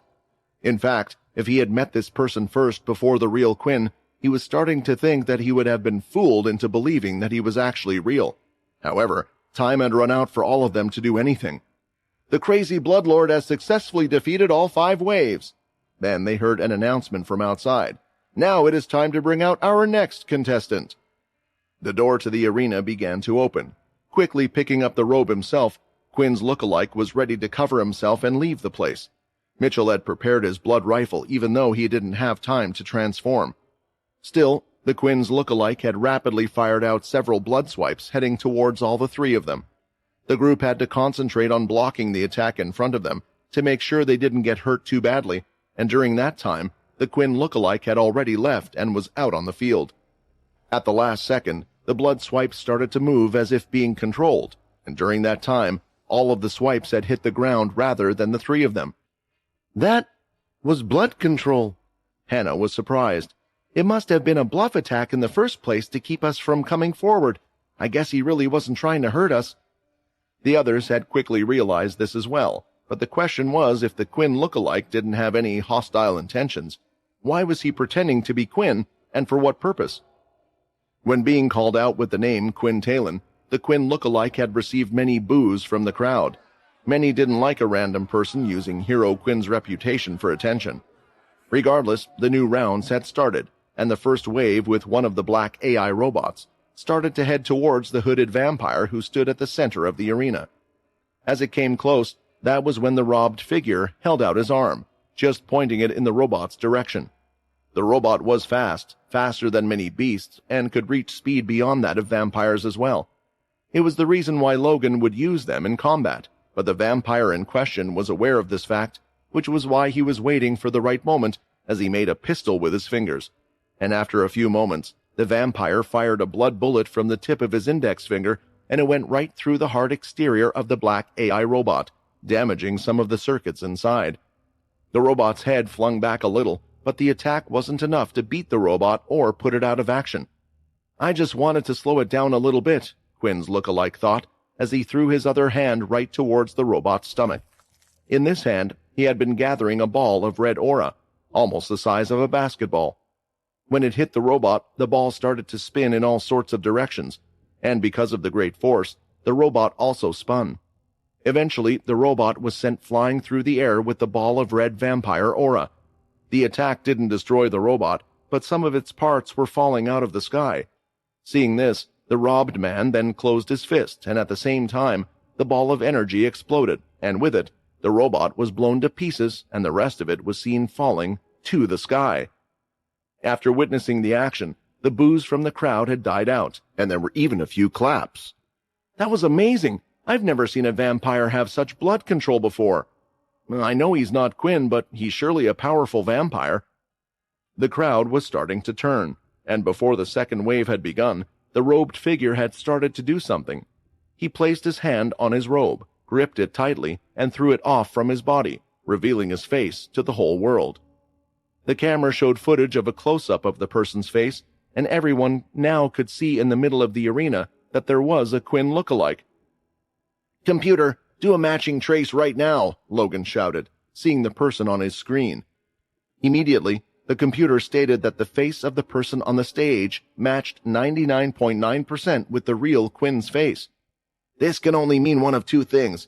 It's either a vampire who has a transformation ability, or finally, for some reason, Vincent is here, Logan thought. The crowd had fallen silent too many times during this whole event. There had been surprises that they had never suspected, and it happened once again. The resemblance between the person in the middle of the arena and Quinn Talon was uncanny. They all knew it as soon as they saw the face. Immediately, the crowd began to pull out their devices to record the event and send it to those on other planets. Logan had attempted to stop it by activating a device that would jam the signals, but it was already too late. Videos were being sent all over, and programs were being used to try and match up the faces between the two. Matches were coming back, confirming with near 100% chance that they were the same person. This all happened in a matter of seconds because of the advancements in technology. The reporters that had been unable to attend the event due to Logan's request were kicking themselves in the foot. Logan wanted to control what could and couldn't be televised, and since it was an event anyway, who could capture news better than him? He just never imagined this. With that special blood control from earlier, does this mean it's really him? Did Quinn Talon really return? People in the crowd started to discuss. It could just be someone with the transformation ability. We have had something like this happen before, only this one is a little stronger, so more people believe it. Hero Quinn died more than 1,000 years ago. How could he come back now? And even if he did, does he need to show himself like this? I agree. Even though this vampire's powers are strong, and if it's not because of the transformation ability, then this is plastic surgery, or maybe specially made masks or something, because I know for sure that this is not Quinn. Also, notice that he doesn't have Quinn's armor, and another thing, why would he enter an event where the prize is something that belonged to him anyway? As conversations and arguments continued, more and more people were convinced that this was just another fake. But it was a convincing fake at least, because, for one, this Quinn didn't have the specially made armor set. The Blue Fang nor did he have the shadow power. There were a lot more things that weren't adding up. That still didn't stop people from changing their boos to cheers, as they believed they could at least be witnessing the reincarnation of Quinn, a strong vampire who resembled him. The event continued as it was meant to, but now the people kept a closer eye on him. The second wave was beginning, and just like before, the vampire was showing his skill using red aura in ways that weren't typical for other vampires. In the special booth watching everything, Muka had quite the expression on her face. That has to be Vincent. That's the only explanation. I have seen him fight a few times, and in some ways, it matches up to what he would do, at least when he uses his hand-to-hand combat. What I don't remember about him is him having that much blood energy and blood control. Something has changed. It was then that the others had returned, explaining what they had gone through, and now hearing their story, Muka was sure of it. I believe that man was telling you the truth. He is someone that Quinn knows, and in fact, the two of them are related, Muka replied. Scratching their heads, the others just had to get used to the fact that even though they were traveling with Quinn and had already learned so many things about him, there were still a lot of things that weren't shown in the museum or in the presentation by Logan. Quinn and those around him would always be mysterious, and many things have happened over the course of the last 1,000 years after Quinn defeated the Dalki. Fake Quinn had managed to clear all 5 waves of the event, giving him one of the best results of the competition so far. It still didn't change many people's minds because they hadn't seen the vampire use any shadow powers, even during the instances when he struggled against the robots. However, many believed that they were witnessing something special, a reincarnation of the hero. It's a shame that this tournament isn't a one-on-one battle. Maybe we would have gotten some answers to your question before, one of the crowd members sighed.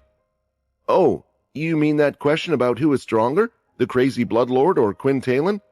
I mean, I don't think that would answer our question, but I think it would at least be an entertaining fight. Eventually, the event for the day came to an end as the night sky enveloped the earth, and people were starting to leave their seats. But nevertheless, they would be coming back tomorrow, as there was still one final day of the event, and the crowd was going with their hearts thumping with excitement for what was to come. There were many strong contestants, one from Pure who had reached 4 waves, and even a Dampier had entered to test their skills, showing beautiful swordsmanship. However, in the end, there were a total of 4 standout contestants, and 5 contestants had proven themselves by defeating all 5 waves of AI robots in a row. Jake Green, whose performance went as expected once they had heard he was entering. Then there was the AAA rank traveler Icus, who originally was one of the favorites to win the event. The 2 robed vampires, one who was claiming to be Quinn Talon, and the other showing off the special shadow powers. It was another shocking event, which made those assume that the vampire was a guardian working for the Red Vampires, but the crowd wasn't scared. After all, there was only one of them, while there were plenty here who supported the Green family. Finally, there was the Crazy Bloodlord. These 5 will be returning tomorrow for the final event. What it entailed, no one really knew, but even without knowing, everyone was sure to return tomorrow. However, one contestant wasn't free to leave as he wished. When Quinn's lookalike tried to return to his room, he found himself locked in the room itself.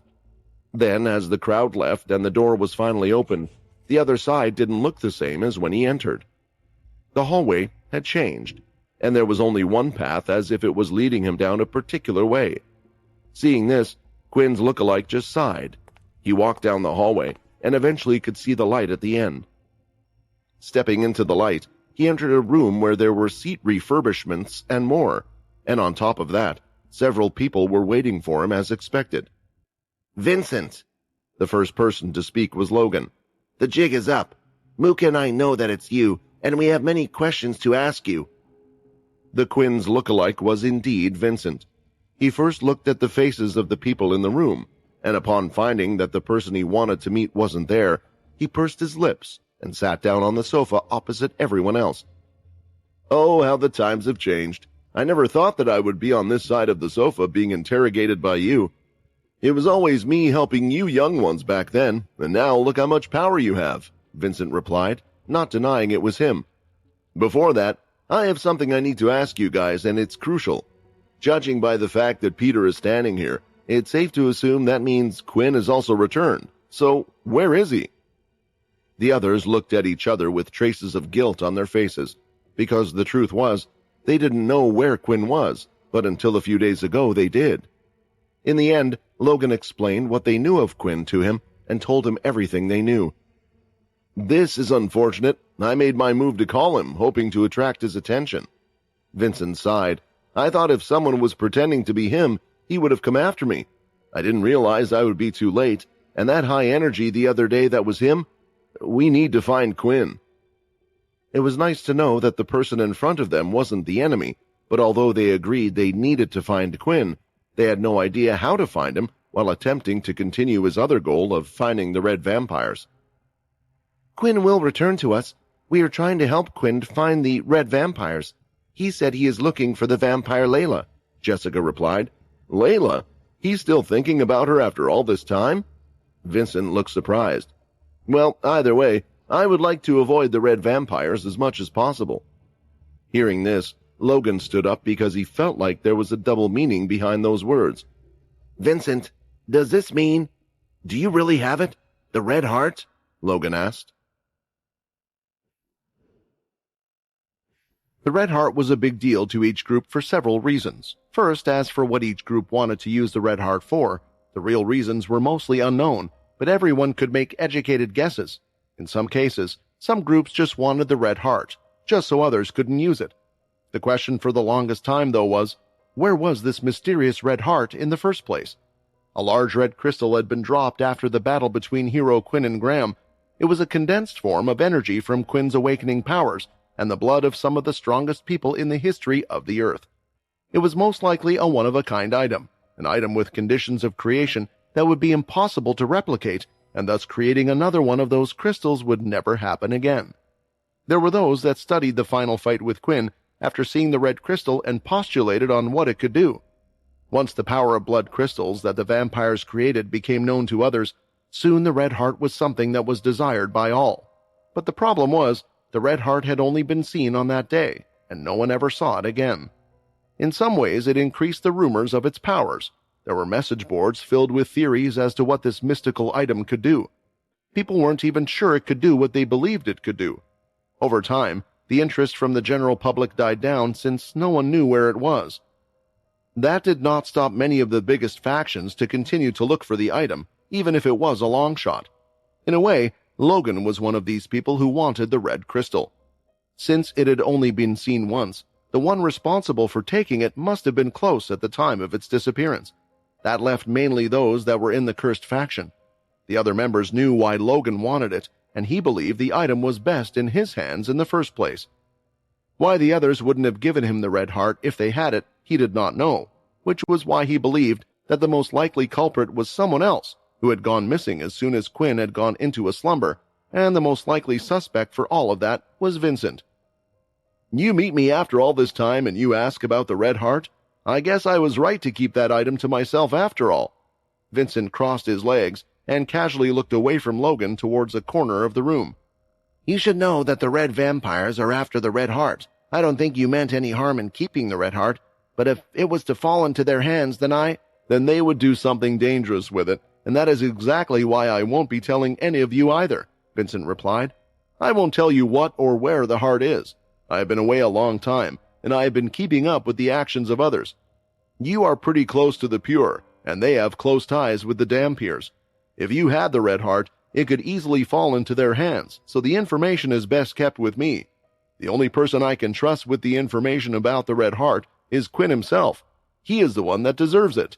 So if you want to know about the red heart, I suggest you put a lot of effort into finding him." The others could see that this angered Logan.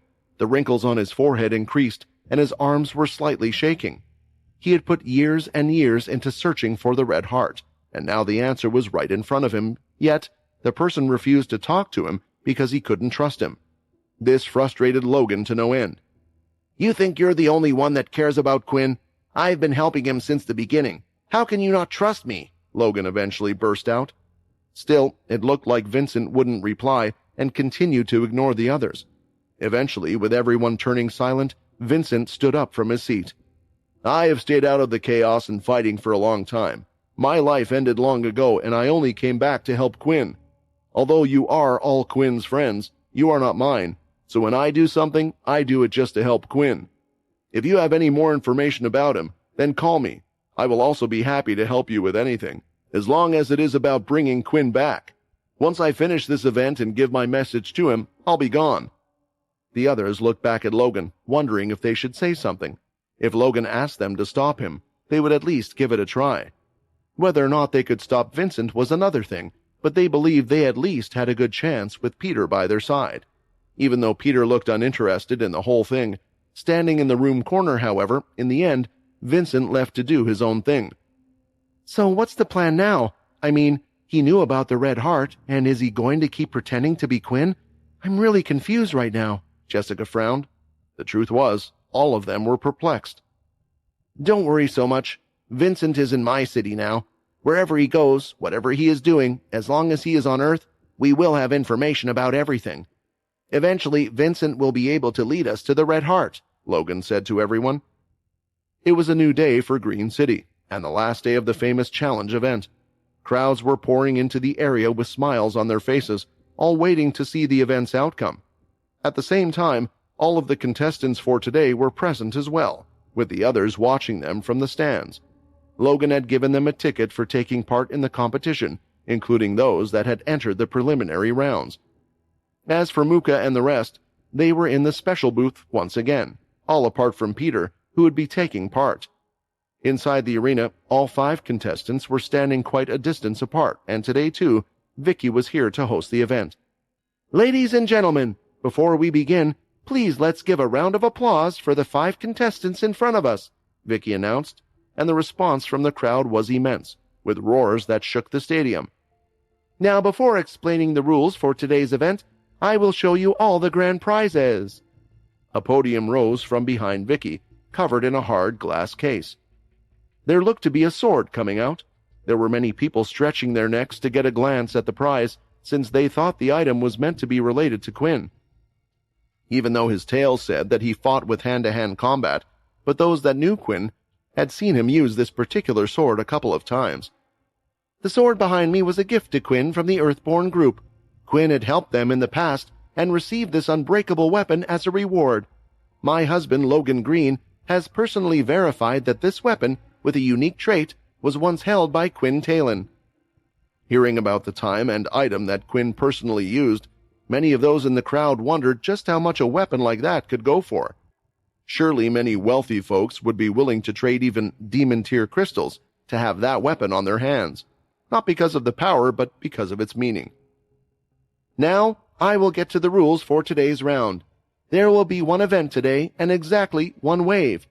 All 5 contestants will be going up against each other, and it will mimic the preliminary rounds. And with that, 200 black-colored robots will be released into the arena. The goal is to survive and take out as many as possible.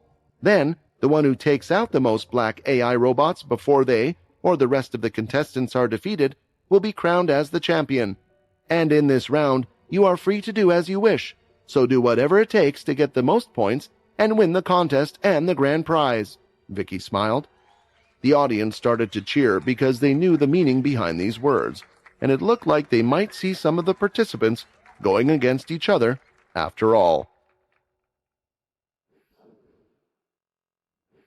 Being the contest's winner wouldn't necessarily mean that the winner was the strongest, but that didn't stop the crowd from having a friendly bet about who they thought would win, and the way they were betting. It was as if it was a momentous battle between the last 5 contestants who were now in the arena. "What do you think Peter will do?" Lucia asked, biting the skin beneath her fingernails. The others could tell it was somewhat getting to her. "Are you worried about him?" Jessica nudged Lucia's shoulders a little, knowing fully well how the other felt about this particular person.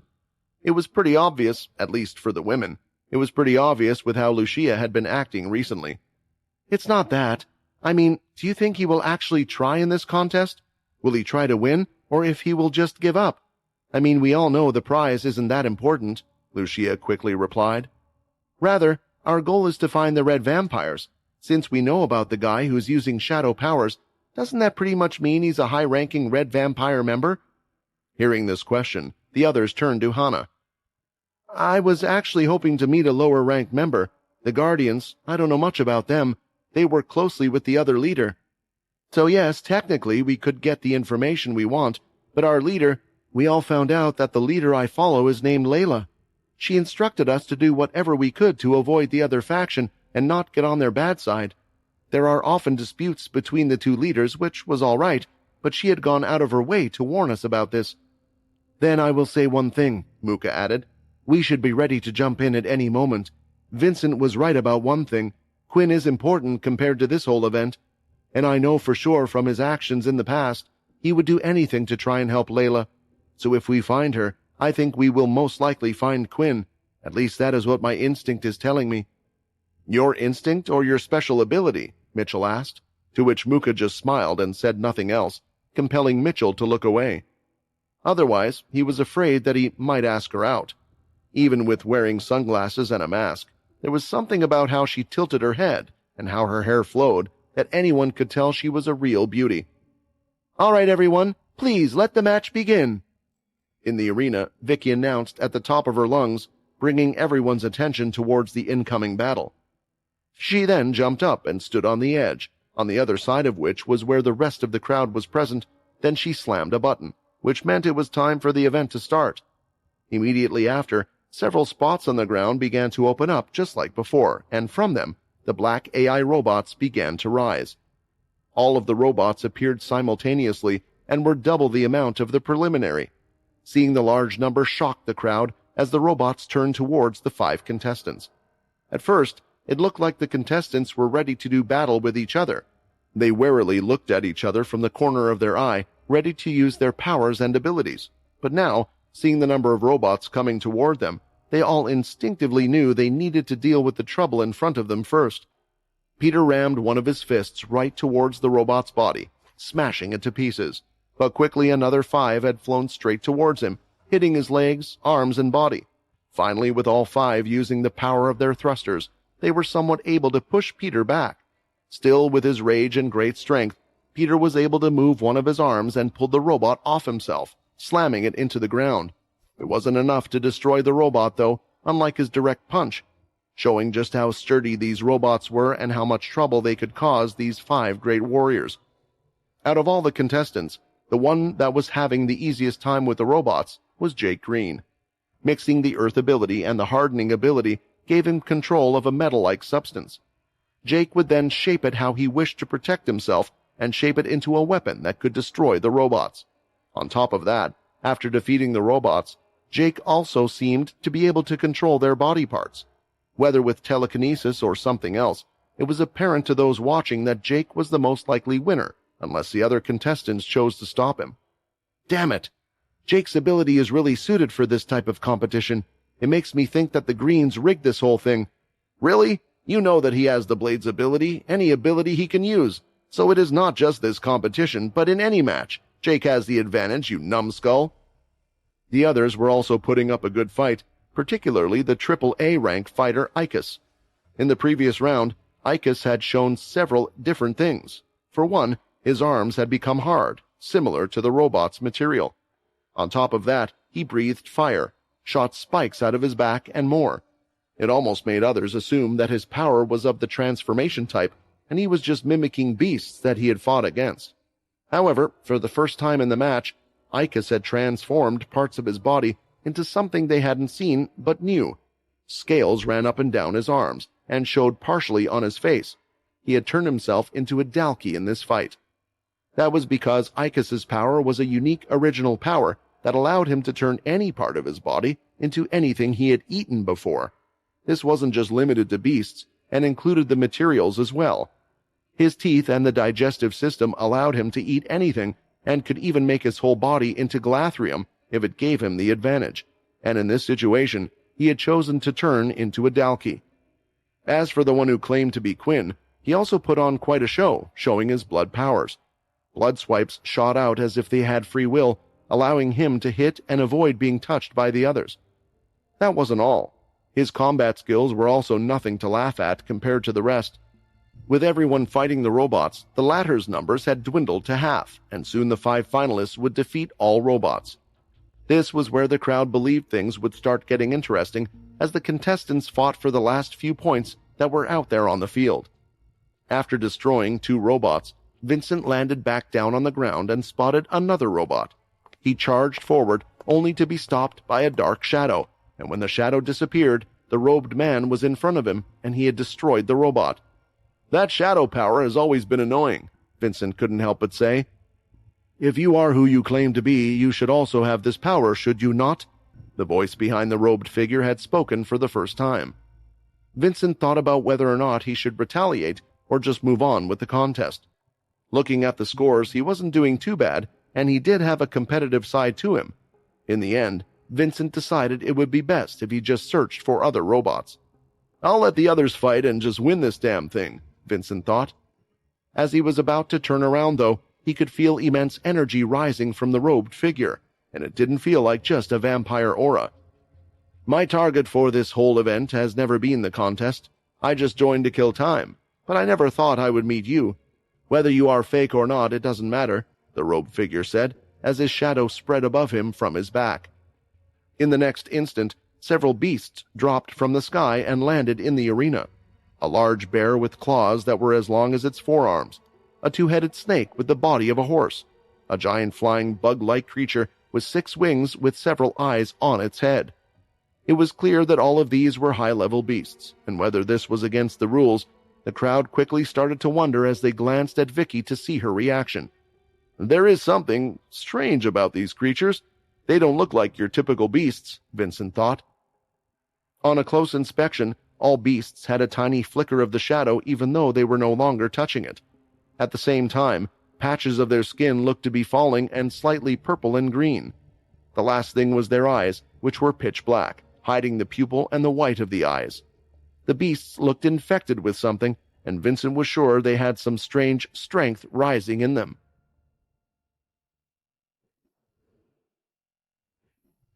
The robed vampire had managed to summon 5 large beasts, each of which was around 15 feet in height. Luckily, the stage was quite big, so it didn't take up most of the stadium, but it wasn't something the crowd was expecting to see, that was for sure. It also looked like Vincent wasn't the only one that could tell these beasts were different. It was easy to tell, and the crowd was a little concerned. However, there were some guesses as to what this possibly could be. "Are they like shadow beasts? Maybe he created beasts from the shadow. Is that why they look different?" one said. "Yeah, or maybe he's infused his shadow power with the beasts. It was stated that Quinn could also store things in his shadow, right? So it would make sense. There are things that we just don't know about the shadow." It was true that the current generation didn't know much about the shadow, since the Guardians rarely made a public appearance. However, some people here were acquainted with Quinn and knew about shadow power, but had never seen something like this before. "What do you want me to do?" Vicky asked with her hand up against her ear. As soon as she saw what was going on, she knew that she might need to intervene. "I think the best choice is to hold off for now," Logan replied.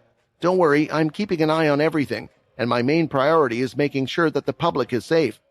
At the moment, it doesn't look like they are attempting to attack the crowd, and if we intervene now, others might have opinions about what we're doing." Hearing this, Vicky didn't know if it was the best choice, but she decided to listen to her husband. From her past experience, more times than not, he knew what he was doing. He had grown up a lot from when the two of them had first met. "Is this all for me? I have to say I am quite flattered," Vincent smiled. "I would say getting extra help is a little unfair for the contest, don't you think?" It was true. With this many strong beasts, it looked like the predicted winner might change, especially since some of the robots had already turned towards them. The lead bear-like beast was the first to react to the robot, swiping toward it. The claws sliced right through its body, and as the paw hit the rest of the robot, it smashed it into the ground, smashing it to pieces. It had clearly demonstrated the level of its strength. "Well, that's a little worrisome," Vincent thought. "These beasts look to be at the demigod level, not the demon tier level, but that attack just now was clearly close to the demon tier level. Whatever the shadow seemed to have done to the beasts had made them much more powerful. If all of the beasts are like that, I might have to try and hop out of here as soon as possible." Knowing this, Vincent turned around, but there was already the flying creature from before in his way. The strange eyes on its wings opened up, and fireballs came out toward him.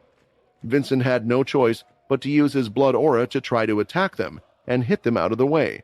Successfully blocking the attacks, Vincent could feel the strength of the hits, but there was more to worry about than that. The large bear-like beast had swiped its hand toward Vincent. For such a large figure, Vincent was surprised by how fast it could move because it was at the same speed as the vampire lord. Vincent was caught between the two beasts and barely able to keep their attacks off him. "I'm going to have to use a lot more blood aura than this, but then—" Vincent was in the middle of contemplating what to do. It was clear now that this guardian was more concerned with fighting against Vincent than the contest itself. Just as Vincent was getting ready to extract more blood aura, he could see someone had come to his aid. The other person threw out a fist, which collided with the giant beast and pushed it back, causing it to stumble for a few seconds. "That's quite the punch you got there," Vincent complimented the other.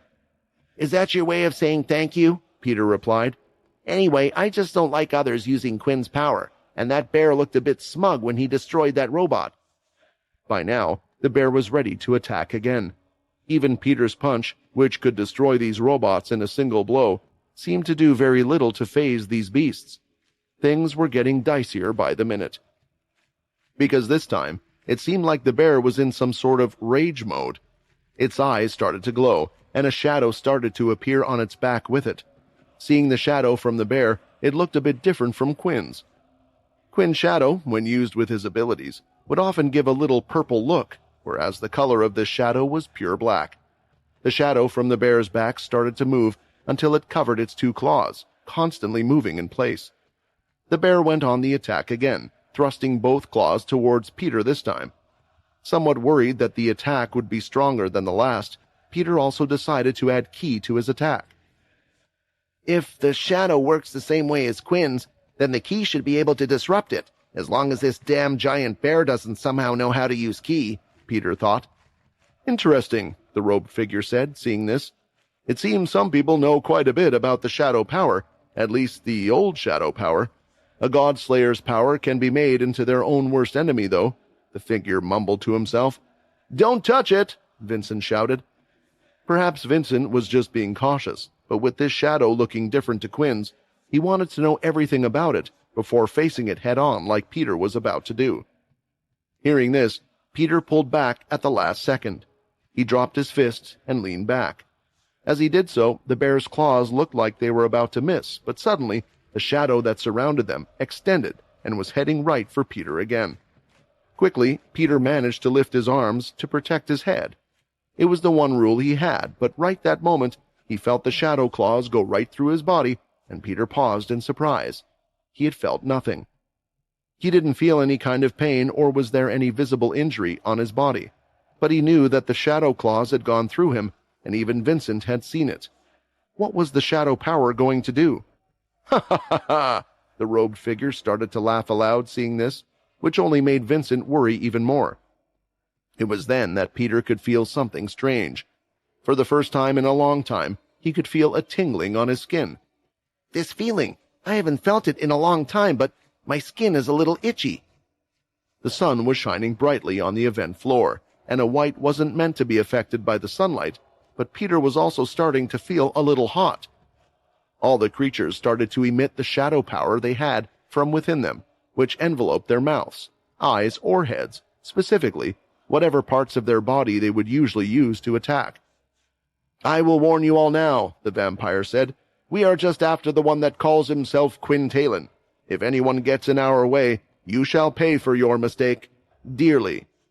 "I think it might be time we jump in," Jessica said to the others, and she thought it was best if everyone used their celestial energy if possible. "Jake, help the others and take out that guardian," Vicky ordered her son through their communication device. Then, listening to his mother, Jake turned to face the guardian and noticed he was doing something strange. A shadow covered his body like a vortex.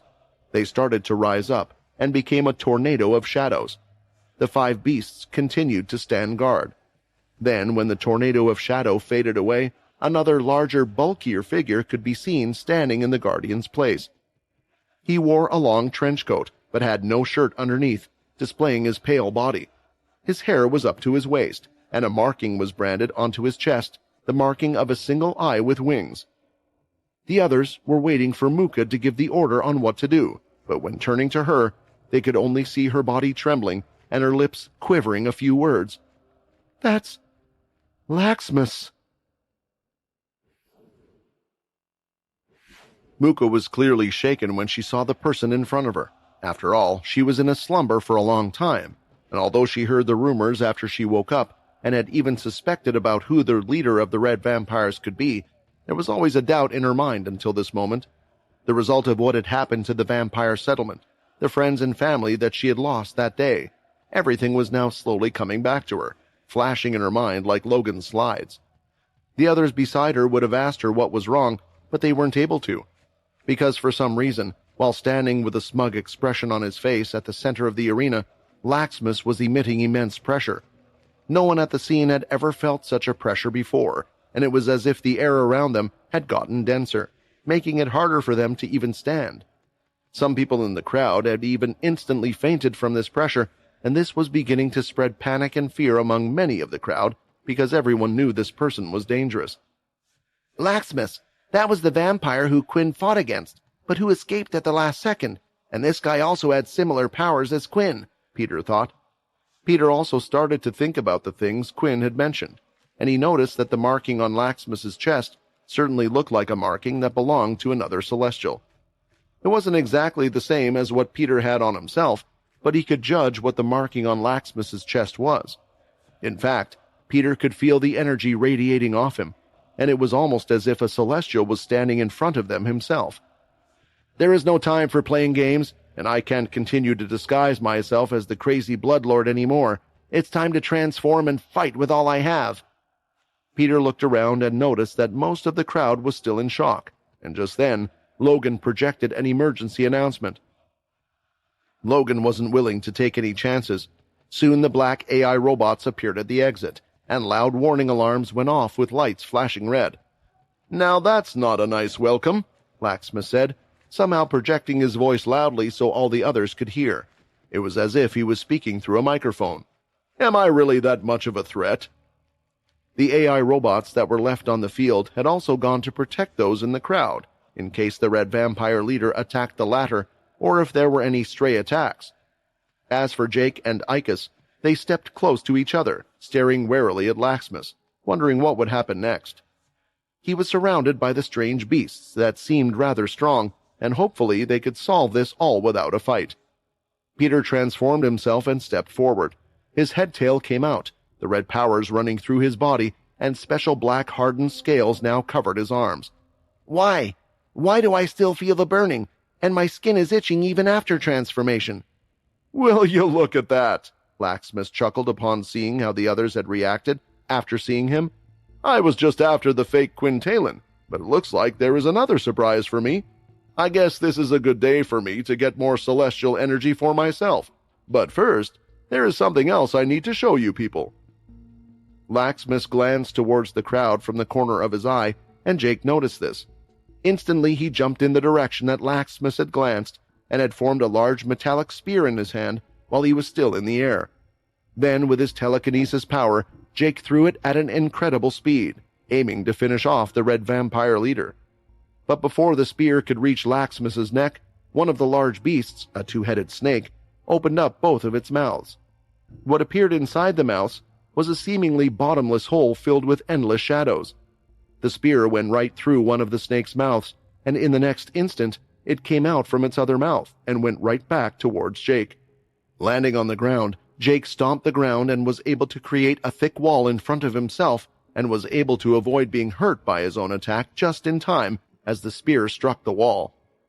"These beasts are annoying, and I might be imagining things, but it looks like they can also use the shadow power," Jake thought. It was then that when he looked up over his head, Jake saw another vortex of large shadows appearing right over him, and it was doing exactly what he was afraid of, heading in the direction of the crowd.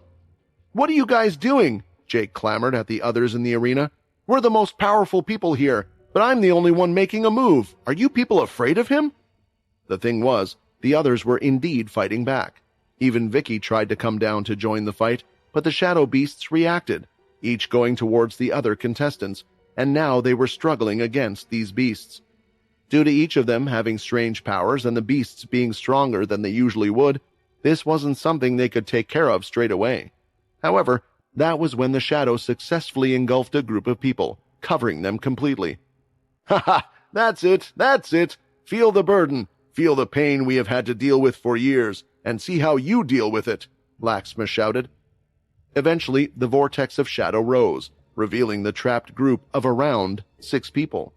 They looked unharmed, with not even a single scratch on their body, but they started to scream in pain a few seconds later. "Ah, it hurts! It hurts!" They were screaming at the top of their lungs, so much that it felt like the back of their throats were cut. Some of the others were even scratching their own skin with their nails until it ripped, trying to do whatever it took to get rid of the pain. "This," Vincent's eyes widened, "I have seen this reaction before. It's the same skill that Arthur used against the vampires, but how can he use it against humans? Has he somehow altered the power and changed the skill to work against humans?" It was a shocking thought, and at the same time, Laxmas had done it so easily. Previously, when Quinn used his Shadow Eater skill against other vampires, they needed to be in a weakened state for it to work. But Laxmas, on the other hand, was able to use the skill on his whim and even against the humans. Judging by the way Peter keeps looking at his skin, that bear might have done something similar to him. Whites can usually stay in the sun just fine, but he is also suffering the pain from it for the first time. There was one good thing, though, and that was the fact that with the other contestants, Vicky and the others dealing with the beasts, Peter, in his transformed state, managed to run past them all, and he was making his way straight to Laxmas, who was still laughing in joy at the pain the humans were in. He soon noticed the ball of energy coming toward him. Then, without doing much, a large shadow portal opened up a few yards in front of Laxmas, and a giant fist came straight out of it. It was a solid black, spiraling with strange energy all around it. It wasn't quite a vampire aura. It was hard to be exactly what it was, and the fist was gigantic. The knuckles covered more than the whole of Peter's body. Unafraid, Peter went to throw out a punch with all his strength. When it hit the giant shadow fist, it didn't budge. Peter could not push forward, and his hand remained there in place. For the first time in a long time, his strength felt like it had done nothing. Everyone has only known the shadow powers of Quintalin and Arthur. However, I am the original user of this ability, and I have had a lot of time to gather all the shadow I needed to do things that none of you could even imagine, Laxmas spoke. His smug expression was still the same, if not more intense. He wanted to talk more, but he was cut short when he felt more celestial energy ascending. Glancing behind Peter, he saw a few others standing there with celestial energy. Muka, Lucia, and the rest had descended onto the battlefield. "No matter what, we have to stop him," Muka said, clenching her fist and taking a fighting stance. "No one ever wants to fight me on my own," Laxmas smiled. "That's okay, because there are many more things the shadow can do." Saying this, he spread out his arms, and in the next instant, 10 more portals appeared beside him, and out of them, 10 other vampires at the vampire lord level had stepped out. "Greet my guardians."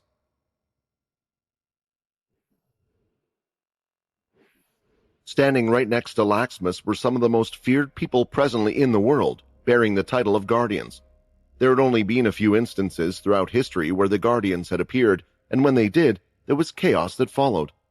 Their involvement completely destroyed towns, cities, and prominent establishments. It was because of this strong group of people who protected and operated the Red Vampires. No faction could eradicate the Red Vampires completely. Now, they were all here in one place. The only thing that could make it worse was if the other leader of the Red Vampires were present as well. "We did say we wanted to find the Red Vampires. I guess we won't have to do any work, since they have come on their own," Lucia gulped and tightly held onto her spear. The Guardians quickly started to move after stepping out of the shadow vortex. Their bodies shifted as if they were made of shadow themselves and went to the ground. This was a move called shadow travel. Now, on the floor of the arena, circular shadows could be seen moving everywhere, and they were fast, extremely fast. When the shadows reached their position, the Guardian came back out of the ground and confronted the people in the arena. Vicky, Jake, Icus, Peter, Vincent, Mitchell, Muka, Lucia, Jessica, Hannah, and Minnie. Sadly, even with the others jumping in to help, they were outnumbered by the 10 guardians, 5 strange beasts, and lastly, Laxmus himself. Logan was watching everything while typing away as fast as he could on his keyboard. It's too much. They need to get out of there, even if I help. But why did the red vampires decide to show up? Especially Laxmus. Why did he decide to show himself here? There has to be a reason, and they won't leave until that reason comes into play. Finally, all of the crowd had left the arena, and Logan knew he had no choice but to seal off the place so no one else could enter. Then, a large dome began to appear over the arena, slowly enclosing it. Laxmus and the others didn't seem bothered by it, and rightly so, since they had the shadow powers that would allow them to come out any time they wished, but it was also to stop others from coming in. Logan didn't want to lose anyone, and he had a special plan for stopping the others if they were going to attempt to get out. All of the AI robots throughout Green City were gathering and standing by just outside of the dome. I will support you guys as much as I can from here, Logan thought. Just try to get out of there as soon as you can. He reported this over to his dear wife, who knew the plan, but unfortunately, she herself was dealing with one of the guardians and one of the large beasts. I can't go easy, otherwise it would cost me my life, and I feel like my job. My place on this planet is still not over yet.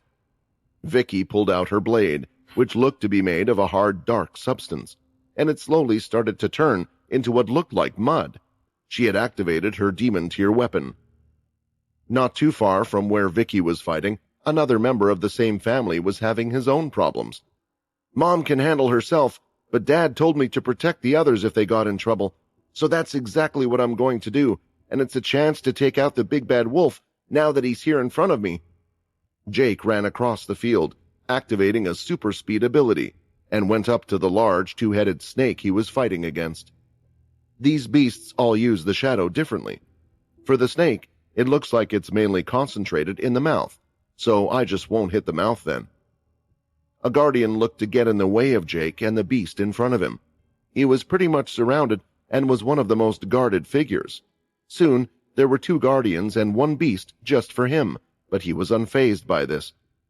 Jake was already running fast, and seeing the guardian, he jumped. At the same time, the guardian had unleashed a shadow from his back. It looked like it was starting to form into a large hand, ready to grab Jake. But before it was fully formed, though, Jake spun his body and encased himself in lightning. Like a lightning bolt, he zapped himself even faster, past the shadow hand before it could touch him. Training those lighting powers with Xenon really came in handy. I must believe in myself that I'm the strongest human.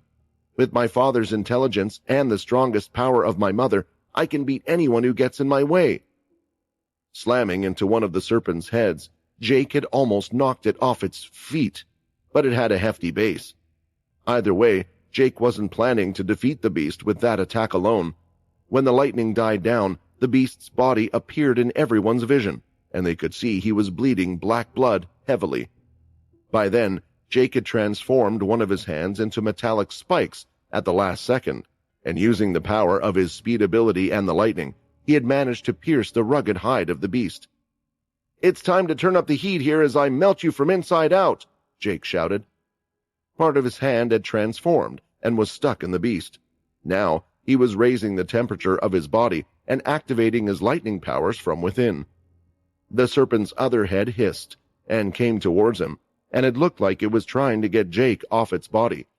It opened its mouth wide, revealing a set of fangs and the endless shadows inside, but it suddenly stopped before reaching Jake. After a moment, black blood poured out of its mouth while making a sizzling noise as it evaporated into a cloud of black mist. It didn't take long for both heads to fall to the ground, and its body slumped down. Then, pulling his hand out of the beast's body, Jake transformed it back to normal. "That's one of those beasts down. Now it's time I deal with the rest of you. I'll happily take you out one at a time if I have to," Jake smiled. Still, he knew that the guardians would be harder to deal with than the shadow beasts. On the other side of the arena, Peter, who was originally next to Vincent, was now being blocked by a guardian and shadow beasts. The bear beast Peter was fighting against before seemed to be going up against Vincent, who was also fighting a guardian. While guardians also surrounded his friends who had jumped into the arena, however, they had to fight them off on their own because Peter couldn't help them right now. A guardian stood behind Peter, and a strange black beast stood before him. It looked like a giant turtle, but had a head of a dragon, and also had several spikes on its hard shell. "Get out of the way! I want to fight that damned blacksmith!" Peter charged in, and strange shadows not far from the turtle appeared in front of its two hands, and a large one appeared behind its back.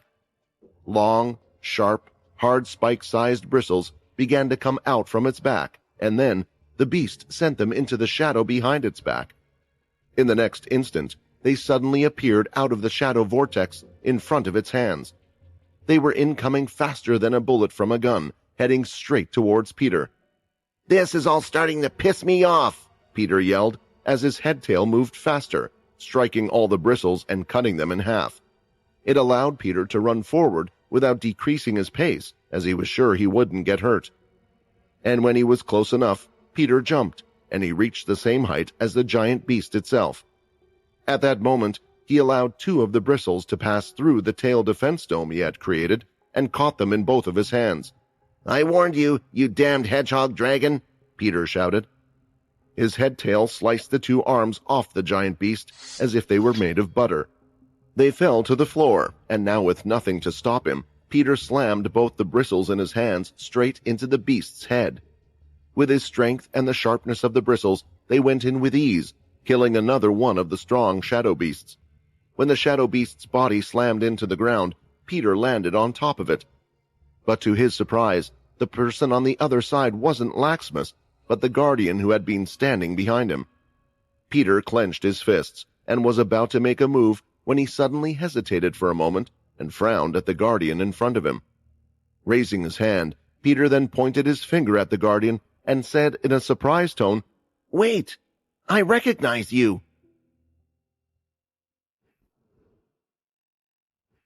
There was a pause from Peter as he looked at the guardian in front of him. A lot of the built-up energy he had disappeared, and the skin on his body was still somewhat hurting. However, it wasn't to the point where it had an adverse effect on him, and because the rage overran his thoughts, he hadn't even thought about what would have happened if he was hit again by the strange shadow. "I know you, don't I?" Peter asked, and quickly he started to cancel his transformation, so more of his usual appearance started to show. It was easy for Peter now to turn his celestial form on and off, so he didn't think it would be a problem, but knowing this person and not being able to put his finger on who it was seriously bugging him. "It's you," the guardian finally responded. "I didn't think you would still be alive, and unlike you, my appearance has changed greatly from before. But you're right, we once did know each other. I am Ashley." At first, the name didn't click in Peter's head, but soon he started to remember. Ashley was Paul's right-hand man. He was the leader of the vampire soldiers, who had eventually turned into the vampire core unit. Ashley, in front of Peter, looked older and more rugged, but still had a strong, powerful body and an air of confidence around him. Only his eyes seemed much dull compared to before. "Yes, I remember now. Quinn saved you guys," Peter slowly spoke. "He saved you when the vampires were going to kill you. You know, that bastard of a boss of yours tried killing Quinn. So what the hell are you doing on the other side?" Peter started to gather his celestial energy again, changing his form again, ready for a fight. The others seemed to be faring all right against the guardians and beasts, but honestly, Peter didn't know if they could win this. In his head, the way for them to win this battle was to take out Laxmus. Peter began to charge forward, but when he did, his foot touched the ground, and he tried to push off, but it felt slightly lighter. That's when he noticed it was touching the shadow, slowing down his movements. Looking back up, Peter saw a blood slash heading his way. He covered his head by crossing his arms. The attack had hit, and it was quite powerful, pushing Peter somewhat, but it did not harm him. "If all the guardians are as weak as you, we have nothing to worry about," Peter roared. Peter tried to move his head tail, but it was already encased by even more shadow, which wrapped around his tail like it was an arm holding onto it. Somehow the shadow was able to stop the headtail from moving at all. This shadow is strange. I can feel him holding on to it, Peter thought. The shadow seemed to contain some traits similar to Quinn's, while at the same time there were apparent differences. It was the same as when Peter had punched the shadow Laxmus had created. And the form of the shadow felt more solid than Quinn's. While Quinn could also stop any attack with his shadow, there was a limit to Quinn's version. Because if he used the ability like that, each hit would consume a large amount of MC cells. This version didn't seem to have any restrictions. Peter somewhat understood when Laxmus had blocked his attack, but now one of the Guardians was also able to jam his headtail. He had not expected their power to be able to do that. Ashley was already on top of him, throwing out his fist towards Peter. A red aura covered his arm, making it look like a blade. Moving his hand, Peter grabbed the fist, holding it in place. The red aura had pierced through his hand and caused it to bleed, but Peter didn't care. I think you guys have gotten a bit too confident, thinking that there is no one out there who can beat you. I need to show you your place, Peter shouted, throwing out his fist. Then, taking the shadow off the headtail, Ashley tried to move it to block the attack. The shadow could move at a fast speed, faster than when Quinn used it, but it wasn't fast enough as Peter's fist pounded Ashley's chest, causing a crack to appear on the beast armor he was wearing and sending him flying back through the air. While in the air, Ashley used the shadow to create small wings, while also infusing his blood aura into it. The shadow blood wings looked somewhat horrifying, and it didn't help when Ashley flapped them to slow himself down and went on one knee, holding his chest. He looked like a strange and scary creature himself. Curling his lip upwards, he hissed at Peter, baring his fangs. "You don't understand anything," Ashley shouted, with a bit of blood dripping from his mouth. "You think I'm on the wrong side? I just realized what the right side was. You are the one in the wrong," Ashley shouted, standing up. "If Paul were alive, he would understand our choice. You are trying to save the humans. Why?" "Are you forgetting something, you idiot?" Peter raised his eyebrows. "You were a human as well. Maybe because you have been a vampire for so long, you have forgotten that." "No, I haven't, and they are not like me," Ashley replied. They kill their own. They killed my family. My family members were humans as well, but just because I was a vampire, they murdered them. Do you understand? Do you understand the pain I went through? And as for Quinn, he promised us that he would find a way to turn us back into a human, but he never did, and I'm not the only one that has experienced things like this happen to them. This is why if Quinn can't turn us back, there is another solution to solve the problem. Turn everyone into a vampire. Let them suffer through what we have experienced." They were strong emotions coming from Ashley, and Peter could somewhat understand it, but none of this was their fault. A few immoral people were ruining it for everyone, and while they were away, they had managed to go down the wrong end. They had used his anger to turn people like Ashley into pawns for their own schemes, but Peter couldn't waste time trying to reason with Ashley. That wasn't his style. Gathering all the strength in his leg, Peter ran forward and then pushed off using his headtail from the ground, kicking it up and giving him extra strength to move forward. It was so fast, Ashley had no time to react at all, and his chest was still hurting from the pain before. Before he knew it, Peter had grabbed his mouth and then lifted his whole body into the air. "Because you once knew Quinn and helped him out, I will spare you, so get out of my way." Peter threw Ashley away like a rag doll, crashing him into the floor. This created a large crater underneath the Guardian, and the attack was so strong, it caused the others to look over at what was happening. Letting go, it looked like Ashley was almost dead because he wasn't moving, but Peter didn't care. Instead, he turned his gaze towards Laxmus. "You're next." Meanwhile, Vincent wasn't going on the offensive against the bear or the Guardian. His speed was fast, but not on the level of Jake Green or Peter. Instead, he had stronger blood powers he could use to finish them in a single blow. However, he was worried that if he went after one of them, the other would be able to attack him. And without knowing the full strength of these Guardians, this was a risky plan. Finally, though, the Guardian fighting against Vincent, who had a mask covering his face, charged in. So far, he had just been making blood attacks, which confused Vincent because they weren't as strong as he had expected. In fact, they were a little too weak for what he expected from a guardian. Now, as the guardian came with his fists, Vincent was on guard, assuming the enemy's hand-to-hand combat skills would be better, but something unexpected happened. "Just pretend to fight," a voice suddenly entered his ears. It was the guardian who he was fighting against. Blocking the first punch, Vincent could tell that the guardian had receded all the energy at the last moment, significantly lowering the attack power. "I'm on your side. I promise you that, Vincent. This is why I need you to listen to me. If you want the others to live, it would be best to leave with me and let Laxmus take you. Otherwise, everyone will die."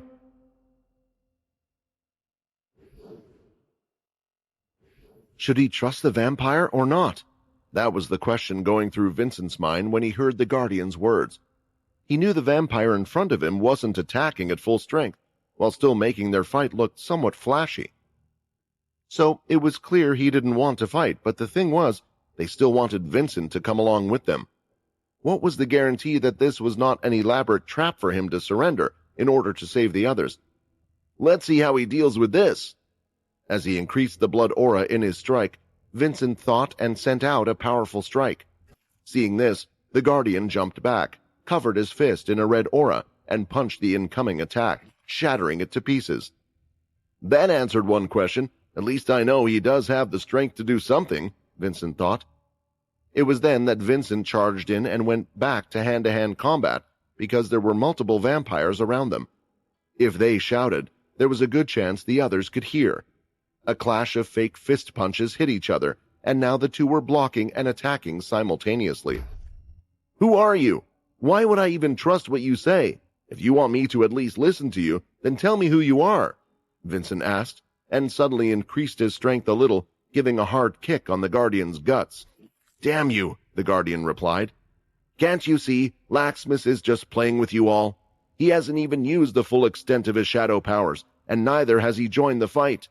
And trust me, he can do things that none of you can even imagine." Looking at the field, Vincent saw how the others were faring, and it looked like they were struggling against the guardians alone. Still, at the same time, Vincent had a feeling that those that had gathered around Quinn wouldn't lose out so quickly either. It was then that he saw Jake Green, along with Peter, kill two of the shadow beasts that Laxmus summoned. "They aren't as weak as you think, and if they are really friends of him, then Laxmus is a fool if he thinks he can just do what he wants and get away," Vincent replied. "Laxmus is after you, Vincent. He only wants you, so you can save everyone." The person charged in, punching harder and faster as he got frustrated. "And I also don't want anyone to get hurt." Vincent parried away the hit, and at that moment saw the look in the guardian's eyes. They were fierce, and Vincent believed he had seen them before, but they were incredibly hard to recall, as they couldn't have been someone he had seen often. "I work with Layla," the man finally replied, "and I promise that the two of us will do anything in our power to make sure you are safe. So, if you don't believe me, then at least believe in her." With Peter being the only one who had taken out the guardian and beast in front of him, the other guardians weren't so quick to stop him, and Laxmus welcomed the person in front of him. "I can tell you have the power of a god inside you," Laxmus said as he walked forward, the shadow covering his body, mainly his back. Over his shoulders, it looked almost like there were two large spikes formed from shadows, and had the image of horrifying faces inside as well. "The others are no match for you," Laxmus continued. "Unfortunately, my god is a strong one, and has been quite generous to me, so you are no match for me either." The two of them were about 30 feet apart, but even then, Laxmus threw out his hand, as if he was reaching out to grab Peter. At that moment, the shadow left his hand in the form of a huge claw. And when Laxmus closed his hand, it closed on Peter and grabbed him. The next second, Laxmus lifted him into the air. "My shadow is faster and stronger than before, and no amount of ki, celestial energy, or vampire energy can break it," Laxmus replied in a smug tone. These words seemed quite true, as Peter swung his head-tail into the shadow. But when it came in contact with the shadow, it slowed down again. It was the same for Peter's body himself. He struggled, and tried to move and break free, but it seemed that he was unable to do anything, even with all of the new celestial points he gained. "It looks like you are the strongest that your little group has to offer. I haven't even used my energy to transform my body, and I can defeat you simply like this. I guess your god must not care about you so much," Laxmus smirked. Then, lifting Peter with the shadow hand, he slammed the former into the ground at a frightening speed and force. It sank the whole arena a little bit, sending shock waves through the pillars attached to the arena, connected to the sea underneath. Everyone paused as the arena shook for a few seconds, as they felt the power in the slam of the shadow arm. And as Laxmus lifted Peter off the ground once again, Peter coughed out a load of blood, but he was still alive, his body transformed. "You would never be able to amount to him," Peter gritted his teeth. The rage inside him had reached a tipping point. Laxmus narrowed his eyes and then used the shadow hand to pull Peter towards him while clenching the fist, ready to punch the life out of the latter. And at the same time, power was rising through his hand, and it started to grow slightly in size. The outer skin began to change to a solid black, and strange white lines were running up and down where the veins would be. His fingers elongated, and the tip of them turned solid white. It was clear that Laxmus was using his celestial energy now to change his body parts, but it looked different from before. Now he had changed, and he had gotten stronger. "Laxmus, he had 1,000 years to gather his strength. He truly is dangerous, and Peter is far beyond the power I can rise within me unless I have to resort to some serious methods. Should I trust this person? Maybe it's the only choice I have." Vincent started to think as he reconsidered the Guardian's offer. Being dragged through the air, Peter thought of the words Laxmus had said. "I need to protect Quinn. It's my job to protect and help him. I owe him everything, even my whole life, and I can't even take out one person for him?" Desperate, Peter started to focus his celestial energy on his two fists. His hands had never let him down. He didn't know if it would do anything because activating the celestial energy was usually something that would just change his whole body. Still, of course, he was in a desperate situation and would use any means within his limits. Just like he would normally focus his ki, he was doing the same, putting all the energy into his fists. The black outer casing with the red lines running up to Peter's fingertips had a red brilliance as they got brighter. At the same time, the rest of Peter's body was starting to change. His head tail was disappearing, and his old appearance was coming back. Looking at his fists, they were now twice the size they were before. "Get your fucking hand off of me!" Peter shouted as he slammed both his fists down on the wrist of the shadow, trying to force Laxmus to let go. A large explosion pierced the sky, shaking the clouds and the air above the arena. A shockwave that appeared out of nowhere shocked the others, pushing them a few inches back, and for the first time, Laxmus's smug expression had faltered, and the smile on his face had receded. That was because Peter had destroyed half of the shadow hand with just one punch. It was the first experience for Laxmus, but the shadow was slowly coming back and was still holding on to Peter, so he wasn't able to completely destroy it as he wished. "You just need a little help," a voice suddenly called out from above Peter's head. And when he looked up, Peter thought he imagined things for a second as he could see Quinn, but that was because he quickly remembered that there was another on the battlefield that looked like him. Swinging his arms down, Vincent looked like he was punching the air, but he was actually moving a piece of string, and attached to its other end was a sword. And as this extraordinary sword struck down and touched the shadow hand, large explosions went off, one after another. It had hit Peter, but he had moved away, and that's when he noticed he was free. Now, in front of him, there was Vincent. "You saved me, and I return the favor," Vincent said as he pulled the string, retracting the sword back into his hand. As soon as Peter saw the sword, only one thought flashed in his mind. "This is Arthur's sword!"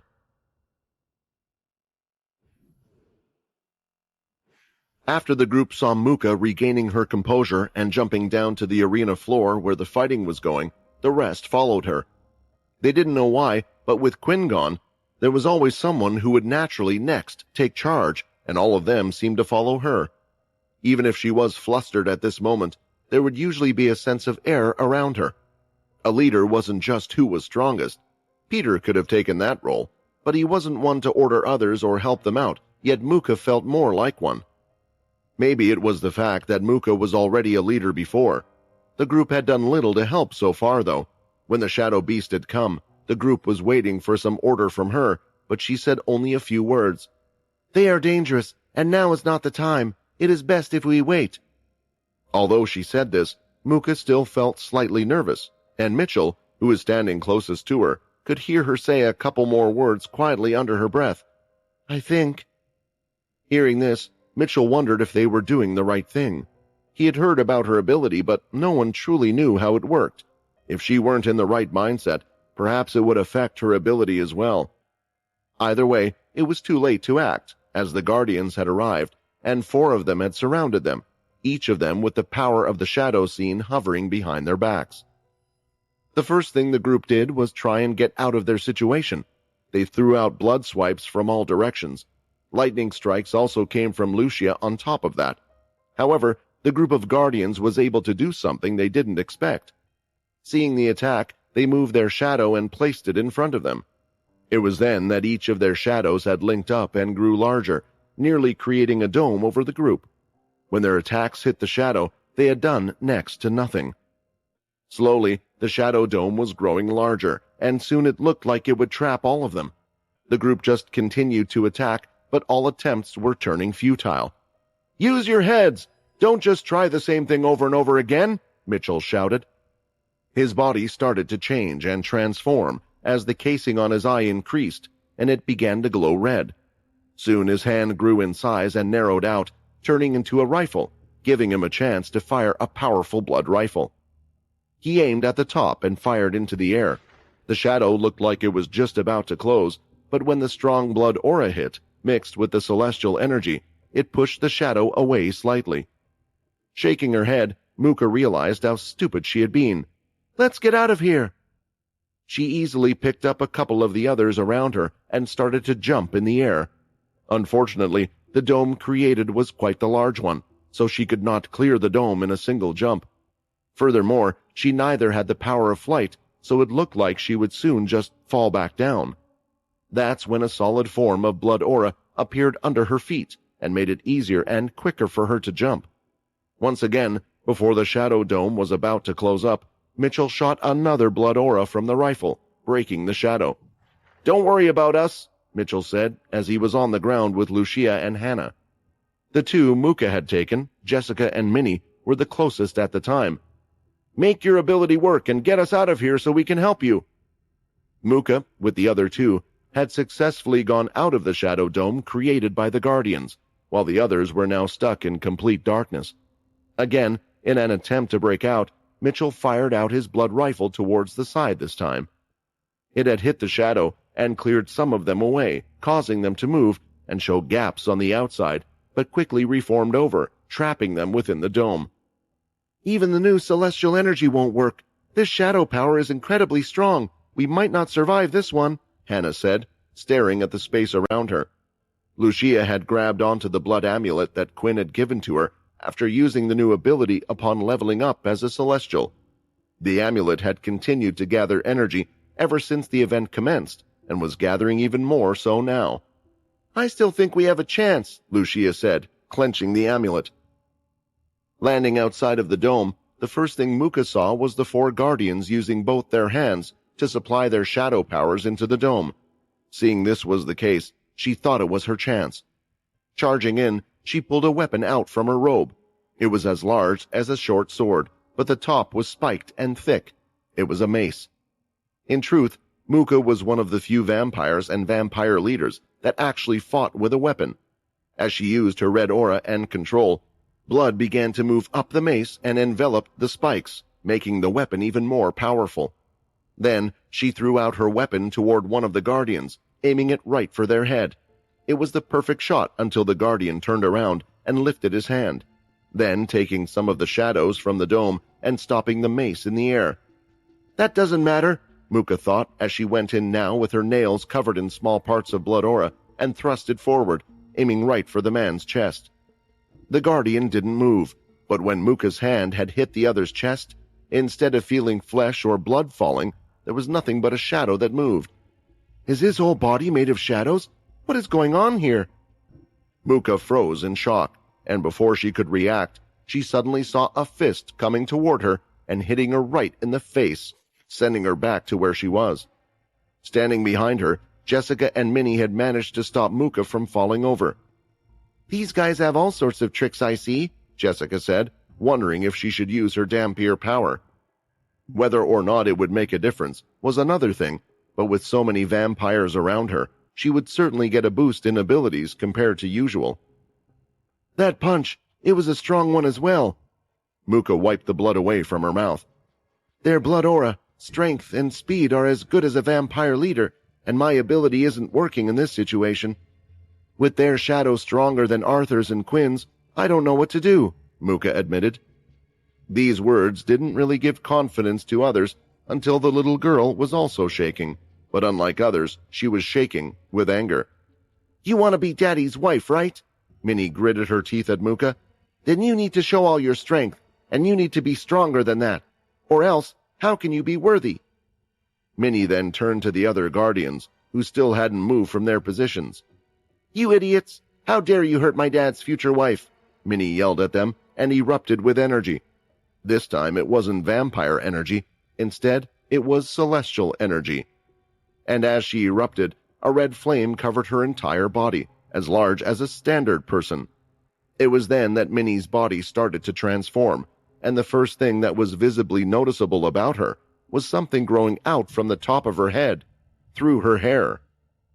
Pushing through her curly hair, there were two pointy things, orange in color, with a shade of dark red, that had started to appear, and right at the tip, they curled upwards. It was clear they were a set of horns, and with her red eyes, Minnie almost looked like a demon from hell. Minnie had activated her celestial energy, and she wasn't shy about the anger that had risen in her.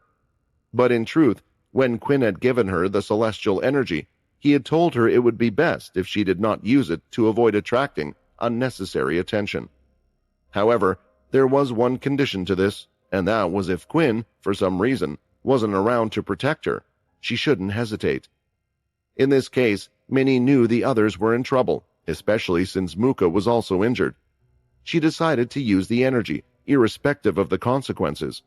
Two large horns had appeared on her head, but that wasn't the only change on her. Minnie's eyes not only grew red, but there seemed to be red tears streaming down her cheek. Some would think it was blood if it wasn't for its emitting glow. It ran down her face, stopping just shy of rolling off her cheeks. At the same time, her arms were also transforming. A rigid outer scale clad her legs and arm, going up to the elbow and knees. It looked like melted lava was forming around her body. Eventually, when it stopped, Minnie had dark scaled hands that were twice the size they had before, and it was the same with her legs. Her main body looked the same size, but it was still a frightening figure for the others to look at. "Ah!" Minnie screamed, and was already on the move, but she was too fast to catch even for Jessica, who was also outside of the shadow dome. All she could see was a red mist where Minnie once was. Muka could just keep an eye on her and saw Minnie was in the air, already towards one of the guardians. She looked like a wild beast in the air, and she had locked her eyes on her opponent. Her arm swung out above her head, slightly to the side, while in the palm of her hand was a ball of red aura.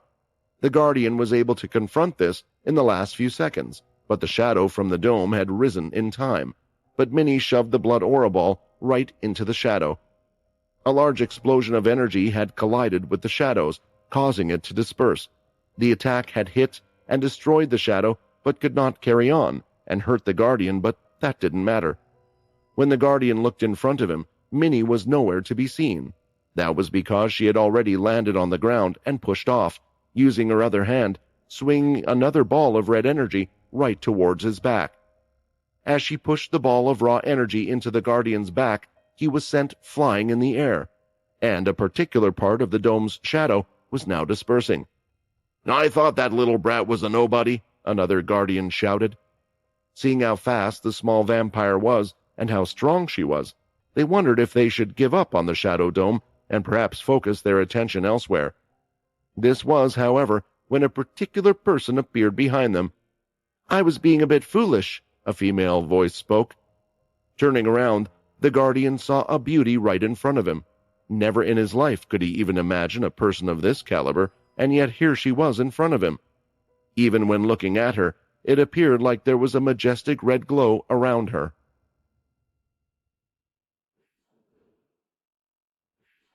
Because of the celestial energy, Muka's hair had grown in size, going down to her waist.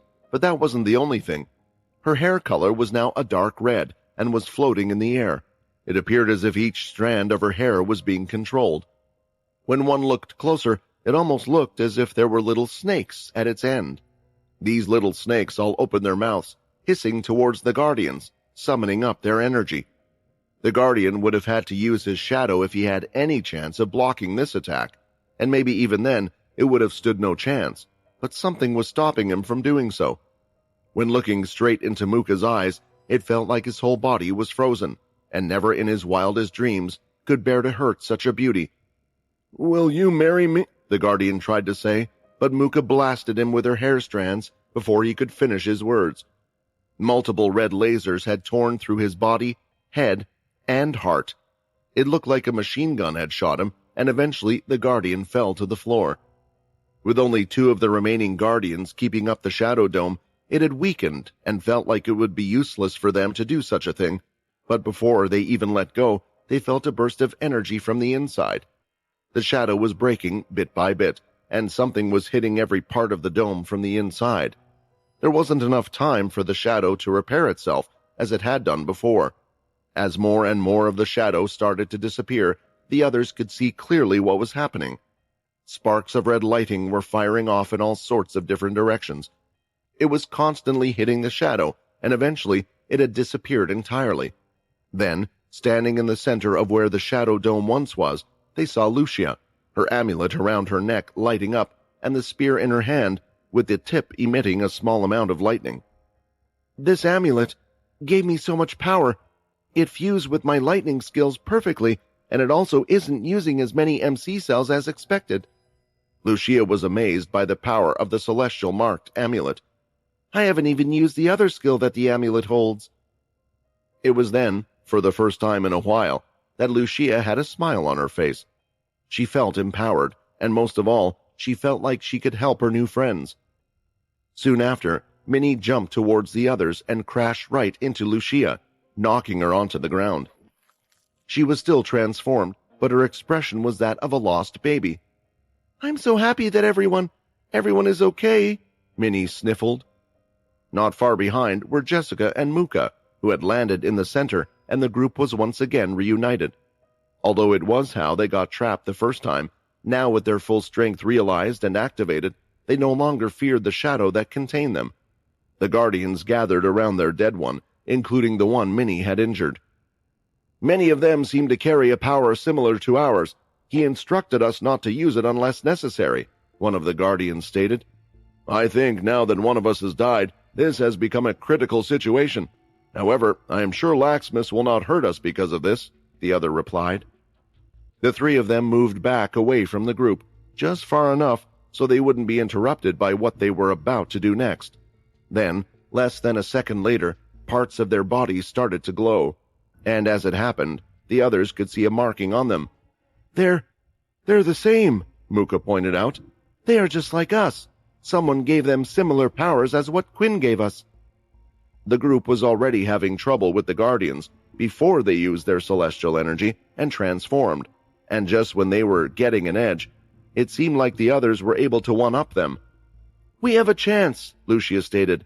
"We outnumbered them, and Quinn gave us the things we needed. He has given us enough power to get rid of these guys." Hearing Lucia, the only human in the group, shout these words encouraged them, and some in the group had yet to show everything they had. Just as they took their fighting stance, a dark shadow began filling the entire floor.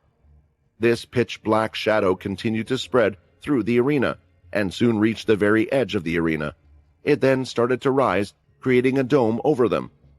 Upon turning their heads, they could see this was all the work of a single person, Laxmus. Laxmus had yet to use his power in battle, and Peter knew this. Nevertheless, He hadn't moved from his position, and there was a confident, smug look on his face, even after Peter had defeated one of the guardians and the shadow beast. In all honesty, Laxmus had only shown the power of his shadow, and it was enough to make them struggle, which was why Peter couldn't imagine the strength in his transformed arm if he was to be hit by it. Thankfully, though, Vincent was here, and Peter noticed the special sword in his hand. Watching the fight go on, Logan was tense up till this moment, almost biting off his fingernails. Arthur's sword. It was with Vincent? I always assumed it could have disintegrated into the red heart, but if Vincent has it, it's getting more and more apparent that he has the red heart. It was then that a thought had clicked in his head. Wait, why is Laxmus here in the first place? What have the red vampires been after all this time? The red heart? Then that means they were after Vincent. But how would they know that he was here? A particular face of a celestial appeared in his head, the same celestial whom they had run in at the top of the Green City before the event began. Bliss, that damned god, can see the future. She made Quinn go away on purpose. She must have told Laxmus all of this. It's clear we definitely can't trust her anymore. The question was, without Quinn, would they be able to stop Laxmus? Logan knew that perhaps there would be some of them on their side who thought that Quinn would return in time to prevent the situation from taking any worse turn, just like he had done the times before. However, living 1,000 years without Quinn's presence, Logan knew they had to act themselves. Otherwise, something terrible would occur. "Someone used that sword on me once before. I remember it quite well," Laxmus remarked, as his arm transformed to what it once was, but the shadow continued over his back, mainly over his shoulders, forming the two shadow spikes. "Back then they couldn't defeat me, and I didn't even have my shadow power. Since then, a long time has passed, and I am now stronger than before. This sword of yours won't change today's outcome," Laxmus said, looking at the person in front of him. He was talking to Peter, but rather continued to stare at Vincent. "Your words," Vincent replied. "It sounds like you are trying to make me give up." This was what Vincent had to assume after hearing what one of the guardians had said. "I remember the event you're talking about, and it really has been a long time, and I can't help but wonder why even after 1,000 years do you still remember something so insignificant? You keep staring at me. Is it this face? Was it because this person was nearly the cause of your death?" Lifting the sword, Vincent held it with a single hand by the hilt. It looked too large for someone to do such a thing, but of course, with a vampire's strength, it was possible. "I want to tell you something. I'm not him, but you should fear me as much as you do him." Vincent threw his hand forward, pushing the sword out by the rounded bottom, and just as it had left his hand, a strong force of blood could be seen pushing out the sword. The whole sword began to light up and went through the air like a rocket. The trail of strong blood followed it, and it was Vincent's aura that was being used. Behind the sword, the red aura was so large that it looked like a giant blood tidal wave was coming out of the sword's hilt. Seeing this, the smug smile on Laxmus's face slowly disappeared, and powerful energy started to gather inside him. This time, both of his arms had transformed black and had grown twice their size. Again, it would have looked strange, but Laxmus already had a large body.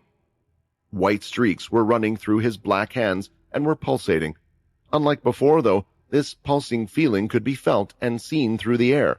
Laxmus was just standing there, and each pulse from his arms made ripples in the air.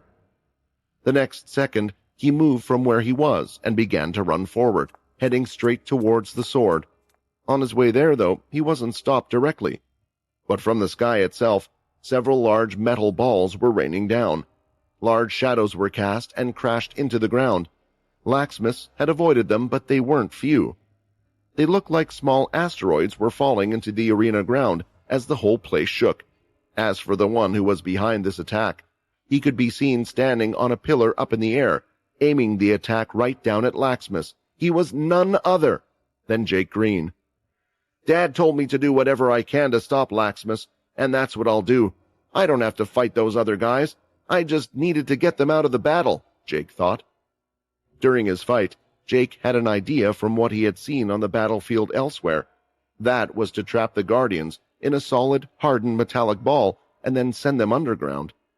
He followed the place, but it wasn't a permanent solution to the problem because he knew they would eventually get out, and there was also no way for him to attack them while they were in the solid ball of metal. Nevertheless, he had made it so thick and heavy that it would be troublesome to get out, even for someone with similar strength. However, there was also their shadow. With their shadow, the Guardians could phase through material things, which was why Jake, using the power of his third ability, was able to do something. He injected a portion of his electrical power into the metal ball before it formed. As a result, he constantly created lightning, and they would rebound inside the metal ball. After all, the lightning inside the ball wasn't meant to defeat them. He wouldn't be able to continuously supply it with his MC cells, but it was just to paralyze their body to make it so they could not use their shadow power. During this time, Jake was ready to do battle with Laxmus and was heading his way until he got a message from his father. "Although I said to do everything you can to stop them from getting Vincent, that doesn't mean you have to put your own life on the line. You understand that, right?" Hearing his father say these words for the first time, to him, the one that the world dubbed the best, made him a little nervous. For one, the Blade family relied on using other abilities for their powers. It was their weakness, which was why the strength of the Blade varied depending on those around them. There was only one that had overcome that weakness, and there had never been a Blade like that person since then. Still, Jake thought he could make a difference with his soul weapon, and he needed to use his head more in battle, combining his multiple powers to create the most decisive attack. It looked like Jake could not hit Laxmus a single time despite all of this. In his frustration, he raised both hands above his head and created a huge, solid object. At first, he used the earth ability to mold the large piece of land, and then he hardened it with his hardening ability, and lastly, he used his lightning powers to give it an electrifying edge. Hurling it with his strength and pushing it with his telekinesis, it looked like the moon itself was being hurled straight towards Laxmus. But for Laxmus, there was still the sword to deal with. Now upon him, he had dodged the sword by bending his back, not using any of his shadow powers, and then grabbed onto the weapon's hilt with both hands. However, the enormous blood energy made it hard for him to use his hands, and the sword's momentum pulled him back in the direction he came from. Powering more energy into the sword and the large planet-like structure moving towards Laxmus, it looked like any second it would hit him as the shadow had covered his entire body. Suddenly, Laxmus opened his mouth wide, and a large red beam came out of his mouth and hit the large object created by Jake Green. This attack of his held the solid object in place, and at that moment, he closed his mouth and spun his body with the sword in his hand, swinging it at the large object. It cut right through the solid object and let off a series of explosions as the red aura spread throughout the arena. It looked like Laxmus had used his own energy, as well as diverted Vincent's energy on it, and now the large object was seen crumbling to pieces and falling to the ground. As for the sword, it was now in Laxmus's hands. "The sword is in my hand now, and you three have annoyed me." Laxmus took a deep breath as the shadow left his body and instantly shrouded the whole arena.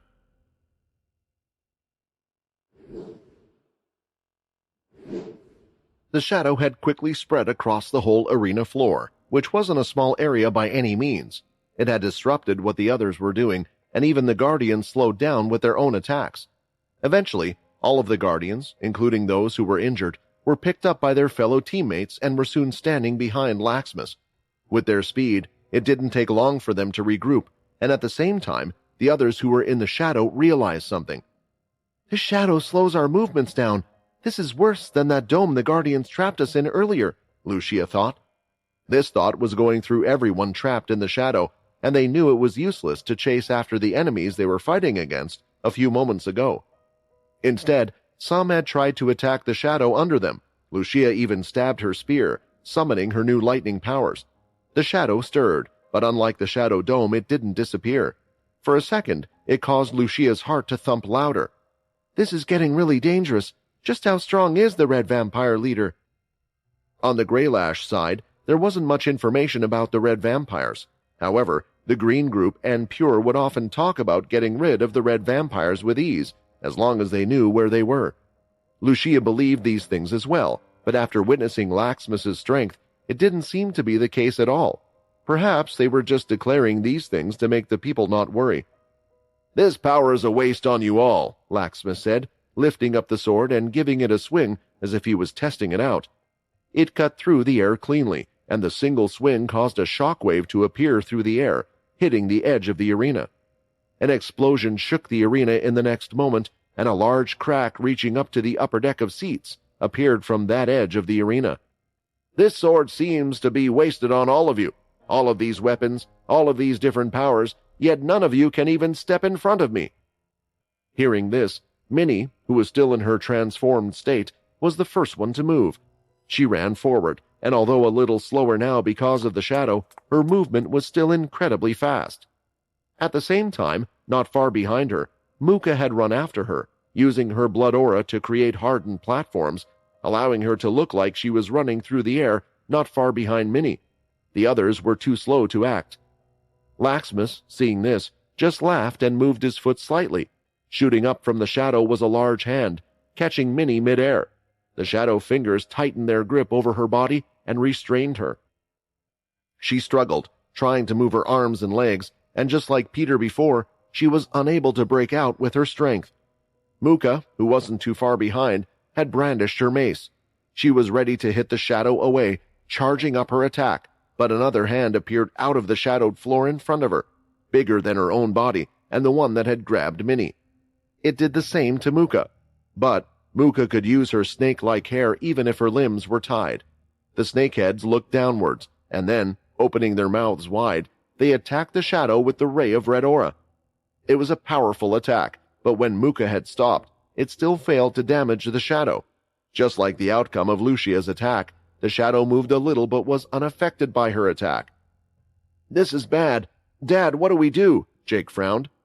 Unfortunately, though, Logan didn't have an answer, as he found himself speechless. Everything they knew about the shadow, from Quinn and Arthur, all of the information they had, seemed like it was useless now. It was clear from the beginning that Laxmus's shadow was different from Quinn's. Logan knew it was, but he just didn't know to what extent, and he was hoping it wouldn't be this powerful, but it was, and he had a strong intuition that this was not the limit. More big shadow hands with pointed dangly fingers began to sprout from the ground. They had grabbed everyone one by one and held them tight, just like with Minnie and Muka, and no matter how much the others struggled, they couldn't break free from the powerful shadow hands. The last person to face the shadow was Peter. He stared at the ground in front of him and saw the ripples appearing on the shadowed ground beneath him. Then he did the same as he had done before, concentrating his energy directly on his fists. The moment Peter saw the hand start to appear, he punched his fist down into the ground as hard as possible. A large wave of energy blasted the shadow hand, and the force instantly obliterated it. He looked around and noticed that he wasn't one of the only ones who wasn't trapped by the strange shadow power. There was someone else who had managed to avoid the grasps of the shadow hands, and that was Vincent. Strangely, there was no big attack from him or some type of trick or even any special technique. Instead, just like Peter, when seeing the shadow underneath his feet start to shift, he quickly knelt and placed his palm on top of it, and in the end, the shadow hand had never appeared. The two of them looked towards Laxmus again, and Vincent could see the guardian he was up against earlier was standing behind the former, but was directly staring at him. "I know what you want me to do. You want me to give up and accept your offer, but I haven't used everything I have yet, and I'm not the type to trust others so easily," Vincent thought. "Well, it looks like not all of you are useless," Laxmus smiled. "However, I have lost my patience. I know my presence here will bring more of you to me soon, and I am not in the mood to deal with that. And since we're meeting after a long time, I will be keeping this weapon as a gift." It was then that Vincent himself was the one that started to laugh. "Ha ha, thank you for holding on to that weapon. Indeed, it is my final gift to you." Then, holding out his hands, Vincent twisted both of them in a circular shape. The second he did that, the sword began to glow bright red, and a red thread appeared that linked directly to Vincent's hand. In the next second, the sword had sprouted multiple lines out. They were so dense that they looked like a pair of wings ready to grab Laxmus, and that was what they did. The red threads didn't stop shooting out from the sword and had wrapped around every part of Laxmus's body, and when Laxmus tried to break out of the strings he was tied in, It didn't go as easy as he had expected. I had that sword for a long time, and I too have been able to figure out the multiple different things that I can do. On top of that, there was something else that Vincent was able to do with the sword that only he could do. Perhaps there was someone else who could do it as well, but he was one of the few. Summoning the red aura in his hand, Vincent then created 2 orbs of red aura. Reacting to this, the sword was also growing redder, still tied to Laxmus's hand, which was exactly what Vincent wanted. Then, as he threw both of his arms forward, the red aura headed straight for Laxmus. In the next instant, it blasted Laxmus, and the explosions of red aura went off from the sword, covering the entire arena. The explosions were so intense that Laxmus's whole body was enveloped in them, vanishing him from everyone's sight. Blood aura could be used in several ways, and over the years, vampires have discovered many uses for it. Hardening the aura to use as armor over their bodies, or using it as a pure form of energy to create temporary weapons. The normal blood attacks, such as the blood slash, allows them to release the blood energy their bodies created. Some vampires could then use their blood control to move the blood aura or enhance it somehow. However, the energy while out would dissipate as it hit objects or was in the air, and unless used to take a specific shape, it would just damage the other like a blast. What the others were witnessing was some of the most considerable amounts of blood aura they had seen. It exploded in one place, where Laxmus once stood. Those that were close moved away but could still feel their skin burning from the energy in front of them, and it was making their stomachs feel a little queasy. The energy had gone upward and looked like a giant flame ready to pierce the sky. Then finally, it reached the top of the arena. The people who were outside, seeing this, were a little panicked. "Green City was meant to be safe. How could something like this happen?" One of them quivered, falling to his knees. The robots that were stationed around wouldn't let anyone enter the arena and stood strong in their position. "Looking at the report, the only ones that have died were the ones that Laxmus used his shadow on," Logan analyzed. "And from what I can see in the replays, his skill looks and acts similar to Quinn's Shadow Eater skill. So did Laxmus modify the Shadow Eater skill that also works on humans and has the same effect as it has on the vampires? If that's the case, how many human lives had he made to suffer over the last millennia to get his shadow this strong?" It was a worrying thought, but seeing that Vincent still had some tricks up his sleeve, he was hopeful that this would be the end of Laxmus. But of course, no matter what, he couldn't let him get to the people.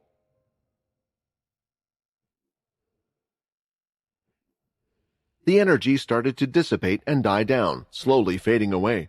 It was a tense moment for them. All the shadows on the ground had already begun to retract as soon as Vincent started his attack. The shadow hands binding them had long disappeared, and the shadow was reneging into Laxmus. So whether it vanished because of Laxmus's death or not, they weren't so sure. Finally, the dust cleared, and they found nothing in the spot where Laxmus stood earlier, not even his body. Instead, there was a large hole in the floor of the arena. The hole was deep enough to pass through the vast city platform, and one could look down and see the sea waves cruising. "He's gone," Jessica said. "That fake Quinn guy.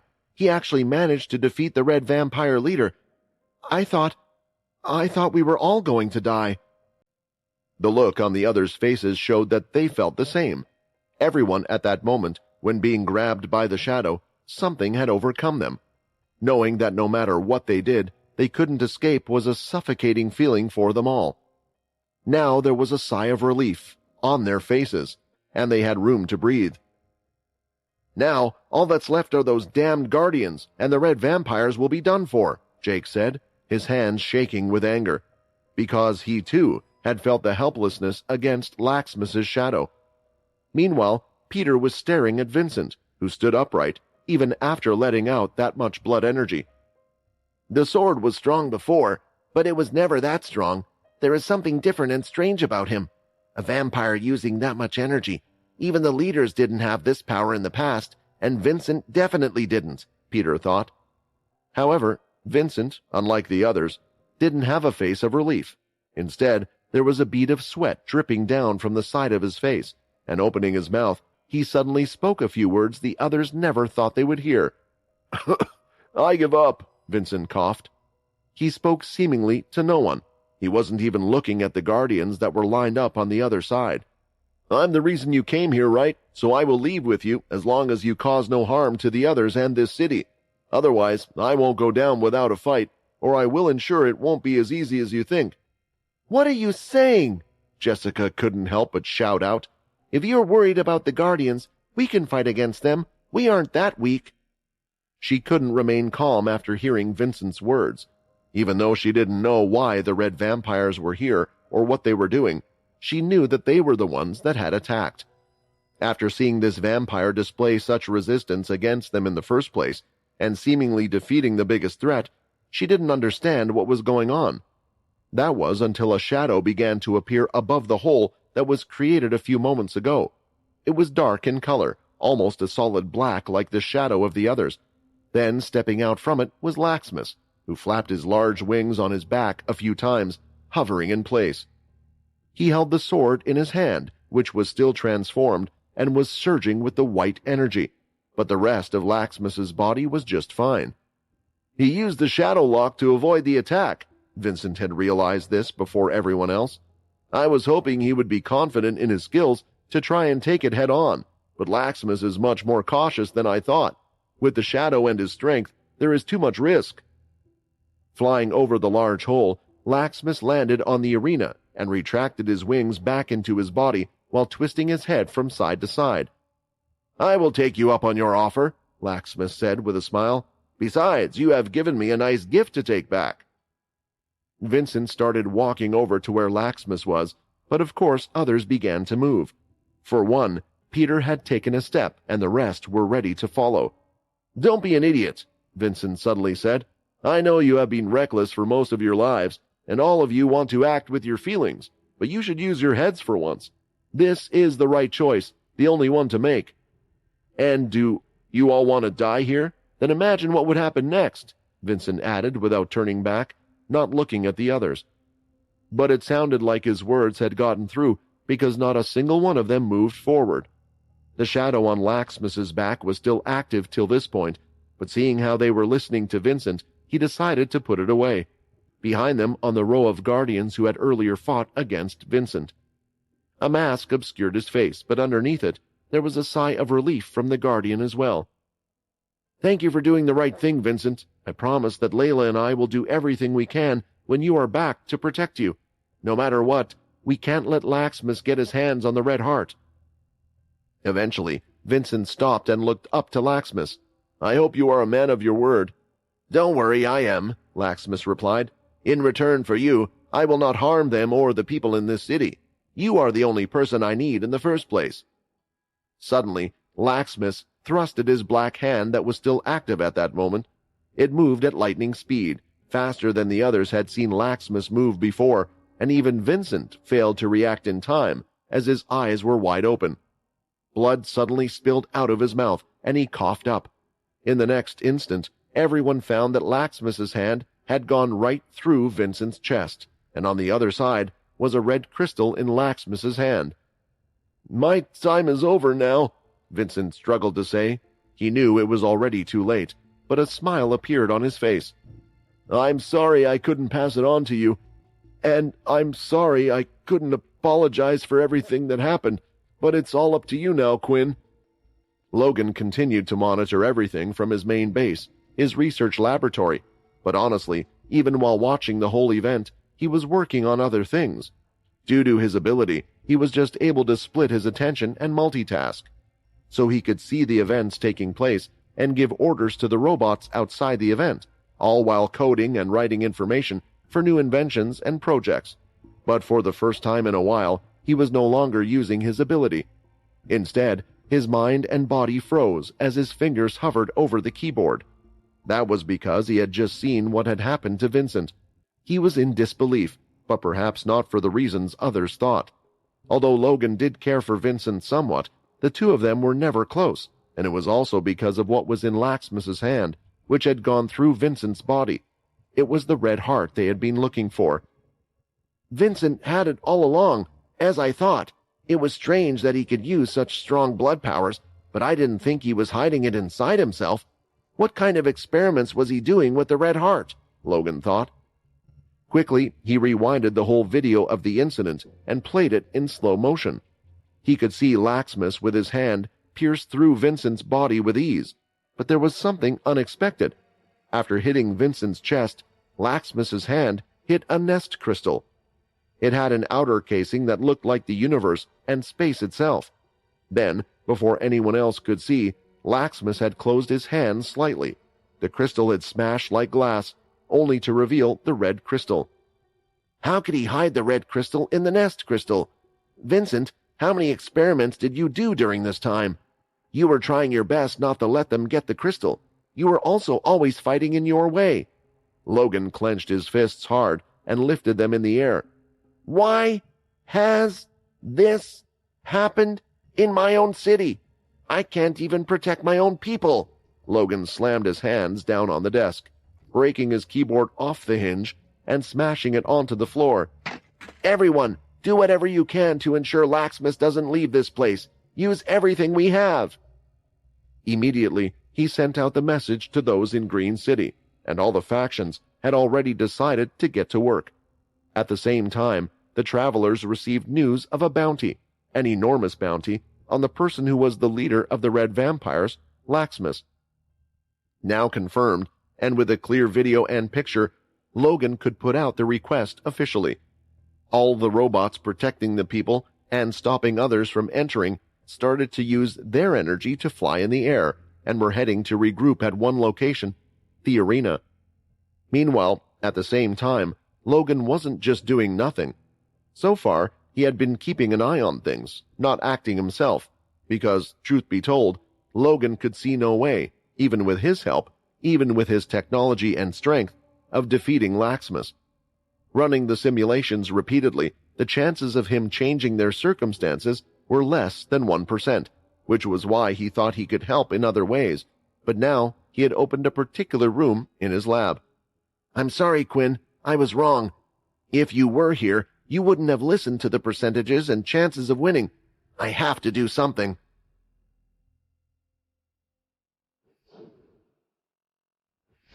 On the arena ground itself, Laxmus could see the people entering through the stage where the crowd had been overlooking the event, the robots flying in the air surrounding them all.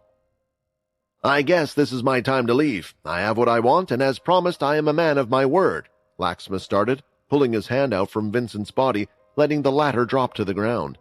He fell on the arena, putting up nearly no resistance, and the back of his body just hit the floor and his hands fell to the side. Blood was pouring slowly from his back. In the next second, and the shadow shrouded Laxmus and the other guardians. It enveloped them like flames, and before anyone could react, the shadow disappeared, leaving no one on the spot. They were gone. We have to help the fake Quinn, Minnie shouted. Everyone decided and ran over to where Vincent was, including Peter, not knowing what they could do, but in the end, the one that had reached him first was someone else. Crashing down in a white suit of armor was what looked like another AI robot, only it was different from all the others. It had several gold details and a golden mask that was made of one piece covering its face.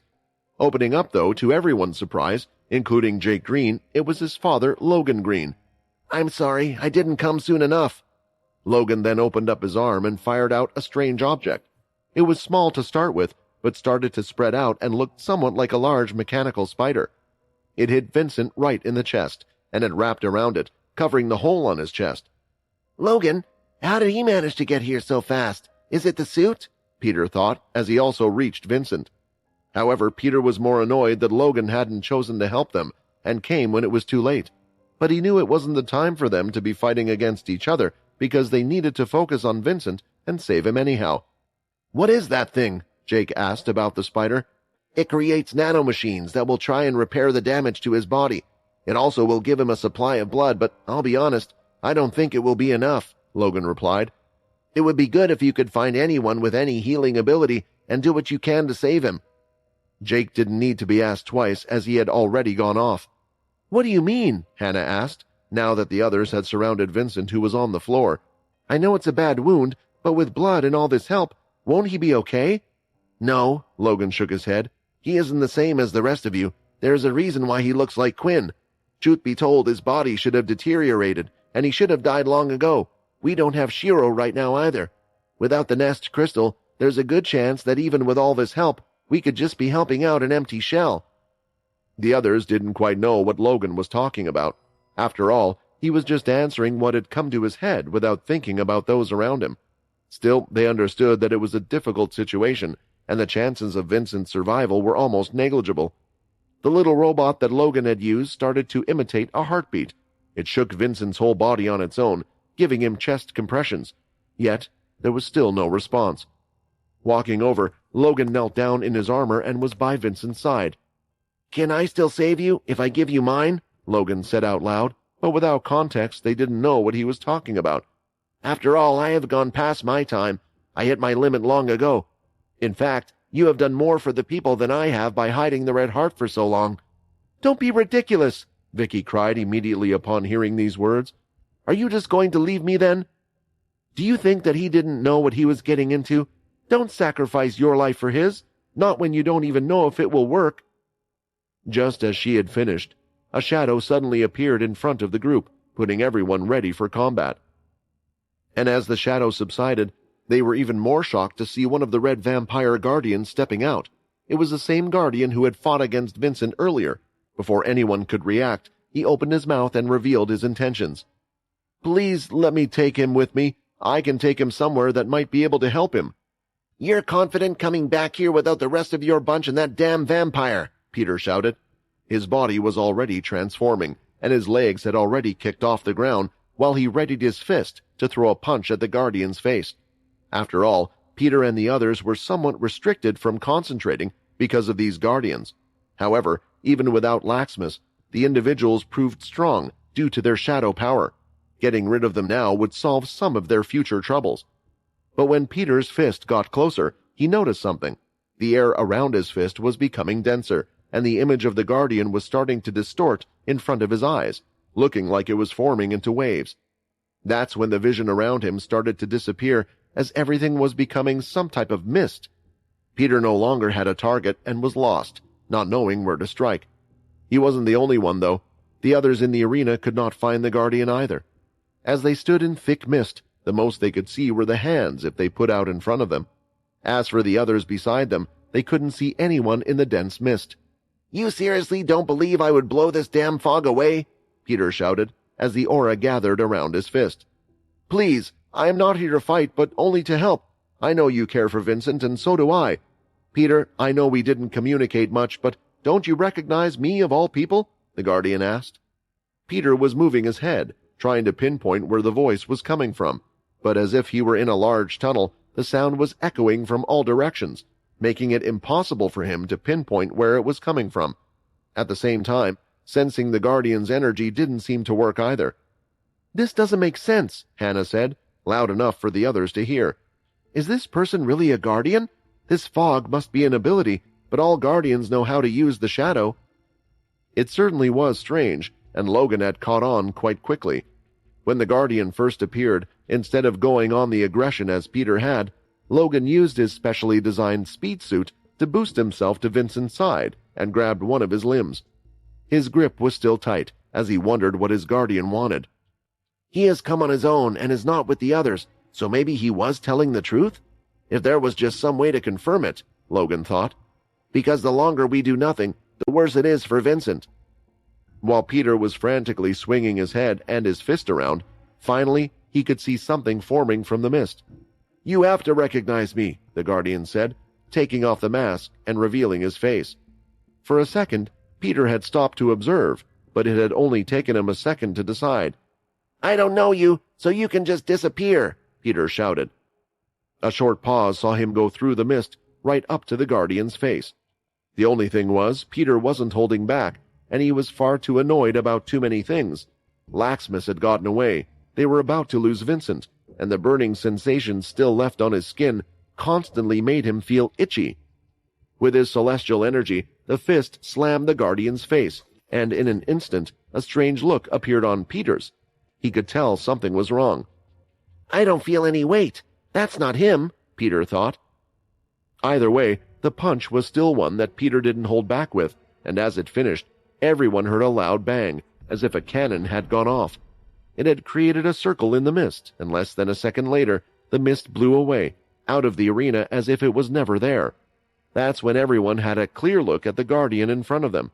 "Damn it! I thought everyone here would at least recognize me," the Guardian complained as everyone stared at his face. "I can't believe you would rely on him to recognize you instead of me," Logan said, walking forward. "Although he was always around Quinn's side, don't you know that his memory is like that of a goldfish?" Stopping for a second, Peter looked at the person again. Even while trying to imagine what everyone in his memory would look like after 1,000 years, he still couldn't pinpoint who the person in front of them was. "I know you as well. You originally belonged to the first family and then moved up your ranks in the 10th family," Muka said, walking forward. "You are Xander." There was a sigh of relief from Xander that quite a few people had recognized him. He still looked close to his age before, around 15, only slightly older. Skilled vampires could, as long as it wasn't too long in their life, control what age they wished to look like well. Why Xander had chosen this age was his choice. Either way, it had worked out for him. "You were part of the 10th family and helped run the place frequently with Timmy. Is that why you wish to help Vincent?" Logan asked. This, in reality, was a trap, because Logan knew that Xander wasn't part of the 10th family when Vincent was in charge. Right now, someone could be using a name and appearance to trick them. Logan was cautious after all these years, and he had to ensure the right person was in front of him.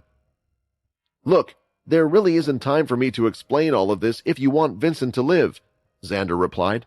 "I don't really care for him that much, but I will listen to whatever Layla says, and if she wants me to save Vincent, then that's just what I'll do." The others were ready to act at any second. They had their weapons drawn. After going through what they had been through, they would never trust anyone who was linked to the Red Vampires or the Guardians again. "I'm not stupid. I know you can easily beat me," Xander replied. "And I know you might not like me, Peter, because we got on the wrong foot, but believe in us. Believe in Layla." Ultimately, it came down to Logan to make the decision. He was holding Vincent, and his little spider-like device was active on the latter's body. "If I'm by his side, then there will be even more chance of his survival, so take me with you," Logan asked. This surprised the others, and whether they thought it was the right thing to do or not would be saved for another time, and it didn't matter anyway due to Xander's answer. "No, I can't do that. We can't just bring people to the Red Vampire's base. If people were to find out, that would be a disaster for us all, and we already have enough on our plate to deal with anyway." It looked like Logan had made his decisions as his grip weakened, and he slowly placed Vincent on the floor. "Do whatever it takes to keep him alive." Logan stepped away, and the others did nothing. They knew they had no chance if Logan couldn't save him, so it was most likely the best thing to do for Vincent himself. Quickly, Xander walked up to Vincent's body and grabbed onto him. In the next moment, shadows began shrouding both of them, and his head was the last part to obscure. "I hope we will meet again." Xander was gone. Some of the others fell to their knees in exhaustion, believing it was over and had to be over. Yet, at the same time, some felt defeated by what happened. "What are you planning to do now?" Muka asked. "What's your next step? The Red Vampires just left in front of us." That was when Muka could see a smile appear on Logan's face.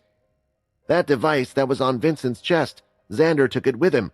The device just revealed its location to me, so we will return the favor they have done to us tenfold." Looking over to Vicky, Logan nodded before saying, "Contact the Blades and tell them to call Syl."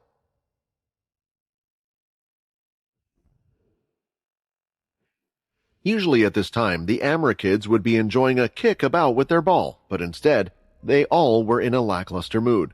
Solus hit the ball, barely kicking it off the ground, only moving it 2 feet before it landed. Walking over to the ball he had just kicked, he sat down and placed 2 arms on his hips, while the other 2 were on his face. None of his friends had even turned around to look at the ball. "I guess none of us are in the mood to play?" Gina asked, standing next to Solus and looking at all the others, who seemed to be sulking equally.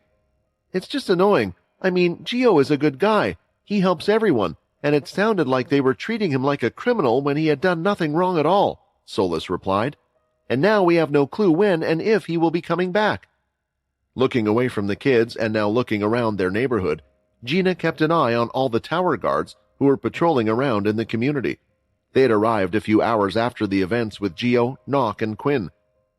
After seeing them off at the entrance of the tower, upon returning, the people had found out that 3 units with their squad leader had arrived.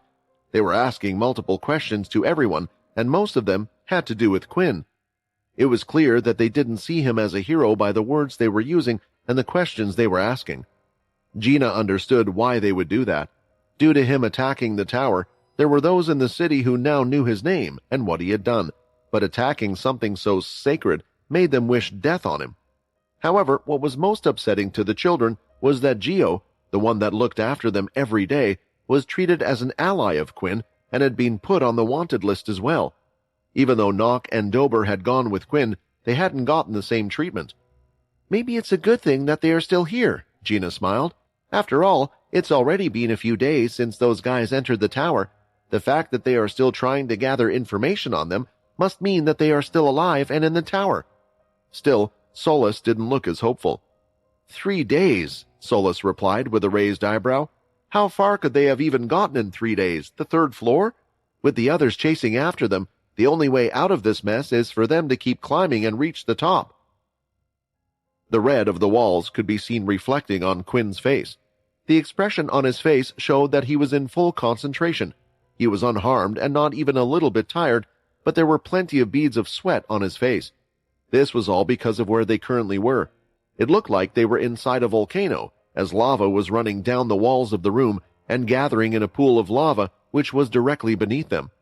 When looking up, one could only see a large red wall that was endlessly high. It was as if there was no ceiling at all. "I never thought that I would be fighting like this, but nothing seems to be working on you so far," Quinn thought, tightening his grip around the weapons in his hands, allowing more blood to fall to the floor.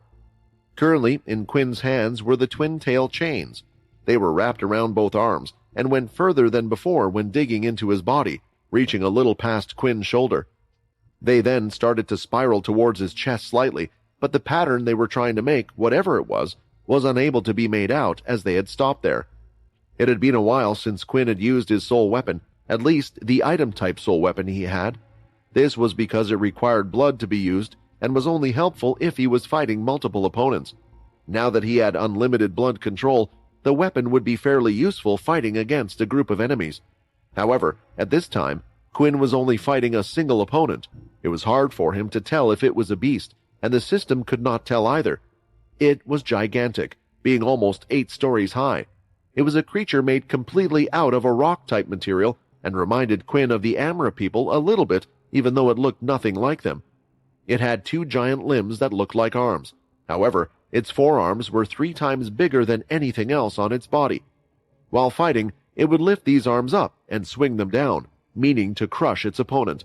The only thing was, when it had attempted to do this at Quinn, it hadn't worked out too well for it. He had punched upward, destroying the giant creature's arm.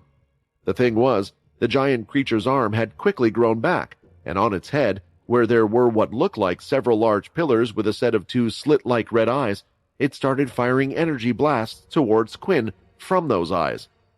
Quinn was able to avoid all of them quite easily, and using his blood powers, hard fists, and martial arts, he had punched the giant creature, destroying several parts of its body bit by bit.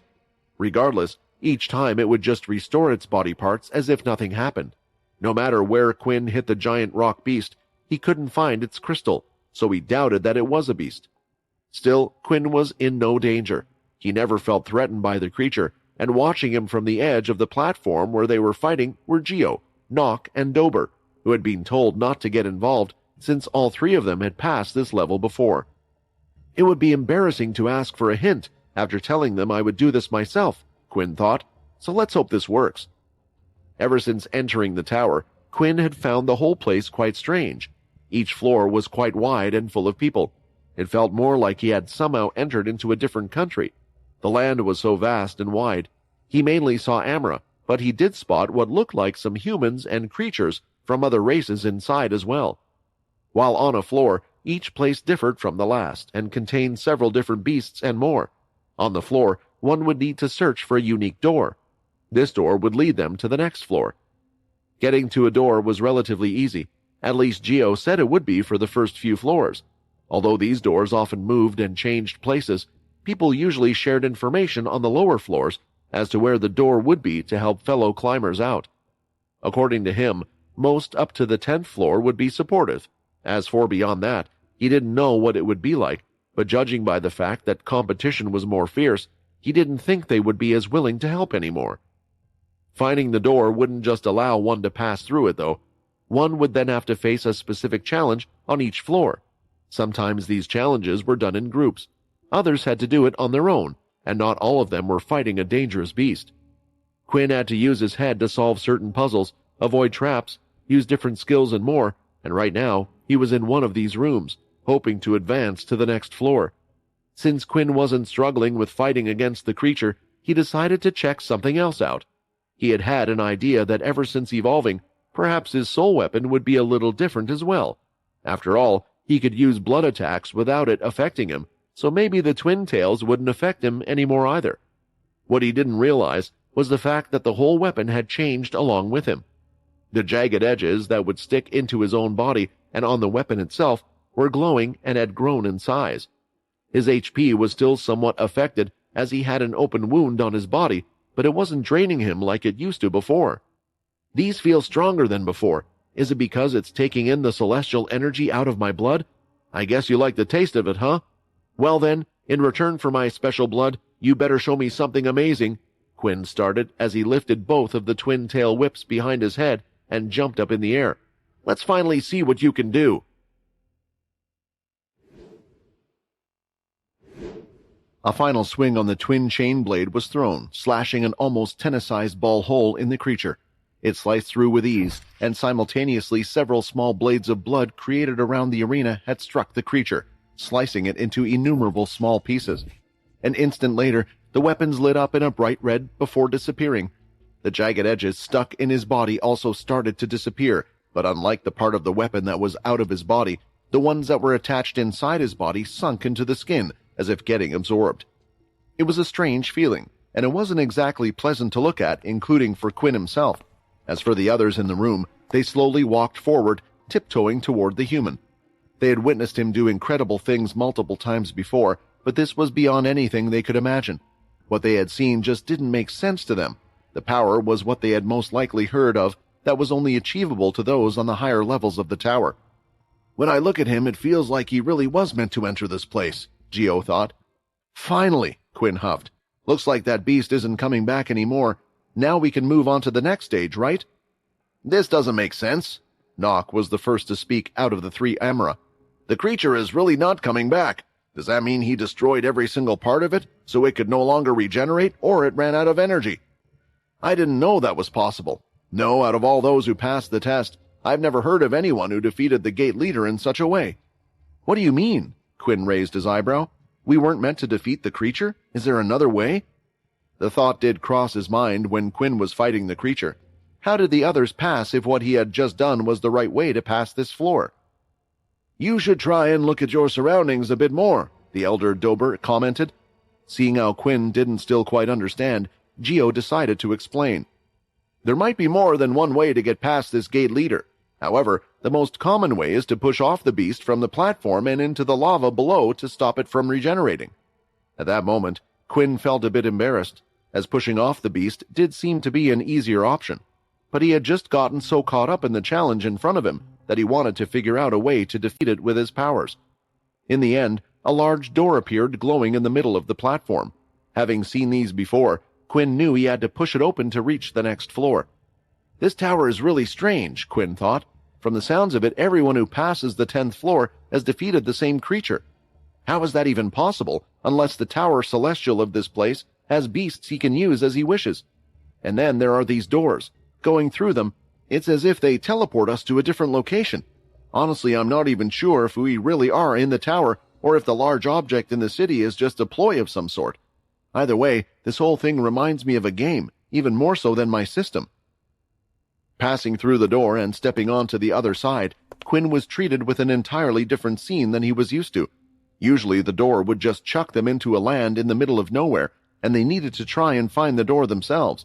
However, they were in front of what looked like a town this time. It looked similar to what Quinn was in before.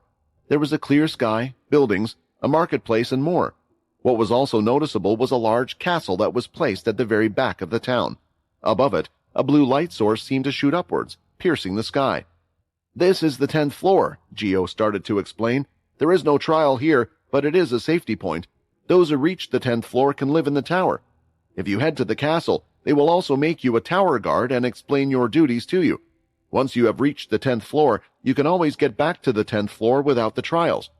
Of course, there will be those from higher floors down too, and also, as I just said, if you choose to leave, you can always come back and come straight to the 10th floor. Of course, you can choose to go back as I did, or you can serve the tower and continue to climb." Immediately reaching the 10th floor, Quinn noticed something: the weight on his body. Once again, it felt like the gravity had increased, and his movements were slower than before. Geo noticed Quinn moving his hand about multiple times, and it was getting faster in seconds. "I hear the higher levels get worse.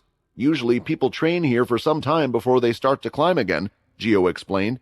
"We might have a problem with climbing, though," Nock explained. "The door to the next floor is in the castle itself.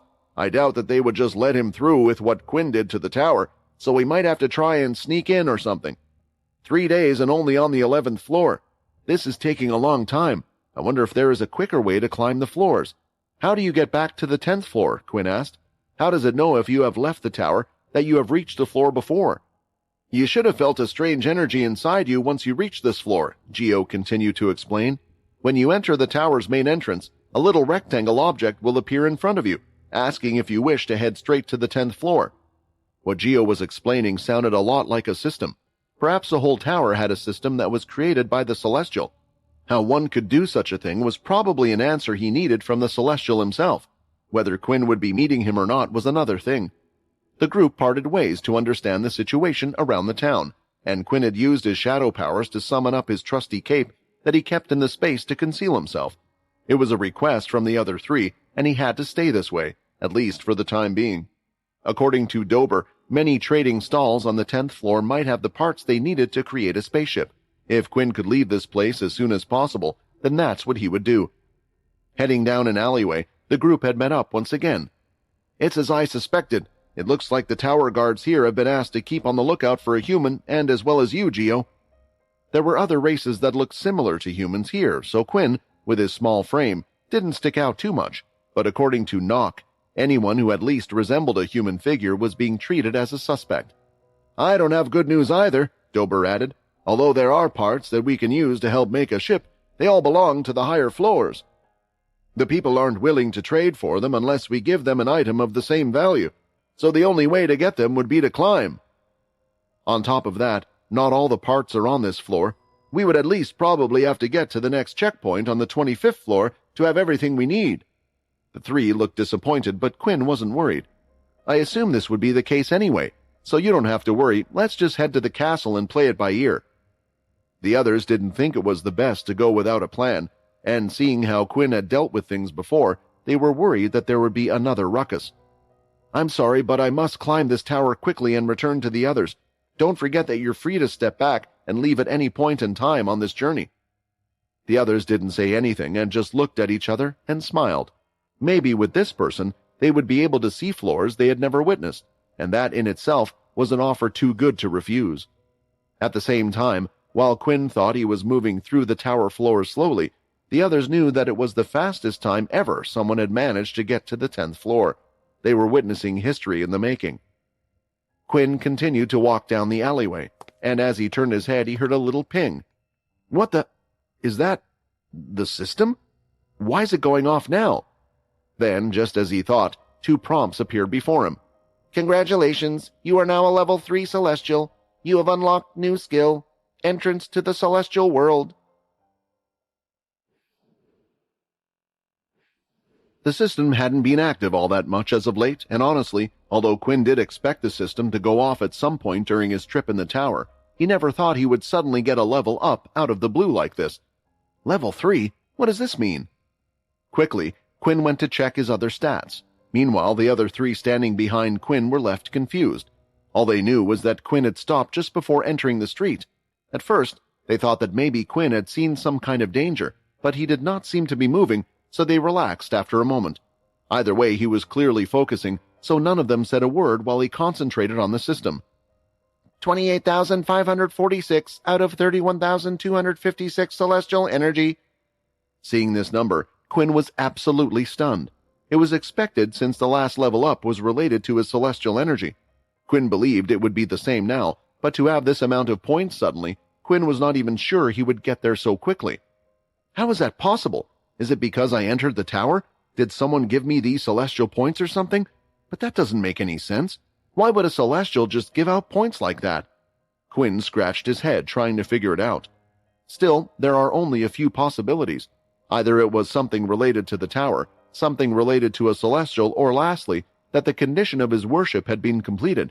If it was the latter, Quinn could think of a few things that would have caused the level up. Perhaps Andy had spread the news of the ritual to the other vampire bases that were located away from Earth, but whether or not it would amount to this, many vampires, Quinn didn't know. Then there was Logan and Xynon.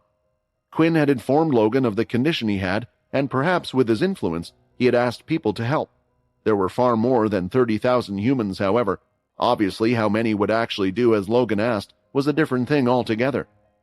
The other person who could be responsible was Xynon. Quinn also thought that if the request was made by him or Logan, then perhaps he would be able to convince his people as well. Either way, it now meant he had a lot more points to play with.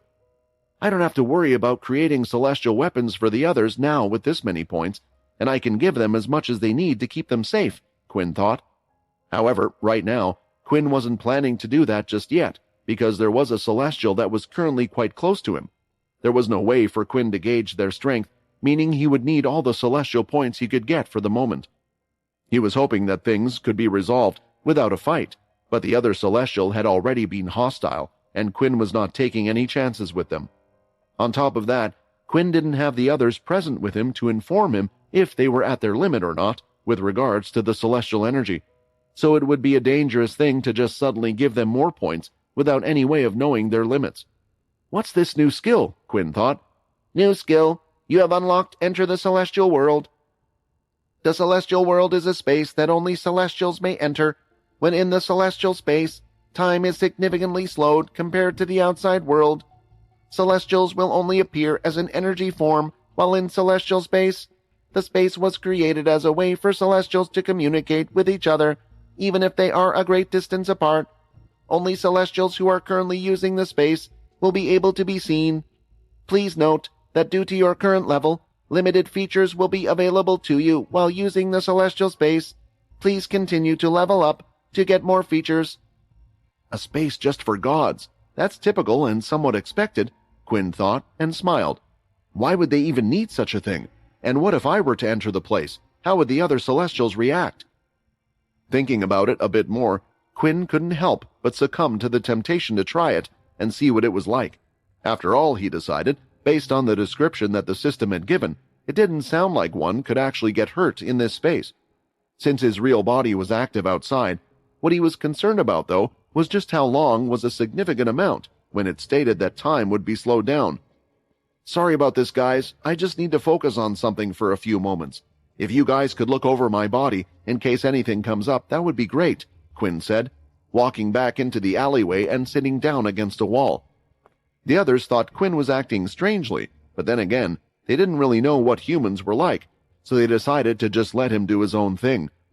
I have to enter that space. If there are other Celestials in there, then maybe there is a chance that Bliss will be in there as well, and she might have an answer on how to get me out of this place.